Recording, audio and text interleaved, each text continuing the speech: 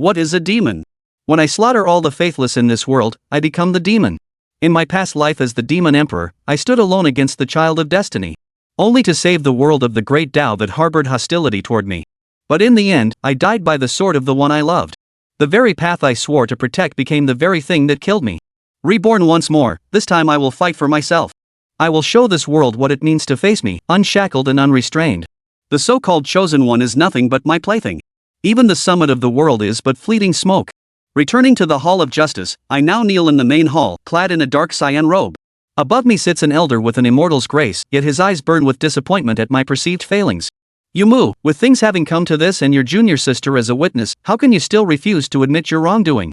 The elder's voice was stern, his expression severe.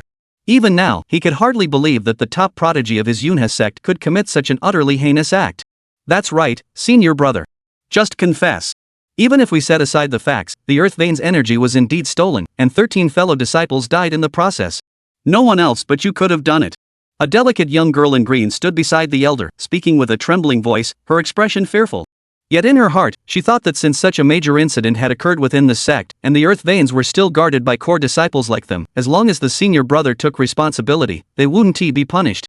Moreover, the sect had always held the senior brother in high regard.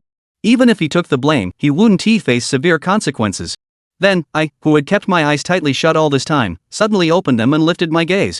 Those eyes were filled with indifference and the weight of time, carrying an aura of chilling authority. Cloud Harmony Gate? The very beginning place. I never thought I could return here.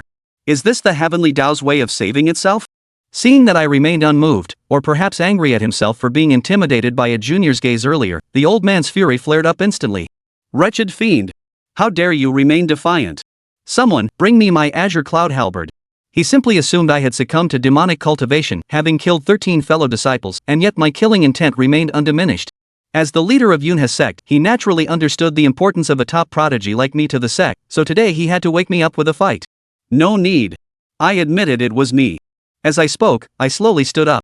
Though my gaze remained clear, it now carried a hint of detachment, as if I had transcended worldly concerns. In my past life, even if I exhausted all means to prove my innocence, in the end, most people never believed me in the slightest. In this life, I truly don't want to argue over right and wrong anymore. Do you really admit your mistake? The sect leader of Yunha paused, feeling something was off, but couldn't pinpoint what exactly. It was my mistake. Please punish me, sect master. I clasped my fists in response, yet my body remained completely unbowed. My gaze met sect master Yunha's directly, as well as the two elders seated above. I was indeed wrong to have recklessly challenged the child of fortune alone, all for the sake of the sect, this world, and those I love. My fault lies in being the demon emperor, yet harboring too much love and attachment for this world. But what was returned to me? At the very moment of my certain victory, a fatal stab from the beloved one behind me. Though aware of your mistake, rules are rules. Considering your past merits and that this was caused by demonic possession, you shall be punished in the cold jade prison for 1 month as a warning to others. The sect master looked at me, his eyes still filled with sorrow. I was originally his designated heir to the Yunha sect, and such an incident happening now truly disheartened him. 2 disciples from the enforcement hall immediately stepped forward to restrain me. I didn't resist, yet my entire body remained completely motionless. Seeing this, the sect master looked at me with some confusion. Do you have anything else to say? Rest assured, this matter ends here. After this, you will still be the top prodigy of Yunha sect, and no one will say anything. The sect master thought I was worried about my future. But I shook my head directly and said, since the sect has its rules, according to the law, my cultivation should be abolished, and I should be expelled from the sect. That is the true way to set an example. Upon hearing this, the sect master's expression changed dramatically. Even the green-clad maiden not far from him had a look of terror in her eyes. She thought gloomily to herself, although she had corroborated that the incident was the senior brother's doing, he couldn't leave who would take care of her if he did? Nonsense! The sect leader of Yunha roared angrily, don't push your luck. Someone, take him away. This is Yumu, the top prodigy of the Yunha sect, bearing the hopes of the entire sect. But he wasn't like this before. There's something strange about this whole situation. Could I have truly misjudged him? As he thought this, the sect leader's tone softened slightly, believing I was merely dissatisfied. If you're innocent, I will investigate thoroughly. As for leaving the sect, don't mention it again. You were raised by your master, Elder Zili, in the Yunha sect since childhood. The Yunha sect is your home. If your master were to hear such words from you, wouldn't he be heartbroken? Leave now. At the mention of Master Zili's name, I recalled my past life when he looked at me and said the stench of blood on me made him sick. Song Hwan. It's not enough for you to bully Miss Cheng. Father is here and you dare to speak out of turn. Song Yu reached out and pointed at Song Huan, his eyes glaring as big as eggs. His eyes were red and bloodshot, and it was hard to hide the anger that spilled out of them. Although father had yet to formally bestow the marriage between himself and Miss Cheng was a fact that everyone had already acquiesced to. Song Yu even regarded Cheng Susu as a sacred goddess and had never made a private appointment to see each other. Not to mention making any ambiguous out of the ordinary moves towards Cheng Susu. Emperor Liang did not speak for a long time, and it was only after a long time that he faintly raised his head and glanced at Song Huan. Old 4. Seek your own path of punishment. Emperor Liang's tone was extremely flat, but what was revealed was an unquestionable majesty and determination. This De Liang emperor, when the name is truly deep. People are ruthless. A tiger's venom does not yet eat its son, and Emperor Liang's request for Song Huan to seek his own path of punishment is, in the eyes of outsiders, a manifestation of forgiveness. After all, who can really heavily punish a cutie? What about it? But Song Huan knew that once he sought to punish himself, he was sitting on the charge of slighting the Prime Minister's daughter. Even if he got away with it in front of the Emperor's father, the Prime Minister would certainly not let himself go in the future, and the Crown Prince would certainly not let himself go. Even a mouthful of spittle from one of the speechwriters is enough to nail oneself to the pillar of shame forever. At that point, it's really water under the bridge, like a needle in a haystack. There is even a chance that, at any moment, something will happen to... No way. It mustn't be left unaccounted for. To answer for this trumped-up charge. Song Huan's eyes rolled. This charge today, say nothing can be confessed. Manly man, almost being seduced by a woman from the district. It's my son's carelessness. But my son has a clear conscience, and in the face of Miss Cheng's apathy, I can say that I have held my ground.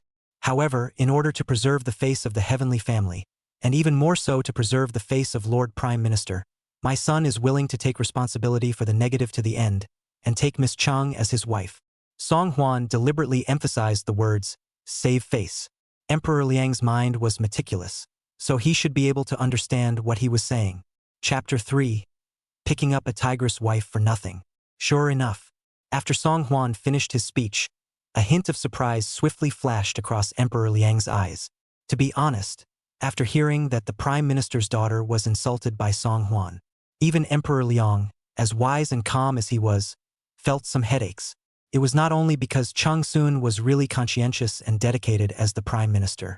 Looking at the entire De Liang, whenever anyone mentioned Prime Minister Cheng Susu, they had to stick out their thumbs and praise him. It was more so because the entire Cheng clan was a pillar of the De Liang's edifice.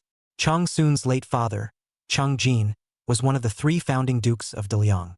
Cheng Tianlin, Cheng Susu's youngest son and Cheng Susu's younger brother, is even a famous young general in De Liang. Cheng Tianlin had just made great achievements in the Northwest War, leading the vanguard army to defeat the remnants of the Northern Yuan army, and would be returning in triumph in a few days. It was such a Cheng family full of loyalty that was now being insulted by a mindless prince. How would this make Emperor Liang have the face to face the Cheng family? Go face a full court. Go and face the long mouths of all the people of the world. However, Emperor Liang was only bent on preserving the face of heaven and calming Cheng Susu's anger.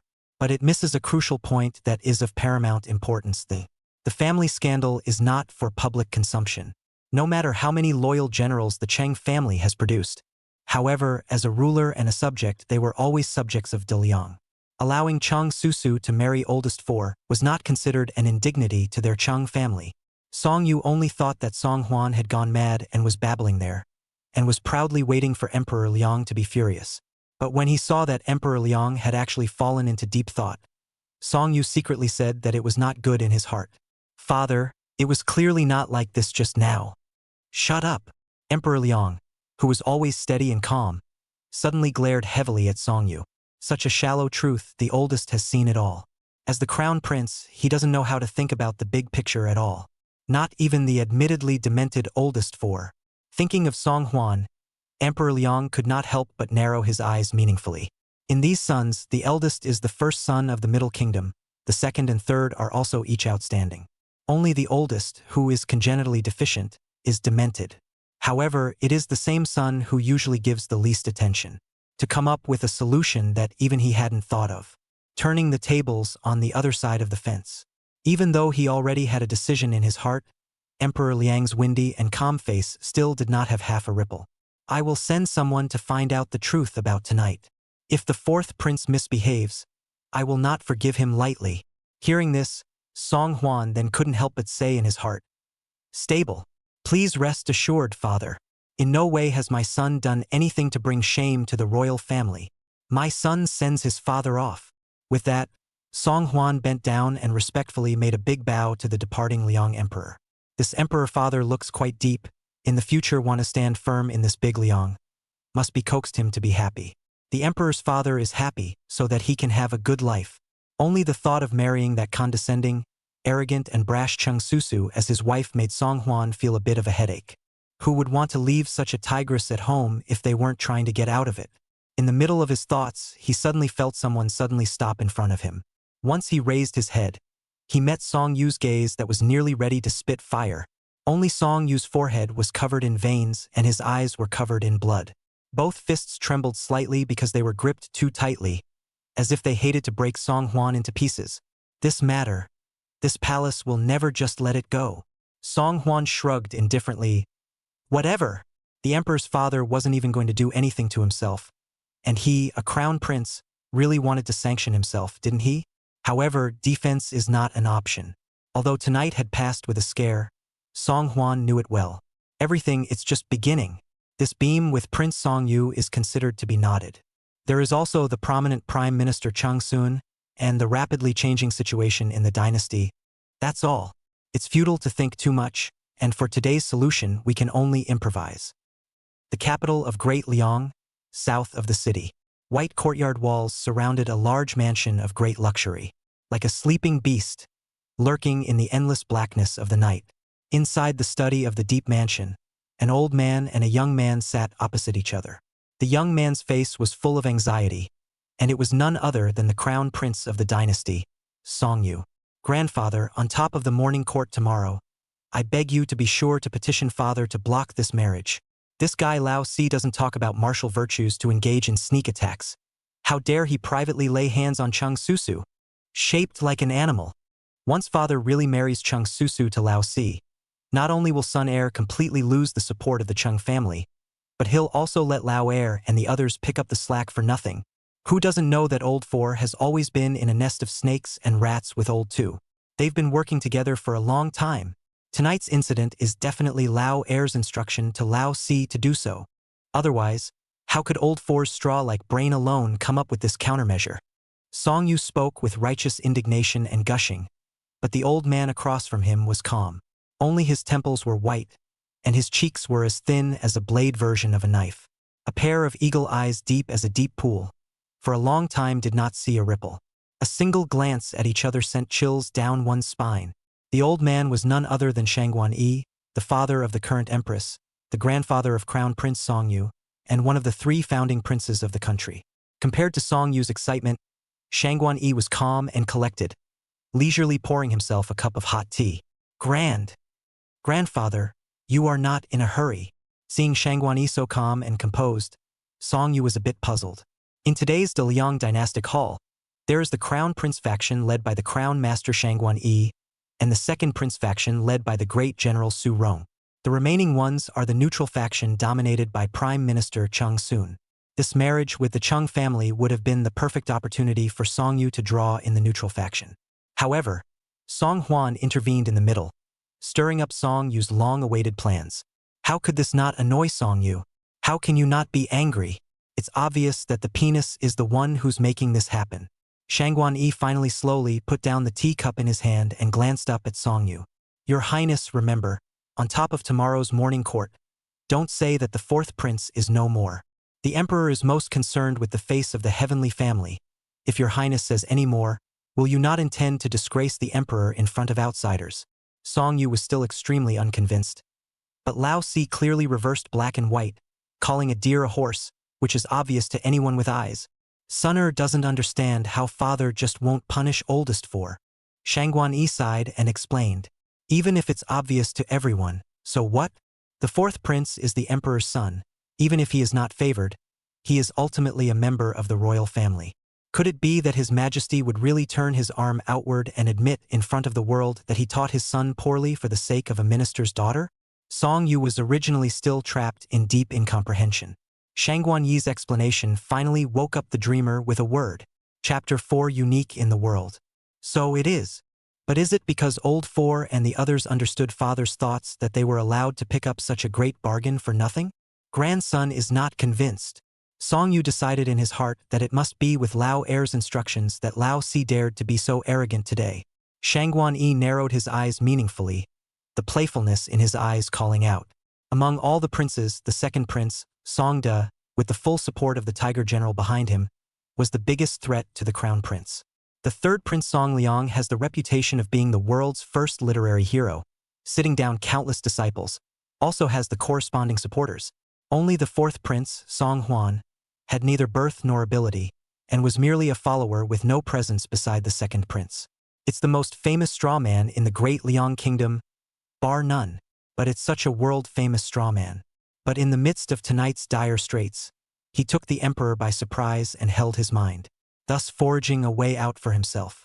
Could it be that all of this was a move laid down by the second prince? Shang Guanyi pondered for a moment and shook his head towards Song Yu. Your Highness is at ease. Even if His Holiness has already made a statement, but this bargain, whether the fourth prince has the good fortune to consume it or not, is yet to be seen. Song Yu's eyes lit up. Could it be that Grandpa has already come up with a good plan?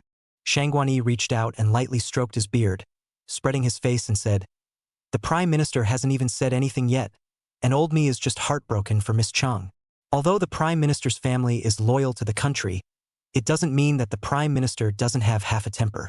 Especially since the fourth prince even did that kind of underhanded thing to Miss Cheng. It simply chills the hearts of loyal ministers and generals.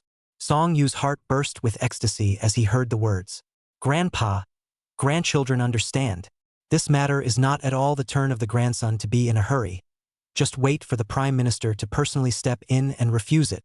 Unexpectedly, Shang Guanyi shook his head lightly.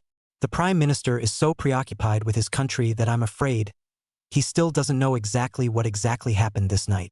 If your Highness truly pities Miss Cheng, why don't you let the Prime Minister know that it's better to know the truth before tomorrow's morning court? By the way, Shang Guanyi added, this matter concerns your Highness's marriage. In order to avoid suspicion, it is better still not to be mentioned by your Highness himself. Oh, Song Yu immediately stood up, overflowing with excitement and reverence. Thrilled, worthy of being the most thoughtful of the three founding eunuchs, Taisher. All the thoughts of Lao Er and the others were like a child's playground in front of the wily grandfather. Grandpa, grandchildren are enlightened. Don't worry, my grandson already knows what to do. Early morning. The first rays of sunlight poured down and hit Song Huan's face through the grill on the window. Your Highness, your Highness. Song Huan was sleeping soundly when he was suddenly awakened by several soft but slightly urgent calls. Susu opened his eyes. In front of the courtesan, a lavender palace dress, palm-sized melon face was born extremely white. The skin is like a cream, and the eyebrows are like spring. Although not as bright as Cheng Susu, but also has a small family of clear elegance. But the district prince, the side of the palace maids are born so flowery and beautiful. As a prince, you can still enjoy a lot of benefits. Seeing Song Huan finally wake up, the palace maid Chui Mei sighed with relief. Excellent, your Highness, you're finally awake. The morning court is almost too late. The slave girl will serve you quickly to get up and change your clothes. With that, Cui Mei couldn't help but yank Song Huan up from the bed. Fortunately, in Daliang, in addition to the crown prince, all unmarried princes still live in the palace and do not need to leave the palace to open a house. Otherwise, His Highness would be 100% late if he slept until this time.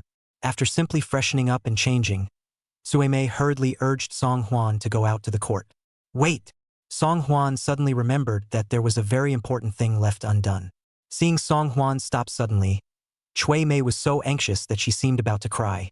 My good Highness, you will stop it. Once when you were late for court, you were given a good scolding by His Majesty in front of the civil and military officials. After that day, you were so sick that you couldn't get out of bed for 3 days. I didn't expect the original owner to be a wimp to this extent. Song Huan couldn't help but shake his head and sigh. No wonder it's been a little transparency that no one cares about. With this much guts, you can't accomplish much. Okay, okay. The king knows.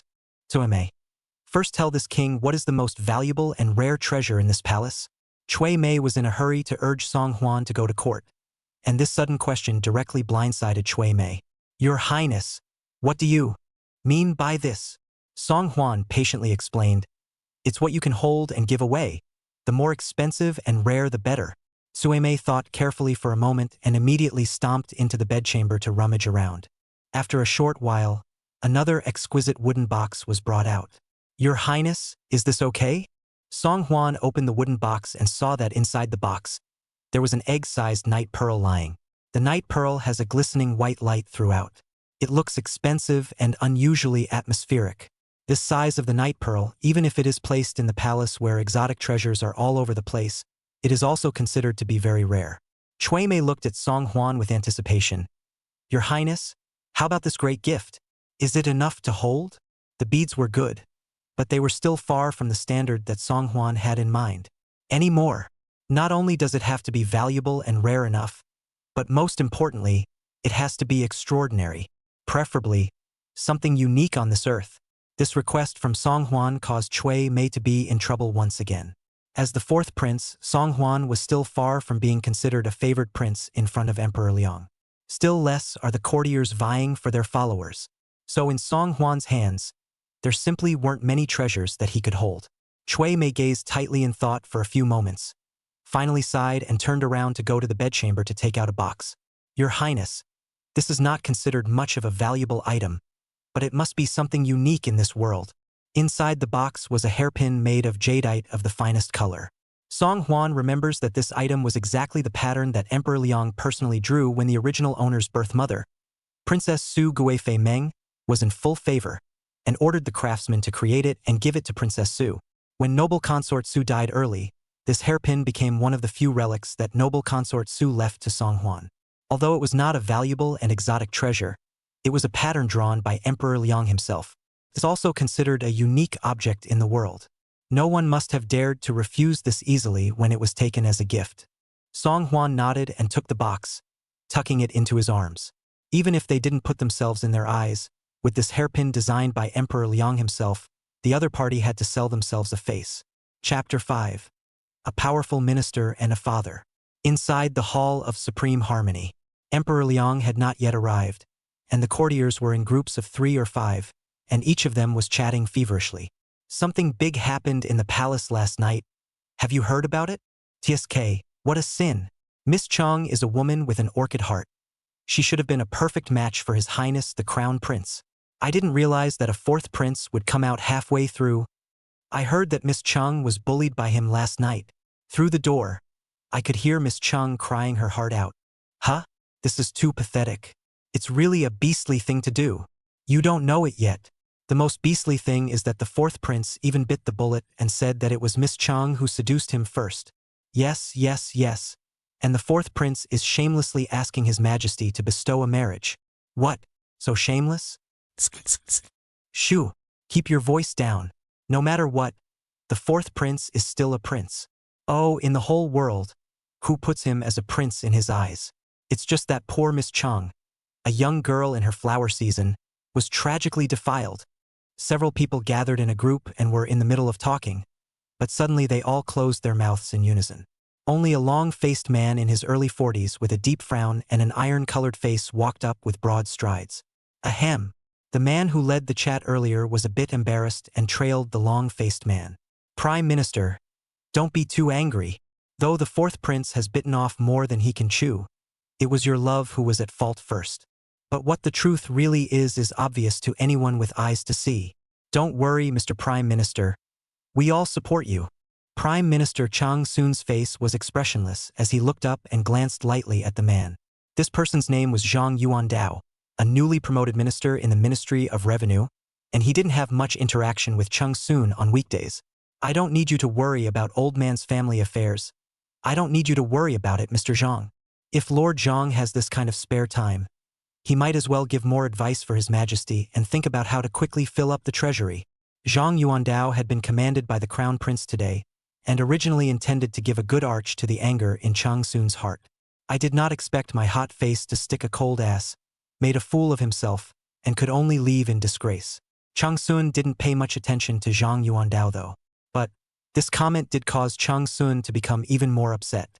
Cheng Susu is the Chancellor of Daliang, a pillar of the state. For many years, he has been dedicated and devoted to his work for the sake of the river and the country. But Qing Hun is more of a man, a father. His own daughter was bullied and even slandered for no reason. This made Cheng Susu simply unable to sit back and do nothing. Susu was raised in the palm of her own hand, and although she was arrogant, she was not a bad child by nature. I didn't realize that I would be subjected to such an unwarranted disaster and even have to marry the person who started the whole thing. This made Cheng Susu spend the whole night tossing and turning, years of keeping a low profile. But today, Cheng Susu finally made up his mind. This time, for the sake of his daughter, even if he disobeyed the holy order, he still did not mind. Your Majesty giddy-up arrived. A loud and shrill pass-through resounded through the hall of supreme harmony. Greetings, Your Majesty. Long live His Majesty. Hooray! Hooray! The ministers shouted hooray, and Emperor Liang, with his head held high, sat down on the dragon chair. All of you, love ministers, level off. Thank you, Your Majesty. The Liang Emperor had just taken his seat when Jiang Tian, the Minister of War, hurriedly stepped forward. Your Majesty, the war in the northwest has come to an end.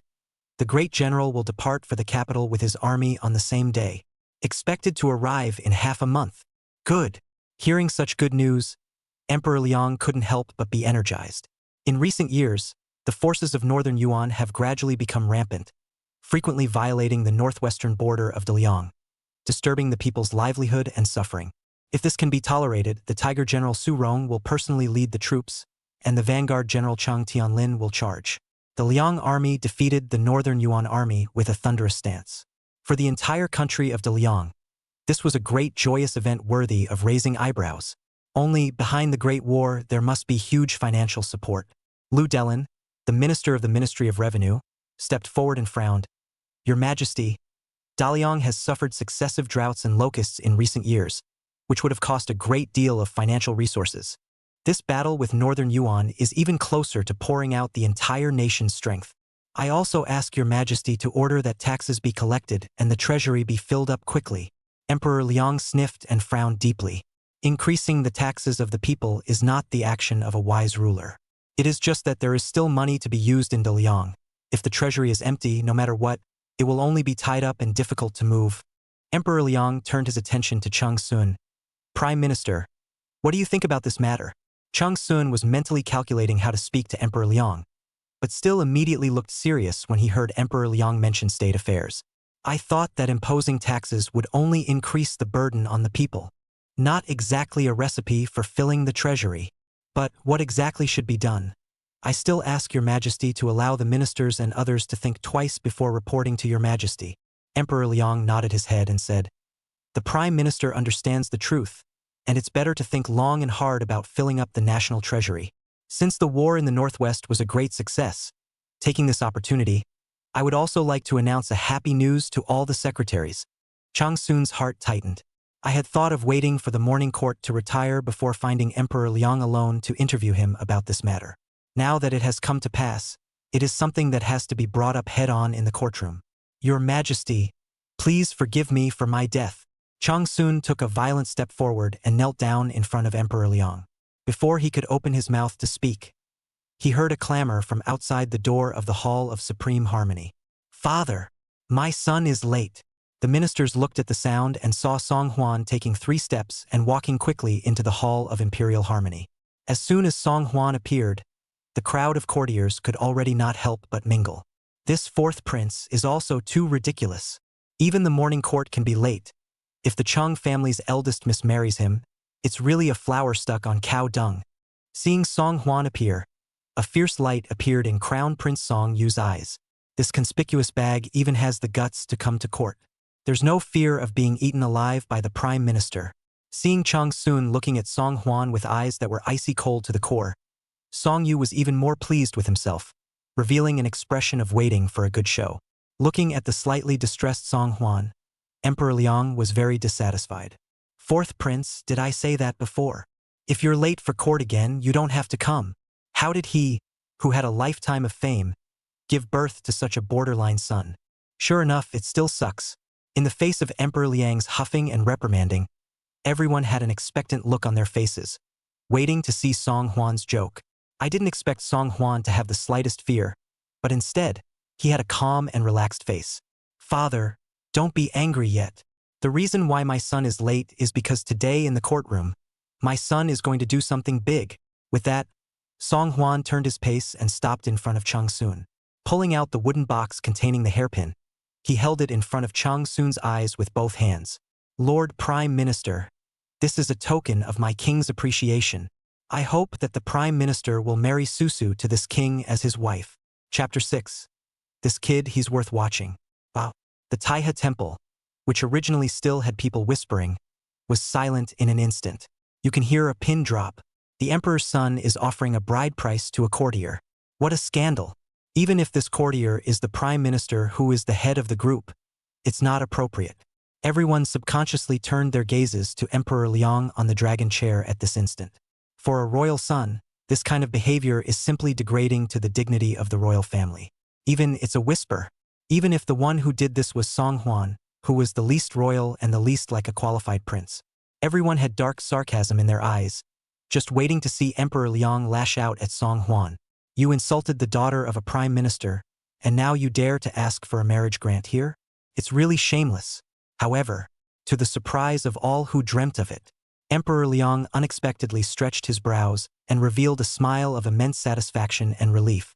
The fourth prince is well-mannered and has won my heart. What a timely appearance, this brat. If Song Huan had appeared half a moment later, the prime minister would have had to refute his words in front of everyone. The other side is a family of loyal ministers, all of whom are bold and loyal, and have made great achievements for the great Liang River and mountain. Emperor Liang was the son of heaven, and when the words of marriage bestowal were spoken, there was of course no room for retraction. If, at that time, the prime minister rejected it to the death, then would he not become a dim king who forced his brachycephalic loyalists? Sparing Emperor Liang's skill in power tactics, he couldn't help but feel his scalp tingle at the thought of a scene like that. But the appearance of this brat, Song Huan, prevented such a situation from arising. A gift that is neither too grand nor unimportant, but even more so, pulls the full weight of what should be a courtesy right out of the box. Now, the pressure was given directly to Prime Minister Cheng Susu's side. The courtesy has been done to this extent, and to refuse it again would be to intentionally disobey the holy order. Cheng Susu obviously also did not expect that halfway would kill out such a fourth prince. Directly froze on the spot. Seeing Cheng Susu still kneeling on the ground, Song Huan hurriedly helped Cheng Susu up with one hand. Why is it necessary for your father-in-law to perform such a great honor? We'll be a family from now on. Don't worry, father-in-law. I'll treat Susu well. Song Huan 3 words, but also directly will be the matter of a hammer so that Cheng Susu no longer back to Huan room. This is the marriage? Cheng Susu was dumbfounded. All the ministers waiting to see the joke in the entire Taiha temple were dumbfounded. Is that even possible? This is no joke. The most crucial thing was that even Emperor Liang, who had always done things harshly, had acquiesced. Song Yu, who was on the side, was even on the verge of having his eyes fall out of their sockets. Parent! Song Yu still wanted to open his mouth to say something, but he was forced back by a sudden glare from Imperial Master Shangguan Yi. To Song Yu's surprise, Shangguan Yi took the lead and stepped forward, arching his hand remotely to Emperor Liang and Cheng Susu. Congratulations, Your Majesty, and congratulations, Prime Minister. Seeing that Shangguan Yi had already taken the lead in making an example, a group of courtiers were also busy congratulating Cheng Susu. Congratulations to His Majesty. Congratulations to the fourth prince. Congratulations to Lord Prime Minister. Fourth prince and Miss Cheng. They are simply a perfect match, a natural pair na. Song Huan even had a big grin on his face, arching his hand towards the ministers who had been hypocritically saying goodbye all week. My lords, when the time comes, be sure to come and eat my king's wedding wine. Cheng Susu was already unhappy in his heart, and seeing that Song Huan couldn't even see the cynicism of the bystanders, he was even more dissatisfied with this cheap son-in-law. What can you do if you're not happy? To refuse again would be to be unintelligent as a courtier. Cheng Susu clenched his back teeth, and after holding his tongue for a long time, he had no choice but to give a big salute to Emperor Liang in a dignified manner. Minister! Thank you, Your Majesty. For your grace. Only, your majesty. The youngest daughter is still young. So I beg your majesty's indulgence to perform the great rite 3 months later. Susu, that girl has a high heart and a big temper. Even when the marriage with the crown prince was first mentioned, she was a little less than happy. If she knew that the marriage with the fourth prince had been settled so hastily, she might have lost her temper. Hearing Cheng Susu bargaining, Emperor Liang immediately waved his hand. Good things are not afraid to wait. Your love is still young. Let's wait for 3 months before performing the big ceremony. Dear ministers, if there is nothing else, then retire from the court. After speaking, Emperor Liang lightly added, Old Fourth, come to my study. Song Huan had just breathed a sigh of relief, thinking that this matter would just be a big deal and pass without any danger. Although that girl surnamed Cheng herself was completely disliked and even filled with boredom. But so what, no matter how unpopular he was still the prince of Daliang. Big deal, we'll leave the tigress alone when the time comes.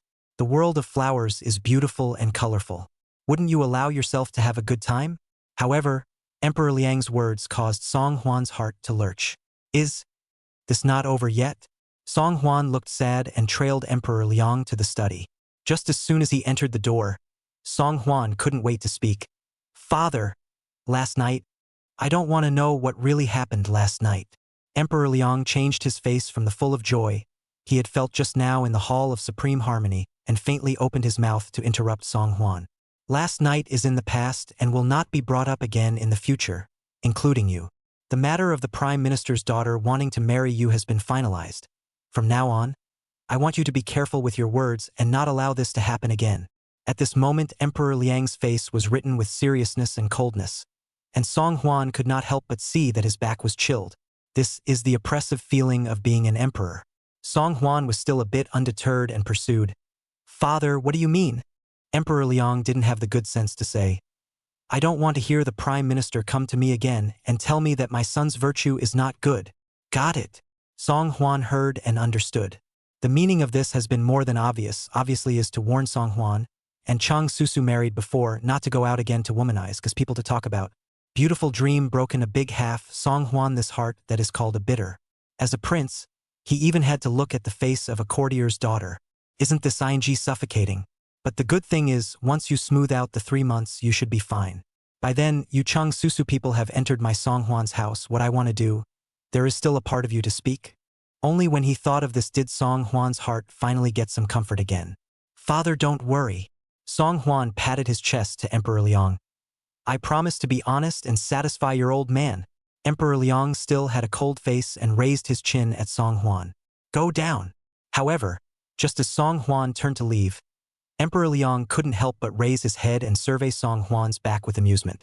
It is indeed very different from what it used to be. Once upon a time in front of himself, this kid could always look like he was in fear and lowered his eyebrows. The words were too loud to say more than a few, let alone make such jokes in front of him. This kid, he's worth watching. Chapter 7. One is unethical, the other unscrupulous. Coming out of the imperial study, Song Huan was in a good mood. Other than the fact that one has to abstain from sex for 3 months before marrying that tigress, it's pretty good. But, well, it's okay to hold back for a while. Besides, the original owner is an unambitious strawman with no half-backing behind her. It's not a bad thing for White to have a powerful minister like the Prime Minister to back him up. Song Huan's mind was wandering when he didn't realize that he almost ran into 2 people head-on. Old Four, you can do it. You're quite good at doing great things in silence. Doing such a big job without telling me and second brother? The man on the left was dressed in a moonlight white tunic and was born with a white-faced scholarly appearance. With a folding fan pretentiously in his hand, he rushed at Song Huan and said in a conspiratorial manner. For some reason, seeing this person, Song Huan subconsciously felt a wave of physical discomfort. It was no exaggeration to say that this white-faced scholar was surprisingly more annoying than that Crown Prince Song Yu when he hid his eyes. Seeing that, Song Huan just frowned and sized himself up and didn't say anything. The white-faced scholar immediately looked disgusted. Second brother, look at Old Four's appearance. It can't be that he's going to be sick again. I don't know what father was thinking. How could he agree to this marriage so hastily? It's a pity that the Cheng family's chick, although her temper is a bit big, but her looks are really watery. The white-faced scholar had a frivolous and mean look, and his manner of speaking was extremely uncomfortable. The man standing next to him looked slightly older by a few years. This person's face was dark. His body was much more stout, and his face was similarly filled with a bit of mockery and teasing. That's true, third brother. Is there ever a time when old four isn't sick? I guess that Cheng family chick has unique tastes. She likes the ones who commit crimes. Otherwise, why would she look at Lao Si? After saying that, the two of them looked at each other meaningfully and then laughed out loud. Song Huan was oblivious to the duo's taunts throughout, instead blinking a pair of big innocent eyes. Who are you two? The forbidden area of the palace dares to flirt with the current emperor and the prince. You don't want to live, do you? The two of them looked at me and I looked at you, and the smiles on their faces gradually froze. Old four, the boy is definitely sick, and very sick.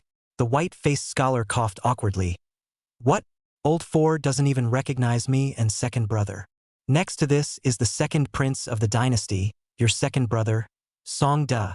As for me, said the white-faced scholar Hula, unfolded the hands of the folding fan. Pretense shook a few times. I am the third prince of the dynasty. The world's greatest literary figure, Song Liang is also. Ha ha ha ha ha ha ha ha ha. Before Song Liang's words had even fallen, Song Huan had already held his stomach and couldn't help but laugh out loud. While wiping the tears seeping out of the corners of his own eyes, he was still reaching out and pointing at the two men across the room. You two brothers. One sends virtue, and one sends goodness. It's unethical and unscrupulous. Ha ha ha ha ha ha ha. What kind of cow-horse name is that? Laugh me to death. Song Liang's hand shaking the folding fan awkwardly paused in place. His face green for a while and white for a while. It was very ugly.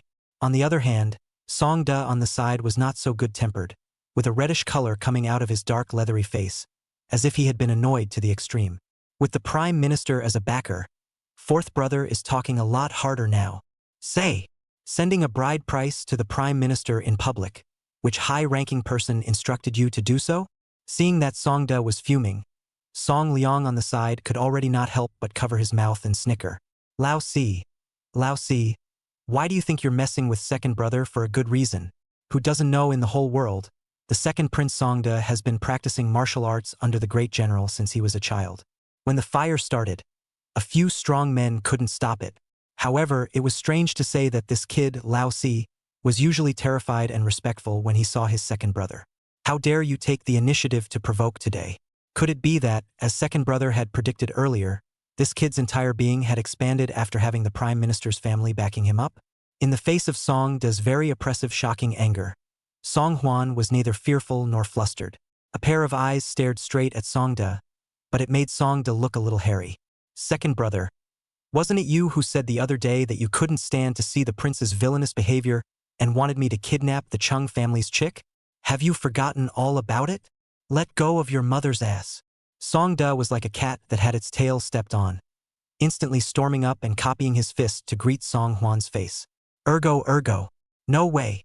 Song Liang on the side was startled and hurriedly stepped forward to stop him. This is still outside the imperial study. Second brother must not be angry. With Song Liang's desperate attempts to stop him, Song Da quickly calmed down. Although the panic in his eyes flickered, however, it was still keenly captured by Song Huan. Third brother, what we said the other day could have been heard by all of Lao Si. Not with his level of intelligence. Song Liang, however, did not move and shook his head, signaling Song Da not to continue. Old four, second brother and I haven't even had a chance to congratulate you on your new marriage. When you have your wedding banquet day, second brother and I will definitely go to support you, haha. Before he could finish his words, Song Liang hurriedly pulled Song Da away as if he was avoiding the plague. The expression on Song Da's face was still very odd. Third brother, what are you doing? What's there to be afraid of, that straw man old four? If he dares to talk nonsense, just beat him up like before. No. Song Liang looked serious and shook his head. Second brother, haven't you noticed that old four has become completely different from before? It's like a different person. We should still be more careful in front of him in the future. We mustn't let him hear anything again and let him talk around. Seeing Song Liang in this cautious manner, Song Da was not amused, and even laughed loudly up to the sky. Ha ha ha ha ha. Third brother, you're too much of a worrywart. It's precisely because the oldest is such a cutie That's why it's so elusive. Humph. A retard is just a retard. How can this king still be afraid of him? Only after hearing Songda's words did the taut string in Songling's heart finally loosen a little. Second brother is right. Indeed, I have been overly concerned, my humble servant. Besides, that straw man moved the crown prince's people, so I'm afraid it's not our turn to do anything about it, and it will naturally happen to us as well. Go, go, go. Let's go on to the Changchun Square to eat wine. When Song Huan saw the extremely unnatural reaction of the two just now, he couldn't help but sneer in his heart. If you think about it, you can see who really started what happened last night. The original owner was a straw bag with little presence. Naturally not worth the prince's reputation of being green and going to great lengths to frame him. And the biggest beneficiary of stopping the crown prince from getting hitched to the prime minister was, of course, the second Prince Songda, who had a covetous desire for the position of crown prince. Behind the crown prince already has a great master as a support. If then with the prime minister as a neutral faction climbed into the relationship, then Songda's dream of seizing the throne, I am afraid to be completely shattered. From the duo's performance just now, Song Huan could also see a rough idea. Although the second Prince Songda has a highly favored mother consort, uncle and tiger general Su Rong, but this goods is really brave, not much brain. I'm afraid that the one who is really behind this is the sharp-toothed, acerbic third Prince Song Liang. It was a pity that even though he had understood all this in his heart, Song Huan could not say anything more. The emperor's father has already sent word that this time the matter ends here and no one is allowed to mention it again. If you rehash the past, you'll be the one who doesn't know what you're talking about. However, wouldn't it be more fun to see the entire head of the crown prince and Songda and then come back to sit on the sidelines themselves? Chapter 8. Nowadays, this is a situation where you have to pay extra money. Returning to his bedchamber, Song Huan lay on his couch, feeling nothing but boredom. The other emperors have their own followers, of which the crown prince and the third prince are sitting down countless guests. Only Song Huan, the fourth prince, had no presence at all, not to mention followers, not even a single minister who got close. However, Song Huan is also happy to be free, so that the side of the small courtesan Chui may massage to himself. How's it going, your highness? Comfortable. Comfortable. Too comfortable. Song Huan only felt a pair of soft, boneless, warm little hands climb onto his head, and his tense temples were instantly relaxed. Tuime's skill in this massage is not inferior to the professional level A. Of course, the face and body, but also hang a bunch of technicians. Song Huan snickered in his heart. Although this fourth prince was an unappreciated prince, the little maids that were close to him were extremely good. I have to say, I really called myself a treasure this time. After massaging for a while, Song Huan still felt a little bored, so he changed into a civilian outfit and slipped out of the palace alone. Bianjing, the capital of Great Liang, was bustling with people and extremely prosperous. The streets are crowded with pedestrians. The sounds of vendors' voices mingled together, weaving together a picture of an exceptionally lively marketplace. Song Huan looked here and there, curious about everything. Greetings to the fourth prince. Suddenly, a young man dressed in a brocade robe and slightly obese popped up in front of him, rushing at Song Huan with a silly smile on his face. Song Huan was startled by the little chubby man and alertly took a few steps backward. Who are you? The little chubby peer smiled brightly. Your Highness, I am the son of the Minister of Household, Lu Delin, Lu Qing-ah. Earlier, at the mid-autumn family banquet, His Majesty invited the ministers to a banquet, and my father brought me into the palace, so we've met before. It seems that you are a nobleman who has forgotten all about the little one Na. Song Huan frowned and thought for half a day, but still couldn't remember what he had crossed paths with this Lu Qing. But this little chubby guy's old man, Song Huan, had some impression. Lu Delin, Minister of the Household, one of the favorite disciples of the Imperial Master. This person is an important member of the Crown Prince's party, and has always been the only one who looks up to the Crown Prince and the Crown Prince, so it can be said that the party with the second prince is simply incompatible. As the son of a member of the Crown Prince's party, what good could it be for this little chubby guy to suddenly approach him? However, Song Huan decided to pretend to be confused and see what exactly this little chubby guy was playing at. Song Huan slapped his head and made a sudden realization. My king remembered. So it's Lord Lu Delin Lu's son. What can I do for you, Mr. Lu? Seeing Song Huan treating himself courteously and with an appearance of not being defensive at all, the small eyes on Lu Qing's slightly chubby face narrowed even harder. It's fine. It's a rare chance encounter with the fourth prince on the street. I don't know if the fourth prince would be willing to reward me with a face, to the front of the Huisian elegant pavilion for a reminder. What is Huisian Yago? Song Huan does not know. But Song Huan knew that the name was not a serious place at first glance. This little chubby guy is quite on the ball, leading people to such immodest places on their first meeting. The place is not serious is not the most concerned about Song Huan. Look at this small fat peer gourd in the end what is sold inside the drug, is the most concerned about Song Huan. Song Huan immediately waved his hand and said cheerfully, Mr. Liu, lead the way. Okay. Lu Qing led the way attentively, and within a short time, the two of them stopped in front of a beautifully decorated bamboo building. The bamboo building was decorated in an exceptionally luxurious atmosphere, with 4 big words written on the imposing door head Hui Xian Yagu. Agu Mr. Liu. It's been a while since you've been here. Miss Ruyan has gotten sick thinking about you. As soon as he stepped through the front door, he saw a heavily made-up, half-aged woman with a fawning smile on her face, twisting her waist to welcome him. While exchanging pleasantries with Lu Qing, the pimp turned his head and looked Song Huan up and down a few times. This gentleman looks very familiar. I'm afraid it's your first time in our Huisian Accord, right? Don't worry, sir. You were born so handsome. I'm afraid you'll charm a large number of the girls in our Huisian elegant pavilion. Lu Qing cleared his throat and introduced himself to the pimp. Wang Ma. This gentleman is an honored guest. Be sure to bring the most amorous girl from Xianya Pavilion to serve you. Got it? I know. Wang Ma was busy nodding her head. This gentleman, please follow me. Song Huan looked around on one side as Wang Ma walked inside. This Huisian Accord was not as immodest a place as one might think. On the contrary, this place is quite elegant with the sound of the zither curling up and the singing going on and on. Inside the hall, there were even a lot of gorgeously dressed men and women drinking and talking, and Song Huan imagined that the greenhouses were not exactly the same. Technically speaking, it's more like a fancy private club. Led by Wang Ma, Song Huan followed up to the second floor and arrived in a private room.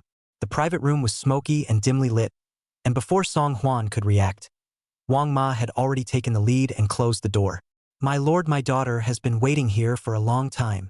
A clear and pleasant female voice rang out, and Song Huan looked in the direction where the voice sounded. Behind the half-hidden gauze curtain was the silhouette of a woman. The woman's figure is exquisite, in the reflection of the candlelight, but also to see people blushing. One cannot help but a burst of heartbeat acceleration, only to see the woman stretch out her green jade hand and gently pick up the gauze curtain. Underneath the gauze curtain was a demure and seductive face. On the standardized melon face, a pair of phoenix eyes seduced the soul, hidden infinite flavor and charm. Vermilion lips slightly half open, but also give a person unlimited blind thought and temptation. The most crucial thing was that the woman was only wearing a light veil, and her snow-white shoulders were even more brightly exposed. Under the light veil, that delicate figure is hidden, concave and convex exquisite body. People cannot help but want to kiss. Any man in the world who looked at it would have to resist the urge and desire that spilled out. Seeing Song Huan's shortness of breath, the woman gently hooked her lips in a smile and reached out to pull on the jade belt around Song Huan's waist. Mr. Song, my daughter Song Chun is still a virgin. Please have mercy on him. In this situation, even if Lu Xiaohui came, he would not be able to hold it at all. What's more, Song Huan himself wasn't a decent person. For a time, spring light rose in the private room, ambiguous at first. Song Huan let Song Chun use all his strength and temptation. A pair of big hands also did not spare the love, greedily wandering in the slender waist of the surplus of a handful of limbs. However, just when everything should be taken for granted and go along for the ride, Song Huan's eyes, which were originally spitting fire, suddenly went cold. Miss Songchuan's kung fu is good. Was it trained by Lu Qing himself? A hint of panic immediately showed in Sanchen's eyes, and her soft waist became stiff. Song Gongzi, what you said. How can Song Chun not understand? Didn't we say that this guy is a straw man with a brain that doesn't count, and that all we need to do is get him into bed without any problems? But the way this guy is acting now, it's not at all like what he said he would do before. This is a situation today, but it's an added cost. The moment she met Song Huan's cold eyes, Song Chun was completely flustered, wanted to draw back and leave, but her waist has long been Song Huan, that pair of pincer-like big hands ruthlessly pinched, simply cannot move. It doesn't matter. This king has enough patience to let the girl listen slowly to understand. Chapter 9. Hello, fiancé. South of the city, the Prime Minister's residence. Woo-hoo. Miss, don't cry. Looking at the tear-stained and resigned Cheng Susu, the group of maidservants looked at each other, unable to do anything. Even the old master, who had always loved the young lady, had a strong attitude this time. It seems that the matter of marrying the fourth prince is already a nail in the coffin, and there is no way to discuss it. Seeing Cheng Susu's beautiful almond eyes cry into two big walnuts, the maidservant Pinger busily suggested, "Miss, why don't we go on the street for a stroll? Aren't you a favorite reader of Bai Nin's poems?" The slave girl has heard that Duke Bai is having a poetry meeting at Huisian Ye Pavilion today. It was only when she heard Pinger's words that Cheng Susu slowly stopped crying. Although Liang's third prince Song Liang has been known as the world's first literary hero, but Bianjing Cities by Shi Nian Bai is the real first poet in the hearts of countless girls. His poetry is catchy and comes with an out-of-this-world aura. Even Cheng Susu, who was the daughter of the prime minister, admired his poetry. Hearing that Bai Shinian was holding a poetry meeting at Huisian Elegant Pavilion, Cheng Susu couldn't care less about being sad and angry, and immediately took the two maidservants out of the door. The Huisian Accord was packed with people.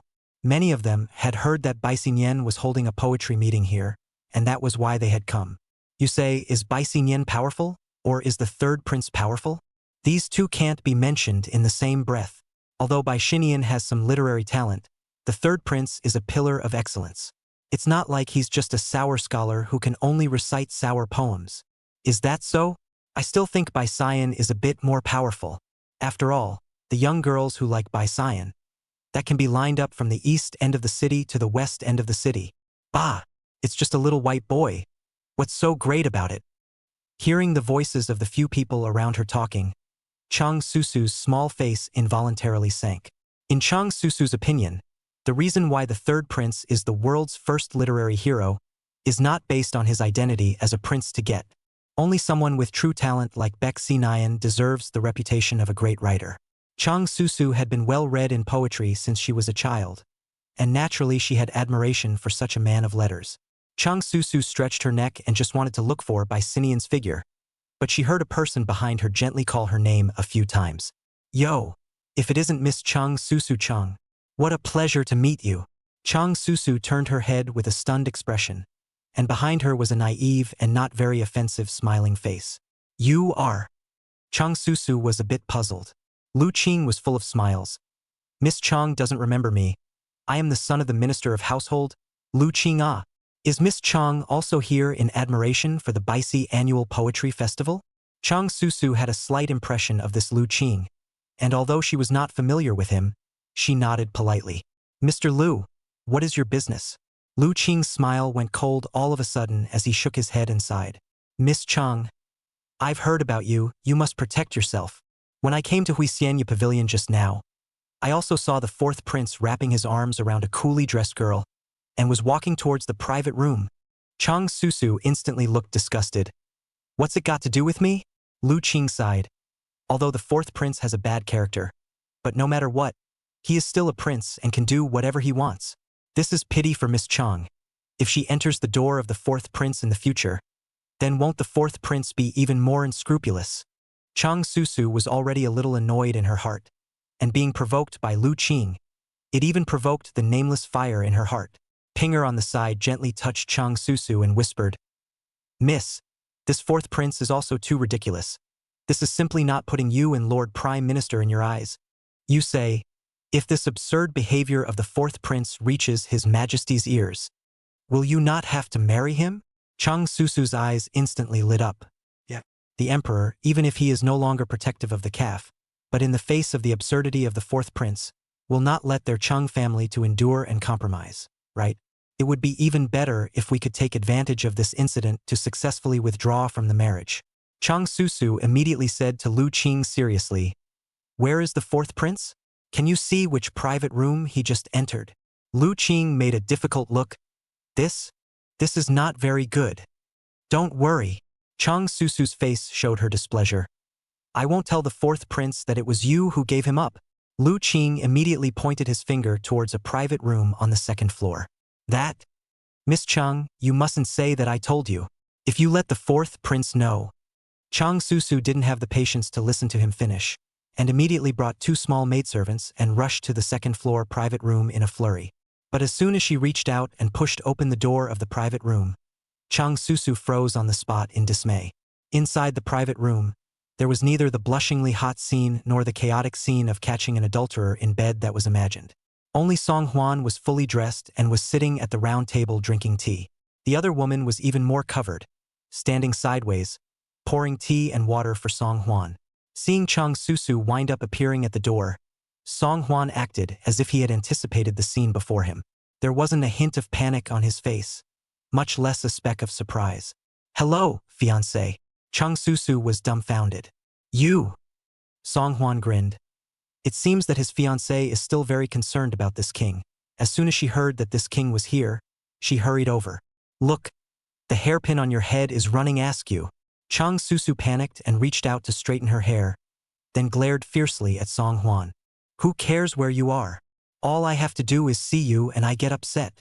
Coincidentally, Song Hwan leisurely rested his hands on the back of his head. "This king also feels disturbed when he sees you, but there are some things that it's better to say before it's too late. You don't usually come to this place, do you? How is it that I came here today by such a coincidence and met Lu Qing by such a coincidence? Such a coincidence again. Blocking the king here?" Cheng Susu was so smart that in a few words, she understood Song Hwan's strings. A pair of almond eyes were thunderous and incomparable, abruptly glaring at the servant girl Pinger beside her. "Miss, is wrong da." Pinger's knees went weak and she immediately fell to her knees, kowtowing uncontrollably towards Cheng Susu. The maidservant beside her even colluded with others to make herself lose face in front of Song Hwan like this. Cheng Susu's small face was white with anger. "I'll settle the score with you when we get back to the house. Fourth prince, today's matter. Count us as clear." Cheng Susu was just about to turn around and leave, but was stopped by Song Hwan behind her. "Although this king really doesn't like you much either, what this king hates the most is being misunderstood by others. The person who sent you there last night was not the king." Chapter 10. Follow the king, you'll have meat to eat. Cheng Susu turned around, feeling only a little amused. "If not you, then who?" Song Hwan shrugged. "This king said probably you do not believe it, but this matter can be understood by thinking about it. This king will not do this kind of things that lead to fire to come. Besides, you're not my king's favorite type. Fierce as a tigress." Cheng Susu as the prime minister's daughter, after the famous family, born and delicate and beautiful, from childhood to the people who courted her can simply be used to describe the front and back. It was the first time that I had ever been so disliked by a man. "You, you're not this girl's type either. This girl likes a really good man who is good at literature and martial arts and has a heart for the world, not a wishy-washy straw man." Cheng Susu bit her lips tightly, glared fiercely at Song Hwan, and was so angry that she instantly whisked her sleeves away. However, Cheng Susu couldn't help but think about it. Today's matter, if not the fourth prince reminded, he really want to be by the side of the maidservant fooled. Could it be that what happened last night was indeed not his doing? After sending Cheng Susu away, Song Chun, the flower girl who had been standing by Song Hwan's side, finally went limp and knelt down on the side of Song Hwan's leg. "Your Highness begs you to bypass your little daughter. My daughter is merely following orders and can't help herself." Song Hwan raised his chin. "This king is not so bad as to embarrass a woman. Go, bring Lu Qing to this king. Just say that Cheng Susu caught you and me in bed with adultery and was so angry that she wanted to go to the palace to find father to withdraw the marriage." Song Chun, as if amnestied, immediately rolled and crawled, ran to the door to find Lu Qing. Soon he saw Lu Qing return with a trot, following Song Chun. Your Highness, I just saw Miss Chung rushing over in a flurry of wind and fire, and I couldn't stop her even if I wanted to. I didn't expect to make such a big mess. It's all my fault for not being able to keep a good wind. For your Highness." As soon as he entered, Lu Qing immediately opened his mouth to explain. Bam! But seeing Song Hwan in front of him with a cloudy face and the door behind him suddenly closing tightly, Lu Qing realized that something was wrong. "That? Your Highness, you shouldn't worry too much. Don't worry, turn around if Lord Banzai asks. I will definitely testify for you, and say that you just sipped a few cups here at Miss Song Chun, and didn't do anything." Lu Qing was a bit flustered and was contemplating how to get away when he heard Song Hwan snort coldly. "It's also true that this king only sipped a few cups, Do we still need Grand Prince Lu to personally testify in front of father? Rather, it's Duke Lu who has worked hard to be the Crown Prince's dog, and is anxious to go back and claim his reward at this moment. Lu Qing's heart gave a beat, and when he looked up to meet Song Huan's cool eyes, his heart violently missed a beat. Your Highness, I'm a bit confused as to what you're saying. Song Huan leaned backward on the back of the chair. Okay. Don't pretend, are you tired? This king will only ask you one thing now. From now on, you will stay by the Crown Prince's side and gather intelligence for this king. Will you, or won't you?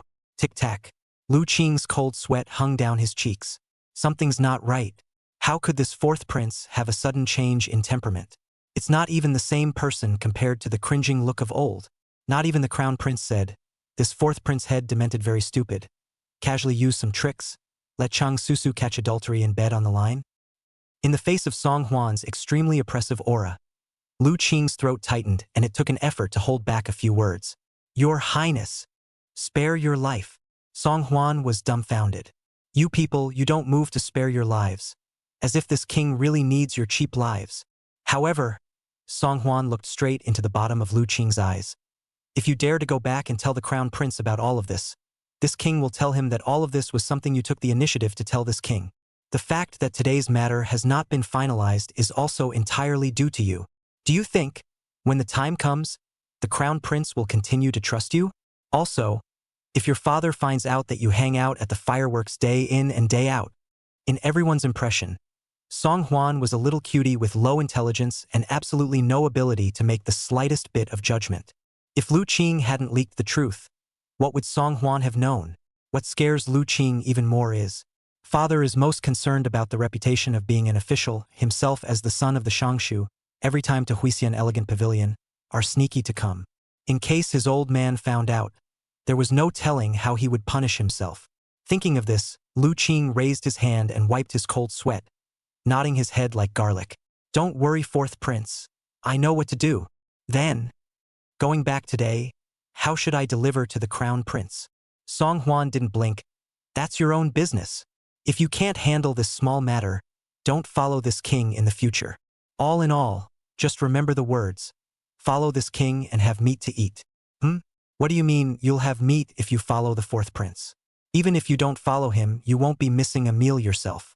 Although he was puzzled in his heart, Lu Qing only dared to silently spit something out in his mind. Right now, it's better to figure out how to deliver to the Crown Prince first. Inside a small tea house not far from Huisian Accord, Song Yu led his men to sit in the second floor box and was leisurely sipping tea. Counting the time, they should be pretty much done. Your Highness, Lu Qing is back. Bring it on. Soon, Lu Qing wiped his sweat on one side and walked in quickly. Song Yu looked up and casually glanced at Lu Qing. How did it go? Along the way, Lu Qing pondered how to deliver his message to Song Yu. The Crown Prince, of course, could not afford to offend himself. However, when he thought of the sharp eyes of the fourth prince earlier, Lu Qing couldn't help but feel his scalp tingle again. The prince is certainly important, but this fourth prince is even deeper and cannot be messed with. Thinking of this, Lu Qing could only choose to open his mouth. Your Highness the Crown Prince, this Miss Cheng is in a bad mood, and she refused to go to Huisian Pavilion today, no matter what she said. Song Yu heavily put down the teacup in his hand. Didn't you still make a promise to this king today, saying that you would definitely help this king accomplish this? Lu Qing's face was filled with a pleasing smile. Your Highness, don't be angry first. Even if we really let Cheng Susu catch an adulterer in bed, it doesn't necessarily mean that we can make His Majesty retract his order. Song Yu glared at Lu Qing and swallowed back the words on her lips. According to reliable information, father had warned Song Huan to his face that he was not allowed to make any more trouble before the wedding. This naturally meant that any time he did anything out of the ordinary, he would have his father retract his order at any time. It was only a pity that one was too trusting in Lu Qing's ability to do things. Who would have thought that he couldn't even handle a puddle? Song Yu's heart was in turmoil as he waved his hand impatiently towards Lu Qing. You go down first. That. Lu Qing was still a bit undeterred. Your Highness, what do you plan to do next? Song Yu glared fiercely at Lu Qing. Are these the things you should be prying into? What son of a Shangshu is not reliable at all? It's okay to eat, drink, and have fun on weekdays, but when it comes to using him, he can't be of any use. Lu Qing originally wanted to poke around for more information so that he could go back to Song Huan. Seeing Song Yu's face is not good, Lu Qing made a fool of himself and could only choose to shut up in a hurry and leave unhappily. Chapter 11. What's the difference between this and a dim-witted king? After Lu Qing left, the more Song Yu thought about it, the more he couldn't swallow the breath.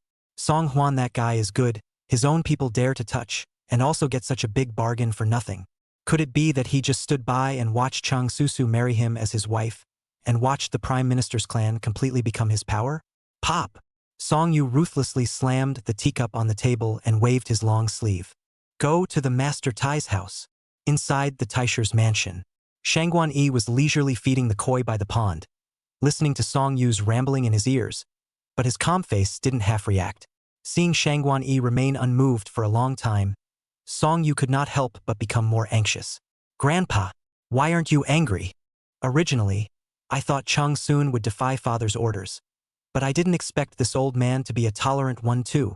Could it be that grandson's son is really just going to sit back and let old Four's little cutie marry Cheng Susu just like that? Shangguan Yi finished spreading the fish food and clapped his hands, before glancing up at the crown prince. Your Highness, this matter has passed. Why are you still biting off more than you can chew? Song Yu was a bit anxious. Could it be that Grandpa also acquiesced to this outcome? Pulling in the Prime Minister is what Sun's son has been planning all along. Hearing this, Shangguan Yi laughed softly. I'll ask your Highness first. Even if His Majesty didn't finalize the marriage between the fourth prince and Cheng Susu, after this incident, would your Highness still want to marry a woman who has been fingered by the fourth prince? Song Yu obviously did not think of this layer, and after Shangguan Yi reminded him of this, he then frowned and thought about it. Humph. How can I still want what his oldest has touched? This is it. Shangguan Yi eyed ahead. Besides, the fourth prince is just being used as a gun and being involved. Your Highness, you are the crown prince of Daliang, the future son of heaven. And how should I get involved with such a miscreant? After Shangguan Yi's enlightenment, Song Yu was obviously in a good mood, and her chest couldn't help but straighten up a lot. Grandpa's right. This king is the crown prince, so naturally he doesn't care to mess around with a wimpy straw bag like old Four and spend unnecessary energy on him. It's just that the thought of letting him pick up such a great bargain for nothing makes me think that this guy has gotten lucky. Shangguan Yi shook his head slightly. According to Lao Fu, although Cheng Sun is the Prime Minister, he is rigid and does not know how to change. Take the matter of the empty treasury. The Ministry of Revenue Lu Delin put forward a proposal, full of civil and military who do not go along with it. Only Cheng Sun, the first to lead the opposition. With such a Prime Minister, I still don't know whether it's a blessing or a curse for my Daliang. It may not be a bad thing for your Highness not to climb into a relationship with someone who doesn't know how to change like this. Song Yu instantly understood Shangguan Yi's meaning. Father recently agonized over the matter of the empty treasury, and Lu Delin, the Minister of Revenue, made a suggestion to advise Father to increase taxes. For the Taisher's party, this would have been a good opportunity to make a profit out of it. If Cheng Sun was so obstinate, then I would not blame the Taisher's party for intentionally isolating him. Thinking of this, Song Yu firmly turned toward Shangguan Yi and said, Grandfather, grandchildren are enlightened. Old Four is nothing more than a human-manipulated straw man. Nothing to fear. Even if you hitched a ride with the Prime Minister, there's nothing to care about at all. As the Crown Prince, my grandson doesn't need to see eye to eye with such a loser. Shangguan Yi reached out and stroked his beard. That's right. Besides, there are still 3 months between now and the fourth prince's marriage. What will happen is yet to be seen. Your Highness might as well bide your time and wait for the opportunity. Worthy of being a Taisher, his eyesight and temperament are by no means comparable to those of ordinary people. At this moment, Song Yu's admiration for Shangguan Yi was like a torrential river. Out of control. Yes, thanks for the guidance, Grandpa. Grandson understands. The next day, the morning court. Your Majesty, the national treasury is already getting empty. If you don't give the order, it will only make our great Liang strong and weak. Yes, Your Majesty. Our great Liang has just experienced a battle with Northern Yuan. If we don't quickly restore our national strength, the consequences can be imagined. I ask Your Majesty to give an early order to increase the people's taxes as a way to quickly fill up the treasury. Headed by Lu Delin, the Minister of the Household, and supported by several university professors. Taiha Temple Hula fell on his knees, a group of ministers, all full of snot, to the head to grab the ground. Lu Delin, the leading minister of the Ministry of Revenue, was even looking at death with a face that looked like a home away from home, and had the intention of admonishing Emperor Liang with his death. Looking at the courtiers who had fallen on their knees in front of him, Emperor Liang's pupils were as if they were sharp blades, making it unbearable to look at them directly. What do you mean by that? Is it that if I don't grant you permission today, you'll have to die here and spill your blood on the spot? Lu Delin only kowtowed uncontrollably, and behind him, the university scholar Huang Deng raised his guttering old face and said in pain, "Your Majesty, loyal words. Even if you want to behead the old minister on the spot, as a subject of great Liang, these words the old minister has to say.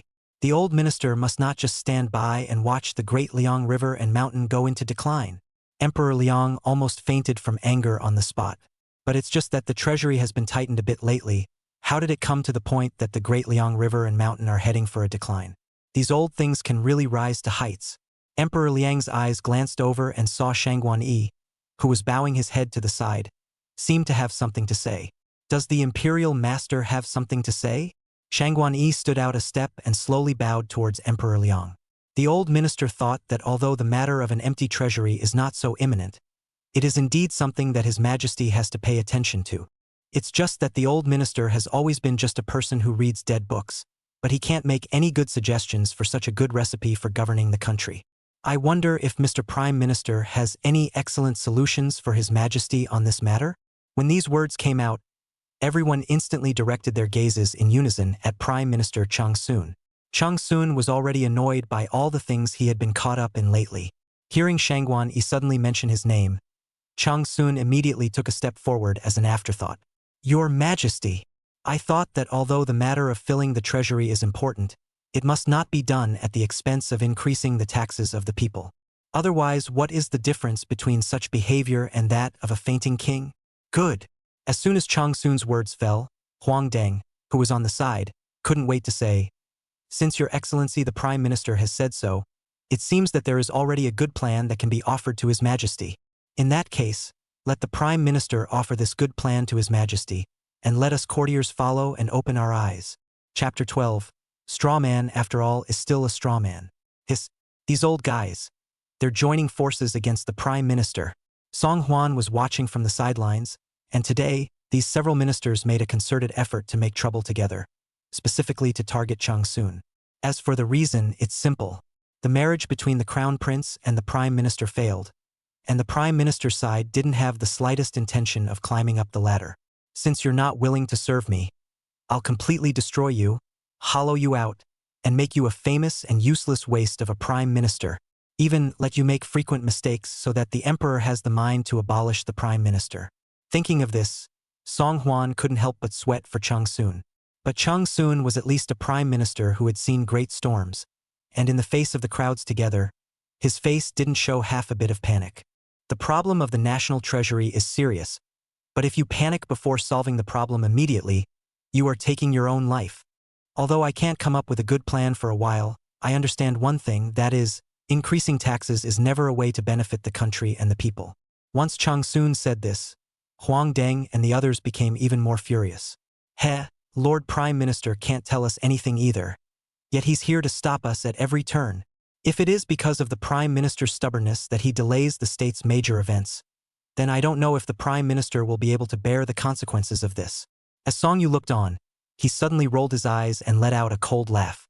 "Father, since fourth brother is the son-in-law of Lord Prime Minister, I wonder if fourth brother has a remedy that can solve this problem?"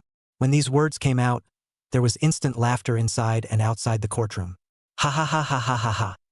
Humor. Too much humor. What kind of joke is Your Highness the Crown Prince making? To count on the fourth prince for a problem that even the Prime Minister can't solve. This is no joke. Tisk, with a virtuous son-in-law like the fourth prince, the Prime Minister is afraid that he will wake up laughing in his dreams. Ha ha ha ha ha ha ha. Lord Prime Minister, why don't you reconsider Lord Shangshu's proposal? Ha ha ha ha ha."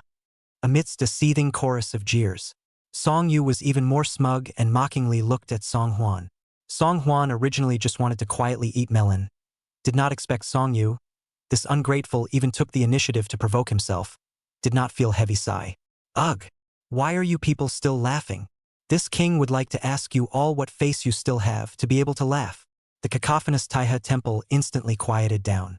No one could have imagined that this consistently obsequious fourth prince would have such a powerful aura. Song Huan looked around, his eyes red. There seemed to be infinite indignation in his heart, which was in dire need of venting out. You claim to be for the people and the country, for the sake of the kingdom of Deliang. You accuse the prime minister of inaction, saying that this king's father has wronged the kingdom of Deliang and is the work of a dim king. But counting all the dynasties, which dynasty's overthrow was not built on the suffering of the people.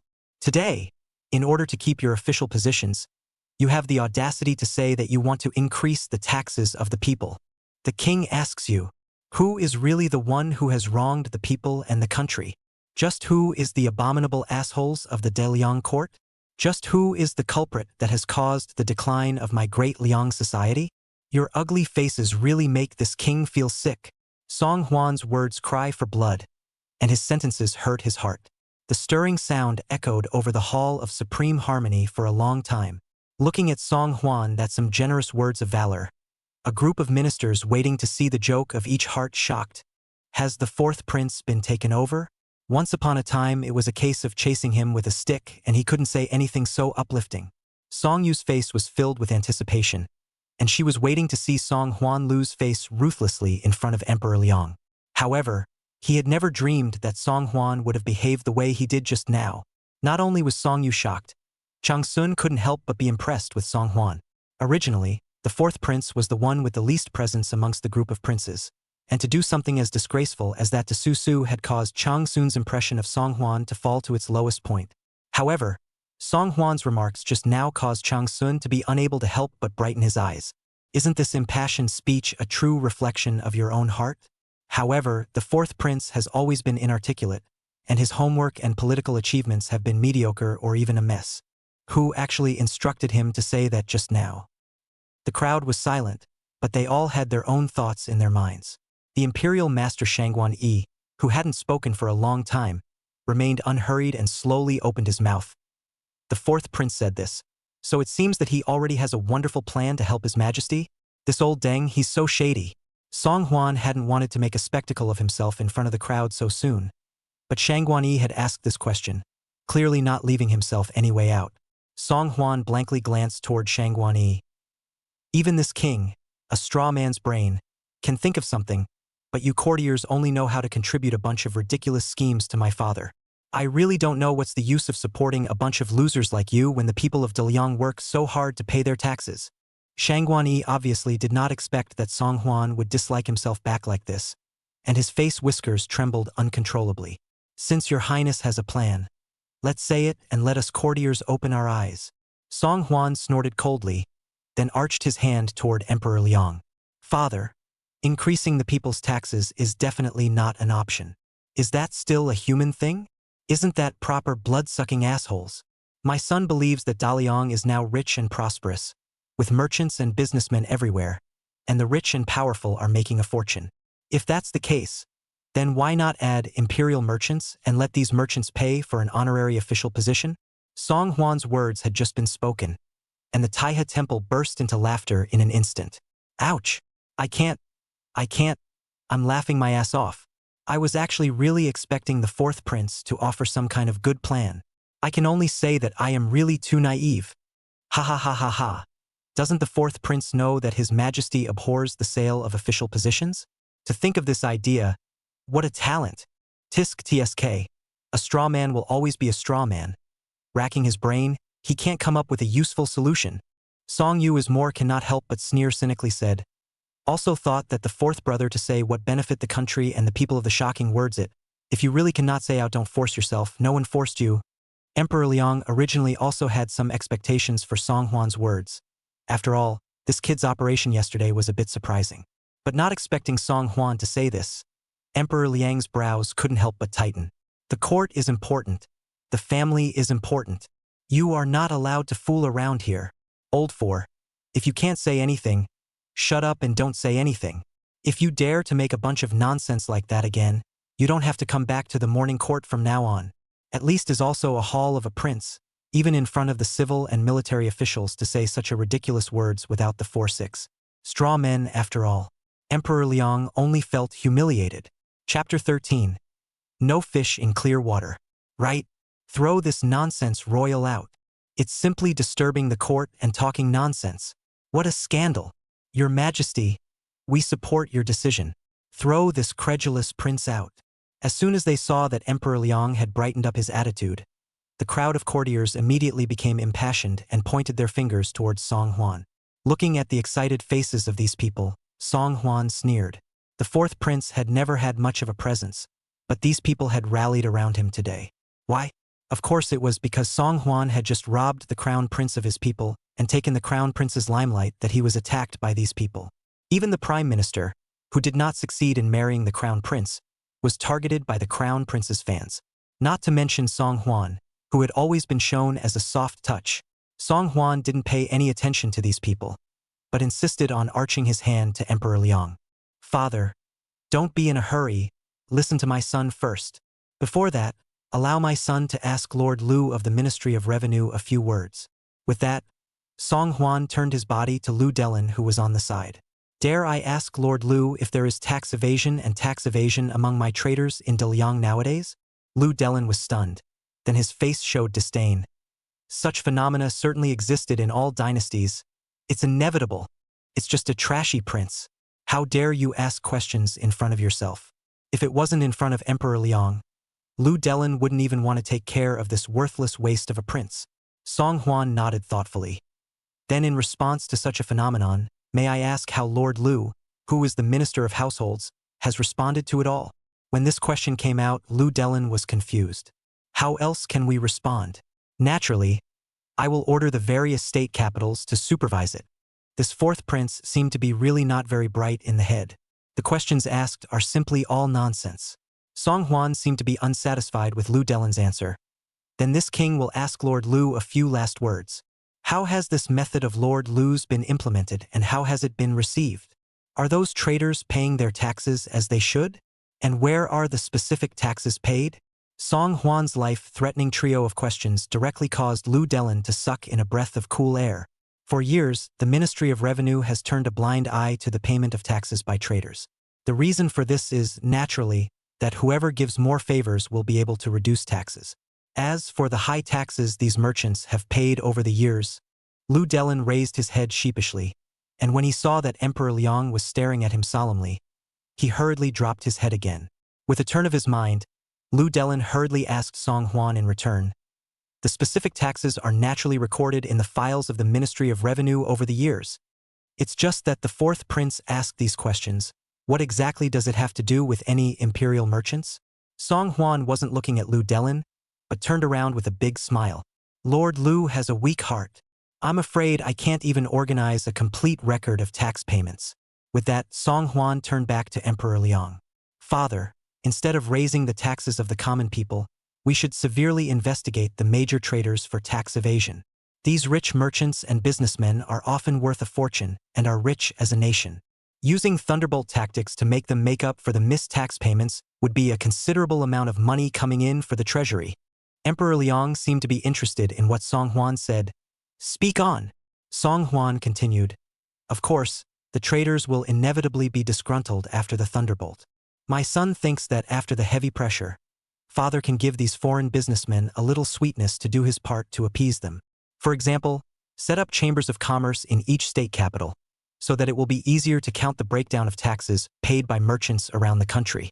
The top 3 tax-paying merchants each month are honored on the tax payment honor roll, and merchants who have been on the honor roll for 3 consecutive months will be naturalized in the House of the Interior and given the title of honorary imperial merchant. This is the spending money in exchange for doing official work that my son just spoke of. As soon as Song Huan finished his speech, various voices of opposition rang out in the courtroom. The status of merchants in Daliang is not high, so by doing so, is it not an intentional attempt to elevate the status of merchants and disrupt society? If this goes on, won't Great Liang be in chaos?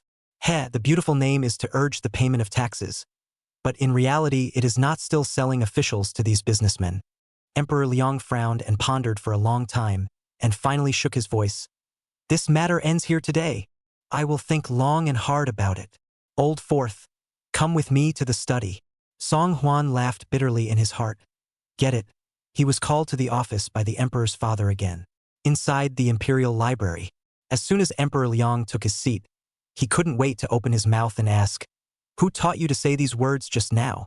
Song Huan was honest. "Father, it was my son who thought of saying it himself. No one taught him." Seeing Song Huan blinking his eyes, not appearing to be telling lies, Emperor Liang's doubts intensified in his heart. What this kid just said wasn't completely unworkable. Now Liang merchants as many as hair, but the annual tax is a mess. The Liang emperor has been secretly investigating this matter for a long time. It was only today, when Song Huan suddenly poked through this layer of window paper, that Emperor Liang once again paid attention to this matter. It's something that has to be looked into. Seeing Emperor Liang in deep thought, Song Huan hastened to add, "The merchants refuse to pay the tax as they should, so why don't we try my son's method of encouraging and strictly investigating in parallel, and applying both kindness and authority, and perhaps the results will be better." Father, there have been many corrupt officials throughout the dynasties. But there are some bright kings who are in no hurry to wipe out these corrupt officials. As the saying goes, there are no fish in clear water. When the water is clear, there are no fish. It was as if Emperor Liang had suddenly been awakened, and his gaze suddenly clarified. The eyes that looked at Song Huan also had a few more hints in them. This silly son, who had never been valued by himself, turned out to know more than he did. Song Huan raised his hand and touched his face. "Father, is there something on my son's face?" Emperor Liang lightly waved his hand. "I will consider what you said. You go down first.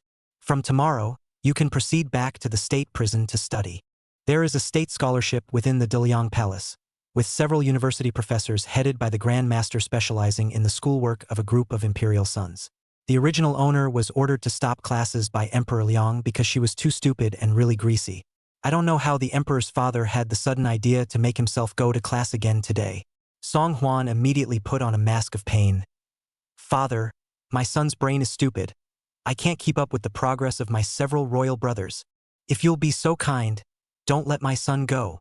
Song Huan was really too lazy to have much contact with those imperial princes. The more contact you have, the more trouble you'll have. With this free time, it would be better to stay in their own palace to listen to a little song and enjoy the palace-made Suemei's massage. But Emperor Liang's expression was very serious. "It's not negotiable. Must go. Quite a good seedling, not to be nurtured yet." Song Huan deflated his mouth, helpless, but could only reply with a low yes. Chapter 14, Illiteracy and Dogs Not Allowed. After leaving the imperial study, the more Song Huan thought about it, the more he regretted it. Originally, he had also planned to take a detour when he saw the remaining few royals in the future. Less contact and less hassle. But the emperor's father was good, had to let himself back to what the state prison. Song Huan didn't want to be in contact with Song Yu, Song De, Song Liang and those people every day. Go back to the palace and look at your delightful servant girl, Tome. Doesn't it smell good? The more Song Huan thought about it, the angrier he got, and looking at the small stone at his feet, he flew up and kicked the stone into the sky. Ugh! A wail came out from the flowers in the distance, and not a moment later, he saw Song De covering his head and cursing as he walked out from the flowers. His grandmother. What kind of ungrateful person throws stones? Don't Anji let me catch. Song Liang followed behind Song De with an expression that wanted to laugh, but didn't dare to let loose with a big smile. Seeing that Song Huan was standing still and thinking, the two of them exchanged glances and walked up with odd expressions. "Hey, did you see someone throwing rocks just now?" "Huh." Song Huan realized afterward and shook his head like a rattle. "Didn't see it." Song De snorted coldly and was about to raise his feet to leave, but Song Liang held him back. He only saw Song Liang looking up and down, sizing up Song Huan, his eyes gurgling, not knowing exactly what things he was calculating in his head. "Old Fourth, your performance in the morning court today really shines. What, you've got guidance from a high person behind you, and you don't even share it with me and second brother?" Song Huan looked innocent. "Huh, why can't I understand what Ergo is saying?" Song Liang looked impatient. "Let me ask you, who actually taught you to say those words in the morning court today?" To his death, he would never have imagined that just a guy with a head full of straw like Lao Si could come up with such a shocking solution. Song Huan blinked. So that's what second brother meant. I just happened to hear Big Brother say a few words a couple days ago, and I thought Big Brother said it so well that I put it in my head. Hearing Crown Prince Song Yu's name, Song Da and Song Liang looked at each other sensitively. Old Four, you're so close to the Crown Prince now? Song Huan spat out his tongue. It's just that Big Brother occasionally invites me to go with him, but I'm timid and have always been afraid of Big Brother, so I just go very rarely. In front of these two, Song Huan didn't want to show his strength too early. After all, having the Crown Prince as an enemy right now was enough of a headache. If you mess with these two unscrupulous brothers, you're not going to have an enemy on your back. Song Huan wasn't making things up. From memory, the original owner's fear of the Crown Prince was no less than her fear of Emperor Liang. Whenever Song Da and Song Liang mentioned this matter, they couldn't help but laugh at Song Huan, saying that he was a loser with less guts than an egg. There was just something about the duo that they couldn't figure out. For no reason at all, what would the prince want to collude with this loser for? Song Liang's eyes rolled, and he immediately walked up intimately and hitched a ride on Song Huan's shoulder. Fourth brother today the Empress Mother is hosting a banquet in the harem, inviting a group of royal princes and princesses as well as courtiers' sons and daughters, saying that she is going to convene a poetry meeting in Cunning Palace. Since we've bumped into each other, let's go together. Empress Shangguan is hosting a banquet? No one informed Song Huan about this. In the face of such a hilarious occasion, Song Huan did not have much interest. Still, no contact, no trouble. The Crown Prince and the oldest two will fight it out just fine, and he himself just wants to be a little transparent one who lies flat. What's wrong with that? However, Song Da was simply not to be trifled with and enthusiastically took Song Huan's other shoulder. Come on, fourth brother.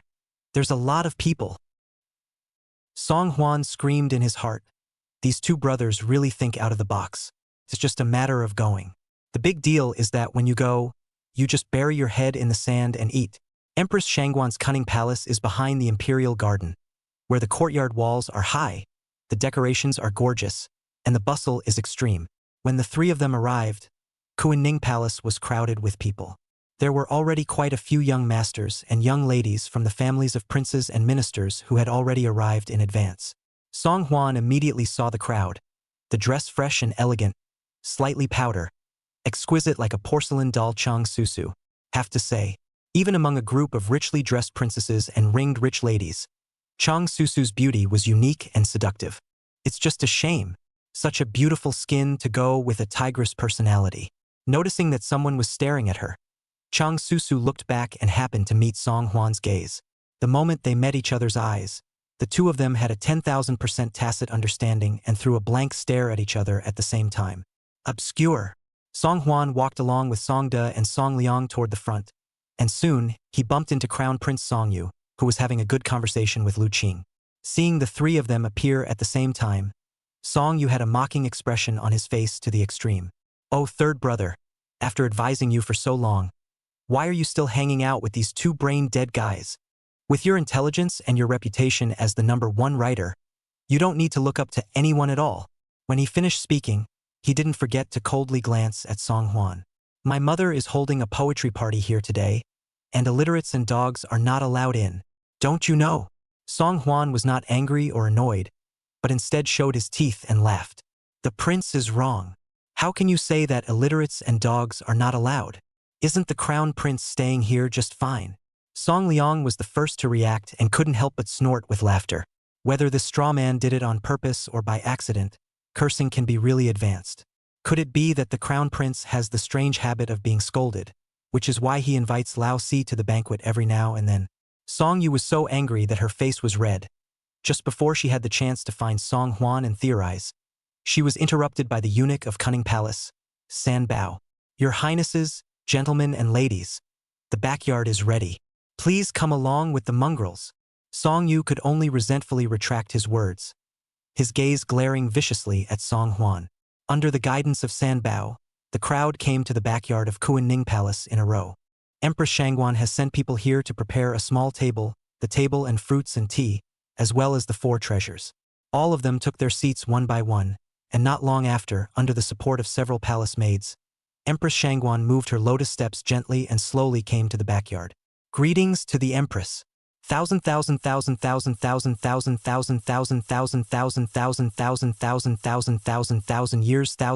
years, This Empress Shangguan was elegantly and gorgeously dressed, and on her well-maintained cheeks, there were not many traces of age erosion.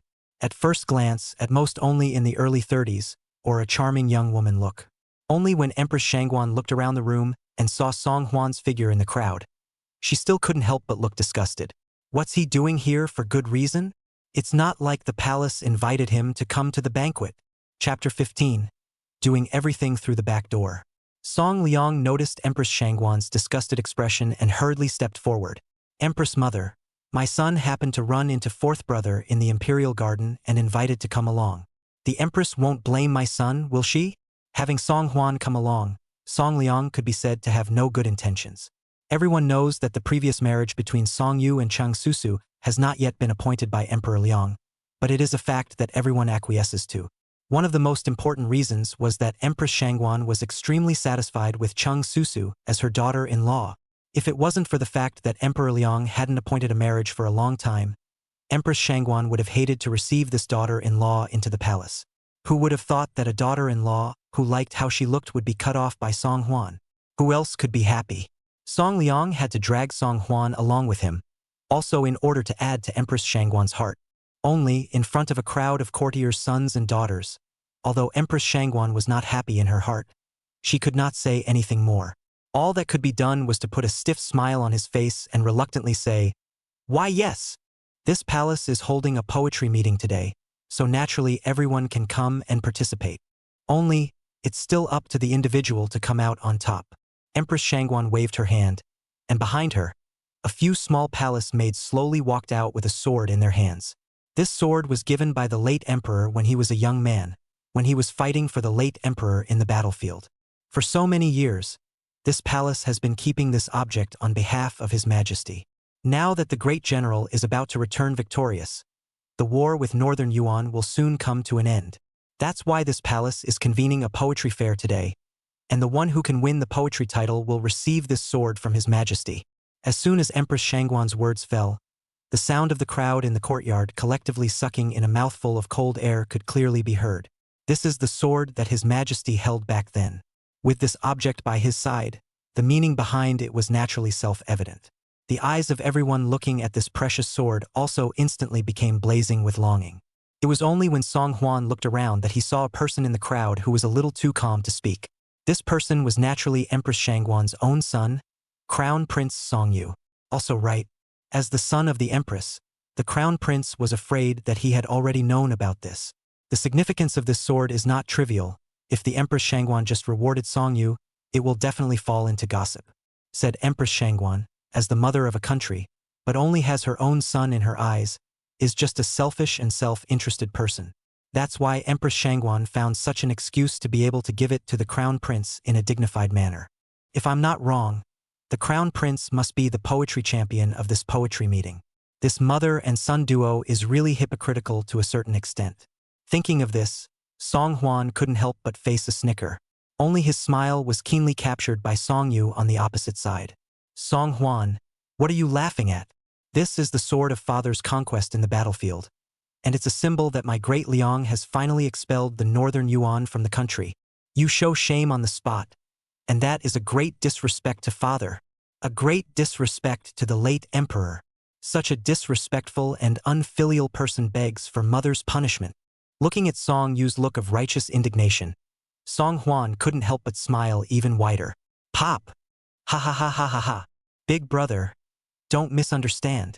I'm smiling because I remembered something funny. Song Yu was furious and reached out to point at Song Huan. You're still laughing. Empress Shangguan also furrowed her brows slightly. Fourth prince, this sword represents a symbol of majesty. How dare you be so disrespectful?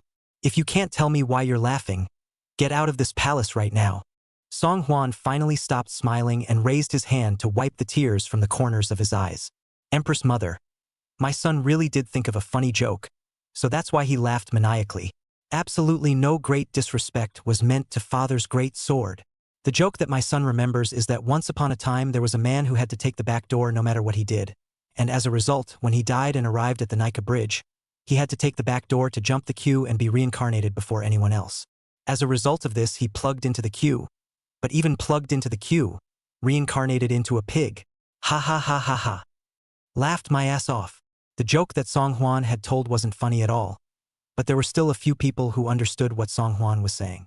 These words were clearly a satire on Empress Shangguan's use of the poetry festival as a means of crowning the crown prince with her precious sword. It's just that, when this came out of the fourth prince's mouth, there was more than a hint of coincidence. A little cutie. Who knows the word irony? Empress Shangguan's face reddened and whitened, her face ugly to the extreme. But he can't turn on Song Huan.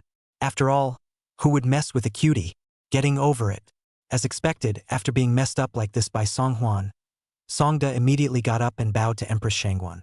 Dare I ask the Empress, what is the criterion for the selection of this poetry meeting? Empress Shangguan nodded slightly. Then naturally, all of you will vote one by one for the best piece in your hearts. Songda arched his hands.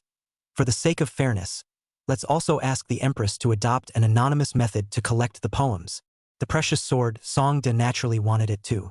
If it wasn't for that old fourth guy's reminder, Songda wouldn't have thought that the Empress would let the crown prince go through the back door in advance. I have to say, the oldest is a bit of a stupid brain, but sometimes a misstep can still work so well. Although she was unwilling to do so, under the gaze of a group of people, Empress Shangguan could only nod faintly. Then let's take the anonymous approach, as the second prince said. Men, paste the names on the examination papers of the princes in advance. Although her heart was upset, Empress Shangguan wasn't too worried. The second prince had practiced martial arts under the great general since his childhood, and although he was highly skilled in martial arts, his literary skills were much worse. And that the third prince, although there is the first talented son of the great Liang reputation, but there is also sitting down the suspicion of speculation of the gatekeeper. His own son, however, had grown up well-read in poetry and literature, and was well-versed in martial arts. Even if it was a fair and equitable comparison, it would never be worse than these two emperors. After the names were pasted on, Empress Shangguan displayed the examination questions, and the several imperial princes then began to answer them one by one on the examination paper. Today's topic is also very simple, it's just 2 words. Chrysanthemum appreciation. This title does not have any special meaning, but the Empress Shangguan saw the chrysanthemums blooming just right in the backyard, so she gave it casually. Song Huan gripped the wolf hair in his hand tightly and looked around.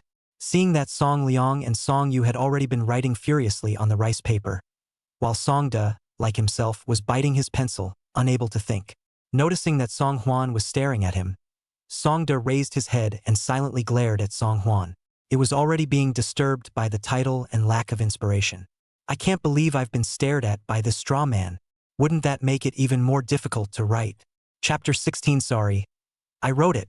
Song Huan's hand hung in mid-air, and in his mind, there was one magnificent and flamboyant piece of rhetoric after another. The 5,000-year-old Chinese culture has a long and profound history. A single poem describing chrysanthemums is endless. Whether it is autumn chrysanthemums have a good color, a book bag of dew to pick up its leisurely leisure, or would rather embrace the fragrance of the branches of the old. Do not follow the yellow leaves dancing in the autumn wind. The high style and integrity. All are the crystallization of ancient thought. All are the infinite treasures of Chinese culture. There were simply too many alternative poems, and for a moment Song Huan couldn't even choose a most satisfactory one. Seeing that the time to collect the papers was about to arrive, finally, Song Huan waved his big brush and spilled out 4 lines of poetry on the rice paper. An incense burner quickly burned out. The palace maids came forward and one by one collected the test papers from the imperial prince's table. Seeing that Song Huan's test paper even seemed to have a few lines of poetry written on it as well, Song Yu couldn't help but look surprised, only to soon laugh again in contempt. Heh! It's hard for fourth brother to rack his brain and pop out a few words like that. It does seem a bit of an imposition to invite you to such an occasion.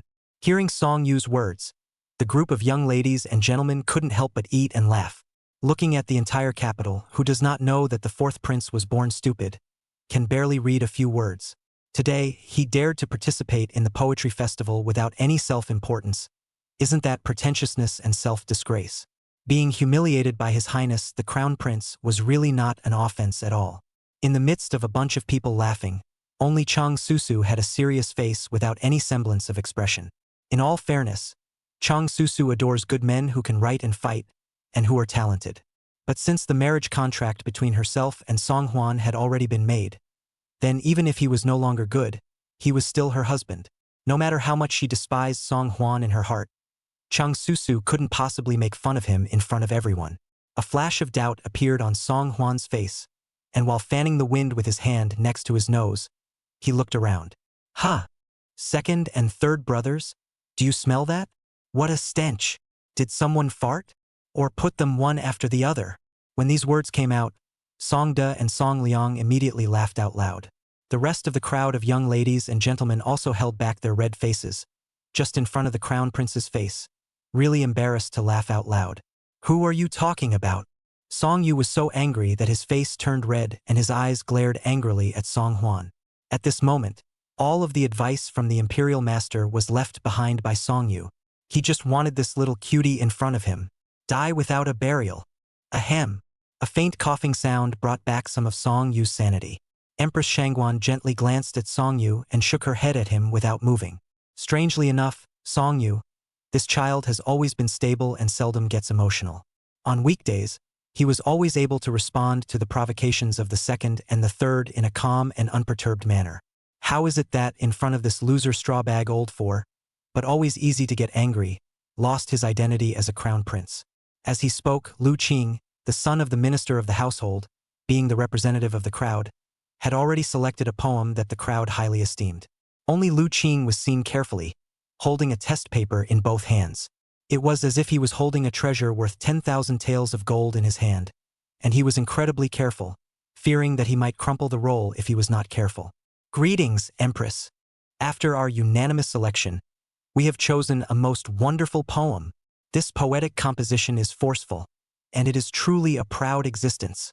In all fairness, in all our years of reading poetry and books, we have never seen any poem that has such an air of swallowing mountains and rivers and ambition. Lu Qing blew this poem out of proportion, and the group of young ladies and gentlemen following behind him couldn't help but nod their heads in agreement.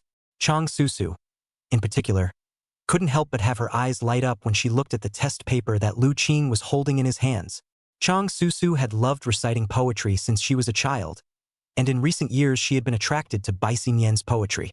Every time he had nothing to do, he would hold Bai Xinyan's poetry collection in his hands and read it over and over again. However, no matter how good Bai Xinyan's poem is, it is not as good as the majestic momentum of this one. Obviously depicted is the mediocre chrysanthemum, but that only the king style, indeed other people simply cannot look forward to it. Seeing Lu Qing blowing this poem out of proportion, Song Yu could no longer help but sit up straight and gloat. Today's topic was one that Mother had revealed to herself a long time ago, and one that had been jointly researched by several university scholars. With these few emperors, they still want to fight with themselves. Even Song Liang, known as the world's most talented man, can only stand aside. Empress Shangguan was also full of confidence, and hearing Lu Qing and the others praising the piece so much, her face was already vaguely smiling. Oh, in that case, the poem must be extraordinary. Read it. Lu Qing cleared his throat and vibrated as he read. When autumn comes on September 8th, 100 flowers will be killed when I blossom. The fragrance that rushes through the sky penetrates Chang'an, and the city is filled with golden armor. Lu Qing's voice wasn't exactly high-pitched, but the poem was read by him with a stern and murderous atmosphere. The crowd even closed their eyes to feel the heartstring-raising power of the psalm. Great poem, great poem. Only someone with an ambitious heart can write with this kind of vigor that swallows the world, I guess. Yes, I'm afraid this isn't the handiwork of the third prince, the first literary hero of Great Liang, to be able to depict a tiny chrysanthemum in such a state. It's not, in my opinion, only the crown prince of the current dynasty has such an intention and vision. The people were talking in tongues, and Cheng Susu even stretched her neck, wanting to observe the faces of the several emperors one by one. However, Song Yu and Song Liang, one of them turned pale and the other looked dumbfounded. Song Yu himself, in particular, had his pupils slightly shaken and muttered involuntarily under his breath. No way. No way. Why didn't they pick out a poem written by the king? No. Who made this poem that is as horrible as this? Song Yu subconsciously looked towards Song Liang. Of the several imperial princes here, the only one who could possibly write a work that surpassed his own was Song Liang. However, Song Liang was equally puzzled and looked at Song Yu with an unbelievable expression. The look of dismay on his face seemed to say, "You wrote this?" His grandmother. The hell with it. It's not his own work, and it's not written by the oldest. Could it be that his penis had suddenly been opened up and suddenly tapped into his literary cells that had been dormant for 20 years? The two of them coincidentally, in unison, turned their eyes towards Songda. But Songda was confused, looking at Song Liang and then Song Yu. What are you two staring at me for? Who the hell wrote this poem? As soon as the words left their mouths, the faces of the three instantly changed. As the saying goes, when you eliminate all impossibilities, what remains, no matter how unbelievable, is the truth. Could it be that? The three of them stiffly turned their heads to Song Huan on the side and saw that Guy was leisurely getting high on melon seeds with an unconcerned look on his face. Seeing that several people had finally noticed him, Song Huan then smiled and raised a hand. Sorry, I wrote it. Chapter 17. Can't take it. Peft. Ha ha ha ha ha ha ha ha. In the backyard of Kuan Ning Palace, a loud laughter that shocked the world and sobbed the gods erupted. Crazy, crazy. What kind of stimulation has the fourth prince received? How can he even say such ridiculous words? I'd rather believe this was written by the second prince than the fourth prince's masterpiece. You don't really think that if you marry the prime minister's daughter, you'll fly off the handle from now on, do you? Wake up. Don't sleep. In the midst of the laughing crowd, Cheng Susu always kept her head lowered with an intolerant look on her face. It's over. It's over. It's really embarrassing this time. It doesn't matter if he's stupid. He's still an obvious bag. Empress Shangguan was also smiling from ear to ear, and gently raised her hand to indicate to Lu Qing.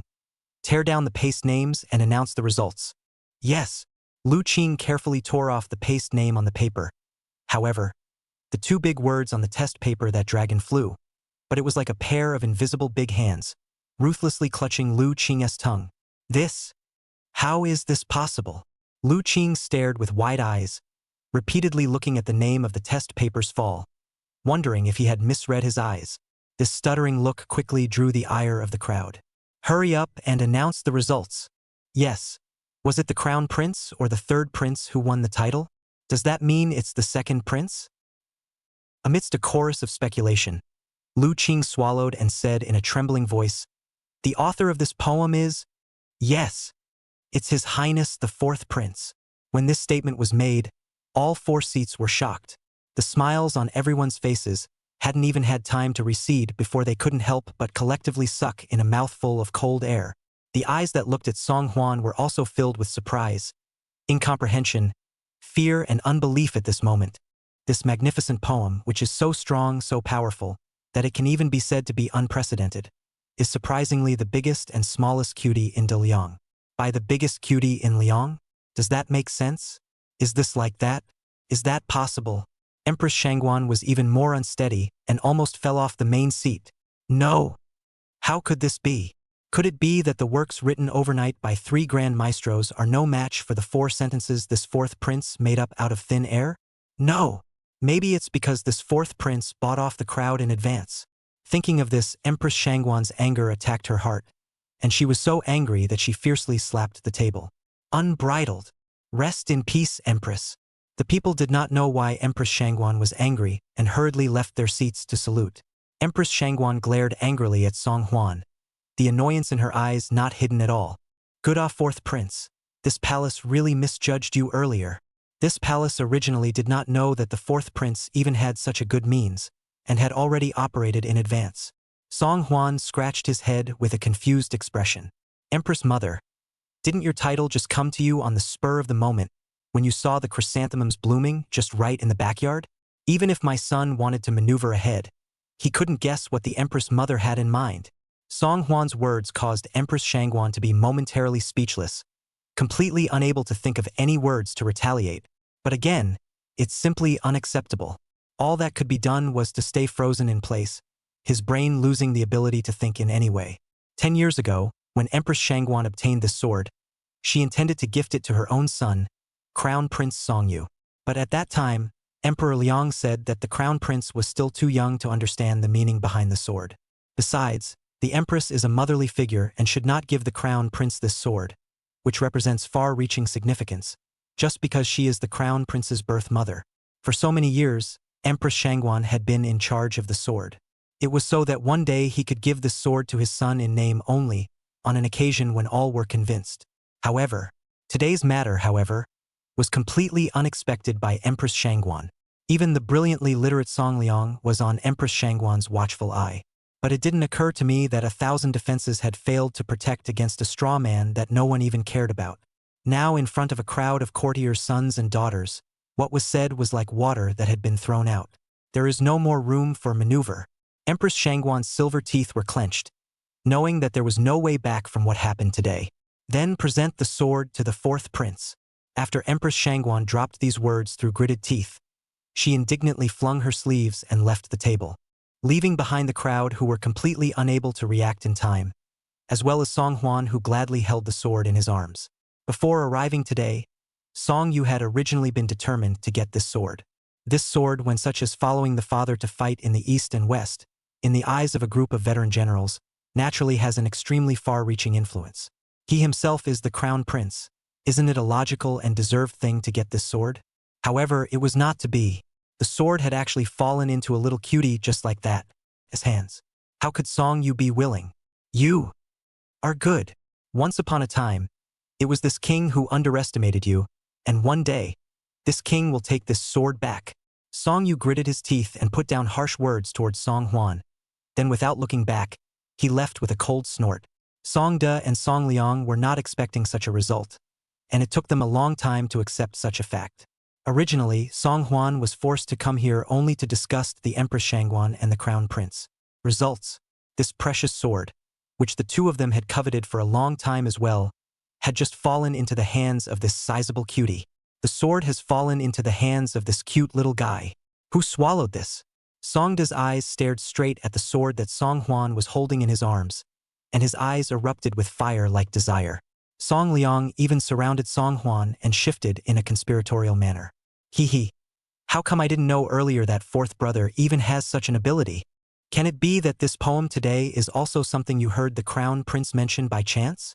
Song Huan shook his head and said, I'm not going to hide what third brother has said, but this poem is something I heard in my dream last night. I didn't expect that today's poetry meeting would actually come in handy. You guys say, could it be that father's dream instructed me, and that's why I've picked up the slack for nothing? Song De and Song Liang naturally didn't believe what Song Huan said and even scoffed at his words. Humph, cutie. Of course it's still a little cutie. Even if you get such a great bargain for nothing, it's still useless. It's a pity that a good sword has fallen into the hands of this straw man. It's simply a pity. Song Liang's eyes gurgled and a smirk floated on his face. Second brother, on second thought, falling into this little cutie. It's better to fall into the hands of the prince than to fall into the hands of the prince. The crown prince is already in a high temper lately. If this sword really falls into his hands, won't it give him more wings and less regard for you, second brother? It was only after hearing Song Liang's words of enlightenment that Song De's tightly furrowed brows finally unfolded. Chapter 18 Lickspittle shall not die. Haha.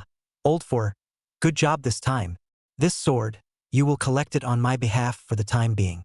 After a while, I'll come and get it myself. Song De laughed out loud. The depression in his heart dredged up most of it. It was obvious that this guy was afraid that he already considered this sword as his possession. Song Huan, of course, gave the other party face and said with a beaming smile, Don't worry, second brother. My younger brother will definitely take good care of this precious sword. But if you want this sword back again, I'm sorry, wait for another life. After what happened just now, when the group of wealthy gentlemen and ladies saw Song Huan again, there were many strange feelings mixed in their eyes. Some of them looked like they were recognizing this legendary De Liang's #1 strawman for the first time. But there were others whose eyes were still full of disdain and contempt. TSK. It looks like it's the tactics of the second and third emperors to humiliate His Highness the Crown Prince with this most insignificant fourth prince. As the saying goes, 3 ignorant cobblers are still better than 1 eunuch. The second and third princes are really skillful with their wrists, understanding what it means to kill na. Cheng Susu followed the crowd that was slowly departing towards the palace and glanced up hurriedly at Song Huan as she passed him. As a little complicated. Although Cheng Susu did not know how to compose poems, she boasted that since she was a child, she had read all the poems and books of the ancient and modern world. The third prince's poem is flashy, but not real. It is impossible to achieve this kind of few numbers, can give a person the spirit of killing austere. Even this kind of self-sacrificing demeanor, put in a group of poets in the current dynasty, Cheng Susu has not yet seen. Is it really him?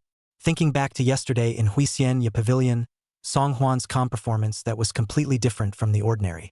Seems like, really is very different from the straw prince he knows. Cheng Susu lifted her steps and walked out, just out of the door of Kuan Ning Palace, who knew that she just happened to bump into Song Yu, who had not yet boarded the sedan chair. Encountering each other again, Cheng Susu was embarrassed but couldn't avoid it, so she could only give Song Yu a hasty salute. "Greetings, Your Highness the Crown Prince." Bumping into this flowery Cheng Susu in front of her, and then remembering the fact that Cheng Susu was already destined to marry Song Huan, Song Yu was momentarily heartbroken. To be honest, Song Yu was excited when the imperial master suggested that Song Yu marry the prime minister. On the one hand, it is for the power of the prime minister. On the other hand, it was for Cheng Susu's flowery face.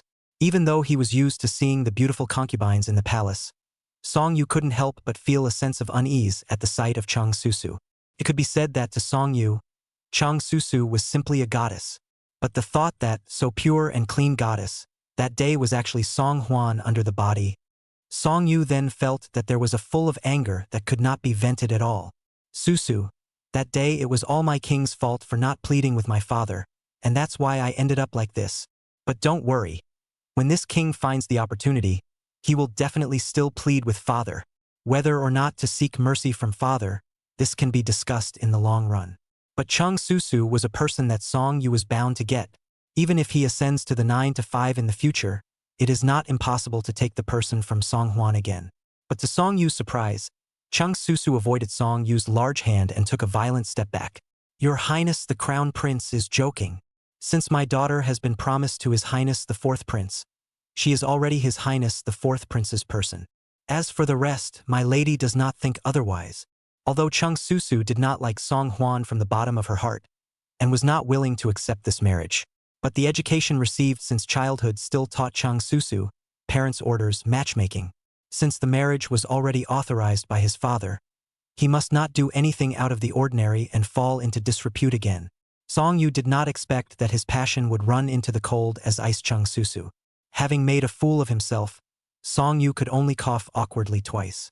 "Then, take care of yourself then. This king will never go back on what he said." With that, Song Yu left as if he had fled. However, there was something that neither Song Yu nor Cheng Susu knew. These words just now were all heard by Song Huan behind the wall. Song Huan didn't think that Cheng Susu, who appeared to be arrogant and unbeatable, had such an unknown side. In his heart, Cheng Susu's good feelings had increased by a few more points without reason. As for that Song Yu, Song Huan only wanted to say, "Licking dogs shall not die."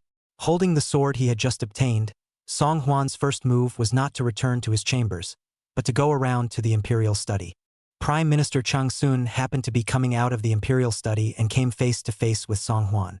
"Yo, if it isn't the father-in-law." "Greetings, father-in-law." Seeing Chang Sun, Song Huan had an indescribable good feeling. For such a loyal and self-contained brachycephalic loyalist, Song Huan's heart, always with a little admiration. Chang Sun was looking down and thinking about things when he was startled by Song Huan's sudden greeting. "Greetings to His Highness the 4th Prince." Although he really didn't have much goodwill towards Song Huan, Chang Sun still respectfully bowed to Song Huan. Song Huan hurriedly stepped forward and lifted Chang Sun's arms. "Father-in-law, I'm your unmarried son-in-law. Why do you need to do this great honor? You're so welcome." Chang Sun already had a preoccupied look on his face, and when he saw Song Huan's self-possessed look, he looked more and more worried. "Junjun Junshenchen, you are the emperor's son, and the old minister is a human minister, so naturally I have to do my duty as a minister. If your highness has no other orders, the old minister will leave first." With that, Chang Sun gave Song Huan a slight salute and left with hurried steps. Looking at Chang Sun's distant back, Song Huan couldn't help but sigh and shake his head. This prime minister's father-in-law, wherever he is indeed a decent man.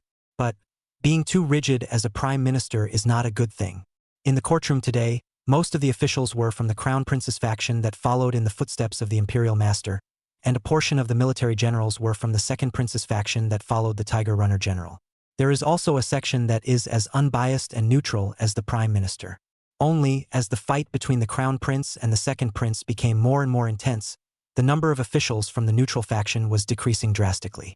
If Cheng Susu was still too rigid as he was now, he would surely be ostracized by the imperial master. To the point that rigidity is easy to break, that's what it is. Song Huan lifted his foot and entered the imperial study room, where Emperor Liang was approving folders without lifting his head. Glancing up at Song Huan, Emperor Liang faintly asked, "What is it?" Song Huan knelt on the ground in fear and trepidation, raising his sword high above his head with both hands. "Enlightened father, my son has just obtained this sword today, but I think that I can't measure words in literature and can't defend myself in martial arts, so I really don't deserve to have this sword from my father. So today, my son has come to return this sword to father." Chapter 19. This, then, is called Convincing People with Reason. Upon hearing these words from Song Huan, Emperor Liang then put down the zhang folds in his hands and looked up at the sword in front of him. Empress Shangguan hosted a banquet today and asked several emperors to obtain a sword each based on their skills. This matter was known to Emperor Liang. "I just didn't expect that, in the end, this sword would be obtained by this unassuming son." Emperor Liang couldn't help but feel a little surprised. "Since you were able to win this sword from a group of your royal brothers, it naturally proves that you are worthy of it. Keep it for yourself. There's no need to return it to me." Song Huan, however, still insisted. "But they all say that my son is stupid, that my son is a straw man, unworthy of this sword that has accompanied my father in his wars and battles, and has been born to die. There are also people who say that my son's acquisition of this sword was simply a stroke of luck, coming by blind luck. My son thinks they have a point. My son is just too stupid. How can I be worthy of this sword that means so much to my father?" Listening to Song Huan's sincere words, Emperor Liang couldn't help but narrow his eyes meaningfully. Who said that this son is stupid? That this son is a bum? In Emperor Liang's eyes, this son was simply an example of great wisdom. If he had just won the sword from Empress Shangguan alone, there would have been people who would have said that the fourth prince was nothing more than a moment of luck. Perhaps, some people would even take advantage of the situation to accuse the fourth prince of being of bad character and unworthy of his position, and demand that he return the sword. However, if Emperor Liang's golden words said that the fourth prince was worthy of the sword, then no one would dare to point fingers and say anything again. From now on, the sword would only be considered to belong to the fourth prince in name only. This brat, his mind is so delicate that it is practically pervasive. It's something you won on merit, so no one can say you don't deserve it. If anyone says you're not worthy again, you can just take this sword and slash at his head. Emperor Liang's two light words caused Song Huan to be overjoyed in his heart. "Thank you, father, for your grace. Then I will follow what father said and leave this sword behind." With Emperor Liang's words, Song Huan was able to put his heart back into his stomach. With the sword cradled in his hand, there was a little more justification. The emperor's father has spoken. Who dares to point the finger again? Toward his head to split is. What's it called? This, then, is called Convincing People with Reason. West of the city, the prime minister's residence. "Master, you're back." Seeing Cheng Susu return to the house, Cheng Susu's wife, Lin, busily walked up and welcomed Cheng Susu to the main seat. Cheng Susu nodded. "Where's Susu?" Ever since Emperor Liang made the engagement 2 days ago, Susu was always depressed and couldn't get her spirits up. Yesterday, when I came back from outside, I even dismissed 2 maidservants for no reason. This little girl, her temper is really getting bigger every day. I don't know what kind of trouble I'm going to get into when I marry the prince in 3 months. Lin sighed faintly. Today the empress mother set up a banquet. Susu followed along to the banquet and has not yet returned. "Master, why are you back so late today?" Cheng Susu picked up the teacup and took a sip. "Today after the court, His Majesty summoned me alone to the imperial study to talk about the empty treasury. At the mention of this matter, Lin seemed to be a little nervous. "I heard you say some time ago that the Tigress party always goes toe-to-toe with you on this matter. It couldn't be that the Tigress has led the charge against you again, and that His Majesty has thus summoned you forward for accountability? Could it?" Cheng Susu shook his head. "That's not true. The proposal put forward by the Tigress party is not only disapproved by me. Even His Majesty is slow to open his mouth. I was specially summoned here today because I was ordered to first secretly try out the program proposed by the fourth prince to see if it is feasible." Lin was shocked. The fourth prince? Not bad. Cheng Susu also couldn't help but look puzzled. "I also didn't expect that on top of this morning's court today, the fourth prince would propose a shocking solution, and most crucially, His Majesty seems to have been quite complimentary about it. I just don't know. This solution, is it actually feasible? Nowadays, De Liang rich merchants everywhere. Most merchants have long been in cahoots with the local government, working together to enrich themselves. It's not easy trying to collect as much tax as you should pay first. As he was speaking, there was a sudden, cheerful call from the door. Father, mother, the daughter is back. Only Cheng Susu walked briskly and bowed to Cheng Sun and Lin. Cheng Sun looked at Cheng Susu's eyes filled with laughter. What happy things did you meet in the palace today? Look at how happy you are as a girl. Cheng Susu smiled sweetly. Today the Empress declared us to enter the palace. It turns out that she wants to judge one of the best poems among the poems of all the royal sons. This poem written today is simply astonishing. To be honest, my daughter still doesn't know that there can be such an air of swallowing mountains and rivers in a poem. Father, I'll read it to you. After saying that, Cheng Susu sat up straight and pretended to cough a few times. When autumn comes on September 8th, 100 flowers will be killed when I blossom. The fragrance that rushes through the sky penetrates Chang'an, and the city is filled with golden armor. As soon as Cheng Susu's words fell, Cheng Sun had already clapped his hands and laughed lightly. Great poem, great poem. It's really unexpected that the princes are so young, yet they can produce such unusual masterpieces. I wonder if this imposing stanza is the masterpiece of His Highness the Crown Prince or His Highness the Third Prince? A strange expression surfaced on Cheng Susu's face. No, Daddy, neither. The poem, it's the fourth prince's poem. The fourth prince. Cheng Sun was slightly surprised. The fourth prince can still compose poetry? I was under the impression that the fourth prince was afraid that it would be good if he could recognize all the Chinese characters. Once in the morning court, the fourth prince read the folders to His Majesty. But even a few common words cannot read. Angry Liang Emperor on the spot face changed. After that, Emperor Liang even exempted the fourth prince from the right to study in the state prison.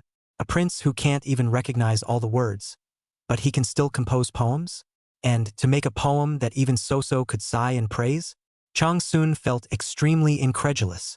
When Song Huan was mentioned, Cheng Susu's face was also a little less disgusted. All in all, the fourth prince's poem today amazed the four seats, and even the Empress Dowager was quite surprised. Father, the fourth prince did he shine so brightly in the courtroom too? Cheng Susu did not realize that she had actually started to pay quiet attention to this doubly loathsome fourth prince without even realizing it. Cheng Sun didn't answer Cheng Susu's words, but instead took a light sip of clear tea. Then, remembering the unusual performance of the fourth prince in the courtroom today, it made Cheng Sun even more secretly surprised. Perhaps this fourth prince was not as unproductive as he usually saw himself. If this is the case, then from now on the dynastic situation in De Liang will usher in a radical change. Chapter 20 Classes at the State Prison. The sun rises in the east and the morning light is bright. Under the repeated urging of the little palace maid Suimei, Song Huan finally washed up and set out to go to court. When he arrived at the Hall of Supreme Harmony, Emperor Liang had not yet arrived, and a group of courtiers and imperial princes were piling up and chatting in twos and threes. Seeing Song Huan arrive, Song Yu couldn't help but first reveal an incomparably mocking sneer. What, having obtained that sword of father's, don't you even carry it with you at all times, day and night? This king thought that fourth brother would flaunt his sword and keep it with him all day. Song Huan said frankly with a big smile. There is a sword in the heart, naturally. There is no need to be accompanied by a sword day and night. If there is no sword in one's heart and one only talks about the sword, then one is guilty of committing a terrible offense. Big brother, do you think I'm making sense? You. Song Yu immediately showed a ferocious face. Who are you calling a? Song Huan was quite a bit innocent. I saw that Big Brother's sword was never far from his mouth every day, and I thought that Big Brother just liked being cheap. Don't you dare call me names. Song Yu was furious, his veins rippling on his forehead, itching to fight Song Huan on top of this great hall. I really don't know if this one is really stupid or fake naive. How every word that comes out of his mouth so much wants to make people spit out blood. You're his here. In the end, it was the eunuch who interrupted Song Yu's full-blooded anger with a loud and clear voice of a pass. After enduring until the end of the court, Song Yu glared fiercely at Song Huan and turned away without even looking back. One could tell that one was truly infuriated by Song Huan's words. Originally, after the dynasty, Song Huan can still be a free man, wandering around, happy to be at ease. Who knows that the emperor's father but insisted on his own back to study in the state prison.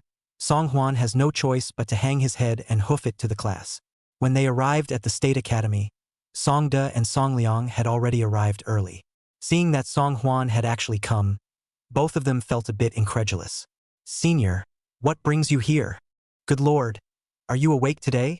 Sleepwalking here? In the face of the duo's cynicism, Song Huan didn't look like saying too much. It's the same old saying, bide your time and conserve your strength. Thinking of this, Song Huan immediately said with a sad face, I also don't want to come, but Father Emperor said, if I don't come, that's smearing the face of the royal family. The two of them couldn't help but laugh at the words. Agu, Father still doesn't know you. A straw man, well enough. It would be a disgrace to the royal family for you to come here. Song Huan didn't bother to pay much attention to the two of them and raised his head to look around.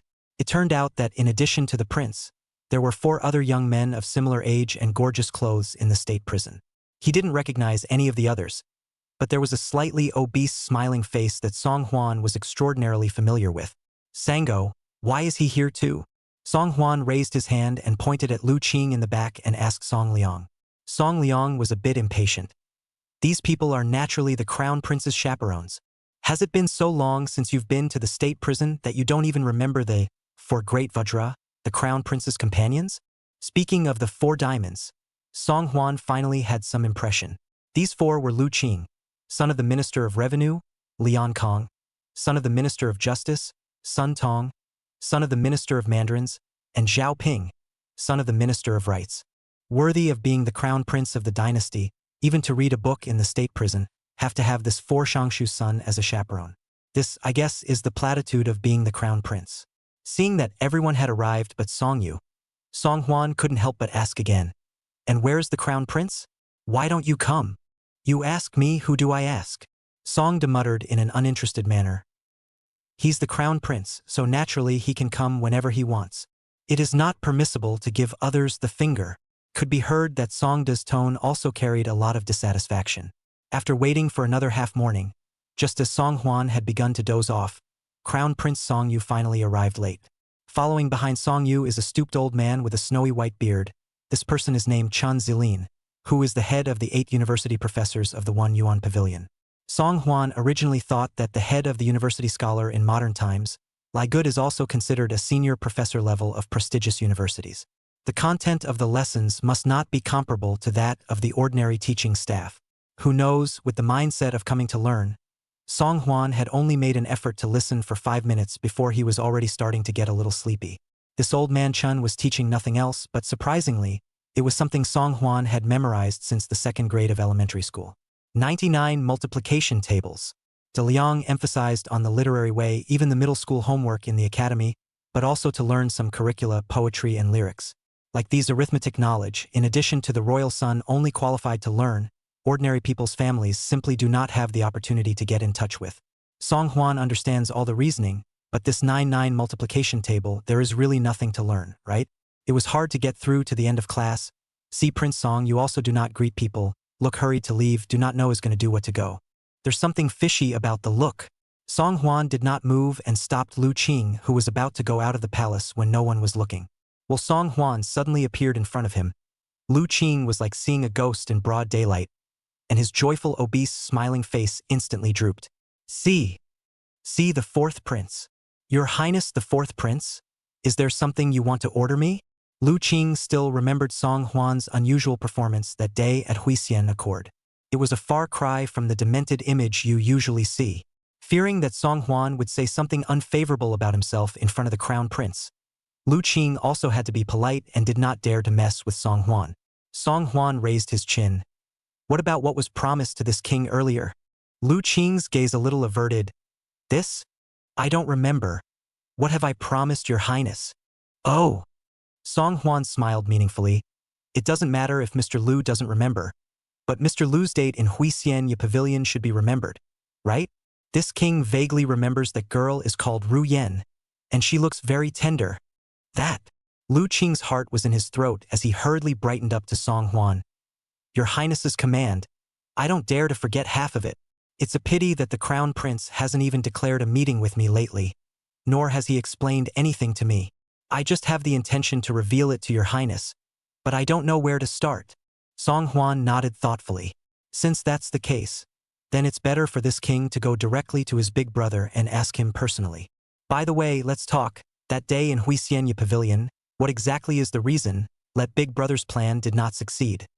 Lu Qing sniffed, and tears were about to come out of his eyes in a hurry. What do you want to know, your Highness?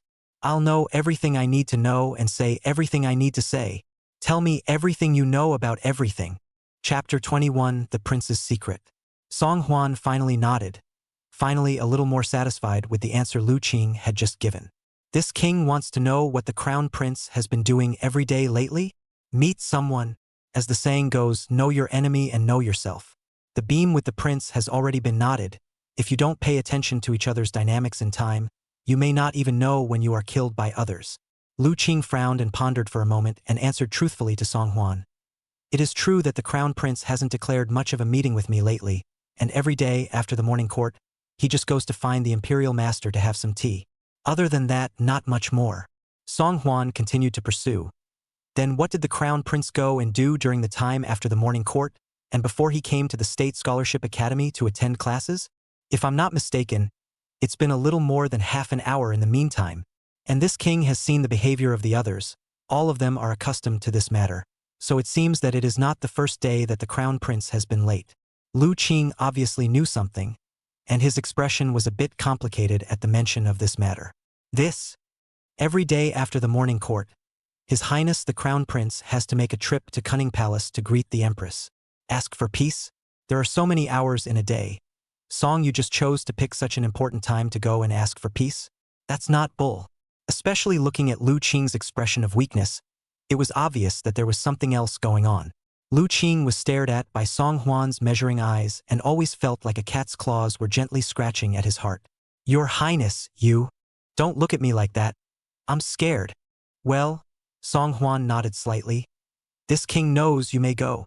Tomorrow when Big Brother goes to ask the Empress Mother for good health again, this king will also follow along with him, and by the way, he will also ask the Empress Mother for good health.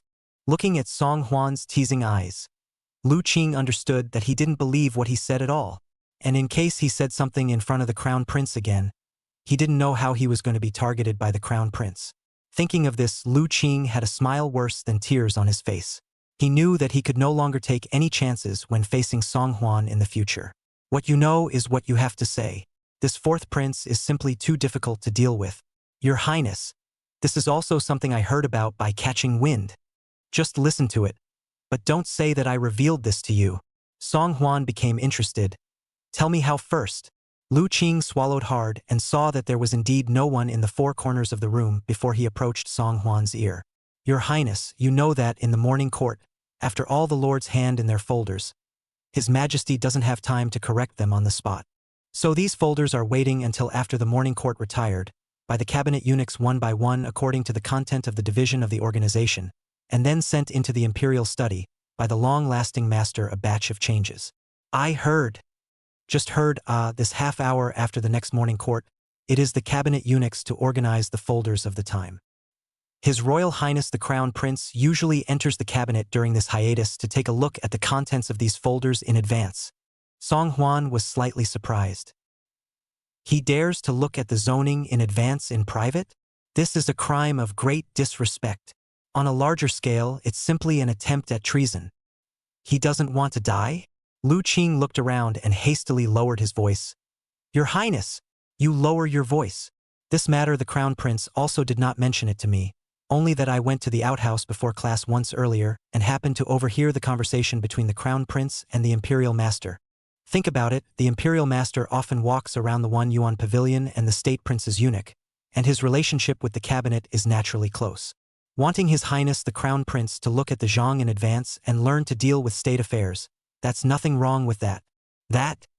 Your Highness, you can't say I told you this. Lu Qing rambled on a lot more behind him, but Song Huan didn't listen to a single word. While understanding that more than half of the ministers in today's De Liang dynastic hall are all Taisher fans, can be said that the Crown Prince's party is now as popular as ever. But what Song Hwan didn't expect was that the Crown Prince and the Crown Prince had colluded with each other and had become arrogant to such an extent. Now that Emperor Liang is still young and strong, Song Yu dares to secretly read the Zhang. Then if he waited until one day when Emperor Liang was old and his body was failing, wouldn't Song Yu be even more unscrupulous and do whatever he wanted?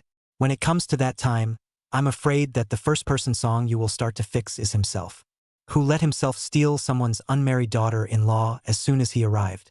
No! The more Song Hwan thought about it, the more anxious he became, and he couldn't help but clench his palms tightly.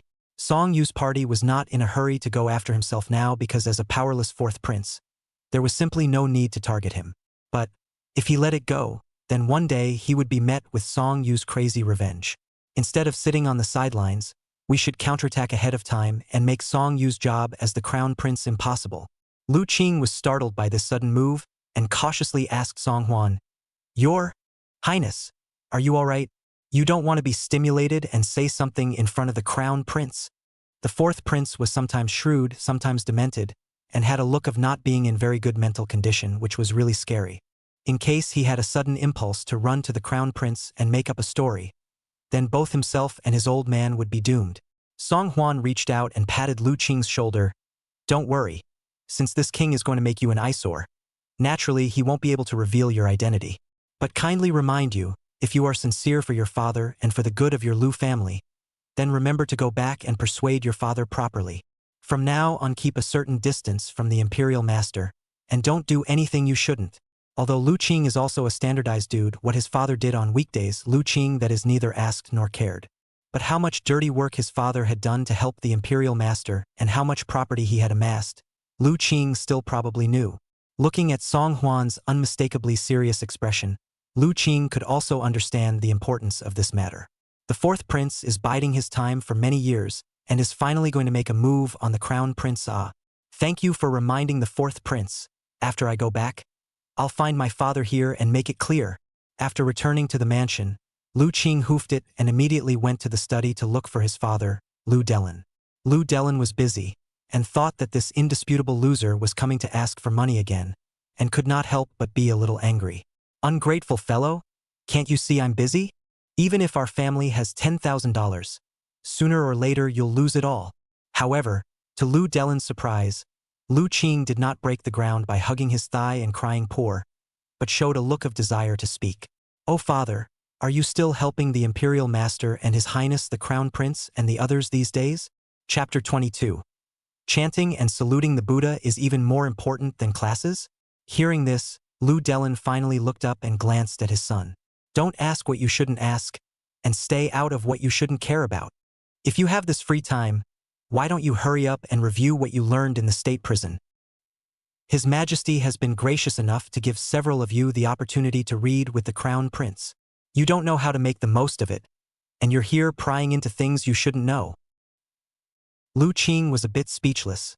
Every time he opened his mouth with his old man, he always brought up these have-nots. "Father, my son is asking you a serious question. If you're still helping the Taisher with his business these days, my son advises you to stop early. It's possible that the recent courtroom is going to change its wind direction." Lu Delin was rambling on about admonishing his son, and when he heard Lu Qing say this, he suddenly stopped talking. He looked up at his son in front of him from side to side. As usual, there was no difference. "Did you hear some gossip out there? Or who taught you to say that?" Lu Qing was momentarily speechless. One couldn't say that he was threatened by the fourth prince, and that these were the fourth prince's words of warning. "Anyway, father, you also listened to my son's advice. Didn't I hear you say a few days ago that the emperor brought up the matter of the treasury 2 days ago? I don't know exactly what it is, but it won't hurt if you're careful." After saying that, Lu Qingsheng was afraid that his old dad would ask him anything else, and hurriedly ran away like a gust of wind. Only after leaving the house did I remember that I was so busy talking about these things today that I forgot to ask Pops for the money. There are 2 days have not gone to Huisien Accord, not to mention that the old man recently pocket money to give tight, is really empty-handed. Thinking of this, Lu Qing couldn't help but wail. Fourth prince, you'd better not be a believer. In case Pops asks again in the future, there's really no way for him to explain himself. After returning to his chambers, Song Huan recalled the news revealed by Lu Qing, and the more he thought about it, the more he felt that something was wrong. This matter seems to be not a day or two old, and it's even if those two guys, Lao Er and Lao San, don't know about it. But it's surprising that the emperor's father doesn't know about such a big thing. Is the imperial master so handy that he can fool even the emperor's father? If these two people's power grows a bit more, and they have some military power in their hands, it would be as easy as a slap in the face and a matter of minutes to empty the emperor's father. The emperor's old man was revolted. Isn't he the next one? No way. The Tigress daughter-in-law hadn't married yet, and Song Huan hadn't had the time to enjoy the life of a free king who embraced left and right. How could it just be ruined by Song Yu? Song Huan knew one thing very well in his heart. This is something that someone has to stir up. But that person, inevitably, could not be himself. After thinking for a moment, Song Huan lifted his feet and set off for second Prince Songda's chambers. I would have thought that a prince like Songda, who had a wide range of ministers, would definitely go out and socialize after the morning court. But what Song Huan didn't expect was that this guy Songda stayed right in the study and was ambling around writing something.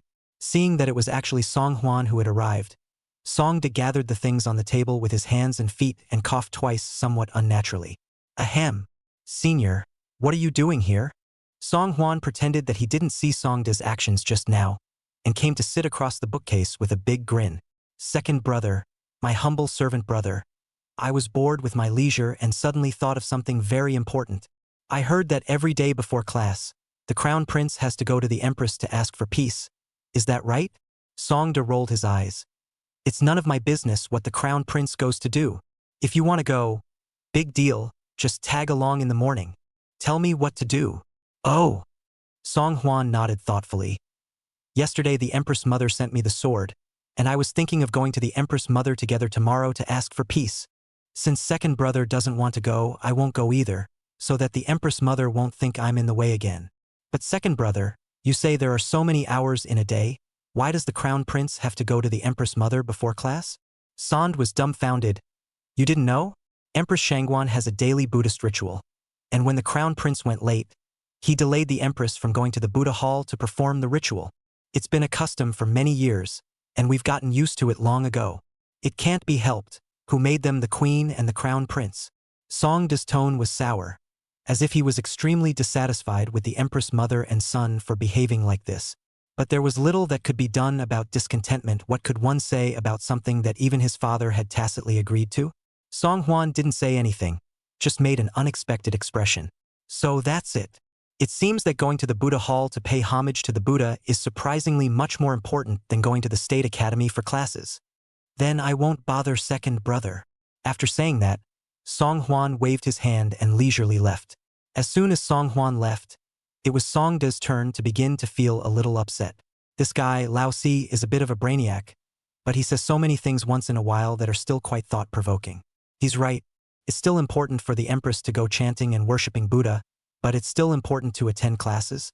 A group of imperial princes and university scholars. Could it be that they waited for more than half an hour every day for nothing, just to wait for the crown prince to go to ask his mother for peace? All along, Songda and Song Liang had thought that it was the crown prince's intention to set the crowd on fire, and that was why he was deliberately late. In hindsight, it doesn't seem like that's necessarily the case. The more Songda thought about it, the more wrong it was, and immediately shocked the door. Someone come! Go invite the third prince over. Yes. Not long after, he saw Song Liang rushing over in a flurry of wind. Ergo, you wanted to see me? It's exam time the day after tomorrow, and I thought second brother was catching up on his revision. The end of the month is the day when the imperial sons will be examined by the state prison, and at that time, the learning situation of each imperial son will be presented to Emperor Liang as a number of eyes. In order to leave a good impression in front of Emperor Liang, when it came to the days near the end of the month, all the imperial princes had to improvise and seize the time to do some hard reading. Songda dismissed the palace maids and eunuchs in the study and said mysteriously towards Song Liang. Just now, Old Four came and unintentionally mentioned something that I think is a bit fishy, saying that Songda repeated everything that had just happened in its entirety. As expected, Song Liang's expression became a bit serious even after hearing this. Ergo, what do you mean by... Do you think that over the past year, the crown prince has actually been under the banner of inviting peace, but has been secretly doing other unseen things? Sounder nodded wordlessly. That's good. Song Liang grinned. After tomorrow's morning court, let's walk up to the Empress's palace and we'll naturally know where the Crown Prince is really going. It seems that the Crown Prince has been living too smoothly in the last few years. Even this matter of Cheng Susu being robbed hasn't dealt him much of a blow. At the mention of this matter, both of them had some lewd smiles on their faces. If I had known that neither father nor the Crown Prince had looked deeply into this matter, I should have taken the matter into my own hands and taken down Cheng Susu. And why would I have to go through all the trouble of letting Cheng Susu, such an ice-clear white lotus flower, be spoiled by the old four? Song Liang smiled and reminded, Cheng Susu is good to have. It's just that her oily father is a bit of a headache. That's right. Remembering the Prime Minister, Songda's expression was a bit serious. Never would I have thought that Cheng Sun would become Lao Si's father-in-law by mistake. At that time, if Cheng Sun again refuses to brighten his attitude and still chooses to keep his head above water, then I will not blame this king for not giving him face. Chapter 23. With a sword in hand, you can cut down all treachery and sycophancy. The next morning there was a drizzle in the sky. After the morning court, Song Huan intended to go directly to the Imperial College, but was stopped by the emergence of the unscrupulous and unscrupulous brothers. Fourth brother, didn't you say yesterday that you were also going to greet the Empress Mother? Let's go. Let's go to Kuan-Ning Palace together and greet the Empress Mother. Song Huan was secretly happy in his heart. It seems that after he left yesterday, this guy obviously took his words in. Is that so? Since I'm greeting the Empress, I'd better make a trip back and fetch my sword. After all, this sword was given by the Empress herself.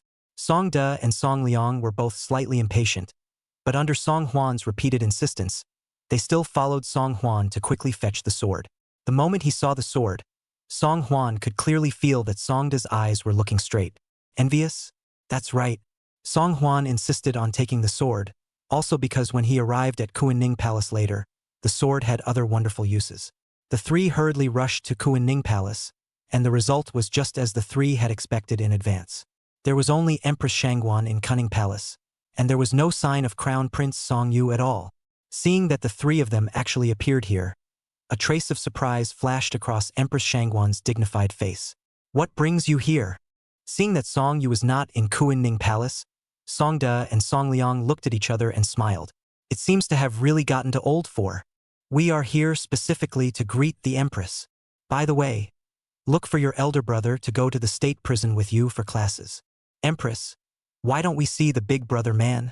Hasn't Big Brother been coming to Cunning Palace to greet you every morning for the last year or so? Hearing Song De's words, Empress Shangguan was visibly flustered. There is nothing to do today, so the palace will let the Crown Prince leave for his lessons first. Yes.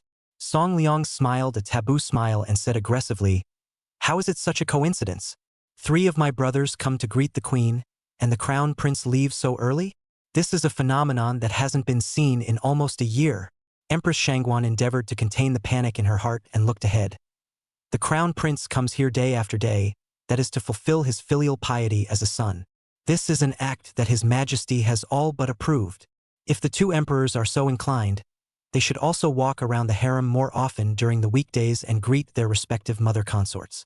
Song De's birth mother was Princess Hui, who had been in great favor for many years, but Song Liang's birth mother had died many years before. Empress Shangguan deliberately said this, clearly rubbing salt into Song Liang's wounds. Seeing that Song Liang's expression gradually became gloomy, Song Huan silently took a few steps backward and quietly nestled aside to eat his melon. Both players are full of gunpowder, the battle a little that is burning, very intense only to see the corner of Song Liang's mouth sketched up a taboo smile. His eyes staring at the Empress Shangguan on the main seat. Those eyes staring at the Empress Shangguan's heart. If Mother is sufficiently profound, it will naturally be like a tiger with wings for the imperial son. But if the Queen Mother harbors her own son in every way and lets him make repeated mistakes, it would be better to live than to die. You! Empress Shangguan showed a sulky face and was about to open her mouth to reprimand Song Liang when she saw a eunuch rush in from outside the hall. The eunuch whispered a few words quietly in Song De's ear, and Song De's face instantly swished and turned pale. Good. Yeah. I didn't expect the Crown Prince to do such blatant and great disrespectful things under the Empress Mother's cover. This king is going to immediately go and truthfully report to Father Emperor, and see how Father Emperor will bring down his punishment. Song De was furious, with a face of great righteousness had been impatient. rolled up his sleeves and rushed towards the outside of the hall. Empress Shangguan secretly said that something bad had happened and excitedly stood up from the main seat. Second prince, third prince. What are you guys going to do? This is this palace's Kuan-Ning palace. How can you allow you to go in and out of the flat earth in general? Come when you want, go when you want. Song Liang glanced at Song De, although he did not know exactly what the eunuch who had just come to inform him had said. But seeing the seriousness of Song De's expression, he knew that this matter was not trivial. Empress Mother, do you know that the harem has always had no right to interfere in politics? If the crown prince really does anything that is below the law and disrespectful, you will bear the brunt of the crime of harboring him. Empress Shangguan's face was red and white, white and yellow. Seeing the two men with a determined stance, she knew that she could no longer stop the two men from going. Quickly, go inform the imperial master, and send someone to the Hall of Supreme Harmony to stop it. Don't let His Majesty know yet. Looking at the disappearing backs of the three emperors, Empress Shangguan bit her lips tightly, intuiting that her heart was beating hard. After the three of them left Kuan-Ning Palace, they all looked excited and hurriedly headed in the direction of the cabinet with hurried steps. Although Song Huan is already aware of what happened, but in front of the two, still make a look of ignorance. Second and third brothers, aren't you going to pay your respects to the Empress? Why are you in such a hurry to leave? Song De glanced at Song Huan, then tilted his neck and laughed. Ha ha ha ha ha. Lao Si, you usually look like you don't have a good brain, but when it comes to the key time, you still play a small role. You'll be credited with a great deal of credit for what happened today. Saying that, Song De's eyes slipped down and glanced at the sword Song Huan was holding in his arms. Old Four, do you know what this sword of father's represents? Of course Song Huan knew, but he didn't want to disclose it in the face of Song De's inquiry. Isn't this the same sword that father himself used in his conquests back in the day? What can it mean? Song Liang on the side couldn't help but open his mouth and say, you don't even know this. With father's sword in hand, it naturally means that this sword can cut down all treacherous people. Regardless of whether it's a prince or a traitor, as long as there's a great disrespect for those who have violated the emperor below, seeing this sword is like seeing the emperor in person. Oh! Song Huan made a look of realization. So? Song De rolled his eyes helplessly. So in a moment, if someone does something greatly disrespectful, even if that person is the crown prince, you will be able to decapitate them with the heavenly sun's sword in your hand. Understand? Song Huan sniffed and made a shocked look. Ouch! I wouldn't dare. Second and third brothers, I don't even dare to kill a chicken on a regular basis. So how can I dare to cut someone with the heavenly sun's sword? It's so scary. Song De was speechless to the core and grabbed the sword from Song Huan's arms. The heavenly sword follows you around, but it's just a piece of scrap metal. Humph. Something that can't make it into the climate? I still have to do it myself. Holding the sword in his hand, Song De's eyes were beginning to change. This subtle change was taken in by Song Huan. In order to make them crazy first, they must be inflated. The sharp sword in his hand would one day become the blade that cut into his own. Chapter 24. Chaos? That's right. Palace, cabinet. Your Highness the Crown Prince. This is the zhang that was collected today. 250 copies in all. 30 of them are unrelated to political affairs, and 120 of them are praising the great deeds of the Lord Imperial Master. The remaining portion relates to the treasury issue, and the slaves have organized them all for you.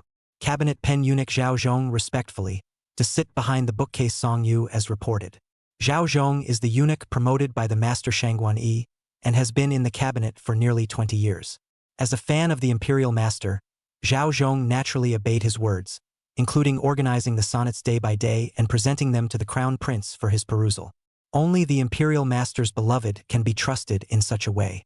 For Zhao Zhong, this was simply a supreme honor. Song Yu was obviously very familiar with this process and nodded lightly to Zhao Zhong. Thank you, Eunuch Zhao. The Crown Prince was so polite to himself. Zhao Zhong's vanity was greatly satisfied at this moment. When the Crown Prince succeeds to the throne in the future, won't he be the first eunuch in the imperial court? Your Highness, take your time to go through it. The slave will leave first. With a wave of his hand, Zhao Zhong signaled the other two small eunuchs in the cabinet to follow and retire. The Crown Prince went through the Zhengji daily, which was something the Crown Master had begun to arrange a year ago. Not many people knew about this. All of them were the Taisher's inner circle. Things were naturally kept secret, and no speck of information ever leaked out. As usual, Zhao Zhong was quietly waiting in the cabinet courtyard. Wait until it's time to deliver the medallion, then go in and remind the prince. However, there was a far-off clamor coming from outside the cabinet courtyard, causing Zhao Zhong to involuntarily raise his heart. Kobayashi, go out and see what's going on. Bang! It was too late. Before Zhao Zhong could finish a sentence, he saw the door to the inner cabinet courtyard being kicked open by a guard. Greetings. Greetings to the second prince. Greetings, third prince. And the fourth prince. Seeing that a few people were aggressive and came in with bad intentions, leading a group of guards to barge in, Zhao Zhong knew that things were not good. I wonder if there is anything important for the several imperial princes to come to the cabinet all of a sudden today? Although he probably already knew the intentions of the several people, Zhao Zhong was after all an old eunuch who had been in the eunuchs for many years. After being slightly surprised, he still quickly regained his composure. Behind the crown prince stood the powerful crown master. Even the emperor had to give a few moments of face when he faced the imperial master. Just a few imperial princes, what kind of waves can they turn? Looking at Zhao Zhong, who was forcibly pretending to be calm, Song De, who was leading the group, snorted coldly. Crown Prince Song Yu, disregarding his holiness and violating his superiors from below. Now that father's dragon body is healthy and in its prime, the crown prince comes to the cabinet privately and peeks at the Zhengji. This is a crime of great disrespect and treason. Today, this king will take the place of his father and deal with this unfaithful and unfilial rebellious son. Somebody, search out the crown prince for this king and escort him before father. At Song De's command, a dozen guards swarmed up, and the few eunuchs of the cabinet were simply powerless to resist. Zhao Zhong was shocked, not realizing that the second prince had such strong arm tactics, and without any explanation, came up and dared to conduct a search of the cabinet. Your Highness, the second prince. The cabinet is an important place for storing the Sangha, as well as His Majesty's secret orders. I'm afraid there's something wrong with what you're doing. If you turn around and blame it on His Majesty, it's not a small offense. Zhao Zhong was worthy of being a veteran of many years, and in a few words, he ticked off all the little scruples that remained in Song De's heart. Only, since it had come to this juncture, where was there room for Song De to turn back? Seeing that Song De was shaken, Song Huan immediately decided to pour another hot oil on his starry flame that was about to be extinguished. Yes, ergo, Big Brother is father's firstborn son, and what he has done, father will naturally tolerate. But second brother trespassing on the cabinet is no small offense, nah. After saying this, even Song Huan himself couldn't help but silently spit out this behavior. Isn't this pure arch-fire green tea behavior? What's it called? It's called watching tigers from across the river. As expected, under Song Huan's agitation, Song De, who originally still had misgivings, once again became firm and fierce in his eyes. The crown prince's trip is simply disregarding his eminence. How is it different from plotting against him? For the sake of father, even if I am chastised, this king will recognize it. Search for the king. No need to search. As soon as Song De's words fell, he saw Song Yu walk out from within the door of the cabinet room with a frank and calm face. This king is just coincidentally here to take a look today, lest these cabinet eunuchs do a poor job and delay father's approval of the Zhang. The second brother is so big, those who don't know still think that the second brother is going to bring people and ransack the cabinet. The moment the two of them looked at each other, the air was instantly filled with the full flavor of gunpowder. Song De glared at Song Yu with hatred, wanting to eat his flesh and drink his blood on the spot. What? Does the prince enjoy experiencing the feeling of great power that much? Father is obviously well. You as a crown prince do not know how to keep your duty, but even dare to overstep your authority and interfere in politics privately. This is tantamount to treason. Today, this king is going to stand in for his father. You stand in for father? Song Yu interrupted Song De with a stern voice. You're just a mere concubine's son. What qualifications do you have to replace father? This king is the crown prince. It is my king's duty to act as a gatekeeper for my father. Where's your turn to yell? After saying that, Song Yu let out a cold snort and did not intend to pay much attention to Song De. Song was, of course, furious. It was so hard to catch Song Yu's sore spot. How could he easily give up such a great opportunity? No going. Stop the crown prince for this king. This king will see who dares. Song Yu's eyes were enraged, and he shook his voice and drank back a group of guards. Seeing that these imperial guards were clearly scornful of themselves, Song Yu was extremely pleased. As the crown prince himself, behind him is the deep-rooted backer of the great master. With just a second prince, you still want to sanction yourself? Daydreaming, Sung Tak had been angered to the core. Seeing that the guards under his command had even been drank back by Song Yu, he felt even more furious, and his 10 fingers were tightly embedded in his flesh. The veins on his forehead rippled. Already, it was unbearable. If you can't tolerate it, then you don't need to tolerate it anymore. Finally, he lost the last vestiges of his sanity. Traitor, suffer death. Only Song De suddenly shouted and drew out the sword he had snatched from Song Huan earlier. With a stomp of his feet, he rushed to Song Yu in 3 or 2 steps. Father's sword can cut down all treachery and sycophancy. I don't believe that this sword can't clean up a disobedient prince like you. Seeing that the scene had gotten out of control, Song Liang, who had been hiding in the back, was alarmed. Second brother, don't be impulsive. Song Yu, who was originally complacent, also did not expect that Song De would be so emotional to such a point.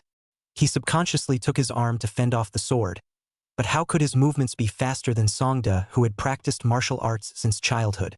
When it was too late, a sharp pain came from Song Yu's small arm.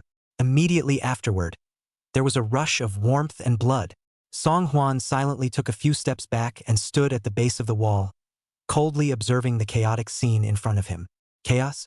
That's right. These two, one arrogant, the other reckless. This time not to make a mess of him, where can afford to Song Huan advance layout of some hard work. Chapter 25 A Good and Loyal Dog. His Majesty has arrived. Just as the scene was in chaos, it was already impossible to end it. Only a loud and shrill sound of a pass-through was heard, followed by a bright yellow figure striding broadly into the interior. Song Liang had long been dumbfounded by the out-of-control scene in front of him, and when he saw Emperor Liang appear, his knees finally went weak and he fell to the ground. Father, the crown prince has lost his virtue. To go so far as to overstep your bounds and privately peek at the Zhengji without your knowledge. This move is tantamount to conspiracy. It's simply disrespectful. Song Liang grabbed the first step, painfully, and shook out all of the crown prince's sins one by one. The prince was scratched by Song De's arm for no reason, and heard Song Liang's complaint. His heart-tongue rose up afire. Father, it was clearly old 2 and 3 who randomly broke into the cabinet with a murder weapon. A forbidden place within the great house. How dare Lao Heir bring his sword in and out? It's called arrogance. Song De was naturally unconvinced, and also stretched his neck and complained to Emperor Liang. My son is here with my father's sword in hand to punish this unfilial son for my father. As the crown prince, peeking at the Sangha in private is a great offense. My son is to clear the side of the king today. Emperor Liang originally had an iron-colored face, and hearing these 3 sons say one thing to each other, he was even more furious. Shut up, all of you. This is the pillar of my country. This is the future crown prince of my De Liang? What a scandal! The emperor's anger silenced the hall. Everyone hung their heads low, not daring to utter another word. Emperor Liang looked around and saw Song Huan silently nestled in the corner, and could not help but feel anger. Lao Si, I thought you were an honest one. Why are you here too? Song Huan knew that Emperor Liang would definitely look for his accountability, so the moment he saw Emperor Liang enter the cabinet, his heart was already prepared. As soon as he heard Emperor Liang speak, Song Huan immediately took a deep breath. Theater to come. Only Song Huan looked up in response, his eyes filled with tears of fear and panic. Father, it's all my son's fault. Originally, after the court today, my son was planning to kowtow and thank the Empress for the sword. I didn't expect that just as soon as I arrived at the Empress Mother's bedchamber, for some reason, the second and third brothers suddenly brought my son to the cabinet again. In a few words, Song Huan explained the causes and consequences clearly. Looking at Song Huan's exceptionally aggrieved face, Emperor Liang's strong tone couldn't help but soften a few points. What's the point of coming to the cabinet? Song Huan raised his head and subconsciously glanced at the crown prince, then glanced to Song De and Song Liang who were on the side. Father, my son doesn't know. Emperor Liang reached out and pointed at Song Yu. You say it. Seeing that Emperor Liang suddenly appeared in the cabinet, Song Yu was naturally frightened in his heart. It didn't matter how Song De Song Liang came here to make a scene. But when he was caught by his father, the nature was immediately different. While Song Yu stammered and could not say, the cabinet eunuch Zhao Zhong rushed to the Liang Emperor Klang kowtow 2 times. Your Majesty, this matter is to be blamed on the slave's incompetence. Today's Zhang is a bit more than usual. The lackeys have been slow to organize. His Royal Highness the Crown Prince is afraid of delaying His Majesty's approval. So he came to the cabinet, urging the lackeys to believe it. Song De glared viciously at Zhao Zhong. Don't think that this king doesn't know that the Crown Prince, under the banner of greeting the Empress, takes advantage of Father's Emperor's approval of the sonnets day after day to skim through them in advance. Father's body is incomparably healthy. There is no need for this king to say more about what kind of mind the Crown Prince is harboring. Zhao Zhong kowtowed like garlic. This matter really has nothing to do with Your Highness the Crown Prince. It's really because the lackeys are not doing their job well, which has alarmed His Highness the Crown Prince to come and supervise. Zhao Zhong took all the blame for all the sins to the head of the cabinet eunuchs. And it is true that the person, as his name suggests, is a good and loyal dog. Emperor Liang glanced faintly at Zhao Zhong. Since the cabinet was at fault first, pull it down and behead it.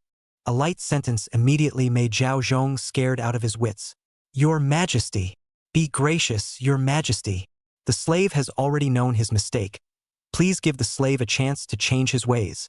However, Emperor Liang's face didn't have half an expression on it, allowing the guards to drag that constantly struggling Zhao Zhong down. As Zhao Zhong's wailing sounds drifted away, Song Yu was also sitting on pins and needles, like a man on his back. Father! Father! My son!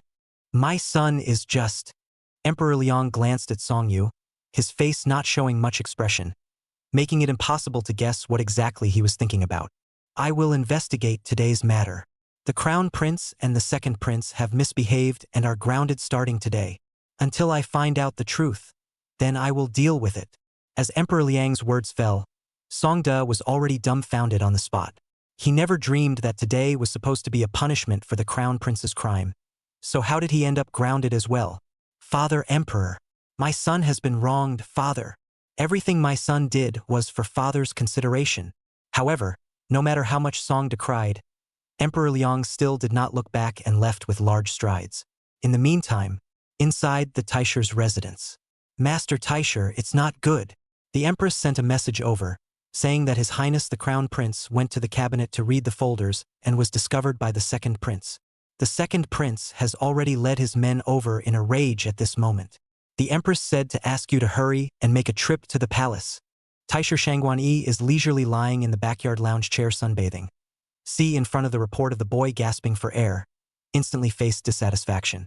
What's the rush? Realizing that he was unsteady in front of the imperial master. That boy was so scared that he didn't dare to breathe a single breath. My lord, the Empress is in a hurry to invite you to the palace. Should I prepare a sedan chair for you immediately?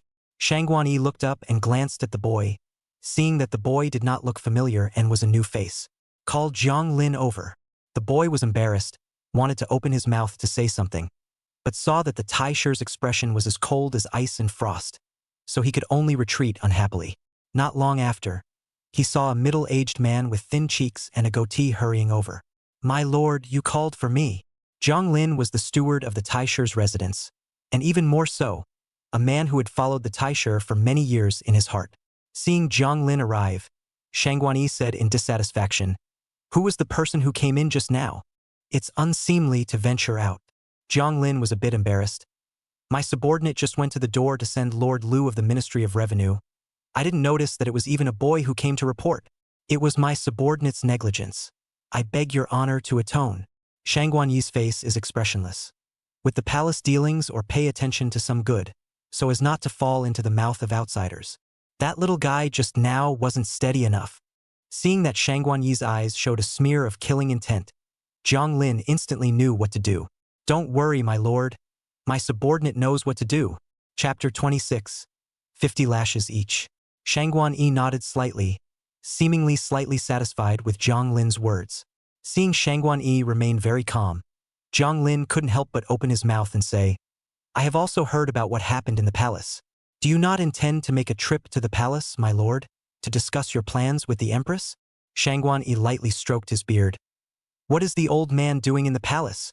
The Crown Prince is merely sympathetic to His Majesty. so he occasionally goes forward to the cabinet to supervise the work. A filial heart that touches the heavens and the earth. His Majesty will surely understand. Just as the two of them were talking, a boy entered quickly and presented a secret letter to Jiang Lin. Jiang Lin unfolded it and instantly changed his face. My lord, it's not good. His Majesty has ordered the execution of Zhao Zhong, the cabinet's pen eunuch, and has grounded His Royal Highness the Crown Prince and the Second Prince respectively. Do you want to get up and drive into the palace to face the saint and beg for mercy for His Royal Highness the Crown Prince? Only after hearing this did Shangguan Yi finally sit up straight from the recliner. After a little thought, Shangguan Yi unexpectedly reclined back into his chair. No need. Zhao Zhong is dead, and His Majesty's true purpose has been achieved. Grounding the Crown Prince is no more than a minor punishment. Jiang Lin was a bit surprised. What you mean is, Shangguan Yi coldly grunted. Zhao Zhong is the old man promoted into the cabinet. The emperor is afraid that he has long been looking at him not good, just has not known to find what reason to get rid of him. Count Zhao Zhong as unlucky today, but he's just an eunuch, so it's just as well that he's dead. Just promote a new person in the cabinet after this while. Jiang Lin continued to pursue. Then aren't you worried about the crown prince being grounded? When this matter was brought up, Shangguan Yi was not half as nervous. The emperor has 4 sons in total, except for one little cutie. Apart from that, there are only 3 left. I just don't believe that the emperor can ban 2 of the emperors in one breath. At the most, it's just 50 strokes each. But, speaking of this, Shangguan Yi exuded a playful smile. It's worth looking deeper into who actually caused today's incident. Jiang Lin nodded his head and agreed. Not bad. His Highness the Crown Prince has been going in and out of the cabinet day after day during this period of time, and has always been extremely secretive, so even the East Palace lackeys have not been informed. But today it was discovered by the Second Prince. I wonder who tipped him off. My lord, do you think it could be the Third Prince beside the Second Prince? The Second Prince has more than enough valor and less than enough wisdom, and usually has to rely on the Third Prince for advice. Shangguan Yi did not comment on Jiang Lin's words, but his deep eagle eyes could not be seen to the end at a glance, and he was obviously in the middle of contemplation. It seems that the Third Prince this is to join hands with the Second Prince all the way to the end. The sun is setting and twilight will sink. Your Highness, take it easy. Hurts. Just bear with the pain, it'll be in soon. Your Highness, it's really too dry. Can't get in. Do you want to try applying some oil? Inside the 4th Prince's bedchamber, Song Huan was really idle and had a sudden idea to polish a wooden bracelet with some mahogany material left in the backyard. Originally wanted to give the maidservant Suime put on to try, who knows that the inner wall of this bracelet is made too small, how to wear cannot wear up. Suime's forehead seeped out of the silk sweat, mixed with the young girl's fragrance drilled into the nose of Song Huan, but also caused Song Huan a burst of apathy. For the bloodthirsty Song Huan, keeping a flowery maidservant close by his side, it was hard not to get one's mind off of it. Just as Song Huan was about to do something small, suddenly heard a loud bang outside the door. Lao Si, and you have the leisure to play around here. Immediately afterward, he saw Third Prince Song Liang with a bitter and hateful look on his face, and without a single greeting, he directly barged in. Seeing that Song Huan and Shui Mei were staying right next to each other in the bedchamber, Song Liang frowned even more fiercely. Second brother is in trouble now, and instead of thinking about how to fish him out, you're still here flirting with the palace maid. Have you no regard for a little brotherhood? Can't you see your brother? I'm busy? Do you have any respect for the brotherhood if you come in here when we're busy? Song Huan was immediately disgruntled. Second brother is just being grounded by father, what's the fuss? It won't be out in a couple days. Seeing Song Huan's unconcerned, high-flying demeanor, Song Liang couldn't help but feel even more angry. Second brother was clearly dragged in by the crown prince. If we don't seek father's mercy now, we might end up with the same punishment as the crown prince when the time comes. What's more, now that the great general is out with his troops and has yet to return, there isn't even anyone in the court to speak to second brother. You and I are the only ones that second brother can rely on. The more Song Liang spoke, the more anxious he became, as if as soon as Song Do was grounded, his entire being lost its backing with it. No, you must come with me to father today and plead for second brother, no matter what I say. After saying that, Song Liang did not care whether Song Huan was willing or not, and went forward to pull Song Huan to find Emperor Liang. Calm down, calm down. Song Huan had originally thought that this Song Liang was often at Song De's side for advice, so he must be quite mature and stable. Nowadays, I see that he is just a mediocre person who acts impulsively. At best, just a little bit more brains than sounder. If Father Emperor had intended to condemn the Crown Prince and second brother, he would surely have sent down his decree on the offense at the first opportunity today. And why wait until things go completely cold? A few sons who don't know any better are just fighting, each locked up for a few days to calm down, and the matter will be over. What else? After hearing Song Huan's words, Song Liang, who was originally agitated on the head, finally calmed down. And more. Something's not right. Being the #1 talented scholar of Daliang, he was famous for his whole life. Why are you now listening to this straw man's commands? Song Liang righted himself and coughed twice involuntarily. Ahem, what you said is naturally understood by this king. It's just a momentary rush of concern for Ergo. But how do you know all these axioms? Song Huan reached out and pointed to the history book that was set aside. The book has its own face. The book has its own golden house. Father has always said that he wants us to read more books. And as I look at it today, I do realize quite a lot. Looking at Song Huan's eyes revealing a clear stupidity that really didn't look like he was faking it, Song Liang then finally put his heart down. Oh, little cutie. Still a little cutie after all. Every once in a while, a sentence or two pops out that only normal people can say, and it's a bit of an anomaly. Thinking of this, Song Liang couldn't help but laugh a few times, feeling a sense of relief. He himself had neither the birthright of a crown prince nor the uncle of Lao heir who could lead soldiers to war. The only thing I can do is to cling to the oldest two and look up to them day after day. Chapter 27 Showdown with Emperor Liang. After sending Song Liang away, Cui Mei immediately looked at Song Huan with a look of adoration. Your Highness, you're amazing. It's amazing that you know so many great principles. Even the third prince, who is the most intelligent of all the princes, has to listen to your advice nowadays. The fourth prince has long been different now, and is no longer the little fool who was once at the mercy of others and unenlightened. Thinking of this, Cui Mei couldn't help but be a little teary-eyed. Your Highness, he finally grew up. Looking at Cui Mei's fangirl look, Song Huan had a bad smile on his face. Your Highness, I'm awesome in more ways than one. Do you want to know more about it? Your Highness, you're bad. The playful teenage girl's pout caused Song Huan's heart to feel as if ants had crawled through it, and it was a flurry. However, before Song Huan had the chance to do anything bad, he heard the eunuch Xialingzi's hurriedly passing voice from outside the door. Your Highness. His Majesty is in the Palace of Nourishing Heart and asks you to go there at once. What a ing sin. It's harder than ever to enjoy the warmth of a beautiful woman in your arms. Song Huan was annoyed, but the emperor's father summoned, that naturally there was no room for refusal. Just in time for the evening meal, when Song Huan arrived at the Hall of Nourishing Heart, Emperor Liang was sitting at the round table, preparing for his meal. The large round table was full of delicacies and food, but Emperor Liang was the only one sitting alone. At this moment, Emperor Liang, who had shed his usual aura of majesty, looked a little more approachable than in the courtroom. Seeing that it was Song Huan who had arrived, Emperor Liang casually pointed to the seat beside him. Sit. In his memory, Emperor Liang had always been impatient with this foolish son, and there had never been a cozy scene like today's shared meal. Yes. Song Huan had just gotten his butt in gear when he heard Emperor Liang on the side open his mouth and ask, How did you find out about the crown prince?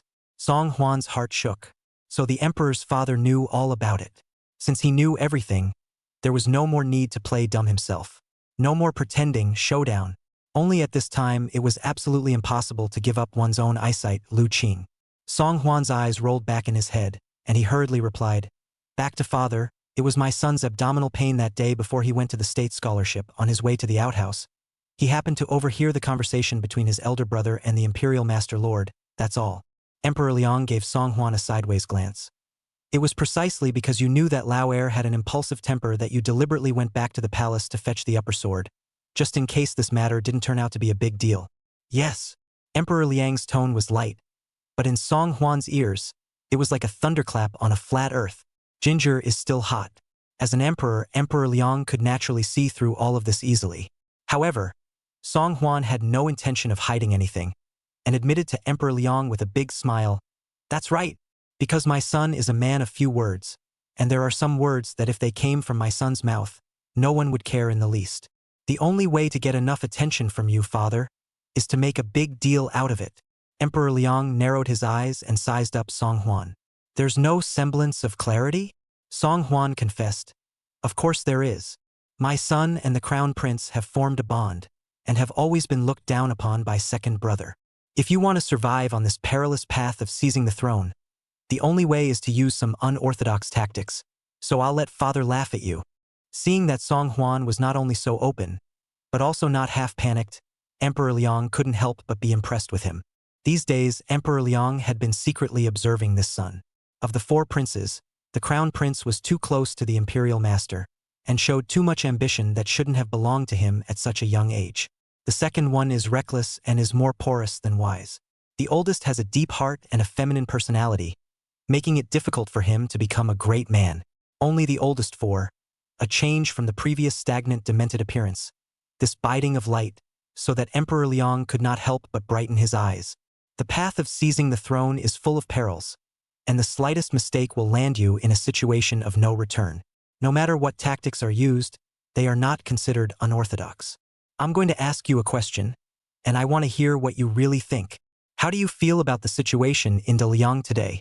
Hearing Emperor Liang's question, Song Huan's spirit was shaken. Tonight is not just a simple father-son dinner. It's a crucial test. The assessment was whether or not there was any need for Song Huan to continue to be groomed as a royal son. Passing the test, Song Huan would be able to be taken seriously in the future and take his place on this four-sons racetrack. However, if one failed the test, it would not just end up being abandoned by Emperor Liang. Regardless of whether, in the end, it was Song Yu or Song De who was victorious, they would definitely not let themselves go. Especially Song Yu, who was the crown prince. 3 months later, the one sleeping beside his own pillow could be his long-coveted goddess Cheng Susu. Is there any chance he'll let himself off the hook so easily? The most ruthless emperor family, even as blood brothers, but still have to fight to the death in this game of life and death. Fight to the end. Song Huan understood that the next answer would be crucial for him. Even it can determine everything. Based on some of the original owner's memories, Song Huan thought for a moment and answered aloud. Now I, De Liang, have raised the strength of the whole country, and after taking several long years, I have finally driven away all the remnants of the northern Yuan. On the surface, it seems to be an unprecedented victory, but this battle has lasted too long, nearly exhausting my great Liang's qi.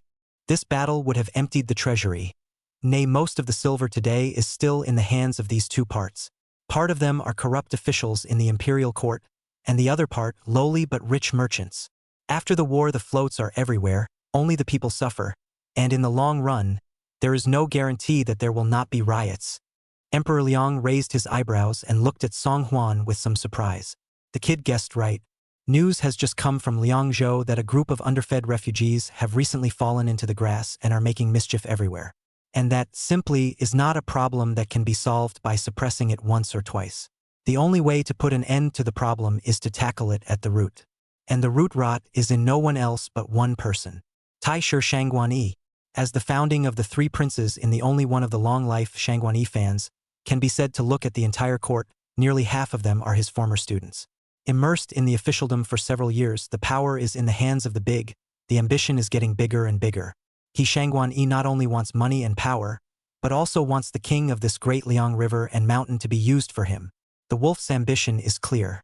Then I ask you, do you think that I should get rid of Shangguanyi and vigorously support Chang Sun?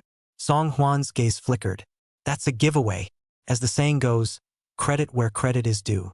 Shangguanyi was precisely the most typical example, which is why Emperor Liang could not bear it anymore and moved to kill. Although the prime minister's clan could not be compared to the Taisher, they also possessed a considerable amount of prestige. In particular, the prime minister's son, Cheng Tianlin, was a vanguard general who held the power of 50,000 vanguard troops. If it is vigorously supported, in case it is even more than today's Shangguanyi, will it not be even more difficult to control? Even if Chang Sun's family was fiercely loyal, there was no guarantee that their mentality wouldn't change once they were pushed to the top of the power hierarchy. Not to mention, now that Song Huan was married to Cheng Susu, it was even more impossible to blatantly promote Chang Sun to Emperor Liang. Father, my son believes that no matter which minister should not be supported vigorously. It is precisely because you have been focusing on the battle with the Northern Yuan for the past 10 years that Shangguan Yi has taken this opportunity to bide his time and grow in strength. But this world is your father's, and the hearts of the civil and military officials should be yours as well. It is not right that any of these courtiers should gain power. Therefore, you want to combat Shangguan Yi. 10,000 cannot be in a hurry in a moment. Must be a long time to think about, completely will be a party of his net, and never end the future trouble. And from here on out, let these courtiers check and balance each other and restrain each other, so that the Delyang officialdom can achieve true balance. The only way to survive is to be balanced. Chapter 28. All the shadow guards in the palace are at your disposal. After Song Huan's words, Emperor Liang's face changed drastically. Is this something a mentally challenged son could say? It turns out that for so many years, this brat has been hiding his strength from the outside world. Even he, as a father, was fooled by him. Ha ha ha ha ha. Good. Very good. You boy, very good. Song Huan was startled by Emperor Liang's sudden move, thinking that it couldn't be that he had accidentally said something wrong. Father, are you all right? Emperor Liang couldn't hide the smile from the corner of his eyes. I'm doing well. It's just that I didn't expect that your kid has been hiding his light and waiting for the right moment for so many years. Song Huan's heart laughed bitterly in succession. It really wasn't pretending in the past. Can't be helped, who let himself be stuck with such a straw brain as the original owner. You can only rise to the occasion and go against the grain. My son is your son, father, and you are wise and mighty. So how is it possible that my son has not inherited half of your wisdom? Very good. Emperor Liang was full of praise for Song Huan. Knowing to hide his strength, he is indeed far-sighted. I am satisfied with your performance today. By the way, tomorrow you take the time to go to the Prime Minister's residence. To the Prime Minister's residence? Wouldn't that mean we'd have to see that Tigress Cheng Susu again? Song Huan's expression was somewhat forced. Father, my son doesn't want to go. Emperor Liang was a bit surprised. But the Prime Minister made things difficult for you? That's not true. Song Huan subconsciously denied. It's just. Seeing Song Huan stammering, Emperor Liang thought that he was intent on avoiding suspicion with Cheng Susu and was unwilling to take the initiative to go to the Prime Minister's residence. Since you have a marriage contract with Cheng Susu, it wouldn't hurt to meet and walk around more often in the future. I asked you to go to the Prime Minister's residence this time because I also hope that you can enlighten Cheng soon. He was too rigid, and as Prime Minister he was unable to regulate his relations with a host of courtiers, which led to all of his subjects throwing themselves under Shangguan Yi. There are some things that I am not in a position to say explicitly to Cheng Sun, but you can. Song Huan understands. The Emperor Father, this is to own on his behalf. Tutorial Hun do things Father, my son understands. To work for you, Father, my son will naturally do his best. However, I also hope that Father will grant my son a request. Emperor Liang was a little surprised as he sized up Song Huan. This brat would even make conditions with himself. What a complete letdown, it seems. However, Emperor Liang loved the real side of this son. That's what makes you look like a bloodthirsty male. A royal son with ambition. Go ahead. I can grant you a request. Song Huan immediately rose and bowed respectfully. My son has seen several imperial brothers surrounded by guards, but there is nothing around my son except palace maids and eunuchs. My son would like to. With a wave of his hand, Emperor Liang casually fished out a token and shoved it into Song Huan's hand. This is the shadow guard token. With this in your hand, all of the shadow guards within the great house can be at your disposal. Looking at the token in his hand, which was as black as metaphysical iron, Song Huan somewhat couldn't believe his ears. The shadow guards were the organization of guards in the harem, specifically responsible for Emperor Liang's safety. Ordinary people wouldn't see them easily, but they were everywhere, guarding Emperor Liang's safety in the shadows at all times. Song Huan originally just wanted to dig up a few big internal experts for close protection, but he didn't expect to accidentally dig up shadow guards directly. With this item in hand, wouldn't Song Huan be allowed to walk horizontally in the big house? Father, did my son hear correctly? Are you really going to lend the shadow guards, which only you can deploy, to my son to use? If you don't want it, return the token to me. To be. My son worships my father and emperor. My son is willing to go through fire, liver and brain for my father and emperor. Shut up and eat. Yes. Returning to the bedchamber after the banquet, it was already late at night. Entering the room, Song Hwan couldn't wait to pull out the Shadow Guard token from his pocket and looked around. This kind of thing, Shadow Guard, has always been heard of and never seen, only exists among legends. I wonder if a row of strong men will immediately appear if I summon the summon now? With a try-and-see attitude, Song Hwan gripped the token tightly and asked tentatively towards the window. Anyone? Belonging? Ugh! As a dark shadow fell silently, Song Hwan was so frightened that he almost bounced off the ground. Holy! How quiet! Scared the king to death. In contrast to Song Hwan's flurry of shock, the man in black kneeling in front of him was significantly more calm. The man was around his early 20s and wore a black flying fish suit. Kneeling in front of Song Hwan was simply not half as loud. Even the sound of breathing could not be felt. At a cursory glance, it almost blends in perfectly with the night behind it. My subordinate, Shadow Guard Huichi, pays his respects to His Highness the Fourth Prince. It was the first time Song Hwan had seen the legendary Shadow Guard, and his mind was filled with many strange questions. Are you guys always present? At the beck and call of this king whenever he summons. Back to your highness.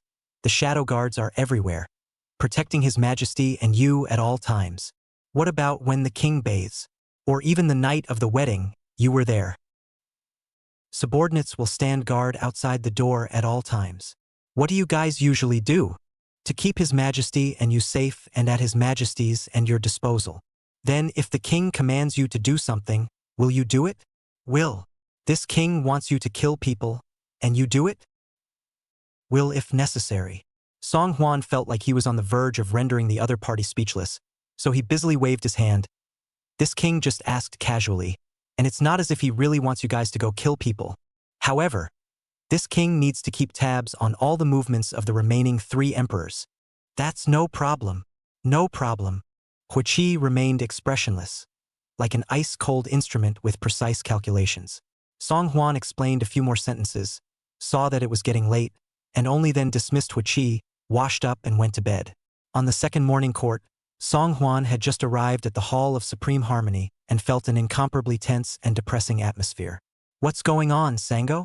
Seeing Song Liang's similarly furrowed brow, Song Hwan couldn't help but ask.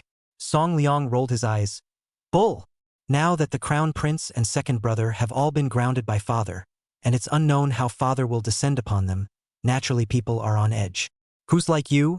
Who eats and sleeps and wakes up and eats? Song Hwan nodded thoughtfully. It seems that for the entire day yesterday, third brother was worried about second brother's comfort and was neither eating nor sleeping. Third brother and second brother have a deep sense of brotherhood. I will definitely report truthfully to father. Perhaps father will be moved by you, third brother, and will even lighten the punishment on second brother. Song Liang was startled. What are you babbling about? This king is just casually mentioning it. How is it a brotherly love? Emperor Liang was most jealous of the move of the imperial sons to form parties and socialize too closely with each other. If father knew that he was so preoccupied with second brother's problems, he didn't know what he would think of him. Chapter 29. A visit to the Prime Minister's mansion. What brotherly love! A majestic voice rang out, only to see Emperor Liang striding up to the dragon chair. That! Song Liang did not expect Emperor Liang to suddenly appear, and for a moment, he was at a loss for words, stammering and lowering his head, not daring to speak. Liang Emperor obviously did not intend to pursue the matter with him, turned his head to face the ministers. All the ministers last night. A night of sleeplessness. I've been going through the bills of the Ministry of Accounts for the last 10 years. 10 whole years. The treasury of my country, De Liang, is all in a state where expenditures far exceed revenues. I want to know, in these 10 years, excluding the expenditure on food and wages for the war with Northern Yuan, why on earth has the treasury spent money like water? I'd like to know more. Why is it that the annual tax revenue of this rich Liang is only a mere 10 million taels? Emperor Liang's shocking anger caused the entire courtroom ministers to be frightened and fall to their knees in unison. Lu Delin, the minister of the household, was even more chilled. Your Majesty, rest your anger. This account of the Ministry of Revenue is something that I will check every month, and it will never be wrong. As for the tax intake being a paltry 10 million taels, it is for this reason that I urge your Majesty to collect more taxes from the people. What a load of crap. Emperor Liang slapped the armrests to the heavens, and the ministers were silenced, so scared that they didn't dare to raise their heads. Prime Minister, I am here. From today onwards, by your thorough investigation of the Ministry of Revenue, be sure to check the details of the tax over the years and then present it to me to see. But where there is any corruption and abuse of the law, I will not be lenient. Yes. Song Huan silently listened in his ears. No wonder the emperor's father wanted him to make a trip to the prime minister's residence after the court. So it's time to start going after the household department. Everyone knows that Lu Delin, the minister of the household, and Zhang Yuandao, the minister of the household, are both disciples of the imperial master. To put it in layman's terms, the entire household ministry was acting at the behest of Shangguan Yi. It's not going to be easy to take on the household now. What's so difficult about the entire Ministry of Revenue colluding to fool you? A minister in name only. Thinking about this, Song Huan couldn't help but have a bit of a headache. This is not just a matter of pointing out a few things and teaching Cheng Susu, who is upright, how to be smooth and so simple. Song Huan only blamed himself for agreeing to it too dryly yesterday. Dad, how can you screw your son like this? Naiha shadow guards have been collected. Today this prime minister's residence is a must-go. After the class at the state prison, Song Huan changed into his regular clothes and rushed to the prime minister's residence by carriage. Hearing that it was the current fourth prince who came to visit, the boy who watched the door was like seeing a ghost, immediately sucked in a breath of cold air and ran back to the mansion without looking back. Master, the fourth prince has come to visit. Song Huan was dumbfounded. Is he that scary? It wasn't long before they saw Prime Minister Cheng Susu coming with the Cheng family to greet Song Huan at his residence. Greetings, Your Highness the fourth prince. Song Huan hurriedly went up and lifted Cheng Susu. Why do you need to be so polite? Father-in-law, we'll be family from now on. And when we see each other from now on, there's no need for unnecessary courtesies like this. Cheng Susu's face wasn't looking too good, especially after hearing Song Huan say, we'll be a family from now on. His face was even more pale and ugly. Your Highness, forgive me for not greeting you well. I have to reconcile the accounts with Lord Lu of the Ministry of Revenue first. Cheng Susu was indeed a workaholic.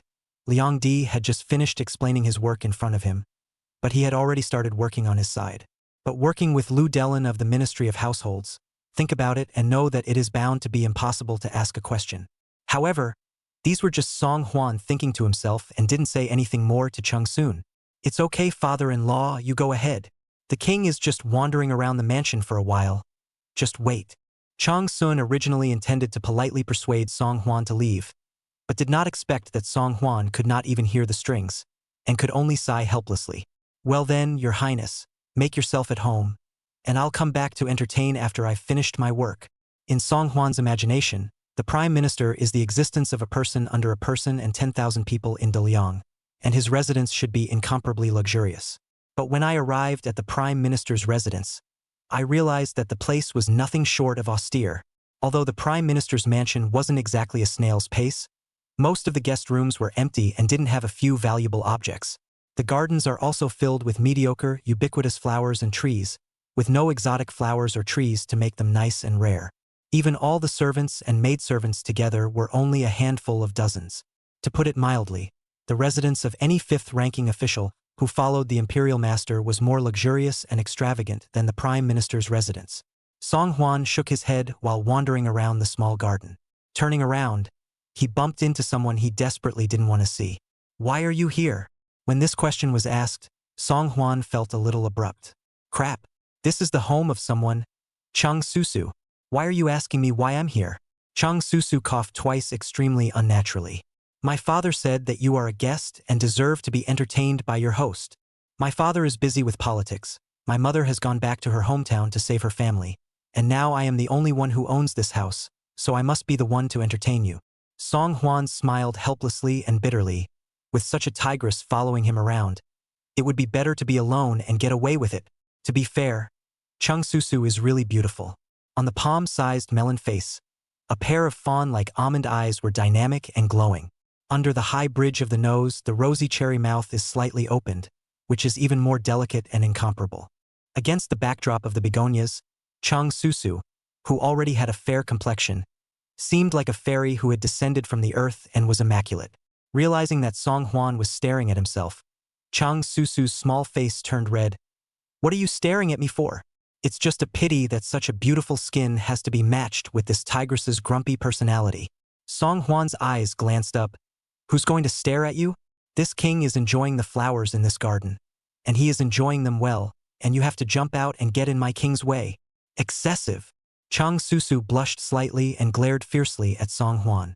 If it wasn't for the fact that her father said that manners should be thorough, and that she should never fall into disgrace, she wouldn't have wanted to be alone with this prince who had disgraced himself.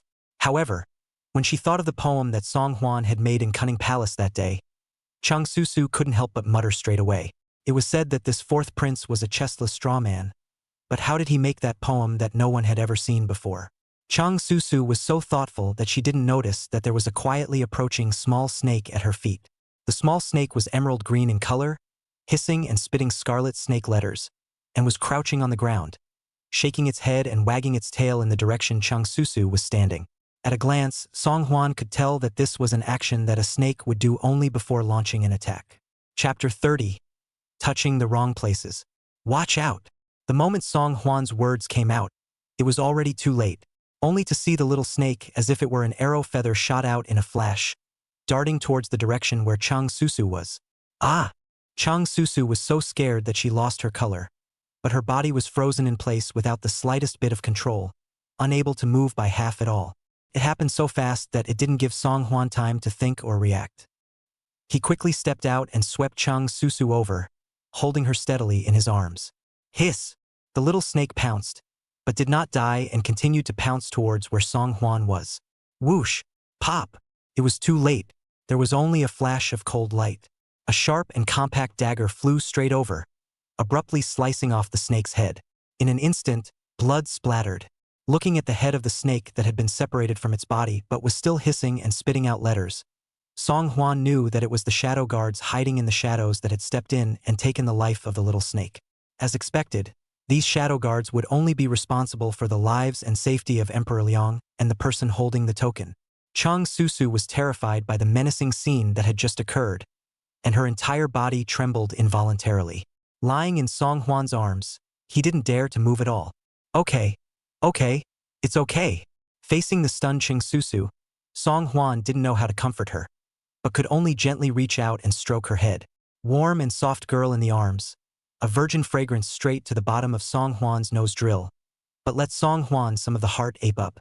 On weekdays mileage, Sue always wore wide skirts, and it was impossible to see that her figure, hidden under a wide robe, was so exquisite, soft and bouncy in your arms, simply skinny where it should be and fleshy where it should be. For words in a nutshell, it's perfect. With such a hug, Song Hwan was actually a little reluctant to let go of his hand. Is it dead? Cheng Susu was so terrified that she didn't dare to turn around at all, and could only bury her head in Song Hwan's chest and ask in a jarred voice. I had thought that this sketchy fourth prince would leave himself behind and run a step ahead. I didn't expect to see this rather responsible side of him. The sound of Song Hwan's powerful thumping heartbeat came from his ears, and Cheng Susu's cheeks unexpectedly reddened silently as well. With a beautiful woman in her arms, there was naturally no reason to let go of her easily. Song Hwan cleared his throat. Not yet. It's still moving. Ah! Cheng Susu sucked in a breath of cool air, and couldn't help but burrow a few more times into Song Hwan's arms. She moved so much that she accidentally touched something she shouldn't have. Cheng Susu couldn't wait to find a crack in the ground in shame on the spot. Cough. A few faint coughs sounded in the distance. It turned out to be Cheng Sun, who had sent Lu Delin away and heard that Song Hwan was in the garden. So he walked over with faith. Seeing the fourth prince actually hugging his daughter like no one else, he was so angry that Cheng Sun almost spat out blood. But the other party is, after all, a noble prince. Cheng Sun dared to be angry, but only coughed twice and sidestepped a little. Noticing Cheng Sun's appearance, Song Hwan hurriedly withdrew his salty hand. Father-in-law, you've been busy. With that, Song Hwan reached out and pointed at the small green snake that had drained its blood by the grass. It's time to drive away the snakes in the father-in-law's residence, or else they'll be scurrying around. How dangerous! It was only when Song Hwan pointed this way that Cheng Sun realized that his daughter had just been saved by the fourth prince. Only saved in a way that was slightly more extreme. Cheng Susu bravely looked back and saw that the culprit little snake blood is almost drained. then remembered that only then he had been burying his head in the arms of Song Huan. Shameless! Cheng Susu rolled her eyes fiercely and let out a petulant grunt in anger. Strange. This time, although he was cheated by that fourth prince, how come he doesn't seem to be so angry? Chang Sun was very embarrassed and made a please gesture to Song Huan. Your Highness, please come with me to the study to talk. The two of them went to the study one after the other. Song Huan just sat his butt down and couldn't wait to open his mouth to Chang Sun and asked, Father-in-law, chatting with Lu Delin so quickly? I'm afraid I've hit a wall. This? Chang Sun was shocked. How did your Highness know? Song Huan grinned. What father said this morning was to thoroughly investigate the accounts of the Ministry of Revenue for the past 10 years. Lu Delin left in less than half an hour. 80% is another 7 looking for 8 looking for what to avoid the excuse. Shirk just. Chang Sun was secretly shocked. What the fourth prince said was simply not bad at all. Lu Delin excuse that the 10 years of accounts have long been presented as a number. Want to find the details again? It is not overnight easy. It is necessary to turn over the old information from each state capital, check it one by one, and then report it to the top. So much so that it would not be possible to finish the investigation without a few months. Chang Sun knew in his heart that this was just an excuse for Lu Delin to excuse himself. But the process was just that. Even if Chang Sun questioned it, there was nothing that could be done about it. Just as Chang Sun was secretly surprised, Song Huan continued to pursue. And 2 days ago, Father commanded Lord Father-in-law to pursue the collection of merchant taxes and add the honorary imperial merchant. But there's no progress, is there? Chang Sun's right hand holding the teacup was nearly unsteady, almost spilling all the hot tea. This? Your Highness knows all about this? Song Huan laughed. The Ministry of Revenue has long been colluding with the merchants. A nest of snakes and rats. They've been conspiring for a long time to mope around and do nothing about the rest. So it's never easy to break through in either direction right now. When this matter was mentioned, Chang Sun was also extremely distressed. Not bad, although these are things that are well known, but the Ministry of Households from the inside to the outside has long been rotten. Even if I intend to conduct a thorough investigation, it will take months just to wait for these processes. After a short conversation, Song Huan had already discovered Chang Sun's greatest characteristic. Although acting upright and upright with a straight face is his strength as a human being, but at the same time, it is also his weakness as a prime minister. As the prime minister of a country, he is supposed to make a thunderbolt a thunderbolt. The crowd was naturally convinced by the harshness of the means. But Chang Sun stubbornly believe in the so-called process. According to this development, the whole court is afraid to be biased in favor of the master. I don't know if it has ever occurred to my father-in-law that sometimes if you think differently and handle things backwards, it can work wonders. Chang Sun was a bit puzzled. Handle it backwards? Exactly. Song Huan nodded. The details of the taxes paid by merchants, that's not just the Ministry of Revenue. Why don't we skip the Ministry of Accounts and ask the merchants directly? If the merchants dare to shirk and hide again, then they will be heavily penalized. Under heavy punishment, let's see which merchant still dares to collude privately with the Ministry of Households and hide it from the public. And after experiencing this, the merchants will naturally scramble to pay the back taxes when they see Lord Father-in-law's thunderbolt. Isn't that like killing 2 birds with 1 stone? Chapter 31. Listening to others and eating well. Chang Sun's pupils exploded. To be honest, after talking to Lu Delin today, Chang Sun did recognize a fact. That's when the Ministry of the Interior comes up with a delaying attitude, making it clear that it's not willing to cooperate properly. And Chang Sun had made up his mind to investigate this matter rigorously and thoroughly. Even with the Imperial Masters Party completely torn face, even if from now on this Prime Minister's seat will not sit securely, the issue of back taxes for commercial tenants must also not be delayed any further. However, he didn't expect Song Huan to open Chang Sun's mind in a few words. It would be futile to tangle with the household ministry. It would be better to just bypass the household department and find the merchant. Chang Sun's eyes lit up, changing from the disheveled look he had after the exchange with Lu Delin just now. Is this His Majesty's wish? I have been taught. I'll order it down and send people to immediately check from all the major merchants in the capital and make sure to find out where all the tax money is flowing. Song Huan's head was full of black lines. Chang Sun is going in the right direction with this one, but, again, not quite right. Since the merchants have the Ministry of the Household behind them, they are bound to muddle through their errands in the face of general inquiries from petty officials. When the time comes, the father-in-law's deterrent effect has not worked, and he has lost face by these merchants, instead of having a sense of frustration. Since we're going to make an example out of him, let's invite the father-in-law to appear in person, and the bigger the battle, the better. Lord Father-in-law, as the Prime Minister, has personally stepped in, so surely he can't be looking for any peddlers. Who is the biggest grain merchant in the capital today, and who is the owner of the biggest tavern, and father-in-law himself will go and see how it is. Whoever doesn't cooperate, just do it. No nonsense at all. Song Hwan's words are sprawling and light, but the killing intent in his eyes appeared at first glance inadvertently. Although it was also just a flash, it was still keenly captured by Cheng Susu. No, it's not the emperor's intention. This was the advice that the fourth prince had given himself, and the suggestion was far superior to his own idea. Cheng Susu quietly shot a glance at Song Hwan, countless question marks popping up in his head. Successive this period of time, the performance of the fourth prince is really very different from the previous Wow. Master, the newly promoted minister of the Ministry of Justice, Lord Wang Jiuan, has come to pay his respects on purpose and is waiting right outside the door. The butler's voice rang through the door. Cheng Susu frowned slightly. No, see. Let this Lord Wang go back, and in the future, if it's not a matter of political affairs, don't even come back. Song Hwan almost lost his jaw at Cheng Susu's set of maneuvers. Wait. Why is the father-in-law missing? Cheng Susu, with a slate, said. His Majesty is most fed up with officials forming parties and camping for personal gain, and I am also deeply disgusted by this kind of flattering behavior. If this kind of trend prevails in the officialdom, and all those who tend to favor others can get to the top, then won't it disturb the order of the officialdom? Song Hwan silently wiped the beads of sweat from his forehead. Although I had long heard of the Prime Minister's integrity and stereotypical behavior, but to a certain extent, integrity and stereotyping can be a bit unsympathetic. It's good for people in high places to be disciplined, but being too cold will only turn you into a loner. Song Hwan said kindly, It's good that your father-in-law can think this way, but since you are the Prime Minister of Daliang, the head of the group of ministers, if you put up a show of rejecting people every day, you will inevitably give others a chance to take advantage of it.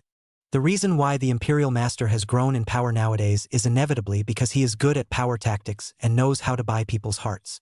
Father-in-law doesn't have to be as long-sleeved as he is, but basic communication, it still doesn't hurt. After saying that, Song Hwan took the initiative to stand up. This king won't bother your father-in-law much. If your father-in-law isn't busy, you should talk to this new Squire Wang. As the saying goes, listen to people and eat. Whether or not he could fulfill the task that Emperor Liang had given him depended on whether or not the Prime Minister would listen to his advice this time. After sending Song Hwan away, Cheng Susu pondered carefully for a moment, but still called the housekeeper back. Has that Lord Wang left just now? Back to your lordship, not yet. Bring him in. Yes. After leaving the Prime Minister's residence, Song Hwan did not get on the carriage back to the palace, but planned to walk everywhere in the capital. In the past few days of idleness in the palace, Song Hwan ordered people to find out all the things that were worth money, and he wanted to count his family's wealth. The results don't count. They are a shock. All the silver bills and treasures in the palace added together, full of them, are only worth more than 1,000 taels of silver, and of that, only 300 or 400 taels could be realized. This 1,000 taels of silver was naturally considered a wealthy family when placed in the private sector. But for a royal prince, this mere 1,000 taels of silver could simply be described as poor. Song Hwan wanted to cry. It was true that being an unappreciated prince meant that his pockets were cleaner than his face. As the saying goes, money is a man's guts. Save more silver in the hand. Even if there is a need to pay for something in the future, it will not be shy. Song Hwan had intended to find some kind of business in the capital to invest in, but after strolling around for a short while, he noticed that something was not quite right. Why did it always feel as if there was someone behind them, following them like a shadow all the time? Could it be the shadow guard? That's not right either. Shadow guards come and go without a trace. Even those practicing martial arts cannot easily detect them. And how could they allow themselves to perceive their presence so easily? Song Hwan was suspicious in his mind and finally blocked the person who had been trailing him in a remote corner alley. Lu Qing. Seeing that it was actually Lu Qing, the big fat kid who had been secretly following him, Song Hwan was a bit surprised. What are you doing following the king? Lu Qing was caught by Song Huan and had a somewhat embarrassed expression on his face. Your Highness, when you came out of the Prime Minister's residence, I have been following you since. I actually have something to ask of you, but then again, I think the matter. It's just a little hard to say. There was no need for Lu Qing to say more. It was not hard to tell just by this stuttering attitude of his. Song Huan narrowed his eyes and sized up the other party, seeing a fine layer of sweat beads seeping out from Lu Qing's forehead, looking like he had hesitated for a long time and did not look like he was lying. Tell me, what is it you have to ask of the king? Lu Qing looked like he had made up his mind. That, Your Highness, I am now completely at your service and doing my best for you. If you tell me to go east, I will never go west. For your sake, I am willing to sacrifice my liver and brain and go through fire and water. Song Huan said impatiently, Get to the point. Lu Qing swallowed and carefully looked at Song Huan's face. Your Highness, didn't you ask me to go back the other day to persuade my father to keep his distance from the imperial master? May I ask Your Highness, if you can guide me in a little more detail? Chapter 32. Please save my father. It turned out that just after Lu Delin had left the Prime Minister's residence and returned to his own home, he had hoofed it to Lu Qing. You kid, come out. The sun was up and Lu Qing was originally huffing and puffing and sleeping. Seeing the serious look on Pop's face, he sat up with a jolt of fear. It couldn't be that he had recently appeared often in Huixianya Pavilion and was discovered by some good person who secretly told Dad. Lu Qing was so vain that he shrunk his head and came to the study with Lu Delin. Father, what do you want from your son? Lu Delin grimaced, glancing from side to side at Lu Qing's overstressed little fat face. On your knees. Lu Qing's knees went weak and he immediately slid to his knees in response. Dad, my son knows he's wrong. You mustn't be angry. My son will never dare again. I don't know exactly what happened yet, but there's always nothing wrong with voluntarily admitting fault first. Seeing his son's appearance of being a thief, Lu Delin was furious. Although he is not considered to be a man of great wisdom, but at least he is also a minister of the Ministry of Households. With only one only son at his knee, how come he still looks like this mess every day? What have you been doing out there behind my back again? Lu Qing was shocked in his heart. Isn't it about Huixien Accord? Father, then you called your son here too? Lu Delin snorted coldly. The other day you suddenly told me about it, what to help or not to help the imperial master to work, what the movement of the court is going to change. What exactly does that mean? Originally, Lu Delin did not put these words of Lu Qing in his eyes. This kid loafs around every day, doesn't do a bit of work, and never asks questions. Who knows what kind of wind? He suddenly jerked up and said these words with no end in sight. Lu Qing sighed in relief, so it was about this matter. That? Father, son is not concerned about you. Want to help you more. Seeing that, Lu Qing immediately resumed his usual playful look, but Lu Delin still had a cold expression on his face. Fart. Have you ever cared about your old man's business once in all your life? That day you just finished talking before you left at this morning's court, the emperor lost his temper and wanted to thoroughly investigate the breakdown of the taxes collected by the Ministry of Revenue over the years. The Prime Minister is even more vocal about pursuing the matter to the end. Tell me, what on earth did you hear out there that you suddenly said those things? Lu Qing's heart thumped. You really let that fourth prince get it right? Originally, the words of that day, Lu Qing himself did not go to the heart, but was just passing on. But never in my wildest dreams did I think that he would get it all right. Lu Qing's heart was a little hairy, but he couldn't give Song Huan away.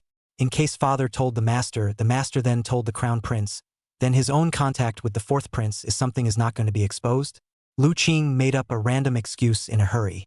It was the day that my son went to the Xiangui temple to pray for blessings and begged the senior monk to tell your fortune. The senior monk said that you would have some bad luck in officialdom lately and might suffer some setbacks. That's why my son said what he said that day. Lu Delin's expression faltered a bit. Is that true? Lu Qing immediately patted his chest. 1,000 times true. Father, you have only one only son. If my son doesn't care for you, who else will? The subtext is as if to say, I am the only son you have. Is it not a bit inappropriate to withhold your son's pocket money every day? Seeing Lu Qing speak with a sincere face, Lu Delin's expression finally loosened a bit. Then did the senior monk tell you how these setbacks in officialdom should be resolved? Lu Qing once again had his heart in his throat. This high priest hasn't really told his son. Lu Delin was a bit anxious. Tell me which high monk it is, and I'll go now to have the high monk tell my fortune again. This senior monk is really good at counting, and he's right on the money. Although today barely to the prime minister to fool to cope with a pass, but see the prime minister that stubborn attitude. There is not trace the end of the will not stop the momentum. Lu Delin wanted to go to seek an audience with the imperial master, but at such a juncture the imperial master, in order to avoid suspicion, naturally also closed the door. This instantly made Lu Delin lose his backbone. This can be delayed for a while but not for a lifetime. If we don't find a perfect solution before it's too late, we'll be dead either way if we keep dragging this out. If this high priest of Sangakuji Temple was really so powerful, he must be able to calculate a perfect solution for himself as well, right? Hearing his father to personally go to this does not really exist, monks. Lu Qing completely panicked. No, no, no. Father, people's high priests tell fortunes based on whether or not there's a destiny, whether or not it's a good match. The fact that people are willing to tell their son's fortune, that's also because the son's heart is pious and has touched this master. Lu Delin nodded thoughtfully. This stupid son looks like he has no heart and only knows how to eat, drink, and enjoy himself every day. I can't see that you're still a bit filial. Lu Delin pondered for a moment, took out a pile of white flowery paper from the box on the bookcase, and handed it to Lu Qing. Go to the Sagittarius temple again to add more incense, and be sure to let the master see your sincerity.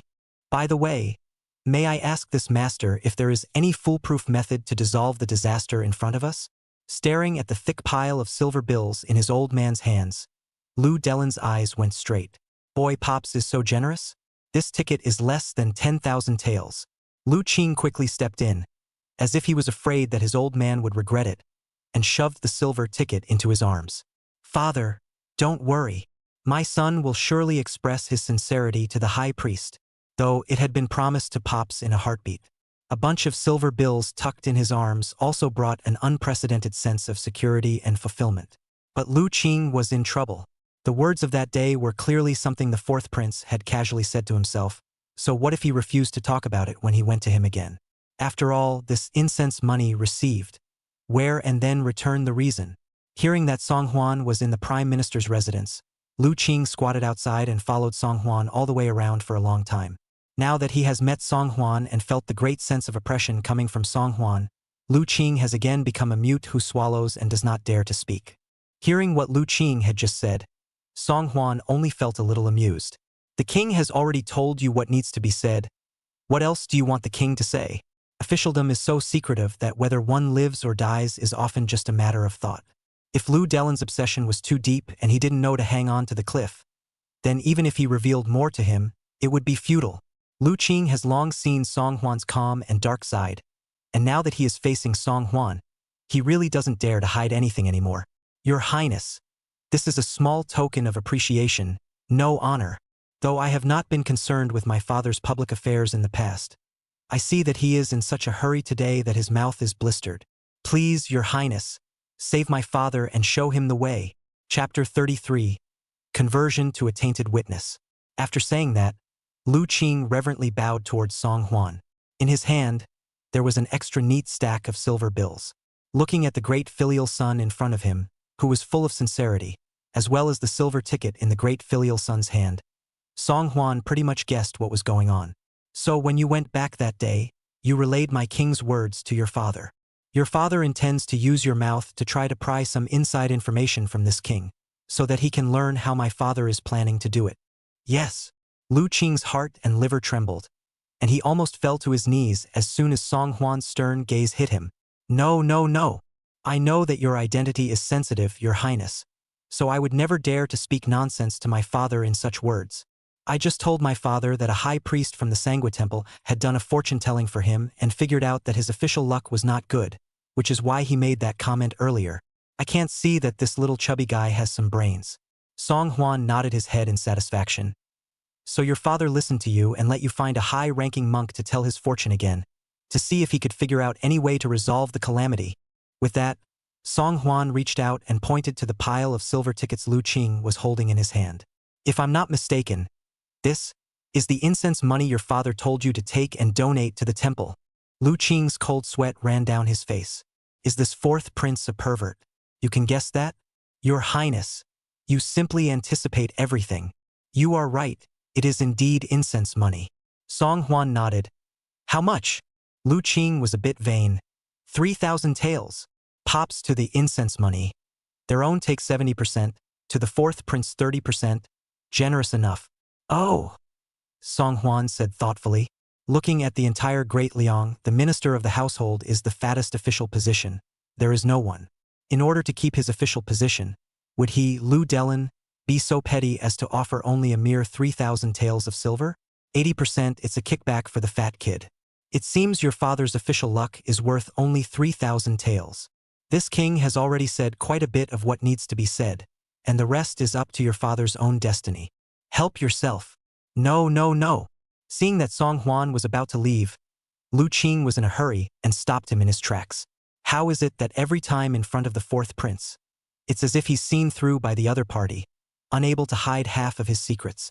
Although it was hard to get such a large amount of pocket money, Lu Qing was indeed happy from the bottom of his heart. But if Papa is left without an official position, or even punished by the emperor, it's still a matter of whether he can survive in the future, not to mention his pocket money. Lu Qing's heart trembled at the thought. How about this, Your Highness? As a sign of sincerity, I will add 2,000 taels more. 5,000 taels are all filial honor to you, you see? Song Huan still looked straight ahead with both eyes. This king really can't help. 7,000 taels. It's not about money. 10,000 taels. Lu Qing clenched his teeth and barely managed to hold these words from between his teeth. Father, father, for your sake. My son has no selfishness left at all. Song Huan sniffed, and only then did he turn his head to look at Lu Qing. The king said it's not a matter of money or not.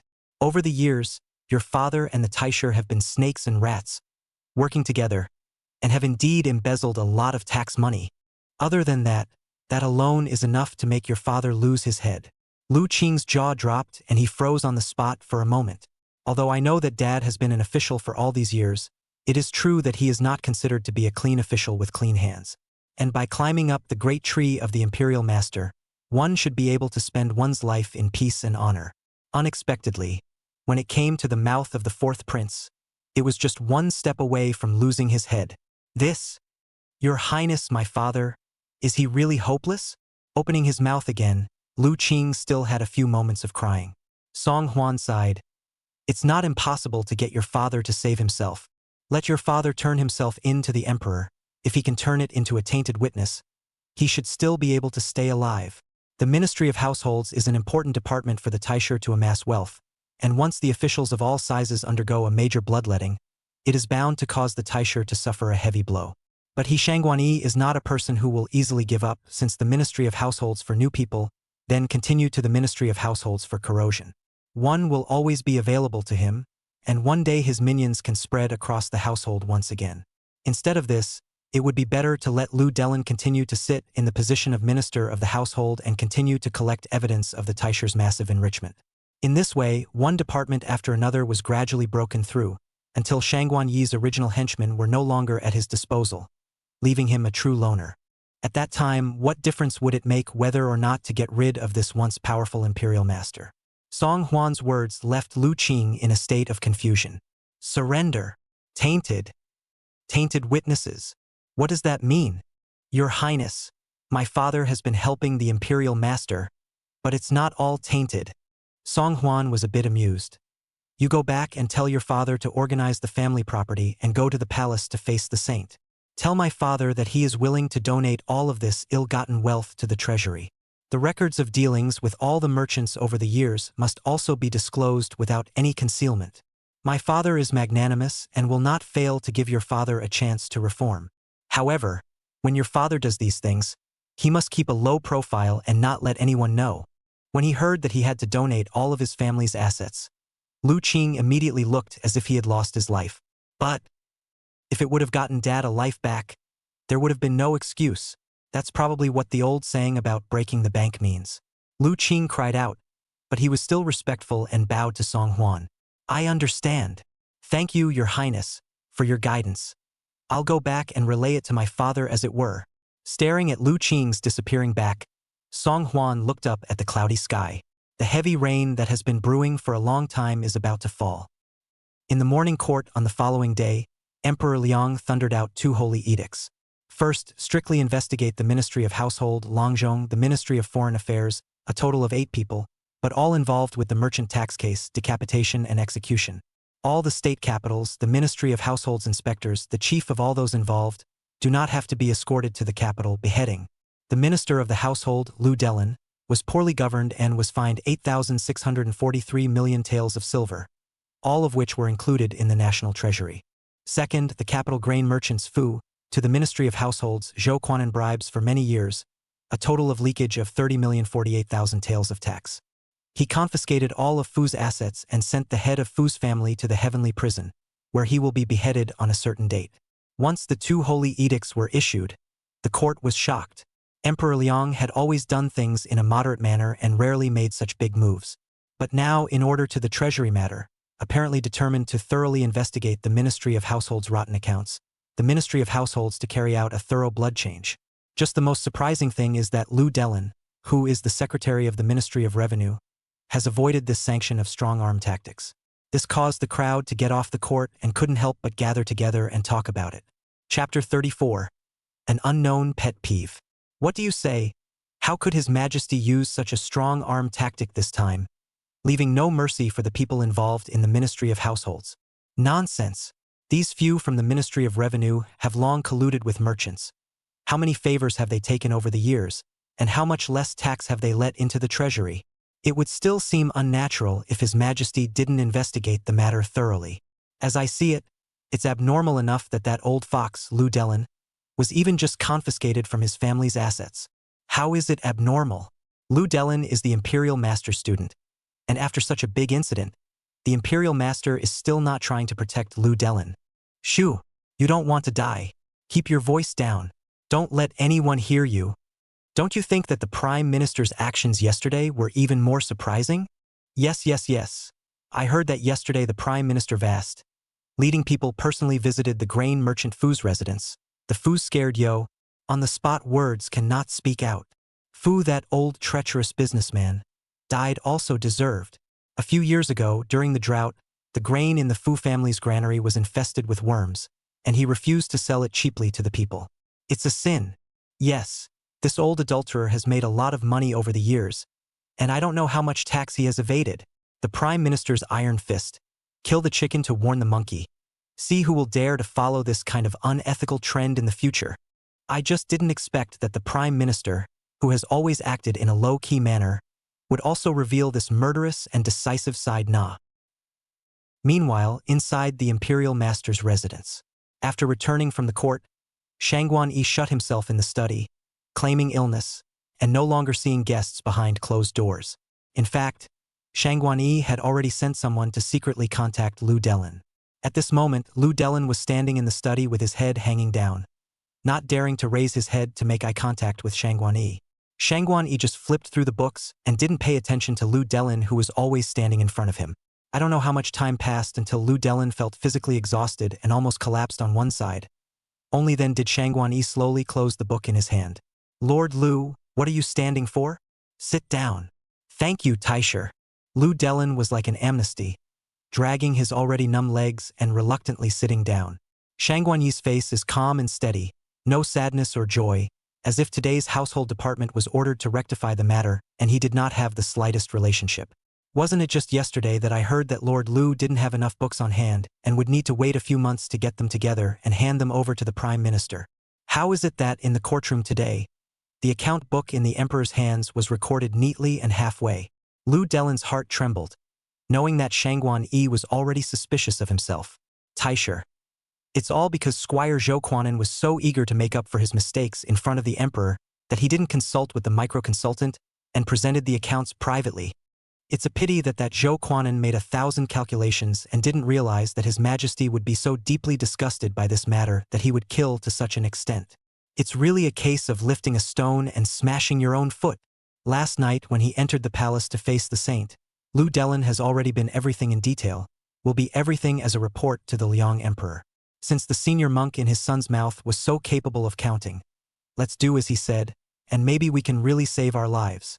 As expected, although Emperor Liang was enraged, he listened to Lu Delin's advice and asked him to continue to secretly collect evidence of the Taisher's money raiding. At the same time, he also told Lu Delin that if the imperial master was accountable afterward, he would put all the blame on the head of Squire Zhou Quanan. A dead man is naturally best suited to take the fall. In the face of Lu Delin's words, Shangguan Yi obviously reported a skeptical attitude. Oh, although Zhou Quanan has served in the Ministry of Households for many years like you, he is considered your subordinate after all. How is it that when something happened to him, you were only fined the family fortune and not shaken in the slightest? Lu Delin pressed down his thumping heart and calmly said, "The humble minister was promoted by you, and naturally knows the reasoning of doing things without leaving traces." Although Zhou Quanan presented the account book, the ones that were related to the micromanager were those that had long ago been completely erased by the micromanager. Even if the emperor is suspicious in his heart, but there is no evidence, he only punished the microcosmic minister with a charge of mismanagement. Besides, micro-minister labor this most half of his life to save the family property is not a small sum of money. Mentioning the confiscated tens of millions of two-family assets, Lu Delin's heartache is really not acting. That was the family fortune that he had saved with great difficulty after trembling and working hard for most of his life. It had to all be donated to the treasury for the sake of clarity. This too is kind of a bust. It's meaty, but it's better than being beheaded by the emperor. Shangguan Yi squinted at Lu Delin and saw that his face was full of pain. Not like he was faking it. That's just it. Keep a low profile for the last while and don't need to come to old man's deliberations often. The emperor has ordered a purge this time, and I'm afraid it's going to last for a while. Let's wait until we're past this. Then we'll think long and hard about it. Hearing Shangguan Yi say this, Lu Delin finally put his heart down. It seemed that the imperial master had believed his own words and did not intend to delve into the matter with himself any further. Yes, my humble servant understands. My humble servant's 1,000 gold is scattered, but also counts on the Taisher Lord to continue to be more supportive in the future. Shangguan Yi's face was expressionless, only slightly raising her chin at him. After Lu Delin left, the butler Zhang Lin quickly appeared in the study. "My lord," still sending Lu Delin out the back door. Shangguan Yi thoughtfully, "Send someone to keep an eye on him, and report any movement to Lao Fu immediately." Zhang Lin nodded. "Are you suspicious of Lord Lu?" The matter was closed too quickly to be prevented. Shangguan Yi's gaze was deep, and he played with the jade trigger in his hand with amusement. The emperor has been turning a blind eye to the accounts of the Ministry of Revenue for many years, but this time he suddenly investigated thoroughly to the end. Zhang Lin, why do you think the emperor suddenly moved to thoroughly investigate the Ministry of Revenue? Zhang Lin tilted his head and contemplated for a moment. "I remember that you had no intention of mentioning that the fourth prince had once spoken nonsense in the courtroom about letting merchants exchange money for imperial merchants. If it wasn't for the fourth prince's intention to bring up the issue of the merchants' taxes, the emperor would not have taken this matter seriously, I'm afraid. Do you think that it could be the fourth prince secretly offering advice?" Hearing Zhang Lin's words, Shangguan Yi actually couldn't help but laugh lightly. Zhang Lin, Zhang Lin, a straw man like the fourth prince will not be cared for. According to old me, I'm afraid it's not the second and third emperors who are going to make a move. Zhang Lin's eyes lit up. Indeed, with the great general's return from this meritorious endeavor, the backing behind the second prince has hardened a bit more. It stands to reason that he will take advantage of this momentum to turn on you. If that's true, what do you plan to do about it?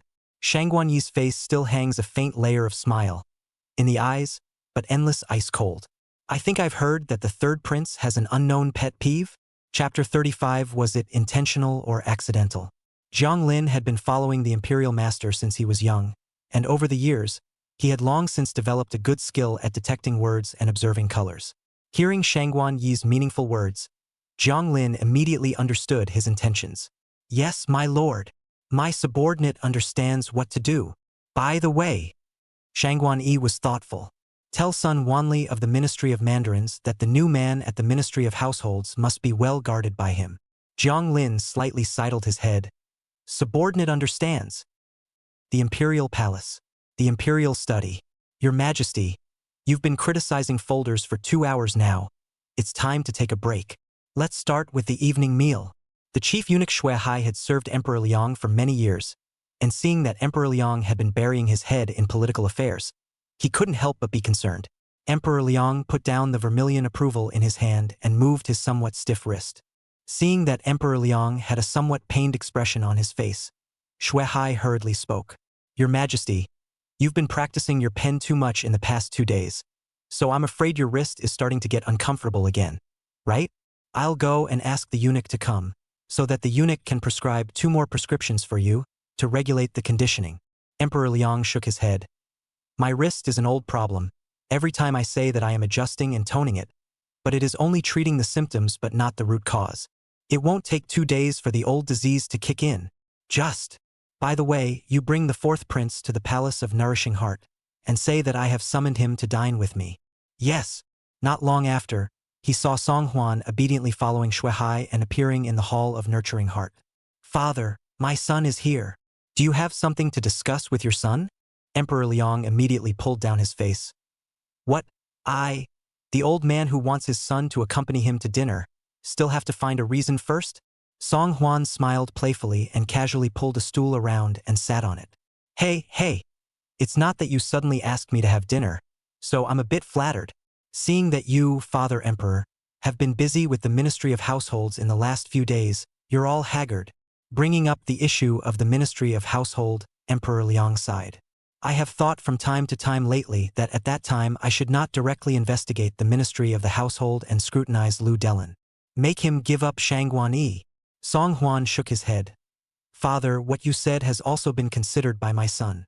But an old fox like Shangguan Yi, the reason why he was able to reign for many years in the imperial court, must have done things without leaving any evidence. At that time, even if you purge the Ministry of the Household and severely torture a group of officials from the Ministry of the Household, you will not be able to obtain any substantial evidence. This still doesn't improve the problem of the treasury. Even more, it will startle the snakes and lead to an even greater inability to find Shangguan Yi's guilt down the road. Now, you have both gotten a large sum of stolen money and taken in Lu Delin, your beloved, as an eyesore. With him silently collecting clues for you, are you still worried that you won't be able to catch Shangguan Yi in the future? If you want to be an emperor for the ages and a wise ruler that your subjects praise, naturally you can't just tie up and kill Shangguan Yi, one of the 3 founding dukes, without a shred of evidence. Being comforted by Song Huan's reasoned and convincing words, Emperor Liang's mood felt much lighter. How did I not realize before? This kid is so bright and clear-eyed, and his vision is even longer than his own. A child is a child. A child is a child. Wow, Emperor Liang pondered, and just as he copied his chopsticks, a stabbing pain immediately came from his right wrist. Hiss! Seeing Emperor Liang's face in pain, Song Huan hurriedly surrounded him with concern. Father, what is wrong with you? It's okay. Shui Hai, who was laying out the dishes for Emperor Liang, even hastily put down his chopsticks. Hurry! Somebody! Summon the imperial doctor. A fine bead of sweat oozed from Emperor Liang's forehead, and it did look like his wrist was hurting. Soon, dozens of doctors from the imperial hospital each carried their own medicine boxes, running all the way, rushing over in a panic. Your Majesty, I am late. Emperor Liang looked up and felt somewhat helpless. I'm just having an old wrist disease. Do I need to send out the entire imperial hospital? Lu Santong, the court minister of the imperial hospital, was a skinny old man close to the age of a man in his prime, and at the moment, his face was full of fawning, nodding his head towards Emperor Liang. Your Majesty is the king of a country, the foundation of our state in De Liang. Your 1,000 gold dragon body, that is, dozens more imperial physicians come to diagnose and treat you, it is also appropriate. Saying that, Lu Santong brought 2 eunuchs with him, one on the left and one on the right, and surrounded Emperor Liang's wrists to scrutinize them.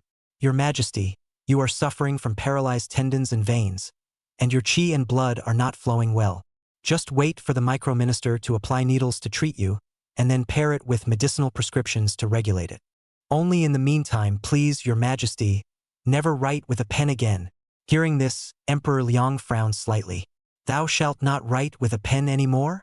How long will it take to cure this? Being glared at by Emperor Liang's stern gaze, the 2 eunuchs immediately oozed a head of sweat. Back to His Majesty's words. This is the old disease has not yet healed, and these days and overuse your hands, so the injury is even more vicious than before. The micro-minister estimates that it will take at least 3 months for this disease to be completely eradicated. Emperor Liang's expression was somewhat serious. Do you mean that I shall not be allowed to write with a pen again for 3 months? The two eunuchs lowered their heads to the ground, not daring to breathe a single breath. Lu Santong hurriedly compensated with a smile. Your Majesty, it's still your dragon body that matters. The humble servant will apply needles for you day after day, and within 3 months, I will make sure that your dragon's body will be restored to health. But, for the sake of your health considerations, it is only possible for you to rest for a period of time, and within these 3 months, you should not personally review the Zhengji for the time being. Nowadays, my great Liang is full of talented people. Your Majesty can also let His Highness the Crown Prince temporarily approve the Zhengji on your behalf. Hearing this, Emperor Liang's face instantly changed. Now who does not know, the Crown Prince secretly in the cabinet frequented, have overstepped the suspicion of peeping at the Zhangzhang, has been the Emperor of Liang grounded for 5 days. But at such a juncture, Lu Santong even moved the Crown Prince out. He also used Emperor Liang's health as an excuse to have the Crown Prince to correct his sonnets for Emperor Liang. Was this intentional or accidental? This imperial doctor, you're exaggerating too much. It's fine to administer needles for my father, but not letting my father use his hands for 3 months. Isn't that a joke? Right at the important juncture where the atmosphere was extremely tense, only Song Huan could be heard grinning greatly and heartlessly opening his mouth towards Lu Santong. Song Huan was a big user of his hands in his previous life, and as soon as he looked at the location of Emperor Liang's wrist pain, he knew that he definitely had tendinitis. It's a very common disease to put on these days, and is usually cured with a shot of closure. If it's as serious as Emperor Liang's was, maybe a little surgery is in order. Although the medical conditions in ancient times were not advanced enough, the theories of Chinese medicine were profound. It is also able to heal gradually if acupuncture treatment is administered. Only it would be relatively longer. Seeing Song Huan's look of certainty, Emperor Liang laughed in his heart. This kid, he must have come up with some solution again. Say it. How does it work out? Chapter 36 Betting with the Imperial Hospital. Song Huan smiled. Hee hee. Father is so wise and powerful. Surely nothing can escape your eyes. My son does have a way to allow you to proceed with your pen to approve the Zhengji, while the eunuchs apply needles to cure you. Guaranteed to have an immediate effect and make your wrists less painful in no time. This. Hearing Song Huan's words, the two eunuchs simultaneously glanced at each other in silent agreement. Even Lu Santong, who is the leader of a group of imperial physicians, can do nothing about the old disease on Emperor Liang's wrist and can only choose to take his time to diagnose and treat it. It was even more unlikely that he would pat himself on the back and assure Emperor Liang that the pain in this wrist could be alleviated immediately. How dare a straw prince who can't even read all the big words speak such words? It's almost like you're going to laugh your teeth off. When Lu Santong heard this, he even failed to hold back the sneer that filled his face and glanced at Song Huan twice with great impatience. Your Highness the Fourth Prince, as the saying goes, a walk in the park is like a mountain. As a prince, you study poetry and books diligently day in and day out. But I'm afraid you don't know much about the art of healing, do you? There are specialties in the arts, and as a royal son, you'd better read poetry and books first. I won't trouble you with His Majesty's injuries.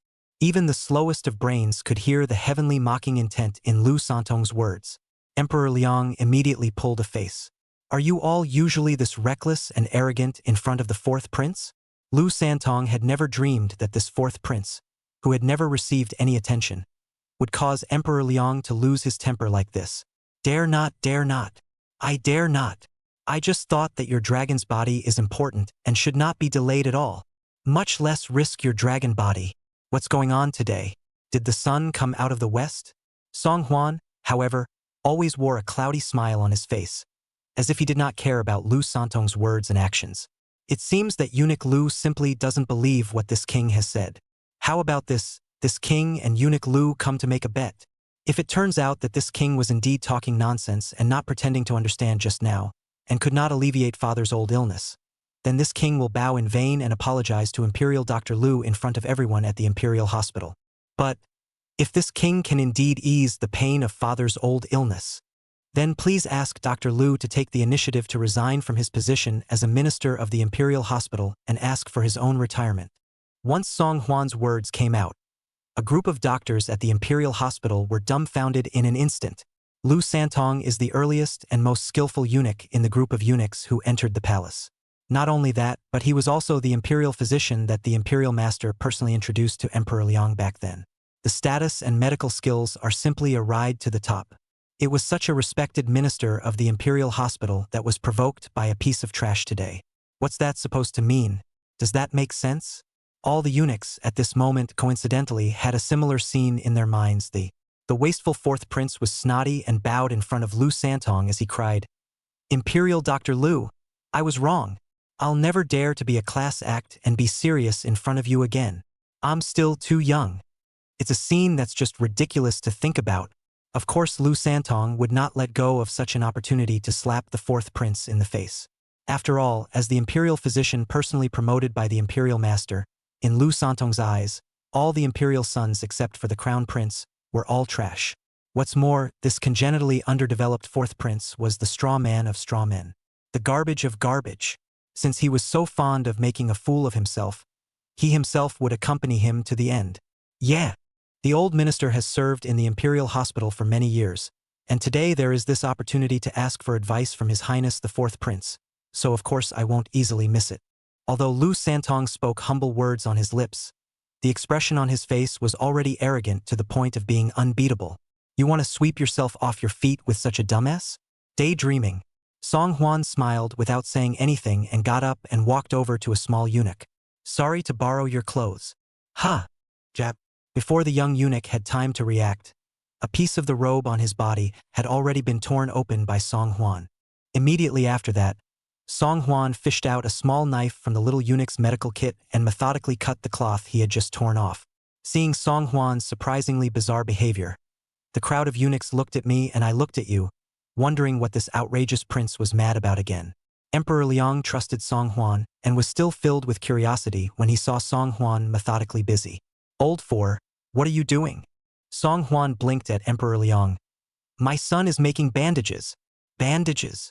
Lu Santong thought that Song Huan was going to fix some kind of job, and once he heard that Song Huan was actually making bandages, he immediately didn't hold back his laughter. "Ha ha ha ha ha ha ha. Your Highness the fourth prince. The old minister is not this person who likes to be catty with young people and likes to make things difficult for them.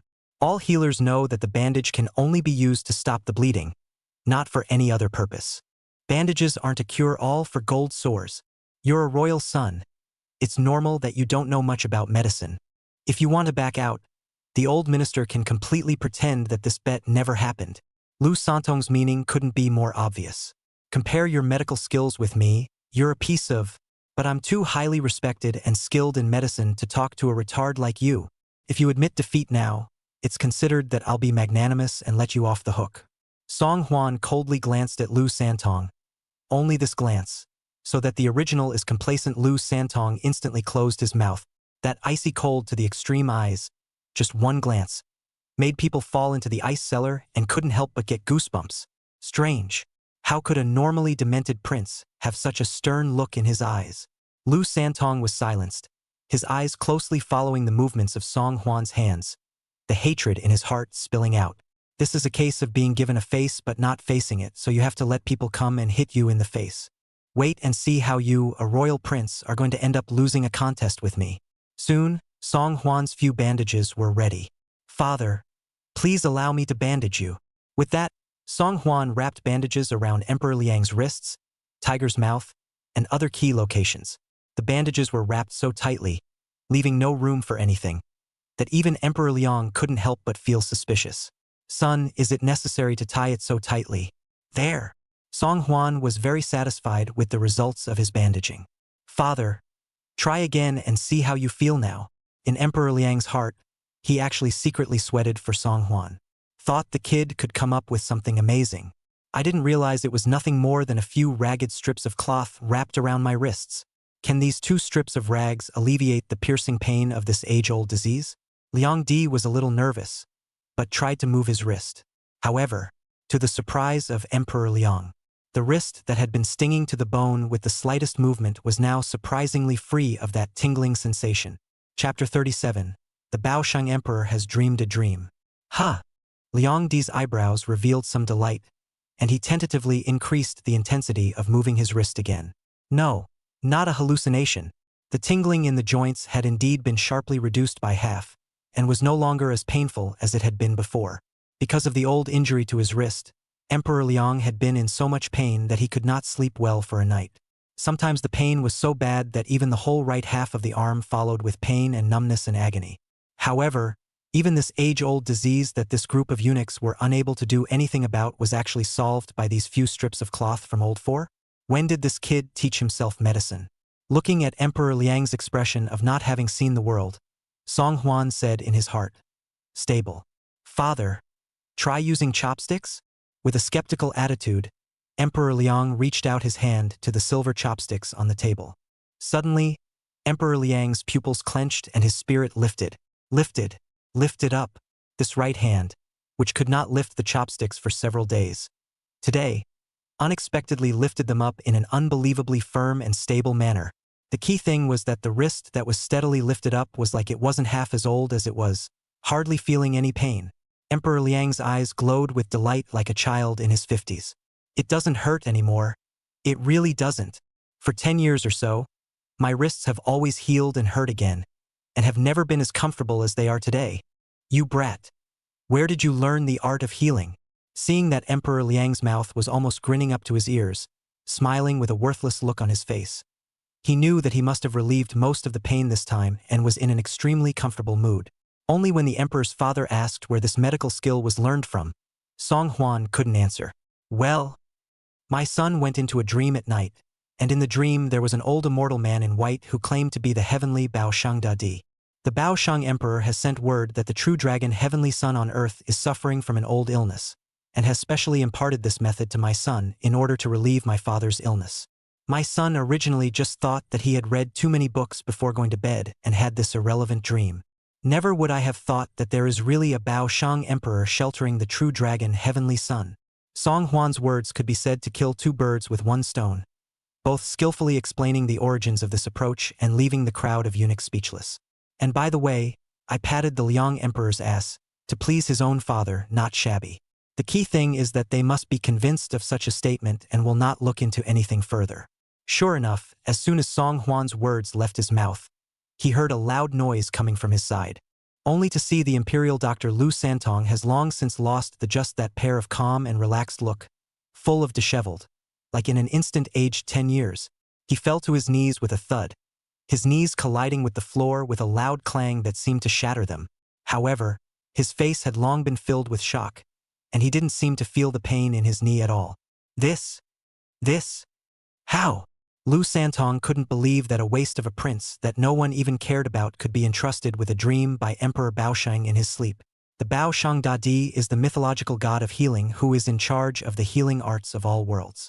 Lu Santong has been studying the art of medicine since he was a young boy, and has been reading medical books for dozens of years, but how come he has never been personally instructed by the Baoshang Emperor? Of course, this is not the most critical. The most crucial thing was that he had just impulsively made a bet with the fourth prince. Now that he has lost the bet, does he really have to sue for old age and ask for his own departure? In that case, how could he himself report for the imperial master from time to time in the future, and observe the situation of Emperor Liang and the group of imperial sons for the imperial master? Thinking about the methods of the imperial master, cold sweat quickly flowed down the side of Lu Santong's face. While he was shivering on the ground, Lu Santong suddenly felt a layer of black shadows enveloping his eyes. When he raised his head, he only saw Song Huan towering over him, surveying himself with an amused expression. Practicing medicine and healing, this king may indeed be inferior to you, but no matter how superb the medical skill, without a humble heart, it is futile.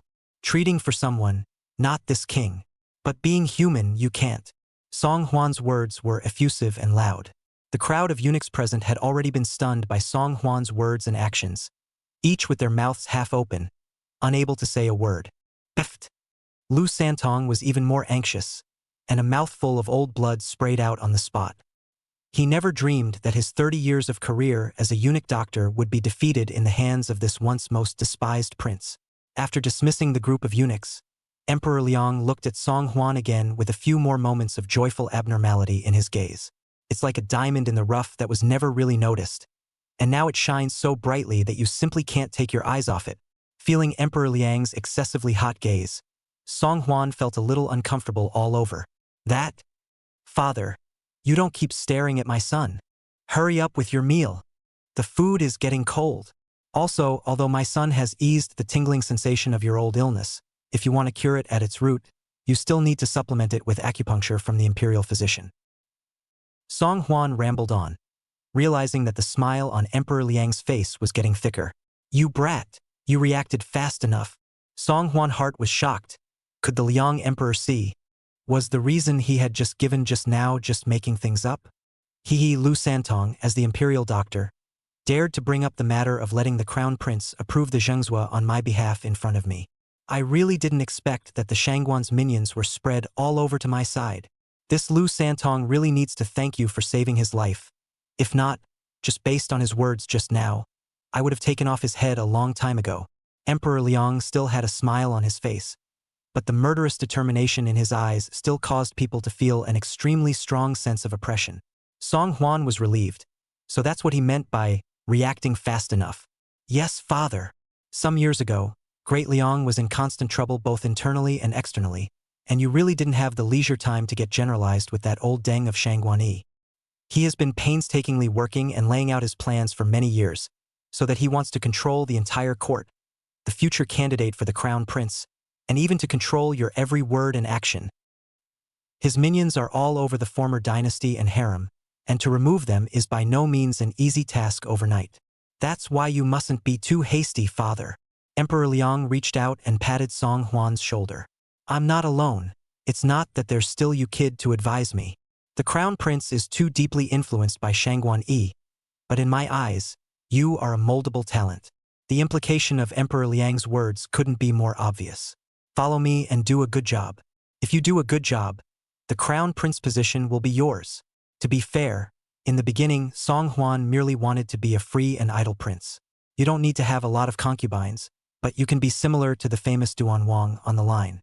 Do prince what good, everyday fear, moving to be worried about which will be a rebellious son of a tiger eyeing, waiting for the opportunity to make trouble. Song Huan wasn't really that interested. However, by now, after being accustomed to seeing the cynical faces of courtiers and even lackeys, Song Huan had finally determined what was in his heart. He wants no one else in the world to dare to despise. He wants no one else in the world to dare to press down on his head. Since he was born in the imperial family, it's either you die or I live on this road to take over the throne. So why can't the one who survives in the end be himself? Chapter 38 Empress Shangguan's acting skills. Right? It was as if Emperor Liang had suddenly thought of something important.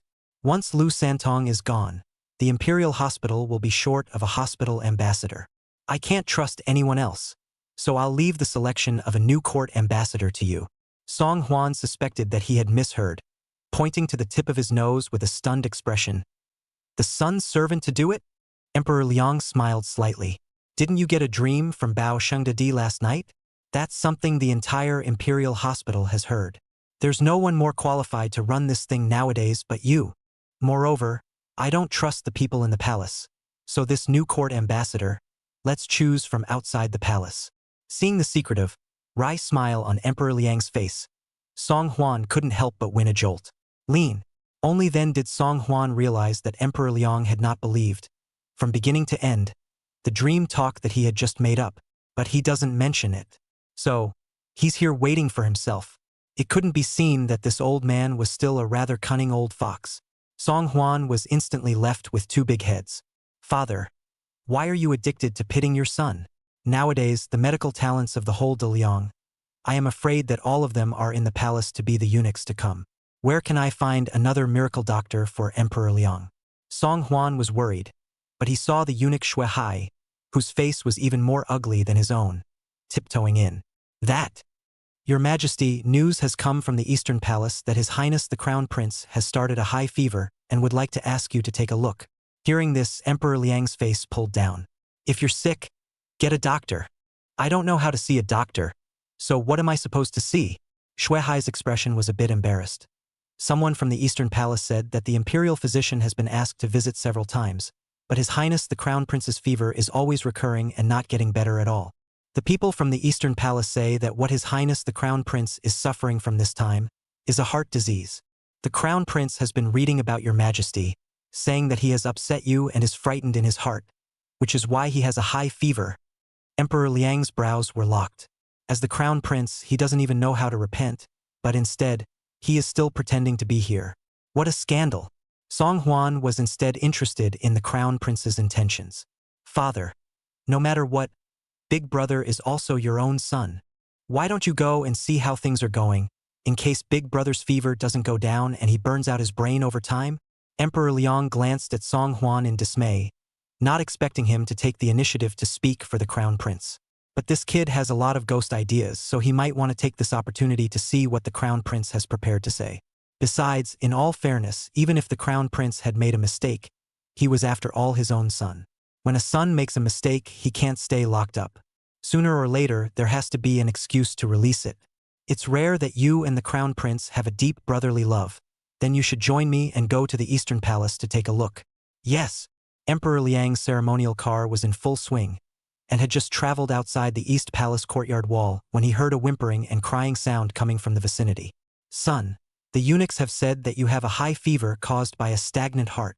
Mother knows that you are so sad and upset because your filial piety has been misunderstood by your father. Listen to your mother's words and drink the medicine obediently. Your father will definitely understand you and clear up the misunderstanding with you. The crowd continued on, and only then did they see Empress Shangguan, who had collapsed in tears and hissed outside the Eastern Palace gates. During the period of Song Yu and Song Da's confinement, no one was allowed to see the two without the permission of Emperor Liang. Even Empress Shangguan, who was the crown prince's birth mother, could only pounce outside the door of the Eastern Palace, shouting at Song Yu, who was locked up inside the Eastern Palace. Only that this scene, which should have been full of motherly love, was revealed to be slightly awkward under Empress Shangguan's poor acting skills. Seeing Emperor Liang appear outside the Eastern Palace gate, Empress Shangguan raised her head incredulously. Your Majesty, you have really come to see the crown prince. I know that you will definitely not blame the crown prince and will definitely be willing to listen to his explanation. Looking at Empress Shangguan's expression of feigned surprise, Song Huan's problem of being embarrassed on behalf of others was back. The eunuchs in the Eastern Palace were able to get the news out, mostly thanks to Empress Shangguan. Now, she is still performing in front of Emperor Liang, hoping to gain his sympathy. Let's just say that her acting was a little too deliberate as well. Emperor Liang frowned slightly, not looking the least bit impressed. What is the queen doing here when it's dark? Empress Shangguan didn't expect that Emperor Liang didn't have a little bit of softness in his heart. I'm really worried about the prince's safety, and I'm not at peace in the palace, so the only way I can feel some peace of mind is outside the gates of the Eastern Palace. Your Majesty, the crown prince, he's really wronged. This child has been a filial child since he was a child, and in front of you, that is also self-restrained and respectful, mute and honest, and has never behaved in any way that exceeded the rules. I appeared in the cabinet that day, and it was also because I was afraid that the eunuchs of the cabinet were not doing their job well and delayed your political affairs that I went forward to urge you to do so. You've got to believe that kid. Empress Shangguan urgently pleaded with Emperor Liang for mercy, but Emperor Liang always had a face as cold as ice. The night is cold and windy. The Empress should return to Kuan Ning Palace earlier. If you are truly a loving mother who is dedicated to the crown prince, then you should have counseled the crown prince more often on weekdays. Over the past year or so, whether the crown prince went to your palace to ask for peace or ran off privately to the cabinet, I'm afraid that only you as a mother knows best. Empress Shangguan's heart beat violently, and she couldn't care less about the Empress's majesty, so she immediately scrambled her hands and fell to her knees towards Emperor Liang. Your Majesty, it's really unjust. The crown prince knows that my concubine is in the habit of reciting sutras to pray for blessings, and is afraid of delaying my concubine's recitation of the sutras, which is why he took the time to come and greet this palace. All the lackeys up and down the Eastern Palace can testify. He's such a filial child. He would never do anything to disobey his majesty. You must believe the prince. Speaking here, Empress Shangguan had already burst into tears and sobbed uncontrollably. Seeing this, the few palace maids following behind her couldn't help but follow suit and wipe up their tears. Empress, you must be strong and cheer up. You haven't had a meal for 2 days, in case your body collapses. Won't His Highness the Crown Prince be even more saddened? Your Majesty's heart is clear and bright, and will definitely find out the truth and clear His Highness the Crown Prince's name. Looking at the scene of chaos in front of the East Palace Hall, Song Hwan secretly reached out and pinched his thighs, lest he fail to hold back a laugh. It really should show all those traffic and fresh meat what it means to be a real actor. Empress Shangguan can't even say that she didn't win a movie queen after this performance. Feeling that it was a bit inappropriate for him to keep standing dry, Song Hwan had to open his mouth and persuade, "Yes, Empress Mother, you shouldn't be too upset. People are doing what the heavens are doing. If it really wasn't Big Brother who did what he did, Father naturally wouldn't have descended on him." It was fine if Song Hwan didn't open his mouth, but as soon as he did, he attracted Empress Shangguan's ferocious face and glared fiercely over. "It's that damn old fool again. That time before, he was the one who came uninvited and won away the sword that should have belonged to the Crown Prince. Now that the Crown Prince is in trouble, he is still here to throw stones. Maybe all of this was instigated and driven by the dick who was actively picking fights." Chapter 39. Could it be Lao Si's intention? Although her heart was indignant, but realizing that Emperor Liang was still in front of her, Empress Shangguan could only lower her head for the time being, not daring to show her anger too much. Emperor Liang was already annoyed in his heart, and when he saw Empress Shangguan's death-seeking appearance, he could not help but feel more and more disgusted. "It seems that it's still thanks to having a sensible mother like you that the Crown Prince was able to do such a good deed. You go back first, it's windy outside the Eastern Palace, and you don't have to come back to stay at the entrance of the Eastern Palace in the future." Empress Shangguan busily raised her head, for big words written in her eyes. Unbelievable. She and Emperor Liang were husband and wife for more than 30 years, always respecting each other as guests. Is the world's people in the eyes of the model of love between husband and wife? For more than 30 years, Emperor Liang had never said a single heavy word to her. But now, Liang Di has not only punished the Crown Prince for being grounded, but even her face, Liang Di does not have the slightest regard for. And all of this must be thanks to that fourth prince. Empress Shangguan knelt on the cold stone slab, only feeling as if her heart was 3 feet of ice, several times cooler than this stone slab. Looking up at the back of Emperor Liang and his party as they left straight away, Empress Shangguan bit her lips even more tightly. 10 long fingernails were embedded in the flesh until they left a shocking trail of blood, and Empress Shangguan couldn't feel the slightest bit of pain. "Queen Mother, please get up. Get out."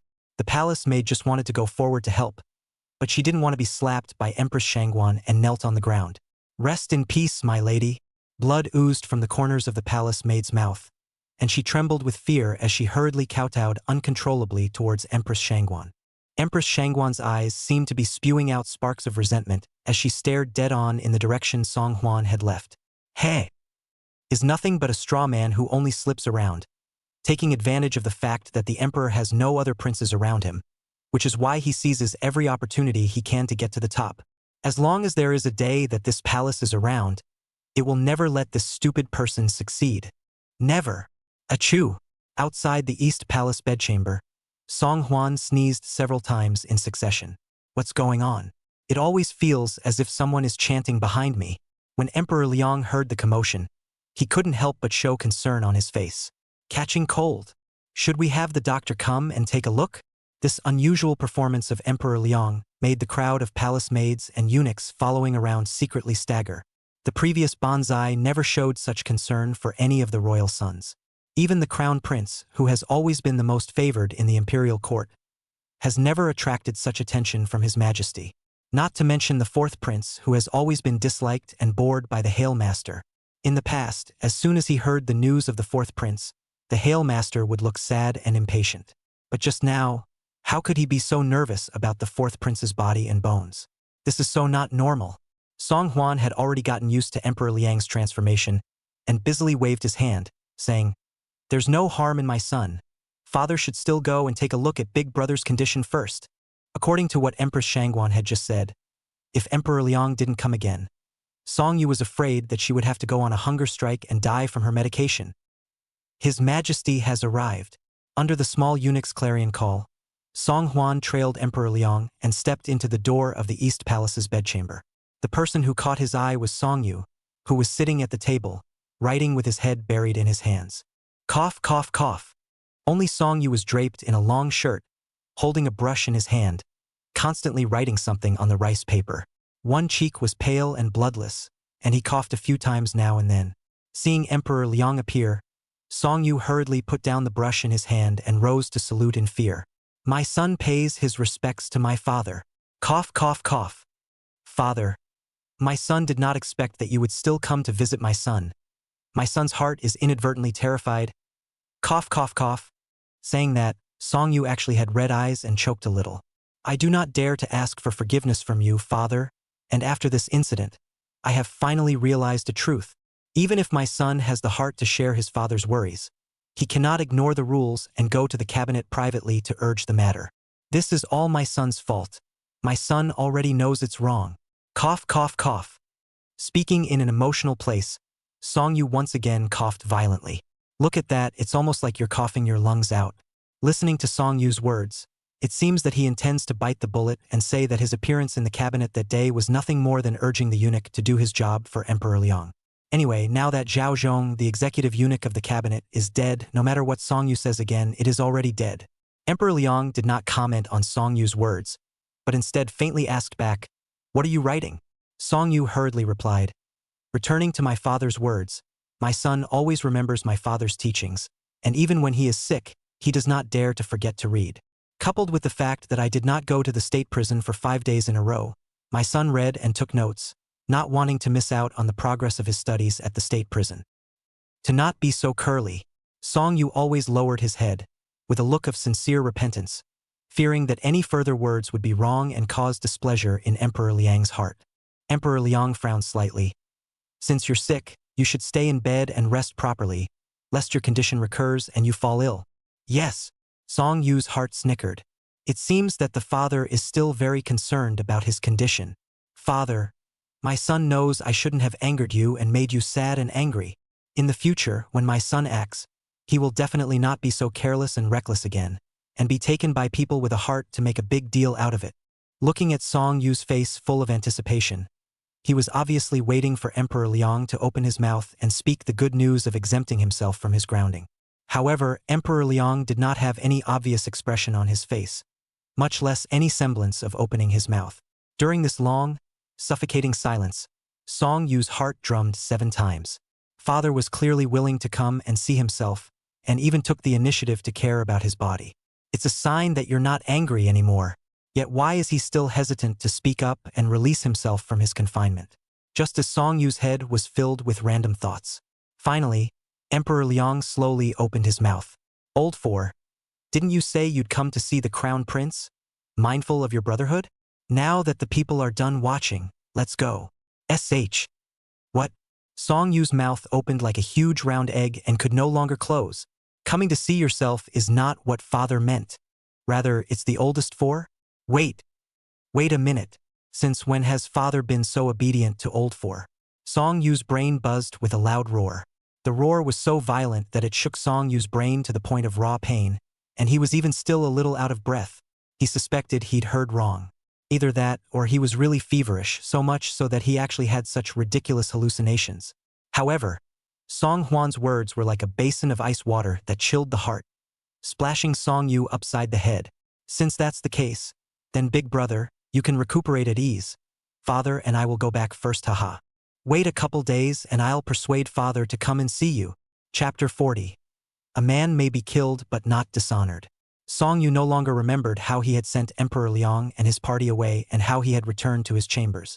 It was only when the sound of the imperial doctor requesting to check his pulse rang out that it called back Song Yu's thoughts that had been wandering outside for a long time. "Your Highness the Crown Prince. Crown Prince. I've come to take your pulse." Song Yu woodenly returned to his senses. In front of him was a very faceless young imperial doctor. Song Yu did not have much of an impression. "Who are you? Where did eunuch Lu Santong go?" The young eunuch terrifiedly said, "Back to your highness. I am the new eunuch at the imperial hospital, Lu Xiang. Imperial Dr. Lu Santong has retired to his hometown and has asked for his own separation from the imperial hospital. There are also several eunuchs who left the palace along with them." Song Yu frowned tightly. "Why?" Lu Xiang didn't dare to hide it, so he told the scene that happened in the afternoon in the Hall of Supreme Harmony in one piece. After Lu Xiang finished speaking, Song Yu had already clenched his fists and his veins on his forehead were bulging, looking like he was on the verge of exploding at any moment. "Song Huan. It's Song Huan again." Lu Santong is one of Grandpa's beloved ones, and has been serving in the Imperial Hospital for many years, doing a good job as the hospital ambassador of the Imperial Hospital. I didn't expect Song Huan to use such tactics to drive Lu Santong away from the Imperial Hospital, and most unforgivable of all. Looking at the scene that had just occurred in the Eastern Palace, it seemed that it was still at Song Huan's request that father would come to visit him. It was not easy to make a concerted effort with mother to bring father over. I didn't realize that all this hard work of planning was all ruined by that punk Song Huan. He himself is the crown prince, Emperor Liang's favorite firstborn son. How dare you wait for that loser to give the word before you can expect a visit from your father? A soldier can be killed, not dishonored. Today's matter was simply a strange shame for Song Yu. It was 1,000 times worse than killing him. Seeing Song Yu's emotions getting more and more agitated, his chest rising and falling violently, and a layer of sweat beads seeping out from his forehead, Lu Xiang hurriedly said, "Your Highness, are you feeling uncomfortable? Let the micromanager check your pulse. Get out. Get thee out." Song Yu suddenly stormed up and kicked Lu Xiang in the heart. Bang. Eft. Lu Xiang was like a kite with a broken string, flying several meters away. The blood in his mouth spurted out in response, instantly splattering the marble floor of the Eastern Palace red. Song Yu didn't even look at Lu Xiang, as if what was in front of her wasn't a living, breathing human being, but trash to be disposed of at will. Song Yu wasn't sick, and the reason why she was pale and constantly sweating was because she purposely asked Lu Santong to help disguise it. In order to do so, he was able to trick Emperor Liang and arouse his sympathy. It was just that he didn't expect that although Emperor Liang had come, he didn't even half sympathize with himself. He let himself be humiliated by that straw man Song Huan. Thinking of this, Song Yu was so angry that he had no way to vent his anger. So he had no choice but to vent his anger towards Lu Xiang, who was already spitting blood from his mouth. "All damned. You people of lowly birth want to climb up the ladder? You're looking for death." Under Song Yu's vigorous venting of one foot after another, finally, Lu Xiang completely collapsed to the ground, and his twitching body no longer saw any semblance of movement. The only proof that this was a fresh adult body a few minutes ago was the eyes that were wide open in terror and the blood that kept bubbling outward from the 7 orifices. Seeing Lu Xiang completely stop gasping for air, only then did Song Yu finally feel a sense of relief and waved his hand towards the side. "Don't carry them away yet." Wan Bao, the eunuch of the Eastern Palace, was extremely perceptive, and seeing this scene in front of him, he hurriedly brought someone forward and dragged Lu Xiang down. After calming down, Song Yu finally had time to sit down and think about the series of strange events that had happened recently. First, Cheng Susu was robbed, followed by the sword. Then later, it was the cabinet affair. Himself and Song De were both grounded by their father. Song Yu's eyes snapped open at the thought. Wrong, wrong, wrong. It's all wrong. It turns out that all along, I had been thinking about it the wrong way. Earlier, he had thought that the reason Song Huan was able to snatch Cheng Susu from his hands was entirely because Song De was behind it. But now, Song De was clearly grounded by father as well. Nowadays, the one who follows his father's side and pretends to be a tiger and flaunts his power is not that waste of time Song Huan that no one has ever looked up to. For words popped out of Song Yu's brain heatedly. "You were lied to and cheated. This straw man. So many years. So it's been playing dumb all along." Song Yu gritted his back teeth to the point of grating. His fists tightly clenched into a ball, trembling slightly and uncontrollably. Being lied to by a loser is scary enough.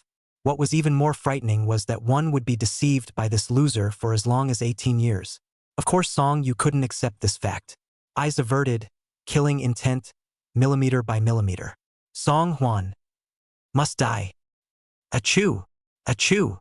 Just after returning to the bedchamber, Song Huan couldn't help but sneeze several times in a row. "It's a wicked day. How I keep getting read to. Whoever it is, please take the avatar." "Your Highness, are you all right? The slave girl will prepare some ginger tea for you to get rid of the cold."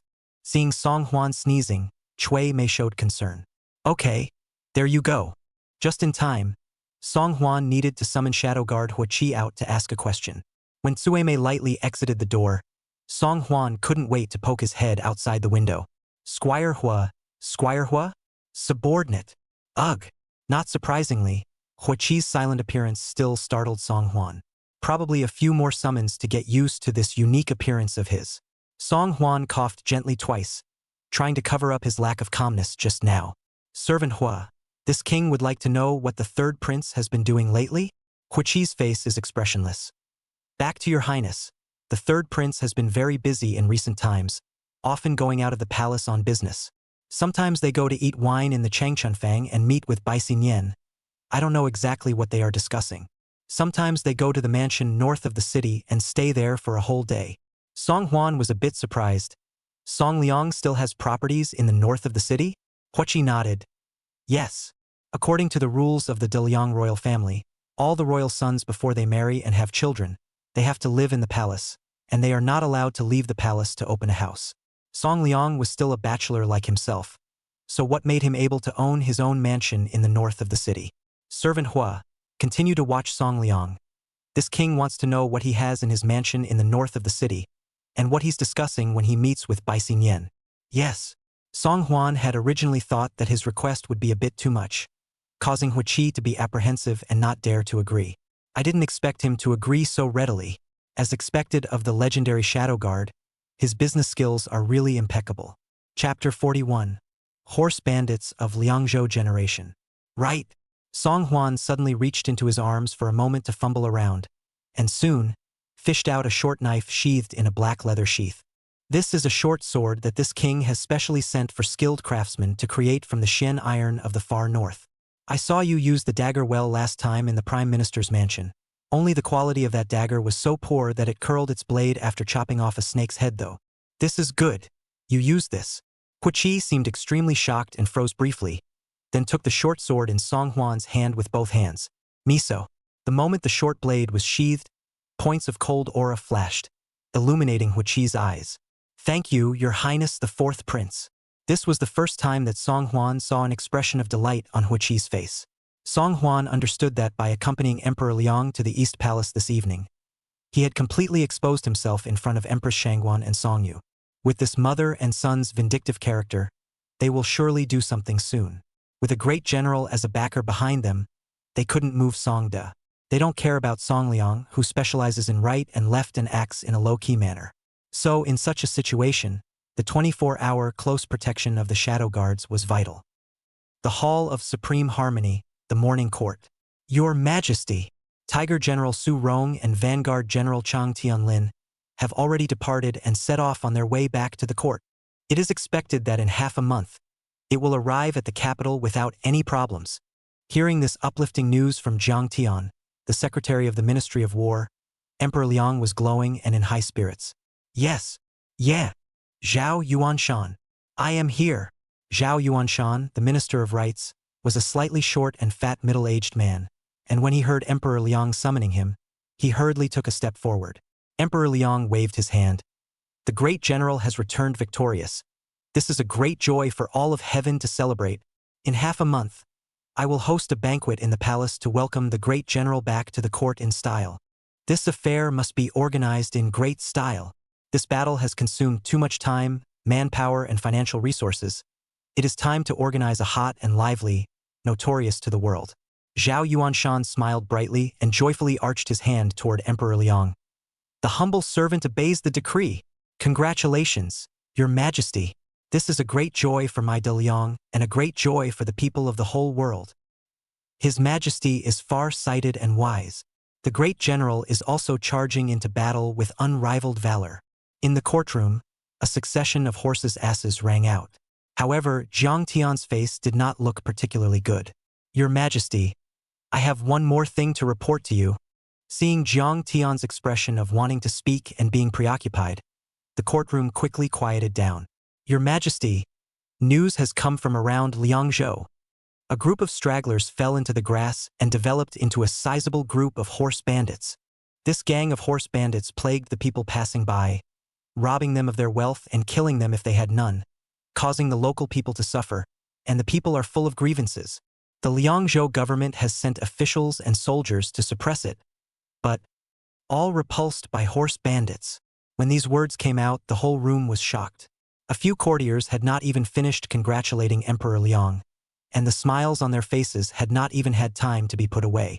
Emperor Liang's smile also froze on his face, and his brows furrowed slightly. About how many of these horse bandits are there? Back to your majesty. The number is not too many, just over 1,000. A mere 1,000 people. How come the Liangzhou government can't do anything about it? The governor of Liangzhou is incompetent and unethical. From today onwards, he will be removed from his official position and escorted to the capital to await trial. I didn't expect that in 3 or 2 words, the governor of Liangzhou would be gripped of his official position. It seemed that this time Emperor Liang had really moved with great anger. For a while, the courtiers were silenced, fearing that they would say something wrong and be angered by Emperor Liang again. Seeing everyone hanging their heads low and not daring to make a sound, Emperor Liang couldn't help but get even angrier. Liangzhou is but a mere 1,000 or so horse bandits in rebellion, and the governor of Liangzhou is powerless to do anything about it. Don't you, as the Liang's brachycephalic courtiers, have any solutions to tell me? Prime Minister Cheng Susu took the lead and stepped forward, arching his hand towards Emperor Liang.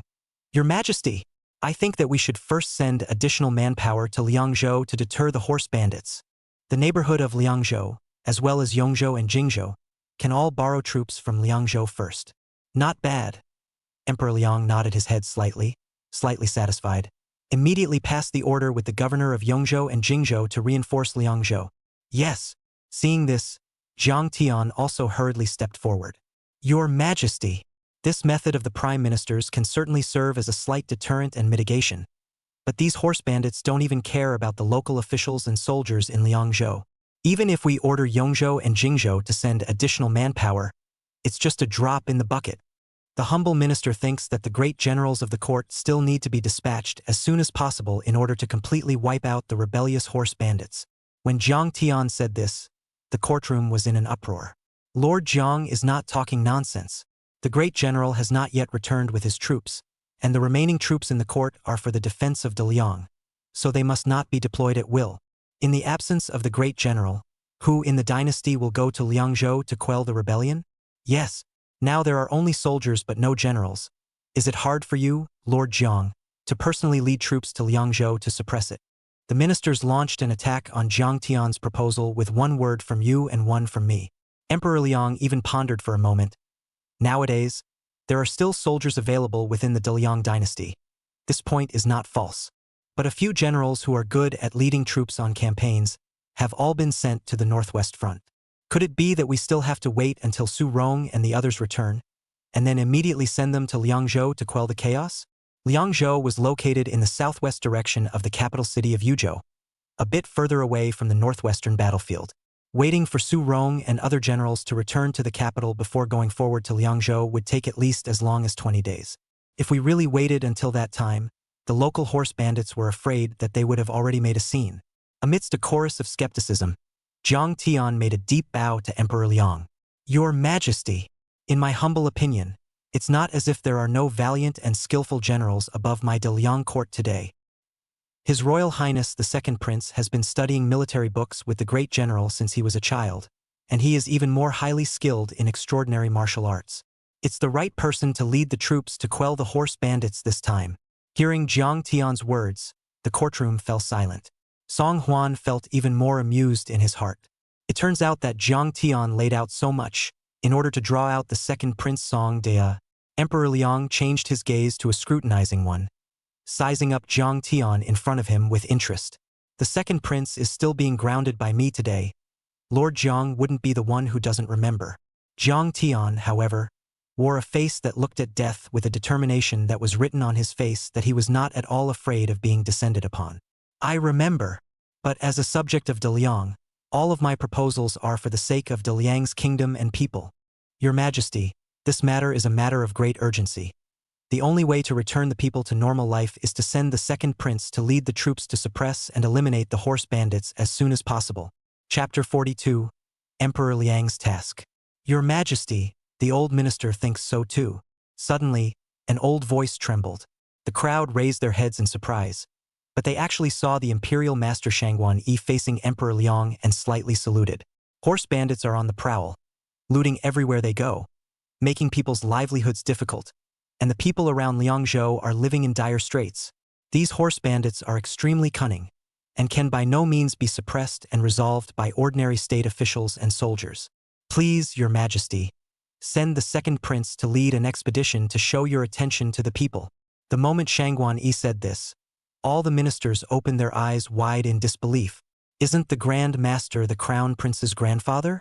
How could he help the second prince now and let him get this great opportunity to build his career? This isn't right. However, although these courtiers were doubtful in their minds, they still followed the example of Taisher and scrambled to open their mouths to Emperor Liang. I second the motion. Yes, Your Majesty. Nowadays, it's not that I don't have any generals with troops in Daliang. His Royal Highness the Second Prince is capable of fighting. He is the right person to quell the horse bandits. Please, Your Majesty, send the Second Prince to lead troops to suppress it. Return a peaceful and prosperous world to my great Liang. Amidst the admonishing voices of the courtiers, Emperor Liang's face became more and more ugly. Song Huan stood in the crowd and didn't make a sound, but one look at Emperor Liang's expression made it clear that the old man was definitely upset by what was said. It should have been Emperor Liang's right to do what he wanted with his own son. As a result, now it's good. One moment Empress Shangguan cooperated with the crown prince to play a bitter trick, and the next moment a group of courtiers forced Emperor Liang to release the second prince because of the horse bandits. No one's a fool. Who else wouldn't be annoyed? Emperor Liang sank his face and thought for a long time, and finally shocked his voice. This matter I still need to consider. Just for the time being, as the Prime Minister suggested, borrow government soldiers from Yongzhou and Jingzhou to hold the fort. Retreat. After the morning court, Song Huan still went to the state prison for classes as usual. For 6 days in a row, the Prince Song Yu's figure was missing in the state prison, and even a few of the university scholars who came to give lectures became lazy and unprofessional, and just muddled through. However, Song Huan had never really listened attentively. In particular, what happened in the morning court today caused Song Huan to be unable to help but fall into deep thought. Just now in the morning court, why did Shangguan Yi take the initiative to come forward and help Jiang Tian to persuade Emperor Liang together? If Songde could really be released this time, and he was credited with leading the troops to suppress it, wouldn't he, Shangguan Yi, have lifted a stone and smashed his own foot? Is this the legendary cudgel? After thinking about it for half a day and not being able to figure it out, Song Huan decided to give up thinking about this esoteric question. In short, the matter of leading troops to war was not something Song Huan was interested in, and he really didn't have the talent for it either. The situation on the battlefield is ever-changing, and the slightest mishap can result in death. This is not a trivial matter to play around with. Song Huan didn't want to gamble with his own little life to claim the reward from Emperor Liang. Better to do something you can do first. Thinking of this, Song Huan turned his gaze to Song Liang, who was on the side. Throughout the class, Song Liang was not as active and enthusiastic as he usually was. Instead, they always look as if they are unsettled and traveling above the 9 heavens, not knowing exactly what they are calculating. Stay up to the state prison class, this guy is even more a smoke on the run, as if in a hurry to go to do something big like. Song Huan was too lazy to bother with him. Anyway, this guy still had shadow guards keeping an eye on him in the dark. Right now, there was still the task explained by Emperor Liang to be accomplished. Lu Qing. With a greeting, Song Huan called out to Lu Qing, who was about to leave with the crowd. Your Highness the Fourth Prince, do you have something important to order me? Now when facing Song Huan, Lu Qing no longer had the same constrained and uneasy look he had earlier, and would no longer turn his head and run away like a mouse seeing a cat. Father's official position could barely be preserved, and Lu's clan could survive the great reshuffle in the Ministry of Households without any danger, all thanks to this fourth prince in front of him. If not for the presence of the fourth prince, the entire Lu clan would have been afraid to die or be exiled, just like Minister of the Household Zhou Quanan and Zhang Yuandao. It could be said that the fourth prince was the great benefactor of the entire Lu clan.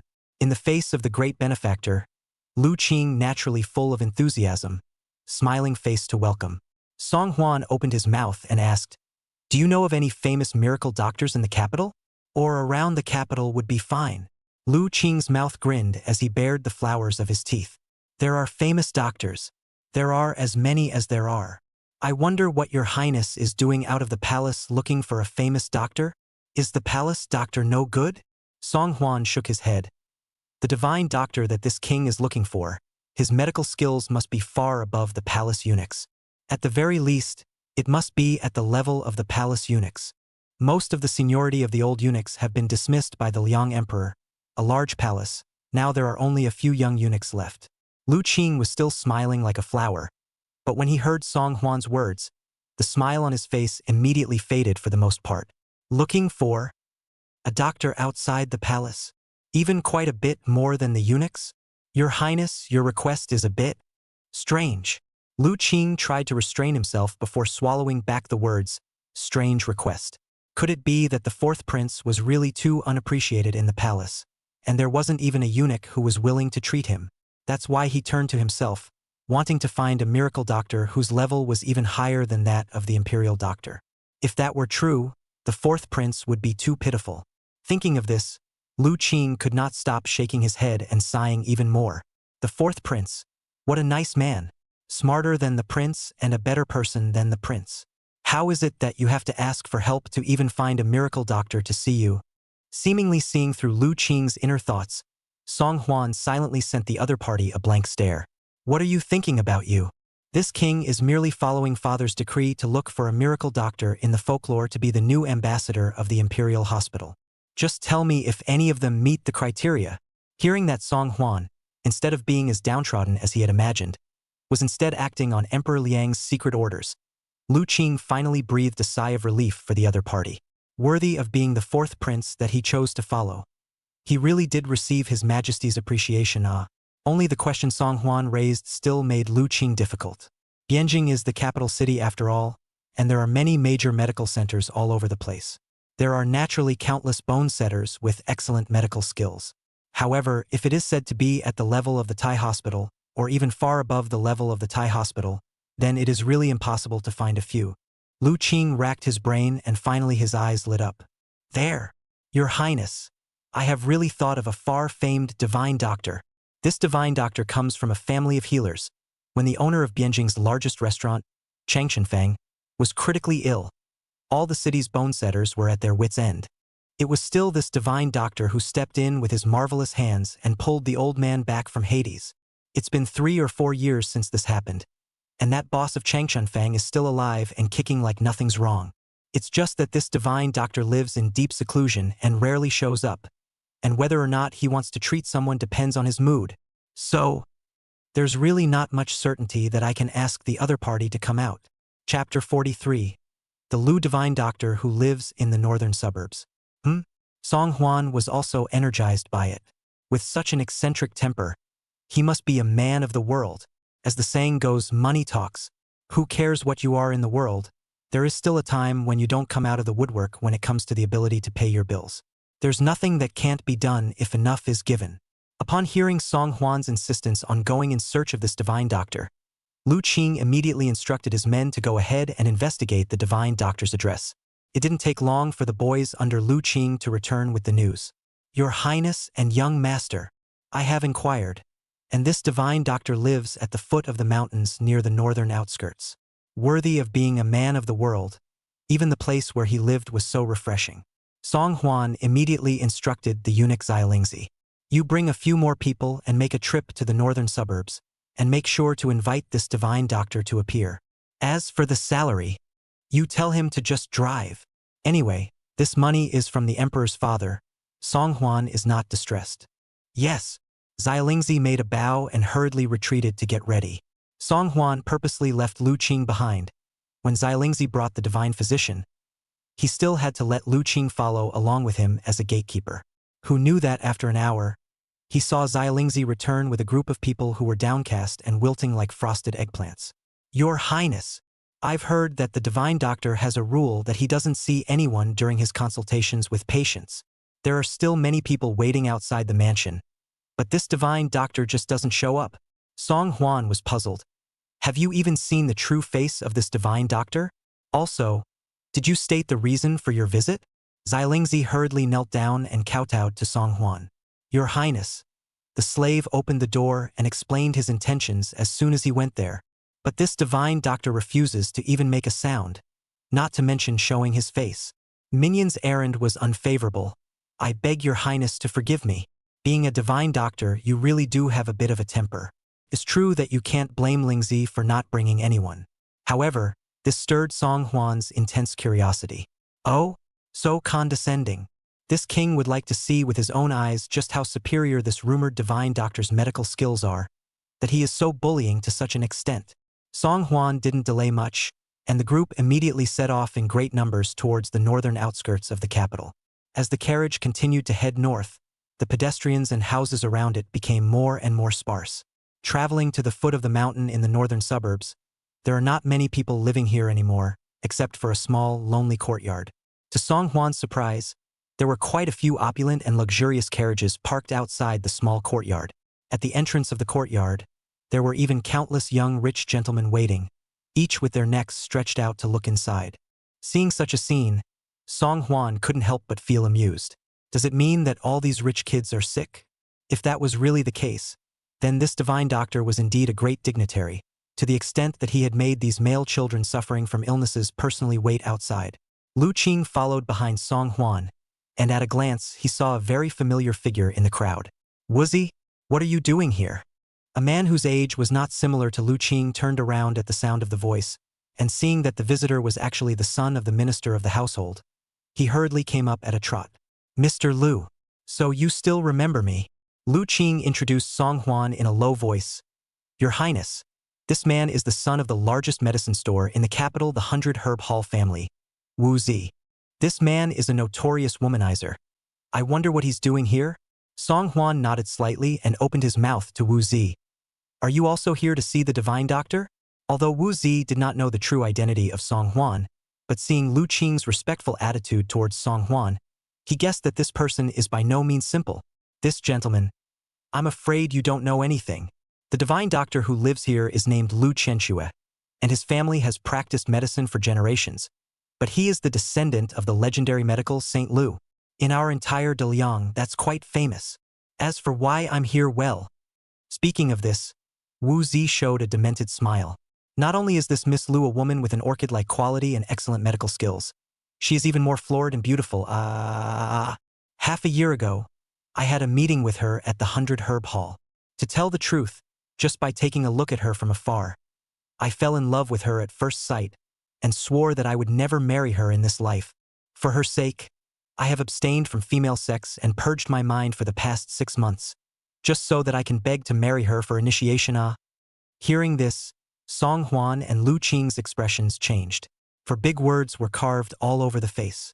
Sacrificed. It's amazing how far you can go for a woman you've only met once. All Song Hwan wanted to say was that the top liquors were nothing more than that. Could it be that this is the legendary war god of pure love? However, what Song Hwan hadn't expected was that this divine doctor, who was a sensation in the capital, would be a girl. Looking at Wu Zi's face filled with an expression of being caught up in a beautiful longing, and twisting his head to look at the group of young men surrounding the outside of the small courtyard, Song Hwan felt a little unbelievable. These remaining people are also seeking to marry the divine doctor. Hearing Song Hwan mention these remaining contenders, Wu Zi's face showed contempt and immediately changed into an expression of deep hatred and bitterness. Humph. None of these people really adore Miss Lu. Compete with me. Who are they to do that? Are they willing to offer their family's fortune, as I am, just to win a smile from a good woman? They don't deserve it. Nice guy. You'd willingly take on $10,000 of your family's fortune to get a wife? Sung Hwan said, don't understand, but respect. Blessing. In this instant, Song Hwan understood. These males are indeed sick, except that the disease they have is lovesickness. Love brain. Song Hwan still had many doubts in his mind. Since the Lu family is quite a famous family of miracle doctors throughout Great Liang, how come they live in this hole of a place? Wu Zi laughed. Either that, or on what basis do you say that people are a family of divine doctors? Although the Lu family has the strongest medical skills in this entire world, they are not interested in money at all. Most of the people they are willing to save on a daily basis are also terminally ill patients who can't afford a bone setter. There's no way to compare the usual quacks who sell their names and are only interested in collecting money with the Lu family. Naiha, always some powerful people want to invite the Lu family to come out. The ancestors of the Lu family had no choice but to simply move their home to the middle of nowhere. It was passed down from generation to generation, and then it was settled here. Hearing this, Song Hwan couldn't help but feel some admiration for the Lu family rising. As he was talking, he only heard a creak and the wooden door of the small courtyard opened, only to see a woman in a rough old shirt, straw shoes rotted most of the way, clutching a packet of medicine, gratefully walking out of the small courtyard. The women could not stop bowing to the people inside the small courtyard one after another as they walked outside. Divine Dr. Lu, you are truly my family's savior. My son has been sick for more than 3 years, and no one knows what the hell my son is sick with. I have a total of this much silver left in my family, you mustn't mind. With that, the woman pulled a small, crumpled cloth bag out of her arms, clattered inside, and it sounded like it should have been some few coins. Chapter 44. A sudden change of heart. Big sister, please don't. Lu Chenxue hurriedly bent down and personally helped the woman up from the ground.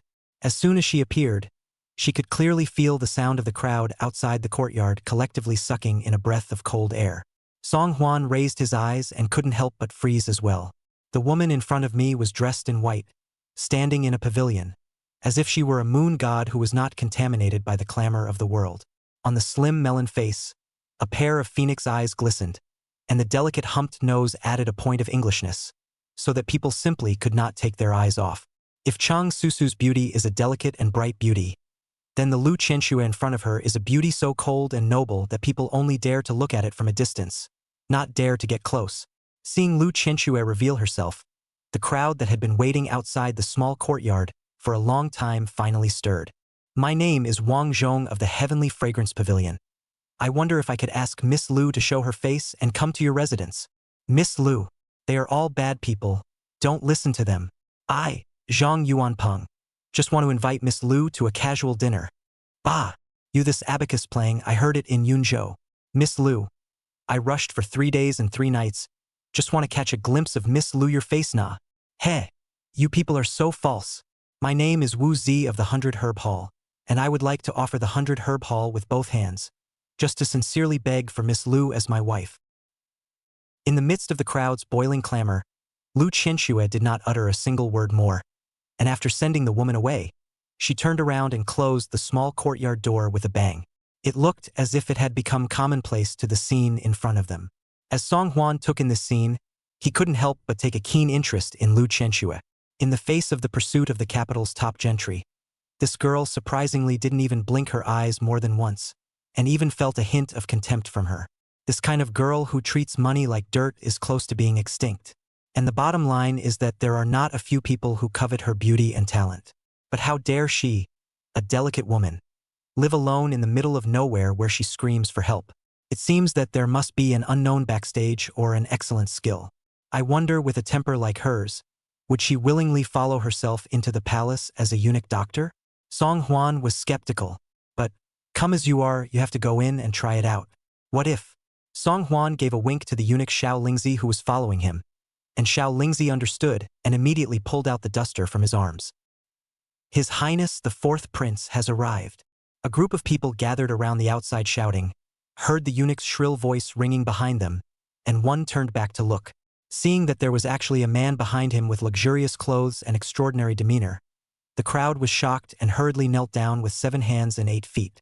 Greetings, Your Highness the 4th Prince. The Emperor's son would personally come outside Divine Dr. Lu's house.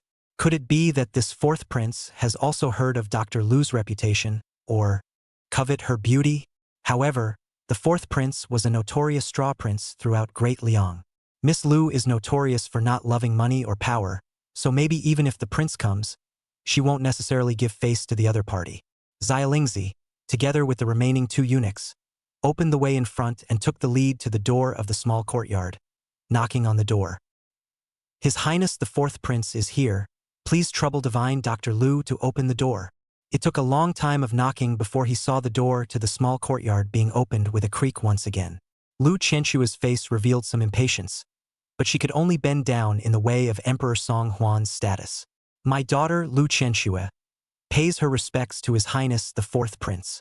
Behind them, the gate to the small courtyard slowly closed, shutting out a crowd of neck-stretching do-gooders. Song Huan Su looked around the small courtyard, although the place is not big, but by Lu Chenxue cleaned up, well organized, very clean and fresh. There were bamboo baskets in the corners of the courtyard, and quite a few bottles and jars for grinding herbs, all of which had been cleaned up as well. Lu Chenxue didn't seem to be too comfortable with being intruded into her home, and followed Song Huan with lust for words written all over her face. Your Highness, I wonder if you have found my daughter for something? Only after being reminded by Lu Chenxue did Song Huan remember the purpose of his trip. Xilingzi is extremely eye-catching, stepped forward and politely said, "Miss Lu, my master has heard that you have excellent medical skills, and today I have come here to announce that you have entered the palace to be a eunuch doctor. Don't thank me quickly." However, Lu Chenxue was much more calm than Song Huan had imagined. "Thank you, Your Highness the Fourth Prince, for your kindness, but my daughter is just a groom who wanders among the mountains and fields, and she can't be on the stage." Xiao Lingzi was a little embarrassed. Looking at Song Huan and then at Lu Chenxue, he stiffly continued to speak.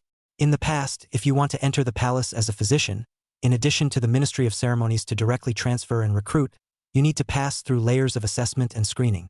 Today, His Highness the Fourth Prince has been extraordinarily gracious and has licensed you to be exempt from the heavy examination. Miss Lu, you'd better take the decree quickly." Lu Chenxue's calm little face remained expressionless, as if facing either a prince or a beggar made no difference to her. "Your Highness, my daughter has an older brother named Lu Xiang, who just joined the Imperial Hospital earlier this year. My brother's medical skills are not below those of my daughter. Your Highness can go find my brother if you need to." The doctor has a brother? Since he was a divine doctor, her own brother's medical skills must not be below hers. It would be enough to let him be the ambassador of the Imperial Hospital. Only Song Huan had specifically come to seek Lu Chenxue today. It's a bit humiliating to return empty-handed after such a nosedive. Song Huan was about to open his mouth to say something, but heard the door of the small courtyard again bang sound, was kicked open. "This is the Lu family in the northern suburbs?" Several middle-aged men dressed as eunuchs pushed the door in, their gazes recklessly glancing back and forth across the courtyard. Lu Chenxue furrowed her brows tightly, but apparently due to her upbringing, she did not immediately lash out. "Not bad. This is the northern suburbs Lu family. May I ask what you are here for?"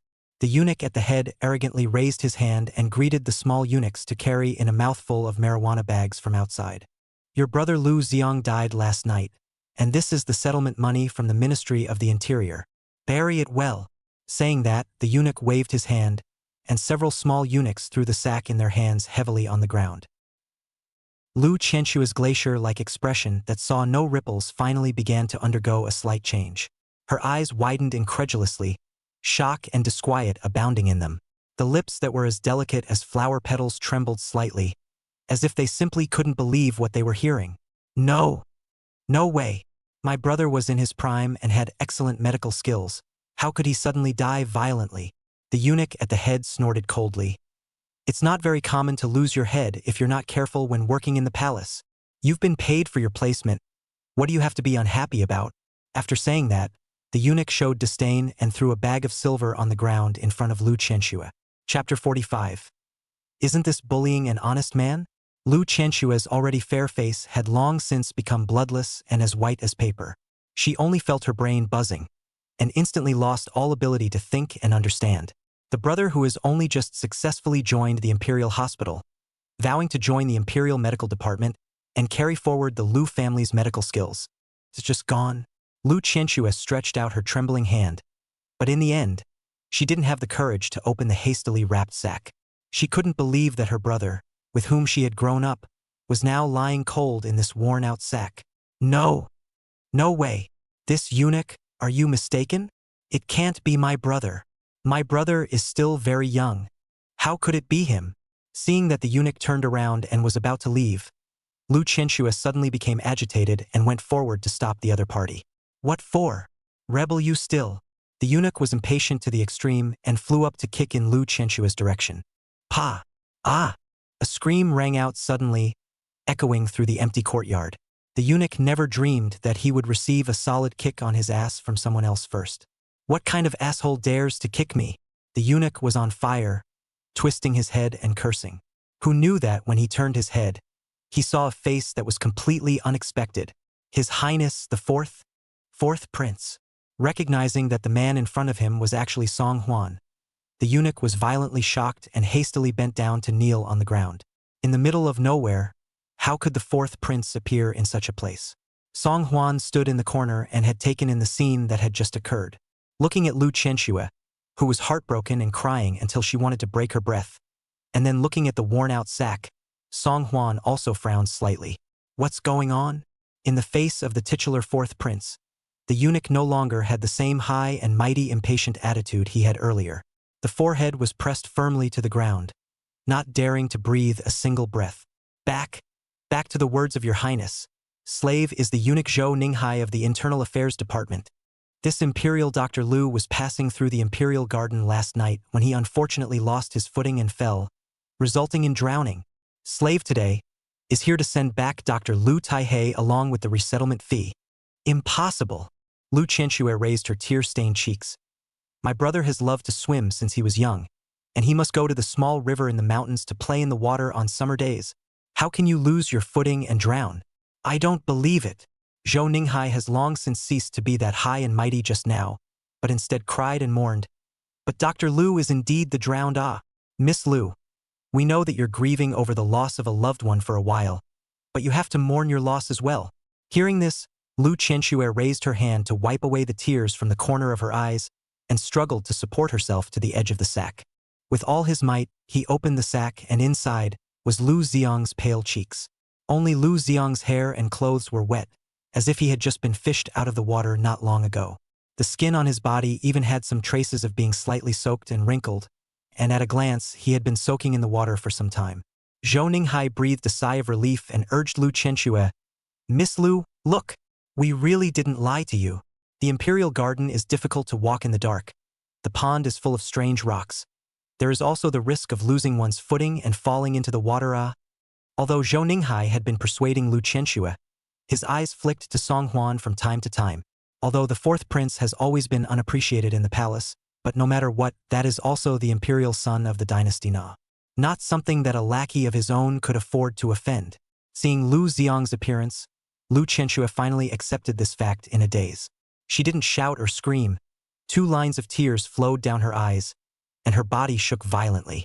Despite being saddened to the core, Lu Qianxue tried to support herself and bowed to Song Huan. My daughter thanks your highness the fourth prince. Please forgive my daughter for not being interested in entertaining. But please, your highness, go back first. When the people present saw this, none of them shook their heads and sighed. Xiaolingzi even picked up the money bag from the ground and placed it in Lu Qianxue's hand. Divine Dr. Liu, I'm sorry for your loss. See Song Huan and no longer too much to pursue. Zhou Ninghai heavy sigh of relief, hastily greeted a group of accompanying eunuchs want to leave. Your highness, the lackeys will go back first to deliver their orders. Slow down. Zhou Ninghai hadn't taken 2 steps yet when he heard Song Huan's unruffled voice and once again wrinkled his face as he turned around. Your highness, do you have any further orders? Could it be that this fourth prince was really too idle in the palace, so he went to the middle of nowhere to find a sense of existence? Song Huan didn't answer directly, but took the money bag from Xiaolingzi. Opening it up and slightly counting it, he found that there were only about 10 taels of silver in it. Ordinary courtesans were released from the palace at the age of 25, and there were 20 taels of reward money. The life of an imperial doctor is worth 10 taels of silver? It's not bullying honest people. When a medical officer dies, is the settlement fee only 10 taels of silver? Zhou Ninghai composed himself and replied, Your Highness, you are never involved in harem matters, so naturally you don't know. Dr. Liu has been in the palace for a short period of time, and it's good enough to have placement fees. 10 taels of silver, not less. But a mere straw prince, how dare he even ask about the affairs of the House of the Interior? Who gave him the courage? Moreover, seeing that the Liu family in the northern suburb even lives in this whole suburb, it would be thankful to have this 10 taels of silver for the resettlement fee to burn high incense. In the face of Zhou Ninghai's muddling through, Song Huan frowned. The cold light that erupted from his pupils caused Zhou Ninghai to involuntarily chill from his heart and raise goosebumps on his back. If this king remembers correctly, the placement fees for medical officers all start at least at 50 taels. In front of this king, you also dare to believe what you say. Are you really not afraid that this king will take off your head? Zhou Ninghai's heart trembled. Isn't this fourth prince usually demented to the core? How is it possible to know the exact amount of the placement fee?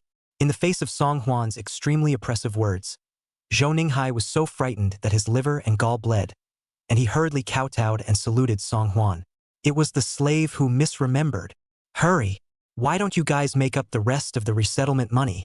Zhou Ninghai hurriedly greeted the several small eunuchs behind him to take the money. However, it has long been unhelpful. Go back to the prudent punishment department yourself to receive your punishment. 50 big planks, but if you get one less plank, the king will let you make up for 100. 50 big ones. Zhou Ninghai's jaw dropped. Although he didn't take off his head immediately, 50 lashes were by no means something a regular person could take. The boards of the prudent punishment department are 3 sticks thick, and with 50 boards, even if you don't die, you'll be crippled for life. Your Highness, spare your life. The slave will never dare again. Please, Your Highness, give the slave another chance. Zhou Ninghai was in tears, crying and asking for Song Huan's forgiveness. However, Xiaolingzi had already led several eunuchs to drag him down. Soon the small courtyard was once again quiet. Chapter 46. There's something else about death. Right in the middle of this clamor, Lu Qianxue always stared at the sack in a daze, still unable to accept such a fact. My brother, he is extremely good at water. Why? How?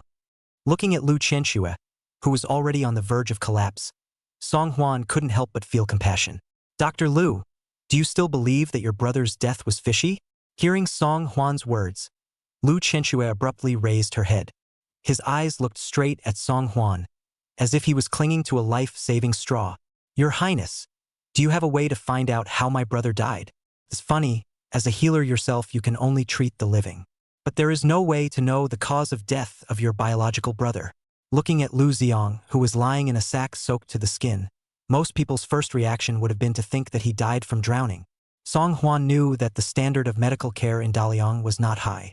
Ordinary pallbearers can only check whether the deceased had been poisoned before death. The true cause of death is not detectable. Song Huan stared and pondered for a moment, and quickly came up with a method. Divine Dr. Lu can check your brother's mouth and nose. If he fell into the pond and drowned, there would definitely be a large amount of stagnant water and sediment in his mouth and nose.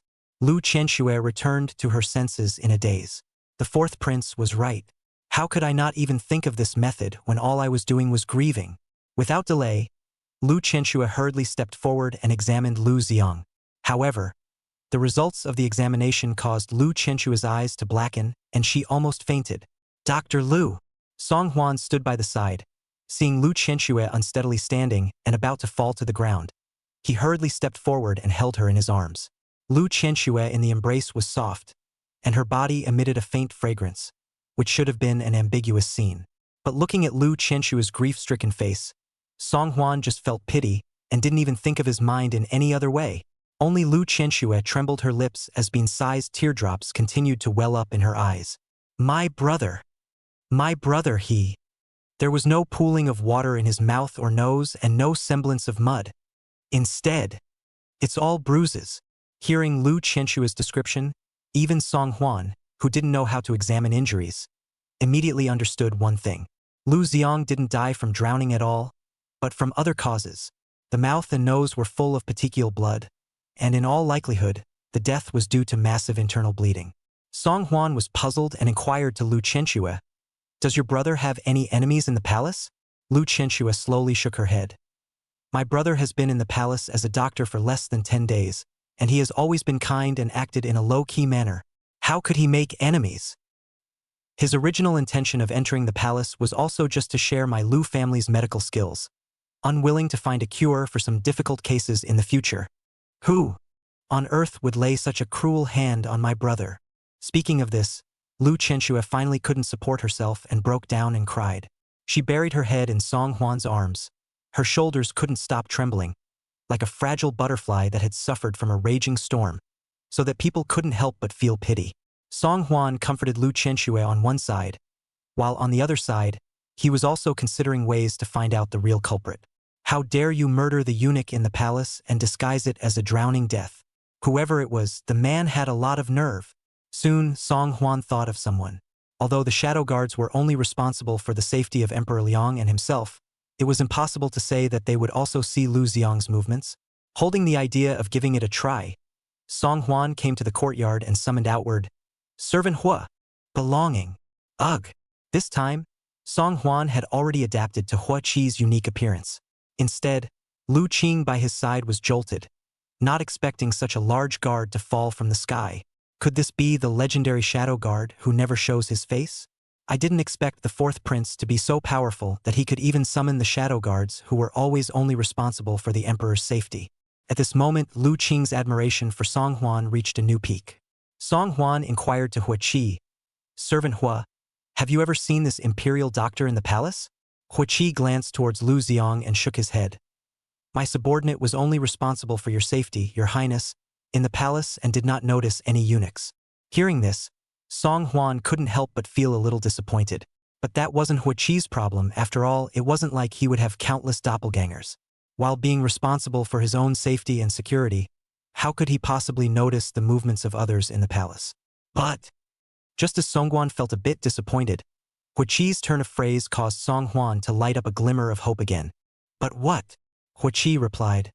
"After my subordinate returns to the palace, I can inquire from the other shadow guards. A few days ago, His Highness commanded that he should pay attention to the movements of several other imperial princes, so my subordinate sent additional manpower to the palace. Perhaps they will take note of this eunuch's whereabouts." Hearing this, Song Huan's eyes lit up. "Good. Then this king will wait for your news." Hua Qi bowed his head to Song Huan, and after memorizing Lu Xiong's face, he leapt forward and disappeared without a trace outside the courtyard wall in the blink of an eye. Lu Qianxue was still immersed in great sadness. What Song Huan had just done was seen by her and made her grateful. "Your Highness the Fourth Prince, I can't thank you enough for your kindness to my daughter and brother.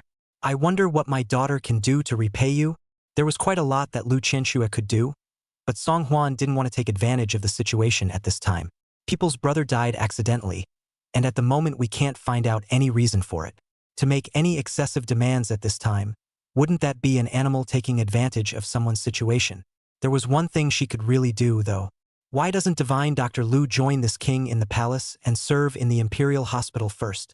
In this way, if this king has any updates, he can also tell divine Dr. Lu at any time. Although Lu Xiong accidentally died, the Lu family had such a change, but this hospital minister, Song Huan still want to bring back to the Liang Emperor to deliver. Lu Qianxue secretly bit her lips. This time, she didn't push back again. "My brother perished in the palace for no apparent reason, and this time he entered the palace, bound to find out the true cause of his brother's death and avenge him." "Good. Your Highness, my daughter will join you in the palace." Lu Qianxue slightly cleaned up a bit, which then along with Song Huan and his entourage embarked on the road to the palace. The moment the gate of the small courtyard opened again, the group of gentlemen waiting outside the courtyard gate still stretched their necks, looking forward to Lu Qianxue's silhouette. "Miss Lu, I'm really here to beg you for medical attention. My sincerity touches heaven and earth. How come it can't touch you, Miss Lu?" Chapter 47. This is called Killing with a Borrowed Knife. Soon, however, the crowd shut up, because the one standing beside Lu Qianxue was not the same fourth prince who had just gone in, and to add to the crowd's dismay, Lu Qianxue surprisingly behaved herself and followed the fourth prince's side. Stepping onto the carriage along with him, the crowd was dumbfounded. After witnessing the fourth prince driving away, the crowd suddenly erupted into a huge discussion. What is the meaning of this? Is Miss Lu going to be taken back to the harem by the fourth prince? On what grounds? In all fairness, where am I inferior to the fourth prince? You don't take a piss and look at yourself either. He's a prince, aren't you? You're just a couple of bucks. Alas, I didn't expect to lose to capital after all. I only hope that the fourth prince will be nicer to Miss Lu when he goes back and move more gently. Don't say it, don't say it. My Miss Lu, alas. The area around the southern part of the capital city was bustling with activity. Stores and high-rises, stores all over the road, pedestrians shoulder to shoulder, everywhere prosperous and peaceful. This was a place where only the prestigious people in the capital could live, and the rent of the stores was naturally ridiculously expensive. However, just this inch south of the city, there was one street that was silent, not a single store, much less a single pedestrian.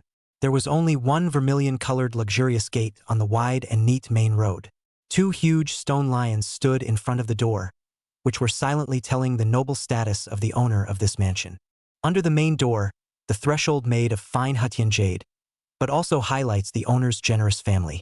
On the door plaque, there are three big words written in dragon and phoenix: the Imperial Master's Residence. On this day with nothing to do, the Imperial Master Shangguan Yi was feeding the fish by the pool in the backyard of his house. As soon as he looked up, he saw the housekeeper Jiang Lin with a grave expression on his face, standing right in front of him. When did it come? The old man didn't even notice, huh?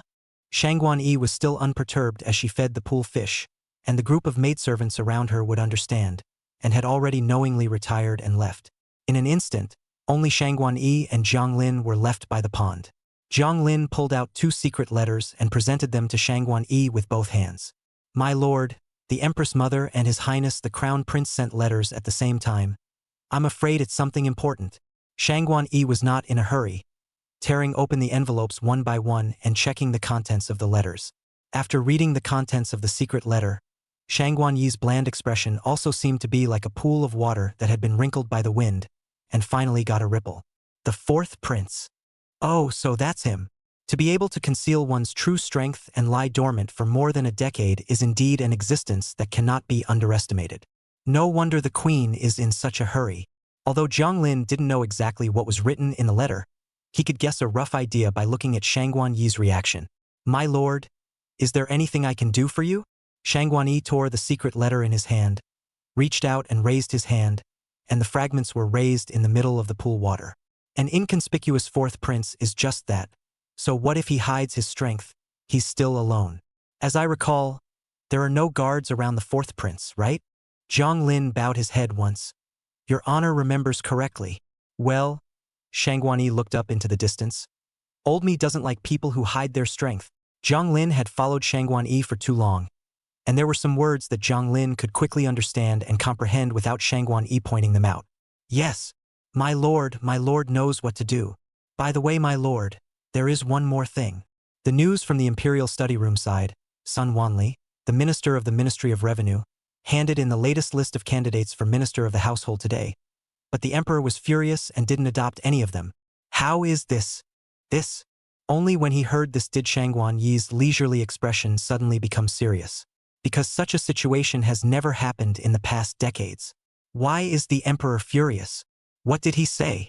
Jiang Lin sighed. His Majesty said, nowadays, the candidates for officials in the court are always directly recommended by the Ministry of Mandarins, but the quality of the recommendations coming up is mixed. The 2 ministers who were in trouble at the Ministry of Revenue last time were also both directly recommended by the Ministry of Appointments, but they turned out to be 2 of the biggest assholes in the Deliang court. Shangguan Yi sketched a cold smile. From ancient times to the present, officials have been selected, all through the Ministry of Appointments examination, screening, recommendation. The emperor is dissatisfied with the ministry's recommendation. Does he have any other plans? Jiang Lin also hurriedly compensated with a smile. Yes. Perhaps it's because the Ministry of Households has caused the emperor too much displeasure this time around that he's so insistent.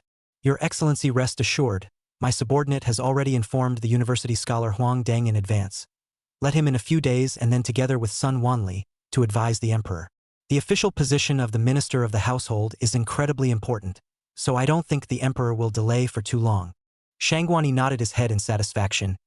You do your job, old man, don't worry. Many thanks for the compliments, Taisher-sama. Jiang Lin was terrified. There's just one thing that my subordinate doesn't understand. Forgive my ignorance. I don't know why Lord Taisher would strongly recommend the 2nd prince to quell the horse bandits in the courtroom. The 2nd prince has the Tiger Runner General behind him, and was originally a contender with His Royal Highness the Crown Prince for the position of Crown Prince. If he takes further credit for quelling the horse bandit rebellion, wouldn't that make it truly possible to separate from His Highness the Crown Prince? Plus he has the 3rd prince's disciples. It's like a tiger with wings. Although Jiang Lin did not hold an official position in the court, if a courtier wanted to get in touch with Shangguan Yi, he had to go through Jiang Lin's hands. Even though Jiang Lin was in the city, he knew no less about the affairs of the court than any courtier. Often in contact with courtiers, Jiang Lin is naturally well versed in human affairs and knows a lot about the principles of government. However, this wave of operation of the Lord Taisher really made Jiang Lin somewhat fail to understand. In the face of Jiang Lin's doubts, Shangguan Yi raised her eyes to the distance and smiled brightly. Who says that if you lead an army to suppress horse bandits, you will always return successfully and safely? As far as I know, these horse bandits are vicious and brutal to the extreme. Coupled with their knowledge of the local terrain, even the local officials and soldiers can only do nothing and wait to be exterminated. No matter how prim and valiant the 2nd prince is, in the end, it's just paper. When it really comes to the battlefield, I don't know what kind of changes will be encountered. Shangguani seldom explained so much to Jiang Lin, and this time, he was obviously also excited in his heart before informing his thoughts one by one. Not only was Shangguani excited, even Jiang Lin couldn't help but have his eyes light up when he heard it. Who would have thought that Lord Taisher could come up with this move to kill someone with a borrowed knife? You are far-sighted. It is really my subordinate's rat's eye that fails to comprehend it. Subordinate obeys. Shangguani still smiled and shook his head. Things are unknown on the battlefield, but I believe in the old man. You pick a group of dead soldiers ahead of time and let them blend in with the army. Hearing this, Jiang Lin couldn't help but widen his eyes. Where is the Taisher handing over the second prince's life to the horse bandits?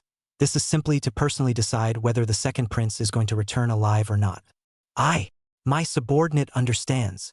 Your Excellency is far-sighted, and my subordinate is convinced.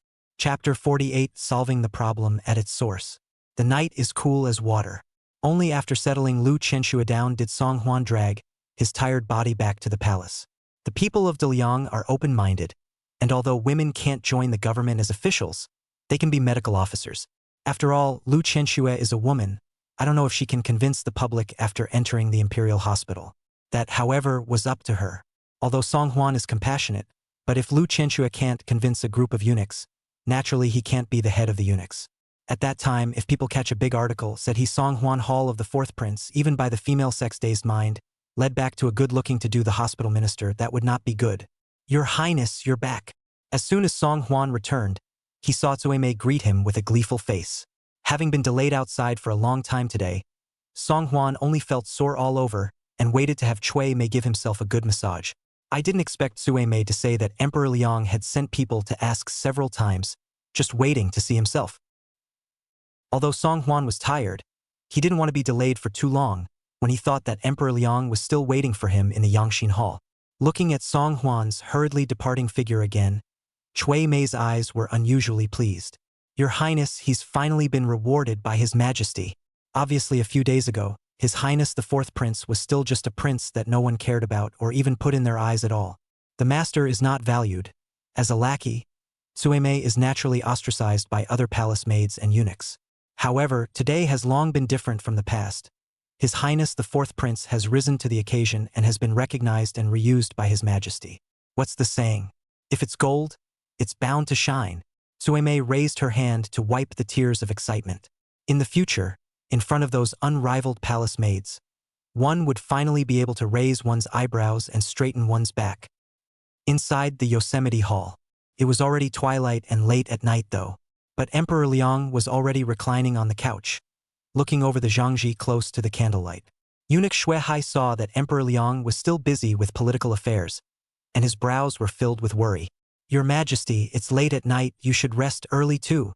Tomorrow morning, you have to go to the morning court. Lady Shufei has come several times, saying she wants to bring you a night snack. Upon hearing Consort Shu's name, a trace of impatience flashed across Emperor Liang's face. Shufei is the second son of Songda's birth mother, but also the existence of the position in the harem second only to the Empress. She had been waiting outside every night to ask for an audience with Emperor Liang during this period of time. Needless to say, naturally, it was about her son being grounded. Thinking about these things, Emperor Liang felt upset and had been avoiding Consort Shu. There's no rush.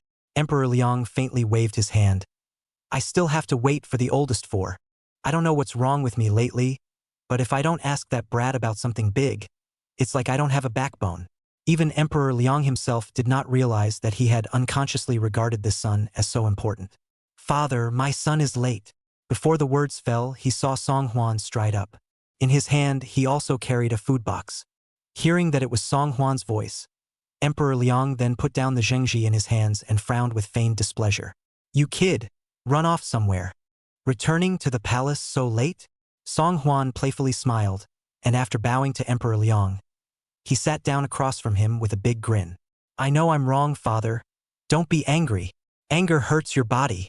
You've been reading the zhengji until so late, you must not have had a snack yet, right? Saying that, Song Huan opened the food box and, like a magic trick, pulled out a few plates from it. Looking at those never-before-seen treats on the plate, Emperor Liang couldn't help but show curiosity. What's all this stuff? Song Huan replied with a smile. Reporting to father, this is a small tea snack invented by my son. and I ordered the kitchen to make it on purpose. This is called a tart, this is called a cookie, and this is called a tiramisu cake. This is the only one of its kind in the whole world. No one else has it. You taste it." Emperor Liang was a bit puzzled as to why there were some strange and weird names. Never even heard of it before. However, sniffing the faint milky flavor of the refreshments, the cravings in Emperor Liang's stomach were still tickled. Taking a taste of each, Emperor Liang stared in amazement. "Old four, where did you learn all these refreshments? I've never tasted anything like this before." Song Huan hemmed and hawed and laughed. "This is all what the child minister has figured out for himself. If you love it, father, my son will tell the imperial cuisine the recipe and have the imperial cuisine make it for you every day. But you should exercise restraint. Don't eat too much and get diabetes." Emperor Liang only realized that this son was getting more and more eccentric, and he couldn't understand 8 out of 10 sentences he said to himself every day. However, Emperor Liang did not pursue the matter. Instead of his former silent, dumb, and silly appearance, Emperor Liang appreciated the now eloquent and confident Song Huan more. By the way, Song Huan took the initiative to confide in Emperor Liang. "My son was out today and has already brought back the new ambassador of the Imperial Hospital." "That fast?" Emperor Liang was a bit incredulous. The Imperial Hospital minister should not, through the Ministry of Justice, openly posting a list of recruitment after layers of assessment and then uniformly screened out? Ordinary eunuchs entering the palace have to go through at least 3 examinations before they are considered qualified. In time, it's been 2 or 3 months at least. How is it that the oldest 4 are so thunderous in just one afternoon? Song Huan laughed. "Father, my son thought that if we still followed the original method, it would be inevitable that we would get mixed up with the Imperial Master's men again. It would be better for my son to directly elect a talent and let her gain a foothold in the Imperial Hospital based on her own true ability. If she is truly able to convince a group of eunuchs, then it will prove that she is indeed worthy of being the Imperial Hospital's minister. As the saying goes, word of mouth is most important." Emperor Liang sniffed and nodded thoughtfully. "Also, nowadays, in the dynastic hall of De Liang, perhaps it is your alternative approach that is needed to put an end to the collusion of officials." Looking at Emperor Liang's longing and sighing appearance, Song Huan said with concern, "What is it that father is so distressed about?" Emperor Liang sighed. "For one thing, it is the matter of the horse bandits in Liangzhou who are in rebellion. Secondly, there are vacancies in positions after the household ministry was purged. The Ministry of Appointments has come up with a whole list of candidates for me, but I don't want to use it.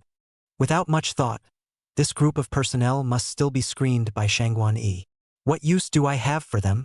Tomorrow at the court, I intend to order the Prime Minister to personally gatekeep and select talents for me." Song Huan pondered briefly.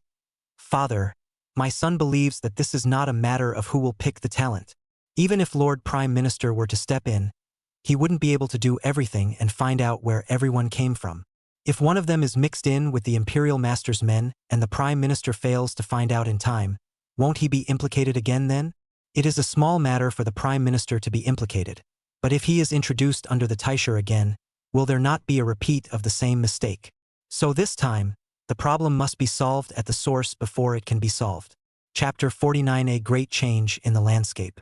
What Song Huan said was exactly what Emperor Liang was worried about. Shangguan Yi is extremely well connected and has his hands full. It's easy as pie to put his own people in whatever position he wants. Emperor Liang actually knew in his heart that it wasn't even a matter of who was responsible for the selection, just when Emperor Liang was worried and thinking hard. However, he saw Song Huan, who was on the side, unexpectedly grinning with his mouth. "Brat, what are you laughing at?" Emperor Liang pretended to be annoyed and viciously gouged out Song Huan. In his heart, however, it was snickering, because when Song Huan smiled, Emperor Liang knew. This kid must have already thought of a solution in his mind.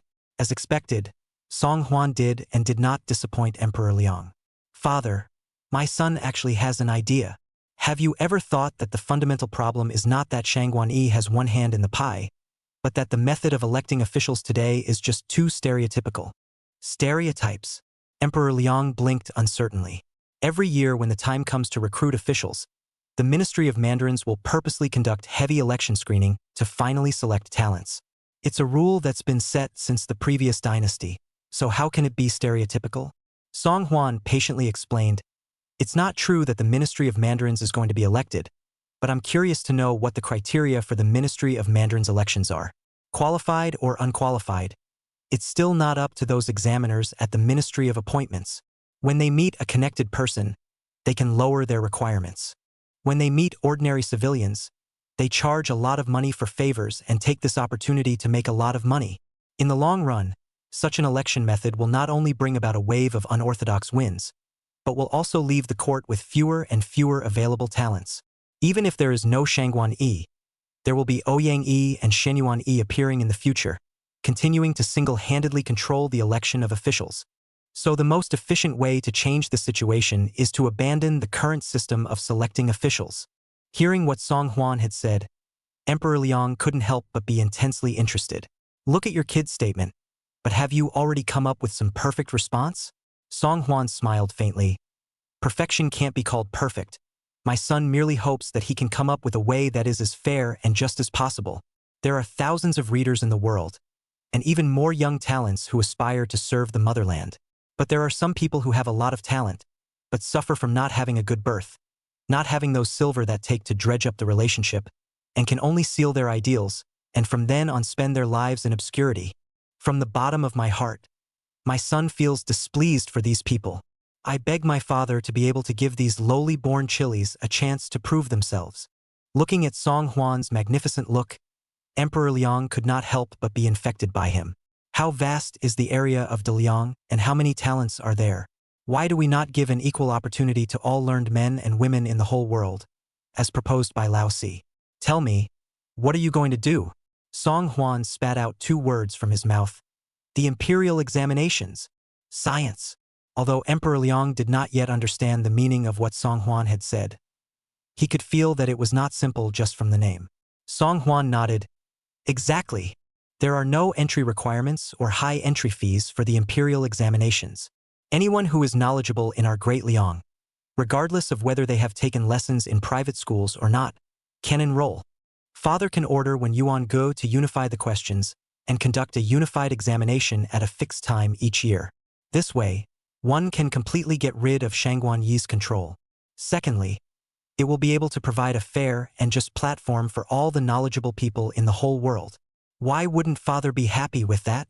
Song Huan's words were simple and concise, making Emperor Liang feel as if he had been enlightened and understood to the extreme. He is absolutely right that this can indeed completely eliminate the emergence of corruption in the selection of mandarins. No, not only that, the entire Daliang and even the talent selection system of the later generations were going to be drastically changed because of Old Four's words, which had turned the world upside down. Such a drastic change is the gospel for all the world's readers, and even more so for the hundreds of millions of students from humble backgrounds. Emperor Liang was ecstatic and looked at Song Huan as if he had won a treasure. You kid, just how many more surprises are there that I don't know about? Tell me, how did you come up with such an idea? I don't think I've been dreamed by the Mandarin again. Song Huan replied with a smile. You're an emperor. You'll be wrapped up in all kinds of political affairs all day long. So naturally you won't be able to think about everything. My son is an idler. He has nothing to do every day, and after much blind pondering, he came up with this solution. Besides, as your son, as the Emperor of Great Liang, he should think about the Great Liang community. Emperor Liang heard the words and was overwhelmed with emotion for a moment. Never thought that this imperial son, who had not been valued for 18 years, would now be the one he valued the most. If the other princes could be as frugal as Lao Si, Emperor Liang was afraid that he would wake up laughing in his dreams. Thinking of the 2 sons who were still grounded by himself, Emperor Liang could not help but feel sad. Now that Liangzhou is infested with horse bandits, there aren't many generals in the court who can handle the task. The second is indeed a prima donna, but it's just this impulsive and irritable temper that really puts people at ease. Father, it's getting late, you should rest early too. By the way, when I came to the Palace of Nourishing Heart just now, my son also saw that Lady Shufei was waiting outside. Seeing that Emperor Liang seemed to be getting sleepy, Song Huan took the initiative to get up and ask for his resignation. Hearing Song Huan mention Shufei, Emperor Liang was even more slightly annoyed. She likes to wait, so let her wait here long enough. You go, I am also tired, so I will stay in the Palace of Nourishing Heart. I didn't realize that in the face of that charming Shufei outside, the emperor's father could still manage to turn a blind eye. Worthy of being able to be an emperor, he is indeed a ruthless man. Song Huan saluted and said goodbye, carrying the food box just out of the door of the Yangxin Hall. He saw an anxious face looking inward at the Shufei. Compared to the dignified and gorgeous Empress Shangguan, Shufei is much more charming and attractive. Now that it is late fall, the weather is getting colder. Shufei, however, specially put on a palace dress with very little fabric, and her face was dressed up in a dainty manner. When Song Huan looked around, he only realized that there were white flowers in front of him. Well, this dress is white and big. Greetings, Lady Shufei. Song Huan didn't just admire it. He didn't forget to salute like Shufei when he passed by her. Unlike Empress Shangguan's joy and anger, Shufei was always smiling and nodded amiably towards Song Huan. The fourth prince has also come to give His Majesty a midnight snack? His Majesty has been busy with political affairs lately, and has been lodging in the Hall of Nourishing Heart for several days in a row, and this palace is anxious to hear about it, worrying about His Majesty's health. Song Huan couldn't help but slander in his heart. You wear such cool clothes? Is that to worry about Emperor Liang's body? It was clear that he was trying to squeeze the last bit of energy out of Emperor Liang. Chapter 50. Outspokenness. What a scandal! Although he thought this in his heart, Song Huan still nodded his head and agreed. Lady Shufei is right. Father has worked so hard for the country, day and night. There's nothing I can share as a son, so I can only send over some snacks to replenish father's body. Looking at Shufei's appearance, the next time she came to deliver a midnight snack, I'm afraid that she would have to prepare some great tonic. Concubine Shufei smiled sweetly. I heard that now that the horse bandits in Liangzhou are in turmoil, His Majesty has wasted sleep and food and has a headache. If you imperial sons could share some of the burden for His Majesty wouldn't have to work so hard. Song Huan narrowed his eyes and surveyed the Shufei in front of him with interest. As expected, after all the talk, the final topic of conversation couldn't be wrapped around her son, who was still in confinement. It was only that Shufei was discreet and did not act as awkwardly and embarrassingly as Empress Shangguan. If it were to be replaced by the former original owner's do-gooder style of speaking without thinking, in the face of these words from Consort Shu, she would have naturally brought up the grounded Songda. He even patted his chest and assured Shufei that he would definitely put in a good word in front of Emperor Liang and bail Songda out. However, Song Huan had long since seen through this and would not easily fall into the trap of Consort Shu. Lady Shufei's education is right. This king will quickly go back, picking lamps at night and studying hard on military books. Strive to penetrate the learning of leading soldiers and fighting battles as soon as possible, and quell the horse bandit rebellion for father.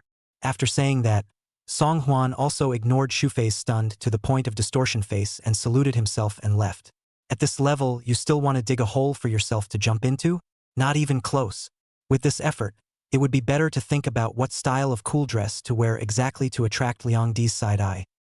At the morning court on the following day, the ministers were still quarreling over the issue of horse bandits. A portion of the courtiers thought that pigeons should be flown to quickly notify General Su Rong and the others to reroute and go to Liangzhou to quell the chaos. The other part of the courtiers think that it's not necessary to use a bull's knife to kill a chicken. The bandits are just horse bandits. As long as the second prince personally leads the troops to pacify the chaos, it will be a matter of eliminating them in minutes. However, no matter how lively the arguments of these courtiers were, Emperor Liang remained gloomy and did not say a word.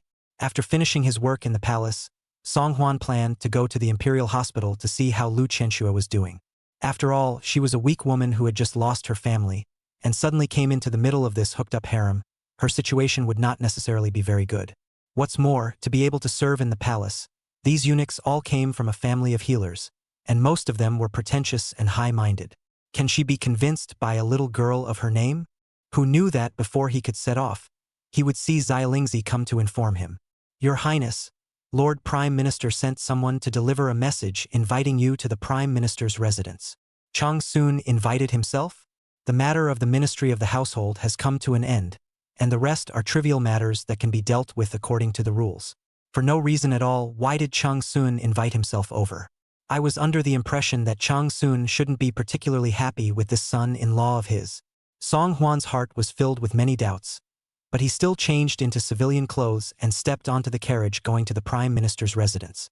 Compared to the scene of the cold door when he last went to the Prime Minister's residence, Today's Prime Minister's residence had become a lot more lively. There was a line at the door of many who had come to ask for an audience, and some of those who carried meeting gifts in their hands were sternly repelled by the steward. The rest of the more honest and low-key looking ones were waiting quietly outside the door. Song Hwan took in this scene and only found it somewhat amusing. It seemed that Cheng Susu had taken his advice to heart after their last meeting.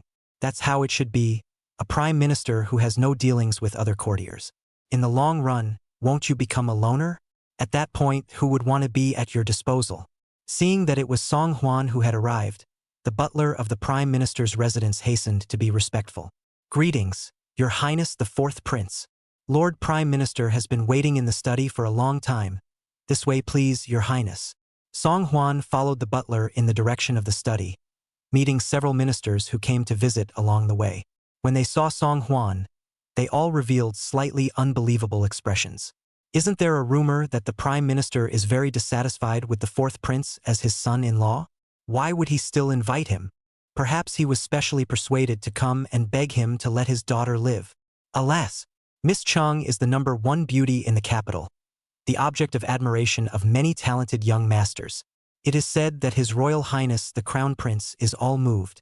How is it that she was taken by the Fourth Prince? Shoo, you guys keep your voices down. People's Fourth Prince is just a little stupid in the head, not deaf. What's the difference between being deaf and stupid when your brain is demented to the extent that he is? It's always a waste that no one cares about. That's right. If it wasn't a good fortune to be born in the royal family, I wouldn't have known which beggar's pile to die in. Ha ha ha ha ha. Lord Li, you're saying it's also too damaging, right? Just as several people were following and pointing at Song Hwan, they felt a sudden ringing behind them. A few people turned back, only to see Cheng Susu come out from his study and was looking at the crowd with a face full of anger. As courtiers, you dare to dictate to His Imperial Highness. It's unseemly to speak out of turn. Several people did not expect Cheng Susu to suddenly appear and would still be so angry and irritated. Prime Minister, I'm just mindlessly speaking off the cuff. Besides, I'm also speaking for you, A few people hung their heads and muttered in dismay. Throughout the entire process, Song Hwan remained expressionless, coldly observing these few people. Probably these people thought they were particularly humorous, especially when they spoke for Cheng Susu in front of him. It was a sign of currying favor and pulling in the strings. It was just that they had made 1,000 calculations, but they had never expected that Cheng Susu would not buy this at all.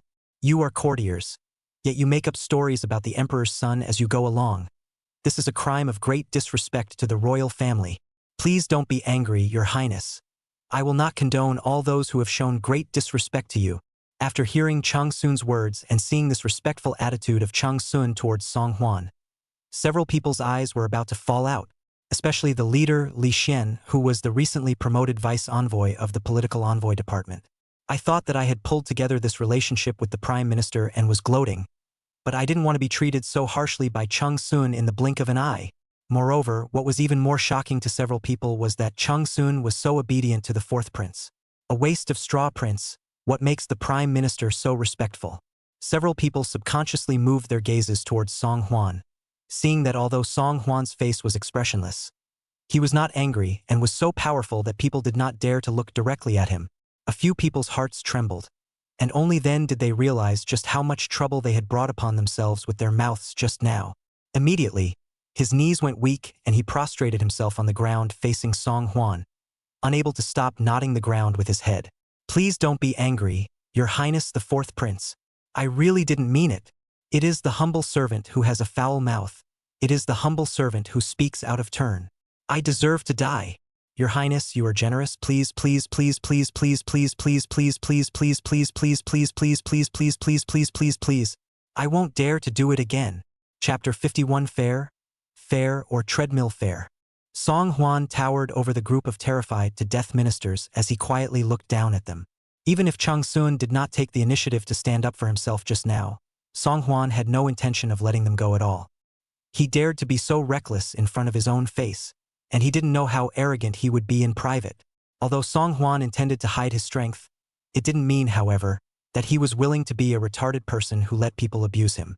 Dare I ask, Lord Prime Minister, what is the punishment for insulting the imperial prince of the dynasty? This question was a bit difficult for Cheng Susu. Throughout the ages, there were only speech officers who advised the emperor with straight words. Although they spoke harshly, they were also loyal and did not insult the royal family. Like these few who dared to mouth off in front of the emperor, it was really unprecedented and never seen before. Although this had never happened before, the behavior of these few people was a bit too arrogant. Cheng Susu pondered briefly and arched his hand towards Song Huan. Your Highness, these people are empty-eyed and self-righteous. Being a courtier but not being able to control his own mouth, he really deserves to be punished. Let each of these men be beaten 30 times and revoked from their official positions as a warning to others. These people are some shoulders cannot carry, hands cannot lift the readers, each hit on the 30 big plate, afraid not to die also have not left a few breath. Hearing Cheng Susu's words, a few people had been terrified to the extreme, and the skin on their foreheads was bumped. Fourth Prince, spare your life. It's the micro-minister who deserves to die. The micro-minister will never dare to do so again. Song Huan glanced at a few people. This king is not a ruthless person, and beating each person for 30 large boards, wouldn't that be beating them to death alive? Since these people can't keep their mouths shut, they should kneel in the yard and slap themselves until they realize their mistake.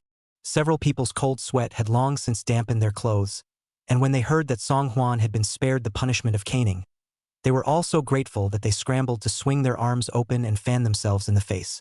I am aware of my mistake. I am aware of my mistake. The humble servant will never dare again.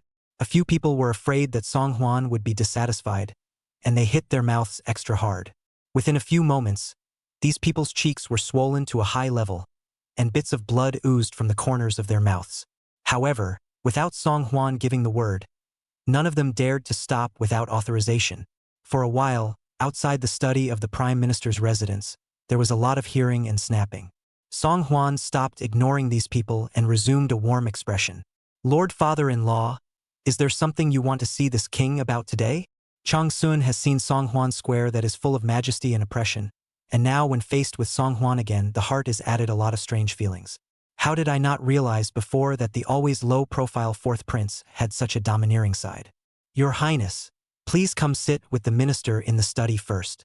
With that, Cheng Susu extended his arm and invited Song Huan into the study. After the morning court today, His Majesty summoned me and proposed something to me about the imperial examinations. His Majesty was very excited, saying that it was a feat that no one had ever done before or since, but I didn't quite catch on to the specifics of how it would work. His Majesty said that if I don't understand anything, I can always ask His Highness the Fourth Prince for advice. Until now, recalling the extraordinarily excited look of Emperor Liang when he was in the imperial study earlier, Cheng Susu still felt a little incredulous. His Majesty has always been steady and calm, and rarely would he show that two-eyed expression of excitement. Not to mention that the reason for His Majesty to be so excited was because of His Highness the Fourth Prince. But excited as he was, His Majesty didn't make the specifics clear. Just tell Cheng Susu to find the Fourth Prince again to understand is all. Cheng Susu was confused, but at the same time, he couldn't stop being curious. Just what an earth-shattering initiative had the Fourth Prince proposed to make His Majesty giddy in that manner. Song Huan came to a sudden realization. It turns out that Lord Father-in-law's search for this king to come was for this matter. It is not difficult to operate on this matter, but it is difficult in 2 words. Equality. Equality. Cheng Susu frowned slightly, listening with a serious face. Song Huan nodded. Not bad, equal. My king proposed the imperial examinations to father and emperor in order to provide an opportunity for the students from the cold family. A chance to be able to compete with the powerful in a righteous and honorable way. It's just that in today's Liang, the way the Ministry of Mandarins pushes for the selection of appointments is deeply rooted in people's hearts.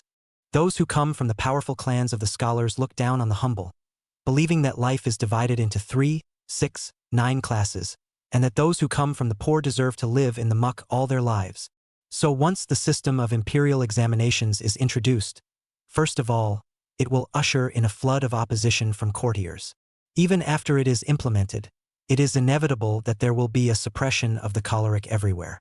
At the end of the day, the imperial examinations, which were originally equal for everyone, became a springboard for the dignitaries again. Still useless. Therefore, the only way to maximize equality is to ensure that the imperial examinations will not end up as a farce with all the thunder but little rain. If the king is asked to do it, he will only do 3 things. Fair, fair, or treadmill fair. Hearing this, Cheng Susu couldn't help but nod his head in agreement. Your Highness is right. If we really want to implement this law within Daliang, we must crack down on such phenomena. Once found, they will be severely punished. Song Huan's eyes lit up. Lord Father-in-law is right. The only way to completely eliminate this phenomenon is to show a stern approach from the very beginning. Father-in-law, let me tell you in more detail what this imperial examination system is all about. Cheng Susu was also intensely interested in what Song Huan had to say. To be fair, when Cheng Susu had just assumed the office of Prime Minister, he had intentionally put forward the initiative of promoting the humble scholar. It was only at that time that Cheng Susu's proposal was met with opposition from courtiers like a tidal wave. Coupled with the fact that at that time, the war between Daliang and Northern Yuan was in full swing, Cheng Susu had no choice but to put this matter on hold for the time being. He never expected that after a few years, the one who brought up this matter again would be the imperial prince of the dynasty. Especially, it was still the 4th prince who was usually the most unassuming. The 4th prince comes from a powerful family. This is the proud son of heaven, but can think of this unusual powerful people simply cannot think of the imperial examination. This made Cheng Susu couldn't help but be impressed with him. The more they talk without realizing it, from noon to the evening. It wasn't until the window filled with the afterglow of the evening sun that Cheng Susu realized that he had actually talked to Song Huan for such a long time in one breath. Your Highness, stay at the mansion and have dinner together tonight. I beg your Highness pardon for the poor care of the humble abode. As soon as he heard that Cheng Susu was actually going to keep him for dinner, Song Huan waved his hand. No. This king has things to take care of back at the palace, so he won't stay here much longer. I'll visit my father-in-law some other time. Chatting with Cheng Susu was indeed more opportunistic, but at the thought of eating with Cheng Susu, that tigress, Song Huan immediately had the word refusal written all over his face. Chapter 52. Isn't it just a dinner with a tigress? Cheng Susu thought that Song Huan was disgusted with the simplicity of the Prime Minister's residence's meals, and hurriedly spoke up. I'm sorry for delaying your Highness because of the imperial examinations. In that case, let Susu accompany your Highness to dine at the Changchun place. It will definitely be more delicious than the meals at the minister's residence. Song Huan was dumbfounded. Cheng Susu was mistakenly thinking that he didn't like the Prime Minister's residence's food. He still wanted to open his mouth to explain, but Cheng Susu had already ordered the butler to bring Cheng Susu over without being told. Your Highness, I've heard that Changchun Square is also all about places that young people like to go in and out of. I will immediately begin to work on the preparations for the imperial examination, so let Susu accompany your Highness on behalf of the minister today first. After this period of contact, Cheng Susu's impression of Song Huan had long since changed. Susu has got such a man of his choice. Cheng Susu can't wait to be happy. The marriage contract between the two was fixed by His Majesty's golden words, so it would be good to let the two young people have more contact in advance. Looking at Cheng Susu's warm expression, Song Huan was too embarrassed to say no and could only nod helplessly. Okay then, isn't it just a dinner with a tigress? Song Huan didn't believe it. This tigress could still eat herself in front of everyone. On the carriage going to Changchunfang, Cheng Susu twisted her small face out of the window, seemingly unwilling to pay attention to Song Huan, who was sitting beside her. I really don't know what in the world father was thinking, preferring to have himself accompany this annoying 4th prince for dinner. Father opened his mouth, really making Cheng Susu unable to refuse. Although she didn't want to twist her head to speak, it was as if there were several small ants crawling back and forth in Cheng Susu's heart, tickling her. The words to ask were on her lips, but Cheng Susu didn't know how to open her mouth. Tell me, what do you want to ask the king? As soon as Song Huan's words left his mouth, Cheng Susu immediately widened her eyes incredulously. How did you know I had something to ask? Song Huan grunted. Just look at that look of yours. By the way, you're scratching your head. Basically, anyone who isn't blind can see that you're not holding back any good words. You. Humph. Cheng Susu blushed and rolled her eyes towards Song Huan. I just don't understand how my father's attitude towards you has changed so drastically nowadays. Don't worry, since His Majesty has appointed the marriage, I won't say anything more. I just hope you won't give my dad a hard time about this. Song Huan was speechless. Your father is doing a good job as an official, and this king is not bored to that extent. Don't worry, your father invited this king here solely to ask for advice on matters of government. It has nothing to do with you.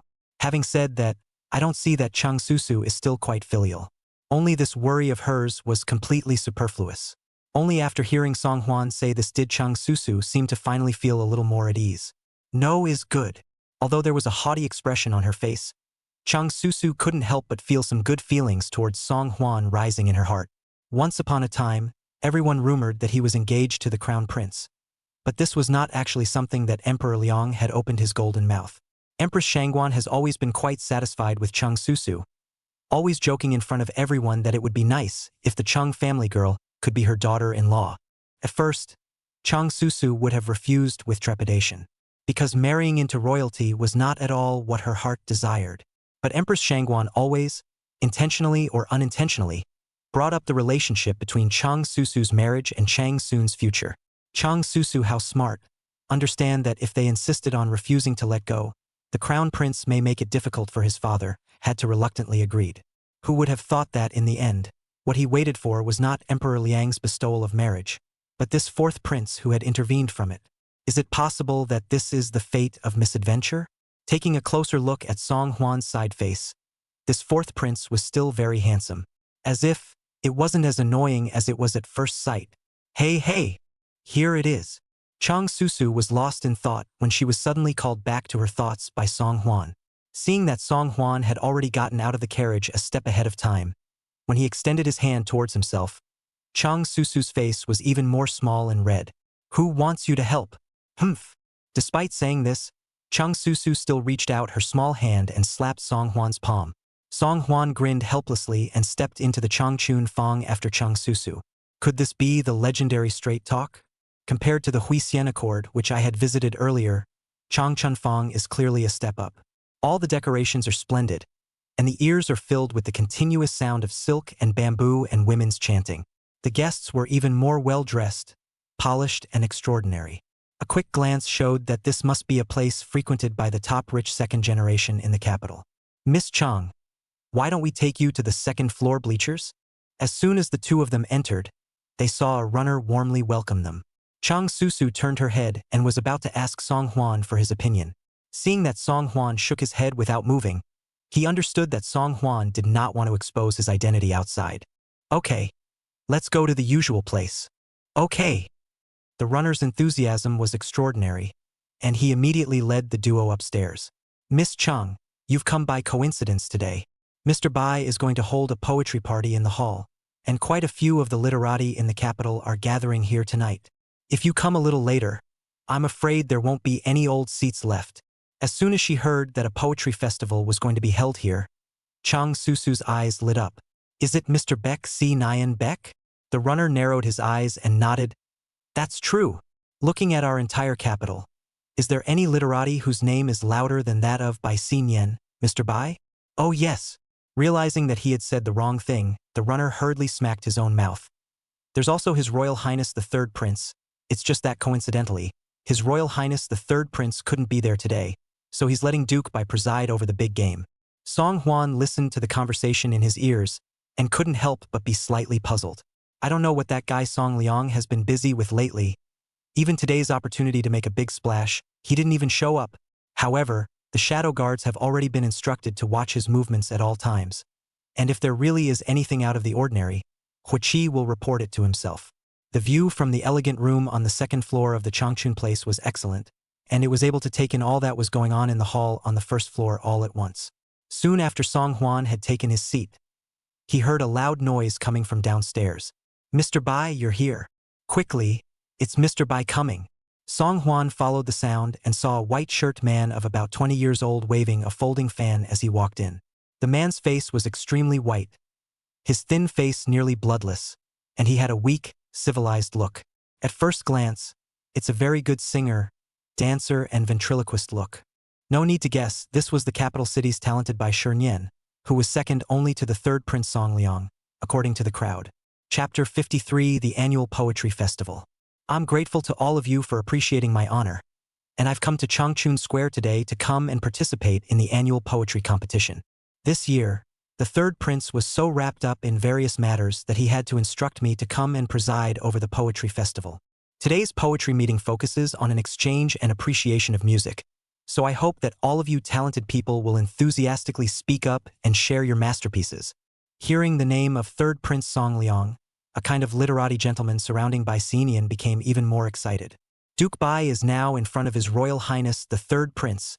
That's a hot redneck. If there is an opportunity in the future, I still hope that Duke Bai will introduce me in front of the third highness.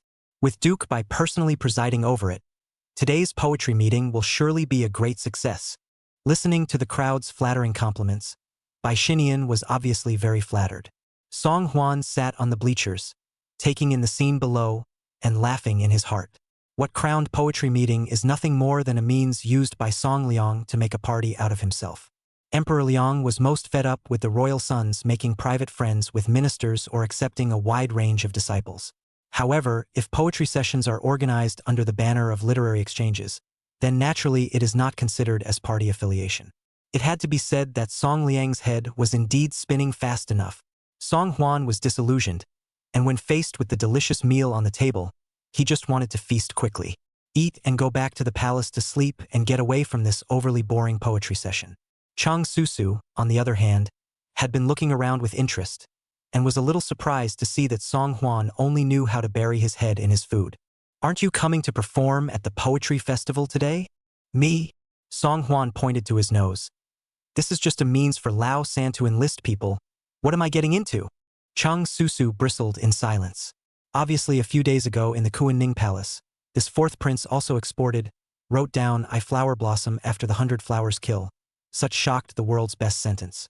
How is it that at today's serious poetry competition, he just buried his head in his food and failed to show any semblance of interest? It was important to know that this annual poetry competition was extremely valued by the literati of the entire capital. Could it be that the content of the poem composed by the fourth prince that day, as they rumored, was indeed cheating? The theme of this year's poetry slam is very simple, with only 2 words: borderlands. After all, Song Liang had always climbed up with the second prince, Song Da, and Song Da's own uncle, the great General Su Rong, had just won a big battle at the border. It makes sense to come up with such a title. After Bai Xinian announced the title, it didn't take long for someone to come forward and share their masterpiece. However, most of them are of mediocre quality and don't make much of a splash. "Mr. Bai, we also want to hear your masterpiece." "Yes, Mr. Bai. I won't hide it from you. We're here today to admire your work, right? Let's open our eyes too." Bai Xinian obviously appreciated these people's pursuit very much and immediately cleared his throat. "I will not conceal from you what you have said, but I have indeed drawn up a poem. Dedication. The peaks are high and the sky is low, and the green haunts the sky and the rain. Trees line the circumambient cliffs to form dear firewood, and flowers drape the frosty grove in a mess of brocade. The time of the passage is so great that I want to forget the dragon's plug, and the best place is still late for the horse's hooves. Since ancient times, many poets have not yet arrived, leaving their raw faces alone to be inscribed by whom." As soon as Bai Xinian's words fell, a huge burst of applause erupted within the Changchun Fong. "Wonderful! Wonderful! It's worthy of being Mr. Bai Shinian Bai, the capital's #1 genius. The moment he opens his mouth, he amazes the whole audience. All the people here today are just second-rate goods in front of Mr. Bai Shinian. Not worth mentioning." Even Cheng Susu couldn't help but be filled with yearning after hearing Bai Xinian's poetry. "When will I be able to write such beautiful verses like Bai Xinian?" Song Huan glanced at Cheng Susu and saw that this tigress had a flamboyant look on her face, so she couldn't help but look disdainful. "It's just a pile of rhetoric, nothing new." "Who said that?"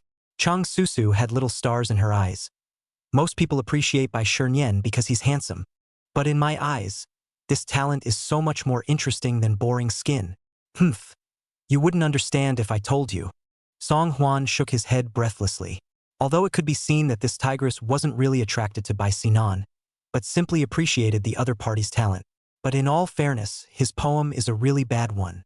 Just as the crowd of people were staring at Bai Xinian, surrounding him in a ball, a faint but firm voice suddenly came from the corner. "I have also composed a border poem. I wonder if I can take it out and share it with you all?" The man said it several times in a row, and only then did the crowd turn their heads in dismay. I saw that the person who spoke was 25 years old or so, with a thin figure, wearing a white-washed green-colored long shirt. Compared to the glamorous rich gentleman in Changchun Fong, this person really looked a bit out of place. Bai Xinyan frowned slightly. May I ask if this is... Seeing this, the runner in the Changchun square hurriedly came forward. Excuse me, Mr. Bai. I don't know where the beggar came in. How dare he disturb your pleasure? I'll get him out of here.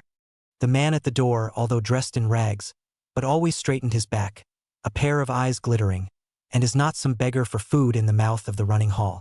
My name is Ma Shaoxing, and I have come to participate in the poetry competition. Could it be that the poetry tournament only allows the powerful and the wealthy to participate, and does not allow people from humble backgrounds like me to participate? Bai Xinyan's face was a little embarrassed, not realizing that this person was still a hardened person. However, in front of so many people, Bai Xinyan was really bad at insisting on driving away, and could only give a raw smile. Of course not. Since this Mr. Ma has also made a poem, why don't you take it out and share it with everyone together? Ma Shaoxing was given permission to do so, and only then did he release his voice and recite. The white horse is decorated with gold, and it gallops in the northwest.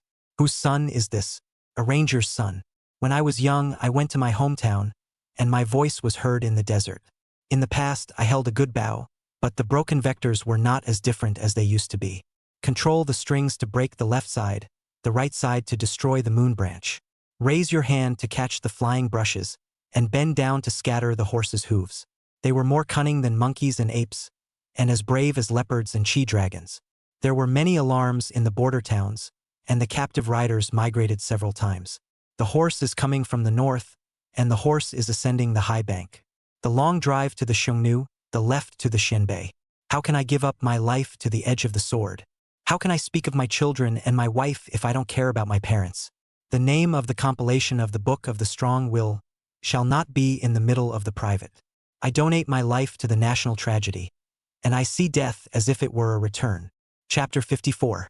Love Your Best. After Ma Shaoxing read the poem, he could clearly see the faces of the people in the hall change. Bai Xinyan's smile froze on his face, and his face was even less pleasant. No one can think. The young man who looked plain even dressed like a beggar. It's amazing that you can create such a sprawling, sweeping masterpiece in such a short period of time. This dismay and surprise, however, did not last too long. After the crowd came back to their senses, they began to show contempt for Ma Shaoxing one after another. It's written in a stinking long way, like a shroud from my great-grandmother's house. Just this? That's it? Written at this level. How dare you bring it out for everyone to enjoy? Sculpture. How dare you show off your skills? Heh. This poem is written like a running gag. How can it be compared to Mr. Bai's masterpiece? Bai Xinyan's face was originally a bit ugly, but when he heard the words of the people around him, his face commanded some color. This Mr. Ma, writing poetry, is not for any level. You'd better go back and read more before you come to the poetry party. At these words, the hall was filled with joyous laughter. Look at this guy. I'm afraid he didn't even go to a private school and can't even write a few big letters, right? At this level, how dare you come out and draw from a gourd and learn from others to write poetry? Don't laugh people to death. Ma Shaoxing did not expect that the work he had put his heart and soul into was trampled on by everyone and criticized as worthless, and could not help but look embarrassed. Just as Ma Shaoxing clenched his fists tightly, wishing to find a crack in the ground, suddenly, a ghostly male voice came from the second-floor stands. You don't take a piss to see what kind of goods you are, opening your mouth and telling people what to do? With all due respect, other than this Mr. Ma, everyone here is trash. When this statement was made, all 4 seats were shocked. Who the hell is making a big deal out of this? Get off. How dare you speak out like this in front of Mr. Bai Xinyan Bai? Come, let me see just which great poet it is. Hee. Today's poetry meeting. Those who came to participate are the literati of the entire capital. How could such a shameless person who doesn't know the heights of heaven and earth be mixed in? You come down here. That's it. Get your ass down here. Amidst the clamor of righteous indignation from the crowd in the hall, Song Huan slowly stood up. Which one of you just told the king to get off his ass? The crowd followed the sound and saw that the daughter of the prime minister of the current dynasty was sitting with a man she had never seen before, and they did not realize that their faces were puzzled. Huh? Who's this? Isn't that Miss Cheng Susu Cheng, the daughter of the Prime Minister? She always shows up alone. She's never been with a man. I've heard that Cheng Susu already has a marriage contract with today's fourth prince. And now that she appears with this man, could it be a red herring? Great guy. It's so exciting to come to a poetry meeting and still hear such powerful news. Bai Xingyan raised his eyes, and the more he looked at Song Huan, the more familiar he felt that this person looked, as if he had seen him somewhere. Suddenly, Bai Xingyan's pupils tightened and he bent down in panic. Greetings, Your Highness the Fourth Prince. The fourth prince seldom went in and out of Changchunfang before, and Bai Xingyan only had a few encounters with him. The fourth prince at that time always hung his head low, and his gaze was timid, a look that he didn't dare to look at anyone at all. At that time, if he hadn't appeared along with the third prince, Bai Xingyan wouldn't have been able to recognize that this person would actually be the imperial prince of the dynasty. Why is it so different today? The crowd was joking around recklessly, and when they saw Bai Xingyan's sudden move, they were all shocked. The fourth prince? Is that the fourth prince who is known as the most useless prince? Is that the seldom seen fourth prince who I heard was born underdeveloped? How come it doesn't look so much like the rumored cutie who has accomplished nothing? Instead, it's overbearing and unforgiving. The hearts of the crowd were filled with many doubts, and seeing that Bai Xingyan had already taken the lead in kneeling, they all did not dare to delay and fell to their knees. Greetings, Your Highness the Fourth Prince. I didn't know that His Highness the Fourth Prince had arrived. I have offended more. Please atone for your sins. Song Huan swept his gaze across the room and saw that the one hiding at the very back, cowering, was the one who had just clamored the most. Just now, were you the one who told the king to get lost? The man had thought that, by cowering in the corner, he wouldn't attract Song Huan's attention. I didn't expect to still be pulled out by Song Huan, so I couldn't help but kowtow towards Song Huan. It was little who spoke out of turn. It was the little one who deserved to die. Please, Your Highness the Fourth Prince, don't forget the little man's faults. Don't bother with the little one in general. Song Huan's face was expressionless. This king won't bother with you about anything. Get lost and don't let the king see you again. The man, as if pardoned, rolled to his feet and lumbered away from the scene. Embarrassed, Bai Xingyan hurriedly opened his mouth and asked, Your Highness, you've come here in a big way. I'm sure you're also here to participate in the poetry festival. I'm sorry, but there is an unorthodox person here who has soiled your eyes. I'll send someone to drive him away. After saying that, Bai Xingyan waved his hand, ordering the fellows of Changchunfang to quickly drive Ma Shaoxing out of the door. Slow down. Song Huan's shocked voice blocked Bai Xingyan's movements. Since you say that this is a poetry meeting where everyone can come, why do you casually drive people away? In my king's opinion, this Mr. Ma's level is far above you, the capital's #1 literary figure. Ever since the moment Ma Shaoxing stepped forward in the party, Song Huan had taken a keen interest in this youth. He was not well dressed, and could even be described as shabby.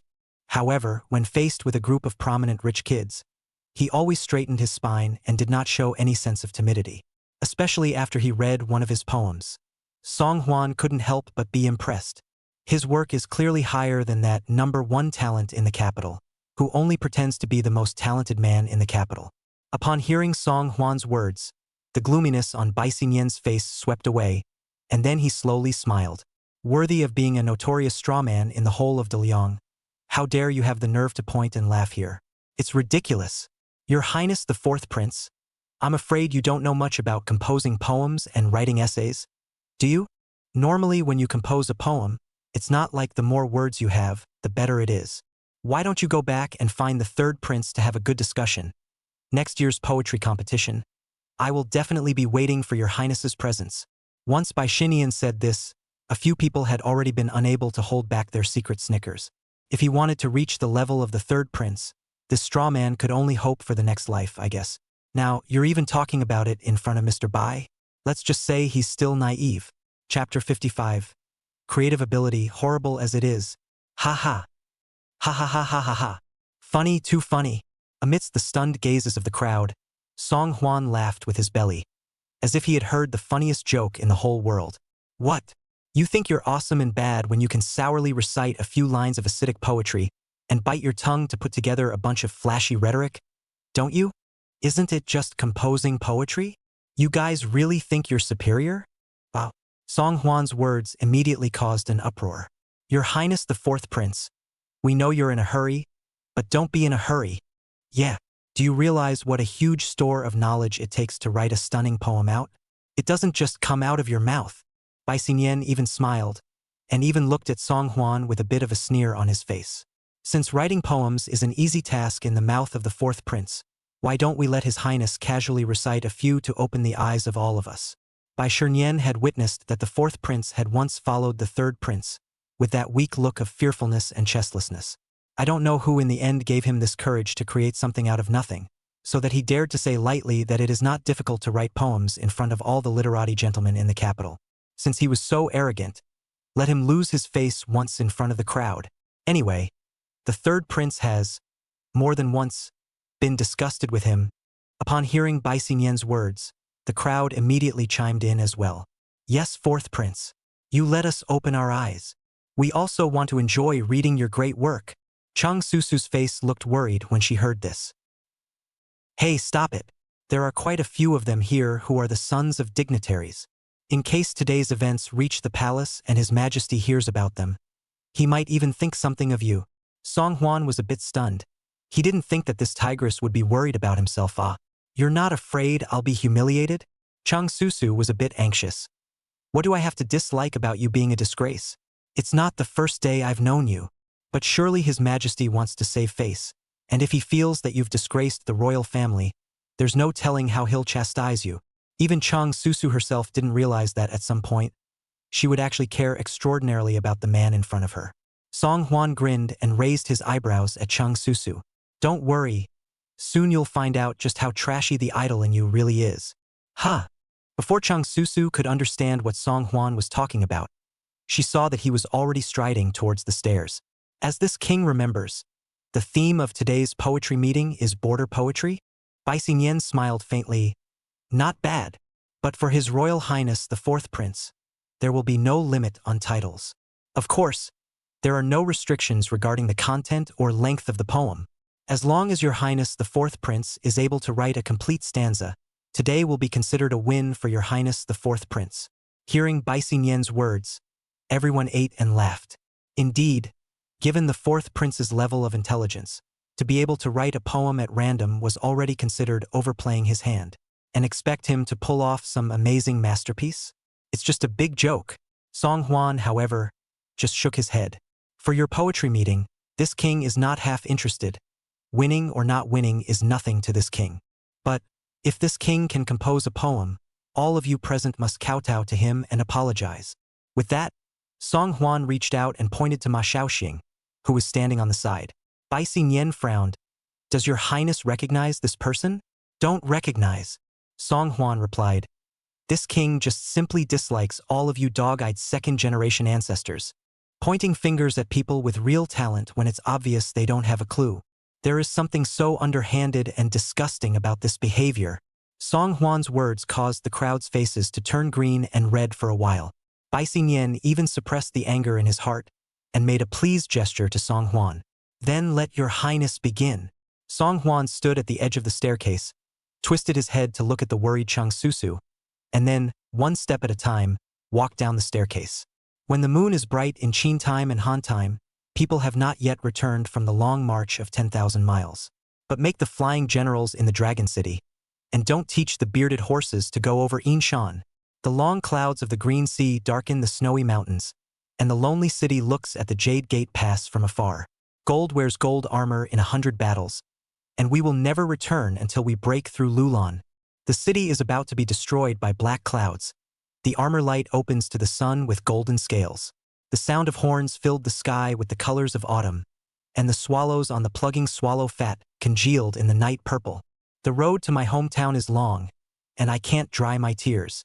I have no pen or paper to write to you, so I will send you a message to tell you that you are safe. There are 21 steps from the second floor to the first floor. Every time he descended a flight of steps, a 7-word stanza would be recited from Song Huan's mouth. For the whole 21 steps, there are a whole 21 jingles. Until Song Huan finally walked in front of the crowd was already jaw-dropped and staring blankly. No one would believe that this rumored demented and incompetent prince could write such magnificent and grandiose verses of imagery. And not one, but 21. In the course of a conversation, he was able to compose 21 popular and evocative lines. The fourth prince's creative ability was as terrifying as it was. Bai Shinian even listened to the sweaty palms, pupils vibrating, mouth wide open but could not send a word. Is this the same fourth prince that we've seen a few times before and can't even remember what he looks like? Is this still the same straw man who followed the third prince and was too coy to open his mouth? It's not even the same person. Bai Xinyan's hands shook. He simply hadn't expected that after years of careful planning for the poetry fair, countless talented men full of talent had been selected, but none of them at all could be compared to the wasteful fourth prince. Song Huan carried his hands behind his back and paced in front of Bai Xinyan. Eunuch Bai, this king has finished his poem. Duke Bai should also be true to his word and set an example by taking the initiative to kowtow to Ma Shaoxing and admit his mistake. Right? What? What? You're really gonna bow down and admit you're wrong to that barker? Baek Xinian raised his head in fear and looked at Song Huan with an almost pleading demeanor. Your Highness, it is I who spoke out of turn and rushed you. Just what? Song Huan's gaze flickered. The hallowed capital's #1 talent, Bai Xinyan. Is this going to go back on his word in front of everyone? As far as this king knows, today's poetry meeting was organized by you on behalf of the third prince, right? If the third prince knew that you had caused such a lot of trouble at the poetry meeting, corrupting his reputation, I wonder, will he blame you? Song Huan seemed to be smiling, playfully sizing up the Bai Xinyan in front of him. Only beads of sweat were seen dripping down his cheeks. The originally graceful Bai Degongzi had now long lost half of his earlier elegance. Chapter 56. An overly ironic scene. Bang. Finally, a loud sound came from the silent Changchun Square. It wasn't a loud voice, but it seemed so loud in the hall that wasn't half as loud as it should have been. It even goes around the beam for 3 feet without breaking. Only to see the always scenery, high and mighty Bai Xinyan. As the capital's first talented Bai Xinyan, the first red man in front of the 3 emperors of the current dynasty Bai Xinyan. Surprisingly, he knelt down and kowtowed with his face toward a famous and unknown choleric, Ma Shaoxing. Mr. Ma, I was wrong.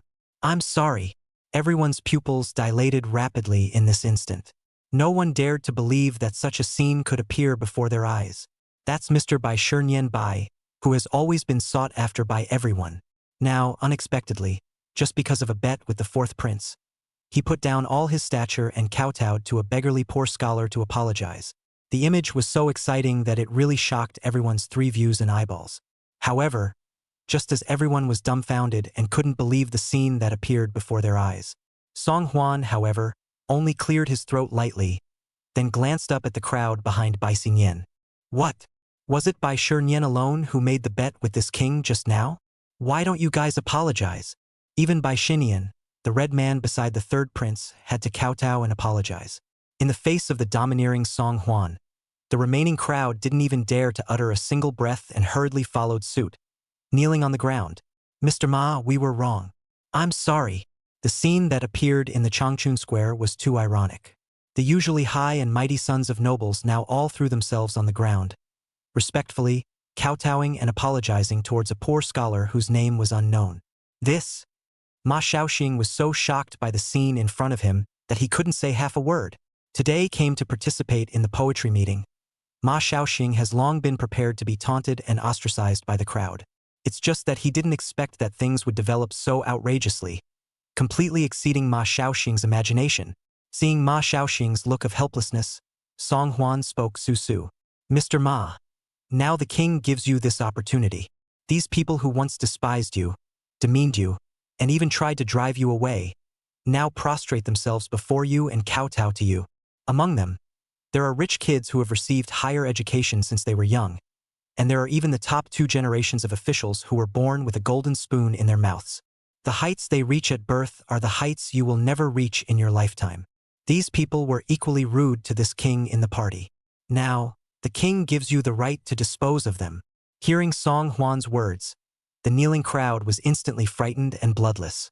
Ma Shaoxing faintly frowned, and after experiencing a moment of hesitation, he still slowly shook his head. Thank you, Your Highness the Fourth Prince, for your kind words. But I believe that these people have already paid the price for their arrogance. I believe that in the future, they will not be as vicious as they are today. When the crowd heard this, they chorused, "Not bad, not bad.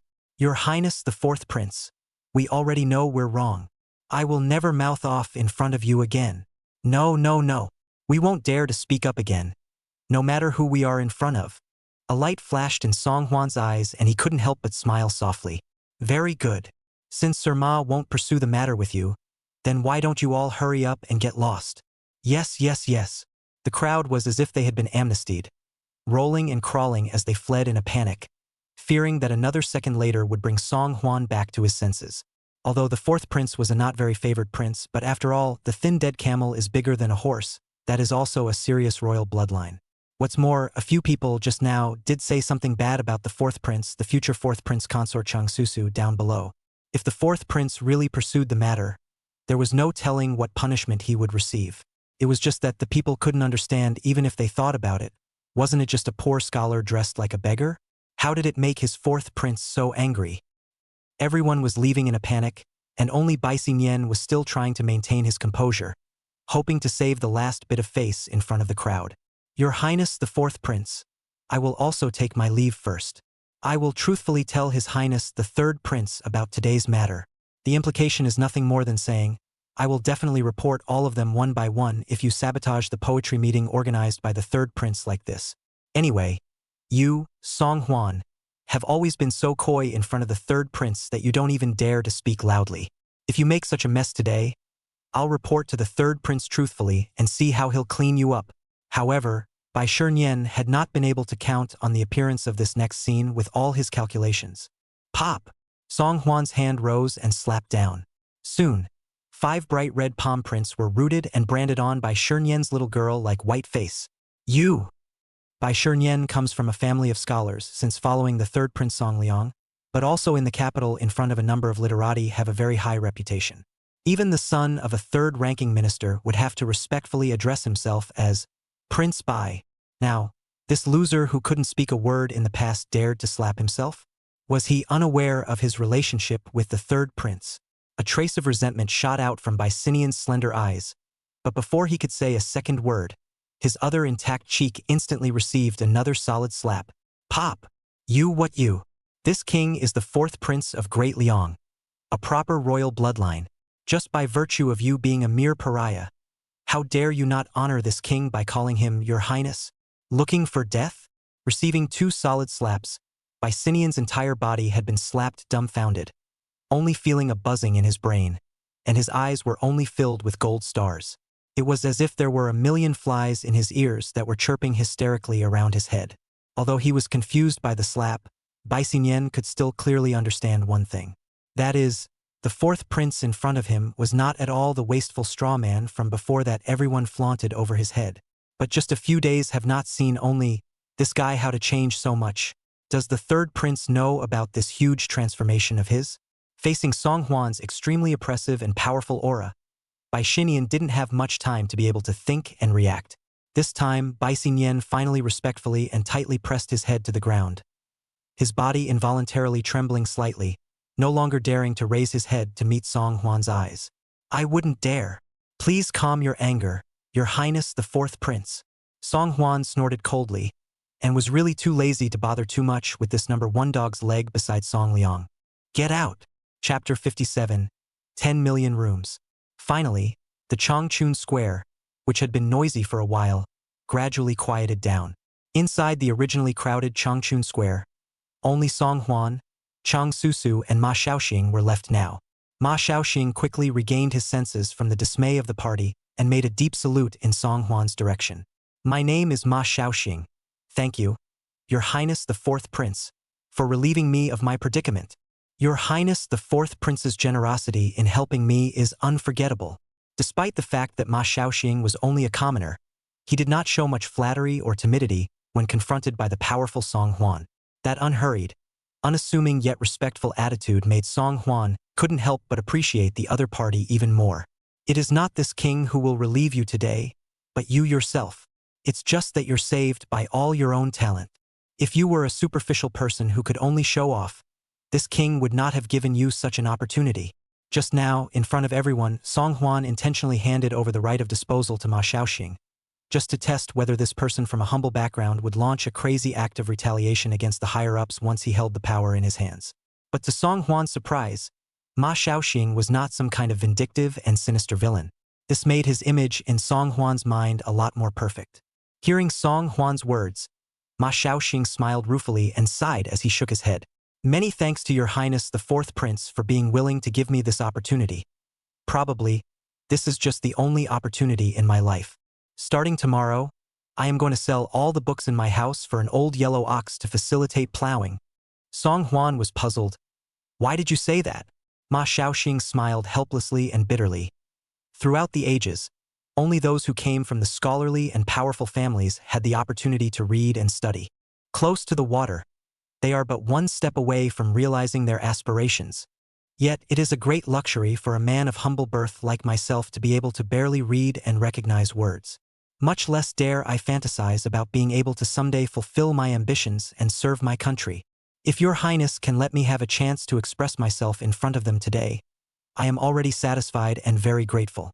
With that, Ma Xiaoxing was sincere to the core and bowed deeply towards Song Huan. Your Highness, thank you. Looking at this sincere appearance of Ma Xiaoxing, Song Huan was quite moved for a moment. Looking at the whole of Daliang, there are by no means a handful of simple youths like Ma Xiaoxing who possess all the talents and ambitions. Although they come from a humble background, they have a heart of red blood that looks up to the stars. And this willingness to do whatever it takes to chase a dream is exactly what those second-generation kids from noble backgrounds simply can't compete with. Looking at Ma Xiaoxing, whose long shirt was gray and white, but whose eyes were glittering with light, Song Huan at this moment firmly established an idea in his heart. I can get 10 million rooms in a wide building, and I can shelter all the cold people in the world with a happy face.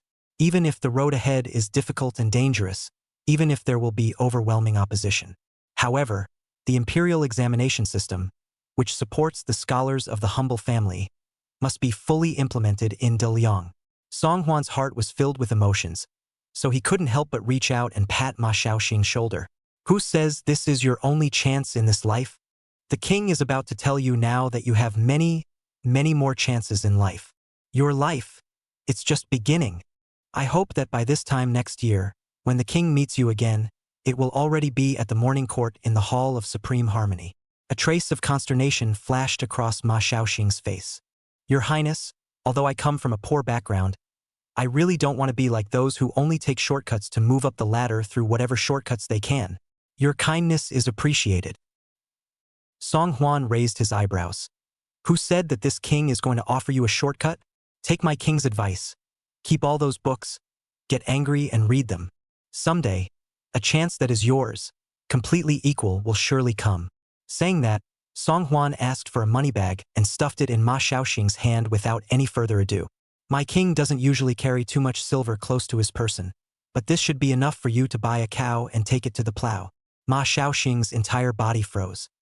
He didn't understand that a high and mighty prince who had never met before would pay such attention to himself, a poor commoner.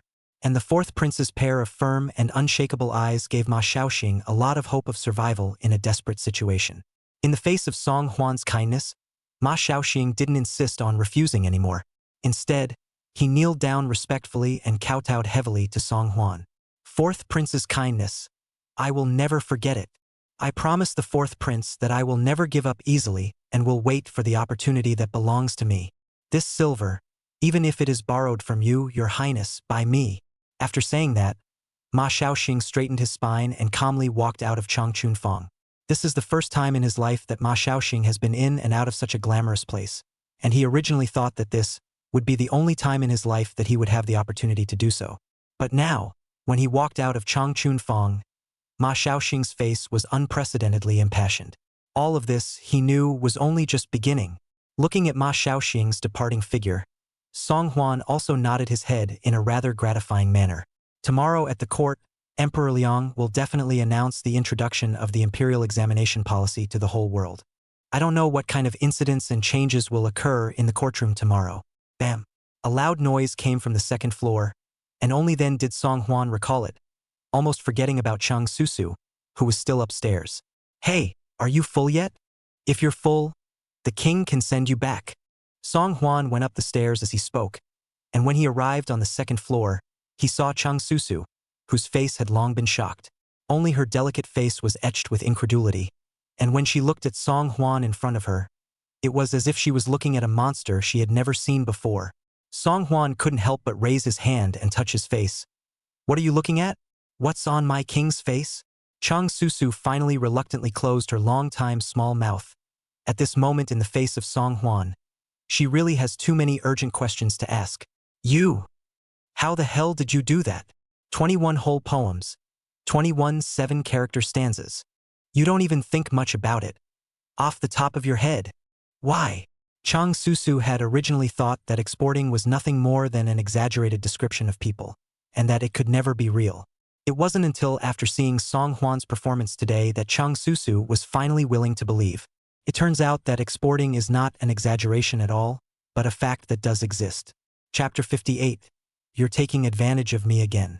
Looking at the dumbfounded Cheng Susu, Song Hwan felt some amusement in his heart. Do you really think I got 9 years of compulsory education for nothing?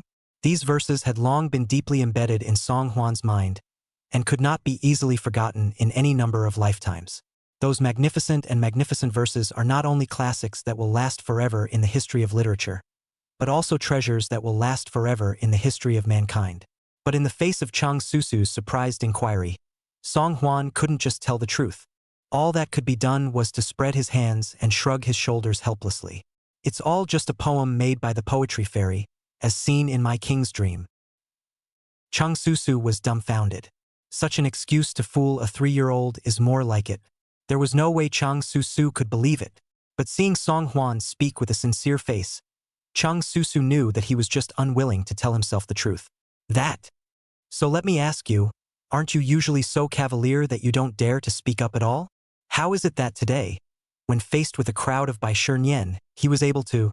Song Hwan's performance today was seen by Cheng Susu all in her eyes. It completely overturned all the opinions about Song Hwan in Cheng Susu's mind. The impression was that the other party was just a chestless, uninspired, and even intellectually deficient royal son. At that time, not to mention other royals and ministers. Even a powerful male like Bai Xinyan wouldn't buy him at all. How is it that just now, that performance of his actually displayed the aura that being a prince should have? This is the same cutie he knew before. Is it still the same person? Looking at Cheng Susu's stammering appearance, Song Hwan only felt even more amused. Couldn't be that he had acted too aggressively just now and scared this tigress. Could it? But it's good to scare her early, lest you marry her in 3 months and have to put up with her tigress temper every day. Hey, what the hell are you talking about when you're stumped? Still going home or not? If you don't go home, this king will return to the palace. Seeing that Song Hwan had once again resumed his hangdog demeanor, Cheng Susu's taut nerves couldn't help but relax. Who says I'm not going home? Humph. How about being able to read poetry? Amazing. Although the mouth still did not forget to taunt Song Hwan a pass. But in Cheng Susu's heart, has long been on Song Hwan has changed his view of the sky and the earth. No, when I have the chance in the future, I must ask this fourth prince properly. How in the world did he come up with his unprecedented verses? Cheng Susu just lifted her foot down the stairs. Who knows that her brain was distracted and didn't see the steps clearly, but she stepped on an empty foot and fell down the stairs. Ah! Cheng Susu let out a gasp of surprise and stumbled a few steps on the steps. Crap, crap, crap. This staircase is so long. If I really fall down, I'll be completely disfigured. As a result, just as Cheng Susu closed her eyes tightly and waited to meet the great pain, suddenly, all she felt around her was heat, and she didn't imagine the scene of rolling down the stairs. When she opened her eyes, she was already held securely in Song Hwan's arms, safe and sound. Feeling Song Hwan's broad arms and the strong heartbeat, Cheng Susu only felt that she had never been so peaceful in her life as she was now. Is this, in fact, the fabled security? Song Hwan also didn't expect that he could react so quickly. Holding the soft and delicate Cheng Susu in his arms, he only felt a burst of heart. But soon, Song Hwan sensed a hint of something unusual. How do you hold a hand of elasticity and softness, roundness and curvature, seems to be… Ouch! As if electrocuted, Cheng Susu hurriedly broke away from Song Hwan's embrace. That was the most precious and precious place of a daughter's home. How could she just let a man reach out and touch it? Cheng Susu was embarrassed to the extreme. Her face was like a ripe peach, bright red. You took advantage of me again. Wait, why did one say again? Although she had been taken advantage of by Song Hwan, this time, Cheng Susu did not react violently like she did the first time. Instead, it was full of shyness and coyness. Even Cheng Susu was taken aback by her own thoughts. Song Hwan didn't know Cheng Susu's innermost thoughts and frowned. Who intentionally took advantage of you? If I hadn't stepped in to save you, you would have broken your face just now. Why don't you thank me? Unexpectedly to Song Hwan, Cheng Susu actually gave a delicate hum when she did. Thank you. Huh? How can a tigress thank someone? Strange. Song Hwan's mouth grinned. Then I'll ask you again, that Bai Xinyan and I, who is actually more powerful? That goes without saying. In terms of that performance just now, Bai Xinyan was simply unable to compete with Song Hwan. Even Bai Xinyan was inferior to that Ma Shaoxing, whom he had never met. Cheng Susu finally understood why Song Hwan had just told himself that he would soon realize how unbearable Bai Xinyan was. Facing Song Hwan's question, Cheng Susu's small face flushed and she couldn't help but turn her head to the side. You're great, you're great. All right. Don't take me home yet. Once the unbeatable tigress. Today is like a kitten, but so well behaved. Song Hwan's heart was instantly filled with countless question marks. But it's better to be good than mean. So hurry up and take her home before the tigress gets too aggressive. After sending Cheng Susu safely back to the Prime Minister's mansion, Song Hwan leaned his head against the carriage back to the palace and rested his eyes. It was just past the hour of midnight, and the streets of the capital were already devoid of their usual hustle and bustle. Stores and vendors have long closed their stalls, and at a glance, pedestrians on the road are almost gone. The sound of hoofbeats and rolling wheels rang out, which seemed particularly harsh on this empty stone road. Bang! Phew! A sudden loud noise caused the carriage to brake to an emergency stop, nearly throwing Song Hwan in the carriage out. What's going on? In front of the carriage came the driver's embarrassed voice. Your Highness, there's a big rock in the middle of the road. It's all because the slave didn't look closely enough. Please atone, Your Highness. It was dark and windy, so it was really normal that I didn't see the road clearly. Song Hwan didn't intend to pursue the matter much. No harm done. Just go around the stone and continue walking. Yes, the coachman replied. But the carriage wheels are stuck by this large stone. Please wait a moment, Your Highness. Allow the lackey to move the stone away first. Song Hwan didn't care too much and continued to rest against the car window. But soon, Song Hwan caught a whiff of something unusual. How is it that, after a long time, there is still silence outside? Not a single sound. There wasn't even a hint of movement to move the stone. Sensing that something was wrong, Song Hwan picked up the curtain and slowly stepped out of the carriage. The long stone path. The night was terribly still. The howling north wind was picking up, blowing the dark clouds in the sky and blotting out the last of the moonlight. Song Hwan turned his head back and saw a scene that made him extremely unbelievable. The carter, who had been talking earlier, had now long since become a cold corpse, lying silently on the side of the rut. In his chest, a large hole was penetrated by a sharp arrow feather. At this very moment, blood is gushing outward in rivulets. Chapter 59. Why don't we make it real? After his brain experienced a short period of deadlock, a large Chinese character popped up in Song Hwan's head. Run. Although he didn't know who it was, Song Hwan could be 100% sure. Someone had ambushed the neighborhood early in the morning, waiting to shoot themselves in the face. Song Hwan broke out in a cold sweat and pulled out his legs to run in the opposite direction. But before he could run a few steps, an arrow feather whistled and flew towards Song Hwan at a rapid pace. Who? Song Hwan's reflexes were quite nimble, and although his body flickered and fell to the ground, he was barely able to dodge the arrow feather. But as he watched another arrow feather fly straight at him again, Song Hwan secretly said that it was not good. This time, I'm afraid I won't be able to avoid it at all. Pop! When it was too late, in the darkness, a cold aura flashed and flew straight out towards the darkness. Ah! A heartbreaking wail came out of the reaching darkness. Shadow Guard Huichi descended from the sky and ran at full speed in the direction where the screams came from. What a guy! As Huichi reaches out in the darkness and yanks, he sees a man dressed in black like a chicken being lifted and pulled out. The left arm of the black-clothed man bracing his bow and arrow had a short black knife deeply embedded in it. Song Hwan sucked in a breath of cool air. so Huichi had been secretly observing all along.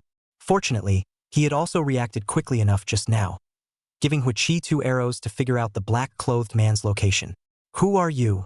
And by whose orders have you come to assassinate the king? Although he knew that the other party would most likely not obediently tell the truth, Song Huan still opened his mouth to inquire. The man in black didn't seem to have expected that he had ambushed himself so stealthily that he would be discovered so quickly by Song Huan. Didn't you say that the 4th prince doesn't have any guards around him? How can? Song Huan frowned tightly. Who told you that the king has no guards around him? Tell this king the matter, and this king will spare you from death. However, the man in black suddenly convulsed violently. Soon, there was no more semblance of life in his eyes after the asphalt like sticky dirty blood gushed out of them. He's dead. Looking at the motionless man in black, Huichi reached out to probe his nostrils and shook his head. This man would have been a hired dead man, and would have hidden the poison between his teeth in advance. Once the mission fails, they bite through the poison and never leave each other alive. Song Huan's frown deepened. It seemed that the other party had made a cruel move to put themselves completely to death. It's just a pity that the other party had hit the wrong note. Your Highness, would you like my subordinates to track down this person's origin? Song Huan coldly shook his head. There's no need, this person is so thorough. Even if we find out where he came from, he will never be half involved with the person behind the curtain. Nowadays, in the Dalian court, there are not many people who hate this king, and it's easy to think of who hates this king to the bone and wants to get rid of him. Nowadays, in the eyes of Second Imperial Prince Songda, he was still nothing more than a small, transparent person who was not much of a threat. But after accompanying Emperor Liang in and out of the Eastern Palace that day, Empress Shangguan and Crown Prince Song, you were afraid that they would have long hated themselves. Especially with the vindictive character of the mother and son, they would surely send out assassins in secret and let themselves die outside the palace for no apparent reason. It's just a shame that they had thought they knew their whereabouts. But he didn't know that in his own hands, he had already possessed the Shadow Guard token that only Emperor Liang had always been able to deploy. Seeing that Song Huan looked like he had some plans, Huichi didn't ask too many questions. By the way, Your Highness, today my subordinate was in the palace and has already inquired about the whereabouts of Imperial Dr. Lu Xiang that day. Although we can't be sure it's Dr. Lu himself, but it should be about 8 or 9 times as good. The Shadow Guard is, indeed, ridiculously efficient. Song Huan nodded. What's going on? Huichi continues to report with an expressionless face. On that day, the Imperial Hospital sent someone to the Eastern Palace to consult the Crown Prince as usual. It's just that afterward, that eunuch never seemed to come out of the Eastern Palace again. According to the description, the eunuch who went in and never appeared again should be Lu Xiang. Song Huan's eyes flashed. According to Lu Chenshua's description, Lu Xiang was supposed to have a harmless appearance. For no reason at all, did Song Yu kill him? Song Huan thought briefly. That day it was the eunuch from the Internal Affairs Office who sent the resettlement fee. So when you return to the palace, make a trip to the Internal Affairs Office and find the eunuch from that day to ask about the situation again. Instead, Huichi sighed. Your Highness, my subordinate has already been to the House of the Interior. The eunuch in charge of this matter, Zhou Ninghai, as well as the rest of the several small eunuchs, have long since disappeared and evaporated. Even my subordinates and the rest of the Shadow Guards have found no trace of these eunuchs. It's my subordinate's fault. Song Huan faintly shook his head. Not your unfavorable work. These several eunuchs, I'm afraid that they have also long been extinguished. They weren't silenced because killing the eunuch was such an unseemly thing to do. Rather, it's because that day in the northern suburb of Lu Mansion, several people from Zhou Ninghai happened to run into this king. Because they met Song Huan, these eunuchs had to die. Being such a thief, Song Huan couldn't help but suspect even more that Lu Xiang must have met an untimely end in the Eastern Palace. As a Shadow Guard, Huichi was only responsible for protecting the comfort of Emperor Liang and Song Huan, as well as accomplishing the tasks they had explained to him. Though, for other things, Huichi usually didn't take the initiative to ask about them. But in the face of this situation, Huichi couldn't help but open his mouth and ask, Your Highness, what are your plans? In the face of assassins, Song Huan didn't have anything to worry about. After all, with Huichi guarding his side at all times, even if several assassins appeared at the same time, they wouldn't be able to hurt Song Huan in the slightest. Just how the assassination could be utilized to make a big deal out of it left Song Huan in deep thought. Although it didn't suffer any damage, but it couldn't just be backstabbed for no reason. Song Huan pondered for a moment and pointed at the arrow feather that had fallen from the side of the carriage that had been shot off course and said, "You bring that arrow to this king. It's already happened, so why don't we fake it and see how he responds?" "There's an assassin. There's an assassin. His Highness the Fourth Prince has been assassinated." The quiet harem was like a deep pool of water, and this shout was like a stone thrown into the pool, instantly stirring up layer after layer of ripples. Looking at Song Huan, who was holding a bloody arrow feather and whose clothes were also mostly wet with blood, the courtesan Suame was so alarmed that she was dropping tears down her face. "Your Highness, you were fine when you went out. How come you came back like this? The slave girl has already sent for the imperial physician, so hold on a little longer." Song Huan, however, was much more calm than Chui Mei had imagined. Was it the ambassador of the imperial hospital that was hired as per the king's orders? Chui Mei hurriedly nodded. "Yes, it's all done according to your orders." Chapter 60, The Token of the Eastern Palace. Not much longer. Lu Qianxue, dressed in a medical officer's robe and carrying a medicine box, led 2 small eunuchs to rush over. Now wearing this official robe, and after tying up her long hair high, Lu Qianxue's whole person is even more dashing and competent, and her heroic spirit is aggressive. Seeing the large pool of blackened blood on Song Huan's tunic, Lu Qianxue frowned slightly. You, both of you get out. No one comes in without my order." The 2 small eunuchs following behind them looked at each other, both feeling a bit incredulous. "Can you handle it all by yourself, Lord Minister of the House? My subordinate will follow you around and help you out." Lu Qianxue's charmingly long eyes showed some impatience.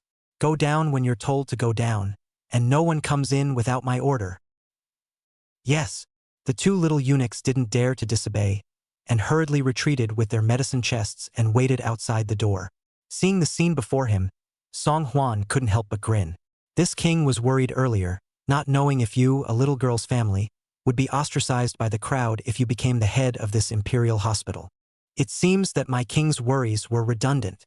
Lu Qianxue's expression was very serious, and without saying a word, she tore open Song Huan's long shirt with a stabbing sound.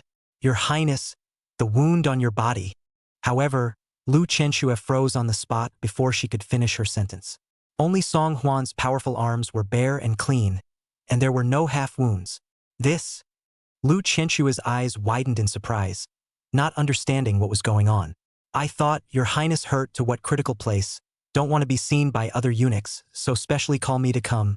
Unexpectedly, on Song Huan's body, there was no sign of injury at all. Lu Qianxue was a bit confused. Hearing Lu Qianxue's words just now, Song Huan couldn't help but laugh softly. What is so important that the king is hurt? If the injury is really critical, is Dr. Lu sure he wants to personally treat this king?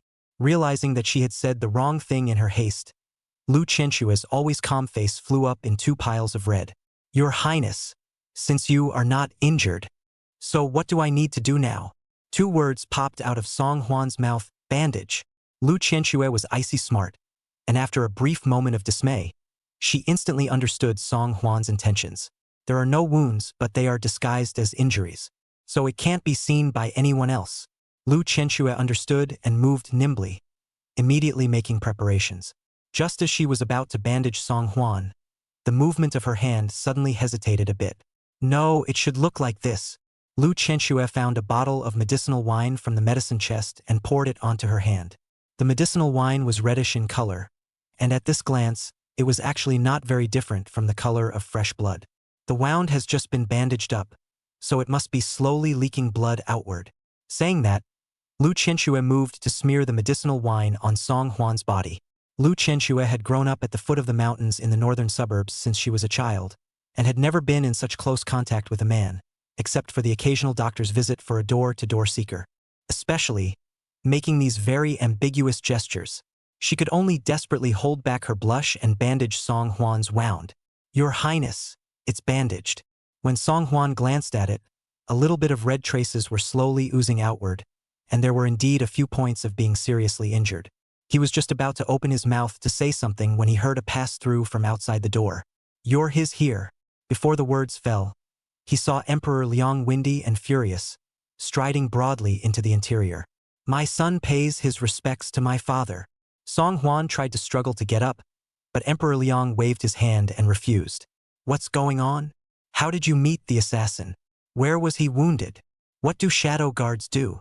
As soon as he entered the door, Emperor Liang asked a series of questions as if they were a barrage of firecrackers, asking Song Huan to be powerless.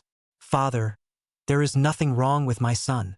It's just that the assassin was in the shadows, and it was my son who insisted on showing up to draw out the assassin, not that the shadow guards were ineffective. Seeing that Song Huan's body was wrapped in thick bandages, and there was even blood seeping out, Emperor Liang couldn't help but frown deeply. Reaching out, he pointed to Lu Chenxue, who was standing new on one side. You say? Lu Chenxue lowered her head. Returning to your majesty's words, His Highness the Fourth Prince was injured in the shoulder, and although he lost a lot of blood, there is no major problem. It won't fall ill, but the wounds are too deep. Your Highness still needs to be properly conditioned for a while. Emperor Liang didn't expect the new courtyard ambassador to be a girl, and glanced up at Lu Chenxue in dismay.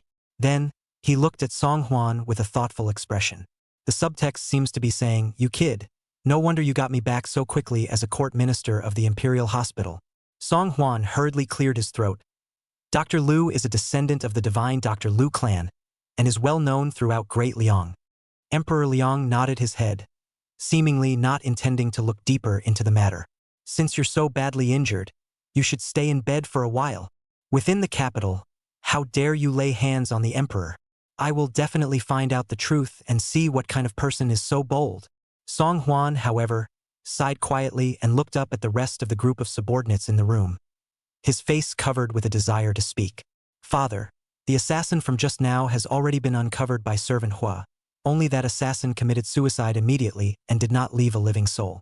However, my son found something not quite right in him. Seeing Song Huan's look of being ready to speak, Emperor Liang instantly understood and reached out to dismiss the rest of the palace's idle people. Okay, what was found on the assassin?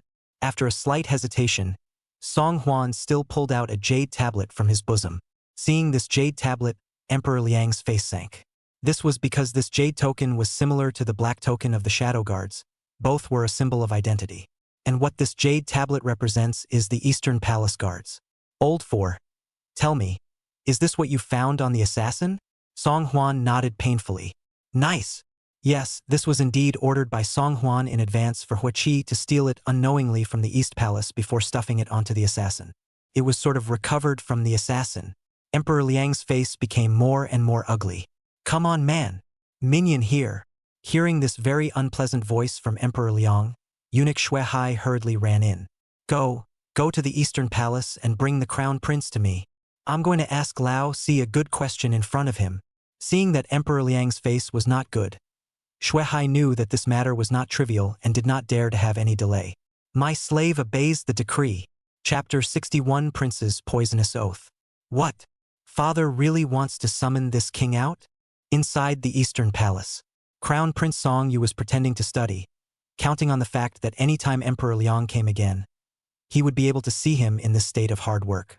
I didn't expect to wait for the imperial eunuch Shui Hai, who told Song Yu with a serious face that Emperor Liang wanted to declare him an audience immediately. Song Yu, of course, was overjoyed. It seems that the efforts made at the last meeting were not in vain. Father, he heartily, or heartake himself as a son. Seeing Song Yu's ecstatic look, Shui Hai couldn't tell the truth and could only nod with a weird expression. 1,000 times over, it is indeed His Majesty the Bonsai who wants to see His Royal Highness the Crown Prince. Please, Your Highness the Crown Prince, come with your servant. Song Yu hurriedly dressed up, and before walking out the door, he didn't forget to quietly check his complexion. Emperor Liang is most concerned about the image of the royal family. If any of the royal son looks sloppy and unkempt, he will inevitably be reprimanded by Emperor Liang. Therefore, even if it is a late-night interview with the Holy Spirit, the proper etiquette should never be missing. After being banned from foot for 7 days and 7 nights, breathing in the fresh air outside the Eastern Palace, Song Yu couldn't help but be in a good mood. Eunuch Shui, is father only releasing this king this time? Where's the second? Did father declare him out for an audience? Shui Hai only focused on leading the way at the head and did not answer Song Yu's question positively. Your Highness, you will naturally know when you arrive. The heart of the Holy Spirit is unfathomable. Your Highness, you'd better quickly go with your lackey. Song Yu bristled impatiently. It's just an old castrated dog in front of father. What's the point of making a fuss? Just asking a few casual and harmless questions, and it becomes a matter of speculating on the heart of the Holy Spirit? Just a eunuch. When he inherits the throne one day, he will kill this old castrated dog first. Although he was cursing Shui Hai in his heart, on the surface, Song Yu still had to put on a polite demeanor. Eunuch Shui is right. This king is merely asking a casual question. But as soon as he looked up, Song Yu quickly realized again that something was wrong. Eunuch Shui, wasn't it father who declared this king's audience? This isn't the way to the palace of nourishment or the imperial study either. This path leads to only one place, and that is the oldest four's chambers. Is it hard to see that it's not his father who wants to see him, and that it's Lao Si who's in the middle of it all? Thinking of this, Song Yu couldn't help but clench his fists. What? He is a crown prince, even want to see his father, have to rely on the old for that waste of money to open his mouth. Seeing that Shui Hai was always reticent, Song Yu did not say anything more and followed the other party all the way to Song Huan's chambers. Your Majesty, His Royal Highness the Crown Prince has arrived. Song Yu followed Shui Hai and respectfully walked in. My son pays his respects to my father. Song Yu curtsied obediently, but soon detected a hint of something amiss. The Liang Emperor who was sitting on the main seat appeared to be in a bad mood, radiating that cramped aura that pressed Song Yu a little out of breath. Crown Prince, you are growing more and more capable nowadays. You are in the Eastern Palace, but you can still order your men to follow your fourth brother and secretly hurt him? Song Yu sniffed and hurriedly raised his head in horror. Father unjustly accused. My son has been pondering in the Eastern Palace for the past few days, and has never set foot outside the palace for a single day, so how could I possibly manipulate this matter in secret? Looking at Song Yu, who was exquisitely dressed and showed no signs of recovering from a serious illness, Emperor Liang couldn't help but let out a cold snort. You're rather rosy and have a lot of spirit. Go see your fourth brother. Narrowly escaped taking his life by the assassin you sent. The imperial physician said that if he were to save her half an hour later, she would have lost too much blood and would not be able to return to life. Crown Prince, Crown Prince. You are really a good Crown Prince that I have chosen by thousands. Song Yu looked in the direction of Emperor Liang's finger and saw that Song Huan was indeed leaning against the bed. The body was wrapped in thick layers of bandages, and in the bandages, there were faint traces of blood coming through. Having suffered such a big shock just as soon as he came in, Song Yu's brain instantly lost all ability to think things through. Father, he, son of. Nope. It's not right. Song Yu hands and feet, panicked crawled to the feet of the Liang Emperor, has long since lost half of the calm self-compassion of the earlier arrival. Father unjustly accused. My son has been pondering in the Eastern Palace. How could I send my guards to assassinate fourth brother? This is ridiculous. Besides, my son has no quarrel with the fourth brother, and he. Song Yu snapped, swallowing the second half of the sentence. He's a cutie again. The latter part of the sentence was swallowed. Old Four is no cutie pie. He's just been playing dumb the whole time. But heaven and earth, he has been locked up in the East Palace, thinking about the way out day after day, where he still cares about sending someone to kill him. Emperor Liang looked down at Song Yu, a bit of disgust showing in his eyes. Pa! A tiny token rolled to the ground in a bone-crunching manner with the movement of Emperor Liang's hand. This is the token that Old Four recovered from the assassin. Open your eyes and see for yourself. Isn't this the token that your East Palace guards have in their hands? Song Yu was completely dumbfounded, because the jade token on the ground was clearly the token of the Eastern Palace guards. No way. Father, this must have been planted by someone with an ulterior motive to frame my son. My son has been wronged. With that, Song Yu turned his head to Song Huan, who was lying in bed on the side. You're trying to win father's sympathy, so you went out of your way to play this bitter trick in front of father, isn't it? Song Huan's face was pale and he blinked in a distinctly innocent manner. Big brother, I know you've always thought I was stupid and didn't like me much, but I'm your own brother. Blood is thicker than water. Song Huan did not open his mouth, but once he did, it instantly ignited the anger in Emperor Liang's heart. Your fourth brother is injured to such an extent, and you're still saying that he's playing a bitter trick. Then I ask you, you and your mother sang together outside the Eastern Palace, pretending to be miserable for me, acting out whether it was a bitter trick or not. Song Yu was so scared that his liver and gallbladder went cold, and he crouched tightly on the ground, so scared that he didn't dare to breathe. Father, my son is innocent. This is not something that my son has done, and my son must not just admit it in a confused manner. Thinking of this, Song Yu crossed his heart and extended his right hand facing Emperor Liang. My son is willing to swear on his own life, and I'm even willing to vouch for my mother's honor. What happened today was in no way my son's doing, and has nothing half as much to do with my son. If it is really my son's doing, then I will be detained by my father in the Eastern Palace for the rest of my life, and I will never be able to step out again. Chapter 62. Watch him play with fire and bring about his own destruction. As Song Yu's words fell, there was an instant silence inside and outside the hall. Emperor Liang couldn't say a word either, just angrily looking down at Song Yu on the ground. The weight of this poisonous oath was not light if he had really done it. He would never have been able to say such a dry oath. Emperor Liang frowned tightly, looking at Song Yu, who was trembling on the ground and didn't dare to raise his head, and then looking to Song Huan, who was lying on the bed beside him with a pale complexion. He only felt disturbed as if he was numb. This matter, I am bound to pursue to the end. Before that, you give me to stay in the East Palace to think quietly. No more half-steps without my permission. And don't allow your mother to privately send anyone forward to the Eastern Palace again. Song Yu's heart shook. This is to cut off one's own back, to completely encircle oneself. Song Yu tightly pressed his head to the ground, his clenched fists and hateful eyes written with anger and resentment. Being the old for that wimp cheated for so many years, Song Yu absolutely did not think that the other party would not hesitate to lay hands on himself, making the trick of the bitter flesh trick. LOL. Too careless. I was so careless that I never cared about such a slime that couldn't hold up the wall. That's why he was assassinated. But now that there was no point in saying more, Song Yu could only clench his back teeth and try to calm himself in front of Emperor Liang. My son obeys the decree. The moment he got up to leave, Song Yu's gaze was like a sharp dagger, ruthlessly gouging out in the direction where Song Huan was. Hate to be, and cut the other person into 1,000 pieces, and break them into pieces. However, Song Huan raised his head high, and on his face, a mysterious and enigmatic smile appeared. It's all just beginning. Emperor Liang dismissed Song Yu and sighed as if he was extremely tired. Old four, you should rest early too. There's no need to go to the morning court and the tribute court for a few days, so recuperate. Song Yu nodded his head repeatedly. Yes, my son obeys the decree. After sending off Emperor Liang, Lu Qianxue once again walked in carrying a medicine box.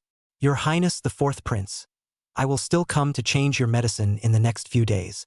You should try not to carry it on your hand and shoulder in front of outsiders, lest you reveal anything. It should be about half a month before your injury is nearly healed. Song Huan nodded lightly, not realizing that this Lu Qianxue, who looked as cold as ice and frost, had a heart as fine as a hair. Right, Your Highness. My brother's death. Lu Qianxue wanted to say something, and it seemed that she was not too good at opening her mouth to Song Huan. After learning about the cause of Lu Xiang's death, Song Huan did hesitate to tell Lu Qianxue the truth, although it's basically certain that Song Yu is the one who murdered his brother. But the other party is the current Deliang Crown Prince, the titular Crown Prince. Even if he had killed an eunuch, but killing was killing, and no one could do anything to him. Lu Qianxue is only a woman. Compared with the noble status of Prince Song Yu, it is simply a difference between clouds and mud. She is asked to spend her days against the enemy who murdered her brother, but there is no way for her to get her revenge. Such a situation is simply more tragic and pathetic than being kept in the dark. Just at this moment, looking at the grief-stricken Lu Qianxue, Song Huan still couldn't help but tell the truth. A shadow guard came to report that he saw your brother enter the Eastern Palace and then never come out. The next day, someone took your brother forward to the northern suburbs. Song Huan knew that the truth was cold and stinging, but is a truth that everyone has to face. Lu Qianxue came to the middle of this deep palace to investigate the cause of her brother's death. Now that you have learned the truth of the matter, what right do you have to choose to hide it from the other side? Hearing Song Huan's words, Lu Qianxue's entire body seemed to be in a state of immersion, instantly staying on the spot. She knew, though, that something was indeed fishy about her brother's death, but she hadn't expected that it would be due to the crown prince of the dynasty. When she thought of the remaining stasis of blood in her brother's throat and nasal cavity, Lu Qianxue's heart felt a pain like a knife and cone. brother must have felt a lot of pain at that time, tears dropping down Lu Qianshua's polished face. Soon, however, it was wiped clean by her raised hand. Only her eyes were wide with effort as she tried desperately to keep the tears from falling again. Thank you, Your Highness, for finding out the truth for me, and for finding out the truth for my brother. From now on, I will not shed a single tear for my enemies. Saying that, Lu Qianxue lifted up the medicine box and resolutely walked outside. Seeing Lu Qianshua's broken stance, Song Huan was startled and hurriedly stepped forward to seize Lu Qianshua's medicine box. You're not going to go to the prince to fight for your life, are you? Lu Qianshua's pupils were crimson. Her eyes were glazed over, and her body was trembling uncontrollably due to her anger. The only family I have in the world is dead. And, still, a tragic death under the prince. If I don't take this revenge today, I, Lu Qianxue, will not be a human being. Song Huan smiled helplessly and bitterly, not realizing that this soft-looking woman would be rigid to such an extent. Truth be told, this king also hopes very much that you can go to the crown prince and fight to the death, clearing this biggest obstacle for this king.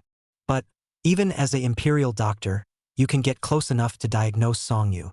But you're only a weak woman after all.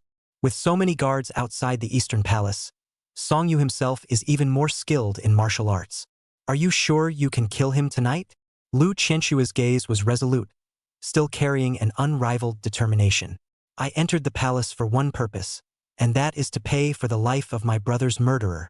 How can I stand by and do nothing now that I'm facing the real killer? Even if I die, I must pull the crown prince as my back. Song Huan sighed faintly.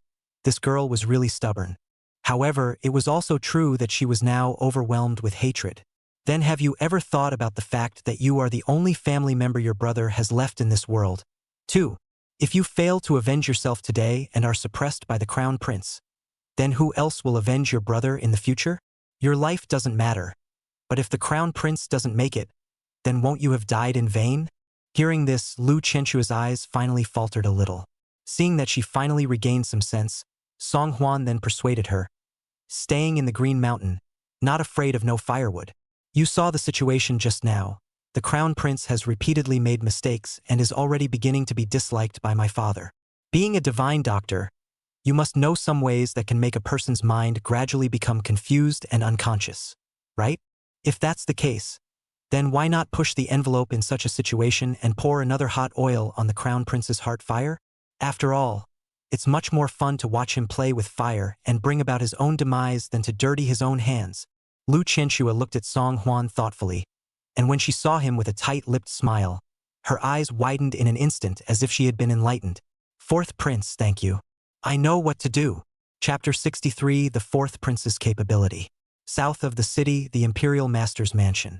After waiting for the Imperial Master to wash up, the housekeeper Zhang Lin made his usual rounds of the residence.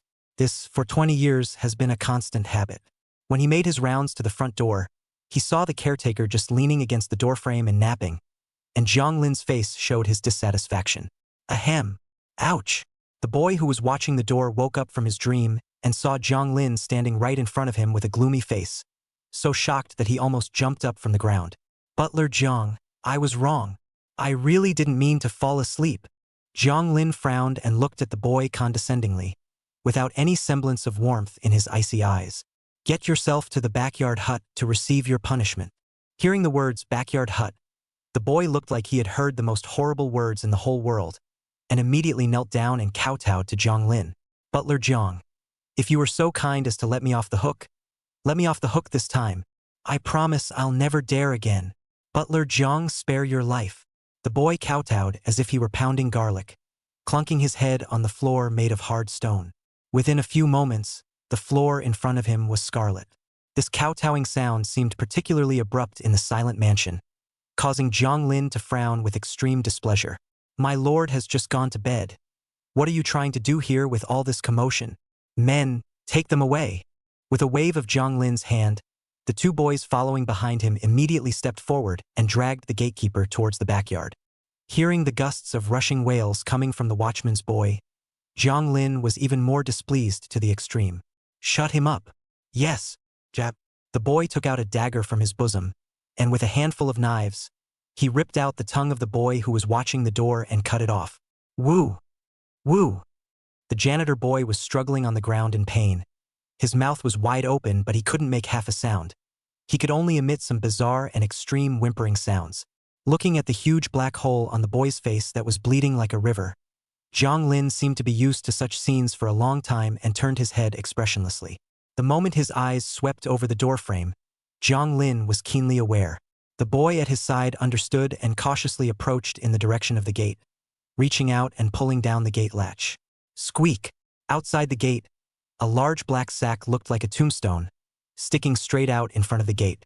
It startled the boy who opened the door. Ah!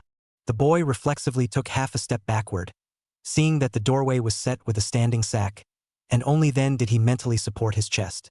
Scared. Scared the hell out of me. Butler Zhang, what is this? Zhang Lin glared at the boy with some disgust. What great things can be accomplished by being intimidated by a broken sack. However, looking at the sack standing in the doorway, Zhang Lin couldn't help but feel puzzled. This sack was indeed just an ordinary sack, but the shape was extremely unique and stood in front of the main gate of the Imperial Master's residence. At first glance, it does look very much like a tombstone. I don't know which one had the audacity to display such an unlucky thing in front of the Imperial Master's residence. Zhang Lin waved his hand and ordered the boy to carry the sack in. However, the boy seemed to have become a bit wary of going forward because he was startled by the sack. Under the pressure of Zhang Lin's gaze, the boy could only gather enough courage to walk forward. Chang Butler. This is loaded with, as if. It looks like a live one. The boy held back his fear, and when he placed the sack on the ground, his whole body was bad. The sack was about the size and height of an adult.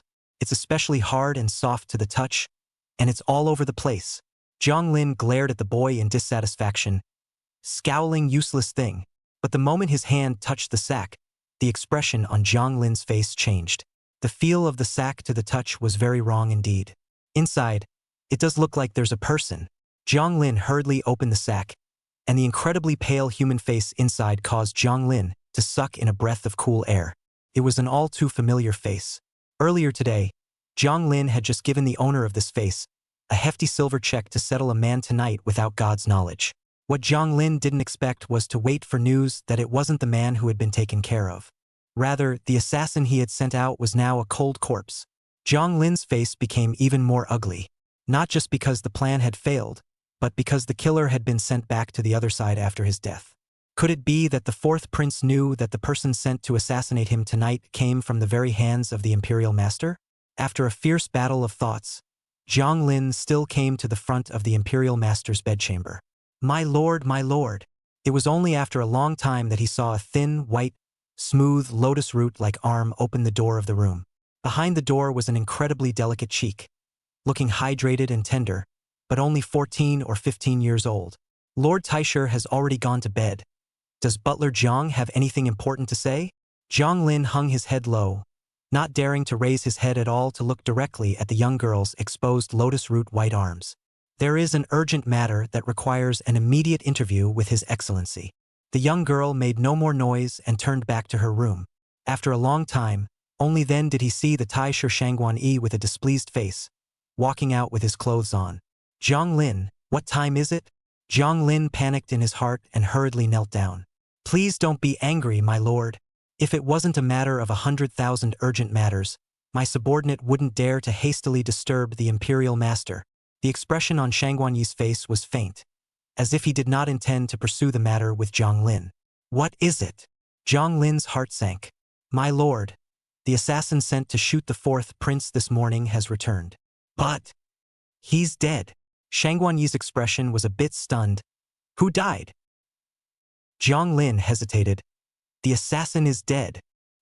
He's not only dead, but he's being laid out outside the gates of the house. My lord, do you think it's because the crown prince knew about our plan that he purposely sent the dead back? Shangguan Yi's expression was equally ugly. Beside the fourth prince, aren't there no guards? A short sentence made Zhang Lin's heart instantly tremble. It was a dereliction of duty on the part of my subordinates. I just don't know exactly how the fourth prince learned that this matter was done by your lord. Oh no, it was done by my subordinate. Shangguan Yi furrowed his brows, his eagle eyes unfathomable, not knowing exactly what he was thinking. If he had evidence, he would have presented it to the emperor long ago. Placing an assassin at the door is a clear attempt to shock the old man and warn him not to act rashly. Heh! I can't see that nowadays the fourth prince has such ability. Chapter 64 The Unbanned Sounder. Zhang Lin always hung his head down, not daring to raise his head for a long time. What next, my lord? Is it still necessary to proceed to send people out and follow the fourth prince? Shang Guanyi's eyes were drawn, and he coldly glanced at Zhang Lin. What do you think? Genius. Genius thinks. Zhang Lin's cold sweat ran down his back and he stammered for a long time, not daring to make a sound. Zhang Lin understood that the imperial master was blaming himself for his incompetence and had become angry, but Zhang Lin also really didn't expect that a mere fourth prince of the district would be so difficult to deal with. Shang Guanyi dropped away and did not continue to make things difficult for Zhang Lin. I have heard that Lu Santong has retired from the imperial hospital after asking for his own retirement. And a few of the eunuchs, too, have followed along and resigned? Zhang Lin nodded with difficulty. Yes. It is said that he was expelled because of his poor medical skills, failing to look after His Majesty's old illnesses of many years, and not having the face to stay in the imperial hospital. A sneer escaped from the corner of Shang Guanyi's mouth. After so many years in the imperial hospital, how is it that now that the crown prince has been grounded, Lu Santong has followed suit and been removed from his post? After waiting for so many years, is this the time for the emperor to finally realize something? Zhang Lin tentatively asked Shang Guanyi. Then, Lord Taisher, is it still necessary to continue to send additional manpower into the imperial hospital? Shang Guanyi did not take the initiative to answer Zhang Lin's words, but instead spoke. Lu Santong has been at the imperial hospital for dozens of years, and now it is time for him to retire to his hometown. I've known him for many years, so I'll send someone over tomorrow morning to give Dr. Lu a good ride. Zhang Lin's pupils shrunk slightly, naturally understanding Shang Guanyi's words. For so many years, Lu Santong had been spying on the movements of Emperor Liang and the rest of the imperial sons in the palace, and secretly reporting back to the imperial master. He knows too much, and now that he's been kicked out of the palace, there's no point in keeping him. Yes, subordinate understands. Then this assassin at the door just now. Shang Guanyi's eyes showed some impatience. You are now more and more will be in charge. Such a question also need to ask the old man? Anyone who knows about this is also dealt with, and the old man doesn't want more people to know about it. Zhang Lin realized that he had asked the wrong question and replied fearfully, yes. For a moment, Zhang Lin was in a bit of a trance. Anyone who knew about it was dealt with uniformly, so wasn't he one of those who knew about it? What if one day, like the useless Lu Santong, he wants to be given a good ride by the imperial master? Zhang Lin didn't dare to think about it anymore. Right? Shang Guanyi was just about to walk back when he suddenly turned his head to gaze at Zhang Lin on the ground. The old man has gone to sleep in his study tonight, and the house in advance is being dealt with. Zhang Lin understands that the in the house, that the master said is the 14 or 15-year-old girl who just opened the door. The girl with the tender, flawless skin had only just been brought to the Taisher's residence this evening. Although Zhang Lin understood that after one night, that girl would be dealt with like countless other girls before her. I just didn't realize that she wouldn't even last the night. Zhang Lin didn't dare to delay, and hurriedly replied in the direction Shang Guanyi had left. Yes, less than a tea break. Near the back door of the Taisher's residence, there were 3 more black sacks. The 2 big ones and 1 small one, lined up side by side on the floor, looked extraordinarily neat. Zhang Lin's gaze was like a torch, and even though it was already late at night, he still didn't feel half asleep. He understood that from now on, when he served in front of Lord Taisher again, he must be extremely energetic. There can be no more mistakes. The sun was shining brightly. The weather was exceptionally nice this day, and the warm late fall sun hit the room through the grills of the windows, looking exceptionally bright. Song Huan was awakened by the sunlight outside the window, and as soon as he opened his eyes, he saw a smiling face right next to his own. Your Highness, you're awake. The breakfast that the slave girl prepared for you is getting cold.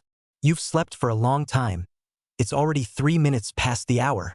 It's true that when His Majesty excused you from the morning court, you'll have to sleep in again.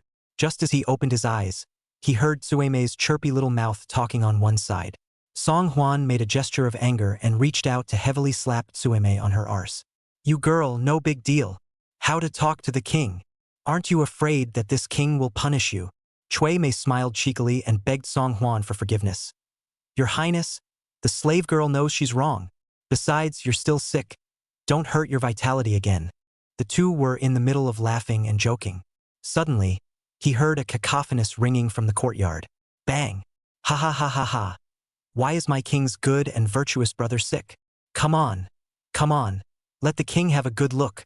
Hearing this familiar voice, Song Huan frowned. It seems that in the morning court, the group of ministers again used the excuse of horse bandits' rebellion in Liangzhou to put pressure on Emperor Liang again. That's why Emperor Liang had to release Song De and send him to Liangzhou to calm the chaos, right? Just as he was lost in thought, he saw Song De leading Song Liang and bursting into the room in a flurry of wind. After not seeing him for a few days, Song Tak looks like he's put on a bit of weight. It seemed that after being locked up for the past few days, this guy's mood was half affected. It was time to eat and drink, and nothing was on my mind. He only saw Song De with a springy look on his face, and there was no expression of surprise on his face when he saw Song Huan with bandages wrapped around his body. Tisk! Lao Si. Lao Si, haven't seen you in a few days. Why are you hurt like this? When your second brother I come back, I will definitely go to the crown prince and avenge you. The corners of Song De's mouth were on the verge of grinning to the roots of his ears, not half wanting to help Song Huan take revenge. The fact that the crown prince was still imprisoned in the Eastern Palace to this day was the real focus of Song De's delight. Once again, thinking of this time to go to Liang State to calm the chaos with merit, after returning to get the Liang Emperor reuse, Song De is even more full of gleeful face. Song Liang had been following behind Song De, and in contrast to Song De's ecstasy, he was much more calm. Could it be that you're still thinking of avenging old second brother? Second brother is afraid that he still doesn't know. During the period of time that you were grounded, old fourth could have made quite a splash in front of father. At first, I was so anxious that I wanted to find Lao Si to accompany my younger brother to beg for an audience with father, so that father would rest his wrath soon and let you out, second brother. The oldest one was so calm at that time. Hearing these words from Song Liang, the smile on Song De's face gradually disappeared. Seeing Song De's expression change, Song Liang then added more fuel to the fire. Second brother, now that I think about it carefully, that day when you went to confront the crown prince, it was obvious that Lao Si was the one who fanned the flames in the background, right? And the only reason you were grounded by father was because of that sword old four handed over in time. Maybe the events of that day were carefully planned by old four alone. Chapter 65. Are you his dog? Hearing this, Song De's expression changed completely. From being smug when he had just appeared, he instantly became full of suspicion. Lao Si, is what RD said all true or false? The grounding of this king and the crown prince was really planned by you? Song Huan understands in his heart that now that he already has the crown prince and the crown prince's party of powerful enemies, it is not a wise choice to make an enemy of Song De. Moreover, the crown prince will at least consider his own identity. Some things cannot be done too blatantly. It is also considered to have some scruples. But the barefoot is not afraid of wearing shoes. Song De has been reckless. If it is really targeting himself again, I do not know what this guy will do. So Song Huan, his eyes full of dullness, shook his head woodenly. Ergo, what are you doing out here? Why can't I understand a single word of what you just said? My humble servant. You're out. So is the prince out too? The crown prince is going to kill me. Second brother, you have to protect me. Song De's eyes were full of suspicion, but seeing that Song Huan was still his usual demented and naive self, he couldn't help but drop his guard. Ha ha ha ha ha. Sandy, is this what you call a big difference? Why does this king think that this fool is still the same as before, not half as much as before? Still a punk with not enough brains. Saying that, Song De approached Song Huan's face in front of his face somewhat triumphantly. Look carefully. Father wants to send your second brother me to Liangzhou to quell the rebellion, and I'm leaving immediately today. As for the prince, well, he's just like you, sooner or later he's just an invalid, what's there to fear? After saying that, Song De swaggered towards Song Liang. After hearing you say all that just now, I thought that this waste of time I really wasn't the same as before. It seems like you're still overthinking things, third brother. This king is too lazy to talk to this little cutie. Wasting time. I still have to leave for Liangzhou this afternoon. Seeing Song De leave with full concern, Song Liang just frowned tightly and stared at Song Huan dead in the face. On his face, There was a complex expression of, "How long are you going to pretend? Senior. Is it fun to keep pretending like this? What happened in Changchunfang yesterday? Bai Xinian told this king all about it. How dare you? How dare you disrupt the poetry meeting planned by this king? Aren't you afraid that this king will tell second brother the whole truth?" Looking at Song Liang, who was full of doggedness, Song Huan grinned. This guy was nothing more than a fox and a tiger, and there was really nothing to worry about when facing him. "Are you Saunders' dog? Moving around and snitching on Songda? But the point is, do people believe a word you say? You." Song Liang's face went pale and he looked at Song Huan incredulously. He hadn't expected that Song Huan would have two faces and be able to switch back and forth. "This king knew that you've been acting in front of second brother all along. You wait. This king will go and tell the second brother." However, before Song Liang could finish speaking, he was stopped in his tracks by Song Huan, who had suddenly stood up. Song Liang, a scholar, shoulder cannot carry, hands cannot lift, then the tall Song Huan, originally short on the big half-head.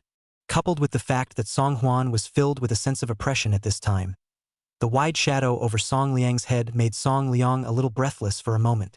"What are you doing? Aren't you afraid that this king will tell second brother all the facts?" Looking at Song Huan, who had a gloomy expression, Song Liang suddenly became stuttering. This oldest four, who he had never looked squarely at since birth, had become so domineering since when? "Yeah, go ahead and say it. Let's see if he believes you or me."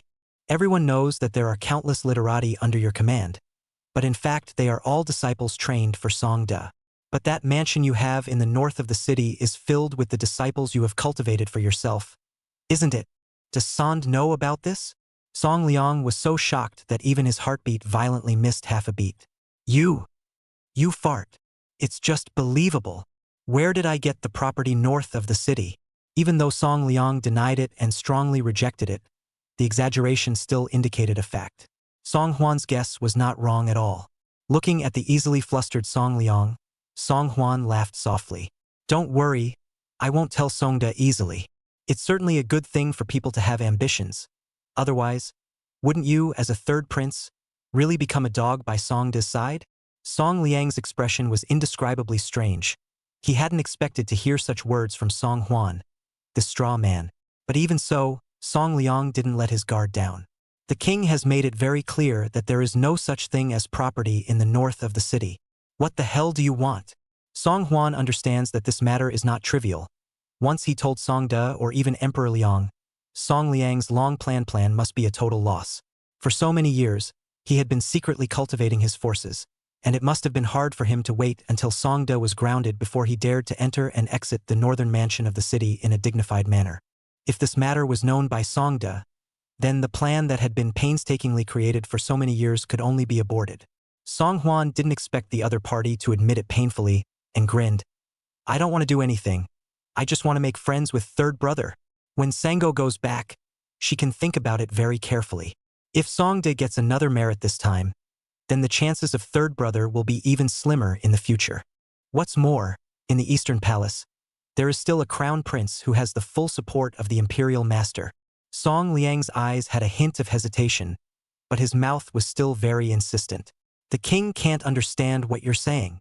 If you talk any more nonsense, this king will definitely tell second brother everything, word for word."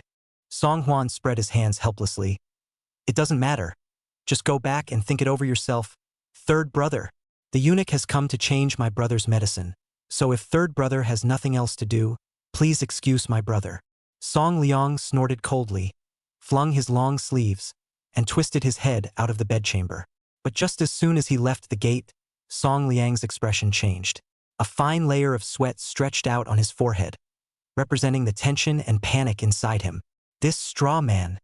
How on earth did he find out when the whole plan was done in a seamless manner? Once upon a time, just feel that this guy is not too normal. How to look today? But with the former has changed radically, completely different. Song Liang tried to calm his thoughts. After today, Songda will depart for Liangzhou to quell the chaos. Take advantage of his absence to quickly remove the mansion in the north of the city, so that Old Four is just an empty rumor, and there is no real evidence. Only when he thought of this did Song Liang's nervousness finally get a little relief. But turning to look at the fourth prince's palace behind him, Song Liang still couldn't help but frown. From now on, everything needs to be cautious and careful in front of this old four. Chapter 66 The Tiger Mother is Jealous. Seeing Song Liang leave the place as if he had fled, Song Huan sketched an undetectable smile at the corner of his mouth. I always thought that this Song Li had a deep conscience, but I didn't expect that I would just slightly swindle him out. However, no one else should know about the matter of Song Liang City's northern mansion yet. That's why he was so alarmed. However, Song Liang wasn't a cutie after all. Being so deceived by himself, he must have quickly shifted the mansion to a new location. Doesn't matter. Feel free to change it. The shadow guards had long been on to him, but wherever he was within Great Liang, no matter where he changed to, he would always be discovered by Song Huan. Your Highness, Your Highness. Song Huan came back to his senses, and while Lu Qianxue once again carrying the medicine box came to change the medicine. It had been expected that, upon learning of her brother's death, she would have become devastated and demoralized from then on, completely overwhelmed by hatred. However, what Song Huan did not expect was that today's Lu Qianxue looked much more refined and spirited. In the past, she was always unpowdered and plain, with a kind of clear water out of hibiscus, natural to modify the beauty. Recently, however, although she was still dressed in her medical officer's palace attire, upon closer inspection, she had deliberately traced her eyebrows and colored her lips, more than the former clear and beautiful, to be more a point of sultry and moving. Seeing that Song Huan had been staring flabbergastedly at himself, Lu Qianxue touched her cheeks in some embarrassment. Your Highness, is there something on my face? Song Huan shook his head with a grave expression on his face. You're not going to tell this king that you're planning to seduce the crown prince, are you? Not to mention whether the beauty plan worked or not. Just imagining that such a flower was stuck in cow dung. Song Huan felt disgusted for Lu Qianxue, recalling Song Yu's greasy eyes filled with desire when he had once faced Cheng Susu. It caused Song Huan to experience a wave of physical discomfort. Lu Qianxue's face turned red and white. Of course not. My brother was abused and killed by the crown prince. How could I be so overwhelmed by revenge as to commit myself to an enemy? I went to ask the crown prince for a peaceful pulse this morning, but the crown prince seemed to be extra cautious and didn't see any eunuchs. If this keeps up, I won't have a chance to get close. It seemed that after last night's incident, Song Yu had become more and more cautious. Nowadays, there are no longer any eyes planted by Shangguan Yi in the imperial hospital, and any random eunuch could be someone specially sent by Song Huan or Song Da. It does take some effort to get any closer. Song Huan nodded. I can't see that you're still a person with a delicate and meticulous mind. Lu Qianxue didn't reply. She just smiled miserably and moved her hand to start replacing the gauze wrapped around Song Huan's body. After all, the wounds on Song Huan's body are fake. Lu Qianxue changed the gauze, deliberately dismissed all the palace people. In the large bedchamber, only Song Huan and Lu Qianxue were left. In addition, Song Huan's wound was at the arm. When changing the medicine, it was as if Lu Qianxue was hugging Song Huan. The posture was particularly odd. Thus, the moment the two were close to each other, ambiguity was born. Cough. Lu Qianxue's long and white hands were gently bandaging Song Huan's back, making Song Huan feel itchy but too embarrassed to move around. Feeling the ethereal aroma of Lu Qianxue's body, Song Huan was a bit distracted. No wonder there were always so many gentlemen in front of Lu's mansion in the northern suburb, throwing away money just to win a chance to meet Lu Qianxue, who wouldn't be confused looking at such an immaculate fairy. Just as the two were changing gauze in their room, suddenly the door to the room opened wide and a clear female voice came in. Hey, I heard you got hurt. Is it badly hurt? Cheng Susu pushed the door in, and when she raised her eyes, she saw Song Huan sitting opposite a stunning beauty in an extremely ambiguous position. Seeing this scene in front of her, Cheng Susu, who was still wearing a slight smile, immediately pulled down her face. Heh, thanks to me worrying about how badly you're hurt. Even my father remembers your injuries. It seems that this worry of mine is redundant. Mayor, put the stuff down, let's go. Cheng Susu greeted the maidservant carrying the tonic behind her, which was about to turn around and leave with an angry grunt. Your Highness, the medicine has been changed. You remember to avoid spicy food, reduce your activities, and don't let the wound get wet. Right at this moment, Lu Qianxue picked up her medicine box and got up to bow to Song Huan to leave. Cheng Susu didn't expect that the stunningly beautiful woman in front of her was actually a court eunuch, and she couldn't help but widen her eyes in surprise. You're a doctor of medicine. I thought. Looking at Cheng Susu's astonished look, Song Hwan rolled his eyes in dismay. What did you expect? This tigress, she hasn't even married yet, and she already knows how to be jealous. If you marry her, you'll be so jealous. Realizing that she had said the wrong thing, Cheng Susu scratched her head in embarrassment. I was worried about your injuries, and not much else. Song Hwan coldly raised his eyes, pretending to be displeased. Then do you know what's wrong? Looking at Song Hwan's fierce appearance, Cheng Susu pouted in aggravation. No. What did you say? It's too low to hear. Knew it was wrong. So will you dare to do that next time? Wouldn't dare. What? I said, don't dare. Seeing that Cheng Susu's attitude of admitting her mistake was still quite sincere, Song Hwan nodded his head in satisfaction. Are you really so concerned about my injuries that you even made a special trip to the palace to see me? Cheng Susu hummed. I'm not worried about you. I heard from father coming home from the court that you were assassinated by an assassin last night and were seriously injured. You were injured last night because you sent me back. This matter has something to do with me. I don't want to owe you such a big favor. Although that was what she said on her lips, Cheng Susu couldn't help but come closer to Song Hwan, curiously surveying the wound that had just been bandaged. Is it really badly hurt? Song Hwan downplayed it. It's not that serious. It's just bleeding a bit. It'll be fine after a few days of recuperation. By the way, did your father say anything after he came home from the morning court today? Hearing Song Hwan's question, Cheng Susu's face changed. How did you guess? Could it be that someone reported to you after the morning court? Song Hwan shook his head. Even if I don't go, I can guess that after the Prime Minister proposes the imperial examination system in the morning court today, it will surely be met with a mountain of strong opposition from everyone, especially the Ministry of Mandarins as well as Huangdang, that a few university scholars, 80%, and wipe their necks and hit the wall, all sorts of blunt advice, blocking my father's adoption of the imperial examination opinion. As Song Hwan's account was heard by Cheng Susu, she could not help but be secretly surprised. Chapter 67. If there's no conflict, then create one. I didn't realize that the fourth prince's guesses were not even close to his father's description. You hit the nail on the head. Today, when my father returned to his house after the court, he looked as if he had defeated a battle, and he looked exhausted to the core. After I pressed him for a long time, my father said that it turned out to be a few arguments with a few lords in the morning court today. My father had just put forward the idea of the imperial examinations when he was violently attacked by the group of ministers. In particular, Huangdang and a few university scholars have been forced to die for violating the ancestral system, causing His Majesty to put the matter on hold for the time being.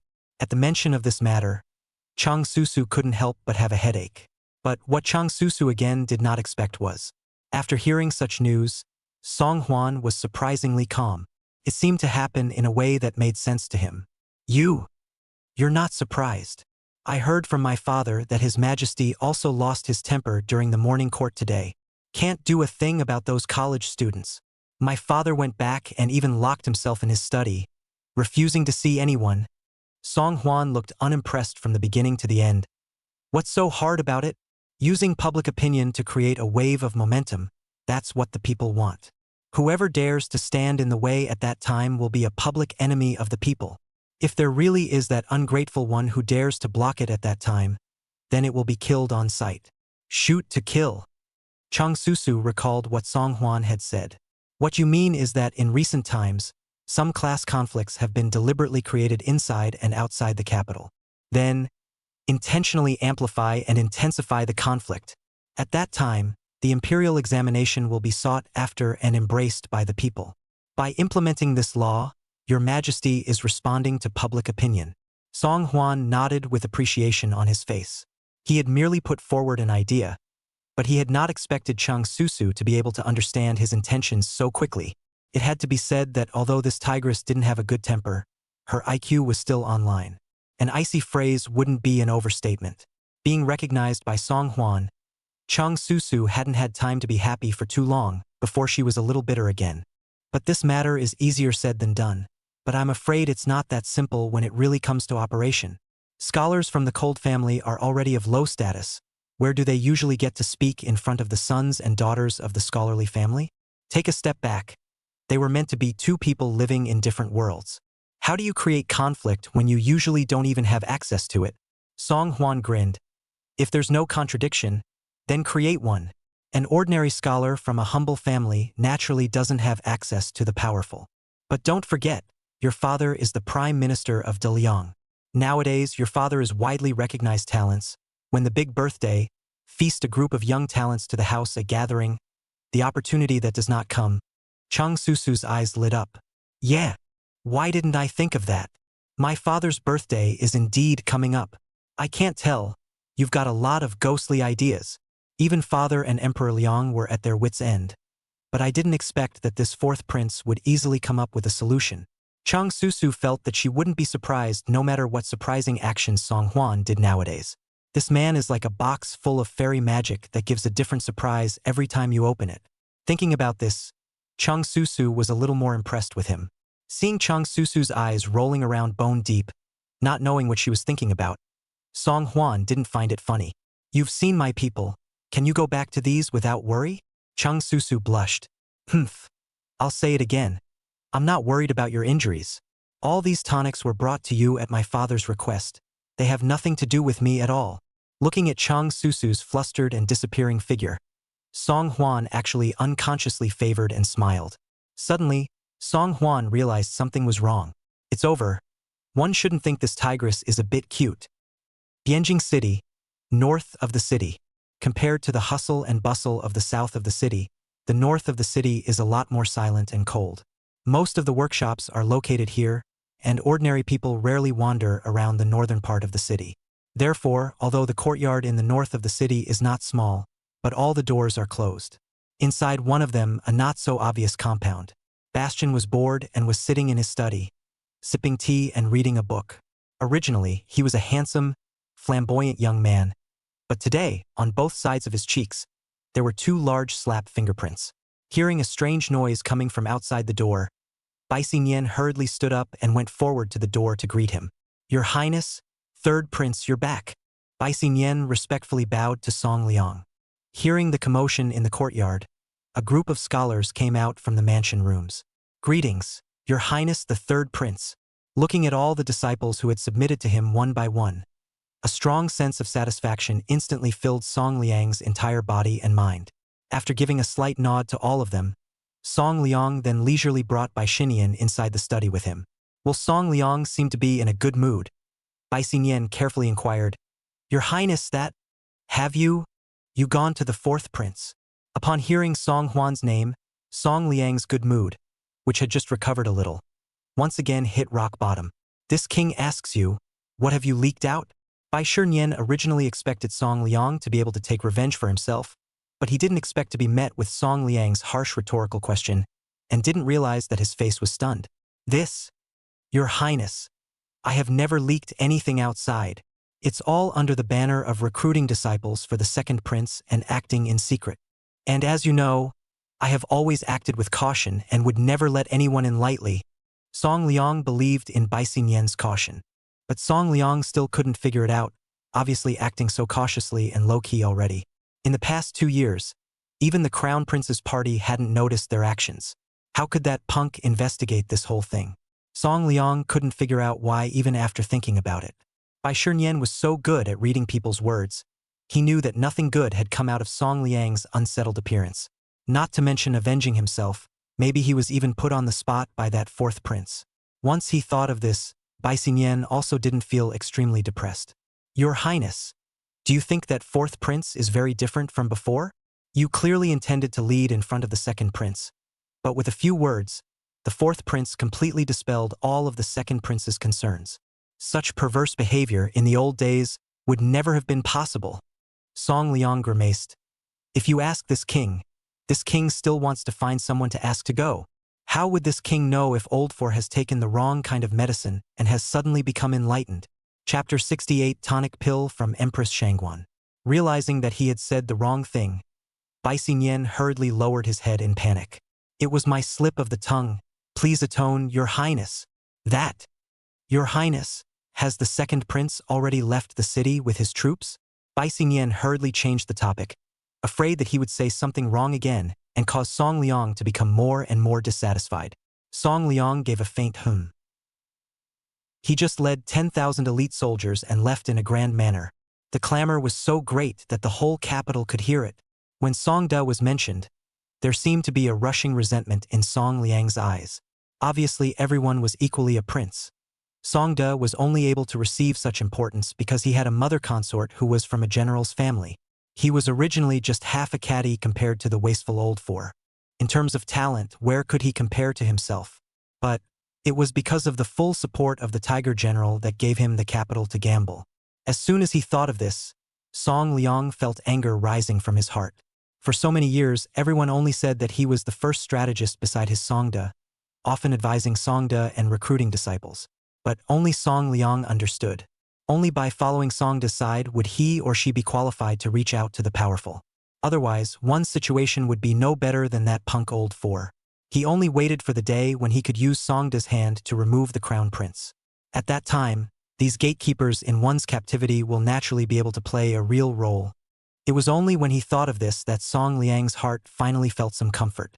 Bai Xinian was extremely perceptive, and seeing Song Liang's face turn from cloudy to sunny, he hurriedly stepped forward and said, "Last night's poetry meeting. I recruited a few more disciples for your highness. And, of course, a few bookends have been re-selected for his highness." Upon hearing the word scholar, Song Liang's eyes lit up. "Oh, where now?" A secretive smile appeared on Bai Xinian's face as he personally guided Song Liang to a small room in the backyard. When I opened the door, there were 2 children in the room, each dressed like dolls in a New Year's Eve painting. Song Liang seemed to be very satisfied with Bai Xinian's maneuvering, and a smirk finally showed on his face. "Very well, you did choose your scribes well. By the way, you'll re-select a location near the outskirts of the capital again, as soon as possible, and move there quickly." Bai Xinian didn't ask many questions, just bowed his head and replied, "Yes." Inside the palace. "Father, you win again. Good man. You are truly a born genius. The saint of chess has descended. Can't win at all."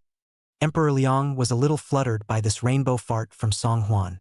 "Oh, old four, this checkers you speak of is quite interesting. I've never played such a strange chess game before. Where did you learn that?" Liang Di was almost like a walking book of 100,000 reasons, always having so many inexplicable questions. The point was, Song Huan still couldn't answer his question at all. Song Huan momentarily speechless. This is the son of the court accidentally learned outside. My son also knows a game called Fight the Landlord, which is much more fun than this. Next time we'll try it as a couple. While he was talking, he saw the eunuch Xialingzi carefully walking up. Behind her, there was a palace maid who was not too old. "Your Majesty and Your Highness, the Empress has specially sent tonic medicine, saying that it is good for Your Highness's injuries." Saying that, the little palace maid behind her walked forward and pulled out a bowl of tonic medicine from the food box she was carrying. "Slave servant Star Moon. Greetings to Your Majesty. Greetings, Your Highness the 4th Prince. Your Highness, this is the tonic medicine that Empress Dowager specially boiled for you. It's miraculous for your wound recovery." Looking at the bizarre bowl of tonic medicine, Song Huan immediately frowned. Empress Shangguan would be so kind as to give herself tonic medicine? She can't wait to die, I guess. "Thank you, Empress Mother, for your kind words. My king appreciates it. You'd better take this tonic back." Unexpectedly, when these words came out, the courtesan Xingyu actually sobbed on the spot. "When I heard that something had happened to you, Your Highness, the Empress Mother blamed herself so much that she couldn't sleep all night. The Empress said that she was a bit too harsh on you, Your Highness, in the past, and now that she has heard that you have been assassinated outside, she only feels very heartbroken. This tonic medicine was personally watched by the Empress Mother to be boiled. It is also the mother's intention." Song Huan was silent and just watched Star Moon perform quietly.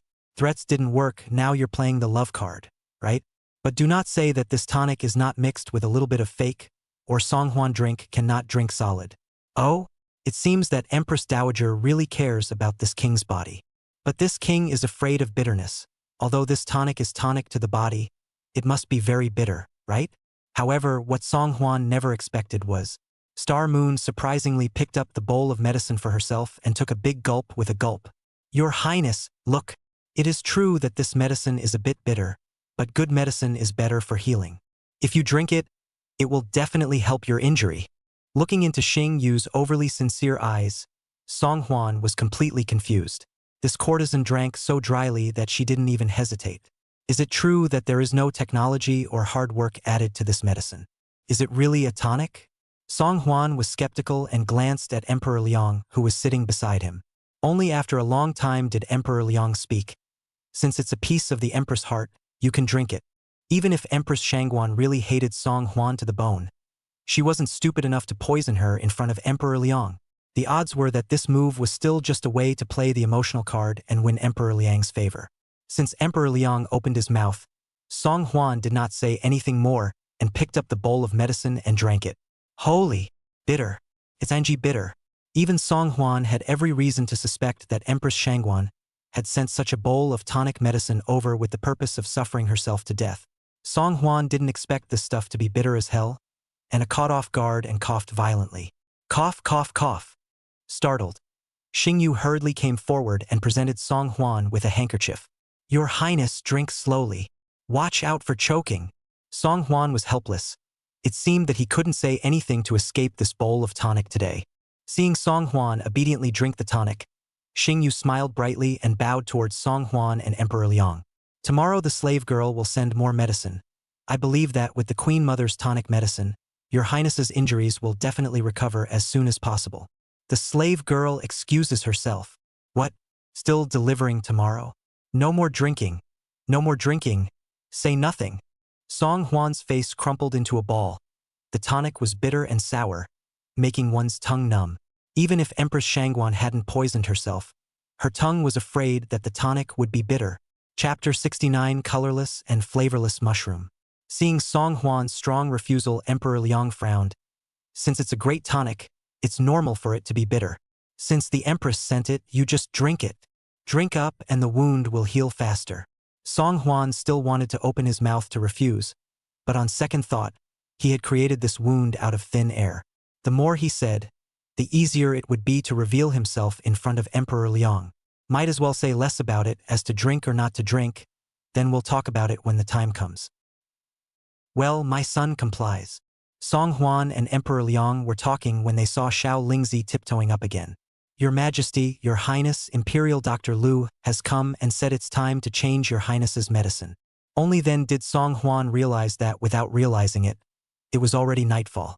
Lu Qianxue was indeed a qualified actor, and to act, she would play the full set. Changing the medicine twice a day, morning and evening, that's once and for all so that people can't find half a break. Lu Qianxue followed behind Xiao Lingzi and bowed to the duo. Greetings to His Majesty, and greetings to His Highness the Fourth Prince. Your Majesty, forgive me if I have to change the medicine for His Highness the Fourth Prince. Yet Emperor Liang didn't have the slightest intention of leaving. You change the medicine for the Fourth Prince, I'll just take a look to see just how badly the Fourth Prince has been injured. Song Huan inwardly exclaimed. It's true that what you fear comes to you. Just now, he was worried about revealing himself in front of Emperor Liang. But this was good. Emperor Liang actually wanted to watch himself change the medicine with his own eyes. When the time comes to open the white flowery piece, will he not commit the crime of deceiving the king again? Song Huan heart panicked a batch, looked up and glanced at Lu Qianxue, but saw that she was still very calm. Your Majesty, the Fourth Prince's injuries are not that serious. It's just that the wounds are deeper and he bled too much at the time, which led to a weak body. And all idle people are not allowed to be present in the room when the micro-minister is changing the Fourth Prince's medicine. If the wound gets dirty, it will delay healing or even deteriorate further. So, please forgive me, Your Majesty. Saying that, Lu Qianxue knelt down with her face towards Emperor Liang, with a look of being at the mercy of the Emperor's chastisement. To be honest, Lu Qianxue's words were greatly unexpected by Song Huan. For one thing, Song Huan hadn't expected that, in the face of the king of a country, Lu Qianxue would still be able to answer with reason. Secondly, Song Huan marveled at Lu Qianxue's medical skills. Worthy of being from a family of miracle healers, he had an early sense of antimicrobial awareness. It's really a bit ahead of its time. Emperor Liang was silent, condescendingly sizing up Lu Qianxue.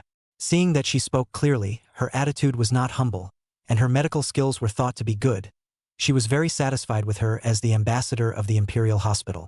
Seeing again that Song Huan was looking at himself with an expectant face, Emperor Liang realized it only afterward. I understand, I'll go out now. Lao Xia, you still have injuries on your body, so exercise and whatnot. Be more restrained. Cough, cough, cough. Looking at Emperor Liang's old, immodest appearance, Song Huan was powerless to hold his forehead. This old man, 80% thought of something messed up again.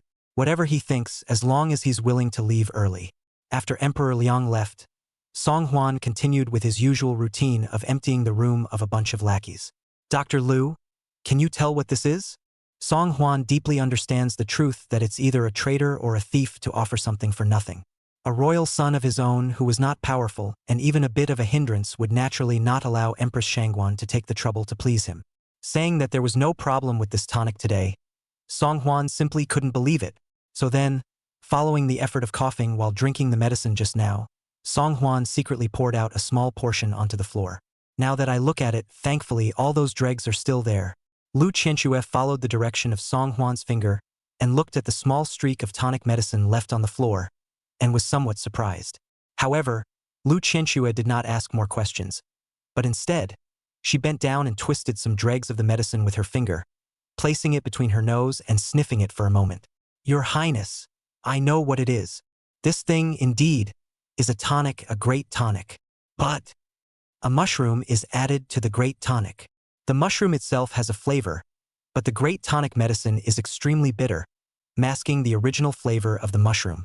If it wasn't for someone who is very familiar with herbs, they wouldn't be able to notice this abnormality. Mushroom? Song Huan frowned slightly. What is that thing? Lu Qianxue replied. The mushroom is a relatively common poisonous mushroom, and after an ordinary person mistakenly eats it, they will have dizziness and diarrhea, but it won't cause any serious harm. A couple times now and then, it won't do much for your body. But if you take mushrooms for a long period of time, it will lead to a lack of mental clarity and even hallucinations. Over time, it will. Seeing that Lu Qianxue was a bit hesitant, Song Huan followed her words and continued, It'll turn into a little cutie? Lu Qianxue nodded. Yes. Hearing this, Song Huan smiled in understanding. Although it had long been guessed that Empress Shangguan would definitely drug herself to target herself. But what Song Huan did not expect was that Empress Shangguan's mind was so meticulous to such an extent. And, surprisingly, it is also mischievous to such an extent. It was a clear attempt to use an undetectable and weak toxin to turn myself back into a cutie again. At that time, instead of anyone noticing anything wrong, everyone will still feel that they were meant to be. When that time comes, it will really be a call to arms. It was fortunate that Lu Qianxue was familiar with medicinal herbs, or else she wouldn't even know how she folded in the other party's hands. After thinking for a moment, Song Huan opened his mouth to Lu Qianxue and asked, Do you have any methods to be able to lower this mushroom into the Song Yu tonic? As far as Song Huan knew, Song Yu had been drinking tonic medicine for a long time, for several years. If we can return the favor in the same way as the others, it would not be in vain for the Empress Shangguan to take this hard work. Lu Qianxue's eyes flashed with a hint of surprise when she heard this. To be honest, after knowing the true cause of her brother's death, Lu Qianxue did consider a question as well. That's how he was able to poison Song Yu without God knowing or realizing it, so that he could avenge his brother's death. However, this idea proposed by Song Huan brightened Lu Qianxue's eyes. Although taking mushrooms for a long period of time doesn't kill you, Song Yu, being the crown prince, is going to end up being a cutie. For him, such a punishment would be more painful than killing him. Lu Qianxue immediately replied, Your Highness, of course. Although mushrooms have a flavor, when you add mugwort and steam them together, the flavor is neutralized. That way, no matter what medication or meal it's added to, it will never be discovered. Since he wouldn't be discovered, Song Huan was relieved. Looking at the thoughtful Lu Qianxue, Song Huan did not say anything more. Lu Qianxue was incredibly intelligent. She should be able to understand these words as long as she points them out herself. Chapter 70 Establishing Authority in the Imperial Hospital. Right.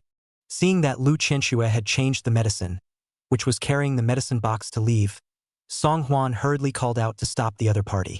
The tonic given by the Empress is just too bitter. This stuff will be drunk for a few days in a row. I'm afraid that it will cause people to die of bitterness. Is there any way to make it less painful for the king to drink the tonic? since the best way to make the other side eat their own is to paralyze them first. Lu Qianxue said that the ones given by Empress Shangguan were indeed all great tonic medicines that were good for the body. It's just that the mushrooms are poisonous, so the tonic can still be drunk once you've detoxified the mushrooms. This was equivalent to the fact that every day, not only would Song Huan not be affected by the mushroom toxin, but he would also be able to get a bowl of great tonic medicine for free for nothing. This kind of cheapness, Song Huan did not take advantage of it for nothing. It was just that although Lu Qianxue had given Song Huan a prescription to cure the poison, the tonic was still bitter as hell. The thought of having to continue drinking bitter medicine for the next period of time made Song Huan's scalp a little numb. Looking at Song Huan, who had a face of urgency, Lu Qianxue couldn't help but feel a pang of amusement. The fourth prince, who looks like he is strategizing and acting in a low-key and stable manner, would still be afraid of drinking medicine. Why are you acting like a little kid? But there is indeed one way to say that this can alleviate the bitter taste. Lu Qianxue held back her laughter and spoke. I will mix a formula for your highness, and your highness will briefly lose your sense of taste. Drink my formula before taking the medicine, and your highness will not feel the bitterness of the tonic. However, your highness, please also rest assured that the prescription will only last for a quarter of an hour and will not cause any harm to your body. Hearing Lu Qianxue's words, Song Huan couldn't help but tsk. Dr. Lu is indeed the world-famous first divine doctor of Great Liang. It's so awesome that there are all kinds of weird and wonderful medicines. Then may I ask Dr. Lu, is there any medicine that can kill with a single blow, kill in an invisible way, and after entering the human body, the cause cannot be found out at all? Lu Qianxue's eyes glanced coldly, and her words were icy without any semblance of emotion. Of course there are many. Song Huan sucked in a mouthful of cool air. Then this king must make good relations with Dr. Lu. In case he offends Dr. Lu one day, I'm afraid I won't even know how I'll die. Looking at Song Huan's exaggerated appearance, Lu Qianxue finally couldn't help herself and let out a giggle. Ever since she stepped into the palace to become a doctor, Lu Qianxue has firmly established the only belief for the rest of her life, and that is to avenge her brother's death. This had become the goal that supported Lu Qianxue's life, and even had gradually begun to devour everything about Lu Qianxue. However, the fourth prince in front of her made Lu Qianxue's heart shrouded in hatred see a glimmer of light. Every time she saw him, it could always make Lu Qianxue temporarily forget her hatred and briefly return to being the girl with 2 ears, who didn't hear anything outside the window. Even Lu Qianxue couldn't help but be curious and doubtful. Could it be that the fourth prince really had some kind of magic power? Seeing Lu Qianxue finally reveal a smile, Song Huan said without words, actually, you're even more beautiful when you smile. One cannot live in hatred and pain forever. Don't forget the purpose of your existence on earth. That's what those who truly love you want to see you live into. Song Huan's words shook Lu Qianxue greatly. For a while, all sorts of complicated expressions flashed across her peerless face. There is sadness, dismay, surprise and relief. Your Highness, I know. Thank you. Lu Qianxue deeply bowed to Song Huan, and then strutted away without looking back. Why wouldn't she understand the fourth prince's reasoning? The man has passed away, and the only thing he can do is to carry on his brother's legacy and live a good life. But before that, there was another most important thing that Lu Qianxue had to do. After leaving Song Huan's chambers, Lu Qianxue hesitated for a moment, but still returned to the imperial hospital first. Seeing Lu Qianxue's return, a group of eunuchs hurriedly surrounded them. A small eunuch naturally took over Lu Qianxue's medicine box, while the rest of the few scrambled to serve Lu Qianxue tea and water. Eunuch Lu, are you still going to change the fourth prince's medicine this late? This is too much work. You're new here. I'm afraid you don't know yet. The fourth prince is the least favored of all the princes, and some time ago he even used fraud to drive away eunuch Lu Santong. But nowadays it seems like it's not such a bad thing that eunuch Lu Santong is gone. Lu Santong does not go.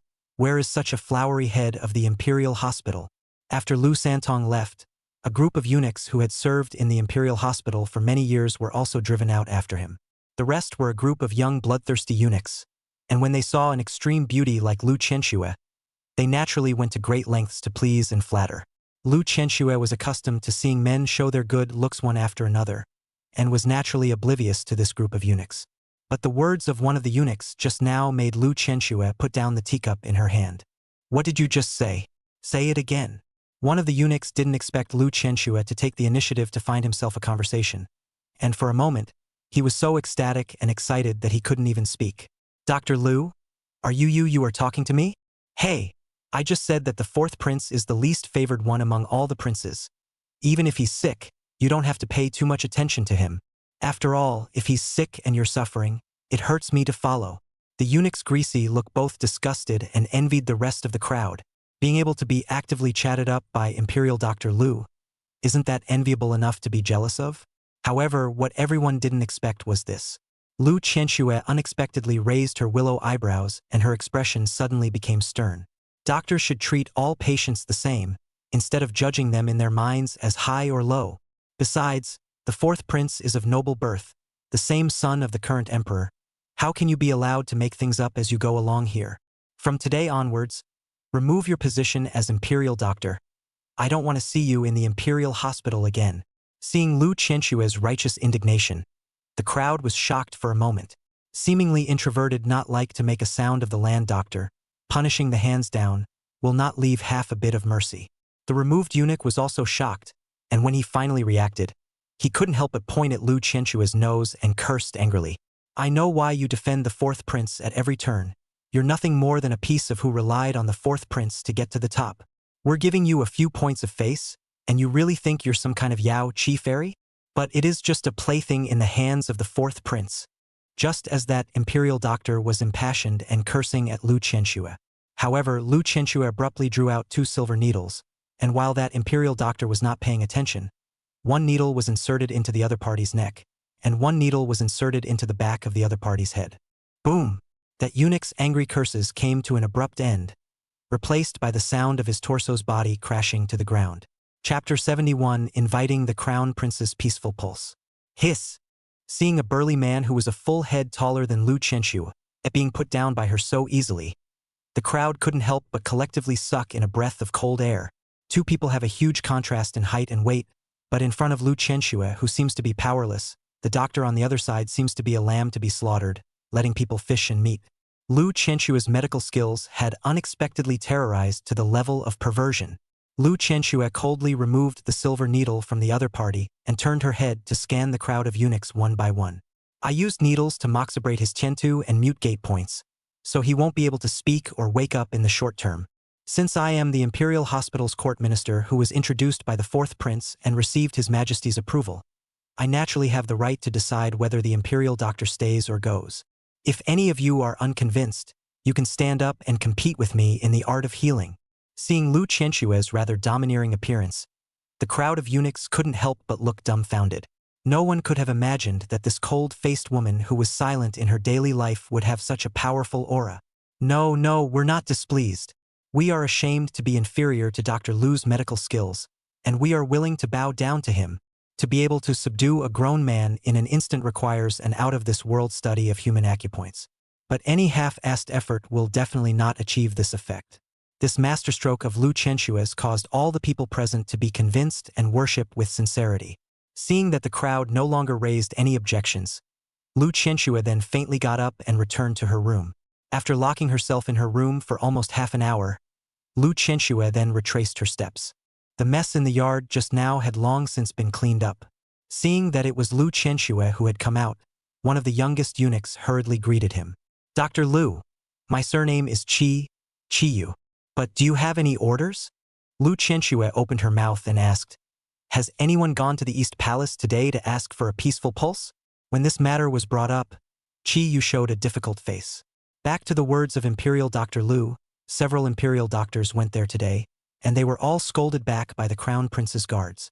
They said that the remaining doctors at the Imperial Hospital are all people arranged by the fourth prince and are all trying to harm His Highness the Crown Prince. There's no need to ask for any future peace pulse.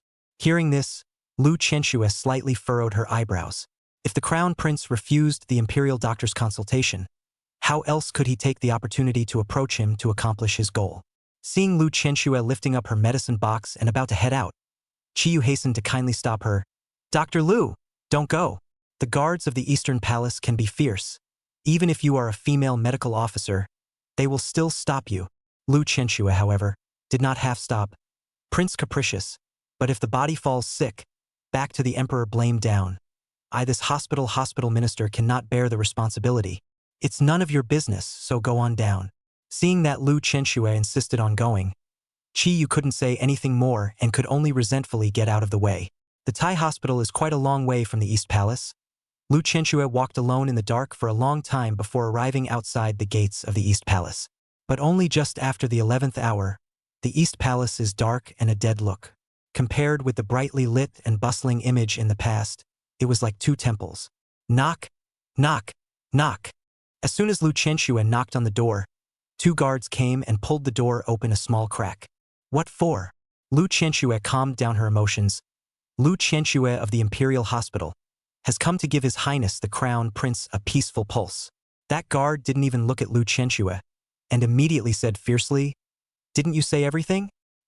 His Royal Highness the Crown Prince has ordered that in the future, all the Imperial doctors from the Imperial Hospital do not need to come back for consultation. Get the hell out of here. Lu Chenxue frowned slightly and insisted. His Highness the Crown Prince's fever has just receded not long ago, and there must be a eunuch to come and consult him every day, or else he will fall ill. The guards did not expect Lu Chenxue to be so stubborn, and were so angry that they pulled the gate open, wanting to have a good theory with Lu Chenxue. You eunuchs don't understand human language, do you? I told you not to ask for medical attention and to get the hell out of here. What? Do I have to send you rolling myself? Before the guard's words left his mouth, he had just gotten a good look at Lu Chenxue's face, and he couldn't help but be stunned. It was a paradoxical face of seduction and high spirits. A pair of charming long beautiful eyes seduced the soul, the high nose and thin lips, and refused to people outside of 1,000 miles. Under the dark night and the dark official robe, the skin was even more of a silky texture like snow-white satin. The two guards silently swallowed their saliva, shocked into speechlessness by the overwhelming beauty of Lu Chenxue in front of them. You a doctor of medicine? Lu Chenxue nodded her head slightly. I am the newly appointed hospital envoy of the Imperial Hospital, Lu Chenxue, specially here to ask for a peaceful pulse for His Highness the Crown Prince. The two guards did not expect that what they had just loudly driven away was such a worldly beauty. However, when they thought of the Crown Prince's order, both of them were in some difficulty. This? Dr. Lu, we would love to let you in, but His Royal Highness the Crown Prince does have an order not to allow Imperial physicians to inquire. His Royal Highness the Crown Prince said that you were brought back by the fourth prince, and was afraid that you... Lu Chenxue smiled brightly, a smile that almost seduced the souls of the two guards. This is just a rumor. No matter how capable the fourth prince is, would he be able to casually appoint a court minister of the Imperial Hospital? He was only going forward to bring me into the palace to serve on His Majesty's orders. A hint of hesitation flashed across the guard's face. Is that true? Lu Chenxue's gaze was sincere and clear. This is true. I don't dare to hide it from the two guards. This big brother guard, called the Two Hearts, are about to melt. But the thought of the Crown Prince's violent temper filled the duo with hesitation. But, what's going on? A questioning voice sounded, interrupting the duo's rather difficult thoughts. Your Highness, this is the new court ambassador of the Imperial Hospital, Dr. Lu, who has specially come to ask for your safe pulse. Song Yu went out of his bedchamber for convenience and saw some noise in front of the main door, so he came to see what was going on. Hearing that another Imperial doctor was coming for a consultation, he couldn't help but look bored. Didn't this king already say so? No eunuchs are allowed in. Another eunuch who's already tired of living? Hearing this, Lu Chenxue's heart felt as if it had been viciously pinched by a pair of large invisible hands, even making her unable to catch her breath. Another eunuch who's tired of living. Was the last doctor who was tired of living his own brother? Enduring the suffocating pain in her heart, Lu Chenxue raised her head and tried to smile at Song Yu. My humble servant, Lu Chenxue, is His Majesty's newly appointed minister of the Imperial Hospital. If His Royal Highness doesn't believe me, he can go and send someone to ask His Majesty. I am here for the sake of your Highness's health. Chapter 72, a chance to get close to the Crown Prince. Facing his enemy, although Lu Chenxue's heart was sickening and his body was trembling, he was still desperately suppressed. Not for any other reason, just for the brother who died unjustly, and the words spoken by the fourth prince. Don't forget the purpose of your existence on earth. Only after settling the enemy can he stand up from now on and live a good life for himself and his brother's legacy. Song Yu was originally full of suspicion, but after hearing Lu Qianshua's words, a confident look that she was not afraid of checking at all, she was able to dispel some of her concerns. Especially when he saw Lu Qianshua's own face, it made Song Yu no longer able to take his eyes away for a while. "You! Did you really have father's order to come and ask for a peaceful pulse for this king?" Lu Qianshue was stunned. What he had just meant was that as the minister of the imperial hospital, he had received the approval of Emperor Liang. Didn't say he was sent by Emperor Liang either. But seeing Song Yu's face vaguely filled with anticipation, Lu Qianshue realized. It turned out that the crown prince was trying to find a way down for himself. Thinking of this, Lu Qianshue lowered her head and cleared her throat. "That's right. Indeed, His Majesty sent me." Hearing this, Song Yu immediately revealed a warm smile. "Hear that. This is a special ambassador from the Imperial Hospital sent by Father Emperor because he is worried that this king is not feeling well. When you see Dr. Lu in the future, none of you are allowed to stop him. Hear that." The two guards froze, obviously not expecting the crown prince to suddenly change his tone. However, in the face of such an overwhelmingly beautiful Dr. Lu, who wouldn't want to be questioned and treated by her? "Yes, Your Highness. My subordinate understands." Song Yu nodded with great satisfaction. Then, "Dr. Lu, this way please." Accompanying Song Yu to the bedchamber, the two of them sat opposite each other, and Lu Qianshue felt an overwhelming sense of oppression come over her. When he thought that his brother had also perished in this eastern palace, Lu Qianshue couldn't help but breathe heavily and his palms sweated. However, facing Song Yu, one could only pretend to be calm. "Your Highness the Crown Prince, I heard that your high fever has just been cured, so my humble servant has prescribed some formulas for you to calm the spirit and benefit the qi. You take it on time and condition it for a while, and it will naturally get better." Song Yu previously where there has been any high fever disease, but just to attract the attention of the Liang Emperor and claim illness. Now faced with the tonic medicine prescribed by Lu Qianshue, Song Yu naturally did not take it to heart. "Won't Dr. Lu take my king's pulse and diagnose him?" Looking at the eager and lewd Song Yu, Lu Qianshue only felt a wave of revulsion and nausea come over her. "My humble servant observed your highness's face and saw that your highness's eyes were green underneath. His tongue was white, and his sweating was somewhat severe. I think your highness must have had trouble sleeping in recent times. Night sweats and insomnia. Also, does your highness feel a vague pain in your left lower abdomen from time to time?" Song Yu's face changed slightly. Originally thought that this doctor is just a strong and dry embroidered pillow. Maybe it is the old four and inserted into the palace used to persecute their own tool people only. I wanted to welcome her into the East Palace and molest her, so that she could appreciate what is called the evil of society. But to Song Yu's surprise, this imperial Dr. Lu only glanced at him hastily and described his illness accurately. "You should know that you have been following Lu Santong's prescription to regulate your body for many years, only with little success. Could it be that the new imperial doctor could really cure his persistent illness?" Seeing Song Yu's hesitant face, Lu Qianshue did not say much. Instead, he turned around and went around behind Song Yu, stretching out his slender fingers and pressing them on the 3 acupoints on Song Yu's back waist. "These are your highness's kidney point, qi point, and large intestine point respectively. Does your highness feel now that the pain in your lower left abdomen is not as pronounced and your breathing has become much smoother?" With Lu Qianshue's fingers against his waist, Song Yu only felt a magical tingling sensation swim through his limbs. It was refreshing and soothing for a while, and the pain that lingered at times in the lower left abdomen dissipated without a trace for a while. Song Yu couldn't help but claim surprise. "How did you do this?" "This. Lu Santong is highly respected, but his prescription can only relieve the pain for a while, not eradicate the disease." Lu Qianshue faintly opened her mouth. The unusual eunuchs can only see that His Highness the Crown Prince is suffering from kidney deficiency, and the prescriptions prescribed are also for this condition. "But in addition to that, your Highness has this problem with your liver and internal organs. Concurrent conditioning is needed to cure your Highness's illness at its roots." With that, Lu Qianshue withdrew her hands.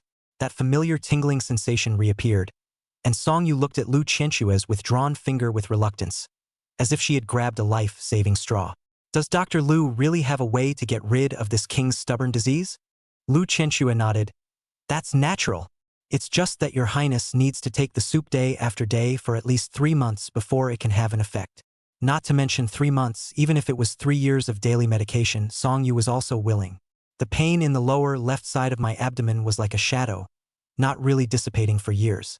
Every time you have sex, the stinging pain in the left lower abdomen is even more irritating and unbearable, making Song Yu always cannot really fast and smooth over. If this disease could be cured, the first thing Song Yu would do would be to try the effects on this woman.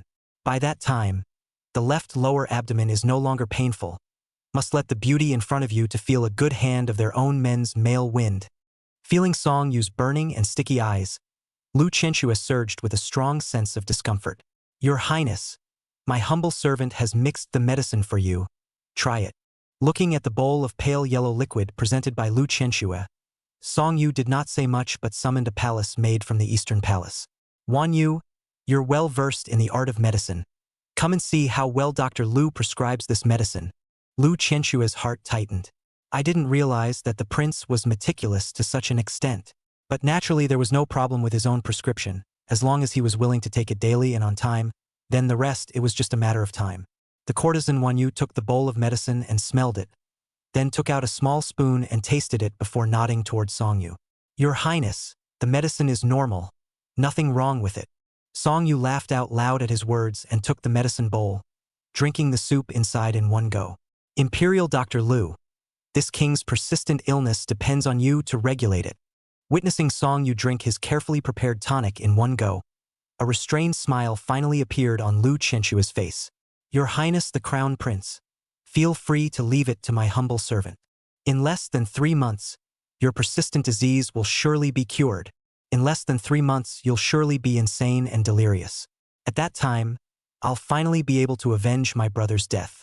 At that time, I will finally be able to truly start, as the fourth prince said, living for myself. Chapter 73. As the saying goes, a snake strikes 7 inches. Time passes like a white horse. In the blink of an eye, 10 days had passed. According to the time set by Lu Chenshua, the wounds on Song Huan's body should have healed soon.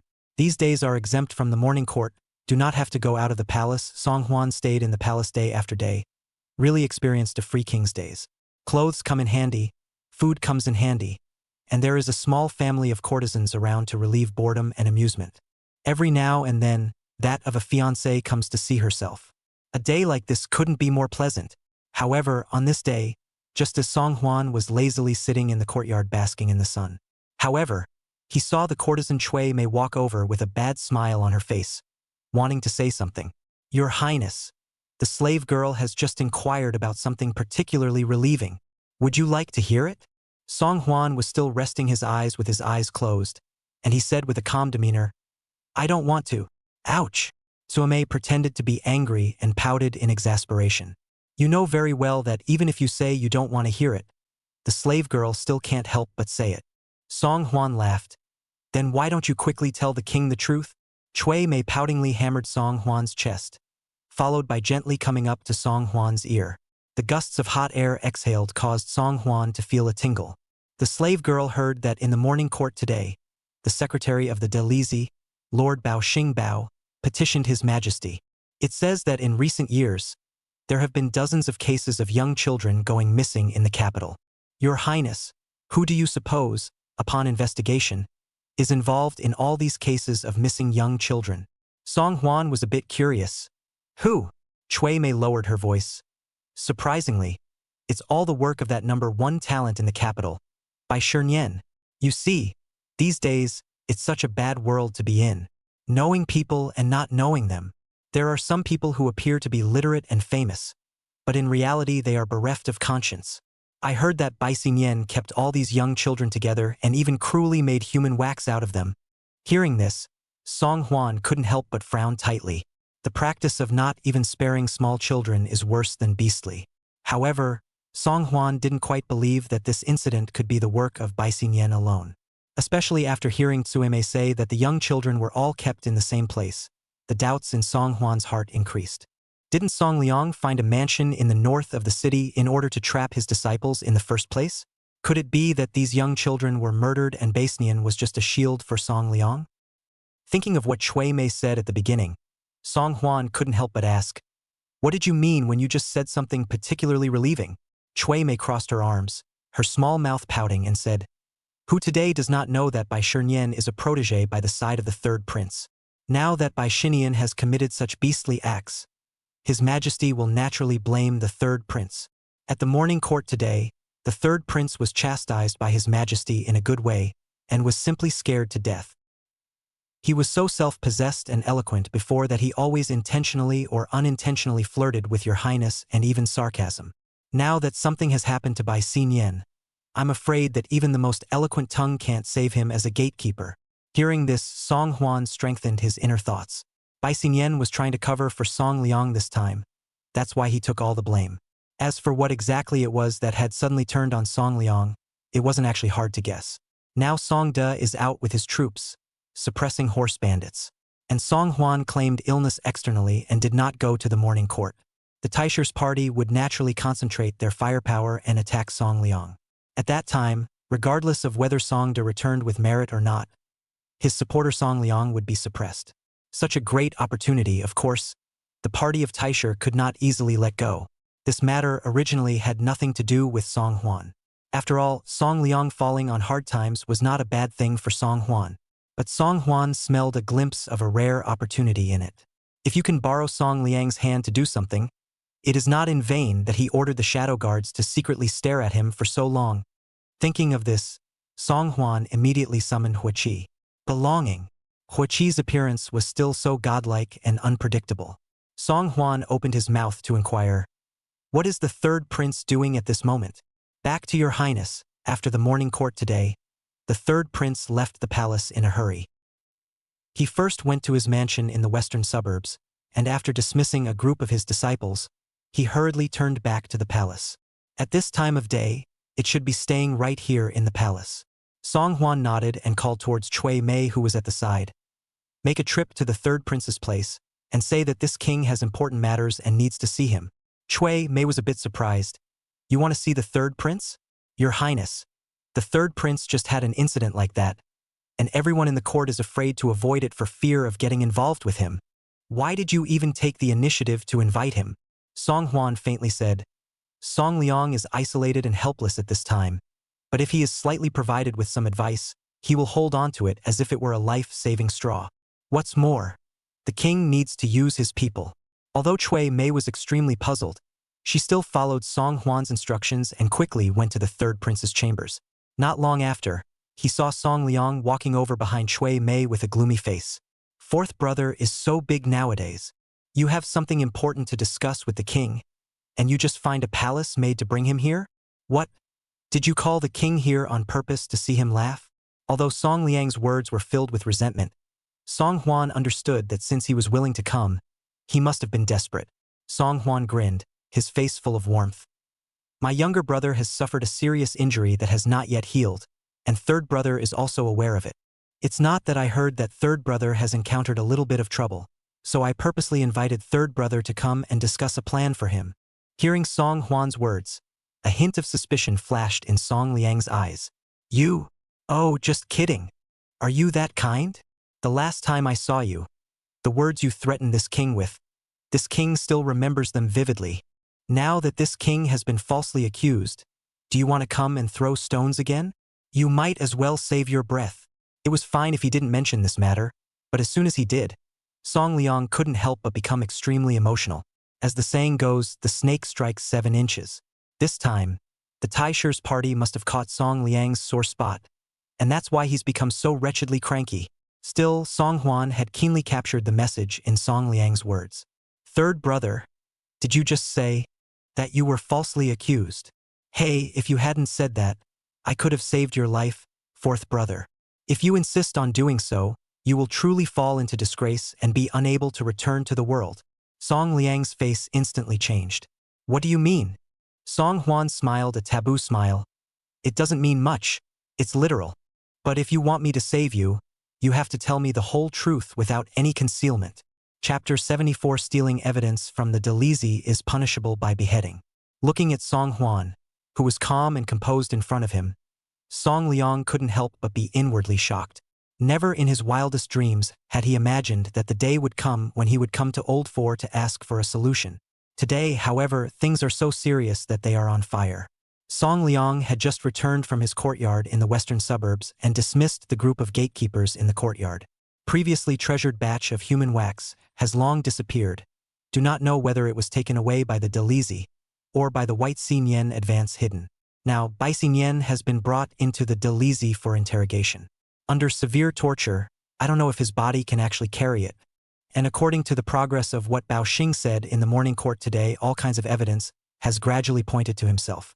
If the human wax really falls into the hands of the master, then the consequences will be unimaginable. Thinking about all of this, Song Liang felt a headache. Couldn't think of a countermeasure at all. However, even with his hands tied, Song Liang could not possibly tell the truth to the world. What truth? Where's the truth? The truth is that the king is innocent and has merely recruited a group of literati to talk about articles. The Imperial Masters Party is intent on slandering this king and Bai Shernyan, and this king is bound to find out the evidence and seek justice. As for you, don't even think about waiting to see this king's joke. After saying that, Song Liang let out a cold snort and flung his sleeves away in anger. He himself had really lost his mind in the heat of the moment. I can't believe I would expect the oldest to come up with any solutions and actually give myself advice.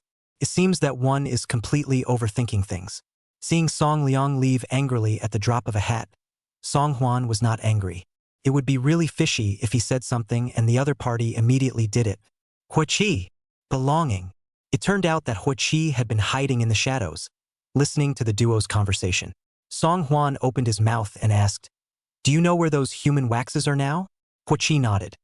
In the middle of the night yesterday, the secretary of the Delizi, Bao Xing, took advantage of the darkness to send someone to the western suburb of the mansion, and has already moved as much human wax as he can to the Delizi. Only for the time being the news has not been announced, even to His Majesty, who has not been informed. The Delizi pressed the news not to disclose, most likely received the authorization of the Imperial Master, want to make Song Liang square, reveal the cloven foot. Only this time, the Imperial Master was afraid that he had made a mistake. If this matter wasn't resolved quickly, it would inevitably give Song Liang breathing room. Song Huan thought briefly and asked Hua Qi, "Servant Hua, do you have a way to steal a human wax out for this king?" Hua Qi was silent. "Your Highness, stealing evidence from the Delizi, that's a charge of beheading. This king knows, but surely this won't be difficult for Servant Hua, will it? If His Majesty finds out, he will never lightly forgive the Shadow Guard. This king holds a black token in his hand, and all the Shadow Guards were originally at his disposal. Besides, this king's move is also for the sake of the greater good. The Delizi forbidden place, guarded closely, want to steal the human wax out? Once discovered, after you get credit for this matter, this king will immediately send someone to, again, beat a dagger of basalt iron for you. Don't worry, Your Highness. My subordinate will go and do it immediately." Hearing Hua Qi finally let up, Song Huan immediately revealed a winning smile. "There's no need to bring it to this king. Just bring it directly to Song Liang's chambers. And remember, don't forget to leave him a message. Let's just say it's a great gift from the king. I don't know if he likes it or not." Hua Qi responded once and was about to turn around and leave when he was called back by Song Huan behind him. "By the way, Squire Hua, you won't tell father about this, will you?" Hua Qi gave a start, then slowly turned around. "Your Highness, of course not." "That's good." Song Huan's eyes glittered. "This king trusts you. Go ahead." Looking at Song Huan's complicated eyes, a strange feeling also welled up in Hua Qi's heart. Could it be that the fourth prince already knew about everything the Shadow Guards were doing in the shadows? The fourth prince treats himself indeed not thin, but Hua Qi body also has to shoulder the mission. Arriving here first, Hua Qi swallowed the words on his lips back into his stomach once again. With a gentle flip of his body, he disappeared outside the courtyard wall of Song Huan's chambers. After seeing Hua Qi leave, not a moment's effort later, he sees Xingyu, the palace maid of Kuan Ning Palace, once again carrying tonic medicine and coming to pay her respects. "Your Highness, it's time to drink your medicine." What a familiar scene. The same beautiful woman, the same bowl of poison, pulling out all the stops to try to coax a man to drink it. Only, with Lu Chenchu as antidote, Song Huan had not experienced any discomfort in his body for the past 10 days of drinking the medicine. Instead, "My ears and eyes are bright and my body is twice as good." Lu Qianxue also said after seeing it that it was the Empress's tonic medicine that had worked to make Song Huan's body and bones stronger. Song Huan was dumbfounded after hearing this. Empress Shangguan's wave of maneuvering. Isn't it stealing a chicken?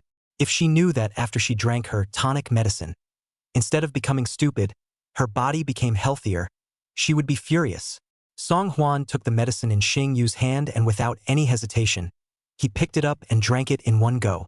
Luckily, having taken the special prescription prepared by Lu Qianxue beforehand, the tonic medicine that was originally going to be bitter off the tongue was like clear water in Song Huan's mouth, without any semblance of flavor.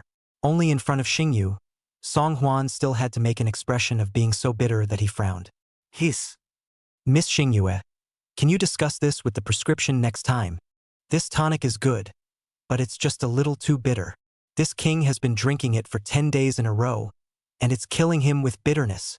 Seeing Song Huan foolishly finish the tonic, a soothing smile immediately appeared on Xing Yu's face. Understood, Your Highness. The slave girl will definitely inform the pharmacy and ask them to add a medicine that neutralizes the bitter taste. Although she said this on her lips, in Xing Yu's heart, she was filled with contempt for Song Huan. But a no-good waste, taking advantage of the crown prince's apparent decline, wanting to get to the top. Is it still worth the Empress' seriousness? Another half a month's worth of tonics in a row, and this straw bag would be reduced to a complete cutie. I'm afraid. Treat the cutie. Do you still need to use honey? Of course not. After getting up to pay her respects, Xing Yu hoofed it and rushed back to Kuanning Palace. Reporting to Empress Mother, the fourth prince still took all of the soup and medicine. Not even the dregs of the medicine remain. Hearing the results reported by Xing Yu, Empress Shangguan nodded her head with considerable satisfaction. Even she hadn't expected things to go so well. The bone setter that father found is really reliable, able to cripple the fourth prince's sanity without him realizing it. Heh! But just a mere waste. Still wanting to separate yourself from the crown prince? Dream on. Chapter 75 Great Gift from the Fourth Prince. The night is cool as water. Inside the third prince's chambers. Your Highness, slave girl will help you change and wash. Two dainty palace maids knelt on the ground and called out in a low voice towards Song Liang. Looking at the two beautiful courtesans with breakable skin, Song Liang's heart was in turmoil, and he simply couldn't bring up any interest. Especially after seeing that one of the palace maids already had a few hidden wrinkles on her face. Song Liang was even more upset. You, how old are you? That courtesan was full of shyness, waiting for Song Liang's favor. As soon as he heard this inexplicable question, he could not help but be stunned on his face. Back to Your Highness, the slave girl has just turned 19, exactly. It's just the right time of year to be in full bloom and ready to be picked. The two palace maidens were born extremely beautiful. Heard that the third prince was in a bad mood today, specially came to wait. If you serve your master comfortably, flying up the branch to become a phoenix, that is not just around the corner. However, surveying the expectant palace maid, Song Liang frowned fiercely. On his face, disgust and impatience were written. This king said long ago that no palace maid of this age is allowed to serve close to me. Who taught you the rules? The two palace maids were so frightened that their delicate bodies trembled, and they panicked and pressed their heads to the ground. Your Highness, calm down. Song Liang was already annoyed, and when disturbed by these two courtesans, his heart was even more like a mess. Drag these two down to this king, and don't let this king see them again. Yes. As the palace maid's alarmed cries for help gradually faded away, Song Liang then turned out the light and lay down on the bed. Yet, there was no sleep. The things that had happened recently, one by one, all of them disturbed Song Liang's godly mind. He couldn't close his eyes easily. I don't know how much time passed, and I don't know if it was a dream or reality. There was a rustling in a corner of the bedchamber. At first, Song Liang thought it was the wind ruffling the screen, so he didn't care. However, after a few moments, Song Liang realized that something was wrong. The doors and windows of the bedchamber were closed. So where was the wind coming from? Thinking about this, Song Liang couldn't help but break out in a cold sweat, especially in a shadowy shroud, in the corner of the bedchamber. There seemed to be a not-so-small humanoid. SH! What a man! Song Liang's heart was in his throat, and with courage, he lit a candle. It was fine if he didn't light the candles. But when he did, he almost didn't scare Song Liang to death, only to see a realistic-looking humanoid doll in the corner of the room. sending out an extremely secretive smile towards himself. Ah! Song Liang was so frightened by this sudden turn of events that his liver and gall bled, and he fell violently to the ground. Suddenly, Song Liang's gaze clung to the humanoid doll in that corner. Nope, it wasn't even a realistically shaped doll. Isn't that the human wax doll that I once made with my own hands and kept in my yard in the western suburbs? I did not realize that this human wax doll looked so realistic. Even his own maker were startled. I just don't know how this human wax doll, which suddenly disappeared, suddenly appeared in my own bedchamber. Song Ling was puzzled and reached out to pinch himself, wondering if this was reality or a dream. Third Prince, isn't this something you made with your own hands? What? Don't you recognize it? In the bedchamber, a male voice suddenly rang out, startling Song Liang immediately as if he were a frightened cat, almost jumping up. Somebody, there are thorns. Song Liang just wanted to let out a cry for help, but the man in the room covered his mouth and nose with his hand. His Highness's men wax still. Are they not afraid that the guards will suddenly rush in and discover His Highness's secret? Woo-hoo! Song Liang understood that this person was not an assassin who wanted to take his life. It was likely that the Taisher had sent someone to threaten him. Woo-hoo! Song Liang wanted to open his mouth to speak, but he had been covered by the man's mouth and nose and could only let out extremely slurred whimpers. That person, however, didn't wait for Song Liang to open his mouth, but just said to himself, Third Prince, watch this. This is a great gift from the Fourth Prince. I wonder if you like it or not? The words of the man in black made Song Liang's heart feel as if he was jumping off a cliff, falling straight down to the bottom. The senior is the senior. How could it be him? The whereabouts of this human wax. I have searched every corner, but to no avail. So these things, they should have been lost to the Delizy already. But how could the oldest forget it so easily? This is wrong. This is so wrong. Song Liang's mind raced. However, he realized that his superb brain, which he usually took pride in, had become extremely sluggish at this moment. He would rather believe that there were ghosts in the world than believe that Lao Si had his hand in the world. How to take away this crucial evidence, human wax, from the Delizy under heavy guard. The man in black didn't intend to give Song Liang a chance to speak as he continued to speak. The Fourth Prince entrusted me to bring you a message. He said that since you like this stuff, he'll bring it all back to you, Your Highness. Count on it, it's doing your brotherly duty. Song Liang continued to whimper strangely. Though his mouth could not utter half a word, the terrified eyes in the darkness of the night spoke of his refusal. If all of this stuff appeared in the palace, wouldn't it all be discovered by father? If that was the case, then the chess game that he had worked so hard on for so many years would be destroyed. Thinking of this, Song Lingsheng couldn't help but regret it to the extreme. What's the point of having such a quirk? But the point is, you can't control yourself at all. Seeing that Song Liang was struggling badly, the man in black didn't say anything more. Instead, he collected his palm and slammed it down on Song Liang's shoulder. Knock! Song Liang stopped struggling and fell to the ground with a jerk, completely falling into unconsciousness. Your Highness, Your Highness! By the time Song Liang opened his eyes again, it was already dawn. Song Liang was jolted and subconsciously looked in the direction of the corner. Sure enough, it was empty. Nothing. Looking at the puzzled face of the palace made in front of him, Song Liang was in a trance for a moment. Was all that last night a dream, or was it reality? Your Highness, why didn't you sleep in your bed last night? Look, you've got a big bump on the back of your head. Touching the large bag that appeared out of nowhere on his head, Song's conscience skipped a beat. That wasn't even a dream last night. Rather, it's something that's really been discovered. It was the man sent by Lao Si who took the human wax and brought it to himself. Thinking of this, Song Liang only felt a dizzying lack of oxygen in his brain. He didn't even care about whether it was an early morning or not. He pulled his leg and ran towards Song Huan's chambers. Fourth brother, we are brothers. Blood is thicker than water. Chapter 76. The fourth brother's head is the only one who looks up to me. Song Huan was sleeping soundly. Suddenly, a mournful and urgent cry rang out, but it yanked Song Huan back from his beautiful dream. Who's out there making a lot of noise? Back to Your Highness. It's the third prince. The third prince didn't even have time to comb his hair or put on his shoes before he came running in a hurry. Hearing that, Song Liang woke up early in the morning and rushed here so anxiously. Song Huan understood. What he instructed Hua Qi to do last night he did very well. Song Huan ordered someone to open the door to his bedchamber and saw Song Liang looking snotty with a look of utter despondency. Fourth brother. Sango, I admit.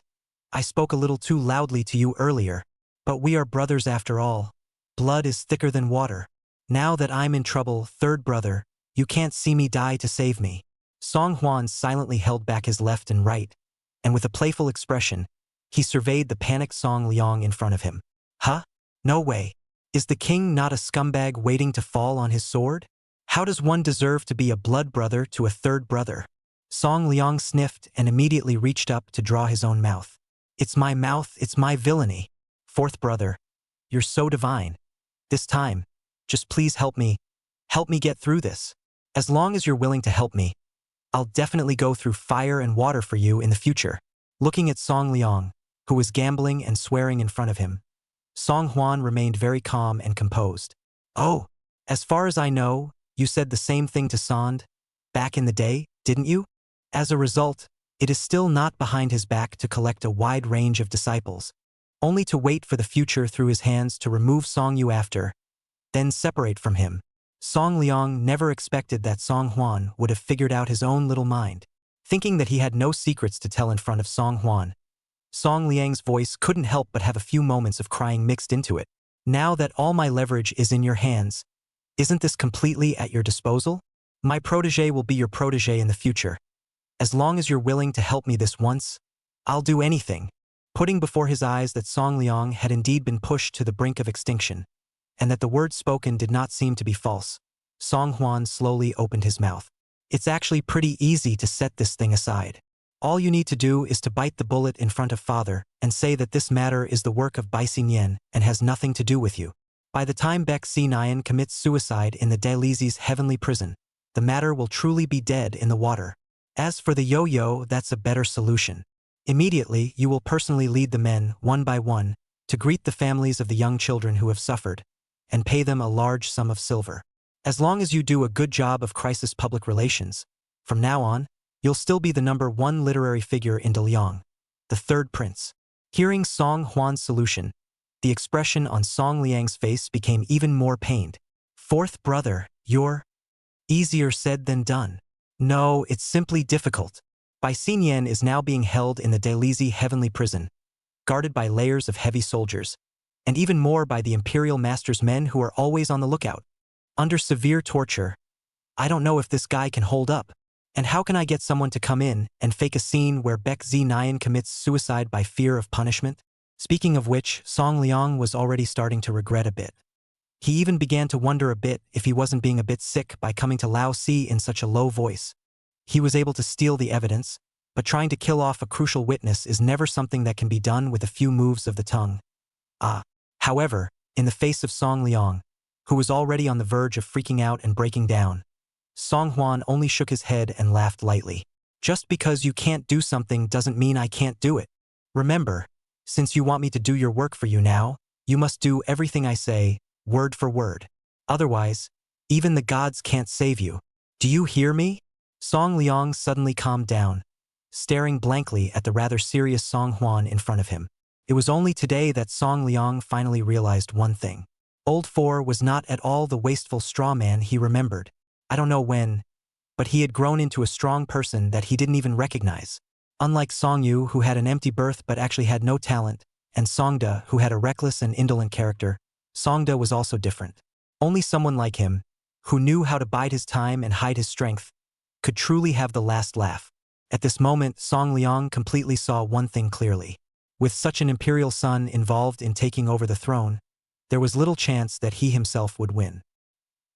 Yes, fourth brother, I hear you. Whatever you say in the future, I will do it all. In the future, the only person who will look after me is fourth brother. We'll never question half of it again. Song Huan was very satisfied with Song Liang's answer. Very good. In the courtroom today, do not say the word slander again. This matter is nothing more than Bai Xinyan using your banner to solicit and brutalize lives outside. What does this matter have to do with you? You're just a victim too. Song Liang nodded his head one by one, keeping all of Song Hwan's words in his heart. While listening, I couldn't help but silently marvel in my mind.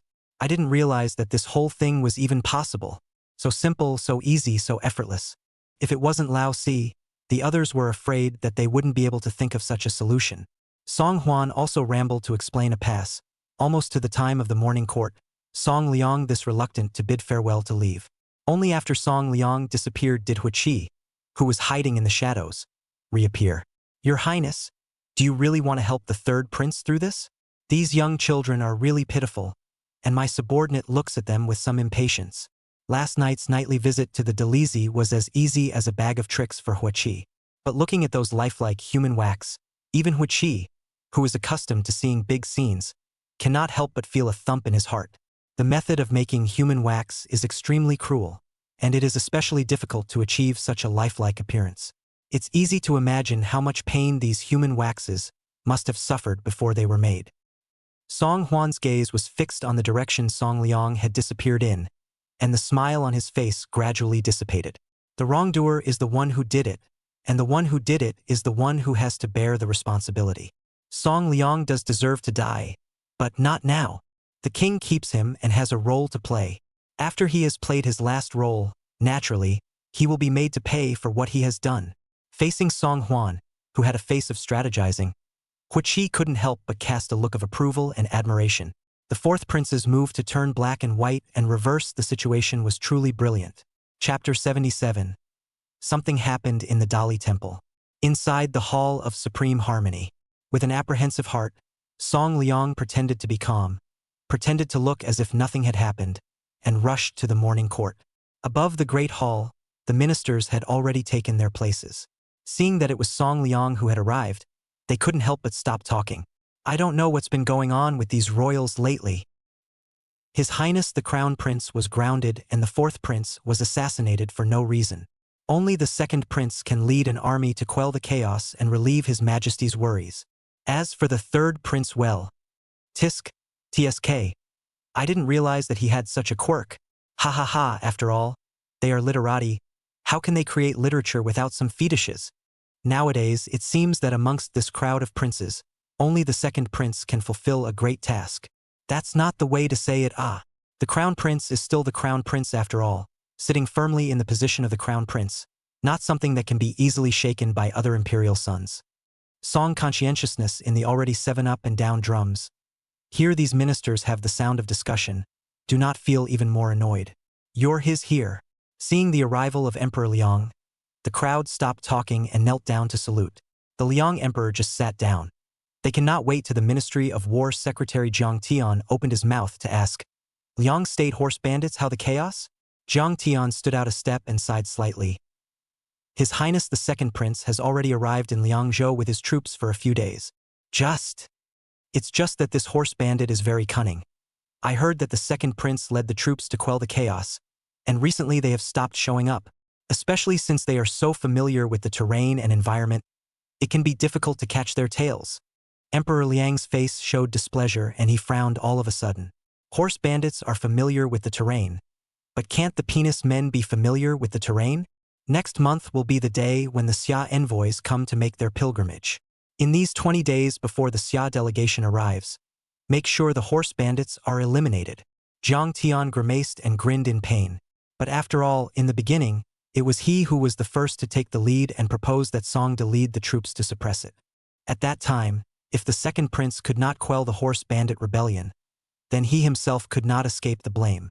Thinking of this, Jiang Tian silently swallowed the exculpatory words back into his stomach and answered lowly, yes. As soon as Jiang Tian returned to the column, the secretary of the Delizi, Bao Xing, couldn't wait to stand up. Your Majesty, the tragic human wax case has made great progress last night. The 23 human waxes have all been found by the Delizi, and we're just waiting for Bai Xinyan to open his mouth and confess the real murderer behind the scenes. Saying that, Bao Xing glanced meaningfully at Song Liang, as if he wanted to see so much as a hint of panic on his face.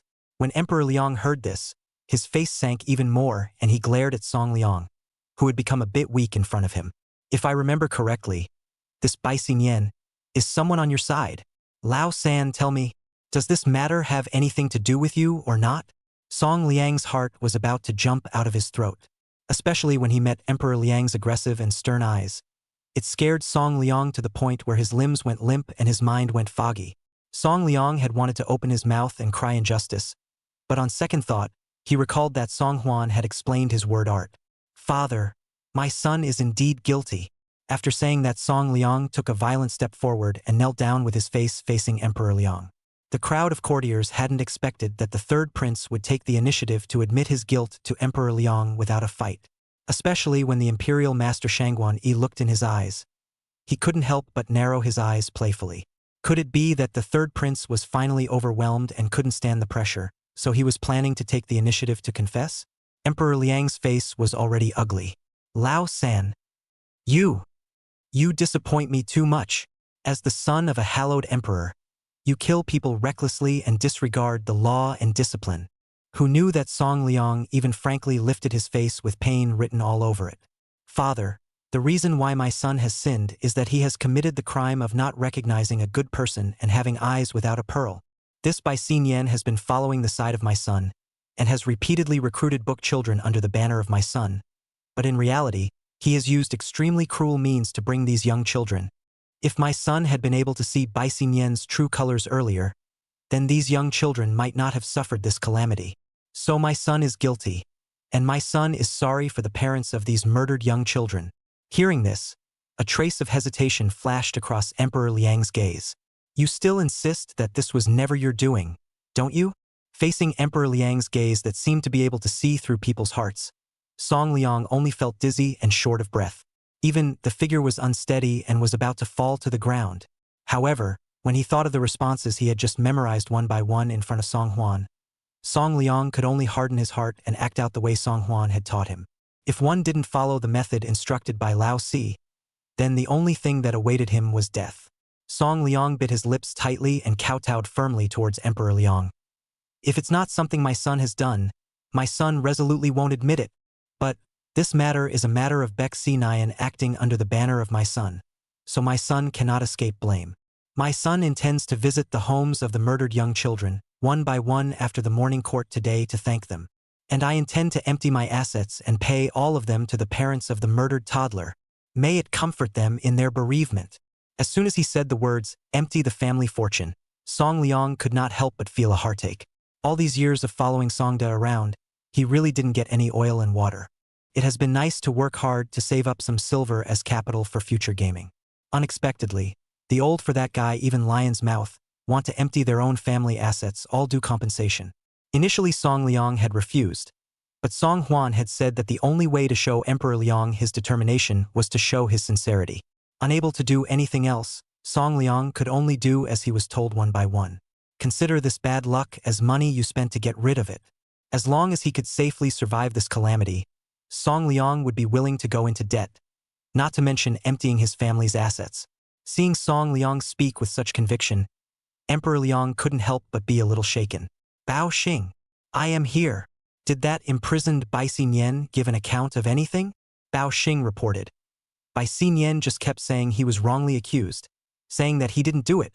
"It says that both he and His Highness, the third prince, have been falsely accused. When I interrogated him last night, Bai Xinyan could no longer support himself, said a lot of strange and weird things, and said that as a schemer, he had no shame to the third prince." Hearing this, Song Liang couldn't help but pull his heart out hard. What does Bai Xinyan mean by that? Can't it be that he can't take the torture and is ready to tell the truth? Song Liang couldn't help but curse in his mind. 100 useless is a scholar, this guy actually cannot withstand half a test. Earlier really misjudged him. Just as Bao Xing was rambling and reporting, suddenly outside the great hall, an urgent voice came. "Your Majesty, something has happened over at the Dailizi." Chapter 78. Changing to a thicker thigh to hug. The crowd followed the sound and looked back, each face filled with complex expressions of all shapes and sizes. There was shock and dismay. Emperor Liang was even more displeased.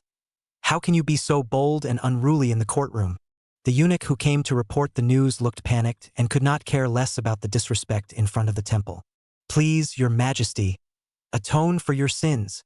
This is the latest message from the Dailizi, saying that there is something important that must be forwarded to Lord Pao immediately."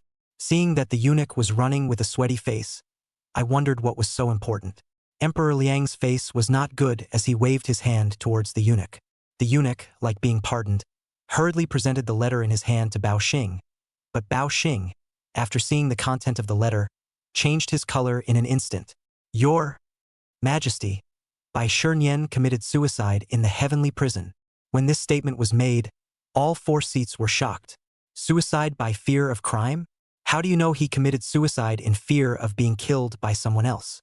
How is it that the 3rd prince over here just shrugged off the responsibility and Bai Xinian committed suicide? Is it really such a coincidence? How on earth does the Delizi hold prisoners? How could they even be afraid of committing suicide? This is too lax. In the midst of a roaring chatter, Shang Guanyi's voice sounded quietly. Gentlemen, it's better to listen to Lord Pao in detail first. Upon hearing the news that Bai Shinian had committed suicide in fear of punishment, Shang Guanyi could not help but be shocked. Bai Shinian's human wax case was so horrifying that the whole capital was talking about it. In order to calm the anger of the people, the Liang Emperor is extremely important, sent layers of heavy troops to guard the Delizi, custody of Bai Shinian. Naturally, in the face of this important witness who could bring down the 3rd prince in one fell swoop, Shang Guanyi also ordered his men to secretly guard it. Under this heavy guard, Baek Xinian would commit suicide?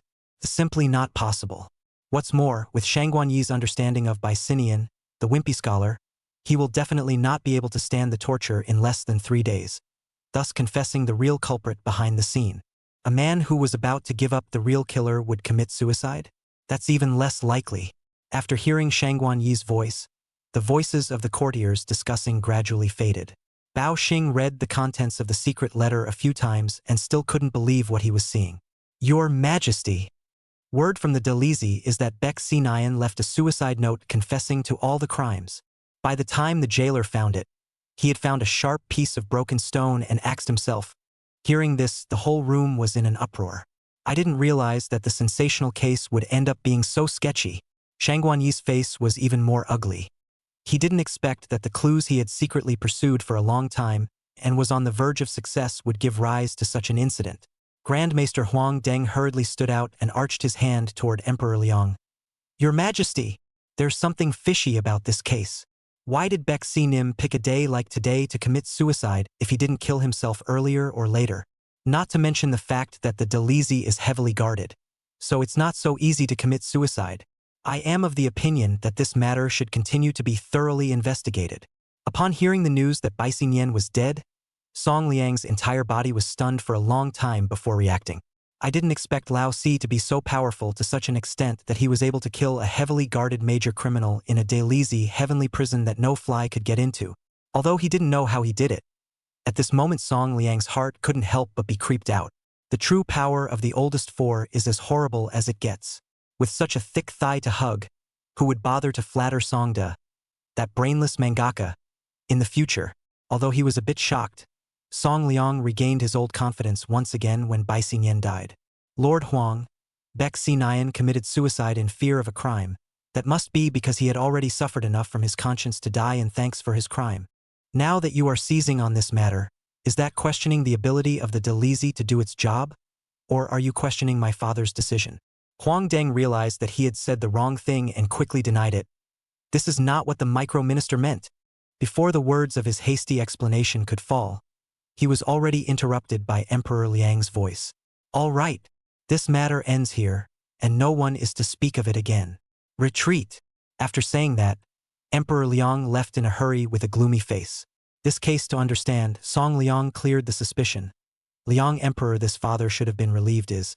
However, Emperor Liang always had a gloomy face, as if he was not in a good mood because of this matter. However, having safely passed through this calamity, Song Liang was somewhat complacent.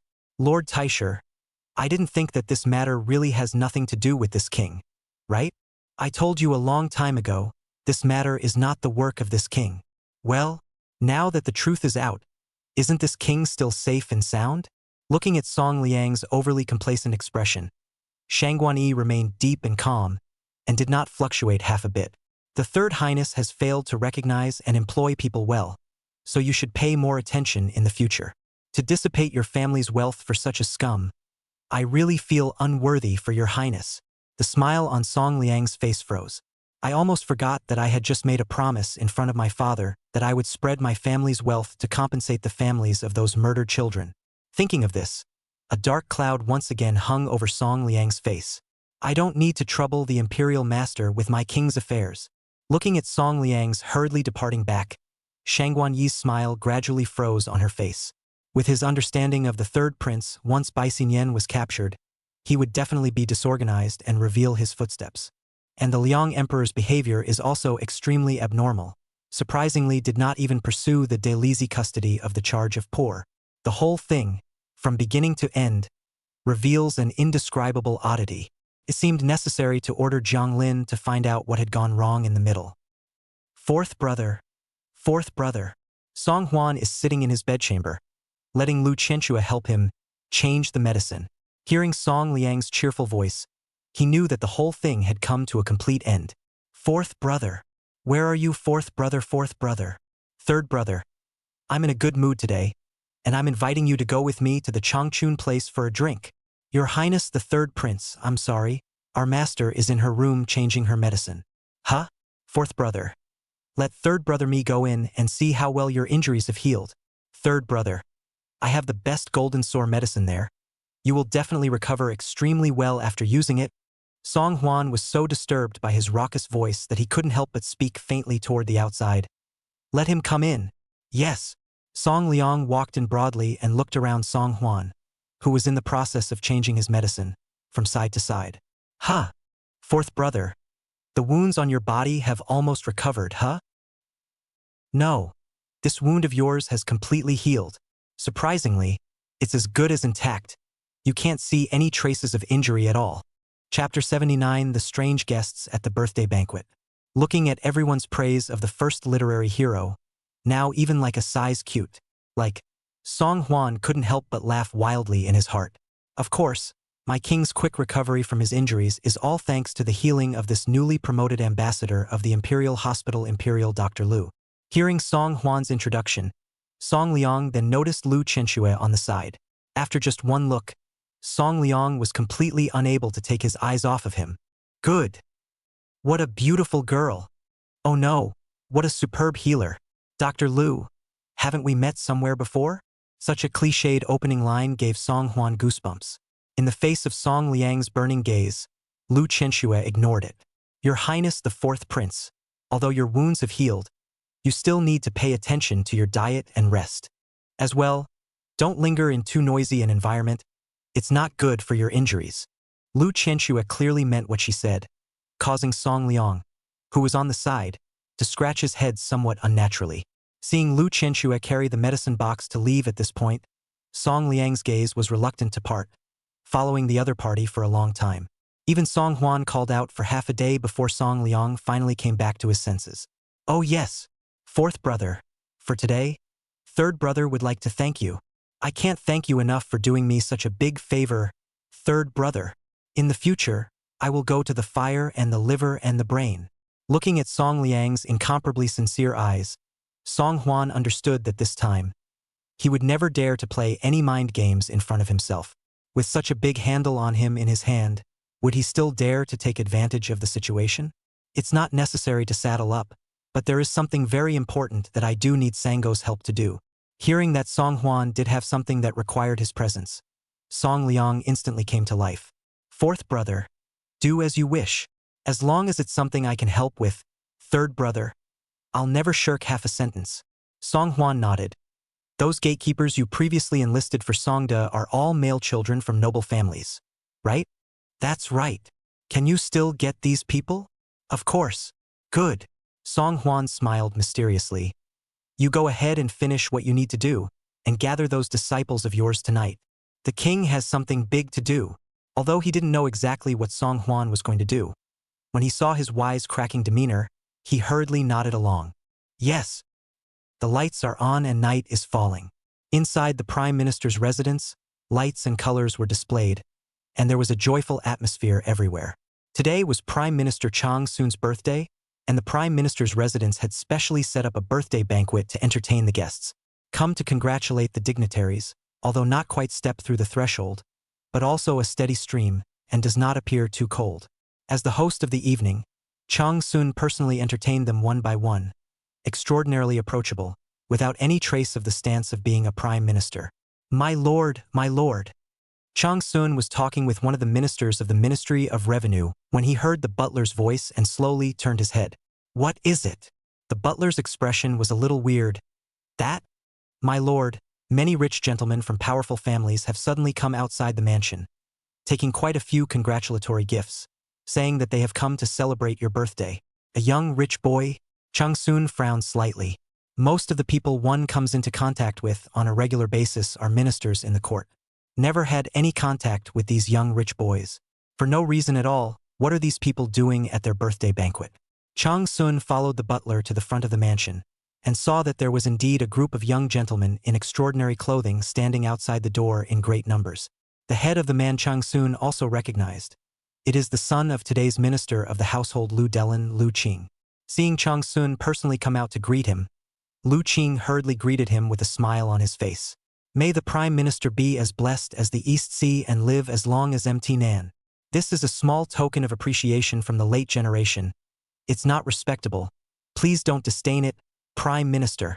Looking at the group of second-generation officials at the door, Cheng Susu had been a little puzzled. And see Lu Qing to his own enthusiasm extraordinary. Out of the precious birthday gift, Cheng Susu's heart is even more suspicious. Lu Qing had a smile on his face as he gently approached Cheng Susu's ear. Lord Prime Minister, we have come to celebrate your birthday on the orders of the fourth prince. The fourth prince will be here in a moment. Hearing that it was arranged by Song Huan, Cheng Susu put his heart at ease and hurriedly welcomed the people in and brought his house slaves to greet the guests. Only, I don't know what the fourth prince's intention was in inviting these young gentlemen to the banquet. Could it be that he was afraid that his birthday banquet as the Prime Minister would be too cold? So he was looking for someone to support the occasion? Thinking of this, Cheng Susu couldn't help but laugh as if he were laughing at himself. Seeing the sudden influx of so many young people in the mansion, Cheng Susu ran out of her room in a panic. Daddy, is Song Huan here? Cheng Susu educated. How many times have I told you not to call the fourth prince by his first name? You girls just don't listen. Cheng Susu spat out her tongue quaintly. Daddy, I was wrong. Then I'll say it again. Is the fourth prince here? Cheng Susu shook his head. Not yet. I'm just a courtier. Your Highness the fourth prince doesn't really need to condescend to come. But when did you girl become so attached to the fourth prince? Cheng Susu's eyes were searching around in the crowd, and she couldn't help but be a little disappointed to hear that Song Huan hadn't arrived. Seeing Cheng Susu sizing himself up with a playful gaze, Cheng Susu's small face blushed and prevaricated. My daughter didn't. My daughter is just afraid that that nasty fourth prince will come again and disturb your pleasure, father. Looking at the squirming Cheng Susu's heart was filled with emotions for a moment. This is not even officially married to the fourth prince yet, and you're thinking about others. It's true that women don't get the best of the best. As he was talking, he saw the butler rush over again. My lord, my lord. His Highness the fourth prince has arrived, and brought the third prince with him. Upon hearing that two princes had come to his birthday banquet at the same time, even Cheng Susu, who had always been honored, could not help but look surprised. I, Cheng Susu, pay my respects to the fourth prince and the third prince. Seeing Song Huan and Song Liang appearing at the same time, Cheng Susu was about to kneel down, but Song Huan held his arm. Today is Lord Father-in-law's birthday. How can we make Lord Father-in-law salute again? No. Cheng Susu was very stubborn. A ruler is a subject, and this is an unchanging rule for all time. As a vassal, be sure to be courteous on all occasions. Seeing Cheng Susu's insistence on saluting, Song Huan could only shrug his shoulders helplessly. This little old man is, indeed, stubborn as hell. Chapter 80 Crown Prince's Cousin. Seeing Song Huan and Song Liang appear at the same time, Cheng Susu couldn't help but feel a bit confused in his heart. The third prince has always been friendly with the second prince, facing the fourth prince, but always everywhere to suppress. Why today the relationship between the two seems like it is very good. It's a lot different than it used to be. However, this was not the most confusing and dismaying part for Cheng Susu. Looking at the groups of young people in the courtyard who were talking one after another, numerous questions popped up in Cheng Susu's mind. What's the fourth prince doing inviting these second-generation officials here in good time? Even as prime minister, his own residence had never been so lively. After hesitating for a long time, Cheng Susu still opened his mouth towards Song Huan and asked, "That? Oh, your highness.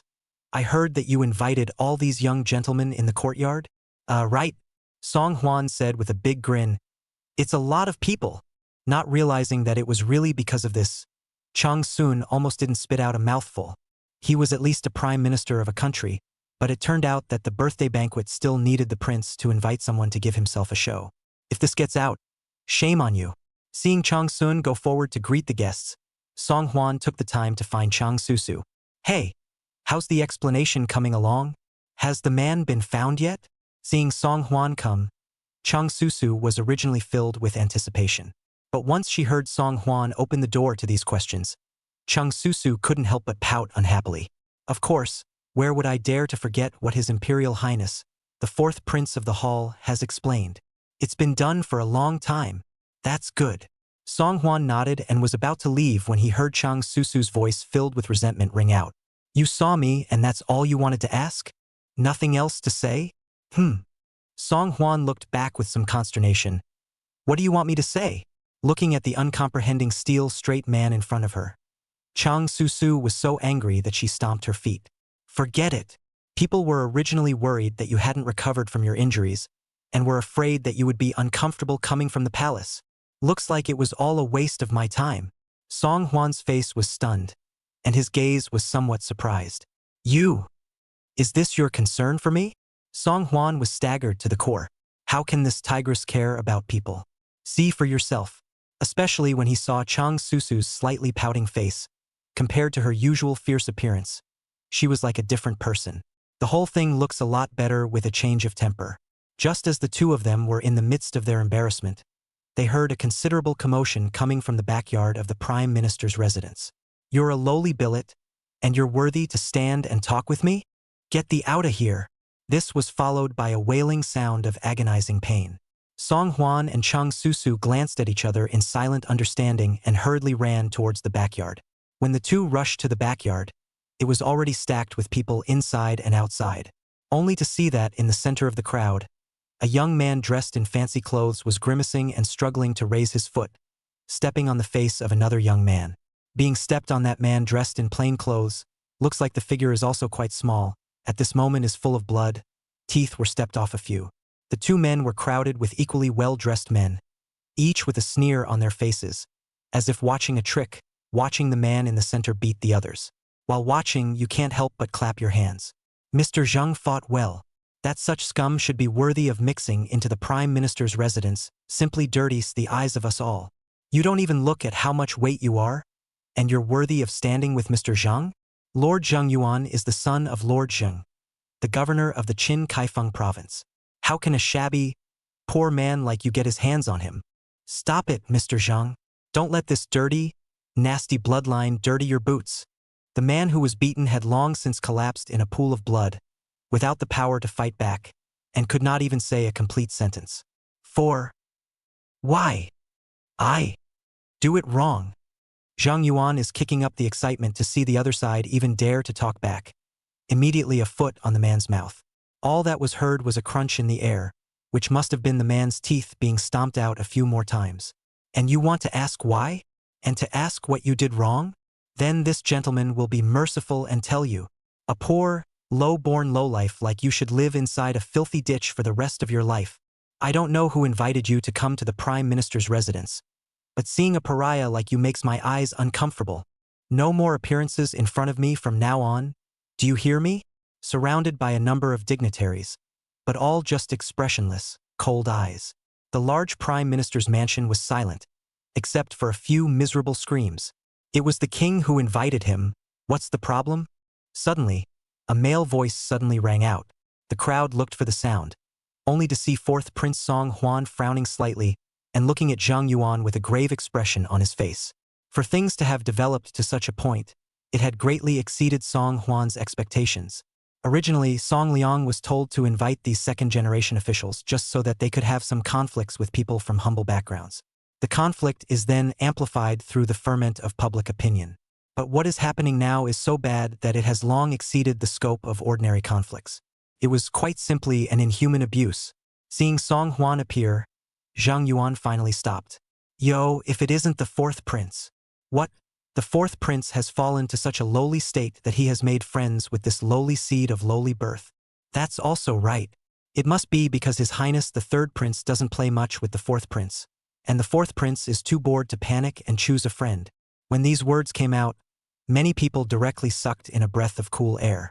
The last time Song Huan came to the Prime Minister's residence, he severely punished a group of ministers who spoke out of turn, and many people had witnessed Song Huan's domineering appearance that day. This Zhang Yuan Zheng Gongzi is really a newborn calf, is not afraid of tigers. Even the 4 emperors of the current dynasty dare to choreograph. Really is a good big courage. Hearing Zhang Yuan mention his relationship with Song Huan, Song Liang couldn't help but cough awkwardly a few times. Zhang Yuan, in the face of the fourth prince, don't be rude. The crowd did not feel surprised that Zhang Yuan would be so arrogant and domineering. His father, Zhang Xiaodong, not only held such an important position as the governor of Kaifeng, but was also the second son-in-law of Shangguan Yi, the imperial master of the dynasty. Therefore, Zhang Yuan often to the grandchildren of the great master of the self-proclaimed, but also at every turn will be the identity of the crown prince's cousin hanging in the mouth. Only, Prince Song Yu could not see Zhang Yuan's arrogant and violent character, so he rarely interacted with him. Zhang Yuan usually didn't even put a commoner son like the third prince in his eyes, and in the face of Song Huan, who hadn't been taken seriously before, that was even more arrogant to the extreme. Today, it was supposed to be the birthday banquet of the Prime Minister, and all of us gave the third prince this face. That's why we were invited to come. Who knew that the fourth prince would invite such a lowly pariah who had to dirty our eyes? Fourth prince, are you doing this on purpose to disgust the few of us? Chapter 81. Fight until you're convinced. The crowd only knew that Zhang Yuan was arrogant, but they did not expect that he would be arrogant to such an extent. For a moment, the eyes of the crowd turned to Song Huan in unison, wondering how he would respond. Cheng Susu, who was following behind Song Huan, couldn't help but pinch a cold sweat for him. Zhang Yuan is not an ordinary bossy male. What he represents behind him is the power of the imperial master. Even Song Liang, when he saw Zhang Yuan on weekdays, he would tolerate it as long as he could. It would never get out of hand and create any unnecessary conflict with him. Seeing that things were gradually starting to get out of control, Song Liang gulped and wanted to step forward to make a roundup. But on one side was the grandson of the imperial master, and on the other side was Song Huan, who had just helped himself through a disaster. Song Liang, who was accustomed to protecting his own interests, was also in a dilemma for a moment, not knowing exactly who he should favor. However, just as everyone was at a loss for words, only Song Huan slowly took a step, and another step. Eventually, it stopped in front of Zhang Yuan's body. Snap! The sound of a crisp slap rang out, and the crowd's eyes widened immediately afterward. Only Song Huan was calm and relaxed, and faintly gave Zhang Yuan a slap. The slap was not strong enough to do much damage, but it was extremely insulting. You! Zhang Yuan covered his cheeks incredulously. His eyes widened in anger, and he glared at Song Huan with trembling lips. He had never dreamed that the normally weak character of the fourth prince would dare to give himself a slap. You what you?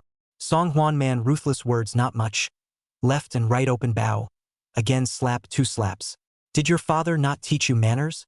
Or did your grandfather not teach you what it means to be a ruler and a subject? This king today will teach you well on behalf of your impolite grandfather. After saying that, Song Huan lifted his palm and with a few more slaps, he ruthlessly threw it on Zhang Yuan's face. Zhang Yuan had long been confused by the slap, and it was only after a long time that he finally reacted in the face of this sudden turn of events. You! I am the grandson of the imperial master and the cousin of the crown prince. The king doesn't care what you are. Song Huan didn't even bother to hear Zhang Yuan finish, and cleanly threw a few more slaps. For every extra word you say, this king will reward you with a slap. Fight until you're convinced. You try one more word? The crowd of onlookers all had their mouths wide open, with unbelief written all over their faces. This is the Zhang Yuan Zheng de Duke who even the third prince has to be courteous to a few points. To be slapped several times in a row by the fourth prince just like that? This is too exciting. Zhang Yuan's chest rose and fell violently, and countless flames of anger seemed to spew out from his gaze. But he dared to be angry but dared not say anything. Ever since I was a child, my father didn't even bother to slap himself, and this fourth prince dared to do this to himself? I'm going to find Grandpa and do me justice. Mentioning Grandpa, Zhang Yuan's waistline couldn't help but straighten a few more points. Who in the world does not know that one's maternal grandfather, the imperial master Shangguan Yi, is a powerful minister of the great Liang? What makes an unappreciated crown prince dare to separate himself from Grandpa? Only, Zhang Yuan's complacency didn't last long. No sooner had he uttered these words than he received another dozen solid slaps on his face. Bope, bope, bope, bope. No more, no less 13 whole slaps. This king said, if you dare to say one more word, this king will reward you with a slap. You go on. In the face of the Canthus, ferocious as the god of death reincarnation of Song Huan, the people present could not help but look dumbfounded, and no one dared to come forward to be a peacemaker. Although many people had already seen the dignified look that Song Huan had when he lectured those few talkative ministers. However, today's situation has completely exceeded everyone's expectations. No one could have imagined that Zhang Yuan, who used to be a mongrel in the past, would only be able to take a beating when facing the fourth prince. The crowd subconsciously turned their attention to Zhang Yuan, but were surprised to find Zhang Yuan's eyes were unexpectedly filled with tears. Duke Zhang, is this? Being beaten by the fourth prince and crying. I don't think the force with which the fourth prince hits people is too hard. It's not even to the extent that it can make someone cry. What do you know? This is called a scholar can be killed but not humiliated. What kind of person is Grand Duke Zheng? When has he ever been humiliated like this? TSK. Who dared him to be so arrogant and cocky in front of the fourth prince? It's not wrong to be beaten. The crowd was talking in low voices when they saw Zhang Yuan slowly raise his tear-filled eyes and glare at Song Huan with spite. His forehead was bruised, and he was obviously clenching his teeth hard, trying desperately not to let his tears fall. May. I'll take my first step to say goodbye. Bullying yourself while Grandpa's away. Huh? This revenge. Zhang Yuan remembered it fiercely. Seeing Zhang Yuan turn to leave at this, Song Huan reached out and pointed to the young man who was lying on the ground on the side and was already dying. What, are we leaving here? So much for the beating earlier? Not expecting Song Huan to be unforgiving, Zhang Yuan's brow twisted viciously into a pimple. Hit. The fourth prince is joking. I only remember accidentally stepping on some ungrateful livestock just now. I don't remember hitting anyone with my own hands. Hearing Zhang Yuan's words, everyone couldn't help but look uncomfortable. Though many people who came from powerful and noble backgrounds held a scornful attitude towards such a poor scholar. But not to the point of hatred. Obviously, in Zhang Yuan's eyes, he simply did not treat these commoners from grassroots as a living person. Looking at Zhang Yuan's extremely arrogant and hideous face, suddenly, Song Huan gently laughed. That's good. I'm not afraid that you're unbeatable, but I'm afraid that you'll hold back and voluntarily admit that you're wrong. Now that your attitude is clear and unambiguous, it's just right. Help me out. Very good. As the son of the Kaifeng prefect, how dare you, for no reason at all, beat up on the commoners, even to the point of killing each other painfully. As the son of the emperor, this king will act on behalf of heaven today and punish you, a villain on behalf of father. Where is the chancellor of the Dalizi? Dalizi Temple Prime Minister Zhou Ju hurriedly took a step forward. The humble minister is here. Without looking back, Song Huan opened his mouth and asked, what is the offense for those who seek to provoke trouble and beat others without reason? Lord Zhou replied aloud, Your Highness, according to the laws of Daliang, anyone who provokes a brawl will be punished by being held in the dungeon of the Dalizi for 5 days and fined 50 taels of silver. Those with serious circumstances shall be punished with 10 days imprisonment in the dungeon of the Dalizi, a fine of 200 taels of silver and 20 lashes. Song Huan was quite satisfied with Lord Zhou's answer.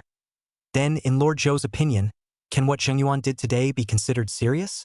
Lord Zhou looked at Zhang Yuan's unbeatable face, and then at the young man on the ground, who had fallen in a pool of blood and was as breathless as a swimmer, and as if he had secretly made up his mind, he took a deep breath.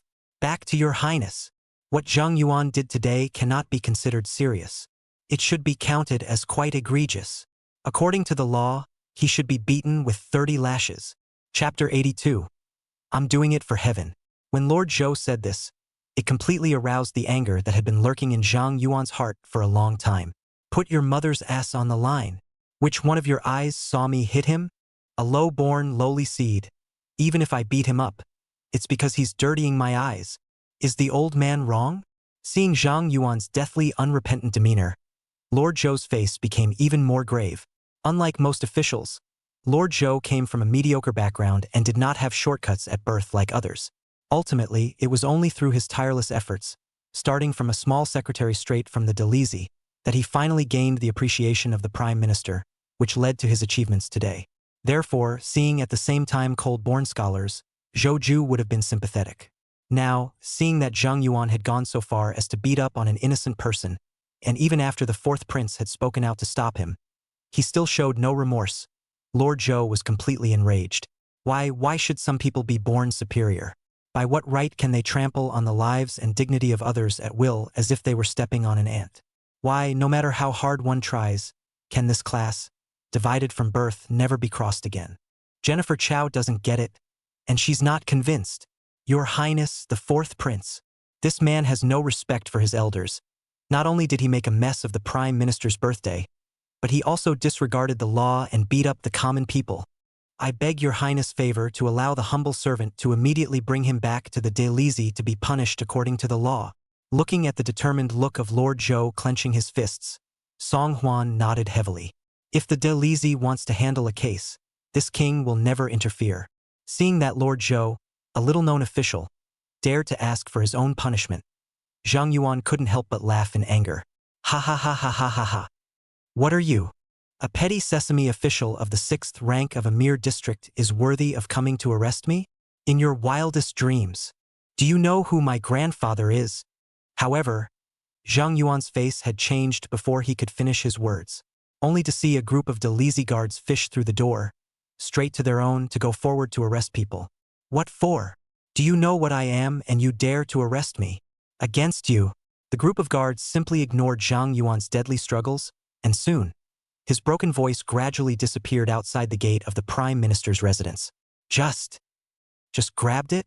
All the people present, none of them were dumbstruck and jaw dropped. That's the most rampant and arrogant Duke Zhang among a group of gentlemen in the capital. Just like that, they were taken by the Delisi. Moreover, it was still under the fourth prince's authorization. If this matter were to spread out, I'm afraid it would stir up the entire capital. Just as the crowd was being surprised, Cheng Susu, the main character of tonight's birthday banquet, finally arrived late. Guests, dinner is ready. Please move to the main hall.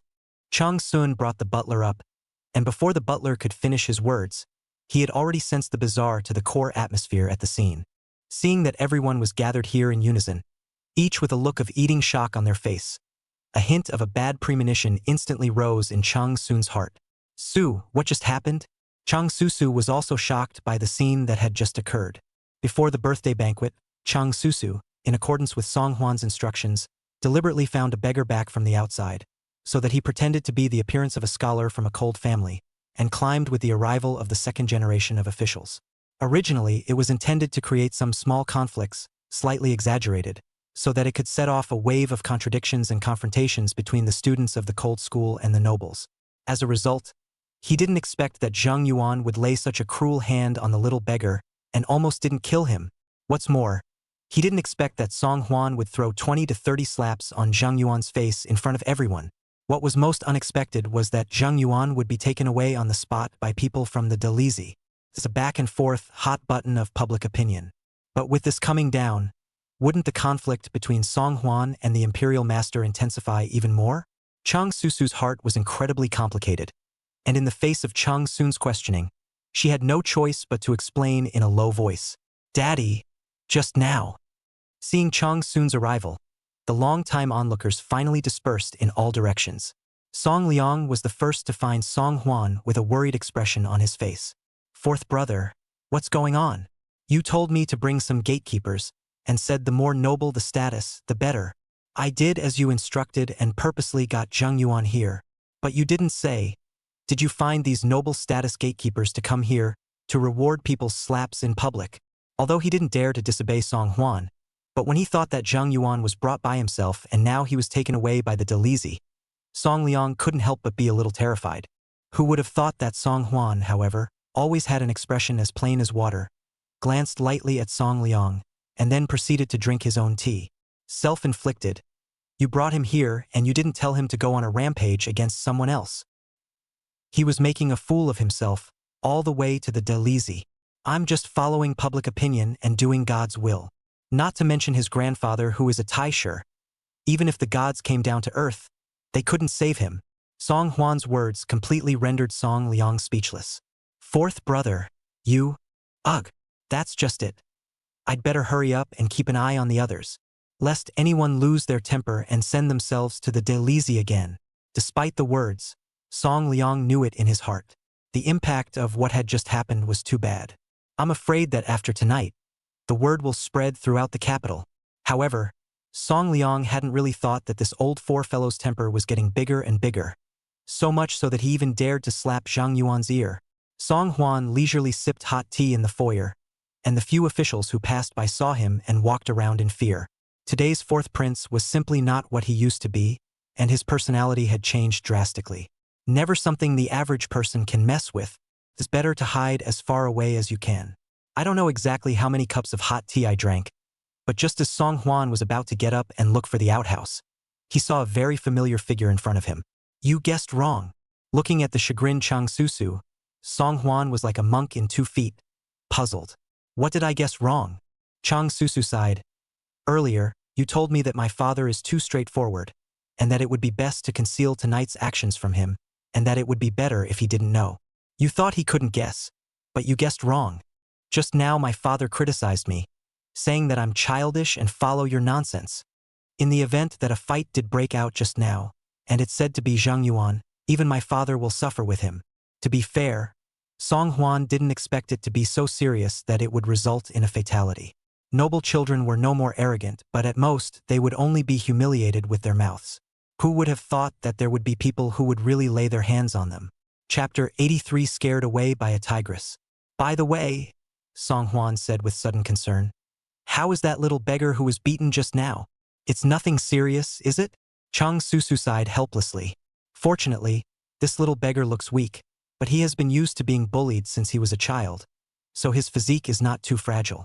My father has already asked a bone setter to look at it. It's just a few teeth that have fallen out. Nothing else is serious. I've already gone to beg my father to keep this little beggar in the house as a house slave in the future, and stop letting him beg around. Hearing Cheng Susu's words, Song Huan then nodded in reassurance. It's true that people can't look at each other. I can't see that you're still quite caring, you tigress. If it were usual, hearing Song Huan call himself a tigress, Cheng Susu would have had to return the favor on the spot, calling Song Huan a playful rascal. But after what happened today, Cheng Susu couldn't smile no matter what. Even the eyes that looked at Song Huan were filled with endless worry. You! Aren't you worried? Today's matter, although it did develop as you had previously predicted, the beam between you and Zhang Yuan is thus knotted. I've heard that his father is a vindictive villain, and the imperial master is even very bad to mess with. Is this really necessary for that science fair? Seeing Cheng Susu so worried, Song Huan couldn't help but grin. He put down the teapot in his hand and raised his head to look out the door at the quiet, deep night sky. It's not whether it's necessary or not. It's that this must be done, it must be done. You've met Ma Shaoxing. You should know that even people of lowly birth can have ideals that are more precious than gold. They should have played to their strengths and thrown their heads and blood for their ideals. But class seems to be a gully so deep that it completely cuts off their path of hope. From birth, they are only destined to part with their ideals. I've asked myself that more than once. Even if I think I'm destined for greatness, even if I think I have a big heart. But, in such an age where class hierarchies are fixed and rigid, if I come from a humble background, will I still be able to achieve something extraordinary through my own tireless efforts? The answer is no. Song Huan was quite moved and looked deeply at Cheng Susu, who was sitting beside him. Now that I'm in a position of power, the Lord must have given me such a status in the hope that I can really do something. Do you say, am I going to fail the Lord? Looking at Song Huan, who had a glittering light in his eyes, the last trace of ice in Cheng Susu's heart finally melted completely. Although she was born into a powerful family and never lacked suitors of noble birth around her, Cheng Susu had never put these mortals in her eyes. Even Crown Prince Songyu, who had once almost had a marriage contract, hadn't been able to truly walk into Cheng Susu's heart. In her heart, Her lover should be a worldly hero with grand ideals. A strong man with an overwhelming pine-like pride. Originally, I thought that in this Liang where everyone pursues merit and fame, and everyone chases after fame and fortune, such a good man would have long been unattainable. But Cheng Susu never dreamed that the fourth prince, who was once hated by her, was the one she imagined. Song Hwan, some words spilled, said painfully wanton. I just didn't expect that after these words were said. Cheng Susu was so motionless, staring blankly at herself. Couldn't be that this pussy was just too big to put the tigress off, could it? Although somewhat exaggerated, these are also true, a true reflection of Song Hwan's heart. Being stared at by Cheng Susu was really a bit uncomfortable. Song Hwan couldn't help but frown in disgust. Mother Tiger, can you stop staring at me? I'll admit that you do have some good looks, but that look in your eyes is just too creepy. Before Song Hwan could finish his sentence, he saw Cheng Susu suddenly get up and run out. In no time at all, he came running back with another small wooden box. I don't know if it was because I was running too fast or because I was a little emotional. Cheng Susu's little face was flushed, like a ripe red apple. Here you go. Looking at the wooden box that Cheng Susu handed over, Song Hwan was a bit puzzled. What is it? Opening it, what lay quietly inside was the very jade hairpin that he had earlier given to Cheng Sun as a bride price. Seeing Cheng Susu return this jade hairpin again at the drop of a hat, Song Hwan immediately understood the other party's intentions. Mother, are you backing out on me? It's been a while, and while I don't really like you either, barring that, I don't hate you quite enough. But if you insist, I have nothing to say. I'm an old man, and withdrawing from a marriage doesn't really affect me. That is, you a girl family, this if the withdrawal of the marriage, it will not be good to get married. Before Song Hwan finished speaking, he saw Cheng Susu blushing a little shyly and shaking her head hurriedly. I didn't say I was backing out. I was trying to.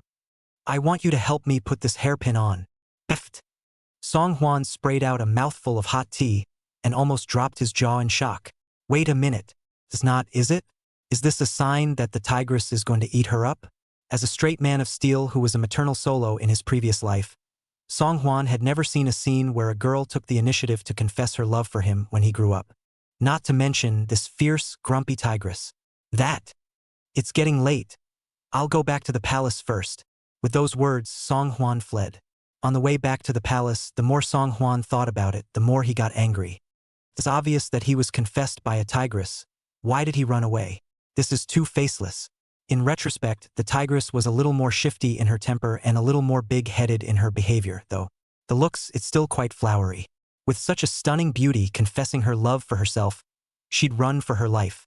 And when you think about it, it seems like you care about yourself. The more Song Hwan thought about it, the more he felt disgraced. No, tomorrow after the morning court, we must find the tigress face to face and get this lost face back in full. Chapter 84. Whose orders did you take? South of the city, the Imperial Master's mansion. Meet Butler Jiang. Hello, Butler Jiang. Although it was already late at night and all was quiet. However, the servants within the Imperial Master's mansion were still in high spirits, each with eyes as wide as brass bells. Seeing the steward Jiang Lin come to inspect, the servants were even more energized.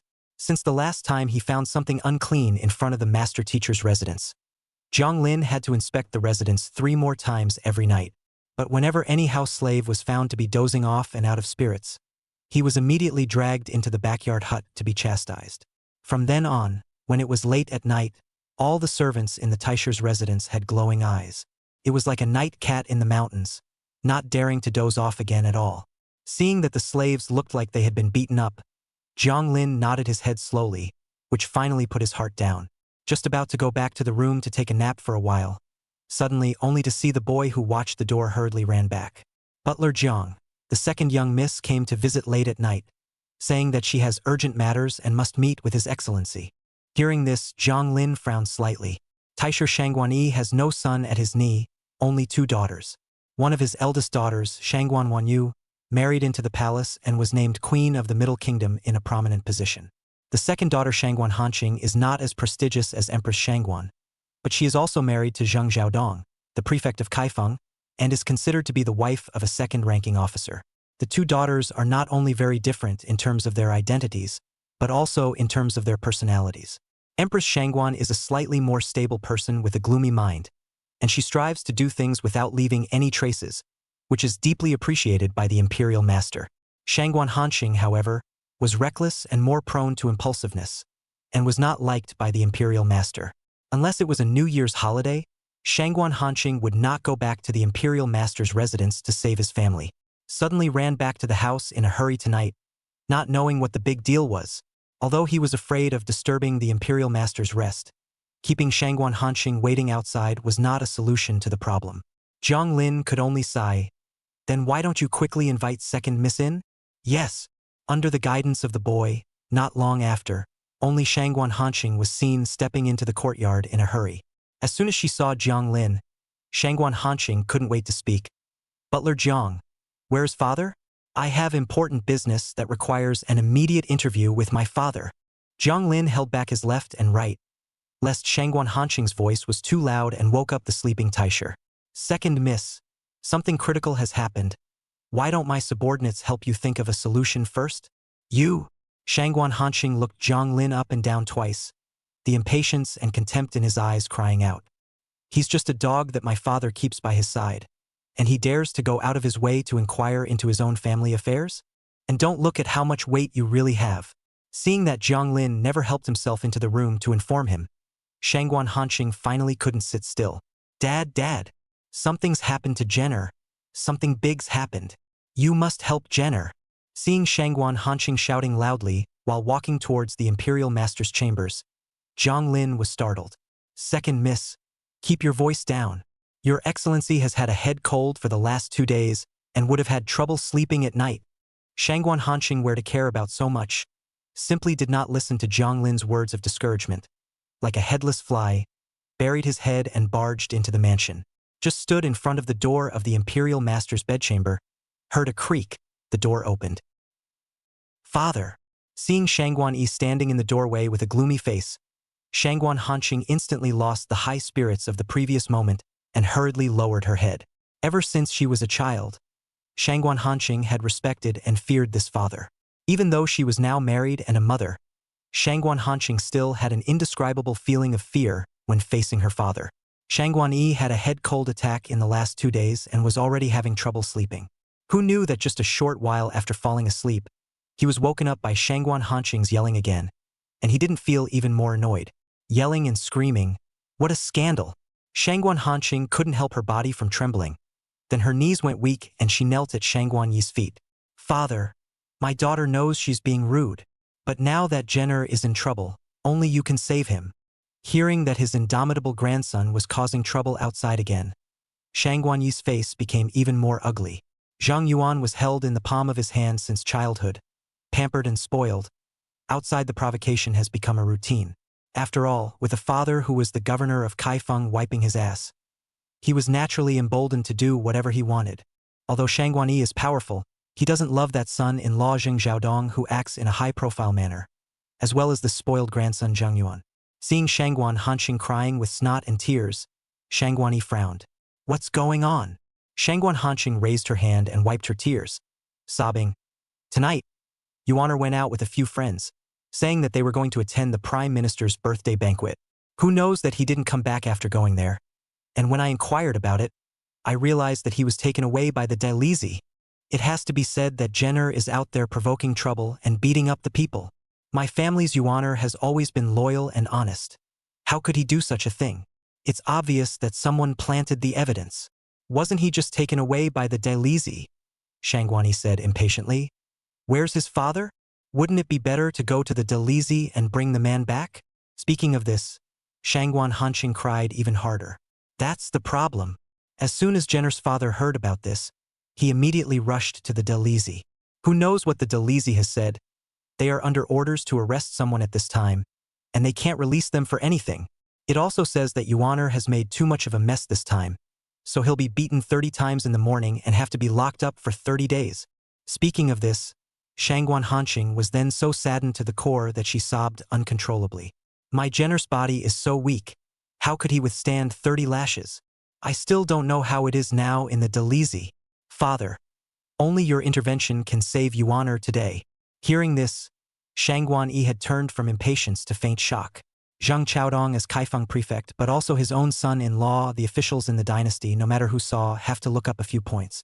That indisputable grandson has been energetic since childhood, and has been to the Dalizi several times, and in the end has been led back by his father. How come you've been ordered to arrest someone today, and you've already received 30 lashes?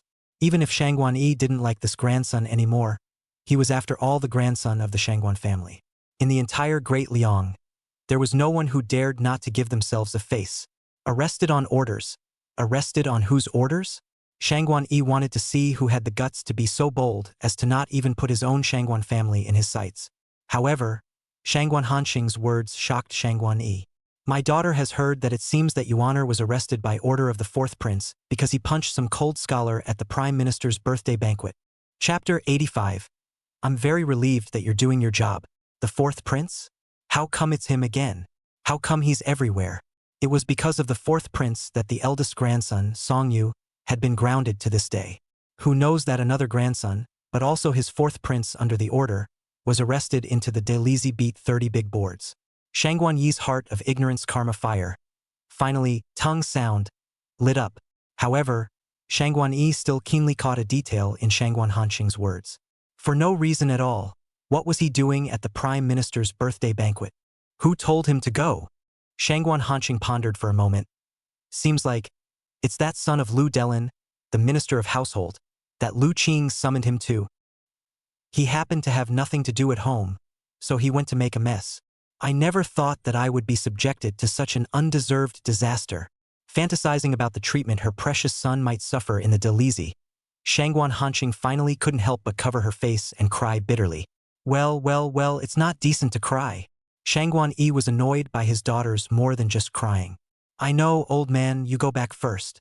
Shangguan Hanxing had originally thought that his father's hand was in the sky, and that if he came to find him, Yuaner would surely be saved. But what she didn't expect was that her father didn't mention anything about rescuing Jenner. Instead, he opened his mouth and let himself go back. This made Shangguan Hanxing couldn't help but widen her eyes in surprise. Father, I know you prefer your sister to the prince, but I am also your daughter, and Jenner is your grandson.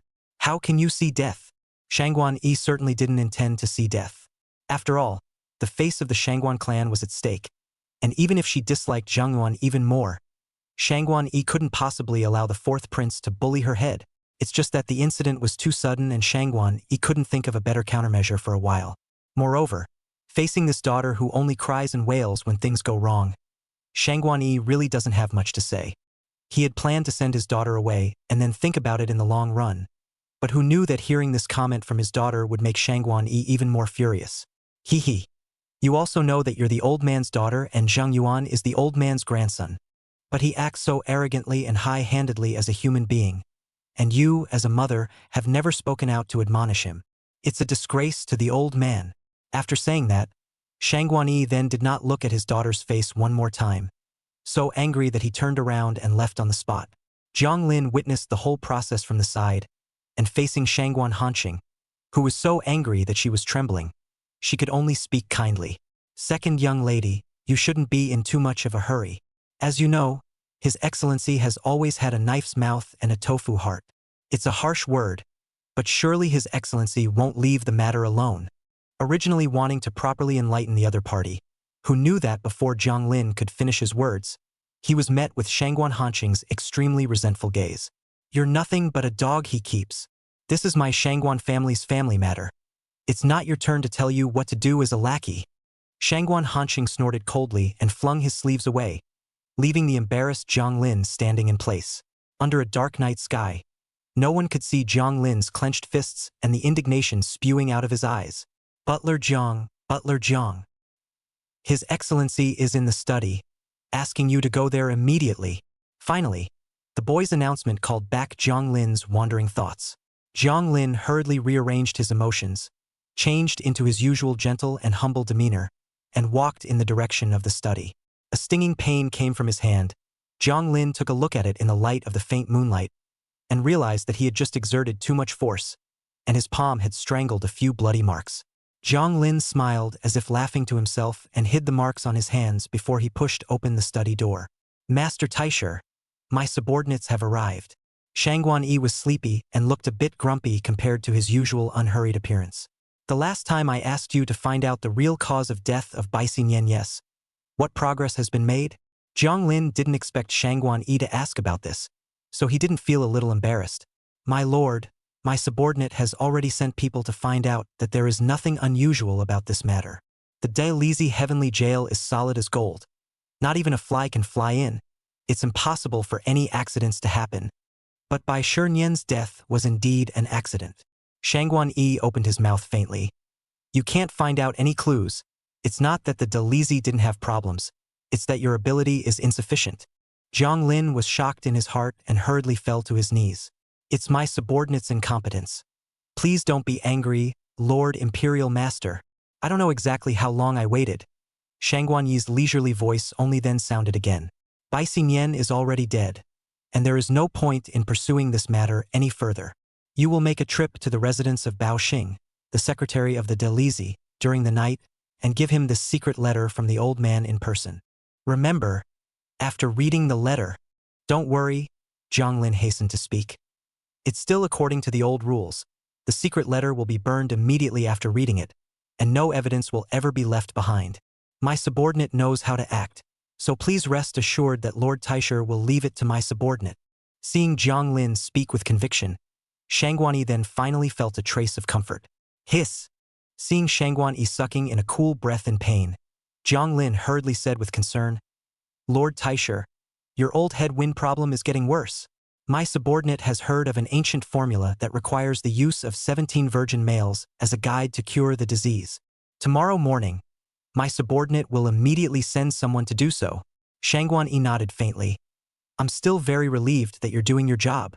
Having received the approval of the Imperial Master, Jiang Lin then let out a long breath as if he had been pardoned. Please rest assured, Taisher-sama. My subordinate will definitely not let you down again. Saying that, Jiang Lin flashed out of the study and disappeared into the dark, ink like night in an instant. Your Highness, Your Highness. It's time to go to the morning court. At 3 minutes past dawning, Suemei's call was more punctual than an alarm clock, suddenly ringing in Song Huan's ears. Because of the injury reason, Song Huan easily exempted from the morning court for 10 days, slept for 10 days of laziness. Now that the injury is healed, the morning court still cannot avoid. Song Huan, sleepy-eyed and barely perked up, came to the Hall of Supreme Harmony. Most of the courtiers were already in their seats, and when they saw Song Huan arrive, they stopped talking. Everything that happened in the Prime Minister's residence last night had long been rumored in the community and had become a hot topic of discussion among a group of courtiers. Now that they saw Song Huan again, the crowd had long since stopped treating him as that brainless waste of straw. It was only said that the fourth prince was biding his time, revealing his domineering aura, and his deterrent power was extremely powerful. Although I don't know what the fourth prince actually went through, or if he got some guidance from a high person. But from now on in the courtroom, no one dares to despise him and neglect him. Chapter 86. What are you thanking me for? Fourth brother, you're here. Seeing that it was Song Huan who had arrived, Song Liang hurriedly greeted him warmly. But after not seeing fourth brother for just one night, fourth brother, you have become much more honorable and wise again. Third brother, I feel deeply ashamed of myself whenever I stand with you. Song Huan got goosebumps.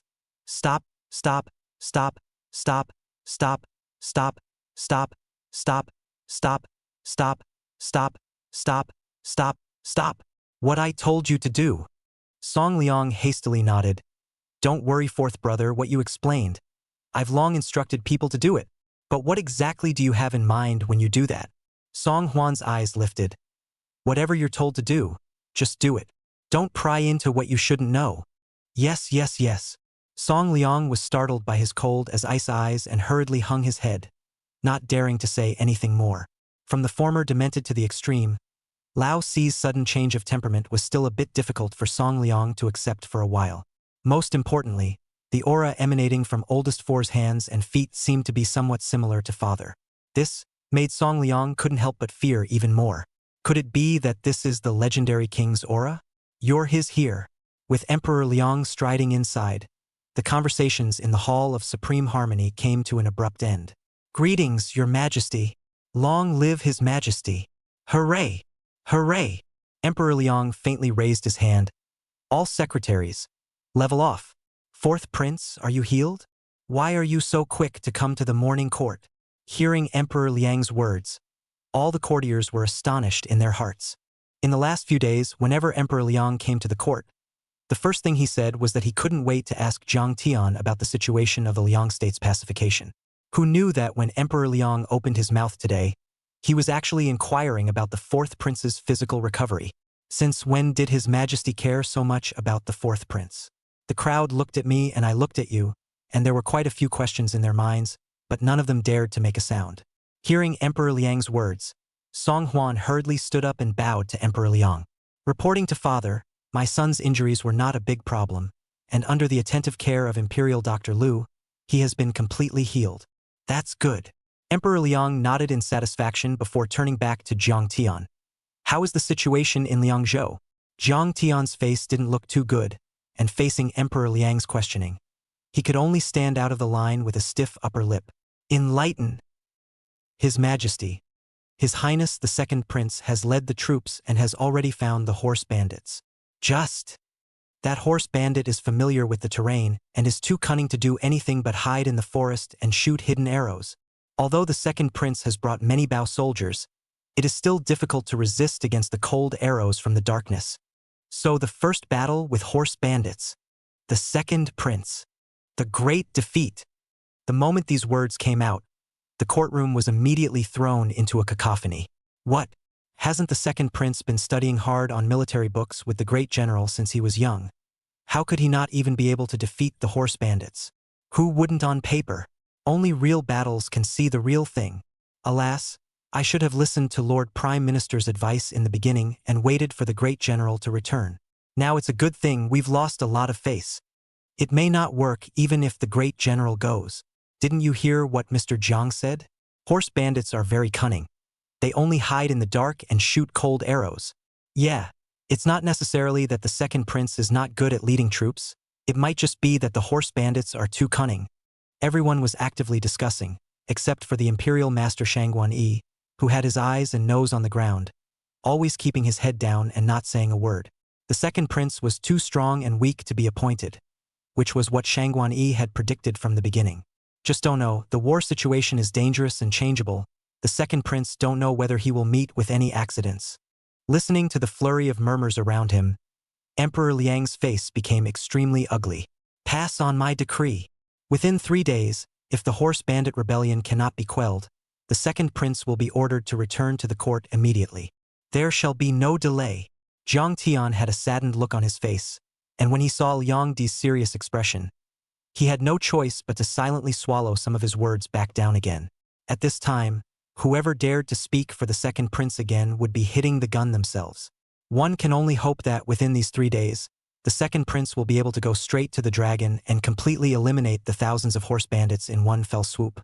After the morning court, Song Huan was about to head out of the Hall of Supreme Harmony when he was stopped in his tracks by a tall, thin, middle-aged man.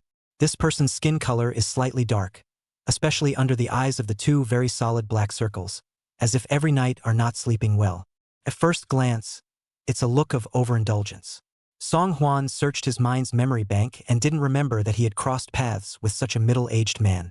Seeing that this person just stopped in front of him and didn't say anything, Song Huan opened his mouth somewhat impatiently and asked, "Who are you?" The middle-aged man on the opposite side was stunned and spoke, "My humble servant, Kaifeng Prefect, Zhang Chaodong." Yung Chodong? It's the father of Zhang Yuan, the one who was escorted into the Delizi last night, right? Seeing Zhang Chaodong stop in front of him, Song Huan instantly understood the other party's intentions. Lord Zhang, this king originally intended to try to protect your son yesterday. It's just that your son is just too greasy. No matter what he says, he won't listen. There's nothing this king can do about it. After saying that, Song Huan even sighed in mock regret. This Zhang Chaodong is not a small head, serving as Kaifeng Prefect. That is equivalent to the current mayor of the capital. There's no need to get too stiff with him, it's almost enough to get by on face value, that's all. Who knew that Zheng Xiaodong actually grinned with his mouth? No, no, no, Your Highness the Fourth Prince, you've misunderstood. My humble servant, today, does not wish to request that you release your canine son from the Delizi. In fact, my humble servant would like to thank you properly. Thanking this king? Song Huan was confused by Zheng Chaodong's unusual demeanor. What are you thanking this king for? Last night, it was himself who gave his son 20 or 30 slaps in front of everyone. Moreover, it was he himself who had spoken up and agreed that Lord Zhou should escort his son to the Delizy. If nothing unexpected happens, by this hour, his precious son should be solid and receive 30 slaps. According to Zhang Yuan's small physique, these 30 boards go down. Even if they can't paralyze him, they will have to fracture his hip bone. With such a deep hatred, it's only fair that he doesn't output a beating on himself. How come you're still here cheerfully, saying you want to thank yourself? Is it possible that the man was so devastated by his son's arrest that he went crazy? Song Huan shook his head and sighed, and could only say that he had done it to himself. Who knew that when he heard Song Huan's words, instead of showing any sign of impatience, the smile on Zheng Chaodong's face deepened. Thank you, fourth prince, of course, for educating your son properly on behalf of my humble servant. Usually that brat is so greasy, he won't listen to anyone who talks. As a result, after being locked up for one night in the Delizy, that kid became much more honest when he came home. You say, shouldn't my humble servant thank your highness properly? Chapter 87, a chance to beat the drum for your own wrongs. Song Huan froze, thinking he had heard wrong. What? Yongwon went home? What's the point of going home? What kind of home is he going to? Counting the hours, this kid should not have just received 30 big board. This moment is lying in the Delizy cell face to face. How did it come to Zheng Chaodong's mouth that he went home? Song Huan wanted to open his mouth to ask a few more questions, but Zheng Chaodong didn't even give Song Huan a chance to ask. Instead, he gave a conspiratorial salute and turned away with a swagger. The smugness and sneer on his face called out as if to say, even if you are a prince, what can you do to me? Looking at Zheng Chaodong's departing back, Song Huan faintly frowned. It seems to have been possible to guess what was going on. Officials protecting officials, what a recurring and scandalous scheme. I just don't know that I ordered the arrests last night. That Lord Zhou is also a backbone, and will not make such a casual behavior of releasing people. Who the hell is it? Back in his chambers, Song Huan dispatched Hui Qi at the first opportunity, asking him to go to the Delizy to find out what's going on. Only after a long time did Hui Qi retrace his steps. Your Highness, my subordinates have already investigated the situation clearly. In the middle of the night yesterday, the Prime Minister of the Delizy, Zhou Ju, has been impeached by the Secretary of the Delizy, Bao Xing, in the middle of the night because of his unfavorable and incompetent work. A note approved overnight by Sun Wanli, the Minister of Appointments. Lord Zhou now has stepped down from his position as Chancellor of the Delizy Temple and has been sent back to his hometown, never to return to the capital. When Lord Zhou was deposed, the people he arrested, naturally, became unjust and unsettled. Song Huan's brow knitted into a pimple. Although Lord Zhou is only a minor official of the Delizy, he is also a regular official with a 5th rank. The Minister of the Ministry of Justice casually can put people down? Hui Qi replied. According to the laws of Deliang, the Minister of the Ministry of Appointments has the power to directly appoint and dismiss officials of the 5th rank and below. This Ministry of Mandarins, what a big right. Of course, this was not the focus of Song Huan's immediate concern.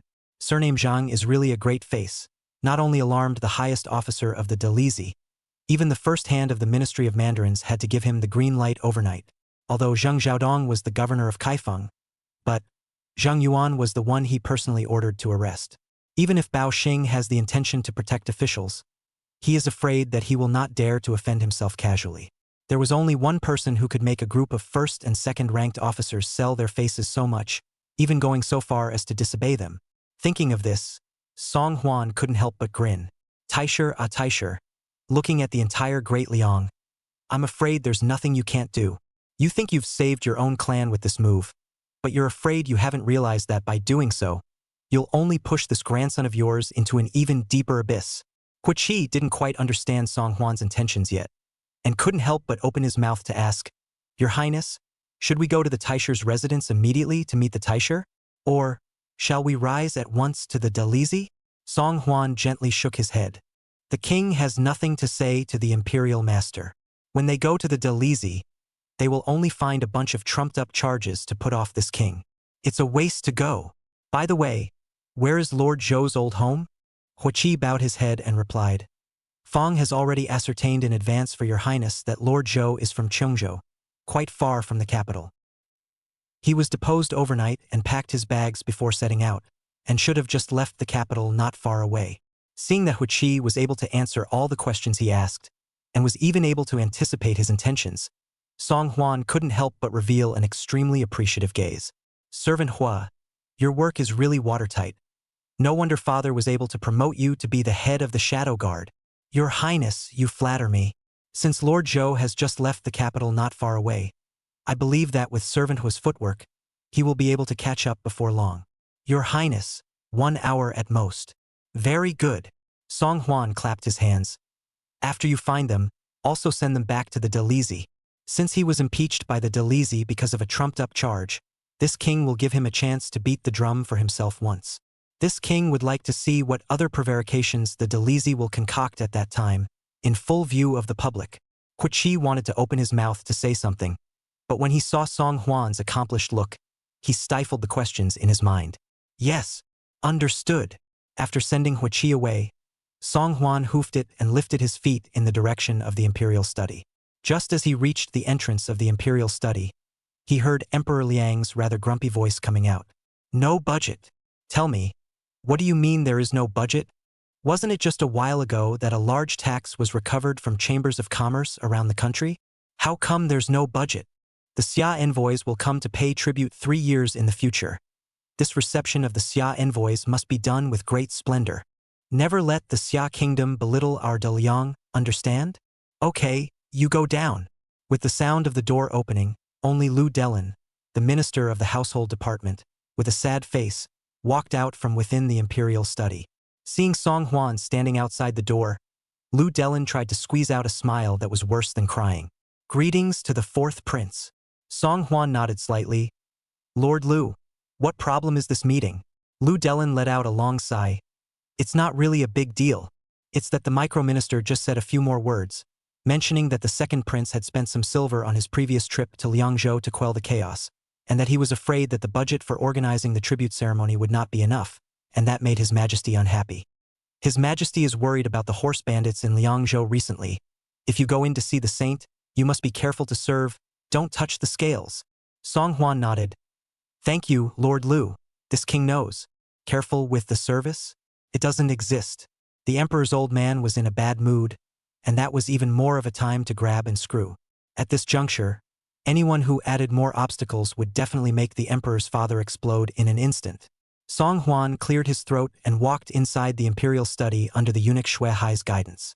My son pays his respects to my father. Seeing that it was Song Huan who had arrived, Emperor Liang put down his vermilion approval and finally revealed a rare smile. You brat. You've only recovered for 10 days and you're running around. How does the wound feel now? Song Huan grinned.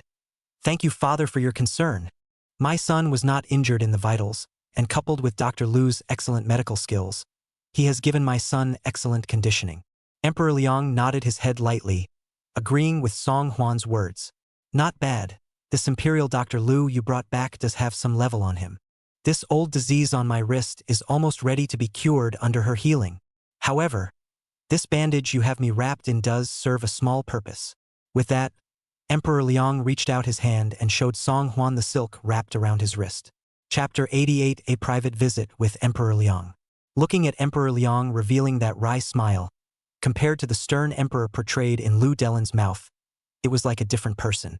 Song Huan casually came to sit across from Emperor Liang. That's right, father. I just ran into Lord Lu of the Household Ministry outside the door. I heard from Lord Lu that the Xia envoys will be coming to pay tribute next month. At the mention of this matter, the expression on Emperor Liang's face became a bit more serious. Nice. Xia was originally a small country on the southwestern border of my Great Liang. For the past 100 years, it has been bowing down to my Great Liang, making offerings year after year and praying for blessings. But 3 years ago, the new king of the Summer Kingdom assumed the throne and suddenly interrupted the annual tribute held. At that time, the war between my De Liang and Northern Yuan was in full swing, so I did not care about this matter.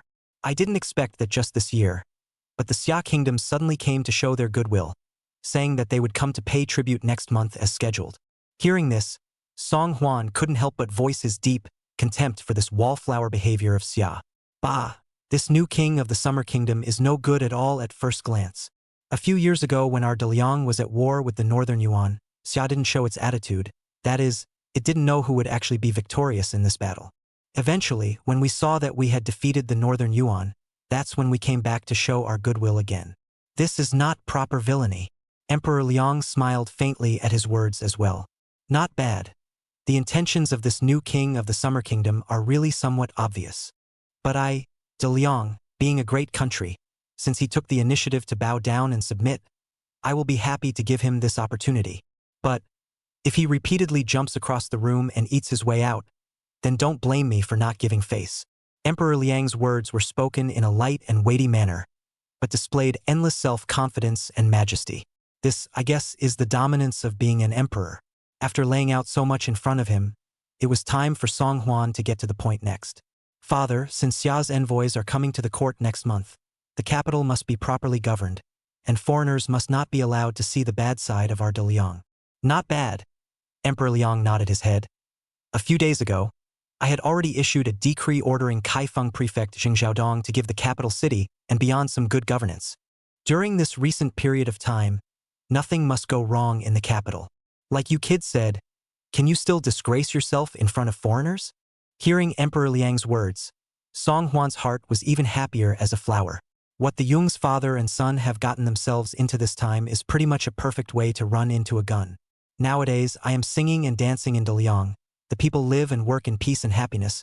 It is really many years have not been at this time the general prosperity of the scene. My son sees that you have been dealing with political affairs in the palace every day, dealing with a lot of anxiety, and your body and bones are getting worse and worse. Today's sky color is good. Why don't my son accompany you to the folk walk? Let's make a private visit to see the face of De Liang nowadays. How? Hearing Song Huan's proposal, a flash of light flashed in Emperor Liang's eyes. Microdosing. Right. Song Huan nodded his head like garlic. You've lived in the temple for a long time, and what little understanding you have of the marketplace is entirely derived from the courtiers' sermons. You see what they say. It would be better for you to make a direct micro-visit to better understand the true state of life of the people of De Liang today. Emperor Liang was already a bit shaken, and after hearing Song Huan's encouragement, he couldn't help but be even more moved. The last time out of the palace, or their first 9-5 that year, went to Jiangnan to investigate the people's situation. In the blink of an eye, 25 long years had passed. As the brat says, all knowledge of the folk comes entirely from the descriptions that come out of the mouths of courtiers. What had become of the capital over the years? One hadn't really seen it with one's own eyes. Yes. Emperor Liang pondered for a moment and immediately clapped his hands. Shui hai. Minion here. Immediately prepare plain clothes for me. I want to go out on a tour in micro-clothes. Microdosing. Out on patrol. Shui hai hesitated for a moment, but seeing the Liang Emperor's face of excitement, he could only swallow back his worries once again. Yes, Minion obeys the decree, right? Emperor Liang spoke again. I'm not allowed to tell anyone about my micro-dressing tour. Yes. 1 hour later, a mysterious black-topped carriage exited the palace and headed towards the downtown area of Bianjing, the capital city. Not long after, an old man and a young man came out from the carriage, followed by 2 powerful young men and a middle-aged man with a white face. This old and young dressed in brocade robes, although they are ordinary long shirt, but see this 2 people extraordinary temperament. At a glance, one can tell that it is not an ordinary commoner. The south of the city is the most lively and prosperous part of Bianjing, with 1 vendor in 3 steps and 1 merchant in 5. The road is even more crowded with pedestrians and extremely lively. Under the torch-like eagle eyes of the 2 shadow guards patrolling the area, Emperor Liang looked like a child who had never seen the world before, poking around excitedly. Senior, what's this? Back to father. Ah no, father. This is ice candy gourd. Ah. Senior, what was that again? Dad, that's a dustpan. It's for sweeping. Song Huan answered Emperor Liang's questions one by one, only finding the sense of contrast in the little old man a little amusing. Being the omnipotent 9 to 5, he was actually curious about the objects that could be seen everywhere in the folklore. I wonder if this emperor were to be left alone among the people, would he become unable to take care of himself? Song Huan was lost in thought, but he saw that Emperor Liang had already given up his curiosity about these small objects and turned toward a tea stall in front of him. In front of the tea stall, a storyteller was spitting out an anecdote in an impassioned manner. That being said, the night before last, the current Prime Minister, Lord Chancellor, held a birthday banquet and invited a host of friends and family to attend. The Prime Minister has always been approachable. No matter princes, nobles, or commoners, all can enter the residence to attend the birthday banquet. Upon hearing that this storyteller was actually talking about what happened in the home of the current Prime Minister, Emperor Liang instantly became interested and casually picked up a table and sat down. The eunuch Shui Hai, extremely eye-catching, hastily walked towards the side of the tea stall boss and pulled out a tea cake like a magic trick. "Boss, just make my master our own tea." The tea stall owner was a bit impatient. "Why do you have so many things to do? What kind of person comes out for tea and brings their own tea cakes?" However, seeing the silver ingot that had suddenly appeared in Shui Hai's hand, the tea stall owner's eyes instantly went straight. "Lu customer, you please good. I'll prepare good mountain spring water and make tea for you." Shui Hai's side had just explained the tea stall owner, and on the other side, Liang Di and Song Huan were already sitting at the table, listening to the storyteller with great interest. Said that the Prime Minister's residence is a mixed bag of fish and dragons, with first and second ranking courtiers at the top, and poor scholars whose names are unknown at the bottom. But it is this scholar, as small as a grain of sesame, who has caused a great deal of trouble. Chapter 89, Arranging for the Delizy. A few young men dressed in cloth at the tea stall had shaken their heads and sighed at the words. "Have you heard? The gentleman who went there the other day had a terrible end. It was said to have fallen in a pool of blood, only out of breath, not in. If Lord Prime Minister hadn't come to his aid in time, I'm afraid I wouldn't have survived that day." "Ugh, that's atrocious." Hearing this, the curiosity in Emperor Liang's heart had been thoroughly tickled. "Old Four, did you go to the Prime Minister's birthday banquet that day?" "Father, my son is going." "What happened that day?" "That day? Alas, father, you'll know it when you hear it." With a strong curiosity, Emperor Liang continued to listen to the storyteller. Since it is the birthday banquet of the dignitary Prime Minister, the dignitaries who go to congratulate him are naturally not a few. In the crowd, there was just such a son of a second-ranking official, a standard-issue rich male. It was such a well-bred, noble-born eunuch who struck out at that sesquipedalian poor scholar. The reason for this is only because of the dislike of that reader's humble origin. It is difficult to reach the hall of elegance, and does not accompany him, the noble-blooded male son, to stand side by side. Emperor Liang frowned slightly. "Old Four, is all this what happened that day?" Song Huan, his face sad, did not directly answer Emperor Liang's question, but would instead reach out and point to a few young men on the rest of the tables at the tea stall. It was only that they all had their fists clenched tightly, and their veins on their foreheads were bulging, as if they were being angered by this matter. "We can't choose our parents, we can't choose where we come from. But is it because we come from a lowly background that whatever we do is wrong? Is it an unattainable dream that we can't realize in this life when we want to cross classes with our own efforts? On what grounds? We are not convinced. We are not convinced. We have been well read for more than 10 years, and we also want to realize some of our ideal ambitions. We don't want to be suppressed everywhere anymore. We don't want to walk down the street for no reason and have to suffer this kind of undeserved disaster." Although these young men were plainly dressed, they all held their heads high and refused to lower them. They are at the lowest level of society, but in the moment of looking up at the stars, they have the most lofty ideals. That was a gleam that could not be obscured no matter how much the nobles suppressed and restrained it. Looking at this group of spirited young people, Emperor Liang could not help but be greatly shocked. Yes, this is the kind of spirit that my young people in Daliang should have. This is the kind of unyielding style that my readers in Daliang should have. Old Four, tell me, what really happened that day within the Prime Minister's residence? In the face of Emperor Liang's questioning, Song Huan, however, became a bit evasive. That, father, you've been caught up in chores lately, and it's just too much work. There is no need for a son to speak of such insignificant trifles and defile your sacred hearing. Looking at Song Huan's rather abnormal demeanor, the expression on Emperor Liang's face became more and more grave. You're not a man who likes to say anything, and always say what you have to say. Today's behavior is really unlike your usual behavior. What the hell is going on? Song Huan had no choice but to tell Emperor Liang the whole thing from beginning to end, in its entirety. Only the words that describe it add that much oil and vinegar slightly. After saying that, Song Huan didn't forget to add a couple sentences with worry. The recent chaos of horse bandits in Liangzhou, coupled with the matter of Xia's envoy, has really annoyed your mind. My son was hesitant to say anything just now, also because he was afraid that this would make you even more unhappy and add to your heart. After listening to Song Huan's description, Emperor Liang was already somewhat vaguely angered. Hearing the two matters of horse bandits and the Xia kingdom piled together again made Emperor Liang's restlessness instantly explode. Yes. Oh goody. This is my de Liang's prestigious family, to bully others to such an extent. In time, I'm afraid they won't even have the current emperor in their sights? The current emperor? The young man on the side heard Emperor Liang's voice and couldn't help but laugh bitterly. This uncle? You're really right. That guy Zhang Yuan has been committing crimes for many days, often relying on his status as a cousin of the crown prince and grandson of the crown master to seize the women of the people at will and do whatever he wants.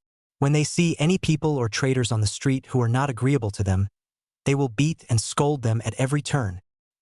He said it himself, and even if the present emperor knew about it, nothing would happen to him. Do you think he has any law in his eyes? Is there still honor? Ugh! Emperor Liang's face was so ironic that he couldn't help but feel his blood churning, especially after hearing this young scholar's words. Old 4. Has this Zhang Yuan been escorted into the Delizy? Song Huan did not inform Emperor Liang of the latter part of the matter, but only mentioned that Zhang Yuan had been escorted to the Delizy and was still waiting to be sentenced. Yes, the Chancellor of the Delizy, Sir Zhou, has done his duty and has escorted Zhang Yuan into the Delizy. According to the laws of Deliang, it should have been disposed of early this morning. Emperor Liang's face was very unattractive, and only slightly relieved when he heard that Zhang Yuan had been escorted into the Delizy to await his release. In that case, make a trip to the Delizy. I'd like to see with my own eyes just how arrogant this Zhang Yuan is, that he's caused the wrath of the readers. Emperor Liang's move played right into Song Huan's hands. The group once again boarded the carriage and drove towards the Delizy in the east of the city. On the carriage, Emperor Liang always had a gloomy face and did not say a word, seemingly still immersed in what he had seen just now, and was slow to return to his senses. Lao Si, I have not been on a micro-dressing tour for many years, only that the people of the capital are living in peace and contentment. The people are living in abundance, singing and dancing everywhere. But you are right. All this I know is just what the officials in the court want me to hear and see. I do not come out of the palace, do not see with my own eyes the truest appearance of this marketplace. And how will I learn of today's events? It seems that in the future, it will be very necessary for me to come out and walk around a bit more often.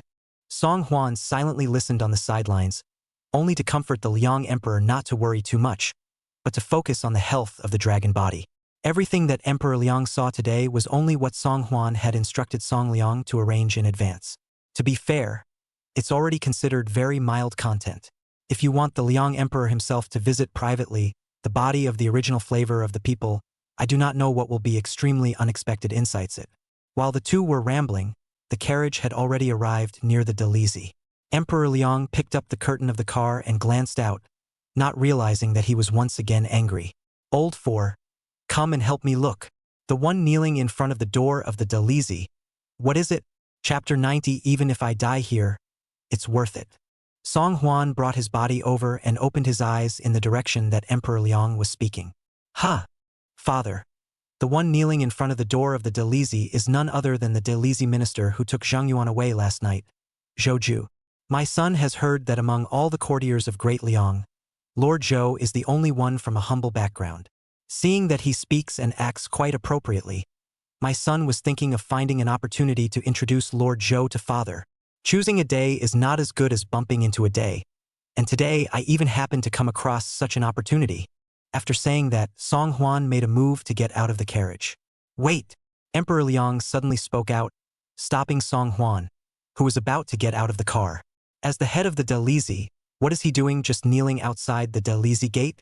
Of course Song Huan knew the truth of it, but facing Emperor Liang, he still made an expression of dawning realization. Yeah. Is it hard to believe that Lord Zhou is being chastised by the Chancellor of the Delizy because of what happened last night? Not true either. The Chancellor of the Delisi is only Lord Zhou's superior. He shouldn't have the right to be able to chastise his subordinates at will. Song Huan's words were clearly heard by Emperor Liang. He was seen frowning slightly with a thoughtful look, not knowing what he was pondering in his mind. Did not wait long. We'll see the Delisi door creak open. A guard's leader looked like a man from which walked out. Lord Zhou, you'd better go. At this moment, Lord Pao is not here, and it is futile for you to kneel here. And in case Lord Pao comes later and sees that you haven't moved back to Chongzhou, he still doesn't know what he'll do to you. Lord Zhou had his back to Song Huan and the others, and it was impossible to see exactly what expression was on his face. But it was clear from the straightness of his spine, and the firmness with which he shook his head, that he had not the slightest intention of moving away.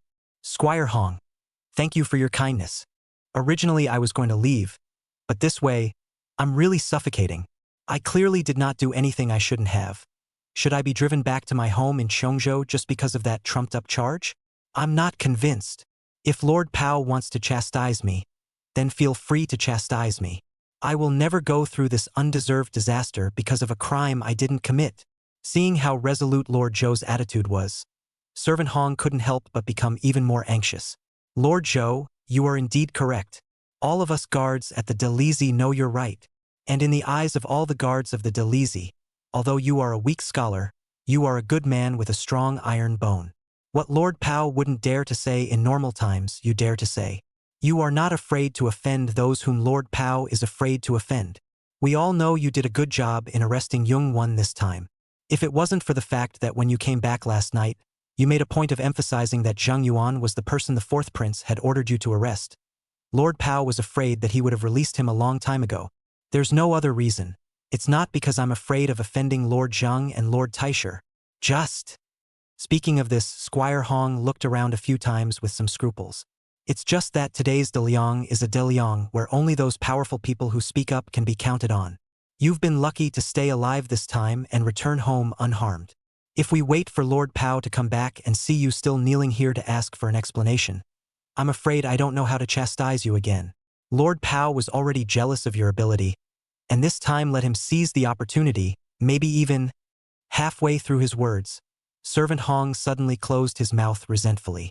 Lord Zhou was unaware of what was actually happening behind him, and only nodded gratefully towards Servant Hong.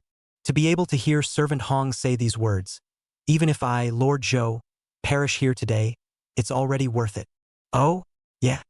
Suddenly, an extremely arrogant and unpleasant sound rang out behind Lord Zhou, only to see that the secretary of the Delisi, Bao Xing, was dragging his slightly obese body with a leathery smile as he circled around to Lord Zhou's body.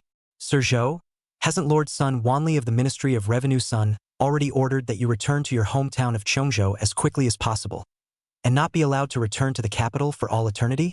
Could it be that you haven't been back for several years and can't remember the way back to your home? As soon as Bao Xing made this remark, the several attendants that followed and laughed. In the face of Bao Xing's hair, Zhou Ju always straightened his spine and did not see half a bit of fear fawning. If I do fail to act as an official, then I have nothing to say about how I should be chastised in accordance with the laws of Deliang. Even if I have to go, I'm going to go in the clear. What exactly am I guilty of? Bao Xing snorted coldly, and the sneer on his face turned to anger and resentment. Didn't I already tell you last night? As the Chancellor of the Delisi, you returned from arresting the wrong person. Is that not considered acting as an official? But it's just that you had some conflict with Mr. Zhang. So that's why you took personal revenge and planted evidence against him. Fortunately, the cleaner the better. This official has ascertained the truth. Hearing this, Lord Zhou finally couldn't help but laugh up in the air. The truth. That's what you call the truth. It has long been rumored both inside and outside the capital that Zhang Yuan's tendency to abuse and beat cold warriors at every turn has long been more than a one-time or two-time occurrence. Last night's incident caused even more outrage. But you have gone so far as to fabricate the truth of what was done out of thin air for the sake of your own careers, and for the sake of knowing what you are doing. It's the greatest shame for Deliang to have you officials who turn black and white upside down and call a stag a horse. Lord Zhou's speech was so effusive and straightforward that it attracted a lot of people passing by to watch. Hearing this last sentence spoken by Lord Zhou, the crowd of people couldn't help but clap and applaud. Yes, this young man. That's a wonderful thing to say. My family lives not far from the Prime Minister's family, and I could hear the noise of last night's beating from my home. That's right. That Zheng should be severely punished. What on earth did the humble scholar do wrong that he should suffer such an undeserved calamity? No, none of us are convinced. That's right. Punish the surname Zheng severely. Bao Xing was already furious when he heard these words from Lord Zhou. Seeing the crowd of people on the sidelines gradually agitated, Bao Xing is even more pale, nose are about to be angry crooked. Difficult people. You unruly people. How dare you raise a ruckus outside the Delisi? It's just against you guys. Somebody, stick these unruly people away from this official. And then there's this provocative, unruly person, Lord Zhou, who disobeyed Lord Sun Wanli's orders and ran back to the capital to cause trouble on his own. Take him back to the Delisi at once and cane him for 100. Speaking of this, the corner of Bao Xing's mouth couldn't help but outline a sneer that was both expectant and cruel. Didn't he want to perish here? This official will give him that chance today. Chapter 91. A scene of chicken and dog. With Bao Xing's order, the group of guards under his command drew the swords at their waists and began to take some action. For a time, the front of the Delisi, which was supposed to represent justice and fairness, was in a state of panic. The people panicked and fled in all directions as the guards drove them away with their crossed swords. And as the secretary of the Delisi Bao Xing, but also lifted up the soap boots, straight toward the front of the kneeling Zhou Juface door kicked. Stop! Just as the scene was in chaos. Suddenly, a stern male voice rang out, attracting the attention of everyone present. The volume of this male voice wasn't too loud, but the majesty and determination revealed in the voice had an unquestionable power. Bao Xing had just lifted a foot and was so startled by the sudden male voice that he almost stumbled and fell to the ground.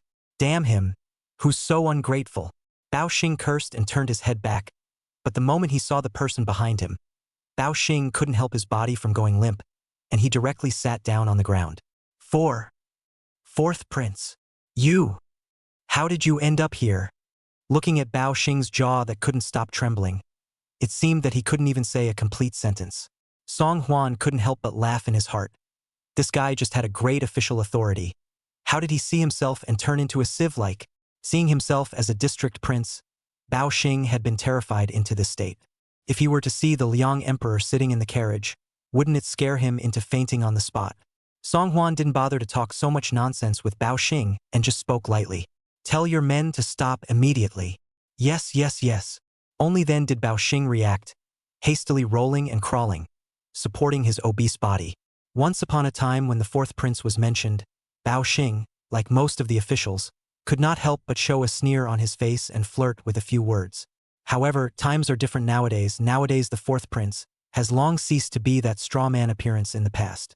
Earlier in the Prime Minister's residence, the group of officials who had spoken out of turn had been punished with severe means, which had already made people fearful. Last night slapped Zhang Yuan 20 to 30 slaps and personally ordered Zhang Yuan to be escorted to the Delisi, which was even more impressive.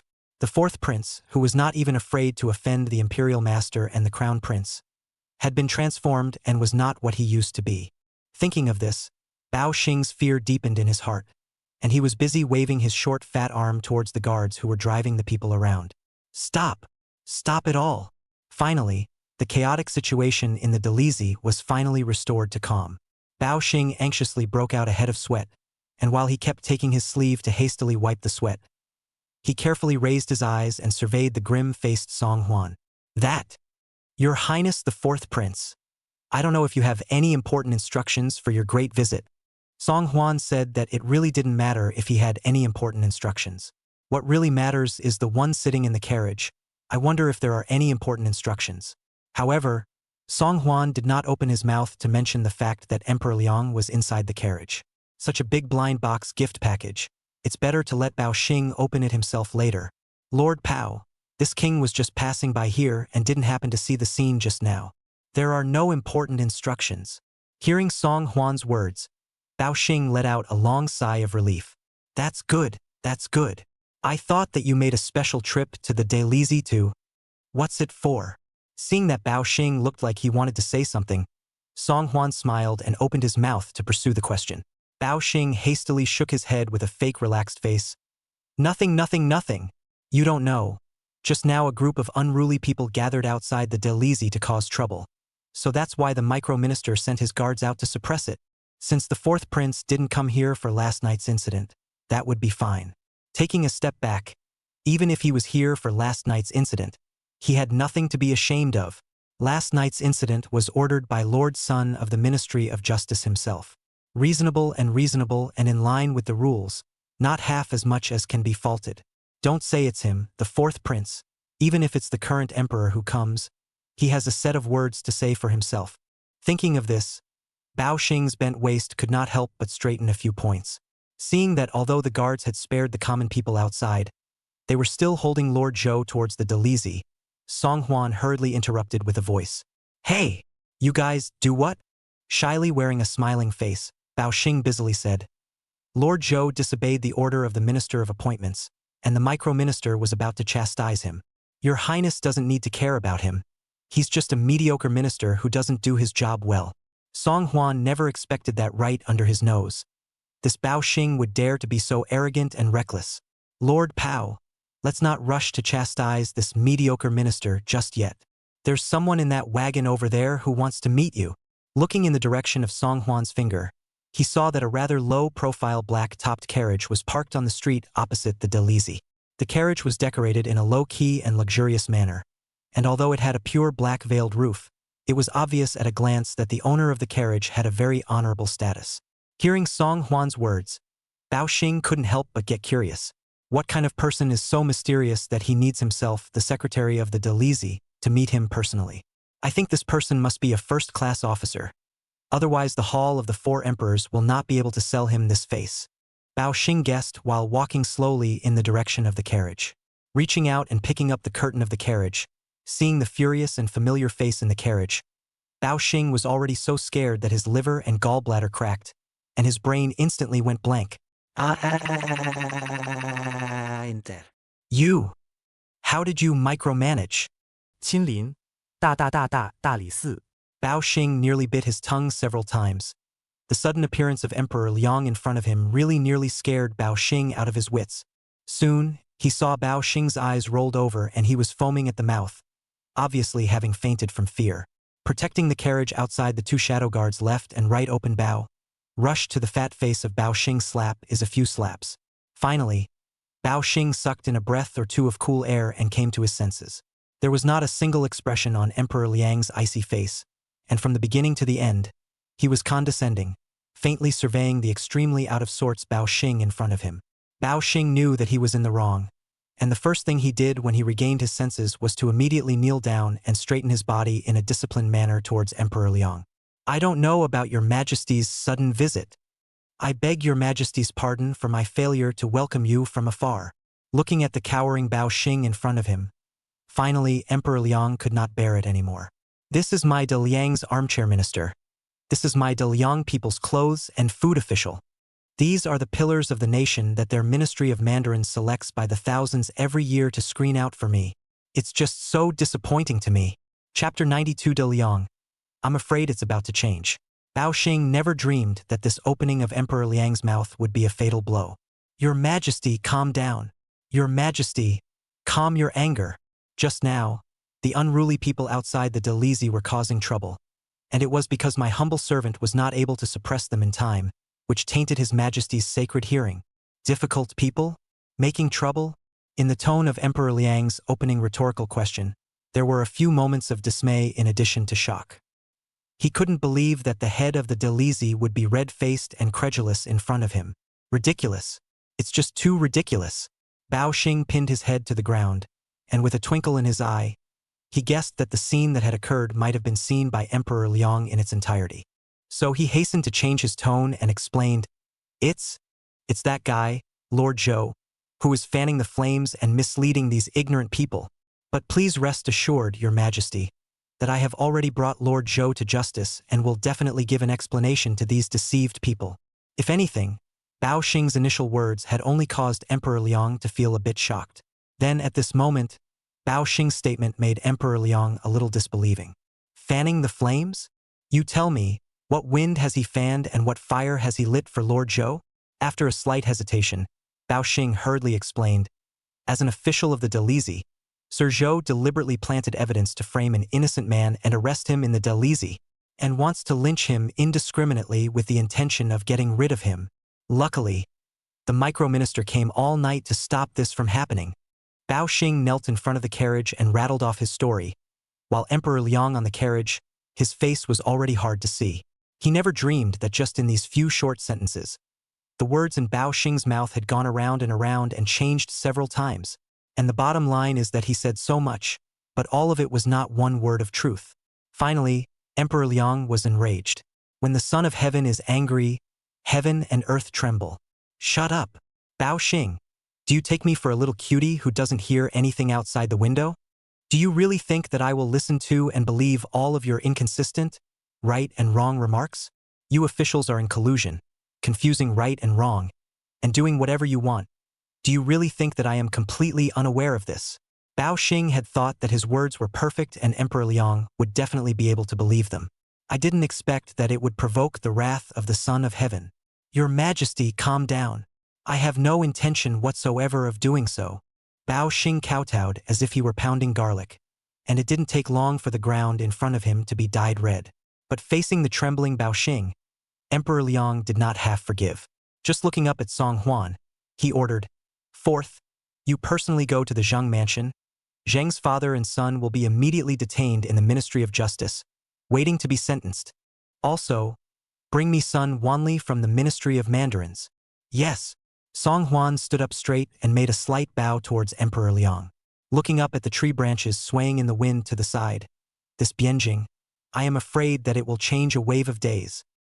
The world always says that Bianjing's wealth and riches are fascinating to the eyes.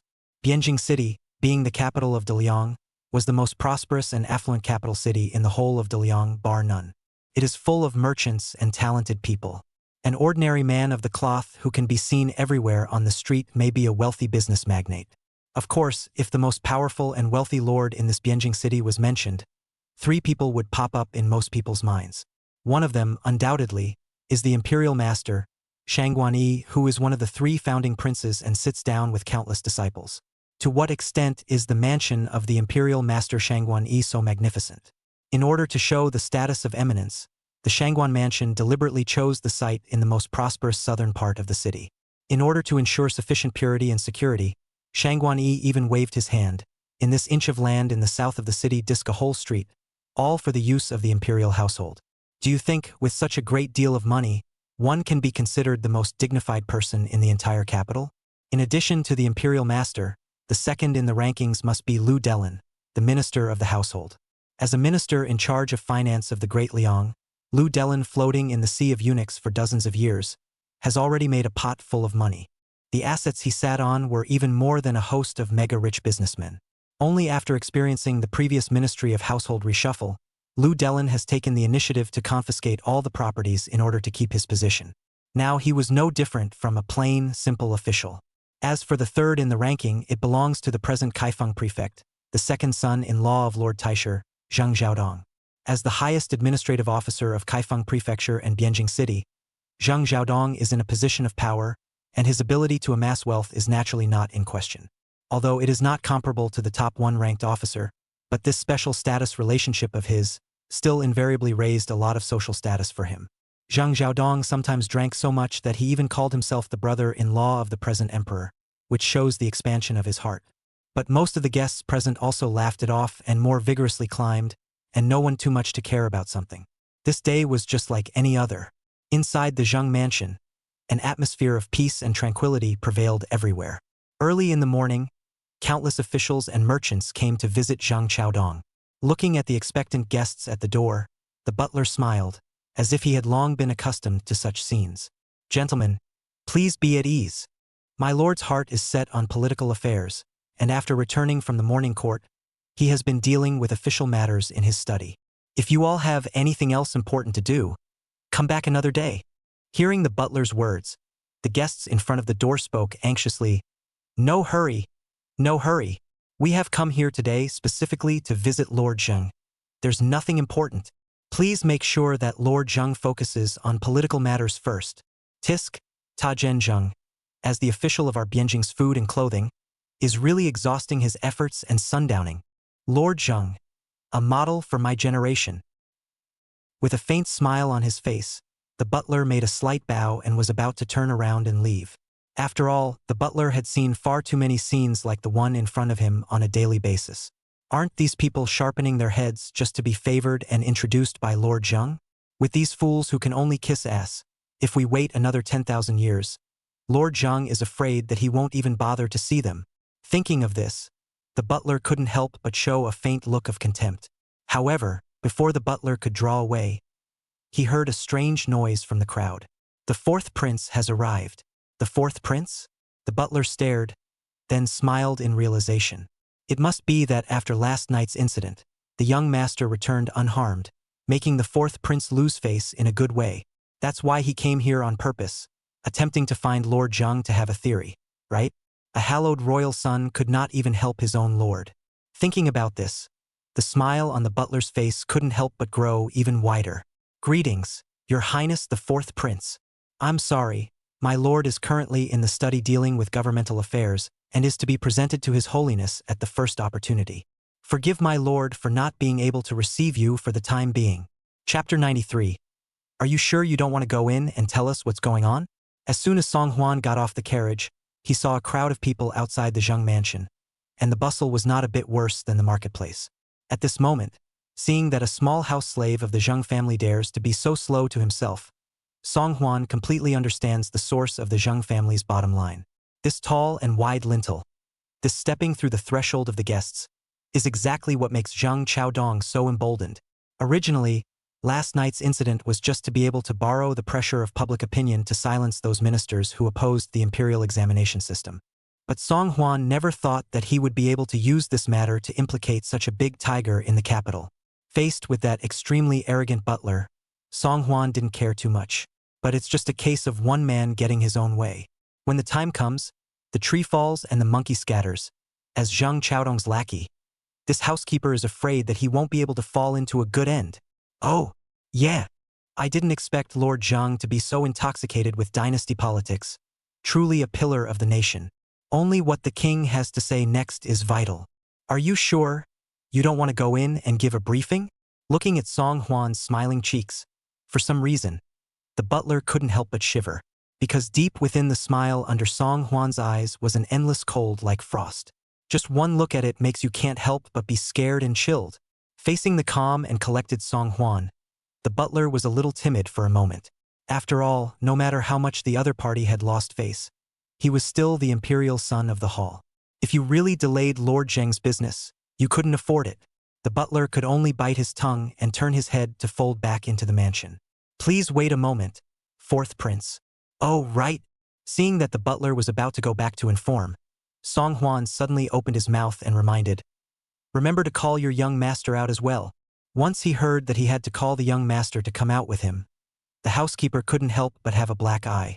The young master's temper is so tyrannical that it's nothing compared to Lord Zheng's. Go and call him at this hour, he must be in. Alas, it's just that. Summoning is fine if you really miss the big event. It is not something you can afford as a small housekeeper. The butler ran all the way, taking 7 turns and finally, out of breath, stopped outside the door of the study.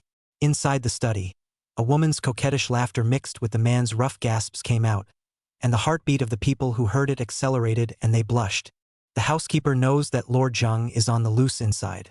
To come and inform on your own at this time would be downright fatal. Only, when he thought of the fourth prince's secretive smile just now, the butler still hardened his heart and gently snapped the door of the room. Lord Zheng, Lord Zheng. The unusual noise in the room came to an abrupt end. It was only after a long time that Zheng Xiaodong's extremely dissatisfied voice could be heard coming out. Who taught you the rules? Don't want to live, do you? The butler's body trembled in fear, and he hurriedly said with a sobbing voice, My lord, spare your life. I wouldn't dare to come and disturb you. It's just that the fourth prince is right outside the mansion, saying that there's something so important that he must see you right away. Zheng Xiaodong impatiently said, You go tell him. This official has important things must be immediately submitted to the saint. At the moment is busy with political affairs. Where the time to see him? The butler sounded on the verge of tears. My lord, you will make the trip. That fourth prince looks very anxious and serious. Not only for you to go there, even young master has to go there. The butler's words fell, and not a moment later, he saw Zhang Xiaodong's face full of anger as he pulled open the door of the study. Anyone whose moment of pleasure is suddenly interrupted is afraid to be angry and cursed. Heh, the fourth prince, right? This official will go and see with his own eyes what this fourth prince is up to. If he dares to come to the mansion and make a fuss without reason, even if he's a prince, this king will surely take a hard look at him in front of the emperor. Zhang Xiaodong cursed under his breath and arrived at the gate with extreme impatience. A lot of people are gathered in front of the government gate just to line up to meet Zhang Xiaodong. Phew, it's Lord Zheng. Lord Zheng has come out. Greetings, Lord Zheng. Song Huan was sitting on a chair moved out by the boy to rest, and when he saw Zhang Xiaodong walking over with a bad face, he knew that this guy must not have done anything good, and as a result, he was mercilessly interrupted by himself. My humble servant, Zhang Xiaodong. Meet the fourth prince. My humble servant is busy preparing the Sangha for reporting to the emperor, Your Highness. If there is nothing important that delays my humble servant's debriefing, I still don't know if the emperor will blame me. Hearing that Zhang Xiaodong was so dedicated to his work, the group of visitors gathered outside the mansion all began to voice out their compliments. Worthy of the people's heart, Lord Zheng Na. Lord Zheng cares about the livelihood of the people of Kaifeng Fu day in and day out, and is simply a parental official that the people of our capital have praised. Looking at the vaguely impatient Zhang Xiaodong in front of him, Song Huan sneered in his heart. Scare yourself with the emperor's father, huh? It was a pity that this Zhang Xiaodong's wishful thinking was completely wrong. Lord Zheng, there's no need to rush to prepare for the debriefing. This king has been ordered to come and escort you to the Ministry of Justice for investigation. By the way, what about that son of yours? Song Huan's tone was glib. Going to the Ministry of Penalties prison, such an important matter, was as simple and easy as eating and drinking water in his mouth. Zhang Xiaodong thought he had heard wrong and was a bit incredulous. Fourth prince, what did you say? Looking at the stunned Zhang Xiaodong, Song Huan smiled slightly and then raised his volume. As I said, this king has come by decree to escort you into the Ministry of Justice's prison for trial. You and your son both come with the king at once. Finally, the surrounding coaxing crowd then quieted down. Everyone couldn't believe what they had just heard. The prison of the Ministry of Justice? That's no place to fool around. The fourth prince personally came to mention people. 80% is Zhang Xiaodong really guilty of something big. Thinking of this, the visitors who had been waiting in line to meet Zhang Xiaodong in person suddenly excused themselves and scattered in all directions. I remembered that I have an emergency at home, so I'll leave first, haha. My wife is giving birth today. I will take my leave for a step. So what? It's thundering, it's raining. I'm going home to collect a shirt first. Looking at the crowd that had dispersed, Zhang Xiaodong's mind was like thunder with a loud bang. Fourth prince, you couldn't have added more fuel to the fire in front of His Majesty because of last night's false accusation against your canine son. Even Lord Son of the Ministry of Revenue has already found out the truth and immediately punished the guilty minister, Lord Zhou. So why have you come to my humble servant's residence to harp on it again? Seeing Zhang Xiaodong talking with a straight face, as if he was the proper victim.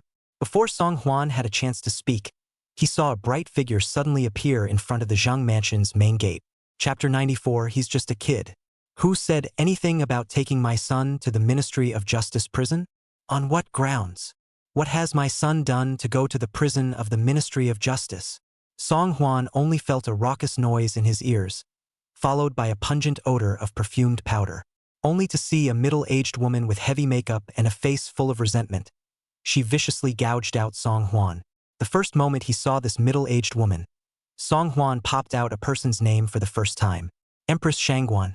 The woman in front of her simply looked as if she had been carved from the same mold as Empress Shangguan. Only compared to the elegant and noble Empress Shangguan, the woman in front of her was a bit more bewitching.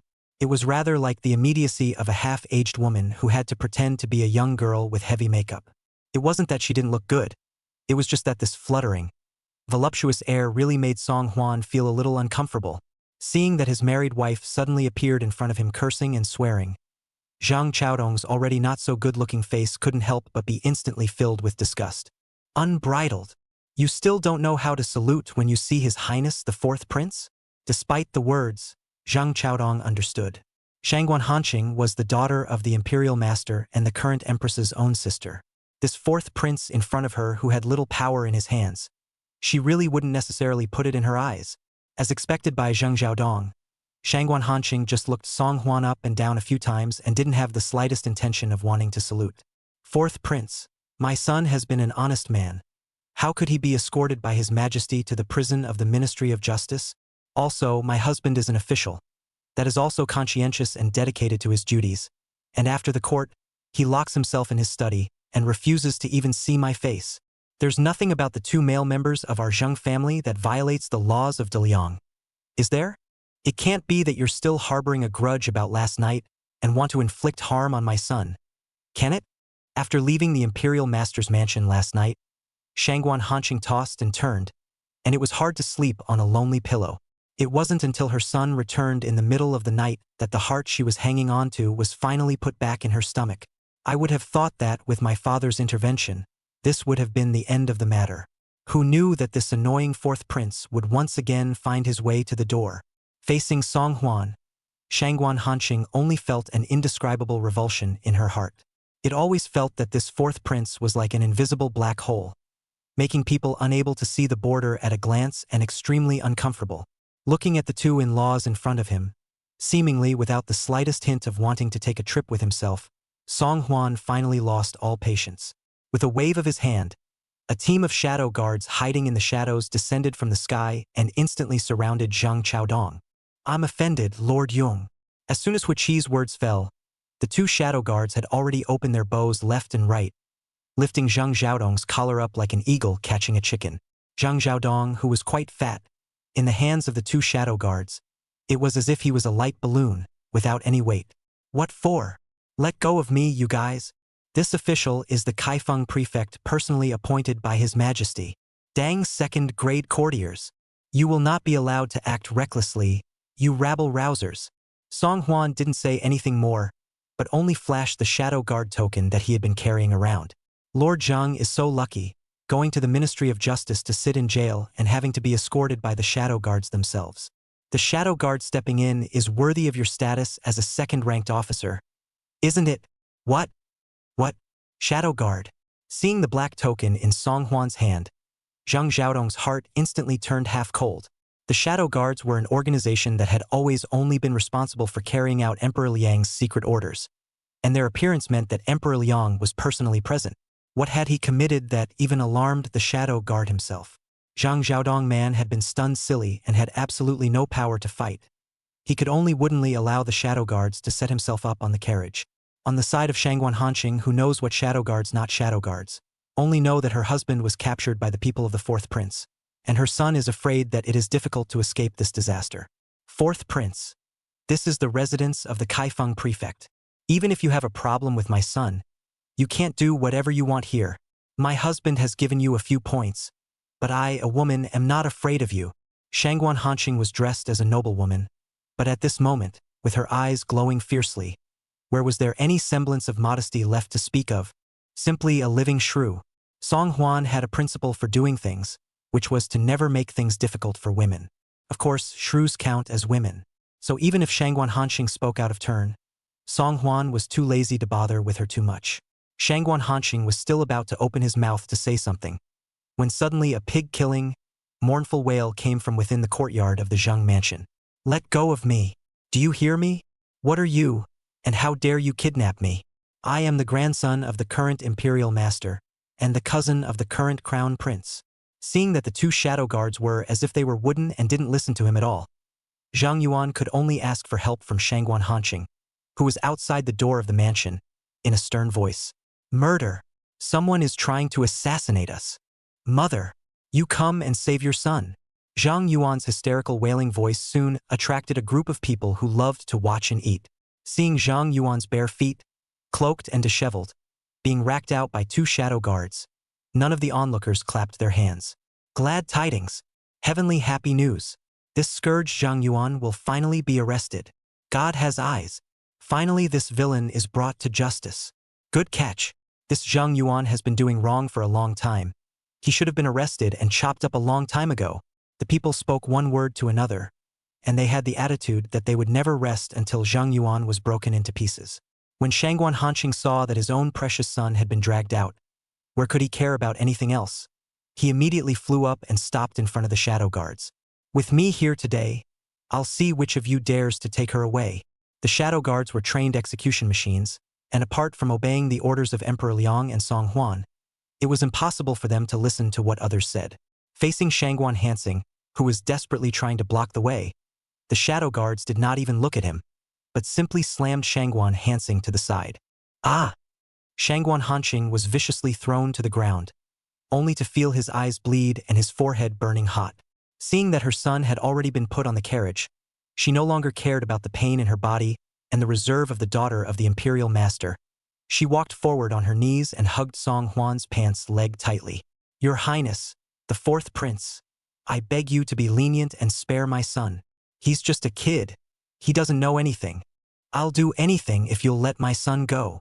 She was trembling all over, carefully looking up at Song Huan, a far cry from her previous arrogance and haughtiness. Song Huan glanced at her coldly, not even bothering to make a move to rip her hands away from the pants leg she was holding.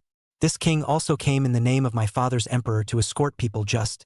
If you want to beg for mercy, ma'am, why don't you go in front of my father's emperor and beg?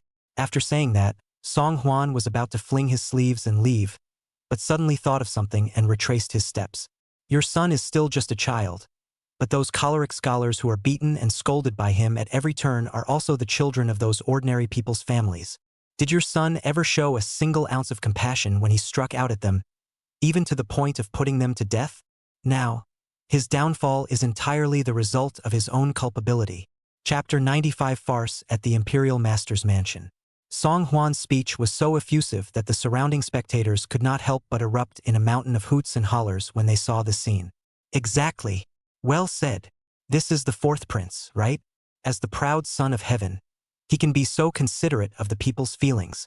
The fourth prince said it too well. Support severely punishing Zhang Yuan.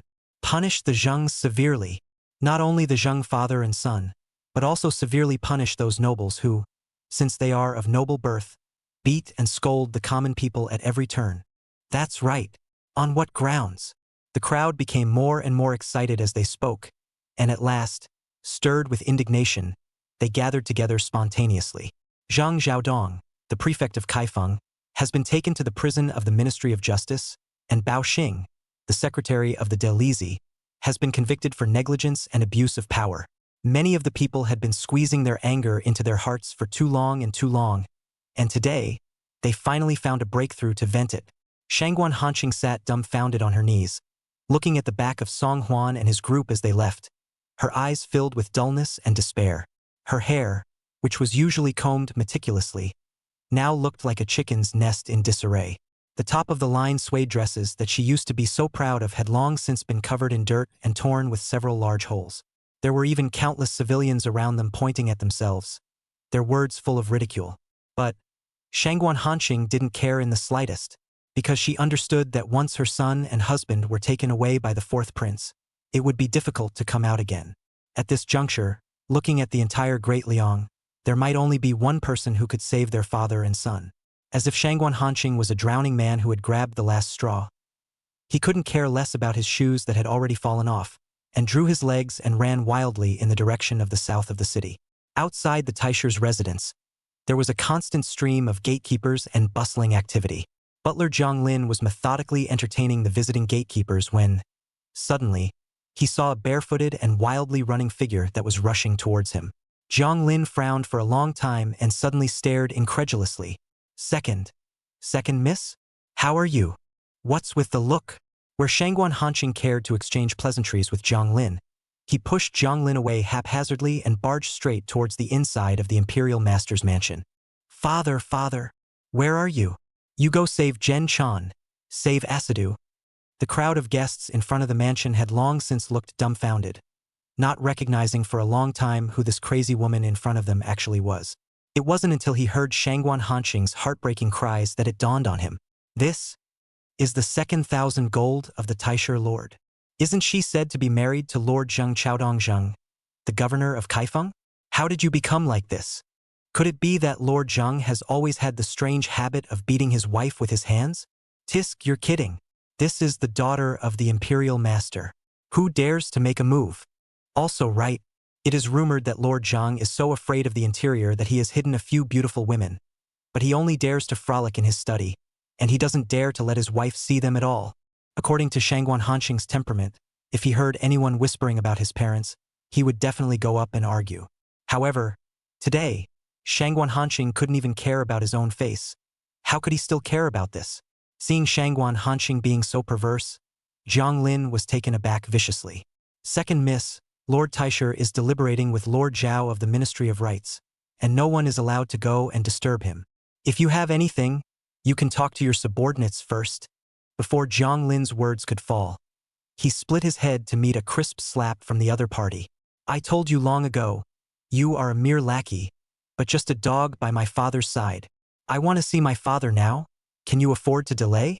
Jiang Lin only felt a hot pain on his face, and after a long time, he finally couldn't help but laugh softly.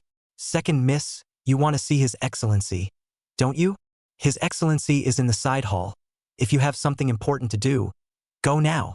Seeing that Jiang Lin just let Shangguan Hanqing in, a maid kindly reminded, Butler Jiang, are you sure you want to let Second Miss go to see His Excellency? His Excellency said that what is to be discussed today is a great matter, and no one is allowed to go in. Looking at Shangguan Hanqing's hurried figure, Jiang Lin's mouth sketched a cold smile. She's the one who wants to go. What can I, a lackey, care? By the way, Lord Taisher is the most facetious. In that case, go and open the gates of the house a little wider. The little maid wanted to say something else, but seeing that Jiang Lin's eyes were filled with resentment, she had to silently choose to shut up and do her job. Father, you must save Zhen Chan this time. And Chao Dong. Shangguan Hanqing cried and ran all the way outside the side hall, yanking open the door of the room. Inside the room, Imperial Master Shangguan Yi was sipping tea and deliberating with Minister of Rights Zhao Shilu. The sudden noise in front of the door caught both of them off guard. What are you doing? Where's Jiang Lin? Seeing her daughter unexpectedly in this unkempt state, Shangguan Yi was extremely dissatisfied in her heart. However, in front of Zhao Shilu, an outsider, Shangguan Yi could only suppress the anger in his heart and did not want to say anything more. Shangguan Hanqing couldn't care less, and with a thud, she knelt at Shangguan Yi's feet. Father, you must help the father and son. They were framed by traitors and have now been taken to the Ministry of Justice's prison. I don't know what kind of change is going to happen yet. You are the only one who can save them today. Hearing Shangguan Hanqing's words, Shangguan Yi's face changed slightly. The prison of the Ministry of Justice? Usually the interrogation of a prisoner is handled by the Dalizi first. Only in very serious cases will they be transferred to the Ministry of Justice and tried again. Straight to the Ministry of Justice? This is 80% the Emperor himself. Zhao Shilu, who was sitting opposite Shangguan Yi, was even less happy. Since Lord Taisher has family matters to attend to, then my humble servant will not intrude any further. I'll visit again some other time. With that, Zhao Shilu left in a hurry, as if he was afraid that this might have something to do with himself. Shangguan Yi was originally discussing with Zhao Shilu about the tribute in a few days, but he didn't expect to be stirred up by Shangguan Hanqing and instantly lost his mood. Not to mention that it was such bad news to hear from my daughter. What did Zheng Chaodong do? And what did Zheng Yuan do? Why were you taken to the prison of the Ministry of Justice? Shangguan Hanqing cried until she couldn't catch her breath. I don't know. Just now, the fourth prince led a team of some kind of shadow guards and personally came to take the man, saying it was the emperor's intention. But Zheng Chaodong hasn't done anything recently, and Yuaner has been honestly staying in the mansion since he returned last night. Father, it must be that fourth prince who has a grudge in his heart. So he planted the evidence in front of the emperor. I beg you to speak favorably in front of the emperor and remove his misunderstanding. Chapter 96. Already an outcast. Even the shadow guards are out? Hearing this, Shangguan Yi's expression changed greatly. He hadn't thought that what was a simple matter would involve Emperor Liang's personal guards. I warned Zheng Xiaodong earlier that he was too high profile and didn't know how to curb his sharpness. I ask you nowadays, is your residence still filled with countless visitors and guests every day? Shangguan Hanqing didn't know what this meant, but just replied without knowing. Chaodong is the prefect of Kaifeng, and it is natural that there are not a few people who come to visit. Stupid, Shangguan Yi whispered angrily. It's because he's the prefect of Kaifeng, the parent official of a party, that he can't act like this. Shangguan Hanqing panicked. But aren't father's disciples all over the capital? Those who come to visit daily are also stepping over the threshold. How is it that father can, but not Chaodong? A deep disgust and dislike flowed from Shangguan Yi's eyes. I can. That's because I've promoted many important court officials since the late emperor was around. It's a privilege given by the late emperor. The gatekeepers who come to visit nowadays are all just learned men who wish to be instructed by the old man. What's wrong with that? But what kind of people does he, Zhang Xiaodong, meet daily? Either merchants who want to make things easy or petty officials who want to climb the ladder. The nature is radically different. Shangguan Hanqing seemed to understand what her father said, but seeing that her father, who was rarely agitated, was really a bit angry at the moment, she had already roughly guessed the seriousness of the problem. Father, then what do you think should be done about this? Even if you can't save Chaodong, you have to save Jenner, right? Jenner is your own grandson. Speaking of Zhang Yuan, Shangguan Yi couldn't help but be a bit puzzled. Zhang Xiaodong's hands and feet are not clean, and it is only a matter of time before something happens. But wasn't the matter of Yongwon settled last night? Why did you take him with you today? Lord Taisher, my subordinate has already sent people to inquire about the situation. Jiang Lin's voice came in from outside at the right time. Shangguan Yi's face was heavy. Speak! Jiang Lin cleared his throat. His Majesty is on a private visit today, traveling outside the Delizi, and actually saw that last night was dismissed that Zhou Ju is beating the drums to call for justice. And seeing that the secretary of the Delizi, Bao Xing, did not dispose of things properly enough and caused public anger, the emperor became angry. That's why they suddenly decreed that the aunt and the duke should all be escorted to the Ministry of Justice's prison.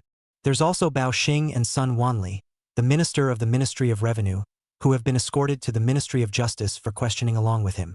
I heard that the whole thing was handed over by the emperor to the fourth prince to do. Dang! Only to see Shangguan Hanqing drop to the ground in a state of disorientation, the last trace of light in his eyes finally disappearing. It's over. It's over. Surprisingly, it really was the emperor himself who gave the order. Father, you're the only one who can save Jenner today. Shangguan Yi was equally shocked in his heart. Microdosing. Emperor Liang reigned for 25 years, and never had the idea of making a private visit in a microcosm. Why did you pass by the Delizi's gate by coincidence today? All of this must have been arranged by the fourth prince long ago. Soon Shangguan Yi calmed down. This matter had already alarmed Emperor Liang, and no matter what person went to intercede, it would not serve any purpose. Even it will draw fire. Having figured this out, Shangguan Yi looked at his daughter very calmly. You go back. The old man will send someone to write a letter of repudiation in Zhang Chaodong's handwriting. What happened to their Zhang family father and son has nothing to do with you. No more meddling. Shangguan Hanqing stopped crying for a moment and looked blankly at her father. She understood her father's temper, and even more so, her father's sleight of hand. A useless man is never to be retained by his father. Father, even if you don't care about Chaotong, you have to care about Jenner, right? Jenner is your own grandson. However, Shangguan Yi's mind was made up, and he had long since regained his usual calm self-possession, and no longer looked at the daughter in front of him. Jiang Lin, subordinate, if there's anything on the side of the Ministry of Justice, tell old man at the first opportunity. Yes, and Shangguan Yi took one last look at her daughter, who had fallen to the ground. Send her back. After saying that, Shangguan Yi raised his feet and left, not even bothering to return his head. Yes, having received the orders from the imperial master, Jiang Lin became much more fearless when facing Shangguan Hanqing again. Second miss, this way please. Jiang Lin condescendingly sized up the other party with endless playfulness and teasing on his face. Hadn't he just pointed his nose and scolded himself for being just a dog kept by the imperial master? Nowadays, it seems that this Taisher's daughter is more like a lost dog. Shangguan Hanqing's brain had already lost the ability to think, and in the face of Jiang Lin's questioning, she just remained dumbfounded and silent. Jiang Lin had no choice but to personally drag Shangguan Hanqing up from the ground and pull her arm toward the door. The moment she saw the gate of the imperial master's mansion, Shangguan Hanqing felt as if she had been electrocuted, and it was only then that she reacted from her daze. No! No! Father! You can't leave Jenner alone. Shangguan Hanqing cried out miserably while reaching out and grasping the doorframe with a dead hand. Outside the gates of the Taisher's residence, there were originally quite a few visitors waiting to pay a visit. But what they never expected was that they would be able to surround themselves with such a great and wonderful drama for free.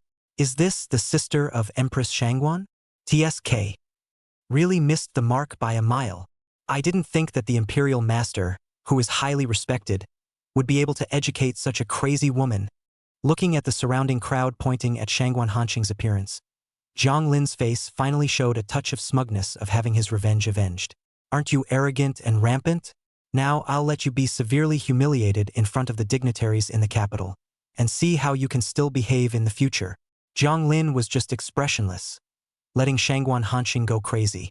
After a few moments, fearful of alarming the imperial master again, Zhang Lin then forcefully grabbed Shangguan Hanqing's wrist. Second miss, you're too emotional right now. It's better to go back to the mansion and calm down. Later, my subordinate will send someone to deliver the letter of repudiation. With that, Zhang Lin, without any further ado, stuffed Shangguan Hanqing into the carriage that had been prepared in advance. Finally sending away such a shrew, Zhang Lin only felt in a good mood and warmly greeted the group of guests at the door. Gentlemen, today, Lord Taisher has some family matters to attend to, and it is really inconvenient for him to meet you all face to face. Please, gentlemen, come back tomorrow. Not realizing that they had waited for a long time, but to have their plans all disrupted by that crazy woman Shangguan Hanqing, the crowd couldn't help but grumble. Ugh. All right, then I would like to thank Butler Jiang for conveying a message to Lord Taisher, saying that humble servant will come back to visit another day. Thank you, Butler Jiang. Chapter 97 Advice from Kai Kuan. Outside the window, dusk mists and twilight. Shangguan Hanqing sat dumbfounded in his room, staring out the window at the sky that was darkening a little. In his hand was the letter of repudiation that Zhang Lin had just sent. I have to say that my father is really good at what he does. The handwriting on the letter of repudiation is indistinguishable from Zheng Chaodong's own handwriting. With this letter of repudiation cupped in her hand, from then on, Shangguan Hanqing had no more involvement with the Zheng family. Whether the Zheng family was a blessing or a curse would no longer have anything to do with Shangguan Hanqing. This also meant that Zheng Chaodong had completely become his father's outcast. Although that year before the marriage, Shangguan Yi has always been extremely dissatisfied with Zheng Xiaodong, the son-in-law, all kinds of eyes. It is believed that he is impetuous and indolent, and it is difficult for him to achieve any great things. But Shangguan Hanqing couldn't help but be bent on having his own way, and was coaxed by Zheng Xiaodong's flowery words. In desperation, Shangguan Yi had to give Zheng Xiaodong, arranged Kaifeng prefect, such an official position. Over the years, although the couple's relationship has greatly deteriorated, Shangguan Hanqing has nothing else to ask for when she has such a precious son as Zheng Yuan. Just who would have thought that an overnight change would cause the entire Zheng family to undergo a sea change? Shangguan Hanqing certainly hated it in her heart. Thinking of Song Huan, he even embedded his long nails in his palm. He hated that he could not, on the spot, break him into pieces. Squeak! The doors gently opened and a slender young man stepped lightly in. What's going on, ma'am? Why do all the servants in the house look so strange? Zheng Chaodong doesn't seem to be in the mansion either? Shangguan Hanqing glanced at the young man and smiled miserably. What, you haven't heard about Zheng Chaodong? He's been escorted into the Ministry of Justice's prison, and I'm afraid it'll be hard for him to come out again. I'm soon to be a sinful woman, and you dare to come to me? Don't you want to die? The young man's face was stunned. Then he walked forward and reached out to embrace Shangguan Hanqing in his arms. It's not like I'm falling for the lady because of what she is. Besides, after Zheng Xiaodong goes in, won't it be fair and square between me and madam, so I won't have to sneak around anymore? That young man said while stroking his palm on Shangguan Hanqing's back. Usually, she loved it when she caressed her like this. But Shangguan Hanqing, where there was still half an interest, and somewhat impatiently avoided the young man's hand. Kai Kuan, go away. Even father refused to step in to save you honor, and the culprit for all of this is that fourth prince. Speaking here, Shangguan Hanqing clenched his teeth together. I swear, I will make that fourth prince pay. Looking at Shangguan Hanqing's eyes that were almost ready to spit fire, Kai Kuan's eyes rolled and he couldn't help but plan. Listening to what the lady is saying is that the prince was captured by order of this fourth prince, right? Since he was the one who ordered the capture, let him order again and just release the male. By that time, I'll be a divine couple with the lady, and it just so happens that the Duke and I are close friends. When the time comes, I'll talk to the eunuch on my own terms. I'll call him brother and he'll call me father. Kai Kuen's wishful thinking crackled. After all, this half-aged woman in front of her was the daughter of the current imperial master. Can climb the high branch of her, the career is bound to be a straight path. Kai Kuen thought of it as a matter of course. But his proposal drew a snort from Shangguan Hanqing. Are you kidding? That's the fourth prince. Wouldn't he, a prince, do whatever I say? Kai Kuen hurriedly explained. Madam, don't be in a hurry. Your ladyship just said that Lord Taisher refused to come forward to avoid suspicion. But the Empress Dowager and you are blood sisters. Now that you're in trouble, the Empress Dowager wouldn't stand by and do nothing, would she? Her? Shangguan Hanqing couldn't bear to sneer. How could she meddle in my family affairs when she is the Empress? As long as I go to her for help, she will surely balk on the grounds that the harem is not allowed to interfere in politics. Heh! I know this sister of mine all too well. Begging for her help would be better than letting me just kill the fourth prince. Hearing this, a trace of excitement flashed across Kai Kuen's face. Ma'am, why can't this approach be tried? What method? Shangguan Hanqing was a bit puzzled. You're really asking me to kill the fourth prince? No, no, no, Kai Kuen hurriedly said. The fourth prince must be surrounded by guards. Killing him is certainly not realistic. But I've heard that the fourth prince and the prime minister's daughter, Cheng Susu, are engaged. If this fiancé of his is used as blackmail to make him release the male, it shouldn't be that difficult. Hearing Kai Kuen's words, Shangguan Hanqing's eyes lit up. If the fourth prince can't be moved, can't even his fiancé be moved? Seeing that Shangguan Hanqing seemed to be moved by his words, Kai Kuen hurriedly walked forward and reached out to gather her into his arms. Don't worry, ma'am. I'll take care of this. I only hope that after today's success, your wife will think of me more often. The night is deep. By the time he came out of the imperial study, the entire palace had already fallen into the midst of a deep sleep. Song Huan reached out and rubbed his somewhat stiff neck, slightly moving his groggy limbs. When Emperor Liang returned to the palace today, officials from the Ministry of Mandarins and the Ministry of Justice were immediately and urgently summoned to the palace. The content of the face to the saint, naturally, was a stinking scolding from Emperor Liang. Not only that, the secretary of the Dalizi, Bao Xing, was even more scared on the spot. Still, the eunuchs were sent to see him, which gradually brought him to his senses. When he recalled Bao Xing's look of being about to pee in his pants, Song Huan wanted to laugh a little. How dare you be the head of the Dalizi? This is no joke. Today was but a short afternoon, and a number of changes had taken place. I'm afraid there are big things planned for tomorrow at the court. Song Huan returned to his chambers and realized that Lu Qianxue had already been waiting here for a long time. Dr. Lu, it's so late. What can I do for you? Seeing that it was Song Huan who had returned, Lu Qianxue hurriedly got up and gave a slight salute to Song Huan. It's nothing much. Just came to see how your highness is doing. The tonic sent by the empress.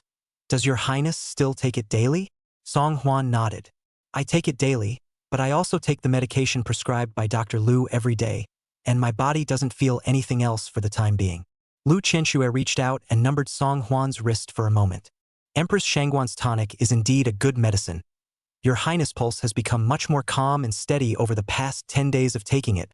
Moreover, the toxin invading your body has not been detected in the slightest. So it seems that the prescription I prescribed for you is still effective. Lu Qianxue's words caused Song Huan to stifle his laughter. The empress went through all this trouble, but I can't imagine that she ended up replenishing my king's body. I wonder how she would feel if she learned the truth. Seeing that Lu Qianxue had finished her diagnosis and treatment, but still had no intention of leaving. Instead, it was a look of lust. It seemed that he had come to see himself specifically this time and had something to say. Chapter 98. I dare not forget this favor. Imperial Dr. Lu, do you have something to say to this king? Lu Qianxue hesitated for a moment, but still said to Song Huan, Your Highness, for the past 10 days or so, I've been putting a sufficient amount of mushrooms in the Crown Prince's tonic medicine every day. It's also true that his mental state has been getting worse by the day for a while now. It's just that he's locked up in the Eastern Palace day in and day out, so even if the toxin from the mushrooms took effect, what good would it do? The Crown Prince is nothing more than an invalid already. Speaking here, Lu Qianxue's eyes kissed a thin layer of tears. He harmed my brother's life. Not only will I make him pay for his blood, I will also make him lose his reputation. Song Huan didn't expect that in just 10 days or so. This poisonous mushroom had already taken effect. Don't worry, Dr. Liu, although Song Yu is still grounded in the Eastern Palace, as long as he is still the crown prince, there is a possibility that he will be released. And it's a huge possibility. It is rumored that next month is the day when Xia's envoys will travel to Daliang to pay tribute. At that time, my father is certain to release the crown prince to receive the messenger. Emperor Liang was the most facetious, and when the tribute ceremony was held, he would surely lift Song Yu's confinement. I wonder if Song Yu, who was already deeply affected by the mushroom toxin, would do something embarrassing when that time came? That scene is very exciting to think about. When he thought about it, Song Huan felt a little amused. Hiss. Seeing Song Huan's neck suddenly snap and his face show pain, Lu Chenchua hurriedly inquired, "Your Highness, what's wrong with you? But is there something wrong with your body?" Half of Song Huan's body was a bit stiff, so he had to woodenly point a finger at his neck. "I'm afraid I've been sitting too long in the imperial study this afternoon, and my body is sitting stiff." Lu Chenchua gazed slightly, pulled out a pack of silver needles from the medicine chest, and walked around behind Song Huan, only to see her gently twist out 3 extremely fine silver needles and insert them into the acupoints at the back of Song Huan's neck. As her fingertips gently twisted, soon, Song Huan felt a warm current coming out from the back of his neck, gradually traveling to all the limbs and bones around his body. The sudden stiffness of the party gradually disappeared with it. "Huh. Much more comfortable." Song Huan said. "Dr. Liu, this medical skill of yours is really brilliant. No wonder everyone praises your Liu family as the descendants of the Sage of Healing." Lu Chenchua did not reply, and after pulling out the silver needle, she gently pinched and rubbed on Song Huan's shoulder and neck again. Her 10 green onion jade fingers were tender and soft, rubbing back and forth at Song Huan's shoulders and neck, actually making Song Huan feel a burst of tingling and unbearable. But tingling was tingling, and under her bout of maneuvering, Song Huan only felt his neck heating up and his body sweating slightly. The stiffness and soreness from an afternoon in the royal study also quickly dissipated. "Your Highness, where you stayed this afternoon was a windfall, I believe. It must have been the wind in your neck that caused the sudden stiffness. Nothing serious." Song Huan recalled carefully for a moment and nodded his head in a hurry. "Not bad. It is true that when I was in the royal study this afternoon, I stood in the wind for quite a while. Dr. Liu, it seems that nothing can be hidden from your eyes." Lu Chenchua nodded slightly. "Diagnosing your Highness, this is what I should do. You have given me a chance for revenge by lifting me up and investigating my brother's death. I would never dare to forget such a favor." Song Huan raised his head and looked at Lu Chenchua's eyes that were full of sincerity, and suddenly felt a little weak. In all fairness, one's purpose in finding her in the first place was simply to be able to deliver to the Liang Emperor as soon as possible. As for the series of things that happened later, it was just a misadventure. However, facing the extremely grateful Lu Chenchua, Song Huan still chose to swallow the truth back into his stomach. "You're a girl all alone. This king really can't bear to let you face this alone. Only when you're done avenging your brother's death? Do you have any other plans? You can't just live for the one goal of revenge, can you?" Song Huan's words made Lu Chenchua ponder as well.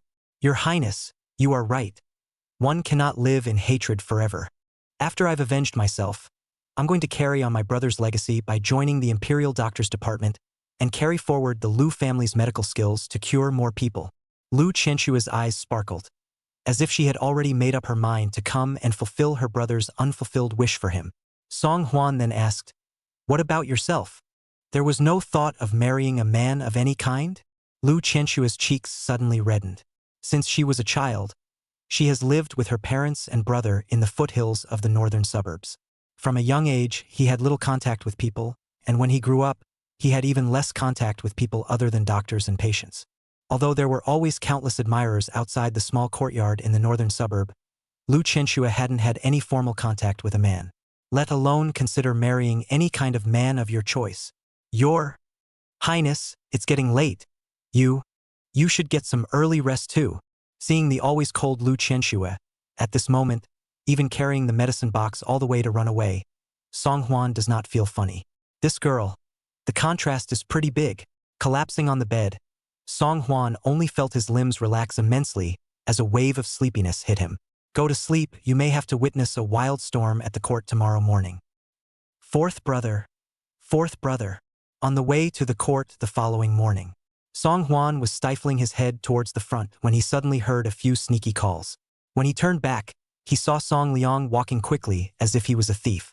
Seeing Song Liang's expression of desire, Song Hwan felt amused. Are you okay? Early in the morning. The hell with it? Song Liang stretched his neck and glanced back and forth a few times, as if he was afraid of being seen by someone. Fourth brother. I heard that after the morning court yesterday, you went on a private visit with Father Emperor. Where has Father been all this time? Didn't say anything, did it? Seeing that Song Liang's face didn't look too good, Song Hwan frowned and scrutinized the other party with a torch-like gaze. What's going on out there again, you kid? Song Liang's eyes dodged and he stammered. No, really. It's not that I heard that yesterday Father Emperor went out on a microcosmic tour. The Delizi, Kai Fengfu and a bunch of officials from the Ministry of Appointments all followed and suffered. I'm not sure what to expect, so I wanted to find out from you first. Looking at Song Liang's justified expression, it was obvious that he was still hiding something from himself. But Song Hwan didn't bother with him too much. After all, his greatest role had already been played out. As for what he's willing to do, that's his own fault. Father didn't go anywhere yesterday, and before he had much chance to make a private visit, he was disturbed by Bao Xing of the Delizi. Chapter 99. Complete Sophistry. Only after hearing Song Hwan's reply did Song Liang look as if he had let out a sigh of relief. It's good that it didn't go anywhere. It's good that it didn't go anywhere.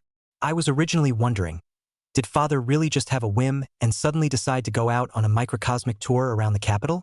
Then what else? Song Hwan asked back in a nonchalant manner. Song Liang hemmed and hawed. It's fine. I just casually asked. You mustn't think too much of it, fourth brother. However, fourth brother, you are really different today. You have become Father's right-hand man. It is rumored that yesterday afternoon, you have been in the imperial study room handling political affairs for Father. Song Liang's words were sour, revealing endless envy and some faint jealousy. The two of them casually chatted about something else, and when they came to the Hall of Supreme Harmony, a group of courtiers had already taken their places. As soon as he entered the hall, he could feel the overwhelming sense of oppression. Everyone's brows were furrowed and they were silent, as if they were waiting for something big to happen. Yesterday afternoon's incident was too sudden, and it was rumored that Emperor Liang had cleaned up a few courtiers in a thunderous manner and in a fiery manner. I don't know what level of anger of the Son of Heaven will still erupt from Emperor Liang in the morning court today. Not long after, under the eunuchs singing, Emperor Liang strides up to the dragon chair. He raised his slender eyes and scrutinized the faces of the courtiers on the stage one by one. In his eyes, in addition to anger, there was deep disappointment. There seemed to be something he wanted to say, but after hesitating for a moment, he finally swallowed back all the words on his lips. In the end, he just raised his hand towards the eunuch next to him, Shuehai. Read. Shuehai's body trembled as he hurriedly bowed forward and cupped the imperial decree that was placed on the tabletop with both hands. The emperor, by the grace of heaven, summons. The secretary of the Delizi, Bao Xing, is not a government official and is complicit in turning black and white and distorting the facts. Sun Wanli, the minister of the Ministry of Appointments, is a first-ranking official, but he protects the officials and relies on his status as a minister to do convenient things. Order Bao Xing and Sun Wanli to remove themselves from their positions, and all of them to be copied. Zhang Xiaodong, the governor of Kaifeng, is secretly using his power for personal gain. For many years as an official, he relied on his power to corrupt the law and to form parties. His son, Zhang Yuan, is even a bully, repeatedly beating up on civilians. Zhang Qiaodong is ordered to leave Kaifeng prefectural government, and together with his son Zhang Yuan, he is to be sent to Lingnan, and shall not be allowed to return to the capital for all eternity. Shuehai read one after the other, methodically. The crowd of courtiers standing below were all silent, not daring to utter a single breath. The Liang Emperor, however, made this trip on a slight tour, and 3 first and second-ranking officials were copied and exiled. If in the future the Liang Emperor has the intention to go on a tour every now and then, will not everyone have to be on their toes and be careful? However, what further blew everyone's minds was the next passage that Shuehai read on his behalf. Yesterday out on patrol, I view the people's livelihood of the many difficulties, the indignation of the poor, the heart of the mixed feelings. The world has suffered from cold people for a long time, and from readers for a long time. I have my heart. I only wish to get a wide building with 10 million rooms, and shelter the world's cold people with joy. Therefore, with immediate effect, the imperial examination system will be implemented, with the Prime Minister and the Fourth Prince jointly undertaking the task. When this statement was made, all the people in the four places were shocked. No one could have imagined that Emperor Liang would take advantage of this matter to introduce such a system with a thunderous and swift approach. All of the courtiers were stunned, except for the imperial master Shangguan Yi, who revealed a look of dawning realization. No wonder something was bound to happen to Zheng's father and son, and no wonder things that could normally be solved were so difficult this time. It was no wonder that Emperor Liang would happen to be on a micro-occupation tour and see with his own eyes the scene that took place outside the Dalizi. It turns out that the whole thing from start to finish was planned by the fourth Prince Song Huan a long time ago. Shangguan Yi raised his eyes and looked playfully at Song Huan in front of him. This fourth prince, the means of which were beyond his expectations. It seems that once upon a time, there was a bit too much underestimation of this imperial son. After Shui Hai finished reading out the contents of the Zhengzhua, Emperor Liang finally looked around the group of ministers once again. Seeing people hanging their heads down, each with their hearts in their mouths, not knowing what is in their hearts, Emperor Liang was greatly dissatisfied in his heart. Why, I look at you all as if you have opinions. I am by no means a person who does not distinguish between right and wrong, and whoever has an idea can speak to me plainly. When the crowd saw that Emperor Liang's expression was not favorable, even if they had a stomach full of opposing words, they could only hold them all in their hearts. Bao Xing, Sun Wanli, and Zheng's father and son have already been forewarned. Now that Emperor Liang was furious, who would dare to rush to his death at this juncture? But on the contrary, there is that ungrateful and unafraid of death. Only to see Grand Maester Huang Deng take a step forward and make a deep bow to Emperor Liang. Your Majesty, I thought that once the imperial examination system was introduced, all the world's scholars would flock to it. But with so many candidates, it's inevitable that there will be a mix of good and bad. If there are people with bad intentions mixing in, I'm afraid it will bring bad influence to my great Liang society. Please, Your Majesty, think carefully and thrice. Looking at Huang Deng's pained look, Song Huan couldn't help but laugh out loud. Even Shangguan Yi's other doglegs who liked to charge into battle were too scared to speak up in this situation. Emperor Liang had just finished losing his temper, and whoever dared to touch the tigers but at this time would really not want to die. Even if Huang Deng relies on the fact that he is a speech officer, he cannot speak without a brain. The fire in Emperor Liang's heart burned with a miso sound, and glancing at Song Huan, who was snickering in the crowd, he couldn't help but open his mouth and say, "Fourth Prince, what do you think of Lord Huang's words?" Song Huan was giggling on the side when he heard Emperor Liang's question and hastily stopped his smirk. His grandmother, one really can't get too carried away with being a human being. Looking at Huang Deng, who was filled with indignation on one side, Song Huan cleared his throat. Lord Huang, are you uncomfortable without saying a few words? Why is it that my father and emperor have only just proposed the imperial examination system, and Lord Huang is in a hurry to come out and defend and excuse the nobles? Miscreants at heart? Who's the one with a bad heart? Bao Xing, Sun Wanli, Zheng's father and son. Which one is not from a scholarly family? Are they not colluding with each other, snakes and rats, and working together? And are they not considered to be miscreants of the heart who are disturbing the superlative? So this king would like to ask Lord Huang who is the one with the bad intentions? You tell the king, tell father. Huang Deng has always prided himself on being eloquent and articulate. But in the face of this moment, the wonderful words, the momentum of a higher head of Song Huan, even if it is a clever tongue Huang Deng, but also cannot help but be asked to be speechless without the power to talk back. You're being completely sophomoric. The king is sophomoric? Song Huan originally didn't intend to pursue too much with Huang Deng, but when he heard Huang Deng's dying words, he instantly came to his senses. Call me sophomoric? Huh? Then I really have to show you what true sophistry means today. Chapter 100. The Tigress is missing.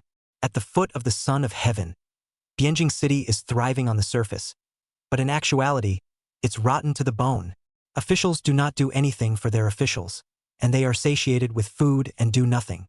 Officials protecting officials has become the norm, and everyone takes it for granted. The people seem to live a stable and carefree life, but those who come from the bottom but harbor dreams of the cold schoolchildren, but can only look at the status gap that cannot be crossed until the end of this life of mediocrity. You call that an affair? If you come from the bottom of the ladder and are only worthy of herding cows and plowing fields for the rest of your life, even if you are highly talented, would you still think it's fair?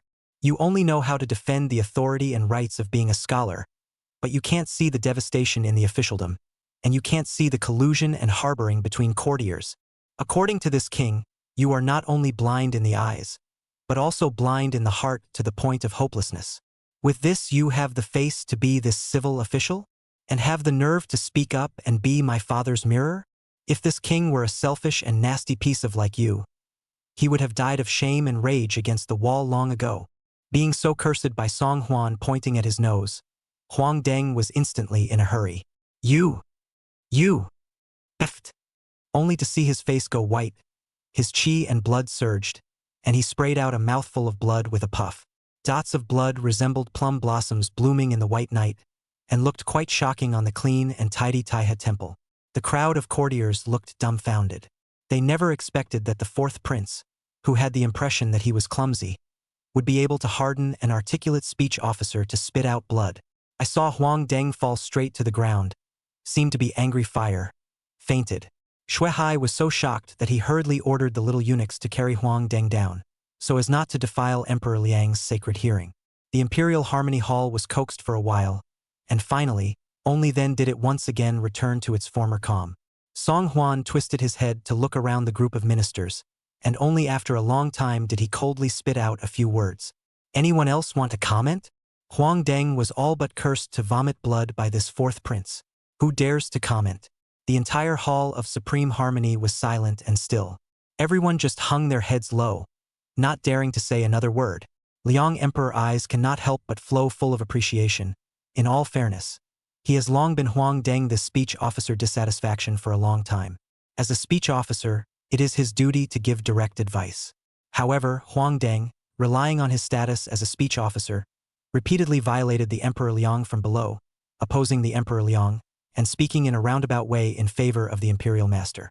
The traditional rule of De Liang is that you can't behead a speech officer. So even though he was dissatisfied, Emperor Liang couldn't punish Huang Deng because of the long list of people in the world. Who would have thought that Huang Deng, who was usually the best tongue twister, would have been scolded by the oldest kid and spit out blood? Thinking of this, Emperor Liang felt indescribably smooth in his heart. Still, facing the civil and military officials in the Hall of Supreme Harmony, Emperor Liang did not show much emotion. Since none of you have any comments, let's disperse over there. Throwing down these words, Emperor Liang left the Hall of Supreme Harmony in broad strides. Originally, I was still having a headache. Although this imperial examination system is good, I don't know how to make these courtiers who come from the scholarly families agree with it unanimously. I thought it would take a while longer, but I didn't expect it to be resolved so smoothly. When he thought of all this, Emperor Liang couldn't help but be in a good mood. Old for this kid really has some ability in his body. I wonder if he'll shine at next month's tribute ceremony. Things were not easy to end. Song Huan had originally planned to take Lu Qing with him and go to the capital to see what business he could invest in to make money. Although previously got Lu Qing accommodated the 10,000 taels of silver, but the existence of silver tickets around, but also just the more spent less and less. Wouldn't it be nice to find something to invest in and make a profit? But before Song Huan had even left the Hall of Imperial Harmony, he saw Cheng Susu standing in front of him with a look of desire to speak. That, Fourth Highness, I have a matter I would like to ask for your help. Song Huan was a bit surprised. In his impression, Cheng Susu was not the type of person who would easily ask for help. And looking at Cheng Susu's face, he saw that he was quite haggard, with two deep auburns under his eyes, and his eyes were covered in red blood, as if it was a whole night without sleep. Song Huan hurriedly spoke. Lord Father-in-law, what's going on? But what happened? Cheng Susu sighed. Susu went out last night and didn't even return for the whole night. I was so anxious that I sent for them, and also reported them to the officials of the Delizi. But there's still no news about Susu until the morning court today. I am really helpless. I heard that your highness has shadow guards at your disposal. I wonder if you can help find Susu's whereabouts. The Tigress is gone. Song Huan frowned slightly, not expecting to do such a thing. He himself didn't have a solid bond with the mother tiger, but through this time together, he still wasn't considered to resent her. Though the initial impression of her wasn't really good, one could even say it was very bad. But in the subsequent contact, Song Hwan realized that she did not seem to be that vain woman. It was only that the events of that day were sudden, and he was frightened by the original owner's actions. What's more, she is his unmarried wife. If she suffers abuse outside, or even suffered an untoward, how can I lose face? As a fourth prince, he couldn't even protect his own fiancée. Wouldn't it be a disgrace to the world? Thinking of this, Song Hwan hurriedly reassured Cheng Susu, "Father-in-law, take it easy for now. This king will inform the shadow guards and have them look for Susu's whereabouts." Cheng Susu nodded. Then his eyes searched around. It looked like it was looking for shadow guard. But Song Hwan knew that Huichi must have already heard what he said clearly in the shadows. Now it's just a matter of waiting quietly for him to go forward and investigate. Only after comforting Cheng Susu a few more times did Song Hwan return to his chambers. Because of Cheng Susu's matter, Song Hwan had no desire to go on another expedition with Lu Qing to the palace, who knew that just as he returned to his chambers, he saw Tsueme holding a small secret letter and hurriedly running out. "Your Highness, after you went to the morning court just now, the guards guarding the palace gate said that this was a letter from someone who had specially given it to you, Your Highness." "A letter to yourself? Does the guard at the palace gate also serve as the head of the communication room? Is this how the gate guards are on duty? Is this how the gate guards are supposed to work?" Chui Mei said doubtfully. The slave girl asked the guards the same thing, but the guards said that the person who delivered the letter claimed to be delivering it for Miss Cheng Susu, and said that he made sure to hand it over to you, Your Highness. Cheng Susu wrote a letter to herself? Could it be that the Tigress, after being rejected by herself that day, felt that she had lost face and couldn't think straight for a while, so she played disappearance? But with Song Hwan's knowledge of her, she didn't seem like that kind of person. With all the questions, Song Hwan opened the secret letter. The secret letter was not written by Cheng Susu to herself, but the content on it did relate to her. Only a few big words were clearly written on the secret letter. "Release Zhang Yuan, and Cheng Susu will be safe and sound." Chapter 101: A Visit to the Imperial Master's Mansion. Countless ellipses popped up in Song Hwan's head. That's a ing threat, isn't it? Outrageous and funny. Seeing the very strange expression on Song Hwan's face, Toomei hurriedly said with concern, "Your Highness, is something wrong?" Song Hwan laughed out, threatening this king's head. This person really doesn't have a lot of guts. Chui Mei glanced at the secret letter in Song Hwan's hand and frowned. This Zhang Xiaodong, as the prefect of Kaifeng, really has his hands full. Obviously, he's already been imprisoned in the Ministry of Justice's prison. But he still has the means to get someone to kidnap Miss Cheng. And he even dares to threaten you, Your Highness. What a nerve!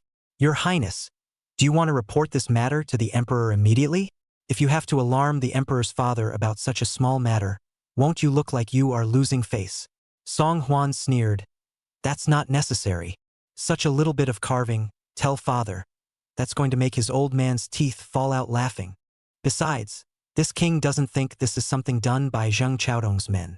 Yesterday Zhang Qiaodong was still the governor of Kaifeng, and naturally the doorkeepers of his residence stepped over the threshold, one after another.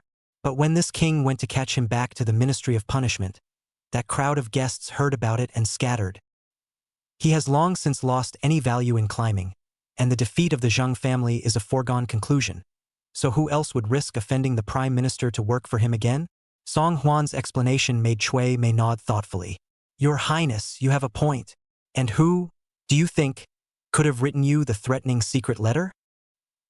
Right. Toomei's eyes suddenly lit up. Could it be Taisher? This Zhang Yuan is the grandson of the Grandmaster. Even if the Grandmaster doesn't care about Zheng Xiaodong, he won't see this grandson dead. Shangguan Yi. It's not impossible. Maybe and maybe not. Although Shangguan Yi acts with no scruples, but with my king's understanding of him, he is the one who knows how to protect himself the most.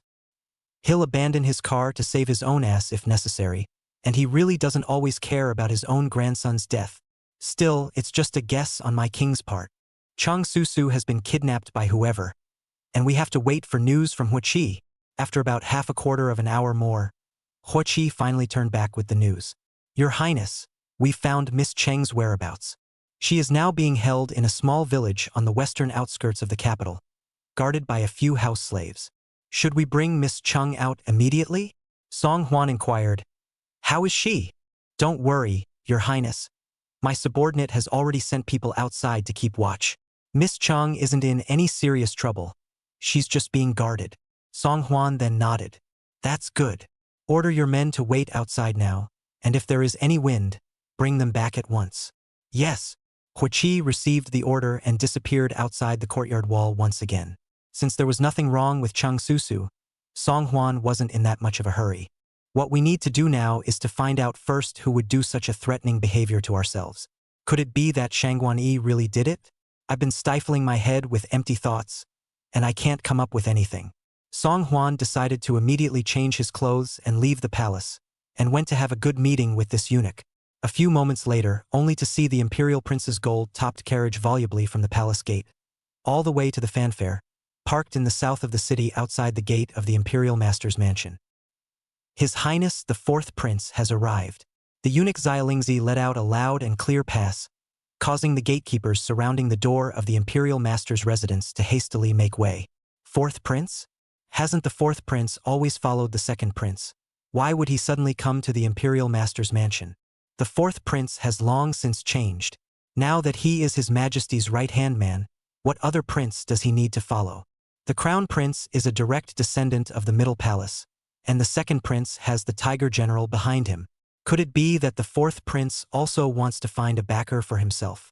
Then you shouldn't have come to Lord Taisher either. Isn't Lord Taisher the Crown Prince's grandfather? Shoo! It's better to say less. You all don't want to die. Have you forgotten how the Fourth Prince punishes people with long tongues? The people knelt on either side of the door of the mansion and murmured. But soon, thinking of Song Huan's thunderous tactics earlier, he quickly shut his mouth again. Song Huan dismounted from the carriage and, without looking askance, stepped inside the gates of the imperial master's mansion. This was the first time Song Huan came to Shangguan-yi's mansion, and as soon as he entered, he felt overwhelmed. The mansion was opulent and luxurious, even more so than some of the palaces in the imperial palace. Is this the grandeur of being a founding father? Song Huan had just entered with his front foot when he saw a young man in his early 30s greet him with quick steps. My name is Jiang Lin. I pay my respects to Your Highness the Fourth Prince. I am the housekeeper of the Taisher Lord's residence. The Lord is deliberating with the Grand Maester at this moment. Please move to the compartment and take a short rest, Your Highness. The Emperor's son comes to visit and he, Shangguan-yi, only sends a butler to greet him? Song Huan wasn't a wimp, so of course he couldn't just shut up and agree easily. I didn't realize that Lord Taisher was so intoxicated with politics, deliberating with the Grand Maester, that he was completely unaware of even who was visiting his door. Such curfew and sunset.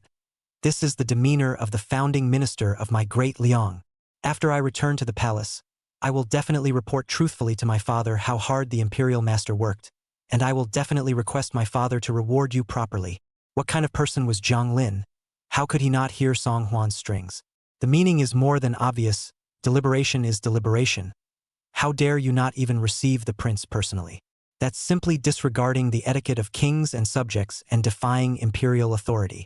It was the first time that Jiang Lin had come into positive contact with Song Huan, and he did not expect that this legendary straw prince would be very different from what he had imagined. It doesn't seem to be something to be taken lightly and fooled around with. In this situation, if he didn't notify Lord Taisher, it would be his own ignorance as a subordinate. Jiang Lin had no choice but to harden his heart and bow to Song Huan. Please wait for a moment, Your Highness. I will go and invite Lord Taisher. Go, go, go. Song Huan's face was all smiles. This king will wait here, so that the imperial master must not be in a hurry. If we delay your lordship's deliberations, then this king will be a sinner. Jiang Lin's heart lurched. This then is called ugly. The Fourth Prince insisted that his lordship should receive him personally, and when the Lord Taisher arrived, he could still sidestep and accuse the Fourth Prince of not knowing what was right and disregarding the general situation, and rigidly interrupting the political affairs that he was going to discuss. However, the Fourth Prince jumped ahead of him and put the ugly words in front of him, telling Lord Imperial Master not to be in a hurry, unwilling to delay his discussion of political matters. Is it really necessary to let him, a prince, stand in the courtyard and wait? Of course not. This Fourth Prince is not simple. Chapter 102. Being a human being is like making tea. The Fourth Prince has traveled a long way to be an honored guest. Is it not reasonable to let your guest stand here waiting for someone? Please ask the fourth prince to follow me to move to the main hall, and I will immediately go and invite Lord Imperial Master. Song Huan spat in his heart. You're all so dog-eyed. You think you're a sick cat if you don't let the tiger get the best of you? Wasn't it just a moment ago that he was asking himself to wait for the official ceremony to be over? And he had only invited himself to wait in the compartment, not mentioning a word about going to the main hall to take his seat. What, now that you feel you're not a soft touch, you change your tune right away? Song Huan stared and scrutinized the unassuming butler in front of him. This person had been saddling up for Shangguan Yi for many years, and was not an oil lamp. Good. Then I would like to thank Butler Jiang. Dare not, dare not. Jiang Lin deliberately made a flattered expression and guided Song Huan inside the main hall. This fourth prince is difficult to deal with, so it's better to let Lord Imperial Master personally deal with him. Your Highness the fourth prince, please use the tea. Several beautiful young maidservants came in a line, took out jade cups, and poured a cup of Taiping monkey kueh for Song Huan. Song Huan weekdays most like this tea, drink in the palace, out of the palace outside is also recognized this tea. Sniffing the aroma of tea made from boiling hot tea, Song Huan could not help but feel his nose twitching. This tea in the Taisher's residence is better than the tea used in the palace. Seeing that Song Huan seemed to be very interested in this tea, the little maidservant at the side quickly spoke up. Your Highness, this is a special tea from the banks of the Machuan River in Taiping County. Asawa Riverside. If I remember correctly, the tea from this place, but it has always been supplied only for the use of royalty. But this tea is better than the palace themselves. Visible is the top tea in the tea garden on the banks of the Machuan River. Just choose tea to be higher than the palace, the rest of the food and clothing in the master's house. I do not know than the palace to where it is high. Shangguan this old deng. Really rely on their own founding three dukes' identity. Not the slightest bit of avoidance and scruples. As soon as the little maidservant's words fell, she heard an old and thick voice ringing out from outside. Old Minister Shangguan Yi, pay respects to the fourth prince. I don't know that the fourth prince has come to visit. The old minister has missed the welcome. Please forgive your highness the fourth prince. Shangguan Yi made a respectful appearance, and when he saw Song Huan from afar, he made a gesture to pay his respects. Song Huan smiled and said, no harm, no foul. This king also came to visit Lord Imperial Master because he had nothing to do today and had a sudden thought. What is the offense of the Lord Taisho? Shangguan Yi had already walked up to Song Huan and was about to bend down. However, Song Huan's but remained firmly planted on the chair, without any semblance of going up to support Shangguan Yi. Shangguan Yi's face sank. As the most powerful and senior courtier in the current Daliang court, he is the most senior courtier. No matter which Prince Shangguan Yi met with, the other would surely, at the first opportunity, dispense with his courtesy. Even when Shangguan Yi entered the imperial study room to meet Emperor Liang, the other party would not ask him to kowtow and salute, and would order someone to give him a seat. Could it be that now that I see this inconspicuous fourth prince, I still have to salute myself? With others, it's all just for show. But this fourth prince is simply not half the meaning of letting himself be excused. With no choice but to face Song Huan, Shangguan Yi could only bend down. Greetings to the fourth prince. Except for the son of heaven of the current dynasty, Shangguan Yi's salute of bowing had never been given to anyone. Never would I have thought that the first salute and bow in all these years would be offered to the fourth prince. Seeing Shangguan Yi bowing and standing in front of him, Song Huan slowly put down the jade cup in his hand before standing up and righting Shangguan Yi's body. Lord Taisher, you are the three founding princes, the most respected courtiers of my great Liang. This king is just a mere prince. How can I make you perform such a great honor? Rise and shine. Looking at Song Huan's look of feigned surprise, Shangguan Yi couldn't help but curse his shamelessness in his heart. He had been performing this salute for a full 2 minutes before the fourth prince came to help himself up in a hypocritical manner, and you say you didn't do it on purpose? Although his heart had already been cursing, but at this moment, facing Song Huan, Shangguan Yi still had to put on a pleasant appearance. The old minister just heard from outside that the fourth prince seems to be very interested in this tea.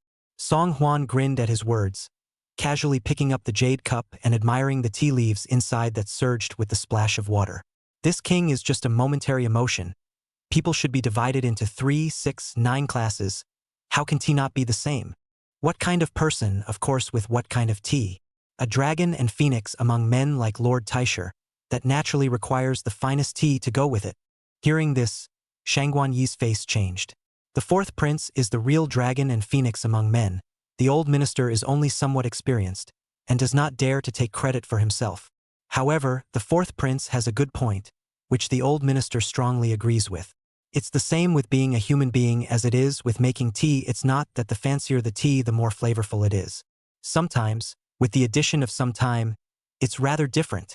Song Huan's eyes narrowed as he quietly surveyed the immobile Shangguan Yi at his side.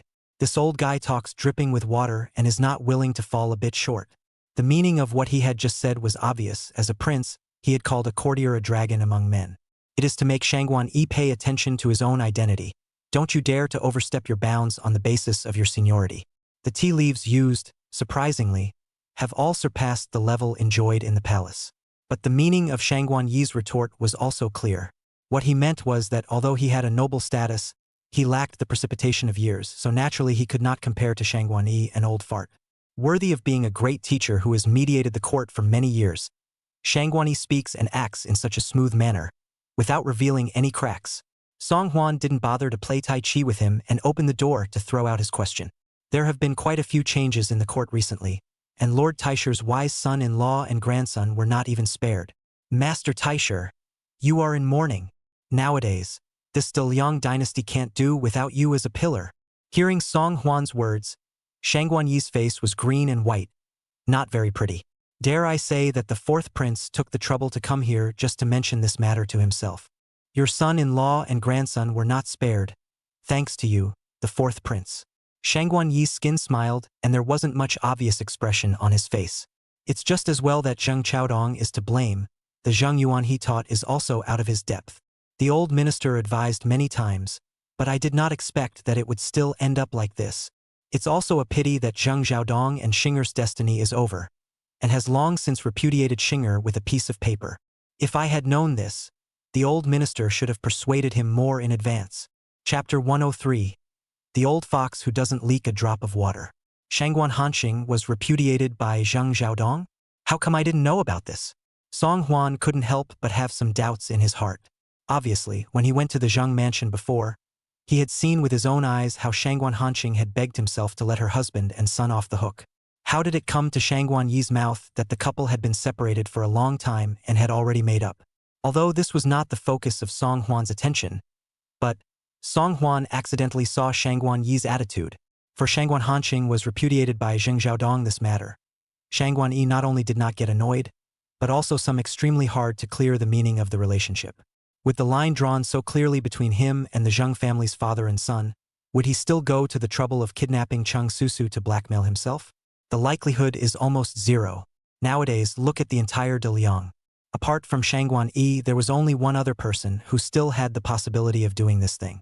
This person was Shangguan Hanxing. Song Huan was still a little less convinced of his judgment, and when he saw Shangguan Yi beside him looking as usual, he decided to try some more. I'm not going to hide what Lord Taisher has said, but in fact, this king has specially come here today because there is something he wants to ask you. But since Zheng Chaodong and your love have long since made peace, there is naturally no need to ask about this matter. Shangguan Yi didn't want to ask, after all, about the Zheng family's father and son. It was better for him to be less involved. But for the sake of face, he still asked one more time. It's okay, Your Highness, but there's no harm in saying it. Song Huan pretended to shake his head, deep concern showing in his eyes. The Prime Minister's daughter has disappeared, and someone has left a letter for this king, asking him to release Zheng Yuan, so that the other party can keep Cheng Susu safe. At first, my king thought that this was a little joke that the imperial master had played on my king. Nowadays, it seems that it should not be something you did, Teisho-sama. Song Huan said this lightly, but Shangguan Yi couldn't help but be creeped out when he heard it in his ears, only to see him immediately stand up and say solemnly to Song Huan, "What? Miss Cheng family has lost her. Your Highness, there are many lackeys in the old minister's residence. The old minister will immediately send people to look for them. This matter is not a small matter. The old minister will go to the Kaifeng government minister. Let him search the whole city." With that, Shangguan Yi made a move to go out. "No need for that, Master Taiji." Song Huan spoke out, calling out to the hurried-looking Shangguan Yi. "Since this matter has nothing to do with Lord Taisher, then this king is really unwilling to involve your lordship in it. After all, You have a lot of work to do day in and day out, and there are so many disciples out there, waiting to ask you for a lesson or two. The king won't bother you much. With that said, Song Huan stood up and gently straightened his long shirt that was a bit wrinkled from sitting. The incident was too sudden, and for a moment it was beyond Shangguan Yi's expectations. Your Highness, Zhang Chaodong has always loved to befriend powerful officials. He's holding a number of ministers in his hands, so perhaps he's using this as blackmail to force others to risk their lives to save Zhang Yuan for him. This person's mind is quite malicious. Your Highness needs to be careful. Shangguan Yi's eyes were quite sincere, and just a little bit short of that, Song Huan was going to believe it. Oh, yeah. This king knows. Thank you for your guidance, Lord Taisher. Seeing Song Huan's back disappear, the fake smile on Shangguan Yi's face finally vanished. What's going on here, my lord? How did the fourth prince suddenly arrive here? Seeing that Song Huan had finally left, Jiang Lin hurriedly went up and asked. Seeing Shangguan Yi's face was really not considered good. Jiang Lin knew that the fourth prince's arrival here must not be a good thing. As expected, it was only after a long time that Shangguan Yi spoke slowly. Immediately take a trip to the Zheng mansion yourself and bring the second young miss back. Don't let anyone know. Jiang Lin was puzzled in his mind, but seeing Shangguan Yi's face, he had to swallow all the questions on his lips. Understood. Are there any other orders, my lord? Shangguan Yi's eyes flinched as he looked towards the maidservants who had served Song Huan tea just now. The imperial household doesn't keep idlers, much less lackeys who can't speak. In the future, don't let old me see this kind of person again. Although he didn't know exactly what had happened, Jiang Lin hurriedly bowed his head to Shangguan Yi and admitted his mistake. It was an oversight on my part. I beg your lordship to rest his anger. After saying that, Jiang Lin walked forward and yanked up the servant girl who was bowing her head to clean up the tea bowl. Butler Jiang, what are you doing? Seeing Jiang Lin dragging himself towards the backyard, the maidservant, as if she understood something, suddenly struggled frantically as if she had gone mad. Have mercy, Butler Jiang. What did the slave girl do wrong? Please, Butler Jiang, tell the slave girl. The slave must change. Doing something wrong? The biggest mistake was to speak out of turn in front of Lord Taiji. But at this point in time, no matter what is said, it will not help anymore. Jiang Lin was expressionless as he came to an inconspicuous hut in the backyard, and like throwing a sack, he threw the maidservant into the door. Soon, the servant girl's wailing pleas for mercy turned into heart-rending screams. The screams were too mournful and tragic, echoing throughout the courtyard of the imperial master's mansion, making all the slaves unable to help but be creeped out. I don't know how long it took, like only a few minutes and like a full century. Finally, the handmaiden's voice gradually weakened until not a single movement could be heard anymore. All the slaves continued to bury their heads in their own business, as if nothing had happened, and as if the servant girl had never really existed. Jiang Lin has long been accustomed to this matter, and after dealing with the maidservant, he did not dare to delay Shangguan Yi's explanation, and immediately led the people out of the mansion himself. Jiang Lin couldn't help but clench his fists at the thought of seeing Shangguan Hanxing again. Once this second young lady who speaks without mercy returns to live in the house, when they meet in the future, they will definitely have to taunt and ridicule themselves. How wonderful it would be if she could never return to the Taisho. Your Highness, are we going back to the palace next? As soon as Song Huan stepped onto the carriage back to the palace, Xiao Lingzi hurriedly inquired. This conversation with Shangguan Yi just now had given Song Huan some new insights into this old fox. The reason why he had asked that question just now was just to see if he would reveal any cracks. It seems that the old fox was underestimated. I thought that as a powerful minister, the other party must be extremely arrogant, and even had to give himself a downward spiral. I didn't realize that he did everything in a seamless manner and didn't give himself the slightest chance to catch a break. And about Zheng Xiaodong, he even chose himself clean. There was even an intention to come and mislead Song Huan so that Song Huan would divert his attention to other courtiers who had crossed paths with Zheng Xiaodong. If that was the case, then his wishful thinking was really wrong.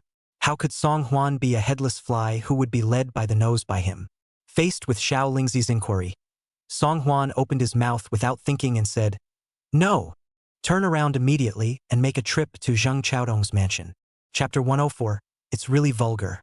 This one, take it away, take it away. And that, be careful. Don't break it.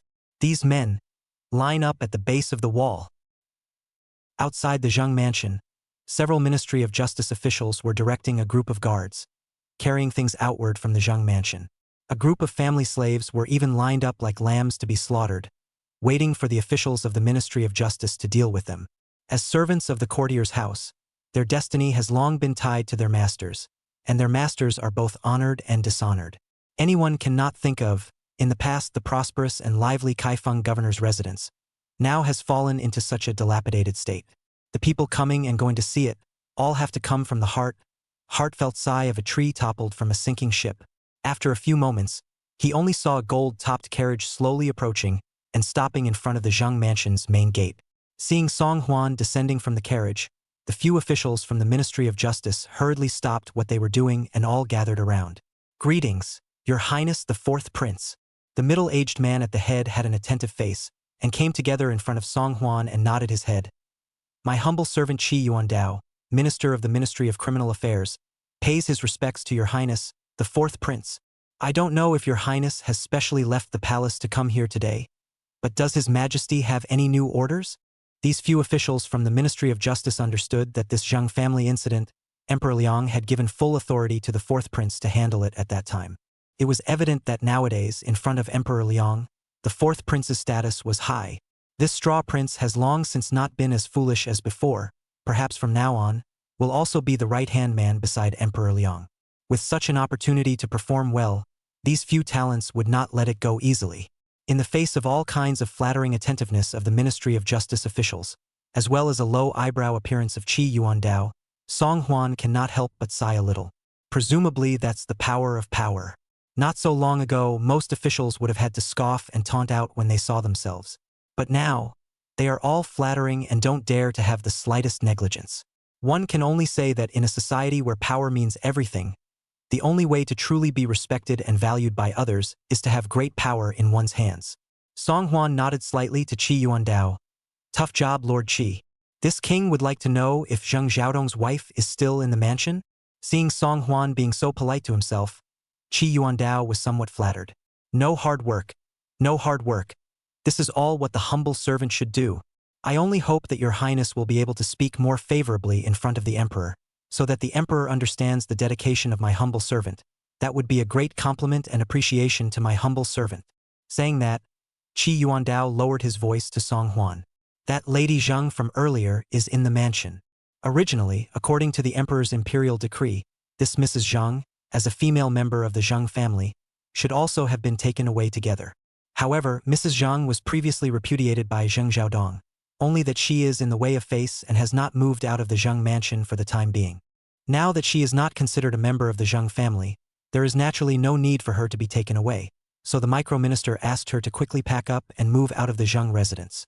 After hearing this explanation from Qi Yuandao, Song Huan suddenly figured out a bit. Even if the people of Daliang were simple and open-minded, it is unlikely that couples would continue to live together after their divorce. After a woman is repudiated, she has nothing to be ashamed of and still has the option to continue to remarry. What's more, Shangguan Hanqing is the daughter of the imperial master. Even if she's old, there are still many people who are scrambling and willing to take over. And how could he still choose to live with Zheng Xiaodong, the man who had repudiated him, for the sake of face? The only possibility is that the letter of repudiation was created after the incident. This way, Shangguan Hanqing wouldn't have to be implicated because of what happened to the Zheng family's father and son. It had to be said that Shangguan Yi was really good at even such extreme maneuvers. It's a real trick to keep his daughter. It was only a pity that this Shangguan Hanqing had let the good times go by and was trying to make a fool of himself. Self-inflicted. Seeing that Song Huan asked Shangguan Hanqing's whereabouts but didn't say much afterward, Qi Yuandao hurriedly continued, "Your Highness, do you want me to go and bring out Madame Zhang immediately?" "There's no need." Song Huan slowly shook his head. "This king will go in personally." The last time he met with Shangguan Hanqing, the other party looked like a completely crazy woman who didn't reason at all. I don't know how the other party will react if he breaks it down in person today. Under Qi Yuandao's personal guidance, Song Huan traveled through the complicated corridors of the Zheng mansion and finally stopped in front of Shangguan Hanqing's bedchamber. The doors and windows of the bedchamber were all closed, and there was no semblance of light in it, half a sign that anyone was inside. Still, the subtle rattling from within was extraordinarily noticeable in the silence of the surroundings. Kailang. It's so hard and big. I love it. If the lady likes it, hey, the crudeness of it is really crass. Song Huan never thought that Zheng Xiaodong was in the prison of the Ministry of Justice. Shangguan Hanqing could not wait to give him such a green hat. At this point, she still has the heart to do this? Mental toughness is simply strong. Qi Yuandao, who was on the side, naturally heard the blush-inducing dialogue, coughed twice in embarrassment, and hurriedly stepped forward to tap on the door of the room. Mrs. Zheng, the hour is up. It's time for you to go. The party's unusual noise came to an abrupt end, and it was only after a long time that Shangguan Hanqing came to open the door with a scarlet face and unkempt clothes. The ambiguous atmosphere in the room was overflowing. The bed and couch were cluttered, and the floor was piled with all kinds of clothes and objects. Qi Yuandao glanced at Shangguan Hanqing and then at the young man standing in the corner, and he couldn't help but frown tightly. As the minister of the Ministry of Justice, he should have supervised the Zheng family's plunge. Who knew that right under her own nose, Mrs. Zheng would do such a bold thing? The most crucial thing was that it was also caught by the fourth prince. If this reaches Emperor Liang's ears, won't he be accused of not doing his job properly? When he thought of this, Qi Yuandao slammed his face even more. Mrs. Zheng, this official is mindful of the fact that you've lost your son and husband and have nothing to do with this case. So that's why I'm allowing you to pack up your things here. It's not appropriate for you to do that in broad daylight. In the face of Qi Yuandao's rebuke, Shangguan Hanqing looked as usual. Not even the slightest bit of embarrassment appeared. What's wrong with me? I was just packing up my things. This fine jadeite jade Buddha is big and hard. I like it a lot. Is there a problem? Seeing Shangguan Hanqing actually reaching out and pointing to the emerald Buddha statue on the side, Qi Yuandao actually gulped a bit.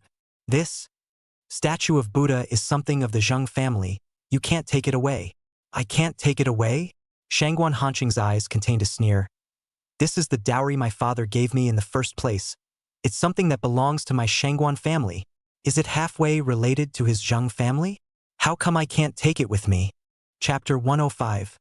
Finding a young receiver.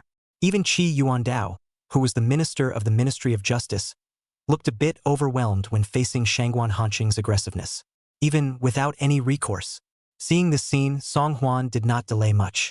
Directly opening the door, Shangguan Hanqing said, "As the daughter of the imperial master, you are indeed not small in guts. How dare you even threaten this king?" Hearing Song Huan speak, Shangguan Hanqing then noticed that Song Huan was also standing outside the door. She gently sized up Song Huan for a couple of moments, and without even meaning to salute, she arrogantly twisted her head to the side. "I'm just the wife of a sinful minister. How dare I threaten His Imperial Highness the fourth prince of the hall? Oh no, I'm not even qualified to be a sinful minister's wife. Just a woman who was repudiated by a sinful minister. Zheng Xiaodong and I have long since ceased to be husband and wife, so it would be inappropriate for your highness to come to me again for questioning, would it not?" Looking at Shangguan Hanqing's look of calm and steady victory, he seemed to be getting excited over Song Huan's helplessness. "I must say that my father did have foresight. Sent someone to draw up a letter of repudiation for Zheng Xiaodong, helping himself to clear the relationship with him. This fourth prince was still trying to find himself for questioning now, and he was simply a master of his craft. Maybe right now, he's rushing around asking questions like a headless fly because he received that one threatening letter." Thinking of this, Shangguan Hanqing was even more pleased. What about the fourth prince? Still not being played by myself. Song Huan, however, did not take her words, but turned to Qi Yuandao, who greeted him on the side.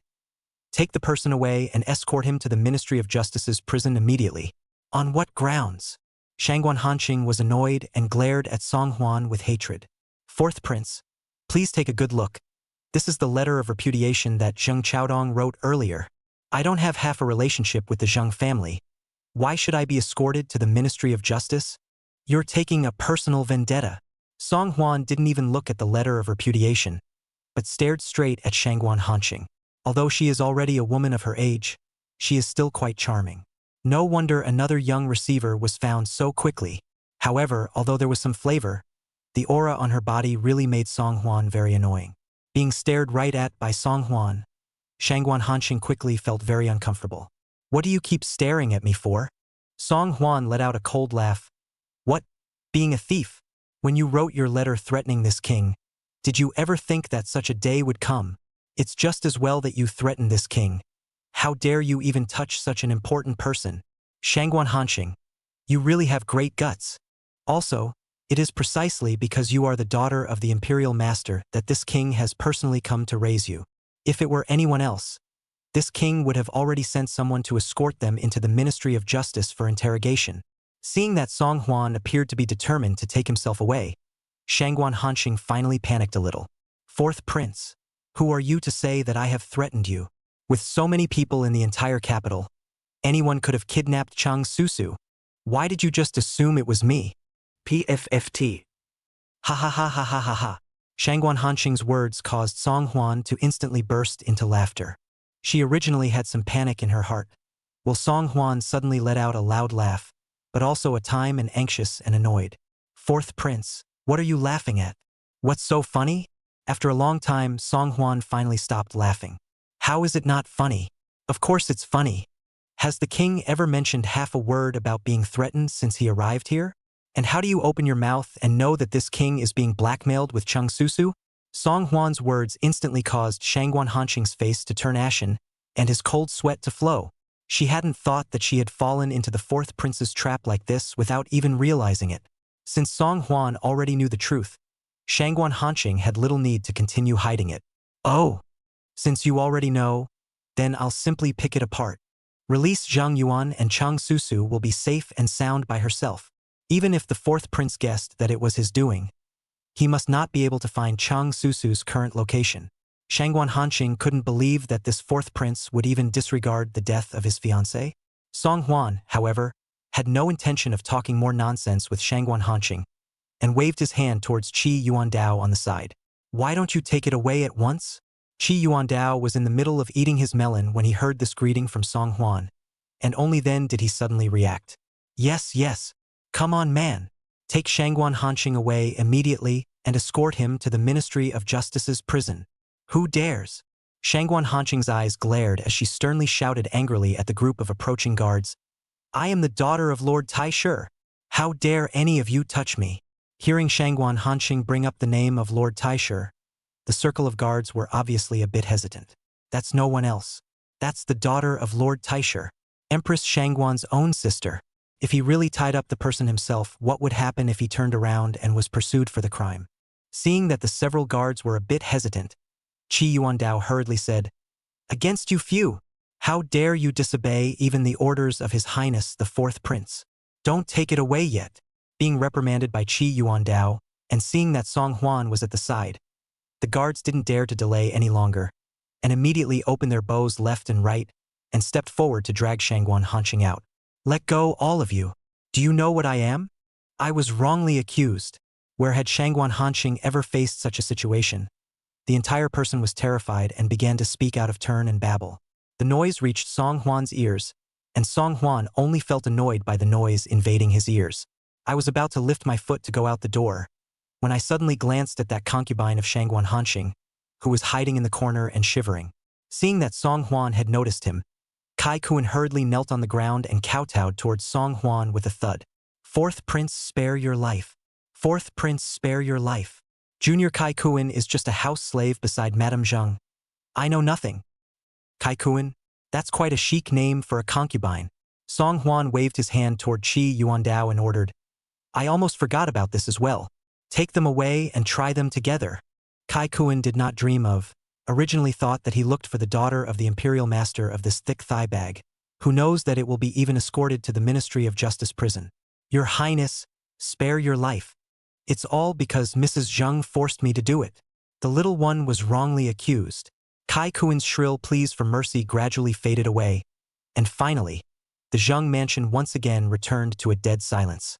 Shangguan Hanxing and this Kai Kun were escorted to the Ministry of Justice's prison, and just based on these two people's intelligence and mental quality, they should quickly spit out the ins and outs. After dealing with all this, Song Huan suddenly remembered that Cheng Susu had still been locked up in the small village in the western suburbs. Chapter 106. You dare to touch this king's woman, looking for death. Huichi. Subordinate. Only a rattling sound of leaves was heard, and then he saw Huichi kneeling low at Song Huan's feet. This feeling of being at your beck and call is the legendary feeling of security, right? Take a trip to the western suburbs immediately and bring Cheng Susu back. Yes, Your Highness. Will you send Miss Chang directly back to the Prime Minister's residence? That's certainly, Song Hwan just said, but on second thought he felt that it was a bit inappropriate. The Tigress was suddenly tied up, and this incident was considered to be due to herself after all. It would be a bit of a stretch not to make a trip to pick her up in person.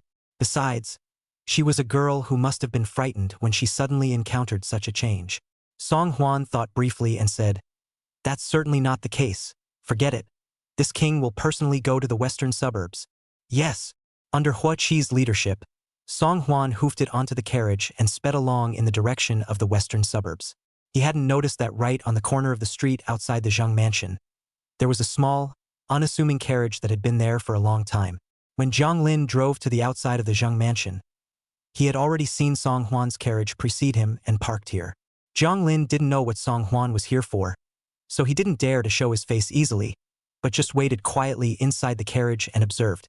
He had thought that Song Hwan had come to deal with Zhang Xiaodong's aftermath, and wanted to wait for Song Hwan to leave before picking up Shangguan Hanqing to return to the Imperial Master's mansion. I didn't expect that after waiting for a long time, what I waited for was not the scene of Song Hwan leaving, but the scene of Shangguan Hanqing being detained by a few Ministry of Justice guards. Zhang Lin was shocked and wanted to immediately go back to the Taisher's residence to report. But all of a sudden, Zhang Lin's mind turned, remembering all the sarcasm and mockery Shangguan Hanqing had directed at himself. To be able to be taken away by order of the fourth prince, this daughter of the Imperial Master was afraid that she had done something self-seeking outside again. If she wanted to die on her own, even if the Imperial Master stepped in, he wouldn't necessarily be able to save her. Besides, hadn't she always called herself a dog beside the Imperial Master? He himself was just a dog slave, so what qualifications did he have to meddle in her affairs? Having figured this out, Zhang Lin was suddenly in a good mood. For Shangguan Hanqing to end up in this situation today, it was entirely her own fault. It was all her retribution. What can one do about it? He could only go to Huisien Yago to eat and drink, and then return to the Taisher's residence a little later to tell the Taisher that he couldn't find any trace of her. It's this hour. Why are there no instructions from the lady? What's the hurry? It's just afternoon. You say that, why am I not in a hurry? There's a big girl like a flower lying inside, but she can only look at it and can't touch it. This is the first time I've heard such a request in all the years I've been traveling the world. What's your hurry? Madam has ordered that if you don't hear from her by nightfall, you can do whatever you want with that little inside. You want to wait until dark? No, I can't stand it for a moment. I have to go in and do that little now. By the looks of it, it should still be a chick. Look at that extraordinary clothes. Ah, should not be an ordinary woman. You are so anxious to break her body? No matter what family she belongs to, no matter if her clothes are extraordinary or not, I'll go in and get rid of her clothes. Haha. Western suburbs, outside a farmhouse. For rugged men were gathered around the outside, chatting and bragging. At the mention of the watery girl locked up inside, the four Han's eyes all shot out a coyote-like greedy light. That salivating, hungry expression, as if it was itching to eat the girl inside alive right then and there. Speaking on the spur of the moment, one of the men even immediately could not hold, immediately stood up. I can't hold it anymore. I haven't touched a woman for a few days. I'm suffocating. I'll take this pussy first, you guys follow in line. Ha ha ha. The Hanyu kicked open the door of the room, and when he saw Cheng Susu, who was cowering and shivering in the corner, he was even more instantly excited. Don't be afraid, little lady. I'll be gentle, brother, and try not to hurt you. But brother, I'm big. You'll have to put up with it more or less. Looking at the burly man who was gradually approaching towards her, Cheng Susu's terrified almond eyes widened, revealing endless fear and despair. He had already been locked up here for a whole night, and he could be said to be screaming for help. The hope in Cheng Susu's heart also fell away a little bit as the time was lost a little bit. Facing the man who pressed on step by step, Cheng Susu even put her heart on the line. Even if he dies here today, he won't let him have his way. If he really did anything to himself, even if he bit his tongue, he would never be able to follow. For some reason, in such a life and death situation, the first person that came to Cheng Susu's mind was not her father. Surprisingly, it would be Song Hwan. Thinking of Song Hwan, Cheng Susu couldn't help but smile miserably. Fourth prince,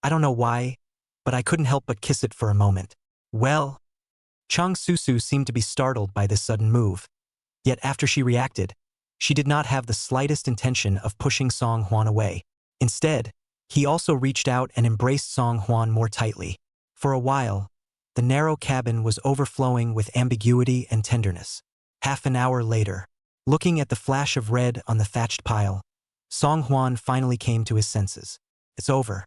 Something's wrong. I can't believe I accidentally took down the Tigress. However, looking at Cheng Susu, who had fallen into his arms in a particularly bird-like manner, Song Hwan still felt very satisfied. Although he was usually a bit fierce, the way he acted just now could really be described as tender. I will be your person from now on. You must be responsible for me. Cheng Susu buried her head in Song Hwan's arms and couldn't help but shyly say, I've heard my married sisters talk about bedtime, and they've described it as tasteless if not senseless. But Cheng Susu felt that it was quite interesting, even, there's still a little bit left in the tank. Thinking of this, Cheng Susu blushed and buried her head deeper.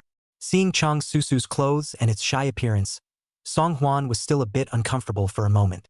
Is that, like, the biggest difference between a teenage girl and a woman?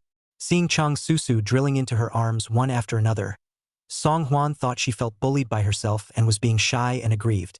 What are you talking about? Even without today's incident, I will naturally be sure to take responsibility for you. However, if you feel aggrieved in your heart, who said I'm aggrieved in my heart? Cheng Susu was busy raising her head, her eyes bright gold and her face flushed. What happened just now? I was willing. It's... Looking at Cheng Susu's look of desire to speak, Song Hwan instantly comprehended her meaning. I can't see that this tigress, who usually has a formidable appearance, would actually be dissatisfied with her desires. Song Hwan rolled over and wrapped Cheng Susu in his arms once again. It just so happens that he or she specializes in all kinds of lust. Since she was already her own, she couldn't be left to starve. You don't want it. Cheng Susu pretended to reach out and push, but it was the symbolic refusal that instead caused Song Hwan's momentum to intensify. Another intense hour later, Cheng Susu gasped for breath, only to realize that she was already having some difficulty getting up. Again, seeing that Song Hwan was about to roll over and make a comeback again, a hint of panic finally showed in Cheng Susu's eyes. No, really? Song Hwan was slightly teasing, looking at his panting fiancée by his side. Really not coming? Please, really don't come. Cheng Susu's pleas were tinged with a few sobs. It's getting late. My father will be worried if we go back late. Only then did Song Hwan nod. All right, then I'll let you off the hook for now today. Cheng Susu's small face blushed and she hurriedly put her clothes on. With Song Hwan's assistance, Cheng Susu limped and walked out of the hut with great difficulty. Outside the hut, a group of shadow guards had long since hidden in the shadows. Only the coachman as well as a few small eunuchs were waiting outside. Seeing Cheng Susu hobbling out, Xialingzi was shocked and rushed forward. What's wrong with Miss Cheng? But what's the injury to the leg? Your Highness, should we go back to the palace and ask the imperial doctor to take a look first? Cheng Susu blushed and hastily spoke. No. It's okay. It's not in the way. I just have numb legs. Just take a break. Looking at Cheng Susu's pouty look, Song Hwan only felt indescribably amused. The usually formidable tigress is now transformed into a shy and lovely white rabbit. The change between the day was nothing short of dramatic. Seeing that Cheng Susu was not seriously hurt, Xialingzi continued to report to Song Hwan. Your Highness, there were a few more house slaves in front of the door just now, and they have already been taken by Servant Hua to the Ministry of Penalties dungeon. According to those few people at the door, they are merely dressed up as house slaves. But in actuality, they are all landlubbers found by Mrs. Zheng. You want to threaten yourself with a few hoodlums? This Shangguan Hanxing was too whimsical. Song Hwan nodded slightly. This king knows. Let's go, send Miss Cheng home. Yes. Chapter 108. The Wrath of the Imperial Master. Master Hua, come back and play again later. Yes, Grand Master. How long has it been since you've been here, and why do you have to leave after only one afternoon? Don't forget us when you're gone. Remember to visit us often. Inside the Bianjing city, outside the Huisian Accord, 3 coolly dressed women stood at the door, reluctantly bidding Jiang Lin farewell. In the face of this generous but seldom seen cash cow, all three made a lingering attitude. After all, the other party was a throwaway eunuch steward. A single bounty casually taken out of the hand would be enough to eat for most of the year. Looking at the lingering looks of the several greenhouse women, Zhang Lin's vanity was greatly satisfied at this moment. Though in his heart, he realized that everything in front of him was bought with his own real money. But money does buy dignity and brings unlimited satisfaction. That is a fact that no one can change.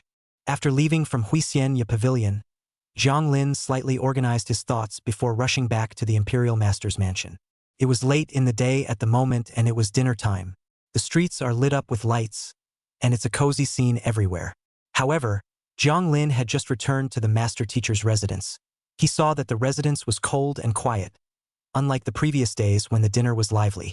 Seeing the light in front of him, Zhang Lin's heart sank, and a bad premonition arose.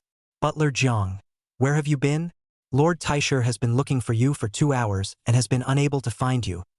His old man has gotten angry. Seeing Zhang Lin's sudden return, the servant girl kindly opened her mouth to him and reminded him. Hearing the servant girl's words, Zhang Lin was even closer to cardiac arrest. But there is really no choice, no longer want to face, then also have to face. Zhang Lin took a few deep breaths, hung his head and came to the door of the study, and saw Shangguan Yi holding a wolf hair in his hand and writing with his head bowed. Ahem. That. Pay respects to Lord Taisher. My lord is late in returning. However, Shangguan Yi was not as furious as Zhang Lin had imagined. He didn't even raise his head, just extraordinarily gently opened his mouth to Zhang Lin and asked, "Where did it go?" Zhang Lin hurriedly reported, "Your Excellency, when my subordinate rushed to the Zhang mansion, there was no one outside the Zhang mansion. The second young lady is also not in the mansion. I don't know where she has gone. My subordinate searched for an afternoon in Bianjing City, and after many inquiries, this is how I learned that the second young lady was escorted to the Ministry of Penal Affairs prison." Speaking here, Zhang Lin also did not forget to pretend to comfort Shangguan Yi. "But you don't have to be anxious, my lord. Lightly allow my subordinate to go and poke around first. Let's see if we can pick up the second lady first." Zhang Lin originally thought that upon hearing that his daughter had been escorted to the prison, Shangguan Yi would surely be a bit flustered. No matter how unperturbed the Taisher was, it was impossible for him to be completely unresponsive in the face of such a turn of events. However, to Zhang Lin's surprise, Shangguan Yi was much calmer than he expected. No, this kind of calm was just too weird, making Zhang Lin actually a little creeped out. "My lord, are you not worried about the second young lady?" Shangguan Yi did not reply, but continued to concentrate on writing. Every stroke he wrote was an unspoken torture for Zhang Lin. Finally, Shangguan Yi stopped her movements, and only then did she look up to survey Zhang Lin, who was a bit vain in front of her. "The people from the Ministry of Justice have come with the news that Xinger has privately kidnapped Chang Sun's daughter, and has been escorted to the Ministry of Justice's prison, awaiting his release. However, even if the people from the Ministry of Justice didn't come with the news, this matter has long been spread throughout the entire capital, and has become the talk of the town after everyone's tea. The daughter of the Imperial Master is being escorted by the fourth prince himself. Is this not considered big news?" Saying that, Shangguan Yi narrowed his eyes and gazed at Zhang Lin in front of him. "Do you, the steward of the imperial household, even need such a long time to inquire about her whereabouts?" Shangguan Yi didn't speak at a loud volume, but Zhang Lin had an indescribable fear in his ears. His knees weakened and he knelt down with his face toward Shangguan Yi. "Rest in peace, Taisher-sama." The subordinate also heard the news. Just for a moment, do not dare to be sure. So this is outside to spy on the news? Spend some time? Zhang Lin lowered his head hastily, searching his mind for an excuse to excuse himself. He hadn't thought that the source of the Taisher's news would be so well informed. Shangguan Yi is not an ordinary person. Where would he just listen to some of Zhang Lin's pretexts? "I would have thought that, after all these years of following me around, you would already know exactly what to do about things. I didn't expect that you'd still let the old man down." Seeing a glint of coldness in Shangguan Yi's eyes, Zhang Lin's heart and liver trembled and he was busy kowtowing. "Rest in peace, Taisher-sama. It's true that my subordinate is hiding something from you, but my subordinate is also thinking about your body and bones. You have always had the old disease of headache.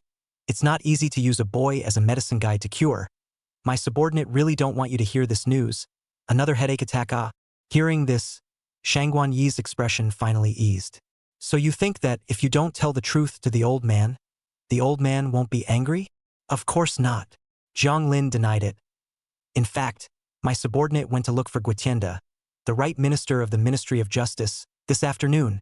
Lord Gua said that this time, the left minister of the Ministry of Justice, Qi Yuandao, is in full charge of this matter, and that he has no right to intervene. But my subordinate still begged Lord Gua for a long time, hoping that he would be able to make some arrangements to see if he could bail second miss out first. Shangguan Yi narrowed his slender eyes and thoughtfully surveyed Zhang Lin. Is that true? Never false. Zhang Lin stretched out 3 fingers and swore to Shangguan Yi. In the afternoon, Zhang Lin did meet with Guitienda, the right minister of the Ministry of Justice. Only the place to meet was at the Huixian Accord in the city. Of course, when they met, Zhang Lin was very taciturn and did not bring up the matter. Although he was making it up, his words did temporarily pacify Shangguan Yi. Very good. Before the morning court tomorrow, I want to hear a satisfactory result. Otherwise, Zhang Lin's cold sweat instantly ran down his face. It would have been a case of making up one's own mind. Originally only wanted to appease the eunuch, after all, this matter is the 4th prince personally to do, who stepped in is useless. I didn't expect that the Taisher would actually believe all of it. But it was simply impossible to disobey the orders of the imperial master. Zhang Lin had no choice but to show an expression that was worse than crying. Yes, my subordinate obeys. Chapter 109 Another Minister of Justice. After sending Cheng Susu back to the Prime Minister's residence, it was already late at night. All of Cheng Sun's family were grateful to Song Huan, and Mrs. Cheng even wanted to kowtow to Song Huan to thank him for his kindness. But they were all rejected by Song Huan one by one. Isn't it only right to save your own wife? Where is the need for such gratitude and tears from the in-laws? Cheng Sun had long ago hired a bone setter and had wanted to ask him to properly examine Cheng Susu's body to see if she had suffered any injuries. But Cheng Susu thought of what she had just done with Song Huan in the hut in the western suburb, lest the Longzhong had discovered something, so she left with shame and fire. Looking at Cheng Susu, who just ran away, Cheng Sun looked embarrassed and said to Song Huan in embarrassment, Your Highness, your daughter's temper is just this eccentric. Perhaps it is because he did receive quite a shock today. This child even did not say a word of thanks to you, Your Highness. There was no need to verbally thank her. She had just proven her sincerity with her body. Although Song Huan thought this in his heart, he still had to smile and wave his hand in the face of Cheng Sun. It's all right. I'm afraid that Miss Cheng has been frightened as well. Let her go back to rest quickly. This time, Song Huan had found Cheng Susu, which had made Cheng Sun grateful to him. Seeing that Song Huan was now so sensible again, Cheng Sun couldn't help but feel more grateful in his heart. I have to thank your highness for your help in today's matter. Otherwise, I still don't know what kind of changes would have happened to Susu. When tomorrow morning after the morning court, I will go to meet the emperor and beg him to grant the marriage earlier. No rush. Song Huan was busy waving his hands. It is only natural for this king to make a move today. No need to bring the marriage contract forward, ha. After all, they were already married, and when the marriage was consummated was just a matter of going through the motions. But what really made Song Huan reject it in a row wasn't because of this. He himself saved Cheng Susu today, and tomorrow Finchuan will go to Emperor Liang to bring forward the marriage contract. If people with ulterior motives heard it, they might think that they were a womanizer with an ulterior motive. Cheng Sun did not expect that the 4th prince would be so upright, and he could not help but think highly of him for a few more points. All right, father-in-law, it's getting late, so this king will go back first. Seeing that Cheng Sun was going to wear a high hat on himself again, Song Huan hurriedly excused himself. After all, he is not really a gentleman. This words of gratitude heard too much, or some of the shame nah. The carriage exited the prime minister's residence and stepped on the moon in the empty alley. Song Huan recalled that the last time he had traveled on a leaky night, he had encountered an assassin on the street who had ambushed him in advance. Tonight was another moonlit night with no fingers in sight, and another empty alley. What a familiar scene this is in front of me. Song Huan was rambling in his mind when suddenly, the sound of hoofbeats came to an abrupt halt and the carriage creaked to a halt. No way, so backward? What do you really say? Although there were shadow guards protecting the shadows, Song Huan was not worried about his safety. But I'm not so unlucky that every time I go out late at night, I'm bound to get changed, right? After a few moments, Song Huan heard a rustling and subtle movement coming from the front of the carriage. He thought that it was another assassin with bad intentions, but just as Song Huan's nerves were tightening, he heard Xiao Lingzi's voice come in. "Your Highness, the Minister of Justice is outside to see you." Song Huan was somewhat speechless. "You're a Minister of Justice. What can't you say in the daytime that you have to stop yourself from returning to the palace in the middle of the night? And, still, it's on this little alley where you can't reach out and there's not even a half-dozen people." Song Huan originally didn't want to see it, but remembered that today, outside of the Zhang mansion, Minister of Justice Qi Yuandao's performance was quite good. He suddenly asked for a meeting at this time. "I'm afraid that something urgent has happened. Can it be that it has something to do with Shangguan Hanxing, who was just escorted to the prison today?" Thinking of this, Song Huan spoke outward. "Let him come forward for an audience." "Yes, soon." A voice was heard coming in again. "My humble servant Guotienda, Minister of the Ministry of Justice, pays his respects to Your Highness the Fourth Prince." And more. Guotienda? How come it's not the Minister of Justice he knows? As soon as Song Huan lifted the curtain, he saw that standing in front of the carriage, bowing respectfully, was an unfamiliar face with little impression. Seeing Song Huan show up, the dark-skinned, 5-short man in front of the carriage had a smile piled on his face. "Your Highness, you should have little recollection of my humble servant. My humble servant was just mentioned to be the attendant of the Ministry of Justice at the beginning of this year." Song Huan frowned slightly. "Isn't the Minister of Justice Qi Yuandao?" Guotienda laughed. "Lord Qi is the left minister of the Ministry of Justice, and I am the right minister of the Ministry of Justice. In terms of position, Lord Qi is slightly higher than my humble servant. That's why Your Highness has little impression of your humble servant." After listening to Guotienda's explanation, Song Huan then understood the relationship and difference between the two. "What is it that you have stopped the king's path back to the palace for?" Guotienda couldn't stop nodding his head and said, "I do have some small requests. I would like to ask Your Highness to come to my residence. I wonder if Your Highness would be so kind as to accompany me to the humble abode?" Looking at the somewhat thieving Guotienda, Song Huan initially refused. This bastard had already counted on his journey and was guarding this place in the middle of the night, so he must not have any good intentions.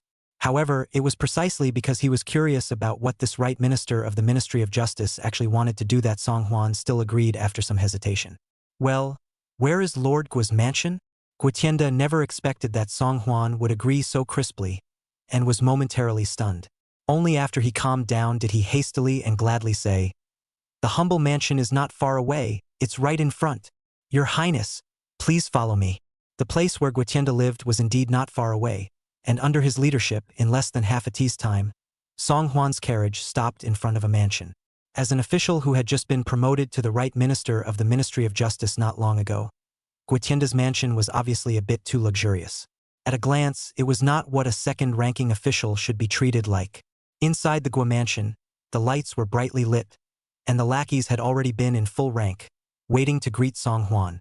"Welcome, Your Highness the Fourth Prince. Your Highness condescends to come here.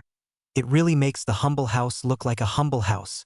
Song Huan followed Guotienda as he stepped into the main hall, and as soon as he entered, he saw several coolly dressed maidservants welcoming him. "Greetings, Your Highness the Fourth Prince. Your Highness has traveled a long way. Are you thirsty?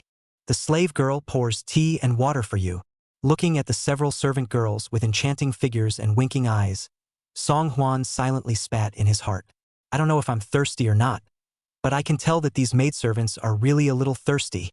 Those who know understand in their hearts that this is the residence of Guotienda, the right minister of the Ministry of Justice. Those who don't know might even think that this is some newly opened greenhouse. Chapter 110. It's all for His Highness' sake. It was obvious that Guotienda had put in some effort in advance in order to welcome his arrival today. Seeing that Guotienda was about to tiptoe back down, Song Huan was quick on his feet and pulled the other man's stubby arm. "What does Lord Guo mean by this? Didn't you say you were going to invite the king to your residence to deliberate? What? Is it hard to believe that you want this king to deliberate with these maidservants? Leaving these girls behind and trying to run? This Guotienda couldn't be trying to give himself a fairy jump. Although Song Huan liked pretty girls, it was best to stay away from the ones who came from the wrong direction like this. These several women are Guotienda's flower girl that he picked up in advance from Huisien Yagu, and in all fairness, Every one of them is an enchanting woman capable of seducing all beings. I had thought that once the fourth prince saw these girls, he must have been unable to walk on the road and immediately drunkenly fell into the gentle land and went to the realm of extreme happiness. However, what he didn't expect was that the fourth prince actually acted as if he wasn't half affected. Is he still a man? Although there were countless questions in his mind, at this moment, facing Song Huan's questioning, Guotienda still endeavored to show a reluctant smile. Where? It's these maidservants in my humble residence who are too enthusiastic, making your highness uncomfortable, isn't it? So what, after you guys have served the tea, you should retire immediately. I have important matters to discuss with your highness. A few of the women looked at each other, all feeling a bit incredulous. Didn't you say before you came that you would make sure to serve the fourth prince well? How come at the present juncture you want to go away by yourself again? If you do leave, will you give back the money you agreed to?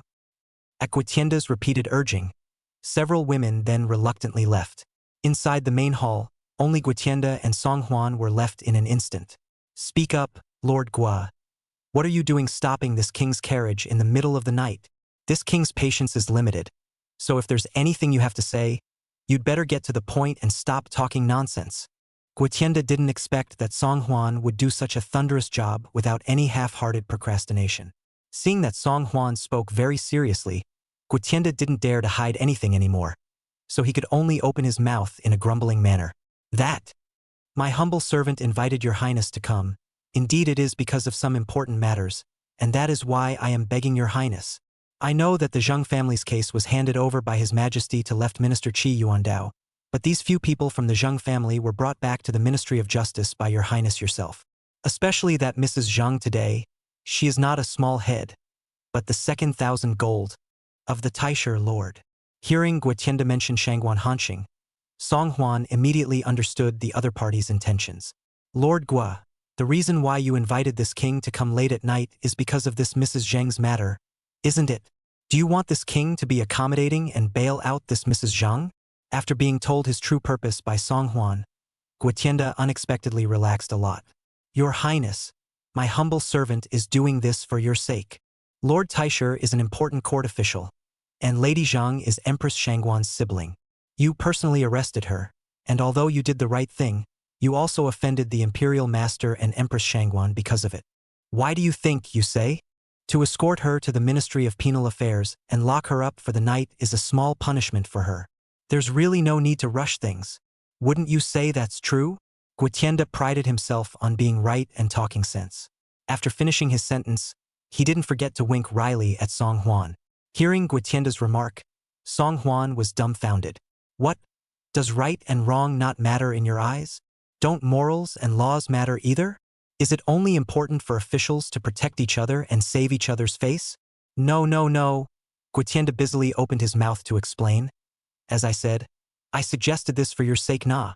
This little meet and greet gift is really no honor. From now on, you are considered to have made a friend with Lord Taisher, Guotienda said while holding up an exquisite sandalwood box with both hands. Song Huan opened the box, and inside was neatly coated a pile of large denomination silver tickets. At a cursory glance, there were at least 100,000 taels. Song Huan did not move and continued to gaze at Guotienda, who had a show of goodwill in front of him. As a disciple of the imperial master, did you work hard to climb up to the position of Minister of Criminal Affairs just to work for the imperial master? Song Huan's question caused Guotienda to be momentarily speechless. It was true that he himself was a disciple of the great master, but the matter was so important that he needed to speak directly to Song Huan. At first, when Jiang Lin found Guotienda naturally refused in every way. Who in the courtroom today does not know that the fourth prince has long been a different and changed person? At this juncture, whoever dares to take the liberty of looking for the fourth prince to intercede for the Zheng family is simply asking for death. See Guotienda face hesitation. Jiang Lin actually pulled out Guotienda over the years of bribery account book. Lord Gua, one cannot be ungrateful. Have you forgotten the grace of the Taisho Sama's promotion? Now that Lord Taisher is in trouble, all that is needed is for you to step in and help spread the word. Are you even going to say no? Facing Jiang Lin's leathery threat, Guotienda was instantly creeped out, although the other party was nothing more than a tiny butler beside the imperial master, not even a 7th-grade petty official. But the evidence he holds in his hands is enough to directly paralyze half of the Deliang officialdom. When he thought of this, Guotienda couldn't help but break out in a cold sweat. It took a lot of thinking to come up with this. After all, there are only three main hobbies in a man's life: power, money, and women. Power that the fourth prince naturally already possessed. Money, although the fourth prince was not lacking in it, but of course more was better. As for women, no man can refuse. For the sake of tonight, Guotienda not only went to Huisian Accord overnight and invited a few flower girls. Even more so, he pulled out 300,000 taels of silver checks from his own pocket, tearfully. If this time it could really satisfy the imperial master, then it would not be a waste of one's hard work. But the reality is often much more complicated. When he faced Song Huan, the powerful aura that came over him still couldn't help but cause Guotienda to break out in a cold sweat. In particular, the fourth prince's question that pushed right into the depths of one's soul made Guotienda not dare to open his mouth. Thinking about it, Guotienda could only stammer, "That? Your Highness, my humble servant really isn't working for Lord Taisher. Just that. Lord Zhang had been kind to my humble servant. My humble servant has no teeth to forget. That is why I want to. Just thought." Guotienda's voice grew fainter and fainter, as if it was an excuse that even he didn't believe himself. Chapter 111. Your Highness, please fulfill my humble servant's wish. In all fairness, before meeting with Song Huan today, Guotienda's heart has been drumming. For one thing, the Zheng family this case is important. Even the Liang Emperor is particularly important to this, personally named to the Prime Minister, promoted up the left minister Qi Yuandao responsible for. At this juncture, I'm afraid that even the master himself has avoided this case for fear of getting involved in the relationship. He himself was only because he had evidence in Zhang Lin's hands, so he had to step forward at this time to help the imperial master make peace from it. But Guotienda was already timid, and asking him to come forward at such a juncture was almost like taking his life. Secondly, the person who captured Shangguan Hanxing was not an ordinary person. It was none other than the fourth prince of the dynasty. Who is the fourth prince? That was the right-hand man beside Emperor Liang nowadays, the newly promoted right-hand man. Not to mention that the crown prince was now imprisoned. But even when the crown prince was previously by Emperor Liang's side, he had never been treated like this. Moreover, I heard that the fourth prince is extremely unconventional, and the things he does are always out of the ordinary and very unexpected. In the face of such a volatile master, Guotienda how dare to ask the other party to release especially after talking to Song Huan for a few sentences. Guotienda realized that his little mind was even more clearly seen by Song Huan. Now, it's just a matter of finding a crack in the ground on the spot. But what surprised Guotienda was more than that.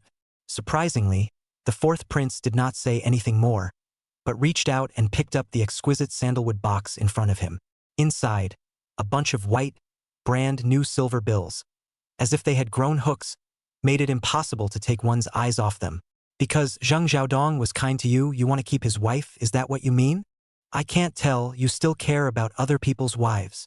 Guotienda did not expect that Song Huan would find another way to think of such a tricky angle that was out of the ordinary. Never mind, it doesn't matter what angle. As long as the fourth prince was willing to agree to do the job, then everything would be fine.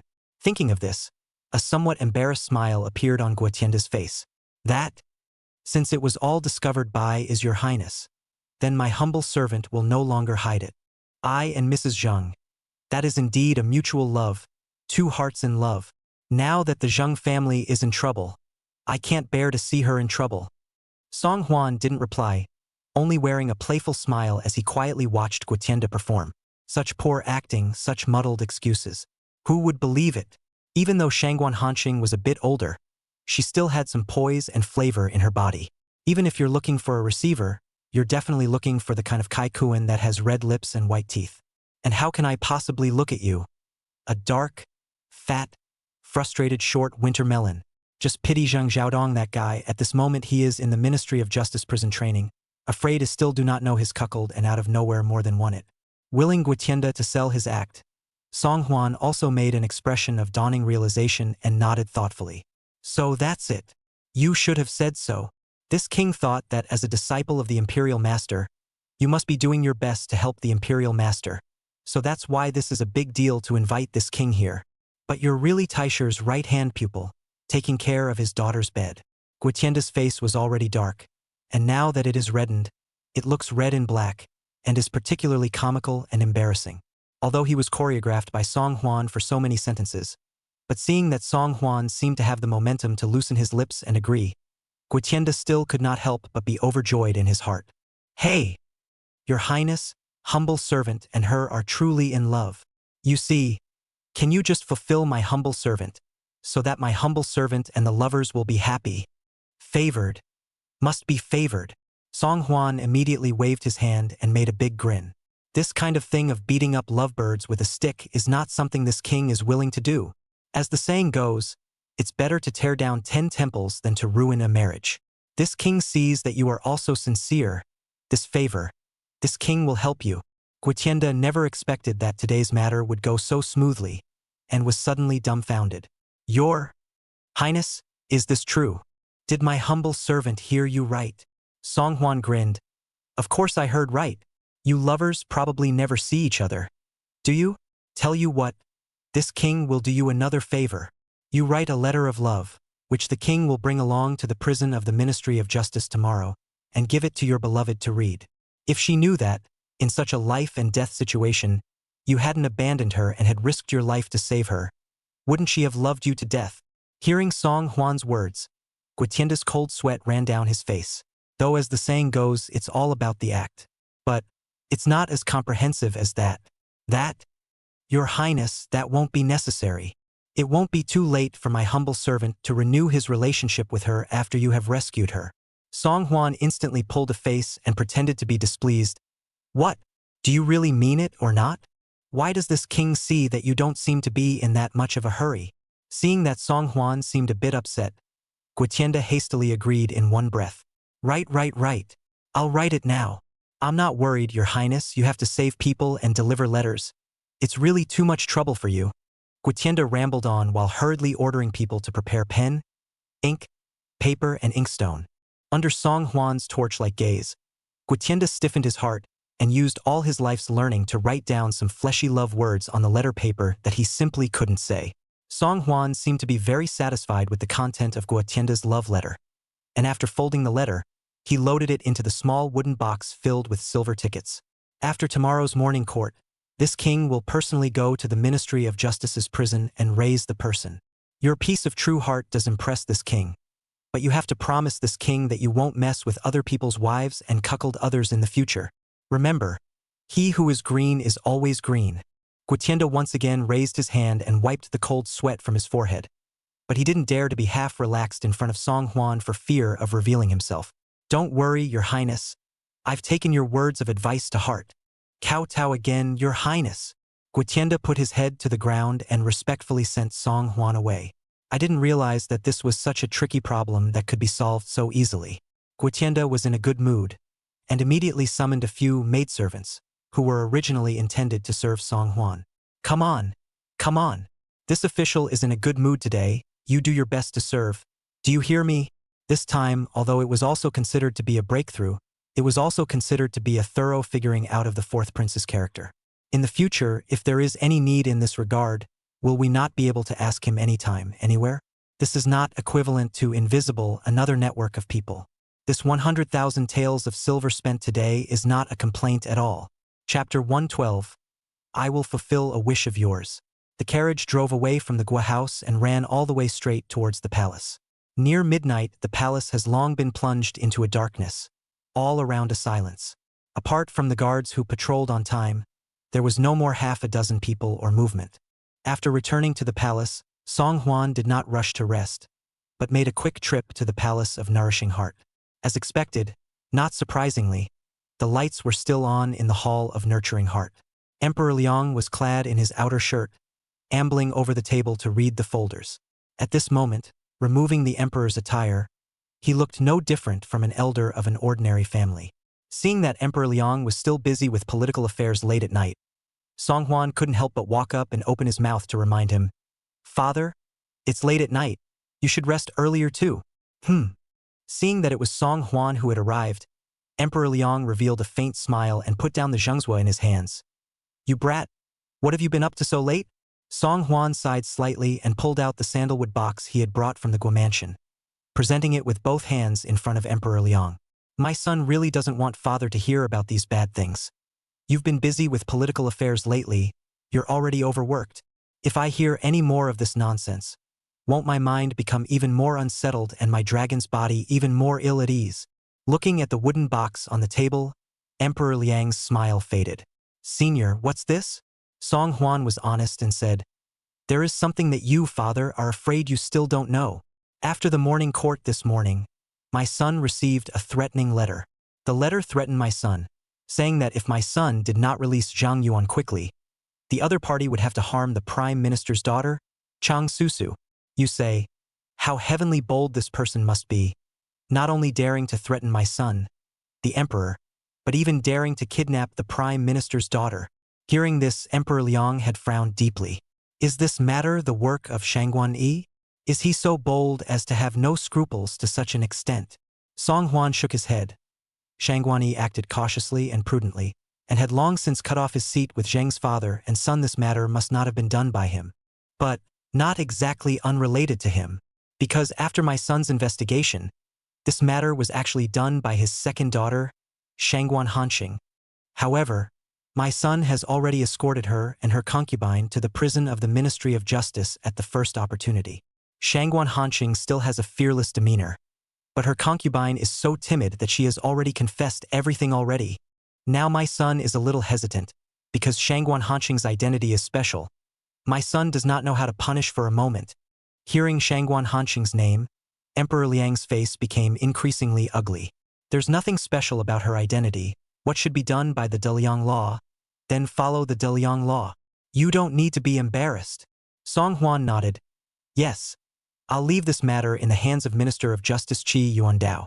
But after sending Miss Cheng back to the mansion today, my son did encounter something else.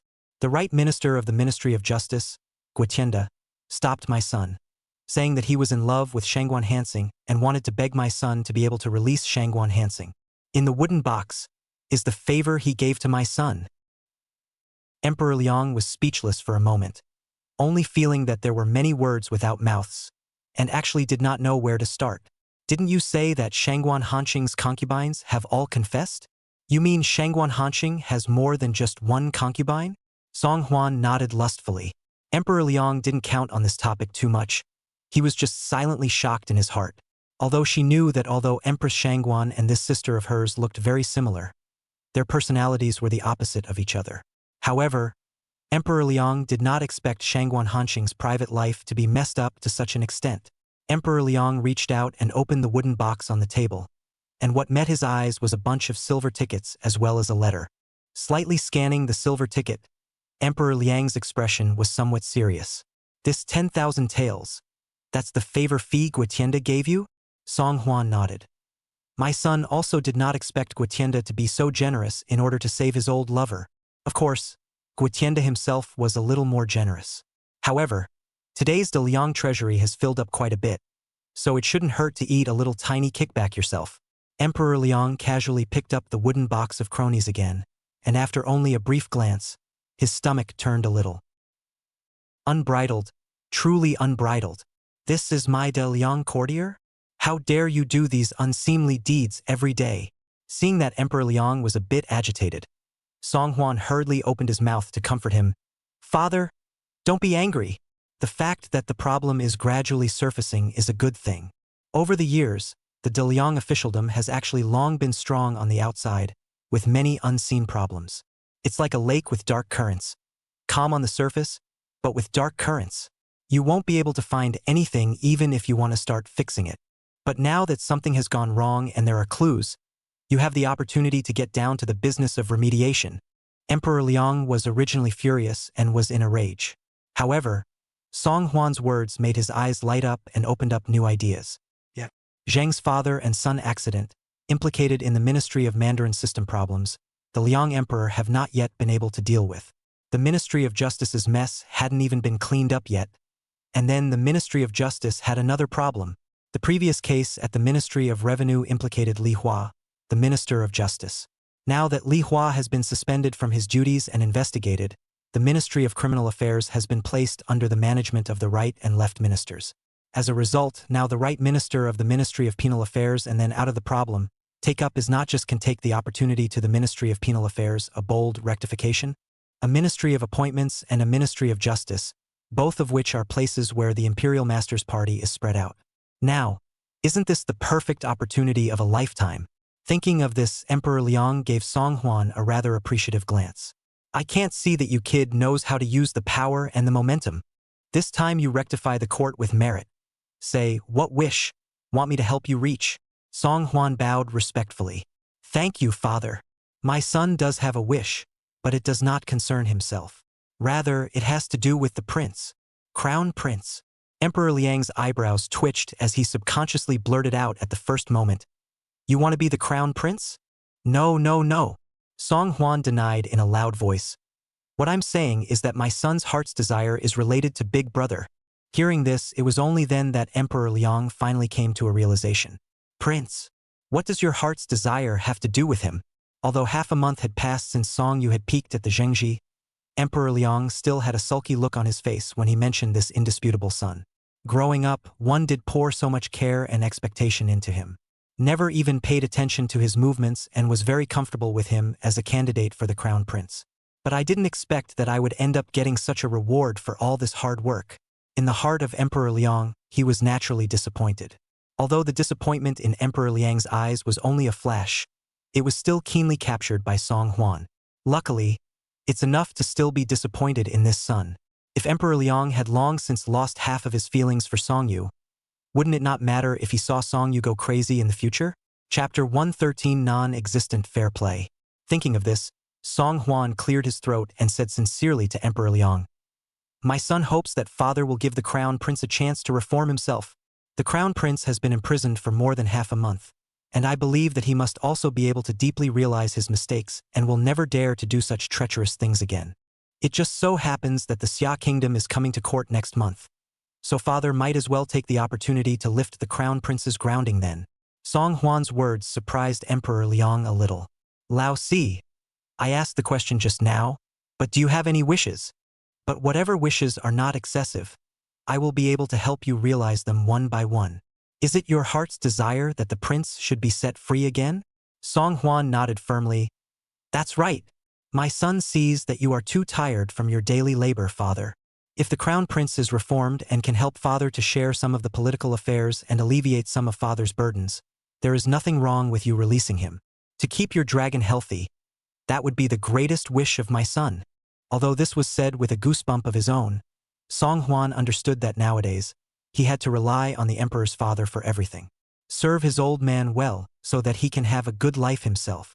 Besides, if we don't let the emperor's father release Song Yu, what's the use of Lu Qianxua's mushroom poison day after day? As expected by Song Huan, in the face of his own set of true feelings just now, Emperor Liang was indeed very flattered. He was only seen glancing at Song Huan with tears in his eyes, quite moved. Lao Si, if all these sons of mine could be as sensible as you are, how would I have labored so hard? To be fair, I originally did not intend to release the crown prince before the tribute ceremony. His earlier mistake was so outrageous that I would have liked to lock him up for a few months to let him reflect on himself. But since you've asked, I'll let him out sooner.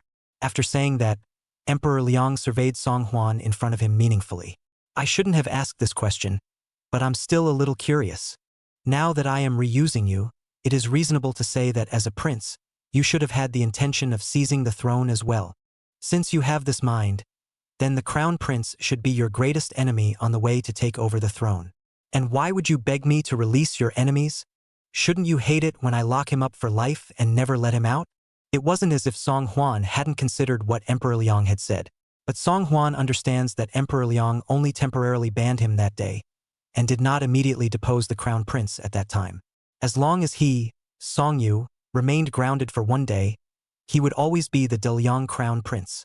As much as the others fought for it, he still managed to remain unscathed. When Emperor Liang is in a good mood one day, he will release him again, and he will still be the rightful prince of Liang. However, the only way Song Huan could have a chance again was to completely pull him down from the position of the crown prince and completely make Emperor Liang abolish him. However, in the face of Emperor Liang's question, Song Huan naturally could not reveal what was in his heart. Returning to father's words, I believe that every prince would not be without half a mind in this regard. But no matter how mindful you are, you can't mess with it. The seizing of the first wife has to follow a set pattern too. My son wants to be able to compete squarely with his rivals, not take advantage of their absence. Song Huan's answer was obviously quite satisfactory to Emperor Liang. Very well. Being able to graciously admit the desires of one's heart is what I want to see. Since you want a fair fight, then I'll give you a fair fight. Only Lao Si, you have to understand that the road to seizing the first wife is treacherous, and it's not as smooth sailing as you think. All right, I'm tired. You also go back to rest. After Emperor Liang finished his words, he got up and left on his own. I wonder if this speech reminds him of the hardships along the way when he seized the throne. Greetings, father. Song Huan bowed respectfully and sent Emperor Liang away. Fair play? That certainly can't exist. The other party was born as the first son of the high and mighty Middle Palace, and had been crowned by Emperor Liang since he was 10 years old, so he was originally superior. How is it possible to compete fairly in the face of such an advantage? That would have been a false proposition. However, since Emperor Liang agreed to release him before the tribute ceremony, things would be much better. There are still 20 days between now and the tribute ceremony. Before that, it seemed very necessary to notify Lu Qianxue, so that she could lay some hardcore information on the crown prince. Good day, Lord Su. Good day, Lord Zhou. Hello, Lord Ma. Early the next morning on the Hall of Supreme Harmony. As the saying goes, when people are happy, today Guitienda on the morning court only feel refreshed, extraordinarily comfortable. Last night's matter was resolved so smoothly that not only could he give the imperial master his word, but he also took the opportunity to make friends with the fourth prince. Such a good thing that kills two birds with one stone. How did you let yourself get into it? Of course, the beautiful woman who was originally meant to be offered to the fourth prince last night also happened to let herself enjoy herself. Except for some pain in my left loin when I woke up this morning. Everything else is so perfect. Guitienda hummed a little song, a faint red glow emanating from his dark face. Even his steps became much lighter. By the time he arrived at the Hall of Supreme Harmony, most of the courtiers had not yet arrived. Guitienda was trying to find a few familiar ministers to talk to when he suddenly glanced with his eyes and saw Song Huan, who had just stepped into the hall. Your Highness, Your Highness. Your humble servant pays his respects to Your Highness. Why are you up so early today? Guitienda had thought that after yesterday's incident, when he saw the fourth prince again, the two of them would be extraordinarily familiar with each other. However, Guitienda did not expect that the fourth prince was a listless-looking man, and even had a bit of indifference. It didn't seem to be the same person at all as when he was in his own house last night. Guitienda was apprehensive in his heart and cautiously inquired to Song Huan. Your Highness, are you all right? Ah, Song Huan seemed to have come back to his senses. This king is fine. He just slept too late yesterday and is still awake. Hearing that Song Huan was like this because he hadn't woken up, Guitienda then put his heart at ease. So that's how it is. Your Highness, you startled my humble servant. I also thought that today's matter and what changes have been born. Oh, right. Song Huan slapped his head, as if he had finally remembered something only after being reminded by Guitienda. This king forgot to tell you, on the way back to the palace last night, something did change. Hearing that something else had changed, Guitienda's heart, which had just been put down, was once again raised in his throat. Your Highness, what happened? Chapter 114. Which of you agrees and which of you disagrees? Song Huan shook his head painfully. You say that this king is unlucky. Every time he is on his way back to the palace late at night, he is always subjected to some changes. Last night after this king came out of your residence, he was planning to return to the palace. Who knew that halfway through the journey, we would encounter a few thieves who were plotting against us?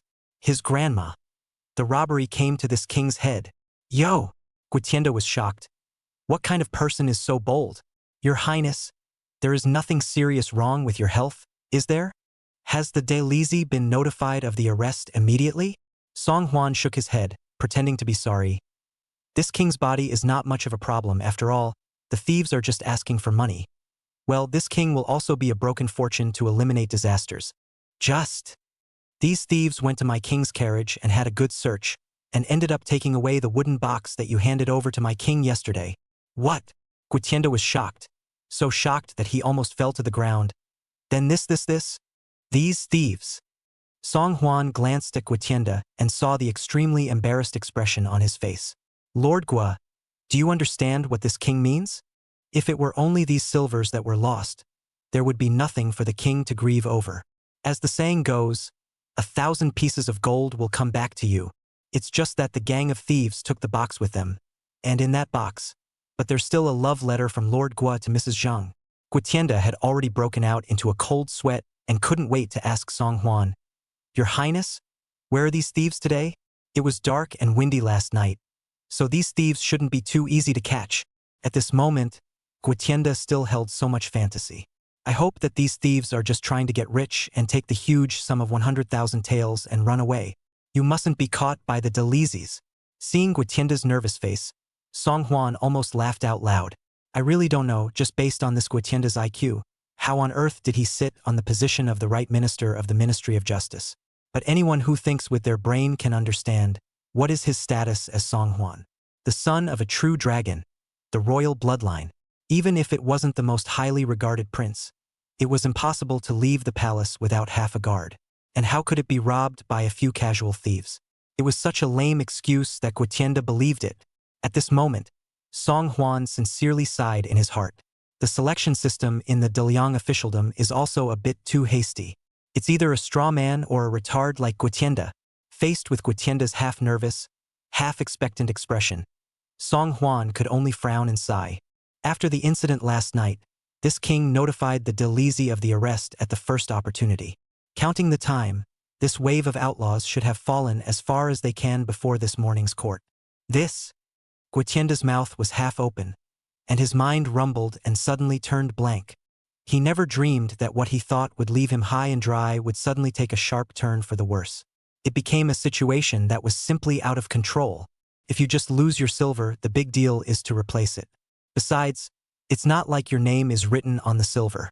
Even if someone else picks it up, it's not really evidence. But that letter, favoring that letter, but the names of himself and Shangguan Hanxing were clearly written. As soon as he thought of this, Guotienda only felt his eyes go black and his brain spinning. It's over. If that letter is really found by the Delizi, won't he himself be finished with it? You're his here. Guotienda wanted to continue asking for some details, but Liang Di's appearance interrupted his thoughts.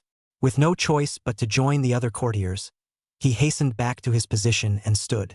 While bending over and saluting, he was thinking fast in his head about how to respond. Seeing Emperor Liang take a seat on the dragon chair, Jiang Tian, the secretary of the Ministry of Military Affairs, hurriedly stood out a step, his expression somewhat less than favorable. Your Majesty! News from Liangzhou. Before Jiang Tian could finish his words, he was stopped by Emperor Liang raising his hand. Before that, I have something to say. Saying that, Emperor Liang toured the room, his eyes sweeping over the faces of the entire court one by one. A few days ago, you should all have known about the case of the father and son of Kaifeng prefect Zheng Chaodong. In addition to Zheng's father and son and Bao Xing of the Delizi, there is another person that I find particularly distressing. This man is the Minister of Mandarins, Sun Wanli. Sun Wanli was in an important position, but he abused his power and relegated the scrupulous Delizi Chancellor, Zhou Ju, back to his hometown. This is something that you should all know about. Facing Emperor Liang's stern questioning, each of the officials present lowered their heads. It's not a good idea to talk, and it's not a good idea not to talk. They were all a little puzzled in their minds. Hadn't the case of Zheng's father and son already passed? Why did Emperor Liang bring up the matter again? However, even though there was doubt in his heart, he could only go along with it in the face of Emperor Liang's huffing and puffing. Your Majesty, I know. Receiving an affirmative answer, Emperor Liang snorted coldly. After the incident, for the past 2 days, whenever I think of it, I always have sleepless nights and no food. I always wonder if I've given you subjects too much power. The power is so great that you don't know how to grasp it, and that's why you do whatever you want, without the slightest care. If you will not use your powers, then these powers, I will take them back one by one. With immediate effect, I shall revoke the authority of the Minister of Revenue to be able to dispose of officials of the 5th rank and below. Which of you is in favor and which is against? When these words came out, the whole room was shocked. Your Majesty, please think twice. Your Majesty, this is a rule established by the late Emperor. Your Majesty, If you do this, I'm afraid you'll be criticized by the people of the world. Your Majesty, for the sake of the great Liang rivers and mountains, and for the sake of your 1,000-year reputation, even if you behead my humble servant on the spot, my humble servant must still advise your Majesty. The speechwriters all knelt on the ground, aching and grabbing the ground with their heads. He could not wait to splash his blood in the courtroom and ask Emperor Liang to withdraw his order. As fans of the imperial master, they naturally understood the significance of this decision. Once Emperor Liang began to gradually withdraw his power, the power they could exercise as courtiers would become lower and lower. At that time, no matter what you say or do, you have to be very careful. Because if you are not careful, you may fall into the abyss of doom like Sun Wanli. It was not easy for them to hold the power in their hands, so naturally they were not willing to easily give it back. Emperor Liang had long thought that he would surely be opposed by his ministers today. I just did not expect that the voices of opposition from these people would be so passionate. Reversed. Reversed. You courtiers, all of you have rebelled. Emperor Liang stretched out his finger and tremblingly pointed to the speech officials who were kneeling neatly in a row. Chapter 115 Reprimanding the Grand Maester. But no matter how furious Emperor Liang was, in the face of this kneeling down a piece of speech officials, but still cannot do anything. With no choice but to ask for help, Emperor Liang could only turn his attention to Song Huan. Fourth Prince, speak. Looking at Emperor Liang's appearance of being aggrieved and wanting justice for himself, Song Huan did not feel amused. Seeing the Emperor's father's posture, he was using himself as a quarreling tool. But use it. Don't forget how good you are when choosing a candidate for the crown prince afterward. Having gotten the nod from Emperor Liang, Song Huan stepped out gracefully. His eyes lazily swept towards the kneeling and kowtowing magistrates, and those magistrates couldn't help but shiver at the same time when they noticed Song Huan's eyes. Since the last time Huang Deng debated with Song Huan in front of the temple, but ended up being angry and spitting blood, these magistrates look at Song Huan again, with a lot of hostility in their eyes. As university scholars, these people are well-read, articulate, and talk with their tongues. Looking at the entire Great Hall, those who could debate with the Grand Maester one way or the other almost didn't exist at all. So on that day, Song Huan and Huang Deng became famous in one battle, and had long since become a fearsome presence in the One Yuan Pavilion. Seeing Song Huan stand up once again, Grand Maester Chen Zilin bore the brunt of it and snorted coldly. Fourth Prince. The old minister knows that you're so skillful with your tongue that even Lord Huang Deng was angered by you and spat out blood. Today, even the old minister was spit out blood by your anger. But these words, the old minister had to say, as His Majesty's son, you should be more forthright in your advice, not bent on obeying His Majesty and fawning to curry favor. At that time, if His Majesty is really fingered by the people of the world, you will be the #1 sinner. Worthy of being the head of the university professors, Chen Zilin can speak without half-hiding, much more ruthless than that Huang Deng. Song Huan happens to be not afraid of the other party's lack of mercy. If you are polite and courteous, how can I say cruel words? You're not even showing any mercy. So there's even less of a need for me to save face for you. In the face of Chen Zilin's output of a meal, Song Huan sneered, clasping his arms with both hands and assuming a quarrelsome demeanor. Lord Chen, it's not by virtue of the number of years you've lived that you can do whatever you want and talk nonsense. Nowadays, those who use their power for personal gain and favoritism are Sun Wanli, Zhang Xiaodong, and Bao Xing. How is it that when it comes to you people, my father has become the object of accusations? It's my father's fault for punishing these sinners instead? You guys aren't turning black and white upside down. You can't tell right from wrong. Chen Zilin was momentarily speechless, not expecting Song Huan to actually start from such a tricky angle. This fourth prince, indeed, was somewhat difficult to deal with. The problem with the Ministry of Mandarins, that's the inaction of the Minister of Mandarins, Sun Wanli. But your Majesty is trying to capitalize on the issue, and under this move, you will certainly stir up the world's criticism. I and others are bent on hoping that your Majesty will be a bright ruler admired by hundreds of millions of people, and advising your Majesty is what I, as an official of speech, am supposed to do. Duty calls? Song Huan laughed in exasperation at Chen Zilin's sophistry. As courtiers, you only care about whether or not your own interests have received infringement. Do you really care about people's livelihoods? Really care about the billions of people in the world?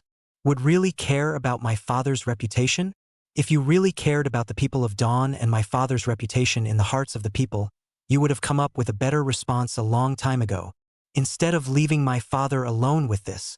Do you all know that my father and emperor are criticizing the Sangha and dealing with political affairs night after night? Every night you all sleep soundly with your wives and concubines in your arms, and only the candles in the imperial study and the hall of nurturing heart are lit until the latter part of the night. You know what? You don't know. Do you guys care? All you care about is keeping your official positions. When he said this, Song Huan was already in pain and his veins were bulging. Lord Chun, it's fine to fool others, but don't fool yourself. You deplore this king for fawning and currying favor with his father. But look at your own anxious head and convenient appearance first. How can you not look like a pug that is charging for its master and wagging its head and tail? When he finished speaking, Song Huan's eyes glanced at Shangguan Yi if at all.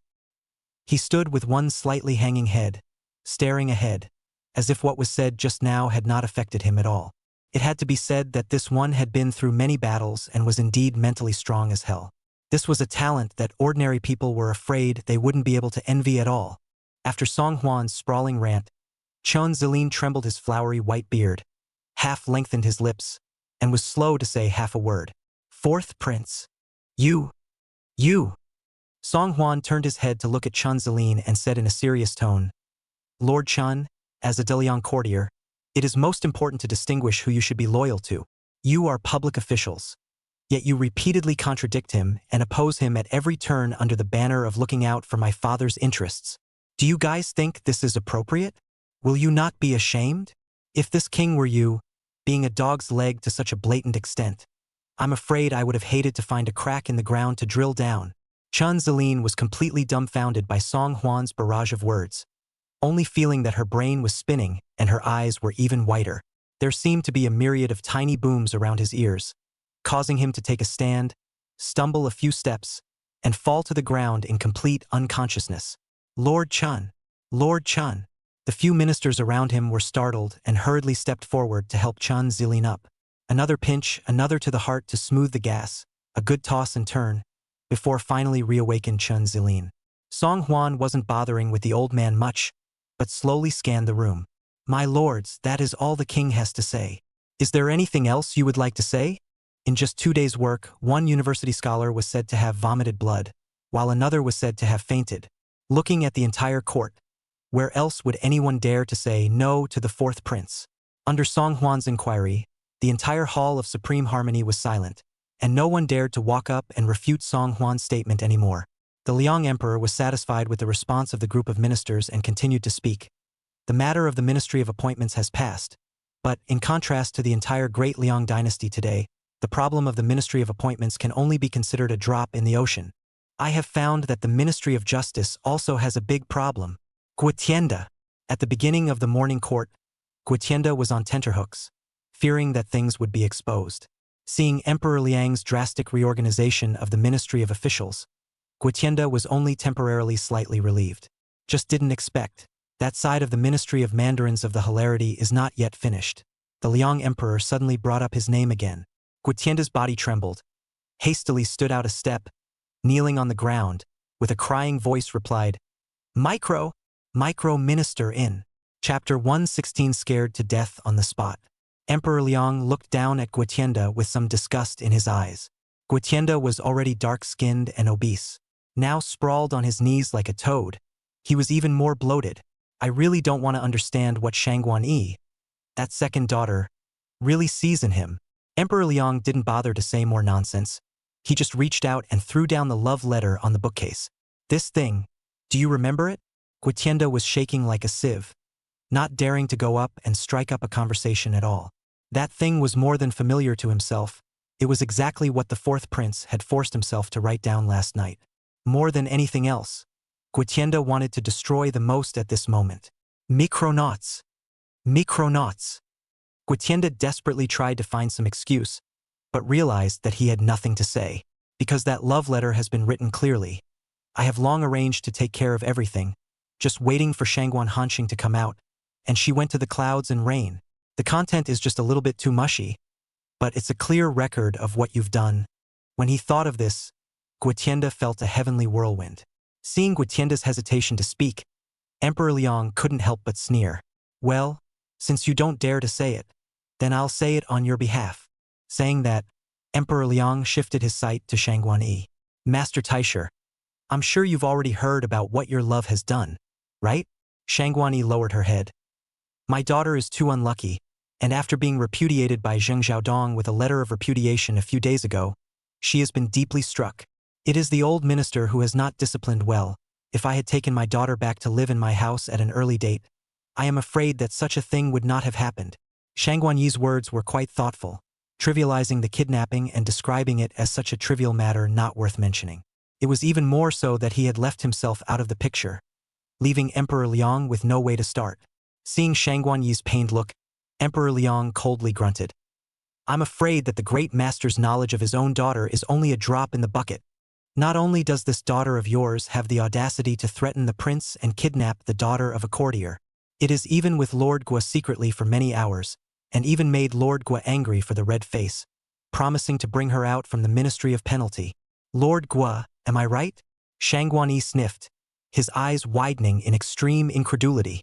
Although his daughter's reputation has never been considered too good, but over the years, Shangguan Yi also has no intention to care about her, or turning a blind eye, close a blind eye. Shangguan Yi just didn't think that his daughter's taste would become so bad. How can you even look at someone as vulgar as Guotienda? And this news, surprisingly, was still learned from Emperor Liang's mouth by himself in front of the entire court. Shangguan Yi only felt that, in the decades he had lived, he had never been so humiliated as he was at this moment. And Guotienda, who was lying on the ground, shook even more violently after hearing Liang Di's account. Micronauts! Micronauts! He tried to open his mouth to explain, but he couldn't say anything, and only felt his breath catching. Finally, his eyes rolled over, he foamed at the mouth, and he instantly lolled to the side. Seeing this situation, Grand Eunuch Xuehai hurriedly summoned to the small eunuchs outside the hall. Summon the eunuchs! Call the imperial doctor! Soon, 2 small eunuchs rushed over quickly, carrying medicine boxes.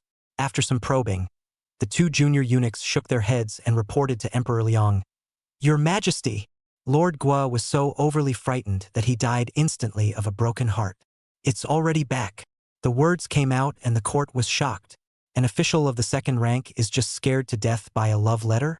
This is something that hasn't happened in 100 years in De Liang. Seeing Guotienda's stiff body being carried away by the little eunuchs, the courtiers in the great hall were all silent. They hung their heads low, fearing that Emperor Liang's line of sight would fall on their heads again, lest they incur any unwarranted disaster. The Liang Emperor in the past 2 days did not know what kind of stimulation he had received, and had completely killed mad. And the most crucial thing was that there was the 4th prince charging for him, which allowed him to be invincible. In the midst of the silence, Emperor Liang spoke again in Shangguan Yi's direction. Lord Taisher, the adulterer Guotienda was scared to death. But what your love did earlier was really a bit much too.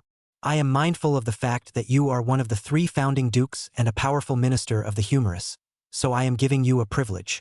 Tell me, how should I judge your love's matter?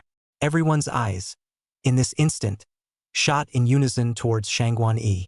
To have Emperor Liang netting a favor, this was a treatment that only a person who was a Taisher could have. Many courtiers couldn't help but marvel in their hearts that they were worthy of being the imperial master and could have such a privilege. But among the spectators who filled the court, only Song Huan saw it very truly. Emperor Liang was ostensibly asking Shangguan Yi's opinion, but in reality, Shangguan Yi did not have any other choice. If he really went with the flow and begged Emperor Liang to let his daughter off the hook, then his charge of being a bully and harboring people for personal gain will be a solidified one.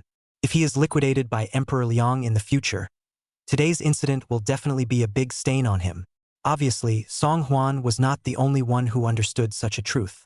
As if Shangguan Yi had gone through a short thought struggle, he then made an expressionless face and bowed deeply to Emperor Liang. Even if the Son of Heaven breaks the law, he should be punished with the common people. Your Majesty, the youngest daughter has now committed a great mistake and should be punished according to the laws of De Liang.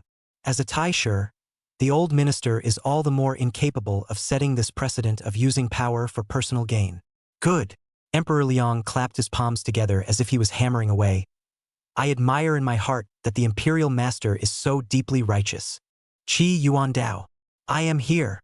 Qi Yuandao, the left minister of the Ministry of Justice, stepped forward and knelt down facing Emperor Liang. From today, I order you to temporarily take over the position of Minister of Justice and personally take charge of the Kaifeng Prefect Zheng's father and son's case, as well as the Shangguan's threatened kidnapping case. Remember, make sure you do what the Lord Taiji has instructed you to do, and do it in a public way. Emperor Liang's words were loud and clear, and he purposely emphasized on the words, doing business in an official manner. Qi Yuandao is the Prime Minister's hand to promote up, and today finally boiled out of the head, the natural fist rubbing his hands, eager to try. The Prime Minister was a benefactor to him with the grace of lifting him up. Whoever kidnapped his benefactor's daughter, he naturally wouldn't let it go easily. In the face of Emperor Liang's command, Qi Yuandao's face was serious, and he replied to Emperor Liang very solemnly, "Yes." Seeing that the morning court is only half an hour's work, Emperor Liang has reorganized the Ministry of Appointments and the Ministry of Criminal Affairs one after another in a thunderous manner. Even it made the Taisher eat a dummy. The courtiers present instantly fear in their hearts. Understand that from now on, in the dynastic hall of the great Liang, I am afraid to be afraid of every step, step by step. Chapter 117. It's better to keep you than a dog, right? After dealing with all of this, Emperor Liang suddenly turned his gaze to Jiang Tian, the Minister of War. What did you want to report to me just now? The series of things that happened just now were too explosive, and all the courtiers were in a state of shock and confusion. Jiang Tian was suddenly asked such a question by Liang Di, and nearly failed to react a bit. Thinking about what he was just about to report, Jiang Tian suddenly became a bit stumped. Can't be helped that Liang Zhou's battle report is really not considered pretty. Now that Emperor Liang is angry, Jiang Tianshang is afraid that he will tell all the bad news again, causing Emperor Liang to be furious, and he will also suffer. Seeing Jiang Tian's desire to speak, Emperor Liang was immediately a bit dissatisfied. Swallowing and sputtering, "What a shame! Is there any semblance of a minister of war?" In the face of the Liang Emperor's angry rebuke, Jiang Tian's eyes closed heart. Simply will Liang State War report in one breath all reported out. "Your Majesty!" News from Liangzhou. The second prince led his troops to the outskirts where the horse bandits were infested and engaged them in several battles. But the horse bandits had an advantage over the terrain, causing the officials and soldiers under the second prince to suffer a heavy defeat. Final. 3,000 elite soldiers were lost on the spot, and the number of wounded has reached as many as 4,000. Emperor Liang's face turned blue. How many horse bandits in Liangzhou are there now? Jiang Tian clenched his fists and finally spat out a few words through his teeth. Less than 2,000. Wow. The courtroom was instantly thrown into an uproar. How can less than 2,000 horse bandits bring about so much killing power? These horse bandits are also too ferocious. How come the second prince personally led his troops out and couldn't suppress them? Alas, I said a long time ago that sending the second prince forward to suppress the bandits is not reliable at all. It's better to wait for another 3 days. After Great General Su Rong returns with his troops, he will go to suppress the horse bandits himself. Don't you want to use a bull's knife to kill a chicken? The Great General is one of the leading generals in Liang. So if it's just a matter of suppressing the horse bandits, why would he need to go out personally? Heh, what do you mean by district horse bandits? District horse bandits? Is not the second prince also helpless? Perhaps the news brought by Jiang Tian was just too explosive. For a while, a group of courtiers forgot about the silence they had just experienced, and all of them voiced out their passionate discussions.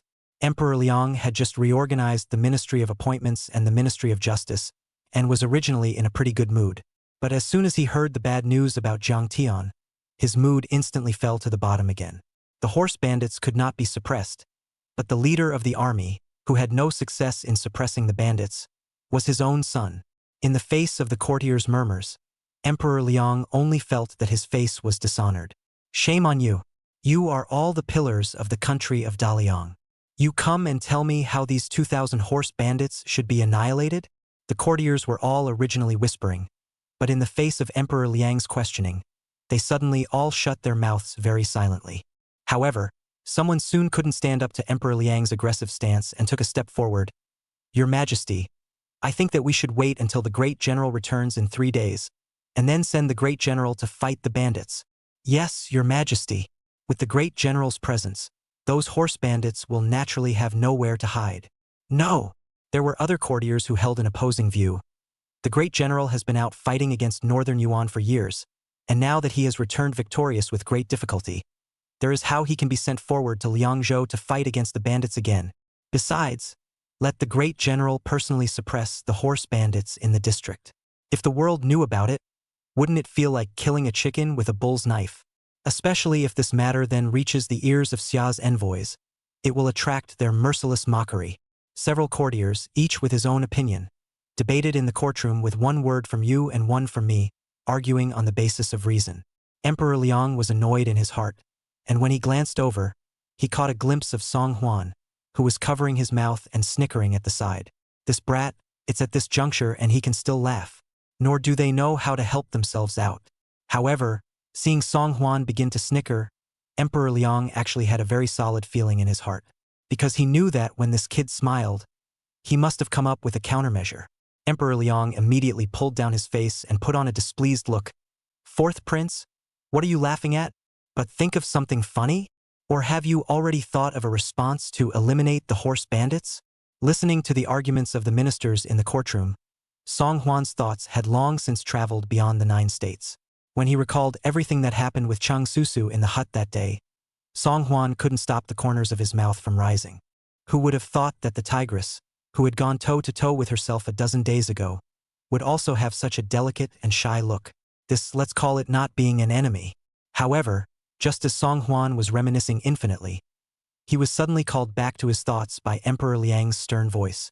In the face of Emperor Liang's questioning, Song Huan could only nod honestly. Father, my son did not think of a response, but simply remembered something funny. Song Huan's indifferent reply nearly caused Emperor Liang to black out. This brat is very honest in his words, but he couldn't think of any countermeasures. Could it be that this time to eliminate the horse bandits really still needs Su Rong personally? Does a mere 2,000 horse bandits really need several times the number of elite troops to suppress them? Just as Emperor Liang was lost in thought, he heard Qian Zhutong, the Minister of War, faintly laugh. It seems that His Highness, the fourth prince, is good with his mouth, but not necessarily good at leading soldiers into battle. My humble servant thought that the fourth prince would be able to offer a good plan to solve His Majesty's problems. But my humble servant neglected to mention that the fourth prince seems to be a bit more adept at debating with speech officials. Song Huan did not want to say anything more, but in the face of Qian Zhutong's cynicism, he was unwilling to be a shrinking violet. This Qian Zhutong, Song Huan had some impression. He was a loyal follower of great General Su Rong, and even more so, he was an unwavering partisan of the second prince. Now that second Prince Songda was out with his troops, he was a good and loyal dog, doing his best to watch over his master's house and never allow the other princes to make a spectacle of themselves in front of Emperor Liang. Thinking of this, Song Huan smiled faintly. If all the good plans have to come from this king, then what is the use of having all of you in Great Liang? What do the people need more of you? What is the use of my father still keeping you all? Raising a dog can still look after the house, but raising a bunch of losers who can only eat but can't come up with any half-assed ideas, isn't that a waste of ingredients? Fourth prince, you? Qian Zhutong's face flushed red, obviously angered by Song Huan. Although we are not talented, we are doing our best to advise His Majesty. If the fourth prince wants to prove himself useful, then present a good plan for His Majesty. Chapter 118A Wager in the Dynastic Hall. When Qian Zhutong said this, the crowd collectively sucked in a breath of cool air. Today's fourth prince is not something that ordinary ministers can mess with. Not only did he fight with his tongue, disliking a group of speech officials who had nothing to say, but now he was Emperor Liang's right-hand man. Compared to the former straw man, he has long been a different person. However, it was not unreasonable for Qian Zhutong to be so tongue-tied. Although this Qian Zhutong was only a retainer of the Ministry of War, his origin was not low. Before joining the government, he was a partial general of the great General Su Rong, and as Su Rong's right-hand man, he followed him around for 10 years. Therefore, even though he was only the minister of the Ministry of War, he was almost able to start and sit with the Minister of the Army Jiang Tian in the Ministry of War. Qian Zhutong himself is also very high profile, often as a close friend of the general. The civil and military forces of the court gave the great general this face, and in the face of Qian Zhutong, they all had a few moments of respect. Qian Zhutong is accustomed to foxes and tigers, and over time, he does not take most of the courtiers in his eyes. Now that the great general has just defeated Bei Yuan, After he returns to the capital, he may go directly to Liangzhou to pacify the horse bandit rebellion. If this is truly the case, then the great general has made 2 consecutive achievements. At that time, it could be the unquestionable first general of Great Liang. But it is a 4th prince, compared to the great general also must be impossible to put in the eyes of it. Thinking of this, Qian Zhutong's already raised head rose even higher. Looking at Qian Zhutong's villainous and unbeatable appearance, Song Huan hummed faintly. Don't make a mistake, Lord Qian. What is being discussed now is not whether or not this king is useful, but the fact that you, as the Minister of War, only know how to sneer at this king here. You yourself are a boarded-up piece of... How can you have the nerve to blabber on about the usefulness of accusing others? Qian Zhutong blushed scarlet. 4th prince, don't talk too much. If you really have a brilliant plan, then you should present it to His Majesty in front of a court full of civil and military officials, so that you can help His Majesty to solve his problems. If the 4th prince will only show off his tongue, then I suggest that the 4th prince should stop participating in political affairs and adding to His Majesty's problems. Seeing the debate between the 2 gradually tends to white hot, a group of courtiers also surrounded the quite energetic. Qian Zhutong's guts are really big. In 3 words, he wants to make the 4th prince no longer regulate the affairs of the dynasty. Anyone with a discerning eye could see that it was obvious that Qian Zhutong was paving the way for the 2nd prince's career after he returned to the capital. Now that the 2nd prince was gone, the 4th prince took advantage of the situation. If this obstacle was not removed, the 2nd prince would surely have another strong competitor when he returned to the capital. Qian Zhutong's words were clearly different from what the university scholar would only talk about. If the 4th prince really couldn't think of a countermeasure to solve the problem, then he would really have to leave in disgrace. Among the courtiers, there were quite a few who couldn't help but sweat for Song Huan. The pressure came to Song Huan's head, but Song Huan remained calm and relaxed, showing no sign of being angered by Qian Zhutong. Isn't it just a brilliant idea? Of course this king has one. It's just that this wonderful plan is coming from this king, and that's even more proof that Lord Qian, as the Minister of War, has nothing to offer and can't play a half-assed role. If this king's brilliant plan is useful, then please ask Lord Qian to resign of his own accord and never enter the civil service as an official again in this life. Song Huan's words caused the calm courtroom to explode once again. Lively, lively. This time the 4th prince and the money adults.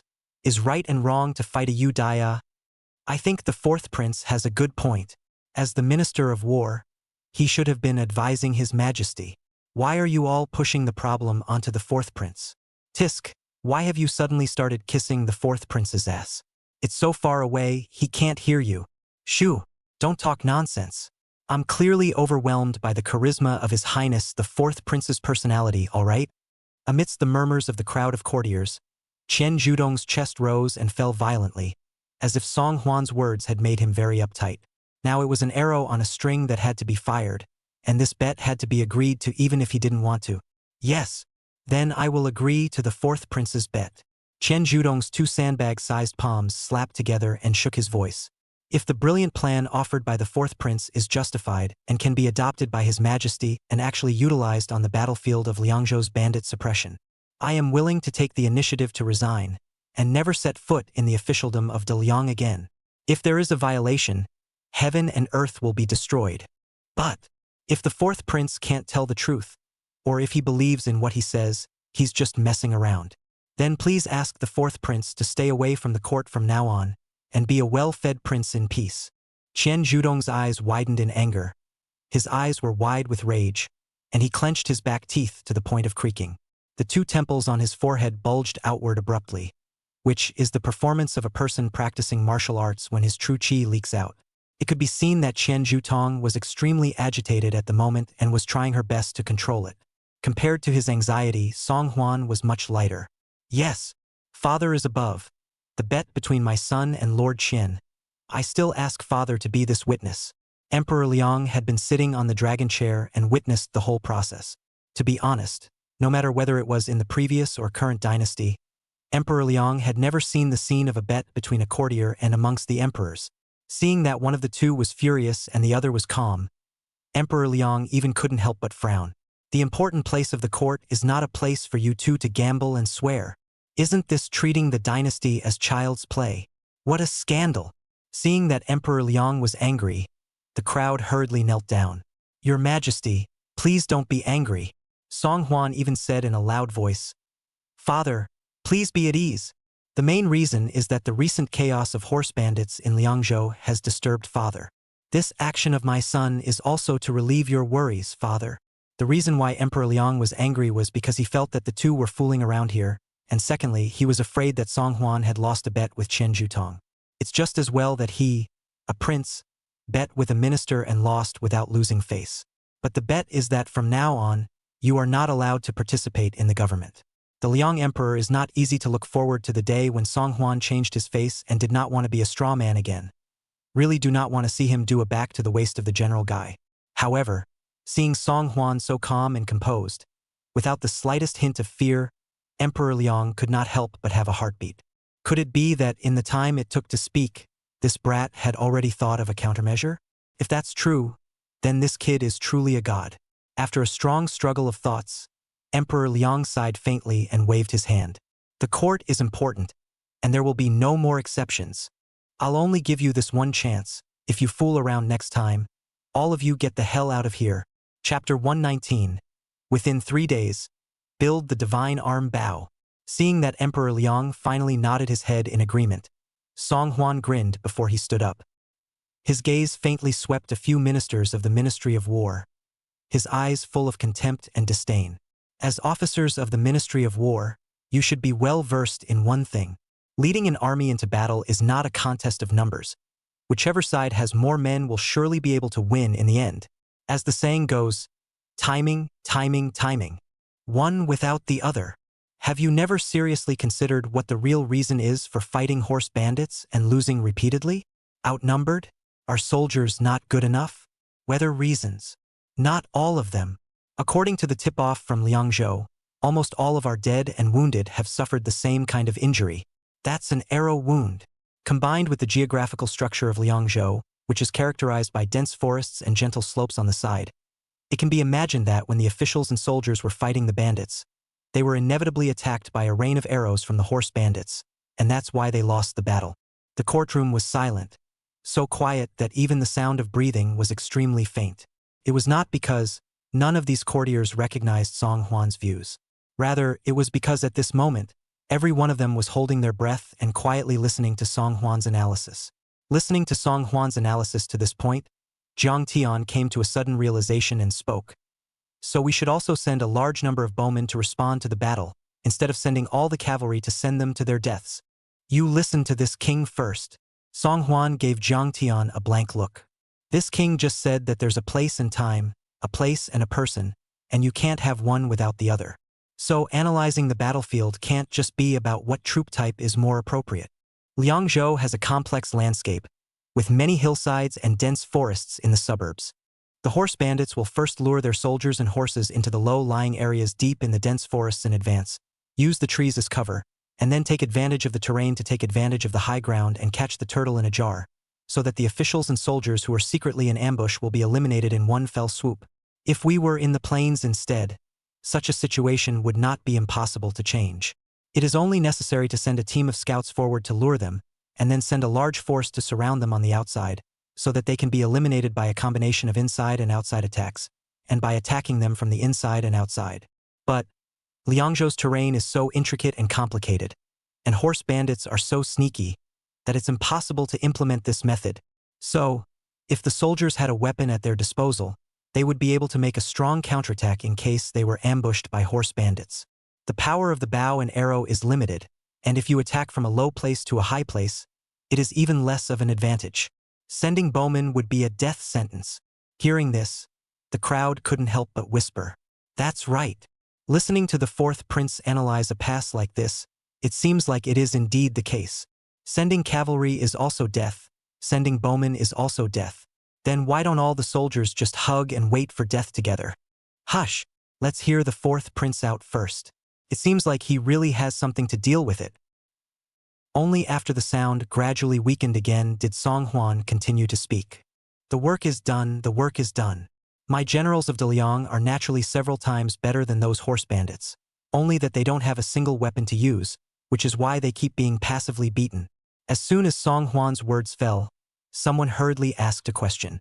Then dare I ask your highness, The fourth prince, what is this weapon you speak of that is in your hands?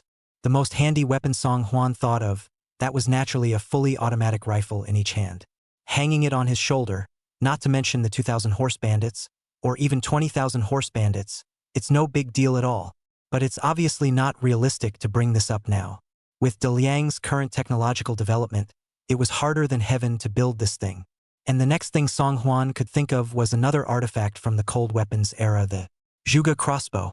This thing is more than several times more powerful than shooting a bow and arrow unarmed, and shooting upwards from a low spot is no problem at all. Only that the traditional Zhuge crossbow, though lethal, was too bulky and had to be moved around in a horse-drawn carriage. It's simply not suitable for single combat, much less for dealing with this kind of sudden combat during banditry. So in order to be put into the battlefield, it still needs to be modified into a lightweight weapon that can be used by a single person. Song Hwan even gave the improved crossbow a new name. God's arm bow. God's arm bow. The courtiers looked at each other in dismay, having no idea what kind of object Song Hwan was referring to as a divine weapon. Emperor Liang was also quite curious about what Song Hwan had said. Fourth prince, what is this divine arm bow you speak of? This divine arm bow that Song Hwan was talking about was not the same artifact that was researched during the Song dynasty's resistance against the Jin dynasty. Instead, it's a brand new weapon that's more portable than the traditional God's arm bow and is capable of continuous fire. Reporting back to my father, the God's arm bow that my son is talking about is a lightweight crossbow machine that is set on a small arm. Not only is it easy to carry and easy on the hands, it's even more lethal. Easily shot out to a distance of 200 or 300 paces. No problem. The room was filled with laughter at these words. Fourth prince, it's true that you analyze the war situation head-on, but this manufacturing of weapons isn't something to be made up out of thin air and taken for granted. That's pretty much the end of your analysis, as far as building weapons is concerned. Is there really such a lightweight and powerful weapon? Whether you guys believe it or not, I don't believe it anyway. Emperor Liang was also a bit hesitant. Lao Si, tell me honestly, is this kind of artifact completely imagined by you out of thin air? Or are you indeed able to build it? Song Hwan replied honestly, I am not hiding from what my father said. When my son was recuperating from his previous injuries, he had nothing to do and loved to study woodworking. This kind of God's arm bow, although my son has only roughly made a prototype. But please give my son 3 days, and within 3 days, my son will certainly build you one exactly as described. What Song Hwan said was not just a lie. He has been interested in woodworking since he was a child, and usually has nothing to do. So he often carves a wooden hairpin and a wooden bracelet for the courtesan Toime. The principle of this divine arm bow was not very complicated, and for Song Hwan, who had a master's degree in engineering, plus being a master of handcrafts, it did not take too much time to research it. 3 days, that's enough. Various complex and varying looks all shot in unison towards the confident and extraordinary Song Hwan.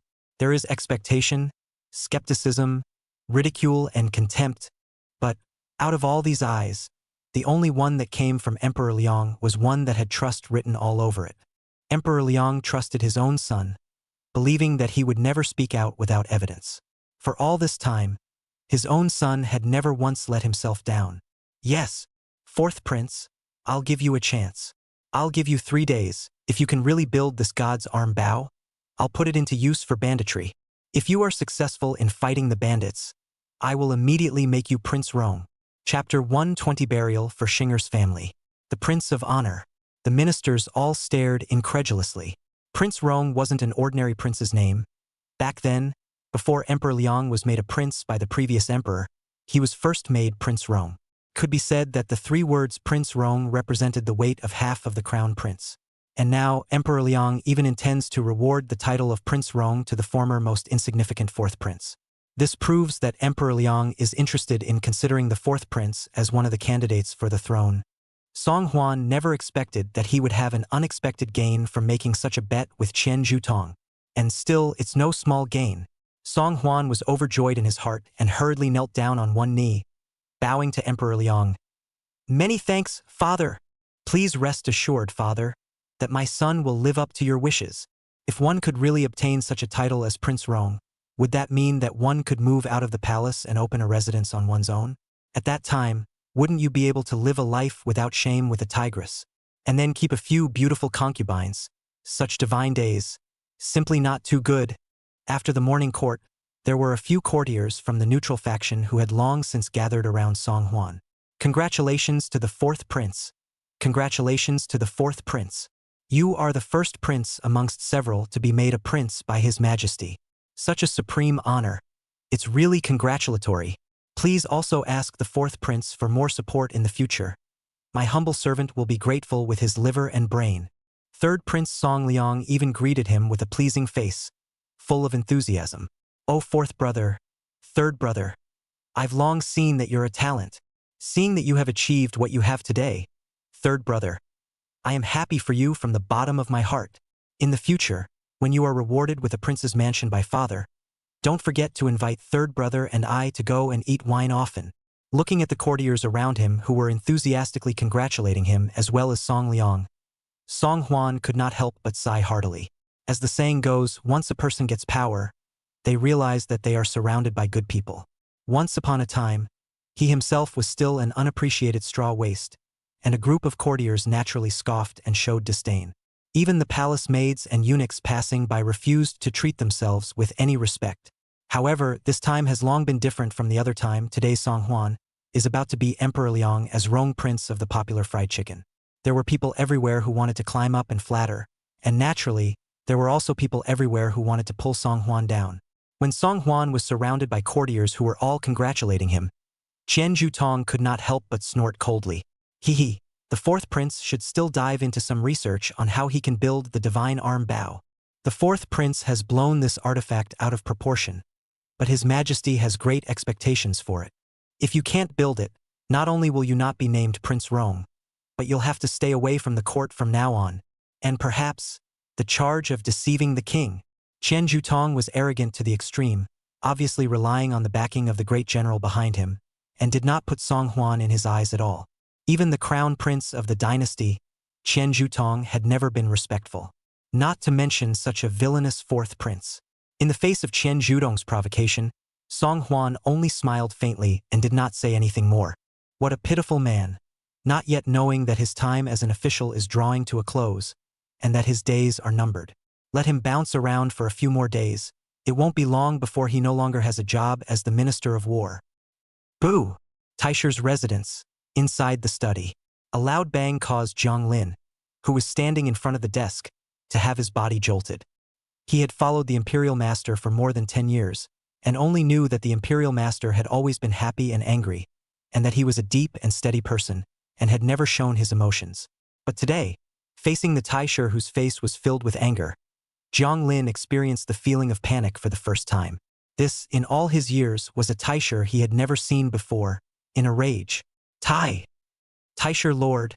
But today in the morning court, what happened? What happened? Shang Guanyi narrowed his slender eyes and looked coldly at Jiang Lin.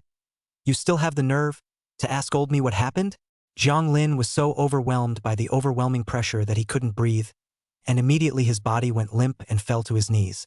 It's my subordinate's fault. I beg Lord Taisher to calm his anger. Although Jiang Lin didn't know exactly what had happened, there was absolutely nothing wrong with opening his mouth to apologize. Jiang Lin laid his head on the ground and his brain raced. Could it be that something has changed on Guotienda's side? But last night, he had clearly waited until Guotienda had reported the news of his good fortune before he went to sleep in peace. How is it that, on top of today's morning court, the Imperial Master is so angry? Jiang Lin was hanging his head in thought when Shang Guanyi's shocked voice sounded again. Did you know about Guotienda and Xinger? Guotienda and second miss? What could possibly be going on between the two of them? Jiang Lin was confused, but did not dare to find Shang Guanyi to ask for an understanding, so he had to carefully said, but Guotienda is not well disposed. Shang Guanyi's face had long been too ugly to look at. The matter between Guotienda and Xinger has even reached the emperor's ears. Now the old man has just become the laughing stock of the whole world. Is this how you do your job when you follow the old man? Jiang Lin's cold sweat ran down his cheeks, and in the face of the Imperial Master's wrath, he knew that just kowtowing and apologizing would not solve anything at all. Miso. Jiang Lin took out a small knife from his pocket, and the moment the knife was sheathed, a cold light flashed through the air. I know that my subordinate is not doing a good job, and I'm ashamed of Lord Taisher. Today, in front of your excellency, My subordinate would like to break his finger to be wise and pray that your excellency would give my subordinate another chance. With that, Jiang Lin clenched his teeth and slashed at the little finger of his left hand.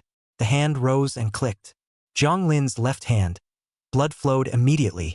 Shangguan Yi coldly watched the scene unfold, and only sighed when he saw Jiang Lin's face pale beyond recognition. Someone summon the bone setter. Yes. Seeing that Shangguan Yi was still willing to call a bone setter for himself, Jiang Lin's face finally showed some relief.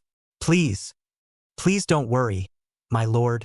This time, my subordinate will learn from this incident. We'll never let your honor down again. Shangguan Yi spoke faintly. Do you know why old man didn't stop you?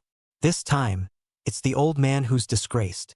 If the next time you lose your life is the old man's, then naturally you won't end up in a good place if you follow the old man. This finger of yours, consider it a burial for Star's family.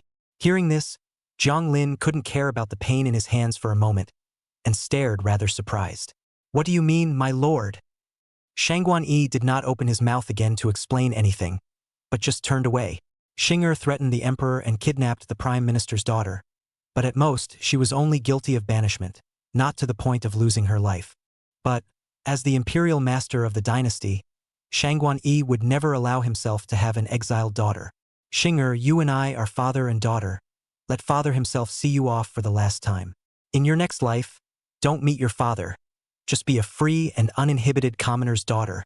Chapter 121 Cheng Susu's Reckless Brother. After the morning court this day, Song Huan still went to the state prison to attend classes and spend that boring hour. It was said to be a class, but Song Huan didn't spend a day in class listening to the lectures. Every day is passed out without exception. At first, see Song Huan sleep in class. Come to the lecture of the university scholar will also speak to reprimand a few times. No matter what kind of prince you are, even if you are a crown prince, when you come to the state prison, you will be subject to the discipline of the Grand Maester. Sleeping in class, disrespecting academics and teachers, if Emperor Liang knew about it, he would be severely chastised. However, since the last time Song Huan scolded Huang Deng to vomit blood in the morning court, no university scholar dared to rebuke Song Huan one more time. And 2 days ago at the morning court, Song Huan even directly scolded the respected university scholar Chen Zilin on the spot. Song Huan became famous in one battle, and since then, no university scholar dared to discipline him. Let's sleep in class. Who doesn't get sleepy sometimes?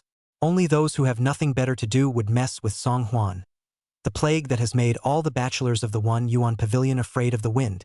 After class, Song Liang had a warm face and affectionately hitched Song Huan's shoulder. Fourth brother, we have nothing to do today.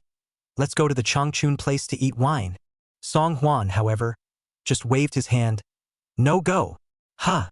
Song Liang was a bit bummed out and disappointed. These past 2 days in a row, you've locked yourself up in your room, studying that divine arm bow. Today is the 3rd day. Don't you get bored?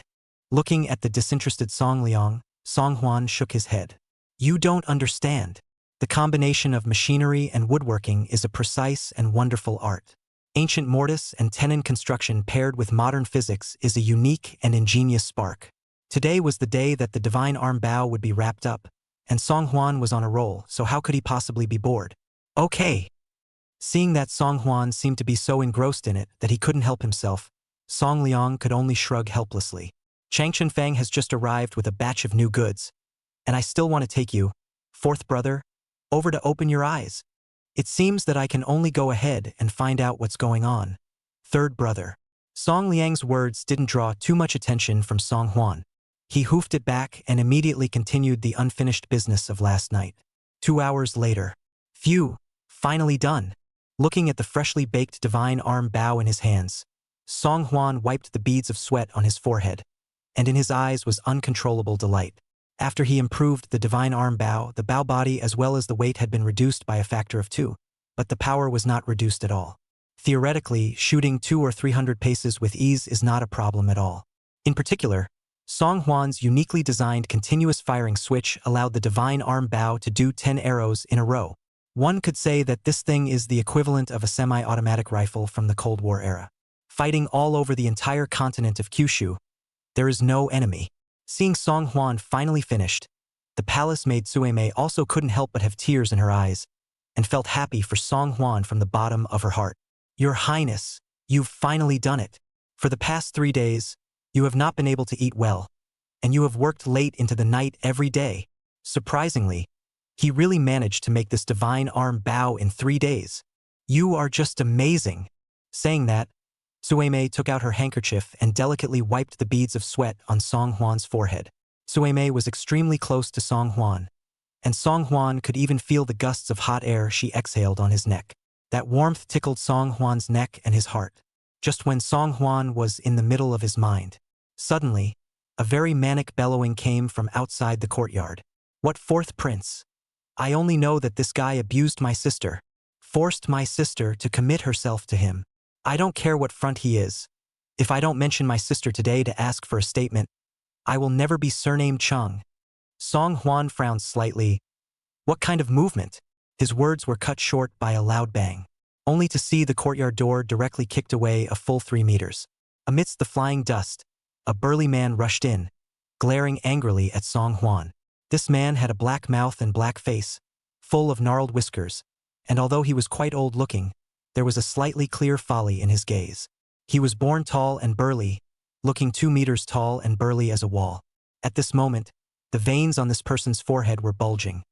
His eyes were red. He was gritting his teeth and glaring at Song Hwan. It looked as if he couldn't wait to eat Song Hwan alive and tear him to pieces right away. Yeah, you're already engaged to my sister, and you're still here making love to the palace maid. Outrageous.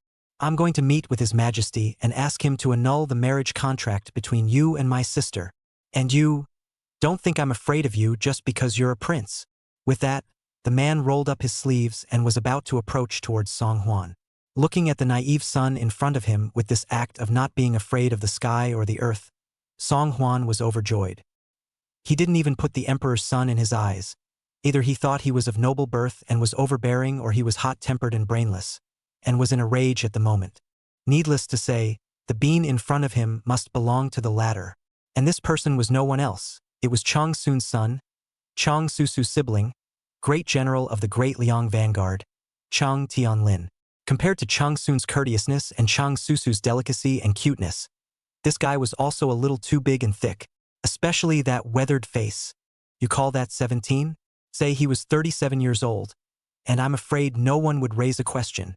Yo, if it isn't my king's brother-in-law who led the troops to war. What? Just after returning to the palace today to finish reporting to my father, you're in a hurry to come to find this king, your brother-in-law?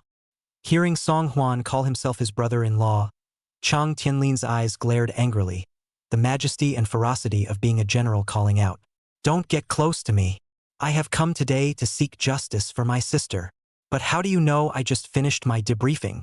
Song Hwan grinned and reached out to point at the armor on Cheng Tianlin's body.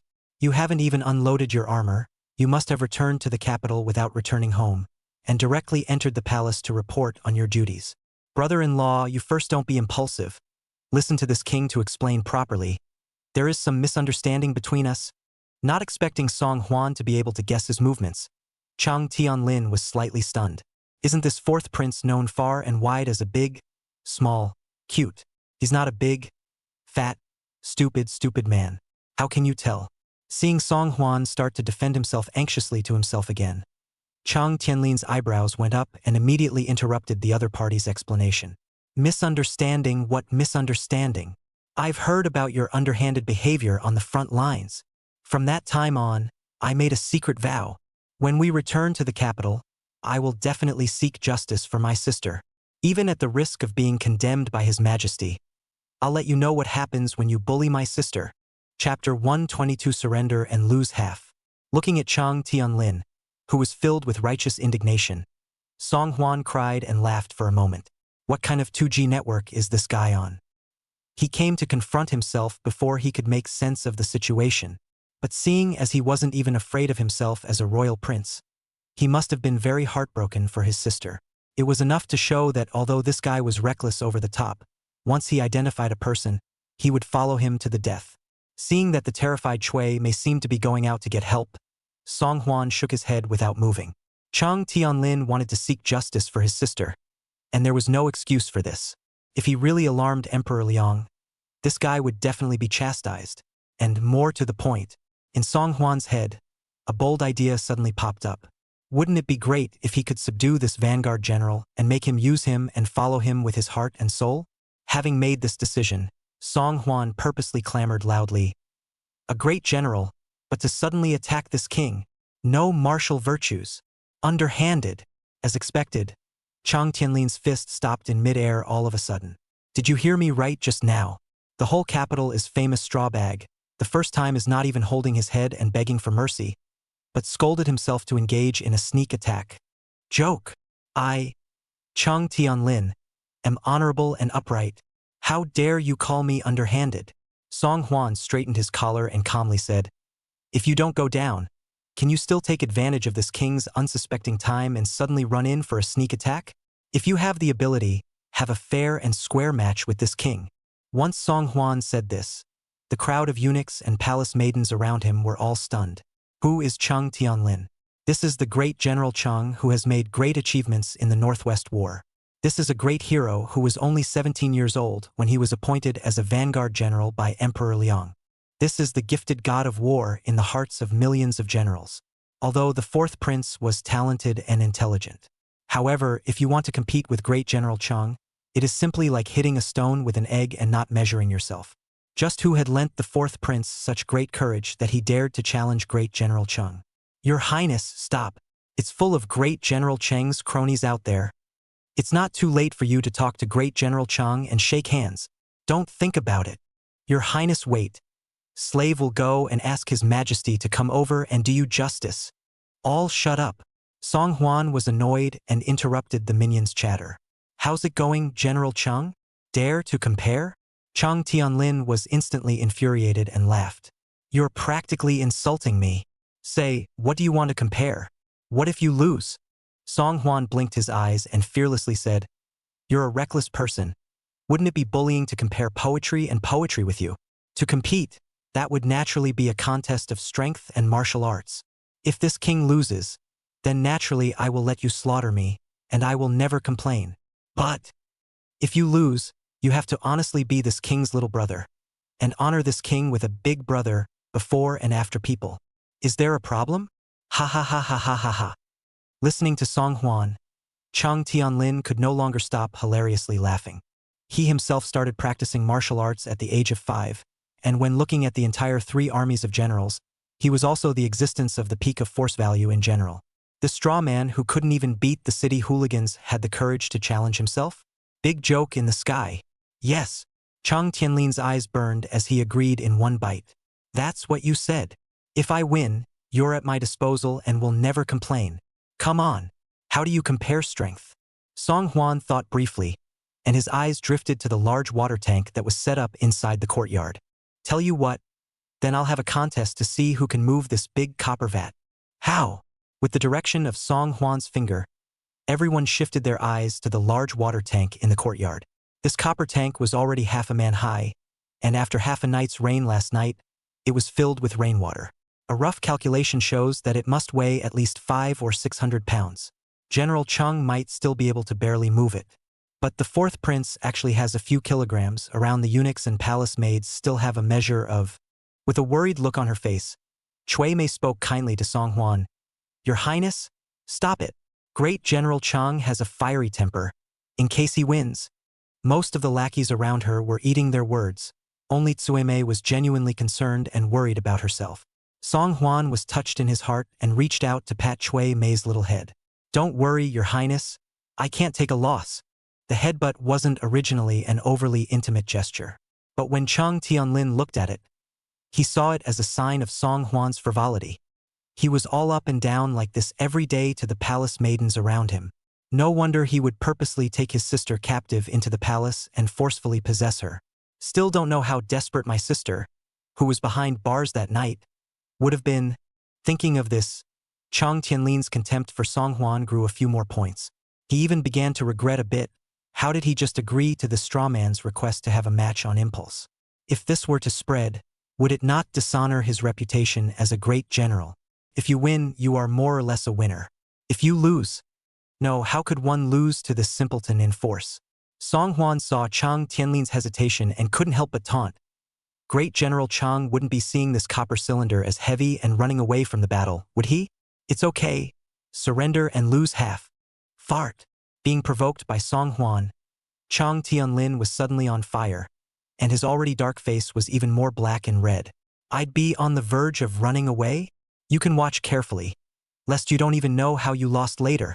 After saying that, Chang Tianlin took a wide step into the courtyard and circled around the copper cylinder. Suddenly, Chang Tianlin stopped violently in front of the copper cylinder. He took a steady stance while following with a loud bellow. Drink!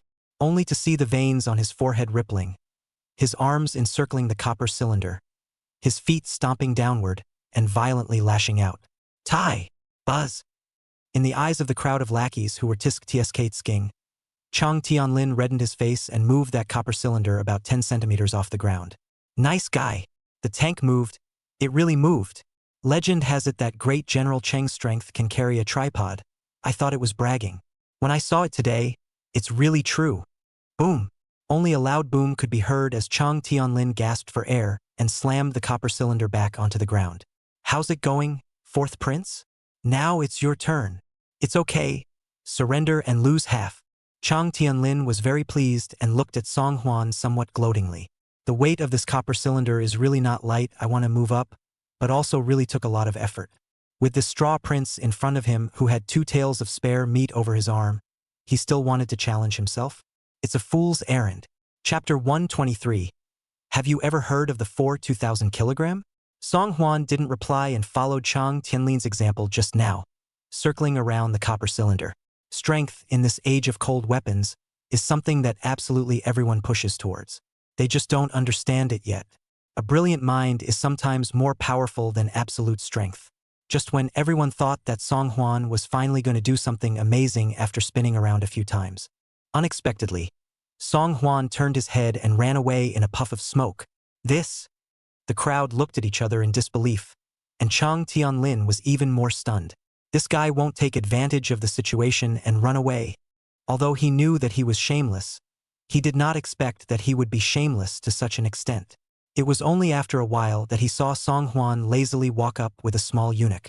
The little eunuch was carrying a large pile of wood and twine in his arms, and behind him was dragging a small flatbed cart with bundles of sticks of varying thicknesses and lengths.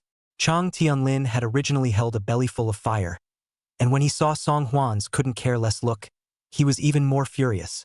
Don't you stall me here. If you want to compete, then let's have a good competition. What's the point of playing God? Song Huan ignored Chang Tianlin's words and instead assembled the bits of wood on his own. In 3 tries, Song Huan assembled a rather strange-looking wooden frame. Several pieces of twine half the thickness of a small arm held the parts together, with a number of gear-like things interspersed between them. The crowd in the courtyard had never seen such a strange contraption and pointed around the wooden frame. What's this? How come I've never seen such a strange object before? Could it be that Your Highness intends to use such a pile of wood to lift the copper tank? This is wood. How can you lift that copper tank? Chang Tianlin's eyes were even more full of doubt, not knowing what exactly Song Huan wanted to do. The first idea that popped into Song Huan's head when he initially brought up the contest of strength was to use the principle of leverage. A great scientist once said, "Give me a fulcrum and I will pry the whole earth." Just after seeing Chang Tianlin's laborious appearance when he moved the copper cylinder, Song Huan gave up on this idea.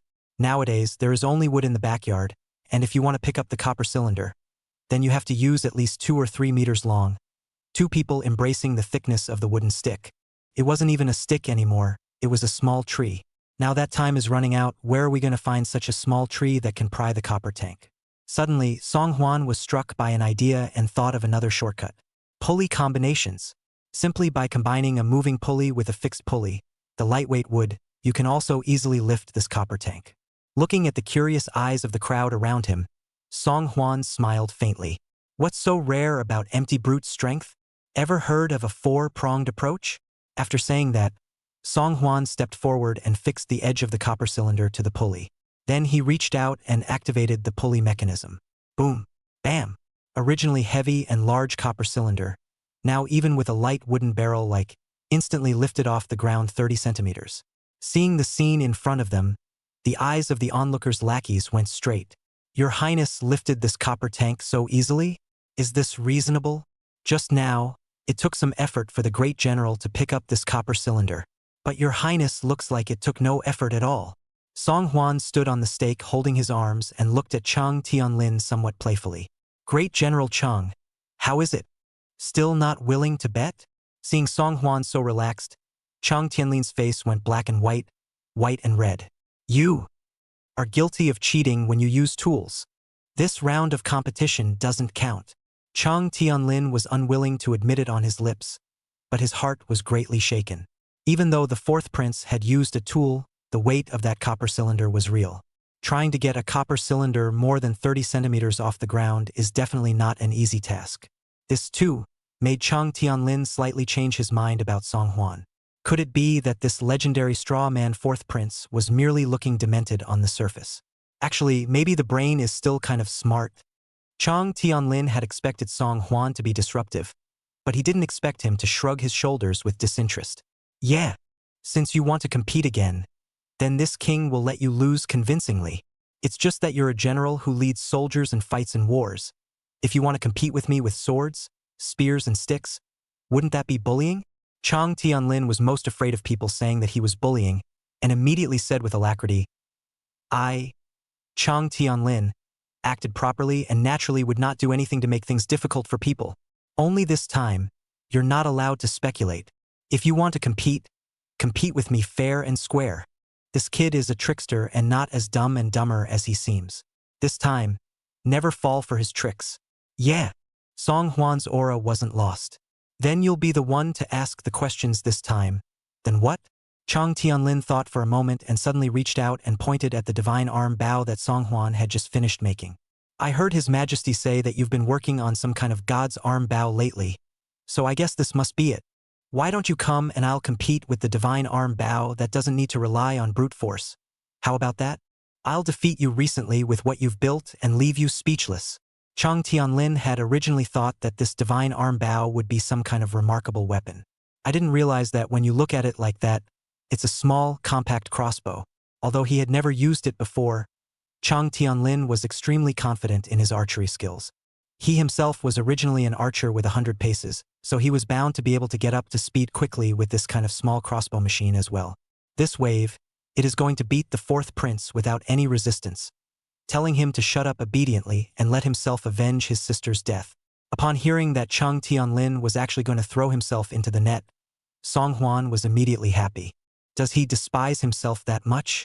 It's amazing that you have to beat yourself with something you built. I don't know if it's really skillful or simply bad brain. Song Huan was afraid that Chang Tianlin would back out, so he immediately clapped his hands and said, "Good, just compare it to the god's arm bow. Same old rules, 10 rounds each, match accuracy. But do you know how to use it?" As he spoke, Chang Tianlin had already put the divine arm bow on his small arm and fiddled with it a few times from side to side. Heh, it's not just having hands? Fourth prince, with so many pairs of eyes watching. If you lose, you have to keep your promise and be at my disposal. But don't wait until you lose and cry your nose at His Majesty. It was only after being reminded by Chang Tianlin that Song Huan realized. It turned out that the two men competed with too much noise. Outside the courtyard door has been crowded with countless eunuchs and palace maids watching. There were even a few passing concubines, all in groups of 3 or 5, waiting to see what was going on. Anyone who fails to play well this time will be in for a real shame. Chapter 124. So what if I let you have 3 rounds? However, Song Huan wasn't worried about making a fool of himself in front of others. If Chang Tianlin wants to compete with any swords, guns, sticks and clubs, I am sorry, but that really won't be the case. But if it was to be compared to the divine arm bow, Song Huan really hadn't been afraid of anyone. As a cold weapon enthusiast, Song Huan knew this weapon like the back of his hand. He's been shooting balloons with a plastic gun in the park since he was a kid, but it's a hit and miss. It can be said to be the existence of beating all the parks and making the ground floor bosses scared, coupled with the fact that in his previous life, he had soaked in cybercafes every day to play CSGO, and it was not a problem at all to hit a few 10 rings with ease. This time Chang Tianlin took the initiative to propose a competition for the divine arm bow. It was simply dozing off and picking up a pillow just right. Song Huan immediately commanded, and within a short time, the little eunuch set up 2 targets at the other end of the courtyard. Seeing that the two had already taken their positions, the onlookers had already surrounded Song Hwan's chambers with 3 layers inside and 3 layers outside. Each one stretched his neck to see what was happening in the yard. One was a famous young hero, and the other was the 4th prince who had only just been taken seriously by Emperor Liang, but could only offer advice. It was already clear and nail-bitingly obvious who would win and who would lose, but everyone still wanted to see how this great General Cheng planned to beat the 4th prince into tears. With everything ready, Song Hwan holstered his god's arm bow and took the lead in standing on the opposite side of the target. This divine arm bow is as long as a small arm, weighing quite a bit in his hand. The onlookers couldn't help but mingle when they saw Song Hwan's proper appearance. It's good that the 4th prince is advising his majesty, but this is a martial arts competition. More or less out of your depth. Yes, has the 4th prince drifted a bit recently after making a big splash in front of his majesty, that he dares to compete with great General Cheng? Alas, this match is no longer in doubt, but I still want to see just what great General Cheng intends to do to the 4th prince. The eunuch Xilingzi sniffed and viciously plucked out these onlookers for a few moments. Seeing that the target was really far away from Song Hwan, Xilingzi immediately put on a nonchalant demeanor and walked near the target. Then, taking advantage of people's inattention, he kicked the target a few times in the direction Song Hwan was standing. Although Xilingzi thought that he had done a seamless job, his behavior was still well received by the crowd of onlookers. Yo yo yo, cheat if you can't beat them? Shame on you. I thought that the 4th prince has long been different from the past. How come today, at a glance, he will even cheat? However, in the face of Xiao Lingzi's actions, Cheng Tianlin, instead of getting angry, gently laughed. It's okay. I'll let the 4th prince have his way. Anyway, even if we let the 4th prince take advantage, there's no chance of him winning at all. Worthy of being the great General Cheng, who is the martial arts champion of the 3 armies, he speaks with toughness. Once these words came out, the courtyard and beyond were instantly filled with rapture. Xilingzi knew he had done something wrong, but still straightened his neck and looked fearless. What's all the noise? Haven't you heard the people, General Cheng, say they can give privileges? Isn't it your highness? But before Xilingzi could finish her words, she was interrupted by the stern voice of Song Hwan, who had a serious face across the room. Set that target straight. I don't need any privileges. Get started quickly. Don't give me any time. Cheng Tianlin's face actually became a bit gloomy when he heard this. Obviously, he had just said that he could let the guy enjoy his privileges. But he was not shy about accepting it openly. Instead, he righteously rejected this so-called privilege. Cheng Tianlin actually unconsciously, this straw bag has a slight change of opinion. Cough? Realizing this mental change, Cheng Tianlin hurriedly coughed twice and raised his hand to Song Hwan. Please! Song Hwan did not say much, adjusting the divine arm bow on his arm and aiming slightly in the direction of the target. Pop! Pop! Snap! A few crisp and sharp bow whistles rang out, and Song Hwan confidently put down his god's arm bow and turned around to leave. As the saying goes, a real man never looks back. This is the end. What the hell? I didn't expect Song Hwan's hand to rise and fall with his bow, snapping a few times to finish the job, and the crowd looked at each other in dismay. Cheng Tianlin is even more full of doubts, but see Song Hwan so confident, not like to muddle through the appearance of awe. Cheng Tianlin's men quickly stepped forward and removed the target, but after checking it a few times, they couldn't help but suck in a breath of cool air. Report. To the great general, there are a total of 7 bows and arrows on the target, all in the 10-ring position.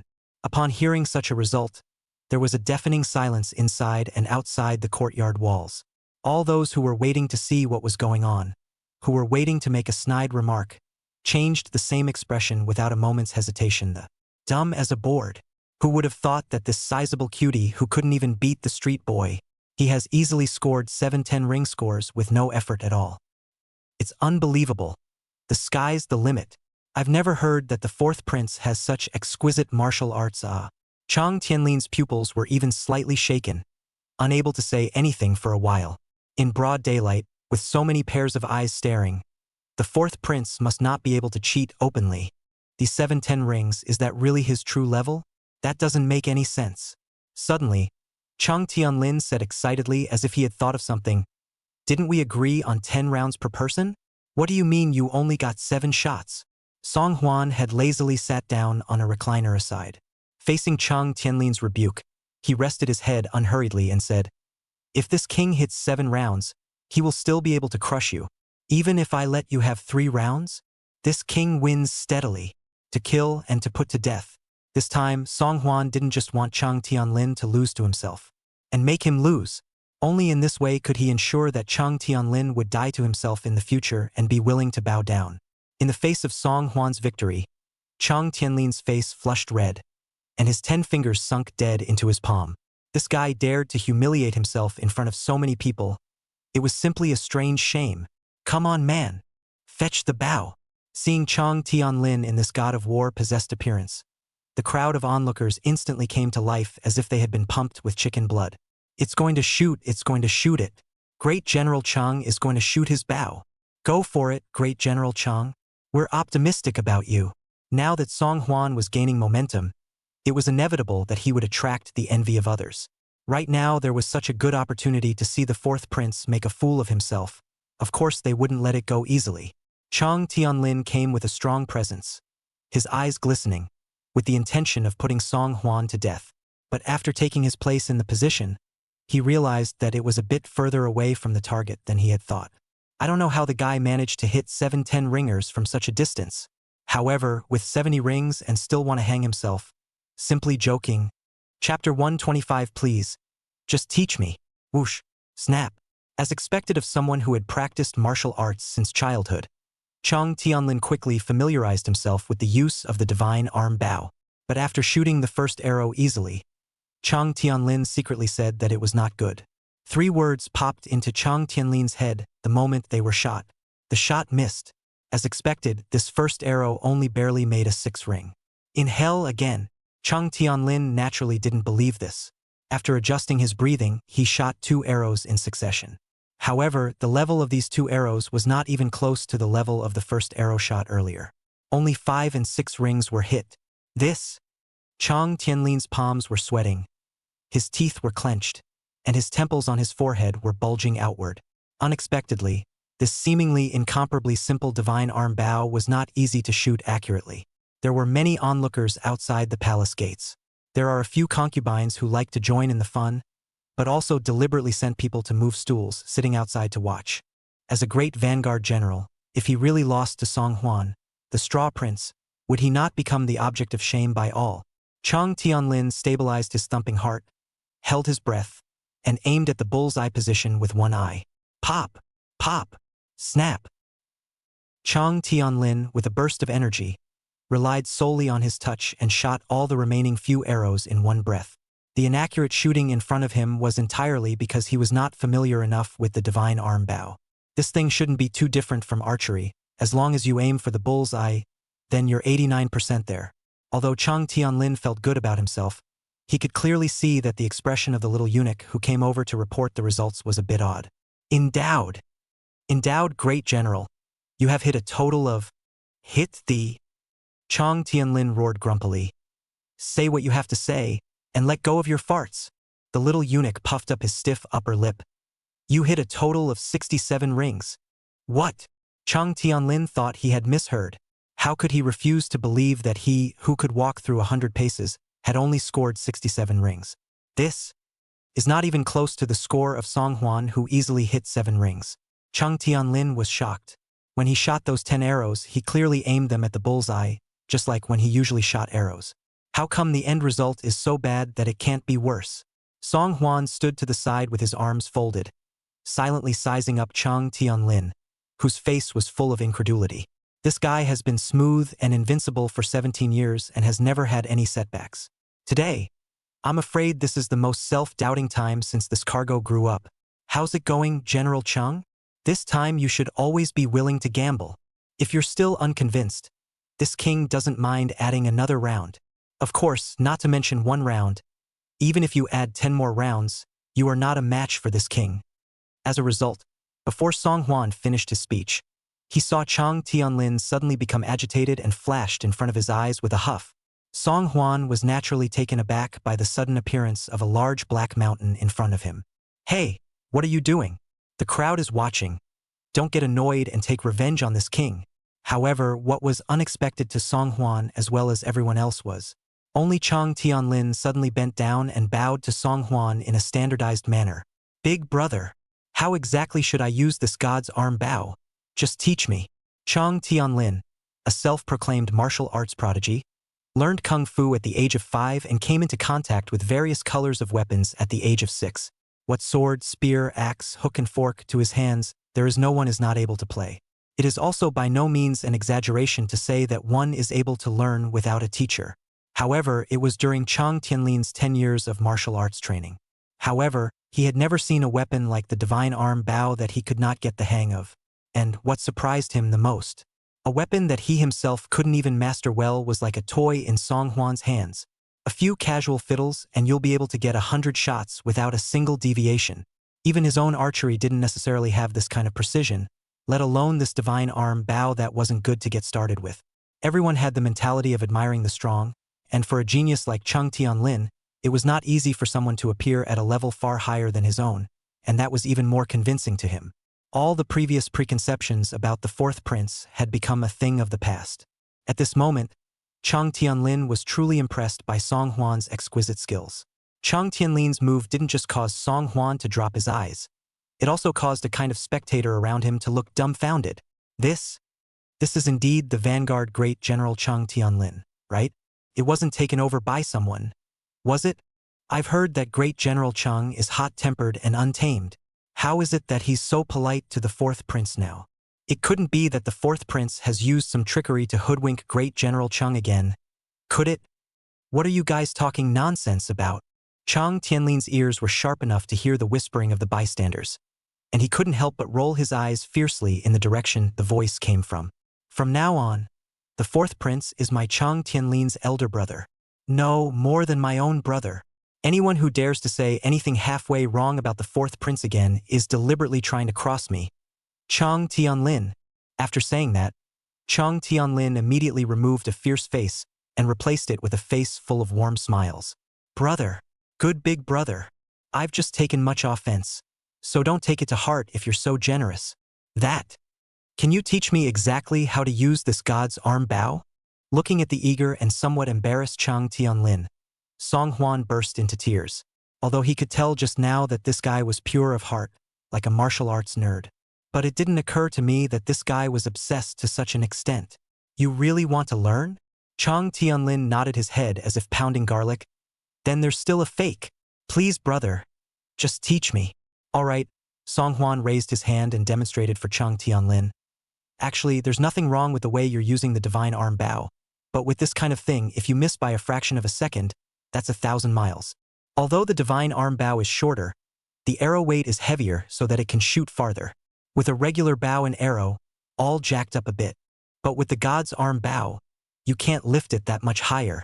Song Hwan patiently explained for Chang Tianlin. Chang Tianlin listened to them one by one and could not help but once again change his mind about Song Hwan. When he was in the barracks, who on earth passed on the news that this fourth prince was uneducated and a waste of straw? Now that I look at it, it's not at all like the rumors. A person as good as the fourth prince wouldn't do anything out of the ordinary to his sister. The crowd of onlookers had originally wanted to wait and see just how the vanguard great general would disrupt the fourth prince's chambers. I didn't realize that the end result would be that the two of them would make up regardless of their former enmity. Chang Tianlin was even more submissive to Song Hwan and was taken in. Seeing this scene, the crowd could not help but cry out in disinterest. Break it up, break it up. It's no fun. Brother-in-law and brother-in-law have a deep love for each other. We've been watching this for nothing. Alas, I don't know what exactly the fourth prince was stimulated by. How come he's very different from before? Chapter 126. Little bunny, you've gone against the grain. Inside the prime minister's residence. Miss, not good. Young master has just returned to the capital, and then without stopping, he went to the palace with the great general to face the saint and report his duties to his majesty. Cheng Susu was reading a book in her study, and when she saw the servant girl gasping for air and coming to report, she was a bit surprised. If he comes back, he comes back. What are you in such a hurry for? Also, wasn't it His Highness who hosted a banquet tonight, inviting the ministers to the palace to receive the great general and his family? Isn't it only right that he should report to the palace immediately? The maidservant managed to catch her breath with great difficulty, and when she saw that Cheng Susu wasn't in the least bit anxious, she couldn't help but become even more anxious. "Miss, you should go to the palace and see what's going on. I heard that after the young master finished his duty report to His Majesty, he went to find the fourth prince to argue with him. Young master didn't know where he heard the rumors, and had to say that the fourth prince had bullied you before." "What?" Cheng Susu's small face turned white, finally realizing the seriousness of the problem. This brother knows himself. He's a stick in the mud. He's a stickler. Family is paramount in his eyes. If anyone dared to touch his family, he didn't care what the other party's status was. He would definitely seek justice for his family. Can even be a big fight. If he makes such a mess, in case he beats up the fourth prince and is then chastised by His Majesty. Cheng Susu was shocked, hurriedly ordered people to prepare a sedan chair, and hurriedly stepped on the carriage to enter the palace. Previously, Empress Shangguan had taken a fancy to Cheng Susu as her daughter-in-law, so she had purposely given Cheng Susu a hand medal that allowed her to enter and exit the palace at will. When Cheng Susu rushed to Song Huan's palace in a hurry, there was no sign of the duo at all. "Huh, isn't this Miss Cheng?" Seeing Cheng Susu appear, Cui Mei took the initiative to salute the other party. Cheng Susu was anxious. "Where is your master? And where's my brother?" "Brother." Tomei thought for a moment, and then realized that Cheng Susu and Cheng Tianlin were siblings. It had to be said that although Cheng Susu was a year older than Cheng Tianlin, Cheng Tianlin looked much more mature and sophisticated. If people didn't know, they were afraid to think that Cheng Tianlin was Cheng Susu's uncle. "Miss Cheng, His Highness and Great General Cheng, have gone to the imperial study together to meet with the Holy Spirit, as if it's something particularly important. You're a little late. You didn't see how lively it was earlier. Hot. Hilarious." Cheng Susu's cherry mouth opened slightly, full of disbelief. "Did a lot of people see that just now?" "That's true." Thinking of the scene that just happened, Tomei was still a bit complacent. Not only did a lot of eunuchs and palace maids see it, but also several empresses saw it. Even Empress Qing, who is now the most favored by the Holy Spirit, is out there looking good. Concubine Qing also saw it? Tomei, was that a heated scene just now? Hearing Cheng Susu's question, Cui Mei cocked her head and recalled for a moment. "How? I can't say it was heated, it was very heated. Your Highness and Great General Cheng are going back and forth. The slave girl has never seen such a tense and exciting scene in all her life. It's too much." "Ah, this is still fun." Looking at Cui Mei, who had a look of intent, Cheng Susu only felt her heart beating faster. "It's over and done with. It must be that brat Cheng Tianlin who indiscriminately came up and beat up the fourth prince." The commotion was so great that it not only alarmed the concubines in the harem, but also reached the ears of the emperor. Now, the emperor is afraid that he has already called the two for questioning. This kid hands down no light or heavy, in case the fourth prince again to beat out what good or bad. At the thought of this, Cheng Susu only felt her eyes darken and her feet soften. One stumbled and was about to lean back. However, just as Cheng Susu was about to fall to the ground, she felt herself fall into an extremely sturdy and warm embrace. As soon as Cheng Susu opened her eyes, she saw Song Huan's smiling face. "Isn't the reception ceremony tonight? You couldn't have missed my king so much that you entered the palace early." Seeing Song Huan appear in front of her, Cheng Susu was energized with a jolt. "How are you doing? Hurt in what way? Is there anything uncomfortable? Have you had the doctor look at it?" Cheng Susu said on one side and hurriedly checked back and forth on Song Huan's body. Yet after half a day's examination, there wasn't a single wound to be seen. Cheng Susu was puzzled. It couldn't be that Cheng Tianlin, that brat, hurt people in the dark and caused all the internal injuries. Cheng Susu looked up and saw Cheng Tianlin following behind Song Huan. "Sister." Cheng Tianlin's big mouth grinned as he was about to say hello to Cheng Susu. Unexpectedly, Cheng Susu unexpectedly raised her willow eyebrows and reached out to twist Cheng Tianlin's ear. "Little brat, against you. You don't know to go home even after you've finished debriefing with His Majesty. Don't you know that your parents are waiting for you at home? Good for you, kid. How dare you come into the palace to find trouble with your brother-in-law? Say, hurt your brother-in-law somewhere." Cheng Tianlin was over 8 feet tall, nearly 200 pounds, and burly like a moving wall. But even so, beside the petite and delicate Cheng Susu, he could only be twisted by Cheng Susu's ears, not daring to fight back at all. Sister, sister. I was wrong, I was wrong. How dare I touch my brother-in-law halfway? I have a deep brotherly love with my brother-in-law, and my admiration for him is simply like a torrential river that stretches on and on.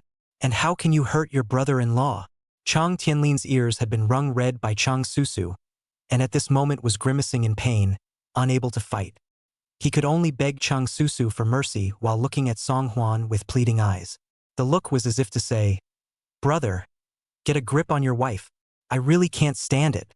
Song Huan laughed heartily from the sidelines, and only after he had finally laughed enough did he hastily interrupt Cheng Susu. All right, this kid is just entering the palace to find this king to spar in martial arts.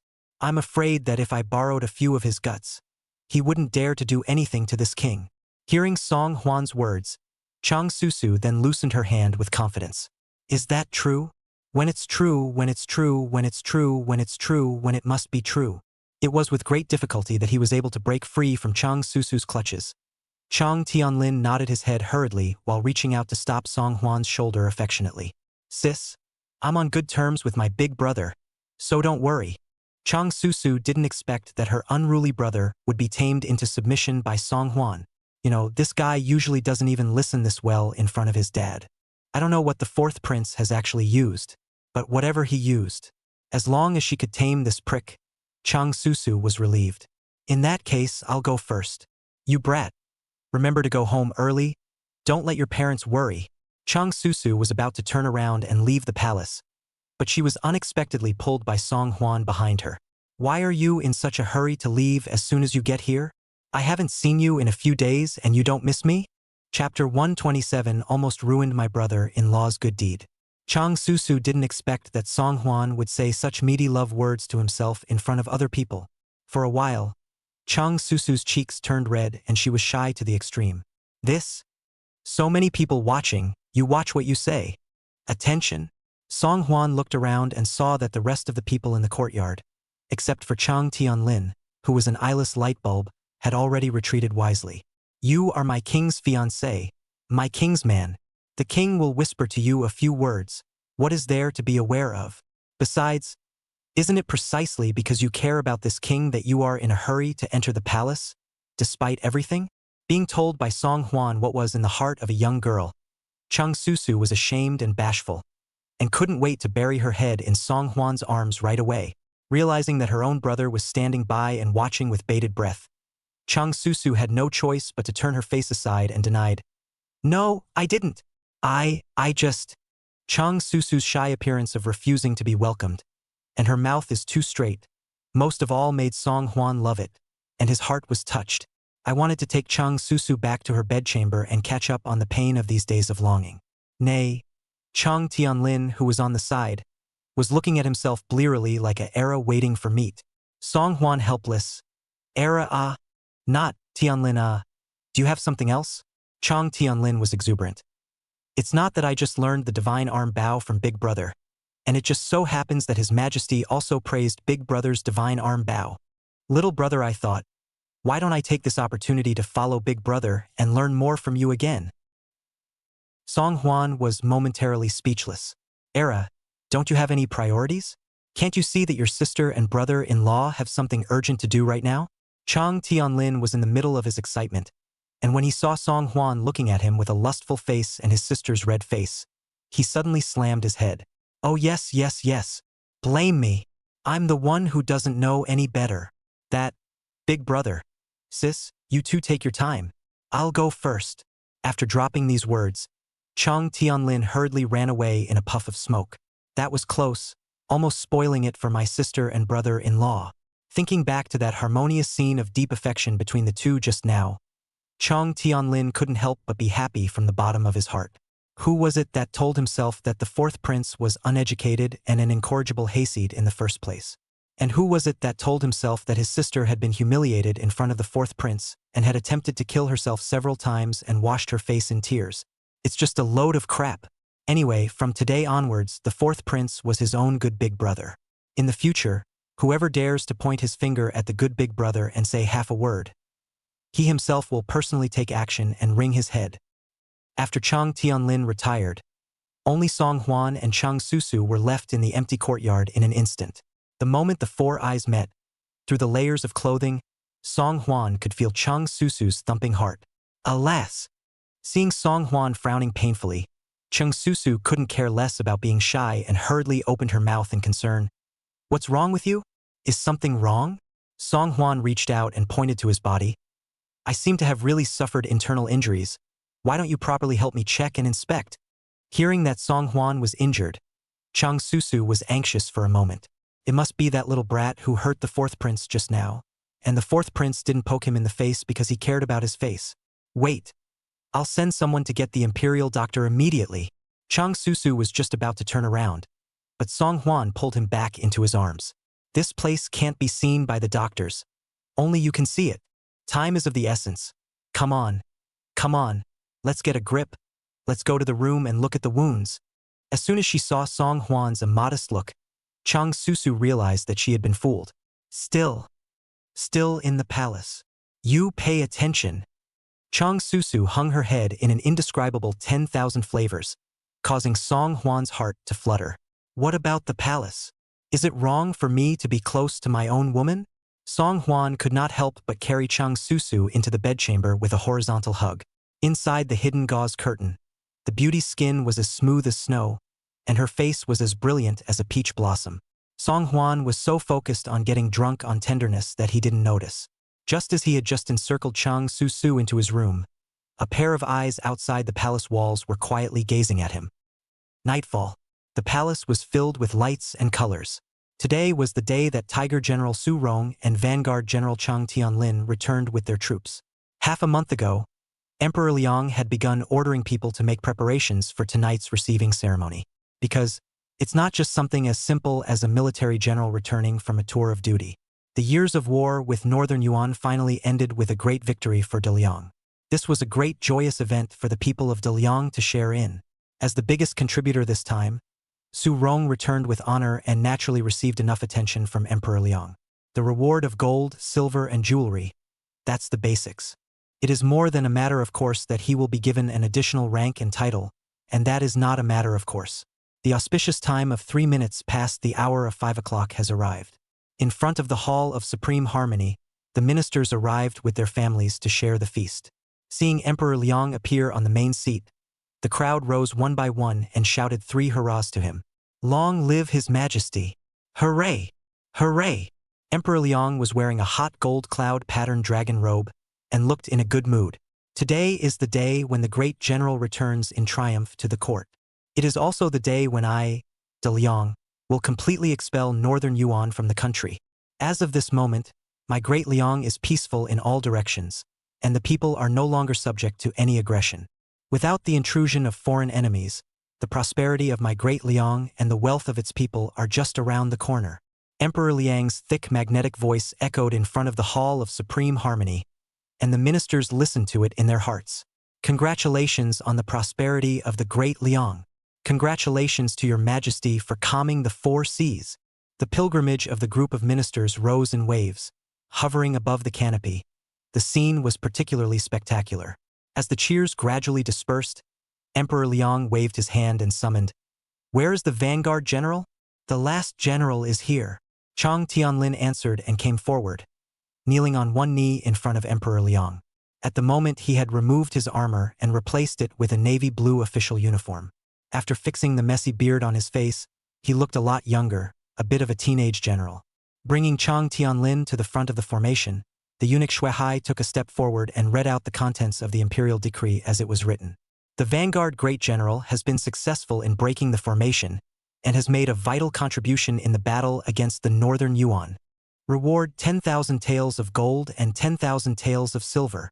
Promote the vanguard grand general to be the chief town of Kaifeng province, responsible for the defense of Kaifeng province." Chang Tianlin was overjoyed in his heart and answered with a vibrating voice, "Yes."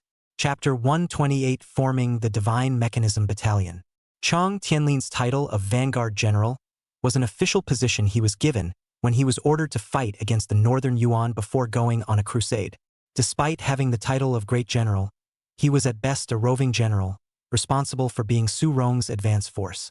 Now that he was promoted by Emperor Liang to be the general commander of Kaifeng province, He was equivalent to the commander of the capital military district. Having obtained such a large official position, Cheng Tianlin was naturally overjoyed in his heart. After thanking him for his grace, Emperor Liang once again revitalized his voice and asked, "Where is the Tiger Runner General?" "The last general is here." A thick and powerful voice rang out, only to see a middle-aged man close to 50 years old walk up. He was born broad-cheeked and dark in complexion. His eyes are shining, and he has a thick beard. Walking tigerishly, at a glance, it is a general who spends a lot of time in the tent. Su Rong walked to the front of the hall and knelt down in front of Emperor Liang's driver. Today's receiving ceremony will be attended by all the ministers with their families. Emperor Liang, as the king of a country, naturally brought along a group of concubines to attend. Empress Shangguan, as the mother of a country, was sitting on Emperor Liang's left-hand side. Only that the crown prince had been grounded and her own sibling had been rumored to be notorious, Empress Shangguan's face did not look very good. Second Prince Songda's birth mother, Consort Shu, was sitting on the stage, not close to Emperor Liang. However, seeing Su Rong walk to the front of the formation, Shu Fei still couldn't help but straighten her back. As concubines in the harem, the emperor's favor and the merit of their mother's family are their backbone. Looking at her brother's achievements in battle, Shu Fei's pride overflowed. Kneeling in front of Emperor Liang, Su Rong is also full of self-confidence, quietly waiting for Emperor Liang's reward. Cheng Tianlin, that tiny vanguard general, had gotten such an official position as chief town of Kaifeng province. And as the great general of the Tiger's runner himself, he would surely receive unprecedented praise, right? Great General Hufu will lead the generals of Great Liang to expel all the northern Yuan and return peace and prosperity to our Great Liang. Such a sweatshop deserves to be extolled. Reward General Tiger Fu with 100,000 taels of gold and 100,000 taels of silver. Promote Great General Hu Fu to be the minister in charge of the allied guards. Su Rong was quietly lowering her head, waiting for her reward. But upon hearing Xue Hai's words, the smile on Su Rong's face instantly disappeared. In its place, there was endless anger and disbelief. Obviously, he had heard rumors earlier that Emperor Liang had the intention of making himself the Marquis of Peace. But now, the hands of the Marquis flew away. He only got a minister of the Allied Guard affairs of the virtual position. He was promoted from the first rank to the first rank, and he did not get any real power in his hands. How could Su Rong not be irritated and angry? As a member of the military general, Su Rong was happy and angry, and immediately pulled his face down. "My lord kowtows to your majesty."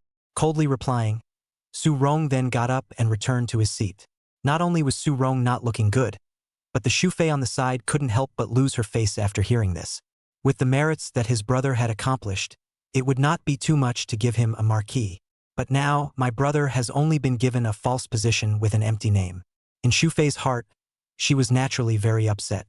For Su Rong's reaction, Emperor Liang had certainly noticed. However, Emperor Liang did not intend to pay any attention to him, but continued to look up at the group of ministers. Today, in addition to receiving and rewarding the two generals, I have a very important thing to announce. The God's Arm Bow developed by the fourth prince is so powerful that it will be put to use in the battle against bandits in Liangzhou in a matter of days. Fourth prince, all the ministers are here today, so you can personally demonstrate for all of them. Song Huan was about to get up and agree, but he saw that naive son Cheng Tianlin volunteered. "Your Majesty, let the last general take over for Big Brother." This skill of the divine arm bow of the last general was taught by Big Brother himself. Big Brother is the son of a dragon. It's better to let Mordecai come for this kind of laborious work. Looking at the hairy Cheng Tianlin, the crowd of courtiers couldn't help but be a bit puzzled. This prime minister's son has practiced martial arts since he was young and is known for his fiery temper. Once the crown prince and the second prince are interested in pulling together, but he did not want to have too much contact with the prince. All one by one export refused. However, he never expected that on his first day back in the capital, he would become acquainted with the fourth prince so quickly. He even called the fourth prince Big Brother in a very intimate manner.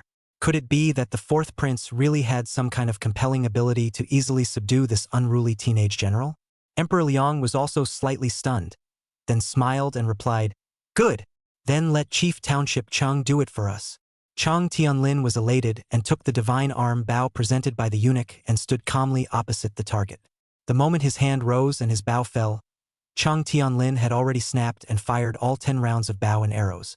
The courtiers couldn't help but TSK and TSK as they saw the force of the divine arm bow.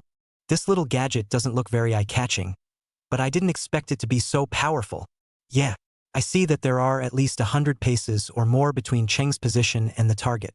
But this arrow even penetrated the target, which shows the strength of its force. The fourth prince said earlier that this divine arm bow can easily shoot a distance of 200 to 300 paces. So it seems that the fourth prince is honestly not deceiving me.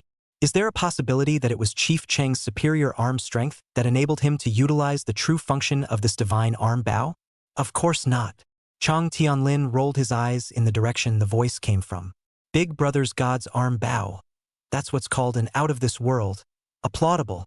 I mastered my elder brother, and at most, I only inherited 2 or 3 points of my elder brother's power, and I definitely can't catch up with half of my elder brother's power. It can be said that my elder brother is the godly man who uses the divine arm bow. You mere mortals won't be able to see it with your own eyes. The courtiers did not expect that Chang Tianlin would defend the fourth prince to such an extent.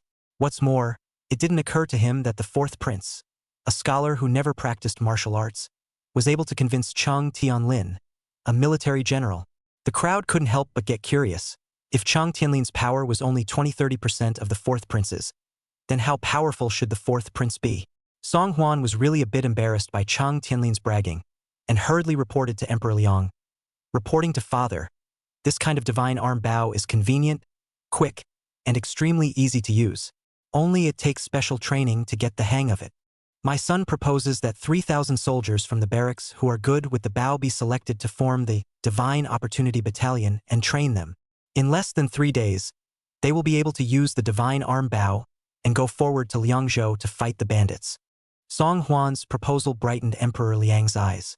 Yes, fourth prince's proposal, very good. Then this task of selecting and training the Divine Mechanism Battalion is in the hands of Chapter 129, The Undercurrents in the Dynastic Hall. Emperor Liang's eyes swept from the faces of the ministers on the stage one by one, and finally stopped on Song Huan's face. There is no more suitable candidate for this mission, except to give it to old for this brat. Emperor Liang understood that training the soldiers of the Divine Mechanism Battalion required not only superior skills, but also a unique sense of responsibility. Looking at the entire courtroom, nowadays, the one that Emperor Liang can trust the most is this fourth prince. However, before Emperor Liang had the chance to speak, he was interrupted by Chen Zhutong, the Minister of War, who stood out a step. Your Majesty, I thought that the selection and training of the Divine Mechanism Battalion this time is not a small matter, and must be given to a great general like Great General Tiger Runner. As soon as Chen Zhutong made these remarks, a few ministers chimed in. I second the motion. Although the number of people in the Divine Mechanism Battalion is small, it is a powerful weapon in the fight against bandits. It must be properly cultivated. The horse bandits in Liang State have been disturbing the people's livelihood in Liang for a long time. This time, the Divine Mechanism Battalion is going to annihilate the horse bandits and return peace to the people. Of course, there are voices in favor of Great General Su Rong. Then there are bound to be voices against him as well. A few officials from the Ministry of Rights and the Ministry of Appointments heard this and immediately raised objections. The great general has just returned from his victory. His ass is not even warm yet. How can there be any reason to immediately send the great general to fight the bandits? Not bad. Besides, don't use a bull's knife to kill a chicken. The great general is wise and powerful. He is the general star coming again.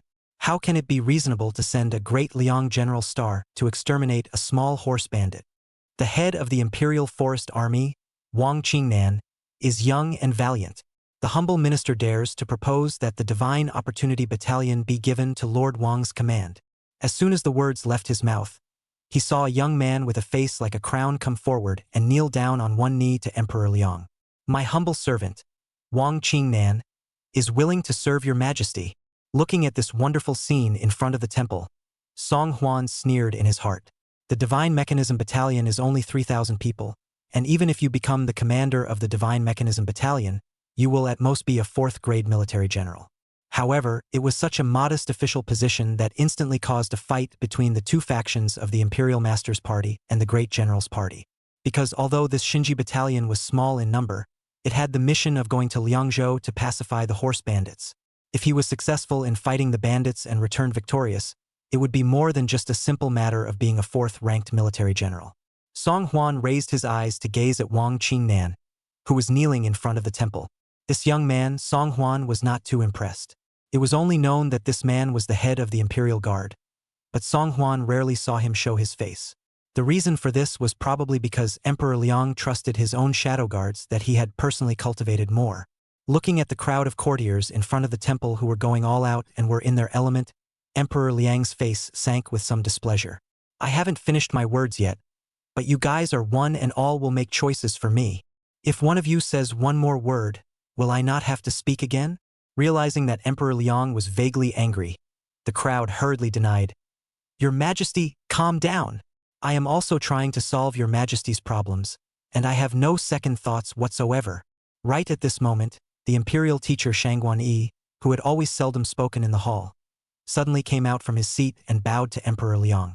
Your Majesty, the old minister thinks that the horse bandits have been in rebellion for a long time, and it is urgent to pacify the horse bandit rebellion.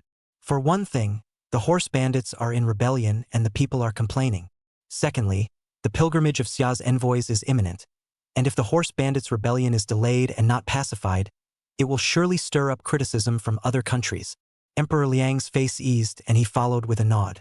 The words of the Imperial Master are good. In that case, who does the Imperial Master think should be the best candidate for this training of the Divine Mechanism Battalion? Shangguan Yi smiled slightly and reached out to run his hand through the snow-white beard on his chest. In the matter of leading troops to war, the old minister does not understand, so naturally I dare not make any judgment. The old minister only knows that the great general is famous throughout the world, and all of the 9 states and the 4 corners of the world have heard of the great general's mighty name. But Liangzhou is only a mere 2,000 horse bandits. If this needs to alarm the great general, in case it reaches the ears of the Xia envoys, won't they laugh at the fact that there is no one left to succeed me in Great Liang? After saying that, Shangguan Yi did not forget to face the direction where Su Rong was and faintly nodded. The great general is wise and valiant. It's really hard work.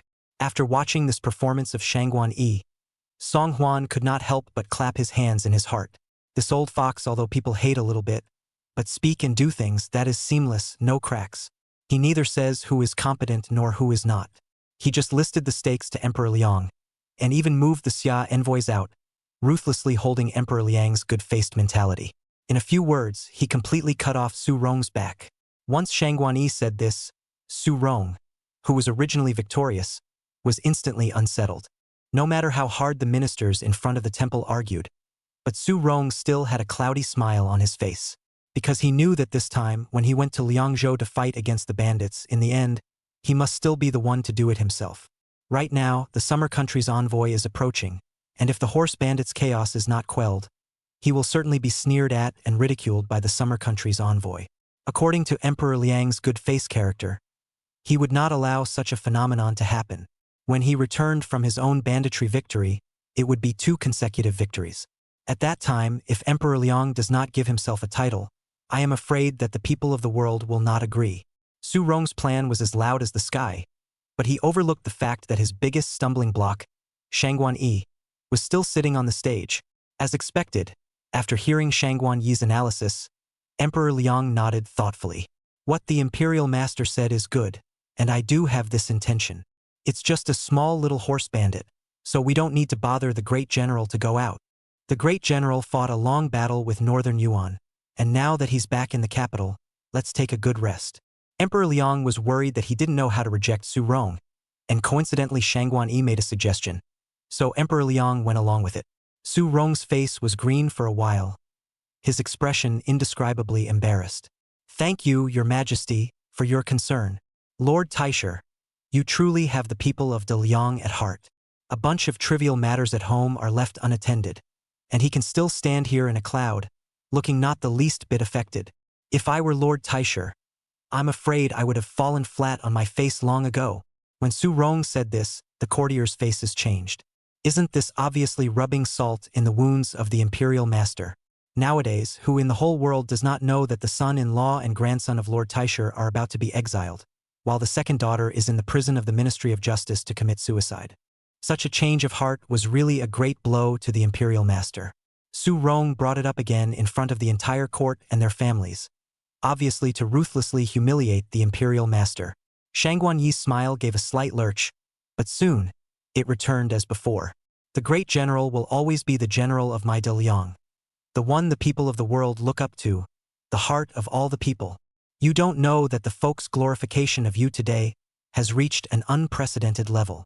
And how could you fall flat on your face?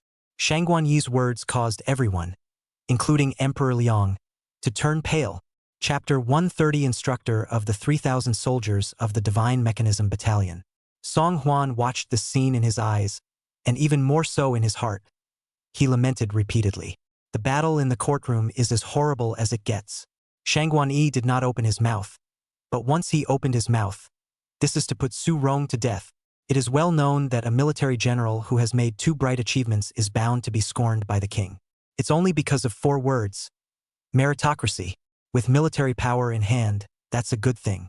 If we then have the people singing their praises and following them, then we have word of mouth again. Both bottom line and word of mouth. It's easy as pie to want to rebel. Su Rong naturally realized this and immediately stood up from his seat and knelt down with his face towards Emperor Liang. I am willing to sacrifice my life for your majesty. As a military general of Great Liang, charging into battle for his majesty, that is the duty of my humble servant. Su Rong groveled and laid his head on the ground, cold sweat permeating the back of his shirt. This old thief, Shang Guanyi, is simply tongue-tied, singing praises of his own great achievements in front of Emperor Liang. Isn't this an intentional attempt to make Emperor Liang suspicious of himself? 1 second, 2 seconds, 3 seconds. As time passed by, Su Rong could only feel drops of sweat falling onto the floor in front of him. This, then, is called seconds. I don't know exactly how long it was before I heard Emperor Liang's cheerful laughter ring out again. Ha ha ha ha ha. Today I purposely hosted a banquet. It is for the 2 generals as well as a group of generals to receive the dust. The great general, and why do you need to be so polite? Have a seat. Only then did Su Rong climb to his feet, glaring fiercely at Shang Guanyi as he returned to his seat. At the same time, Su Rong couldn't help but swear at Shang Guanyi in his heart. This group of readers, when they are really gloomy and vicious, what happened today will be returned to him tenfold in the future.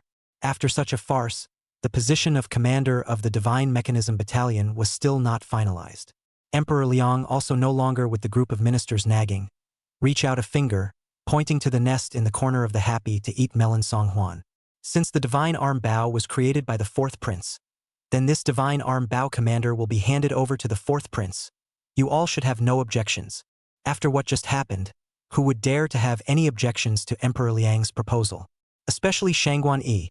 When he heard that Emperor Liang was going to order Song Huan to be this divine arm bow commander, he couldn't help but have his eyes light up.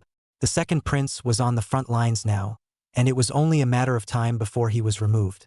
If the 4th prince was being sent to the front line, wouldn't it be even easier to get rid of this prince who had no martial arts on his side? At a look of confirmation from Shang Guanyi, several courtiers spoke to Emperor Liang. Your Majesty, I second the motion. The 4th prince's literary and military skills can be used for a great task. Emperor Liang was quite satisfied with the performance of this group of courtiers and turned his head to look at Song Huan. What do you think, 4th prince? Song Huan was nestled in the corner, enjoying himself while eating a seat and melon.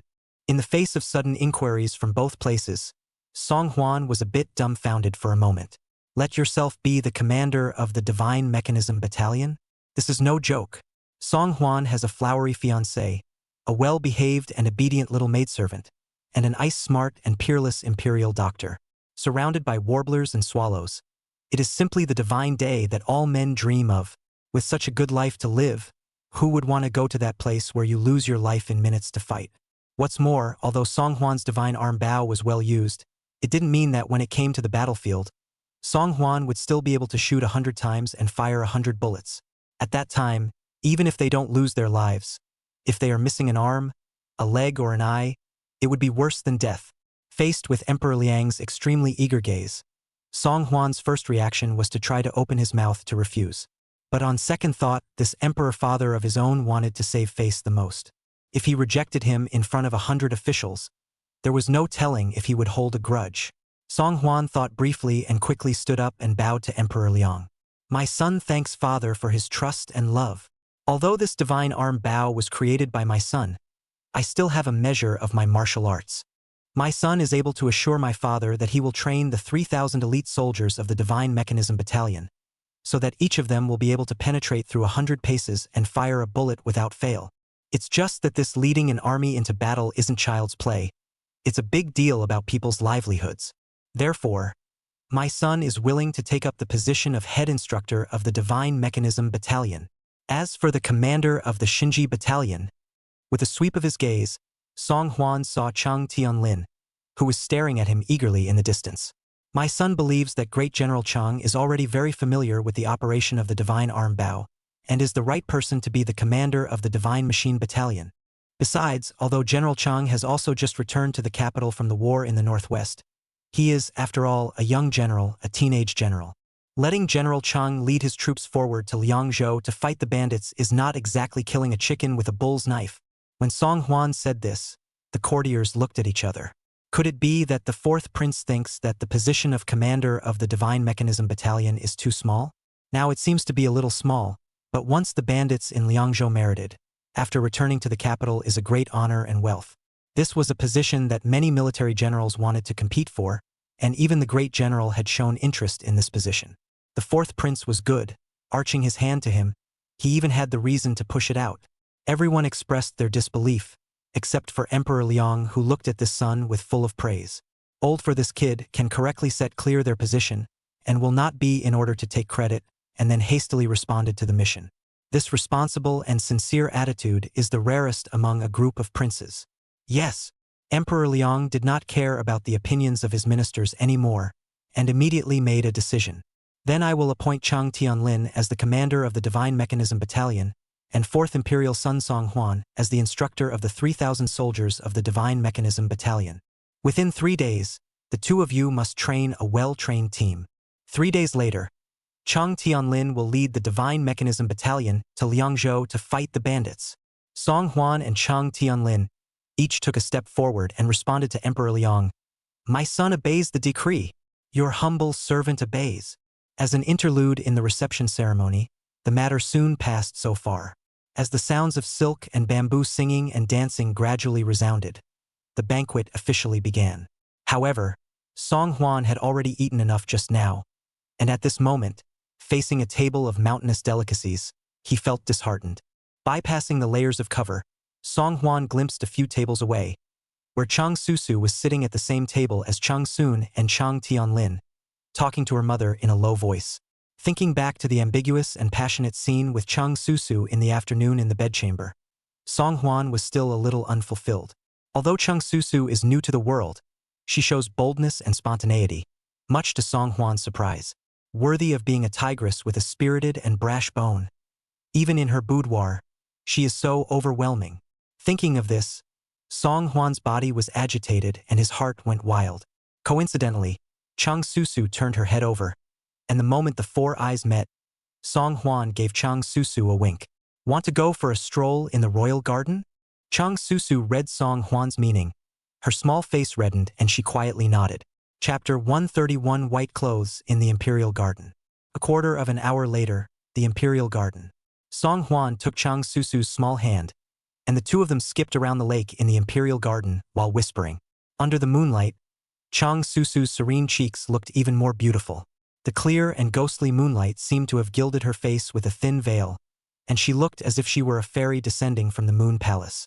Only at this moment, this Moon Palace fairy's brows were slightly furrowed, looking as if she was somewhat worried. To be honest, my father and I are a little worried about letting you go work with that simpleton in my family as the head instructor of the Divine Mechanics Battalion. Song Hwan was a bit puzzled. There's nothing to worry about. My brother-in-law is obedient now, and will definitely not make things difficult for me.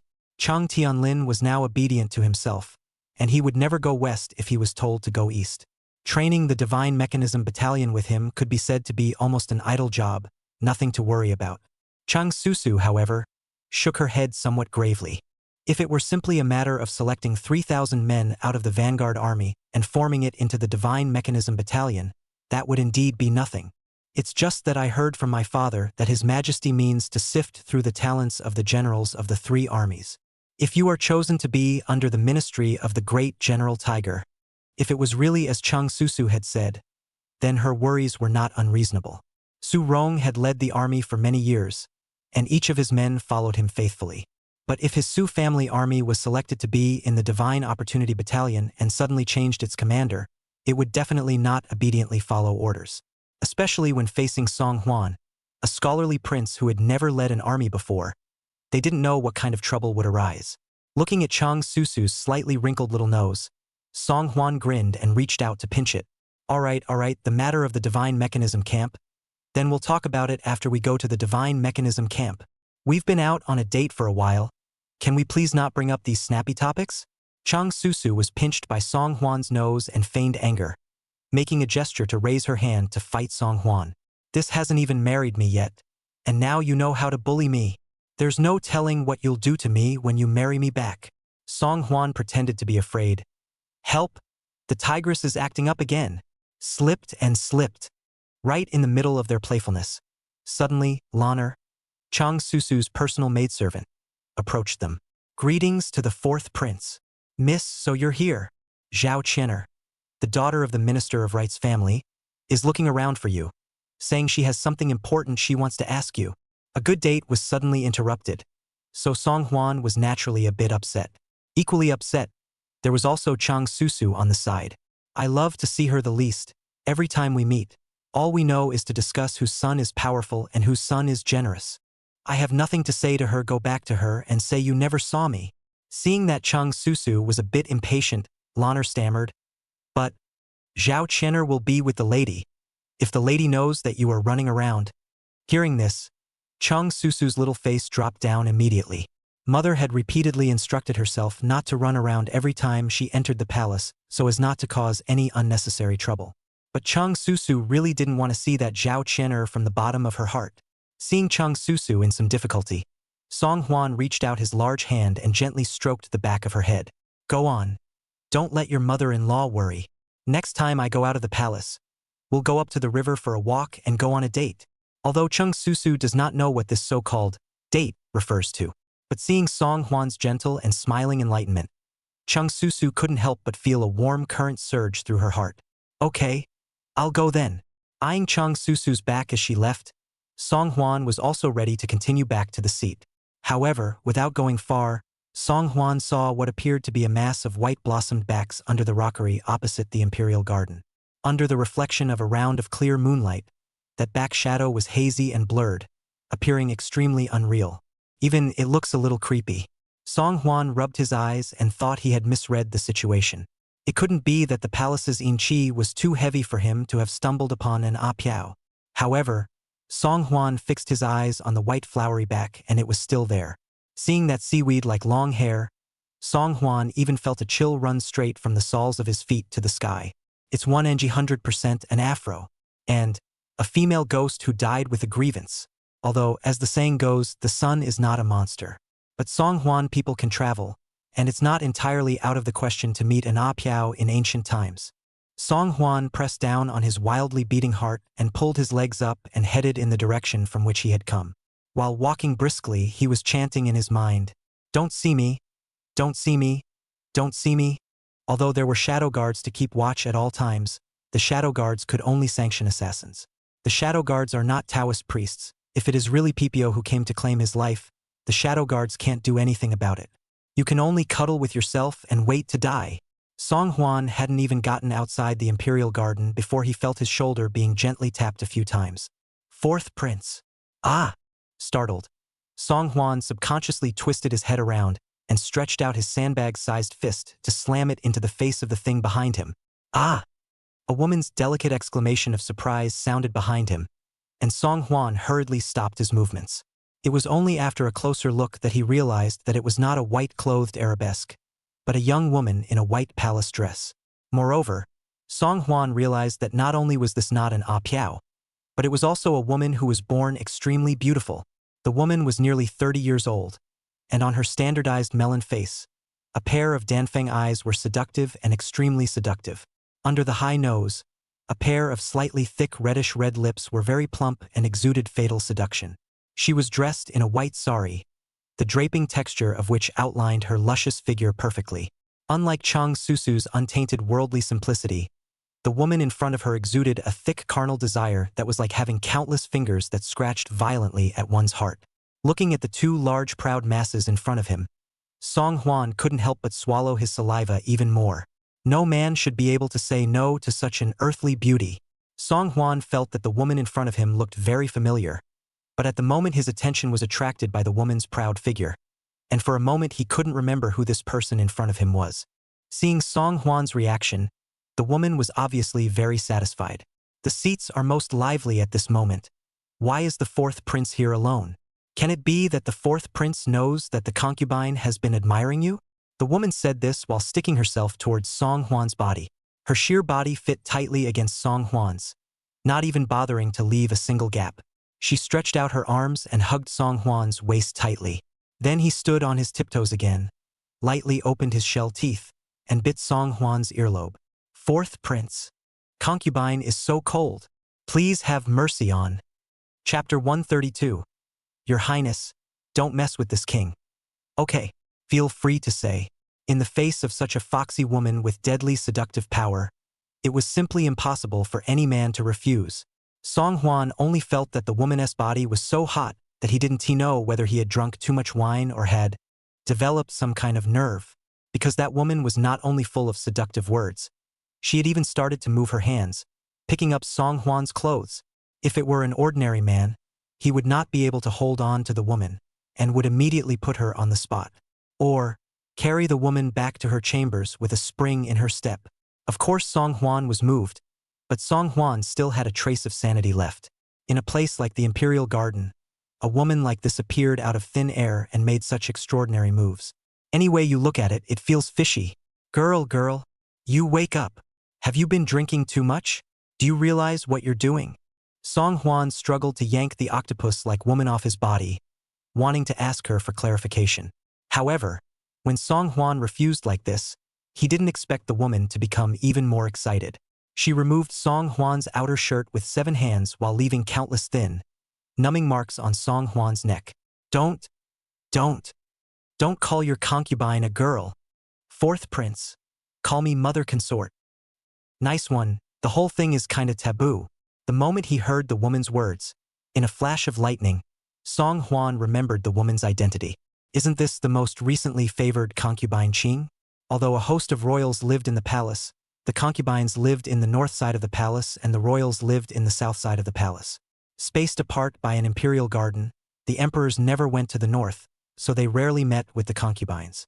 The reason why Song Hwan had an impression of concubine Qing was that he vaguely remembered that this concubine Qing had even watched outside with the other concubines during today's match with Chang Tianlin.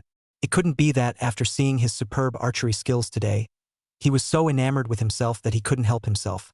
Could it? No.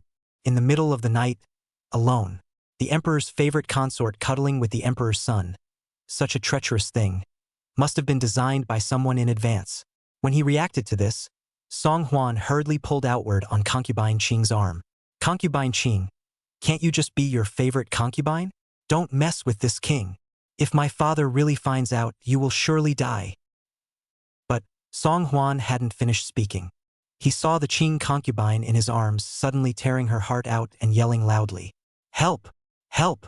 The fourth prince wants to do something wrong. Come and save this palace. As soon as concubine Qing's words fell, the darkened imperial garden burst into flames. Under the leadership of Wang Qingnan, the leader of the imperial guards, soon Song Hwan and Qing concubine were surrounded by imperial guards holding torches. Fourth prince, I didn't expect you to be such a person. Today, His Majesty is hosting a banquet for his ministers, and you have once again insulted the concubines, degrading human morals. Don't take down the fourth prince yet. At Wang Qingnan's command, the imperial guards hooted and hollered and pulled out their long swords, which were about to come forward to apprehend Song Hwan. Unbridled. Song Hwan was as cold as ice and frost. His eyes seemed to contain 1,000 years of cold ice as he glared coldly at Wang Qingnan. Although it was only 2 words that were not too loud in volume, it shocked Wang Qingnan and a group of imperial guards on the spot. Wang Qingnan hadn't expected that a prince who had never gone into battle to kill an enemy would exude such a stern aura. It is too intimidating to come forward. looking at concubine Qing, who had suddenly appeared in the imperial garden and thrown herself into the arms of the imperial guards, and then looking at these imperial guards who had appeared in less than 10 seconds, Song Hwan could now be certain of one thing. What happened tonight was a complete invitation to a setup. It seems that lately, he has become so popular that some people can't sit still and are starting to move. Just as Wang Qingnan led a group of imperial guards and surrounded Song Hwan, a bright yellow mass of regalia slowly appeared in the distance as the fire flared up. It turned out that the commotion in the imperial garden was too great, startling Emperor Liang, who was far away in the Hall of Supreme Harmony, as well as a group of courtiers. Seeing the disheveled Song Hwan in the imperial garden, and the fragrant shoulders half exposed, hair scattered, and terrified concubine Qing on the side, Emperor Liang instantly frowned. Concubine Qing, what's going on? Concubine Qing raised her hand and wiped her tears, looking pitiful and seemingly endlessly aggrieved. However, she was flushed and trembling. I don't know if it was because of the great shock, but she couldn't say a word. Eunuch Xuehai saw the situation, has already secretly sent a small eunuch to ask the eunuch to come. Only when concubine Qing was unable to say anything, did Emperor Liang once again turn his gaze to Song Hwan, who was on the sidelines. Old four, you say, what's going on? Song Hwan also wanted to know what was going on.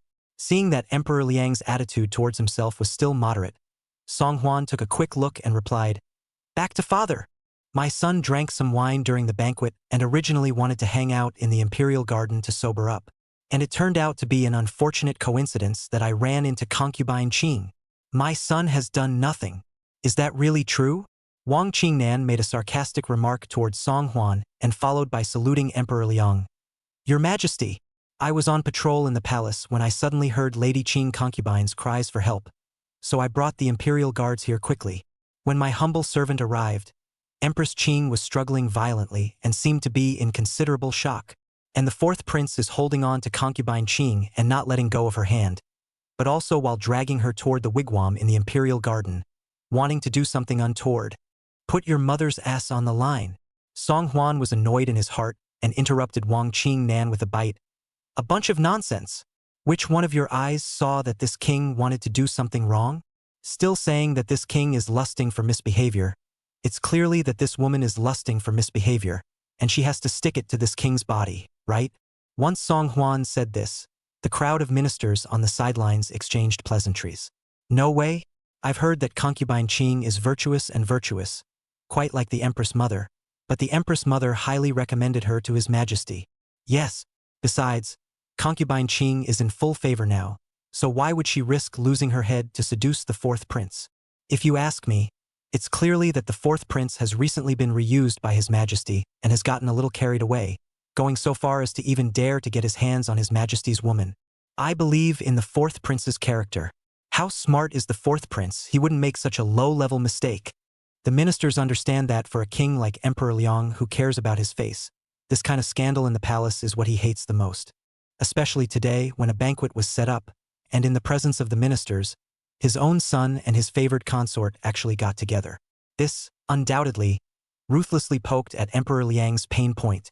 Song Hwan's mind went blank, and facing the Liang emperor whose face was gradually turning ugly, Song Hwan was suddenly struck by an idea. That's right, father. My son has a way to prove his innocence. You can check the surveillance. Chapter 133. You can check the surveillance. Checking the surveillance? Emperor Liang froze at his words, though he did believe in this son from the bottom of his heart. But now that the ministers were all present, if he unconditionally trusted Lao Si, he would inevitably fall foul of people who would say that as an emperor, his selfishness was too obvious. It's just as well that Lao Si isn't in a hurry to incriminate himself at such a critical juncture. I can't believe that I have the leisure to joke and say such words that are unintelligible to the onlookers. This is not nonsense. Thinking about this, Emperor Liang had an even bigger headache. Senior, stop it. Song Hwan showed his teeth and smiled. Father, my son really didn't make a scene. Although there are no electronic eyes in Liang today, don't forget that there are eyes above my son's head that exist at all times. With that, Song Hwan reached out his hand and pointed at the dark night sky above his head. The courtiers were all puzzled when they saw Song Hwan's reaction. It couldn't be that the fourth prince is desperate and wants to ask the emperor's heaven and earth to be his witness. Could it? This is too metaphysical.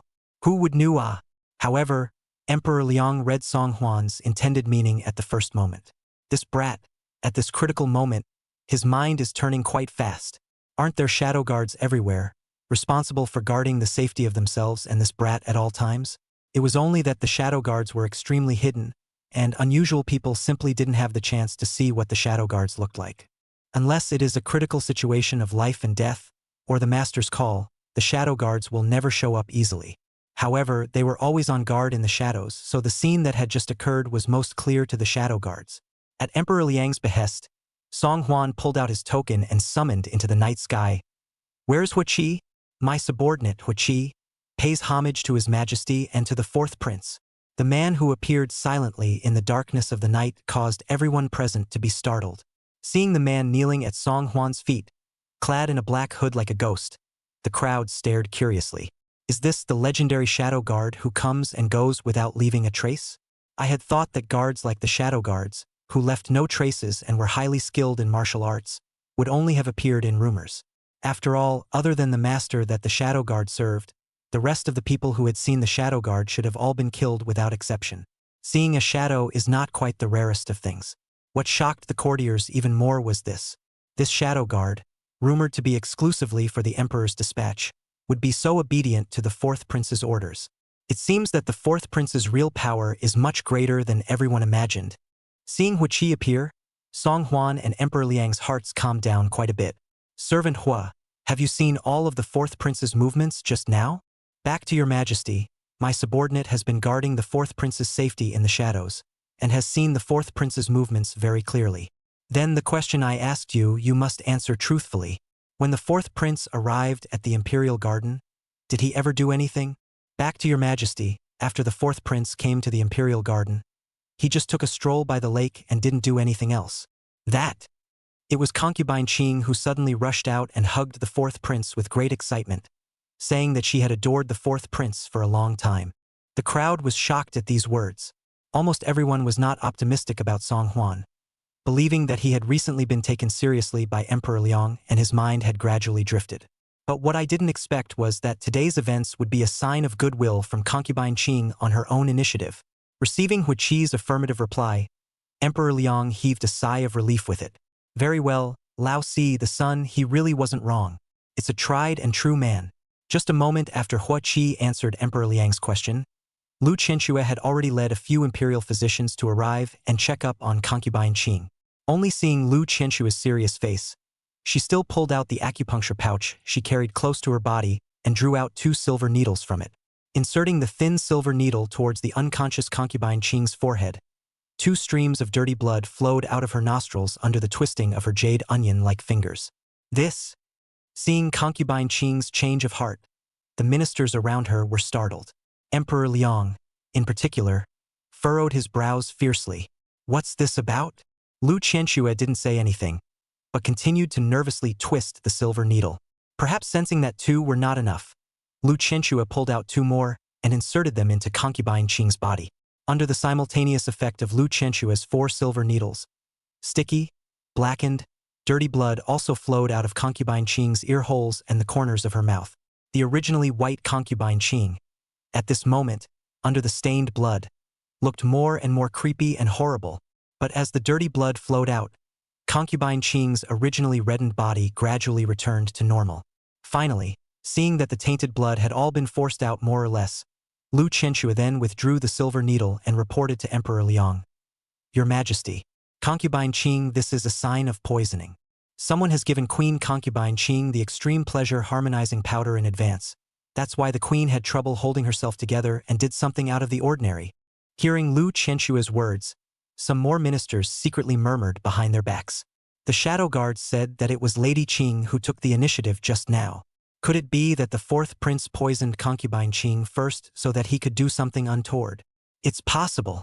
This way, once it's discovered, the fourth prince can also put all the fault on Empress Qing concubine's shoulders. Aren't the shadow guards just watching from the shadows? By doing this, the fourth prince can still fool the shadow guards and make them think that all of this is also on Lady Qing's own initiative. Such a meticulous mind. When it really can't be seen, the fourth prince has really planned this matter seamlessly in order to get concubine Qing TSK, not necessarily.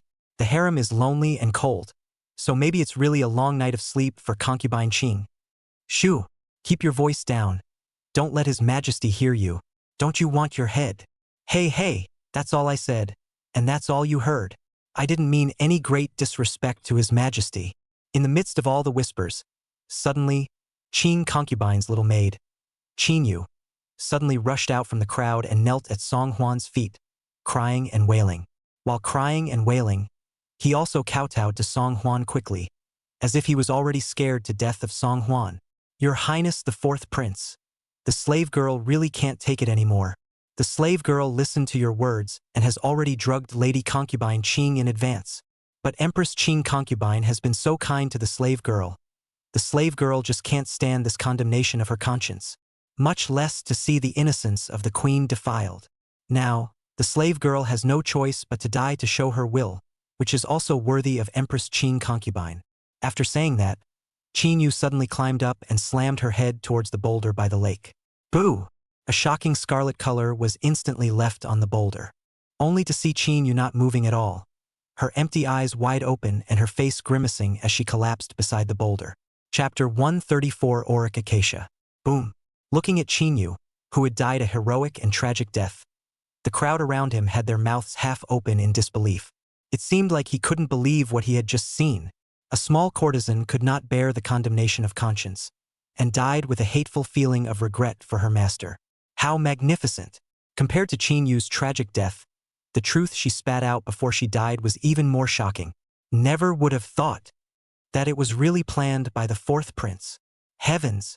I had thought that the fourth prince was an honest and generous prince, but it turned out that he had done such treasonous and obscene things to mess up the harem, to go so far as to drug concubine Ching. So shameless. Does he still have His Majesty in his eyes? Does he have any respect for human decency? With Chin Yu's death, two other small eunuchs took a step forward and tremblingly knelt in front of Emperor Liang. Kai, Your Majesty. It's not once or twice now that the fourth prince has filthily disrupted the harem. Earlier today, the lackeys also saw with their own eyes the fourth prince disregarding Miss Cheng's repeated struggles, forcefully pulling Miss Cheng inside her bedchamber, not knowing what to do. After saying that, the two little eunuchs even raised their heads and begged for mercy from Song Huan in a million panic. Your Highness, the minions just can't stand to watch. Even if you were to kill the slave would still have the guts to tell the truth.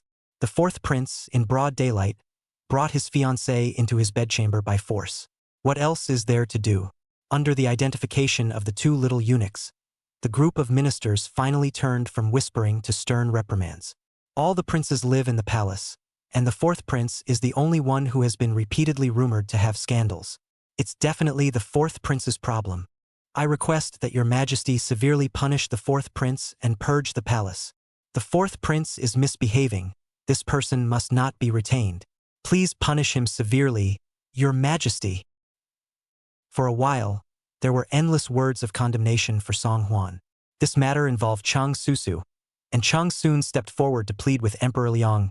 Your Majesty, my people in Liang are open-minded, and it's only human for men and women with marriage contracts to get closer. Susu came to the palace to visit Your Highness.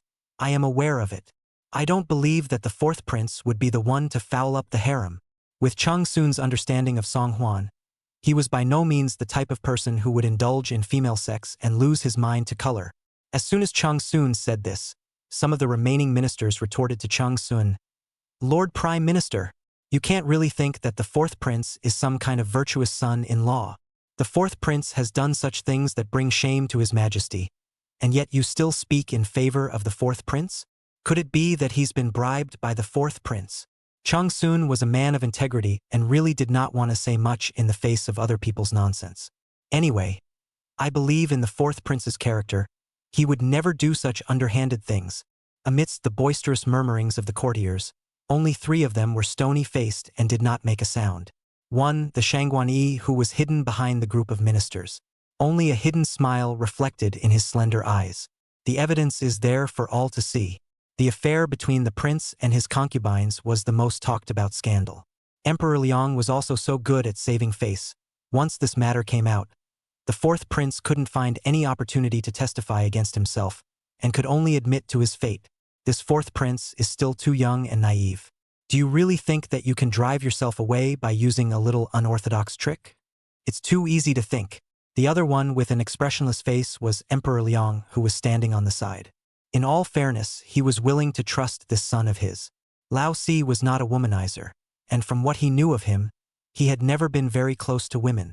It's just that there are so many eyes on him now, and so much evidence pointing straight at him. If he couldn't find a way to testify against himself, it would be hard to convince the public if he just let him off the hook. As an emperor, even in the face of his own son, he could not easily forgive. This, then, is the passivity and helplessness of being an emperor. And the last one with a furrowed brow and a blank brain was, of course, Song Huan himself. Originally, he thought that with Hua Qi testifying on his behalf, he would be able to easily clear his name with this matter. I didn't realize that the person behind the design was insidious and cunning to such an extent. Even the details of the drugging have been planned. In that case, even if there were witnesses, one would have no defense. You should know that messing with the harem is a felony. Not to mention the fact that the son wants to sleep with the old man's woman and cuckold him. And it was also seen by all the civil and military officials. That's treasonous. Facing the pointing crowd, as well as the serious-faced Liang emperor, Song Huan kept telling himself in his head, "Be calm. Be calm." Taking a deep breath, Song Huan's gaze turned and saw Lu Qianxue, who was still on the sidelines treating concubine Qing. Suddenly, Song Huan came up with a completely new thought. "Dr. Lu, may I ask how long does it take for this blah-blah-blah harmony scatter to work?" Lu Qianxue lifted her calm little face. "Your Highness, you're asking about the extreme bliss harmony scatter. The production of this extreme bliss harmony scatter is extremely complex, requiring 36 flavors of rare medicines that are ground into an extremely fine powder before being allowed to be consumed. And to make it work, it needs to be supplemented with silver needles. The time of the needle must be exactly the same as the time of the medicine, and the effect of the medicine will not take effect until half an hour has elapsed." Hearing Lu Qianxue's explanation, Song Huan's eyes lit up. The method of using this extreme bliss harmony scatter is so complicated. How could Qin Yu, a mere palace maid, be able to both drug and needle people? And most of the concubines were also at the banquet half an hour ago. How is it possible for a palace maid to administer needles to concubine Qing without realizing it? The one who drugged Empress Qing concubine just now must not be the Qin Yu from earlier. Hearing this reasonable explanation from Song Huan, Emperor Liang's serious face finally showed a hint of relief. "Nice! It seems that someone is deliberately making trouble from this and stirring up trouble. Come on, man!" At Emperor Liang's command, Wang Qingnan, the commander of the Imperial Forestry Army, immediately stepped forward. "I am here." Emperor Liang coldly glanced at Wang Qingnan. "I didn't call you."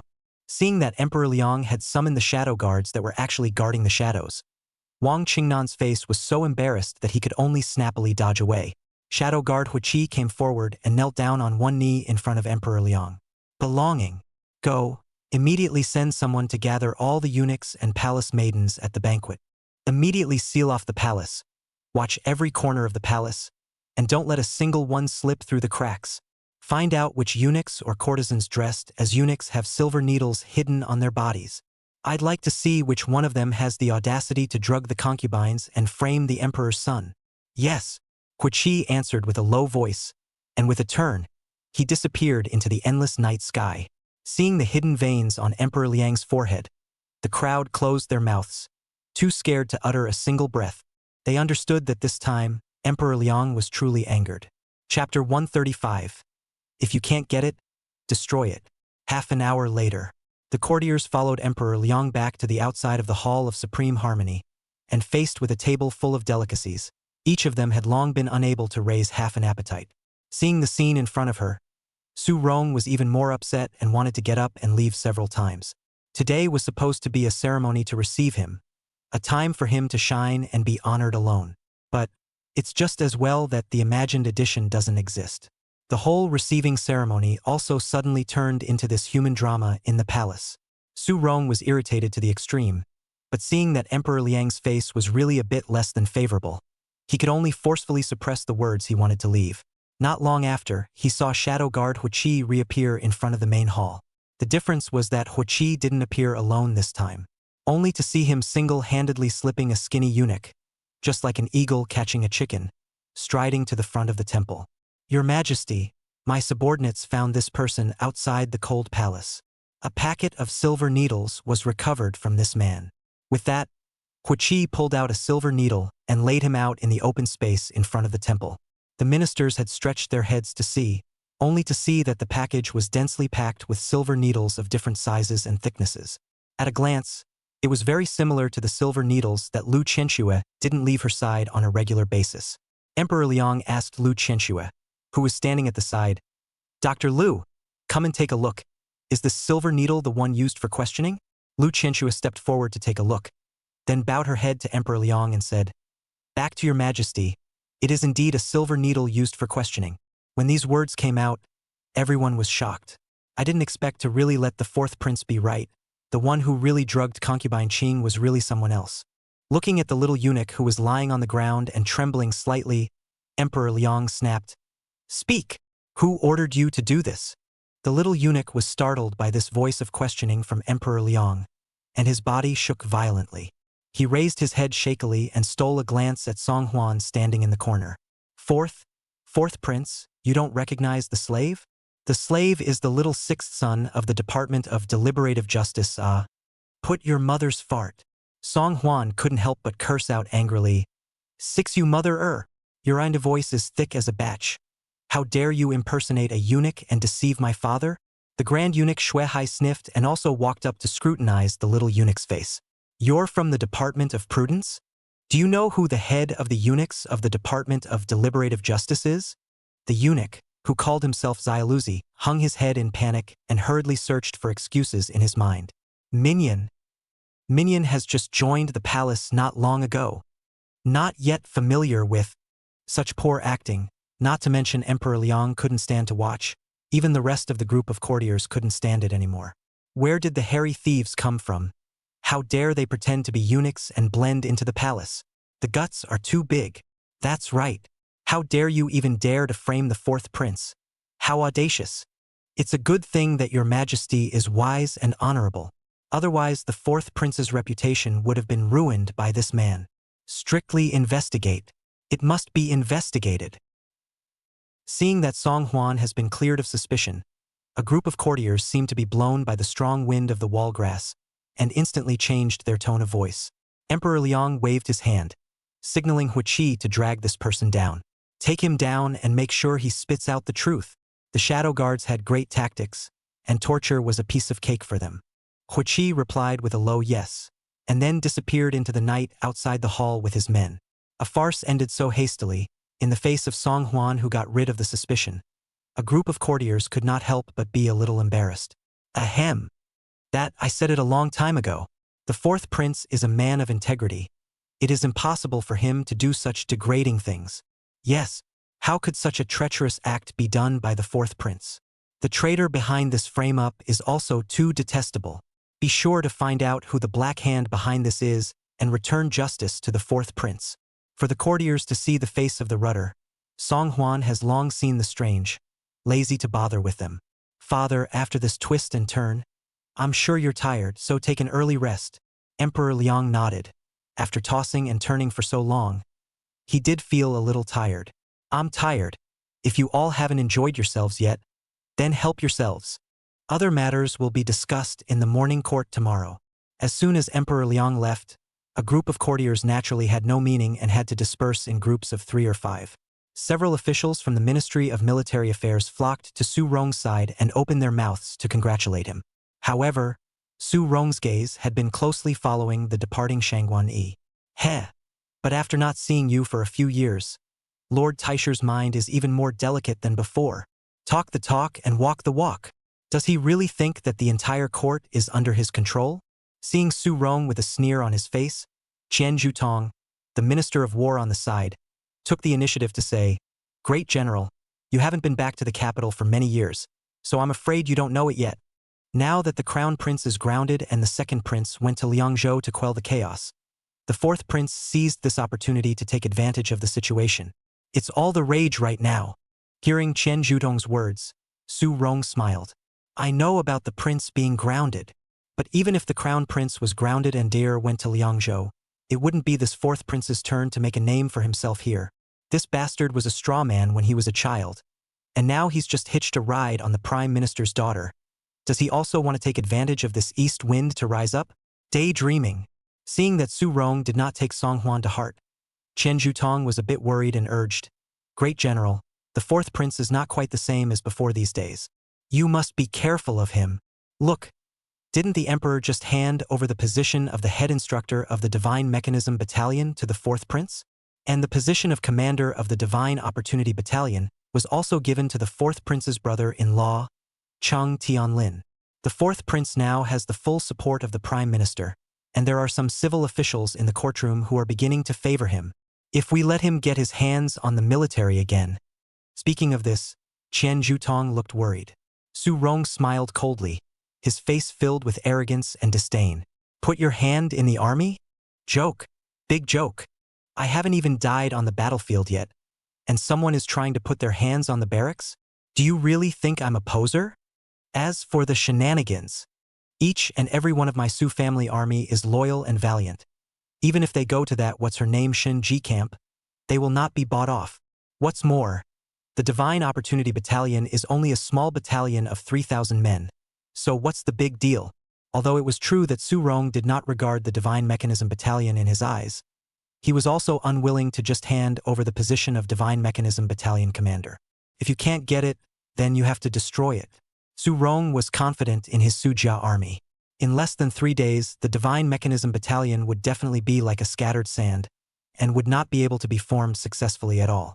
Not to mention going forward to Liangzhou to fight bandits. He wanted the Liang Emperor to actively bow to himself, to actively open his mouth and beg for his presence.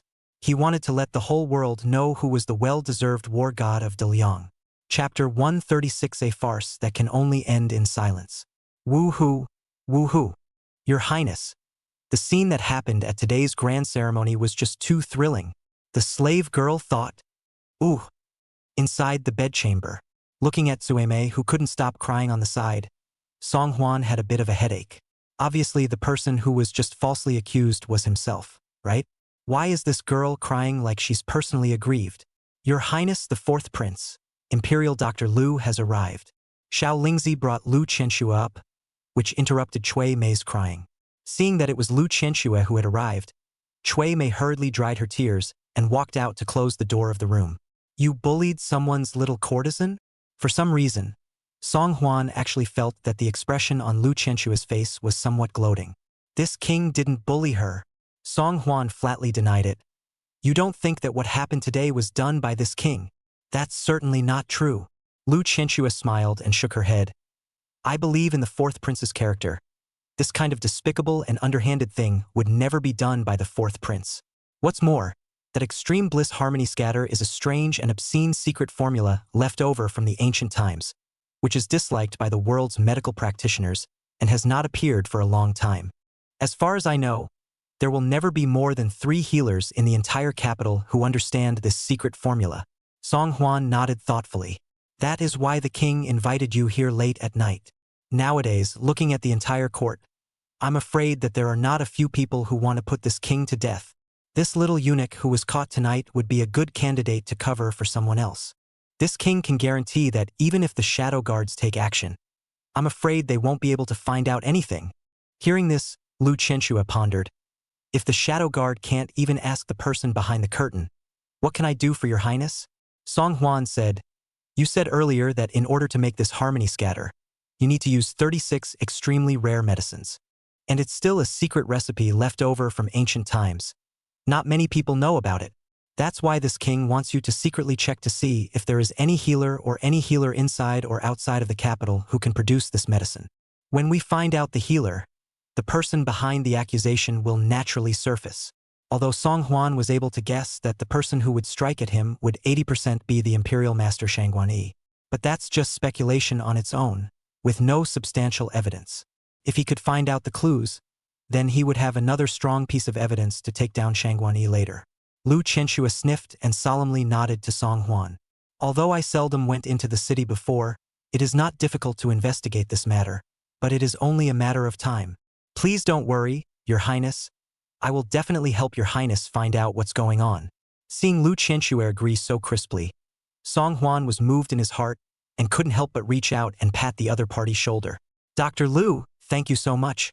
If you hadn't made it clear in time how this medicine is poisoned, this king would have really jumped into the Yellow River and wouldn't have been able to wash himself. Feeling the warmth coming from Song Huan's thick palm, Lu Qianxue's fair face flushed slightly, instantly turning a nice pink color. It's late at night, so I won't disturb your highness' rest. After saying that, Lu Qianxue hurriedly left with the medicine box. After Lu Qianxue left, Song Huan had wanted to summon Hu Qi again and ask him for some details about tonight. But when I think about it, at this time, Hu Qi should still be interrogating that little eunuch he caught outside the cold palace. It's just a matter of waiting until tomorrow morning's morning court to know all the details. Early morning, on the Hall of Supreme Harmony. There was still some time before the morning court, and a group of courtiers had already come early. The crowd is still interested and happy to talk about what happened last night. After all, ever since the crown prince had been grounded, there had been a succession of major events in the courtroom. First, the Ministry of Revenue was completely purged, followed by the Delizi, the Ministry of Appointments, the Ministry of Justice, and the Kaifeng Palace being completely replaced. Not only that, the fourth prince also seemed like a different person, very different from before, especially since last night's incident not only involved the fourth prince, but also the emperor's concubines. The courtiers naturally talked about such heavenly family scandals with eagerness, but at best they dared to whisper. Seeing Song Huan come inside the Hall of Supreme Harmony, the people stopped talking and did not dare to say another word. The third Prince Song Liang came inside the hall with Song Huan, and seeing the courtier's look of reticence, he did not feel a little amused. Fourth brother, did you see the faces of those ministers? Be as terrified as you want. Don't look at them chewing the cud behind your back, but in front of you, they're afraid you'll hear half a word about you. Crap. Song Huan had twice punished courtiers who spoke out of turn. Anyone who still dared to mouth off in front of him or her would really not want to live. Moreover, last night's incident is related to Liang Emperor's face. If these courtiers' big mouths let Liang Emperor listen to them, then they will surely lose their heads. These courtiers are just gossiping, not so much that they don't care about their heads. It wasn't long before Emperor Liang took a seat on the dragon chair amidst the eunuchs passed through. The shadow guard has already informed me of last night's events. The eunuch who was caught last night was impersonated by a beggar on the street, but the beggar died of poison before he could say exactly who he was instructed by. The person who planned this last night obviously made a foolproof plan long ago to divert attention with a beggar who had been poisoned in advance. Speaking here, Emperor Liang's gaze coldly swept across the room.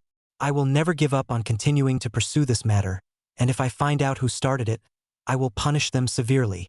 Also, take this opportunity for me to tell certain people who have bad intentions. If you want to alienate the relationship between me and my royal son, then you are thinking too simply. Nowadays, the dynastic hall of De Liang is not something you can get away with just because you want to turn your hand to the clouds and your hand to the rain. While speaking, Emperor Liang glanced in the direction where Shangguan Yi was. Although last night's incident, Emperor Liang also suspected that it was Shangguan Yi's doing. But he didn't find any evidence. He could only order Hu Qi to continue to pursue the matter and report back to himself immediately after he found any clues. Upon hearing Emperor Liang's words, a group of courtiers who were good at sneaking around had long since prostrated themselves on the ground and expressed their loyalty to Emperor Liang. Now that my great Liang is in full bloom and at peace, whoever dares to make waves in the courtroom will be showing great disrespect to His Majesty and being irresponsible to all the people of the world. Your Majesty is wise and mighty. If this person is caught, it is necessary to punish this person severely as a warning to others. Amidst the impassioned crusades of the ministers, Shangguan Yi was expressionless, as if this matter really had nothing to do with him. In his mind, however, he was not without any ripples. He did not expect that his own seamless plan would be easily cracked by a district fourth prince. But no matter, this is just the beginning. One had plenty of ways to deal with this fourth prince properly. Chapter 137: The Su Clan Army Who Takes the Initiative to Pick a Fight. After the morning court, Chang Tianlin came forward with a warm face and a silly grin towards Song Huan. Big brother, I've already picked out 3,000 outstanding ones from the archers who are good at archery and selected them into the Divine Opportunity Battalion. Now 3,000 men are in the northern suburb of the barracks, just waiting for Big Brother to go and teach them. Song Hwan was a bit surprised. You picked it out so quickly? Originally, Song Hwan thought that even if these 3,000 people were roughly selected, they would have to be selected for a few hours. Chang Tianlin grinned. Nowadays, there aren't many archers in Daliang, so I'll just take them all in with one brain. Nothing but. Speaking of this, Chang Tianlin's smile gradually disappeared, looking a little headachy. Song Hwan was puzzled. What's wrong? Chang Tianlin looked around to make sure there were no outsiders around him before he lowered his voice to Song Hwan. But many of these bowmen are Great General Su's old men. They've been following Great General Su for many years, and this time they've suddenly been selected to join the Divine Mechanism Battalion, so I'm afraid they're not easy to discipline. Worthy of being Cheng Susu's own brother, Chang Tianlin also showed the same concern as his sister. In the face of Chang Tianlin's concerns, Song Hwan didn't put too much stock in them. After following the great general for many years, that's all veterans, right? As a veteran, if you don't even know how to follow orders, then don't hang around in the barracks. Song Hwan thought briefly and spoke to Chang Tianlin. Pick out another 1,000 men from your vanguard and stand by at the Divine Opportunity Battalion barracks in the north of the city. The king will go back to fetch something, and then he will come. Though I didn't know exactly what Song Hwan was planning to do, or what he was in a hurry to go back for. However, in the face of Song Hwan's command, Chang Tianlin did not voice any questioning, but simply replied, "Yes, got it, big brother." 1 hour later, when Song Hwan rushed to the barracks of the Divine Opportunity Battalion on the northern outskirts of the city, 4,000 bowmen had already been waiting for a long time. Seeing that it was Song Hwan who had arrived, Chang Tianlin gleefully gathered around. "Big brother, you're here." Then, Chang Tianlin snapped at the group of soldiers. "Why don't you all quickly pay your respects to the fourth prince?" "No, that's nearly half of your soldiers are Chang Tianlin's men."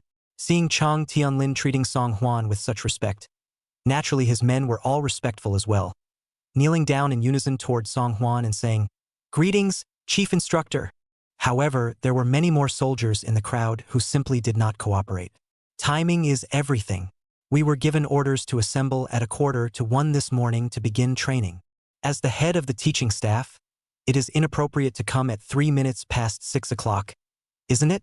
There was even someone who rushed at Song Hwan and Chang Tianlin and said unconvincingly, "We are all soldiers who have been born and died with the great general, and the great general is brave and skilled in battle and has unparalleled martial arts skills, so naturally, he deserves our allegiance and followers.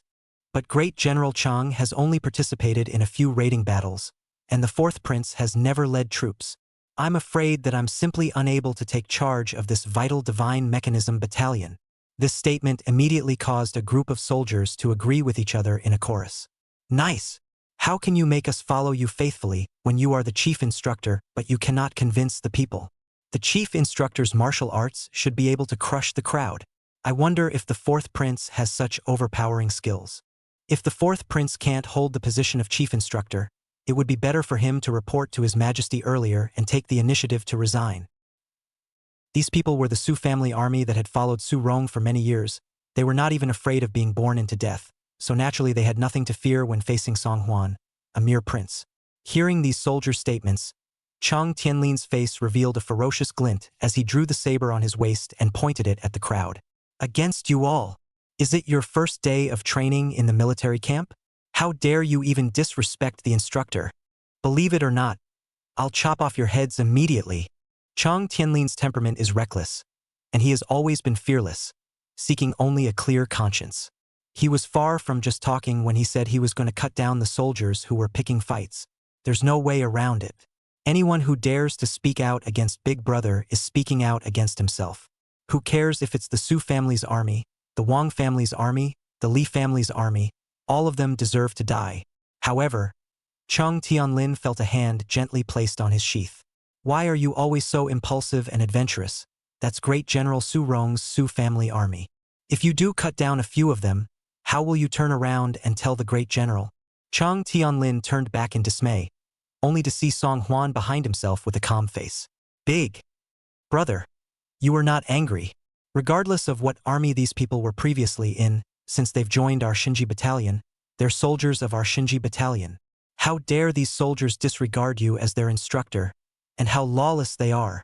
No, I'm going to stand up for you, big brother, no matter what I say today." Song Hwan, however, shook his head. No, no, no. Although soldiers need to be disciplined for their mistakes, but as the commander of the Divine Mechanism Battalion, you can't just cut down anyone who doesn't listen. What if we cut down all of Great General Su's men by then? What will the king take to father? If your father knew, he wouldn't know how to chastise you. Chang Tianlin led troops to the front line at only 17 years old, naturally a man of the sky, and has never been afraid of anything in his life. Before meeting Song Huan, Chang Tianlin had only been afraid of two people in his life. One is her own sister, the feisty, short-tempered tigress, Cheng Susu. The other one is the unruffled, acting with a straight face, his own father, Chang Sun. Seeing that Song Huan had brought out his own father, Chang Tianlin instantly looked like a frosted eggplant, somewhat bereft. But, Chang Tianlin really couldn't swallow this bad anger without severely punishing these rowdy soldiers. The Su family army had long heard of Chang Tianlin's fiery temper, and the only person who had any qualms about causing trouble in the Divine Opportunity Camp today was this new commander who couldn't move without chopping people up. I didn't expect to see today, although this new commander is powerful, but the fourth prince is actually really the legendary strawman character. Seeing such a stance, the crowd became even more furious. The fourth prince is dilly-dallying like this. I'm afraid that he really doesn't have any real skills to hand over to us. If you take the initiative to explain it to His Majesty may not yet chastise you. But if we, the pawns, were to go and say it, I'm afraid it would break your face. Hee. This Divine Mechanism Battalion was formed to eliminate horse bandits. If the fourth prince delays the elimination of the bandits, and His Majesty blames us later, don't blame us for telling the truth and not giving the fourth prince face. In the face of the crowd's intensified mockery, Song Huan, instead of panicking, a layer of smirk appeared on his face. And even more surprisingly, he turned around and walked away. Chapter 138. Is the head hard enough, or is the sword hard enough? Everyone didn't expect that Song Huan didn't get angry on the one hand and didn't let Chang Tianlin stand up for himself on the other. Instead, they just turned around and left. It had to be said that this wave of operation was really too unexpected, making the crowd present immediately look dumbfounded. Chang Tianlin's eyes were even about to fall out. This. Oh, big brother, why did you say you were leaving? You can't really be leaving this mess for little brother me to clean up alone. It's fine to let little brother me train ordinary soldiers, but this divine arm bow, little brother, I really can't teach it. However, Chang Tianlin didn't have much time to panic and be dismayed. For soon Song Huan turned back again, and this time when he reappeared, he had a thick and exquisite sword in his arms. Seeing Song Huan reappear, Chang Tianlin heaved a sigh of relief. Oh, big brother, you scared me to death. I thought you really quit. If you quit, I'll immediately make it known to His Majesty that I'm quitting too. Song Huan smiled faintly. What a joke. How could this king not do it? Isn't this king going to find you a weapon that is handy? With that, Song Huan handed the sword to Chang Tianlin, who was beside him. Go on. Anyone who speaks out of turn again, just cut. Looking at the beautifully sharp sword in his hand, Chang Tianlin was a bit puzzled. Big brother, did you forget? Didn't you just say that these are the Su family troops that follow the great general, and they can't just be cut down easily? And that if they were cut down, not only would they have no way to answer to His Majesty, but they would also be scolded by my father. Song Huan nodded and replied with a wink. That's right. This king did say that. Chang Tianlin was even more puzzled. So how come you're letting my little brother cut me down again now? Song Huan pointed at the sword in Chang Tianlin's hand and said in a shocking voice, because this sword is different from the one you have. You cut someone with your own sword, and any consequences that result will have to be borne by you and me. But this sword is the sword that was born and died with my father, the sword that was given by the emperor. The sight of this sword is like the presence of my father. Whoever dares to clamor in front of you and me again, then they will be beheaded immediately with my father's imperial sword. If one doesn't obey, then kill one. 10 disobey, then kill 10. This king would like to see if their heads are hard enough or my father's sword is hard enough. The volume of Song Huan's voice wasn't too small, and it spread to every corner of the schoolyard, allowing all 4,000 soldiers present to hear it clearly. Hearing that this sword was actually a sword bestowed by Emperor Liang, a hint of panic finally showed on the faces of the people, and they immediately knelt down respectfully towards Song Huan. Although Cheng Tianlin was also taken aback. But more than that, he was delighted and surprised. Big brother, that's really something. With His Majesty's imperial sword in hand, let's see who in these Su clan's army dares to make a move. If you flaunt your sword in front of the sword, it would be a great disrespect to His Majesty. Who among you is still responsible for losing the face of great General Su? The Su family army that was originally still clamoring for help did not know such reasoning, and now each one of them was kneeling on the ground, having long since lost half of the rampage that they had just had. Song Huan understood that since he couldn't make these people truly respect him in a short period of time, he could only make them fear him first. Fear, always the best management tool. Seeing that none of the people dared to raise any more objections, Song Huan ordered the soldiers to be divided into small groups to make it easier to teach. The production of the divine arm bow was slightly complicated. The Ministry of Industry rushed the whole night. Hundreds of craftsmen worked tirelessly, but only barely managed to build 100 of them. The professor's first step was to conduct a demonstration for these soldiers. The schoolyard in the northern suburb was very wide, with a distance of less than 300 paces from south to north. Song Huan ordered the men to set up targets in the northernmost part of the schoolyard, while he stood in the southernmost part of the schoolyard, aiming towards the targets 300 paces away. All of you are from bow soldiers, so you should be very familiar with how to use a bow and arrow. The God's arm bow has the same basic principles as a bow and arrow, except that the God's arm bow is shorter, thicker, and therefore heavier. So when using the God's arm bow, you don't lift it too high as you would with a normal bow and arrow, but you should raise your wrist slightly. Before Song Huan's words even fell, some soldiers in the crowd whispered and grew impatient. It's just a broken bow and arrow. Who doesn't know any better? It's no fun that this needs to be taught in a big way too. But, just as this person was in the middle of his words, he felt a coldness in his neck. Immediately afterward, the man only felt the sky spinning in front of him and his vision blurred. No good. How the head fell off. The soldiers were listening to Song Huan's explanation with interest, when they suddenly heard a strange noise behind them. It was only when he turned his head that he realized that it was actually Cheng Tianlin who had chopped off the head of the soldier who had just talked nonsense. Looking at the mess all over the ground, the crowd collectively sucked in a breath of cool air. This great General Cheng is really reckless. For those who don't listen, he really cuts. Moreover, this bastard chopped people as if they were vegetables, and instead of having half an emotional ups and downs, he even grinned at the fourth prince. Big brother, His Majesty's imperial sword is indeed good. Blowback and sharp. Don't worry, big brother. You speak well in front. I'll help you keep an eye on them. Whoever dares to mouth off to you again, the slightest disrespect to you, I will never let go. Seeing Cheng Tianlin in this killing and resolute manner, and seeing that he obeyed Song Huan's orders, the hearts of the group of soldiers were greatly shocked. They didn't expect that this fourth prince, who looked unassuming, would be able to make the notoriously bad-tempered great General Cheng so submissive. Some of these soldiers were shocked and some were afraid. Facing Song Huan's demonstration, he no longer dared to say a single word more. Even if you have opinions in your mind, you can only put up a good fight and listen carefully first. Song Huan was very satisfied with Cheng Tianlin's reaction and nodded lightly. Watch yourselves. The king is going to shoot an arrow. Snap, snap, snap.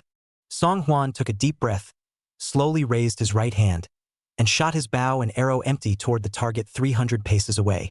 Seeing that Song Huan and the target were so far apart, and he was still able to hit all the 10 rings with his arrows, some of the soldiers could no longer help but clap their hands and scream. Yes, good archery, instructor. I didn't expect the power of this divine arm bow to be so great. It's truly an eye-opener for us. The rest of the Su clan's army didn't say much, but they couldn't help but be a little surprised when they looked Song Huan's archery skills in the eye. People couldn't look like people, and the fourth prince didn't look like he had amazing arm strength. However, his archery skills easily defeated many people present. Only after doing so did Song Huan look solemnly at the crowd. The king will only shoot once, and after this demonstration, it's up to you. Anyone who has done something wrong, immediately get out of the barracks for this king. Go back home, and never join the army again. Chapter 139, A System of Clear Rewards and Punishments. What? You're never allowed to join the army? Hearing Song Huan's words, the crowd was shocked and dismayed. Most of these soldiers came from poor families, and they had neither the potential to make a career as an official nor the skills to make a fortune in business. So coming to the barracks to become soldiers and fight for their country became their only chance to make a name for themselves. Especially after this great defeat of Bei Yuan, they all turned into veteran generals who had made great achievements. With this life of war, work back home, marry a beautiful daughter-in-law, share a piece of fertile land, simply from then on to the peak of life. But what they didn't expect was this. Song Huan went so far as to give the order that anyone who did not meet the standard would be immediately dismissed from the military. Being discharged from the military can really be something that is not considered honorable, though unlike deserters who are immediately hanged.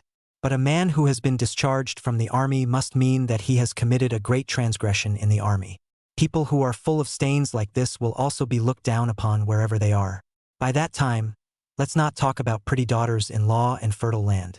Just trying to eke out a living that you can make ends meet is a difficult task. These soldiers had thought that after being selected to join the Divine Mechanism Battalion this time, they would be rewarded handsomely as long as they were able to make meritorious achievements in fighting bandits in Liangzhou. But they didn't expect that the fourth prince, the chief instructor, would be so strict. No wonder the Shinji Battalion, which originally only needed 3,000 men, had now gone in to recruit 4,000 men. It turned out that the extra 1,000 people were actually alternates. After Song Huan's order was given, the soldiers who had been listening attentively to the lecture were all overjoyed. Although they did not have the certainty that they would be able to shoot the arrows as well as the fourth prince, it was not that difficult to successfully shoot the arrows out according to what the fourth prince had exchanged. But the soldiers who had just deserted had already been dumbfounded. Just now, his mind was filled with contempt and dissatisfaction towards the fourth prince, and naturally, he was extremely disdainful of what he was teaching. However, they did not expect that the fourth prince would not show any mercy at all, and that the first round of screening would be so harsh. 1 hour later, there were originally 3,000 officially selected soldiers in the Divine Mechanism Battalion, but under Song Huan's first round of screening, he had surprisingly screened out as many as 500. Big brother, 500 people were sifted out in the first round. If we go through a few more rounds of screening, will there not be enough people? Looking at Chang Tianlin, who had a saddened face, Song Huan showed an attitude of indifference. No. Besides, even if there aren't enough people, what the king wants is one that's better than one that's not. Even if there are only the last 500, or even 100, in this Divine Mechanism Battalion, the king also needs their absolute obedience. Today, the king will only train the elite. The rest of the stinking fish and shrimp, even if they are found on the pole, this king does not want them. Facing the 2,500 people left behind after the initial sifting, Song Huan waved his hand and opened his mouth to them. This king has always been clear in his rewards and punishments. Although you are still far from meeting the king's requirements, you have at least managed to learn how to use the divine arm bow. In the area of carrying out orders, you have done an impeccable job. Therefore, for those who obey orders, the king will not only grant impunity, but also bestow praise. As soon as Song Huan's words fell, he saw several small eunuchs driving 2 carriages and walking up. By order of the fourth prince, each person is entitled to 1 or 2 pieces of silver. The little eunuch's words caused the soldiers to quickly explode. They had been fighting for their country for many years, and only those who had made extremely notable war achievements were able to receive rewards. And 9 times out of 10, these bounties are eaten back by one's superiors, so they get their hands on far fewer gifts. They never dreamed that they would receive a huge sum of 1 or 2 silver pieces for merely obeying the fourth prince's order. For a while, the soldiers in the schoolyard boiled over. Kowtow to the fourth prince's grace.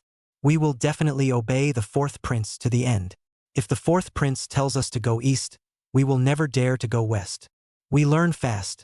That's not because the fourth prince taught us well. That's right. Whoever dares to question the fourth prince's archery skills again in the future will be the first to disobey.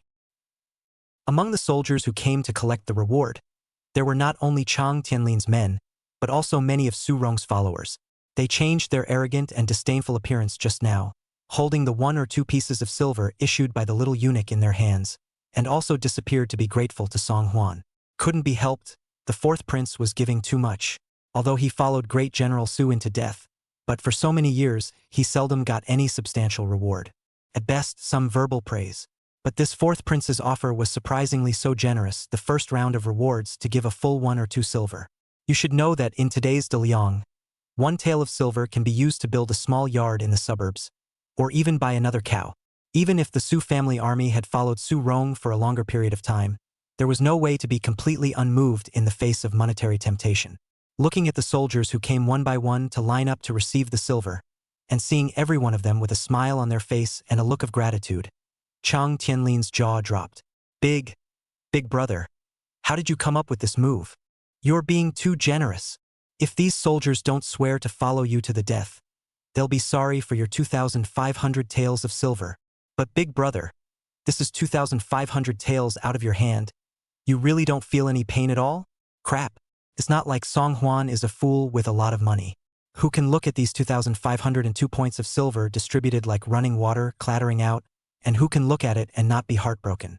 But compared to the silver, Song Huan cared more about the training results of the Divine Mechanism Battalion. This was the first unit he had trained, and if it was well trained, it would give him a great deal of success in battle, and in the second place, it would give him an elite armed force. The most crucial thing was that Emperor Liang had already made a promise in front of a kind of courtiers. Once he had been credited with eliminating the horse bandits, he would be named Prince Rong.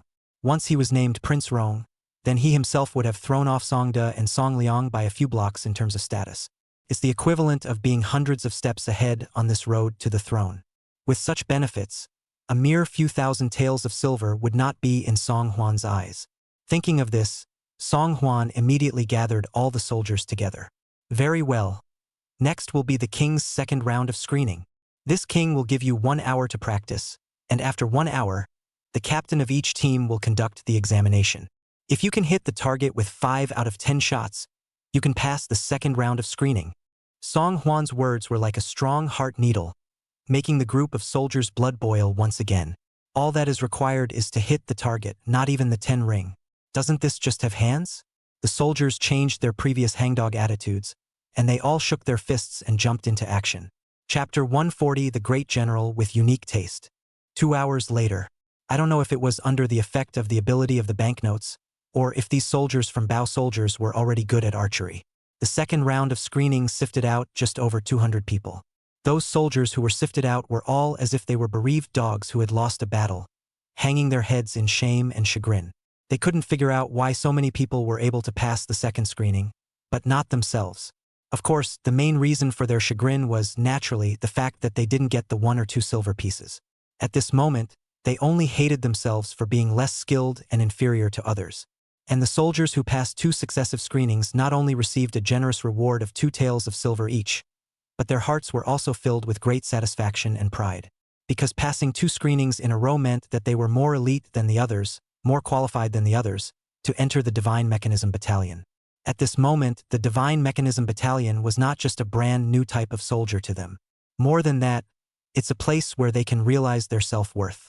Seeing the heartfelt smiles on the faces of the soldiers, Song Huan realized that he had made the right bet.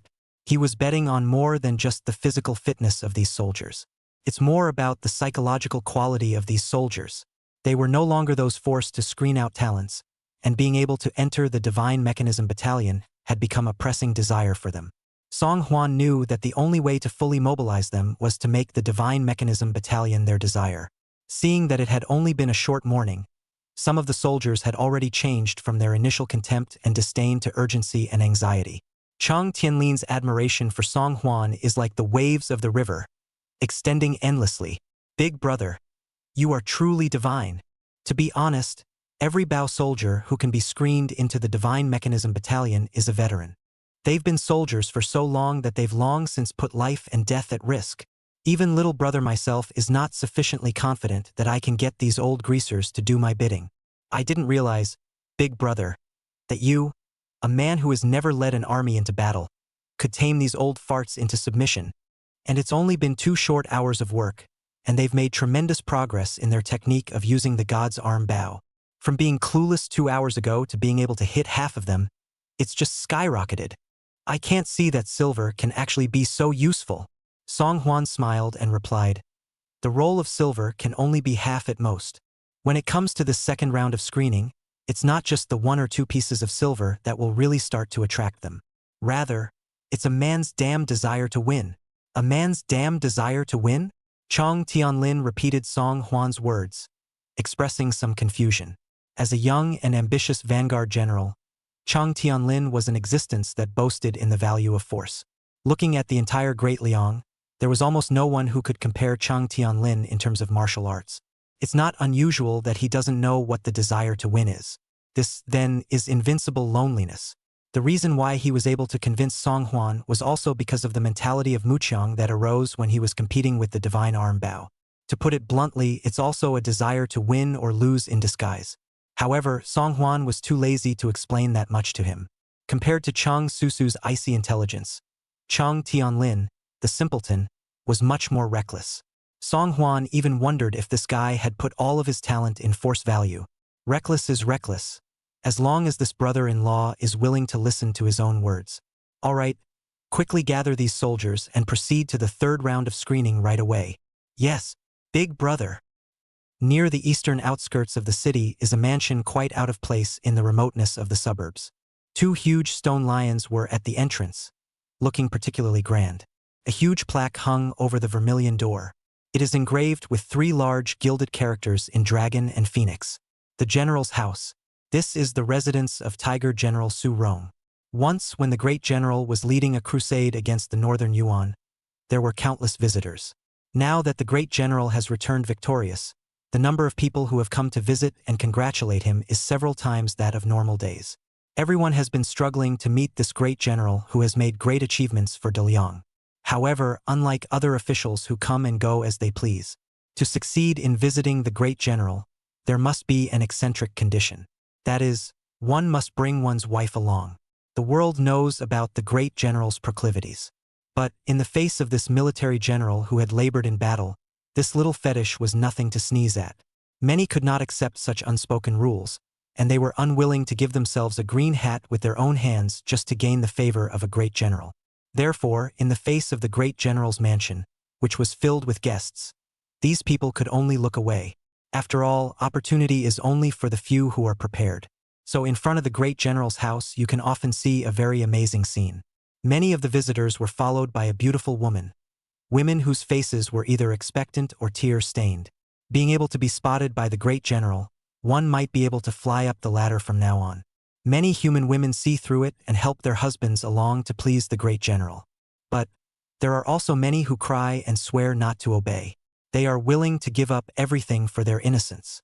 When he saw such a chaste woman, the great general often felt that the occasion was a fluke, and even relented to the visitor himself.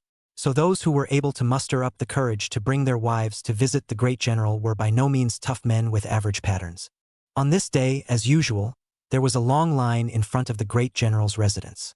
The great general was even sitting in the courtyard, sipping tea while examining the shy and beautiful woman in front of him with interest.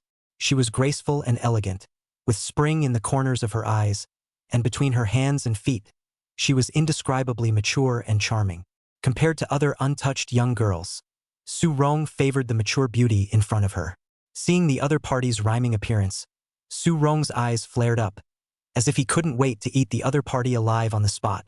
Great General, do you think this batch of spears under my command can be put to use in the army? Great General? Seeing that Su Rong was staring greedily at his wife's chest, the visitor looked embarrassed and could only whisper a reminder. Ha! Su Rong had a hard time coming back to his senses, but his eyes were still staring straight at the other woman's beautiful body. Well, your spear is big and round and of good quality. Use. It must be used ruthlessly. Hearing that the great general was willing to adopt a weapon of his own making, the other party's expression instantly relaxed. This means that soon it will be possible to have a large amount of incoming money, only at the cost of... Looking at Su Rong's eyes that were almost ready to spit fire, the man only felt that his heart was like a knife. Ma'am, I'm sorry for your trouble today. Only if you make the general comfortable will our son have a good life. Chapter 141 can't get it up at all. Su Rong was satisfied with the submissive beauty in front of him. Most of the good-looking ones have too much of a temper. Those that are too submissive are less interesting and flavorful. However, today's delivery is a combination of beauty and charm. The half-push stance was more than a little overwhelming. Simply superb. Concubine Deng, greet the great general. Seeing the pair of springy eyes of the beautiful woman in front of him, Su Rong was even more flaccid. All the blood in his brain rushed towards one part of his body. Ma'am, I have a rare treasure in this room that I never show easily. Madam, quickly enjoy it with me. Su Rong salivated and embraced the beautiful woman and headed in the direction of the bedchamber. Although the great general hadn't returned to the residence for many years, the subordinates in the residence all seemed to have long since become accustomed to this scene. They had knelt on either side and lowered their heads deeply, not daring to raise their heads for more than a glance. Even more so, I dare not disturb the great general's pleasure. However, just as Su Rong was about to walk to the bedchamber, a sudden sound of a briefing interrupted Su Rong's foot movements. Enlighten the great general. There's news from the Divine Mechanism Battalion. Su Rong's feet lurched and he turned back with extreme dissatisfaction. Is there anything that can't wait until afterward? It has to be said now. The one who came to report was Su Rong's vice general, Li Pingon. Seeing the beautiful woman embraced in Su Rong's arms, Li Pingon showed embarrassment and hurriedly lowered his head. I didn't know that great general had important matters to attend to. My subordinate deserves to die. But great general, the news from the Divine Mechanism Battalion is not so good. That's why my subordinate came to report to you immediately. Looking at the rather serious-faced Li Pingon, Su Rong could not help but snort. The district's Shinji Battalion is just that, only to be taken over by two brats with no hair on their heads. What heavenly waves can be made? Have a fart. Seeing that Su Rong had given himself a chance to speak, Li Pingon sighed in relief. Reporting to the great general, it is said that in just one morning's time, the soldiers selected to join the Divine Mechanism Battalion were highly demoralized and scrambling to practice. Our Su family army. Su Jejun also. Hearing Su Jejun, Su Rong's brows frowned slightly. What happened to Su Jejun? Li Pingon summoned up his courage. It is said that our Su family army has also been taken in by the fourth prince, and one by one, they are being proactive. How can this be? Pingon Li's words caused Su Rong's face to sink. Can it be that the fourth prince killed the chicken to make an example of me and killed my Su clan's army to set an example? If that's the case, I'll immediately meet with His Majesty and rebuke the fourth prince for treating human life like grass. How can you be the chief instructor of the Divine Mechanism Battalion if you don't treat the lives of your soldiers as your lives? But Pingon Li shook his head. No. On the contrary, instead of going around killing people to establish his authority, the fourth prince even pulled 2 large carriages and wagons to hand out silver to the soldiers on the spot. He set up a heavy test, and any soldier who can pass a layer of the test will be rewarded with 1 or 2 silver pieces by the fourth prince. And so on. With the reward, the soldiers will naturally be extra active. Hearing this, Su Rong's face completely changed. He could never have imagined that the fourth prince would find another way to use the banknote ability. It's not Enji martial arts at all. Money, it's not like you don't have it yourself. But Su Rong had never thought of imposing rewards on soldiers who performed well. His grandma. All a bunch of poor people who see money. When they followed Lao Zi, was it Lao Zi who kept them from getting enough to eat? Or did Lao Zi make them suffer? It's just a few taels of silver, and they're looking at it. Let me ask you, what is the monthly salary of an ordinary soldier again? Looking at Su Rong's furious face, Li Pingon's voice was as small as a mosquito. Back to the great general. The monthly salary of an ordinary soldier is, it's half a dime. The Dalian currency retained its value and had high purchasing power, with 1 tael of silver equivalent to at least 3,000 modern-day yuan. These soldiers fought bravely on the front line and died 9 times, but they only received half a penny a month in salary. However, when they arrived at the Divine Mechanism Battalion, all they needed to do was obey orders and train diligently, and they could easily be rewarded with the equivalent of 2 months' salary. Faced with such a temptation, most people would be more than moved. Su Rong was a bit annoyed, and immediately shocked Li Pingon by saying, "Isn't it just silver? Like who doesn't have it? How many people are there in the Su clan's army? Pass down the order to give each person 3 taels of silver at once." Li Pingon's expression was somewhat shocked. "Great General, are you sure? The Su family army totals 150,000 men, 3 taels of silver each. That's 450,000 taels of silver." Su Rong was silent. Only knowing how to use money to corrupt these soldiers with a will of steel. Is this the fourth prince's tactic? Underhanded. Shameful. Sickening. So what, You personally select 3 archers who are the most skillful with bows and immediately go to the Divine Opportunity Camp to kill the 4th Prince's might. When the Su family army sees it, they will naturally understand that those tricks of the 4th Prince are nothing more than mere claptrap. I just can't believe that the lure of money can still be so strong. Li Pingon received the order and immediately stood up straight and responded to Su Rong. My subordinate obeys the order. Looking at Li Pingon's departing figure, and then looking at the beautiful woman beside him, Su Rong has long been unable to raise half an interest. It's getting late, so go back to your house early.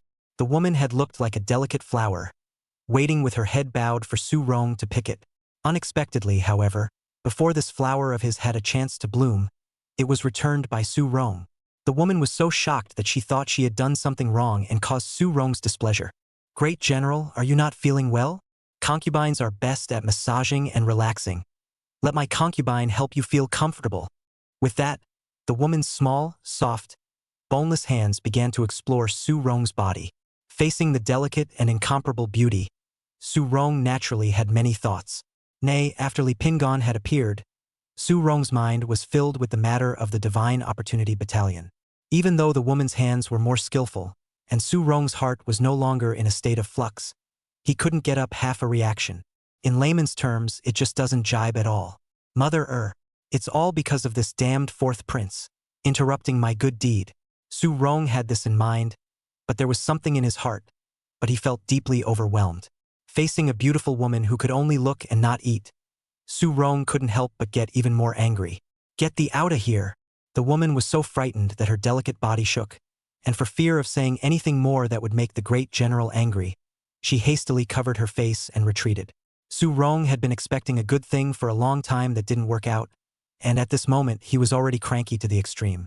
Chapter 142. Obviously here to kick the boat. After Pingon Li exited the great general's mansion, he did not dare to have any delay and immediately hoofed it towards the barracks outside the southern suburbs. Nowadays, De Liang has a total of more than 800,000 soldiers, and after removing the official soldiers of each state, there are still about 400,000 left. Among them, Tiger General Su Rong led 150,000 troops and Vanguard General Chang Tianlin led 50,000 troops. The remaining few generals each had tens of thousands of troops in their hands, each guarding the perimeter of the imperial city of Bianjing. General Su Rong has 150,000 troops in his hands, and 50,000 of his best soldiers are in the barracks on the southern outskirts of Bianjing. The remaining 100,000 were stationed in Yuzhou, not far from Bianjing, and were on standby. As the vice-general of Great General Su Rong, Li Pingon's position in the army was not high, but his status was quite high. As the right-hand man of the Great General, Li Pingon was the one who had the most frequent access to Great General Su Rong, bar none. Therefore, even veterans with 20 years of military service, or the generals of Su Rong's commandos, when they saw Li Pingon appear, they had to respectfully address each other as Vice General Li. Seeing Su Rong appear in the barracks, the crowd of soldiers gathered around as if they had seen the great general himself appear. Vice General Li, you're here. I don't know, but what instructions does the great general have? Pingon Li put his hands behind his back and strutted around the barracks.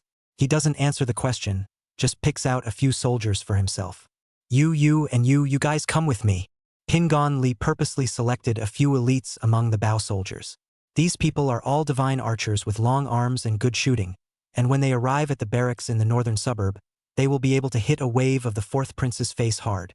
Screw the God's Arm Bow and the God's Machine Battalion. In front of the several divine archers under the great general, all of them are just small and insignificant skills. With 5 tall and slender divine archers in tow, Li Pingon came in force and arrived at the Divine Mechanism Battalion barracks on the northern outskirts. But as soon as he stepped into the schoolyard of the Divine Mechanism Battalion, Li Pingon was somewhat stunned, only to see that the 3,000 soldiers present had already been divided into small groups of 30 people, neatly and regularly arranged on top of the school field. Each squad had a target in front of them, while the soldiers took turns using the God's Arm Bow and practicing against it. It should have been no more than ordinary soldier training. But what shocked Li Pingon was that each of these soldiers looked serious and their eyes revealed incomparable perseverance. Even now the weather is cold, and the wind is blowing cold outside the northern suburbs. But these soldiers were all training with vigor as if they were tireless and not afraid of the cold. Such a stance of total concentration from all the members of the team was something that Pingon Li had never seen in his nearly 10 years in the military. A huge board is located directly in front of the schoolyard. On it were written, from 1 to 100, the names of exactly 100 people. And directly above the board were written in 3 large, dragon-like letters. Honor roll. Just as Li Pingon was looking around, he saw a man dressed as a sergeant patrolling around while shockingly saying to a group of soldiers, "All of you give me 100,000% of your spirit. Those who can be among the top 100 in terms of accuracy using the divine arm bow will be on the honor roll.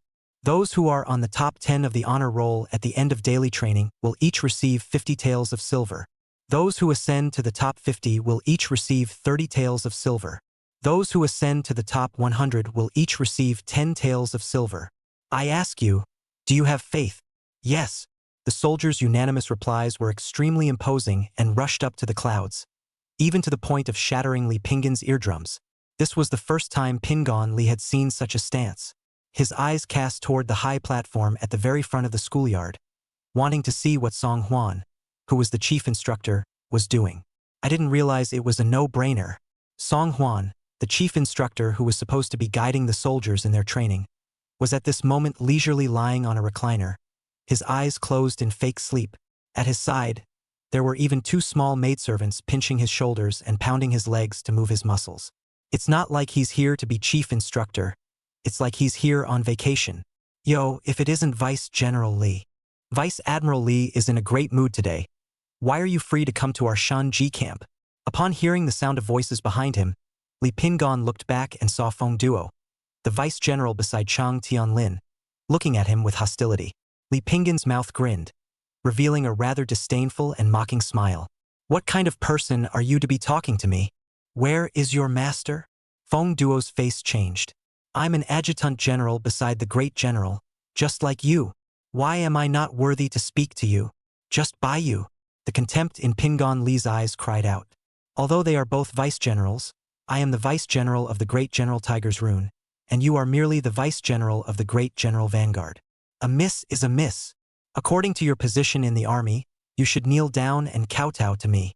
When Pingon Li said this, the group of archers following behind him could not help but snort out a laugh.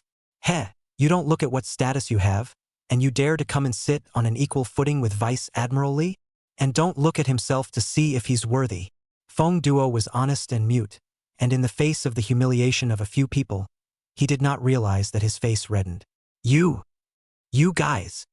Do you all mean that a vice general of the general town of Kaifeng is not worthy to speak to you?" Song Huan's ghostly voice sounded from the sidelines, causing Li Pingon's few people to jump. "Chief instructor. This Kaifeng Fu general town." Li Pingon still wanted to open his mouth to retort, but was interrupted by Song Huan's stern voice. "Are these the men that great General Su has trained? You don't even salute when you see this king. So unruly. If you go out and act like this, you're not afraid of spoiling the great general's reputation." Song Huan had already given Su Rong face by not chopping off Li Pingon's head with a sword. At the moment Chang Tianlin went to the Ministry of Industry to hand over, if he was here, he would certainly not be able to say anything. First cut Li Pingon a meal before. Li Pingon's face was stunned, probably having overlooked the fact that Song Huan had the identity of the 4th prince in addition to being the chief instructor.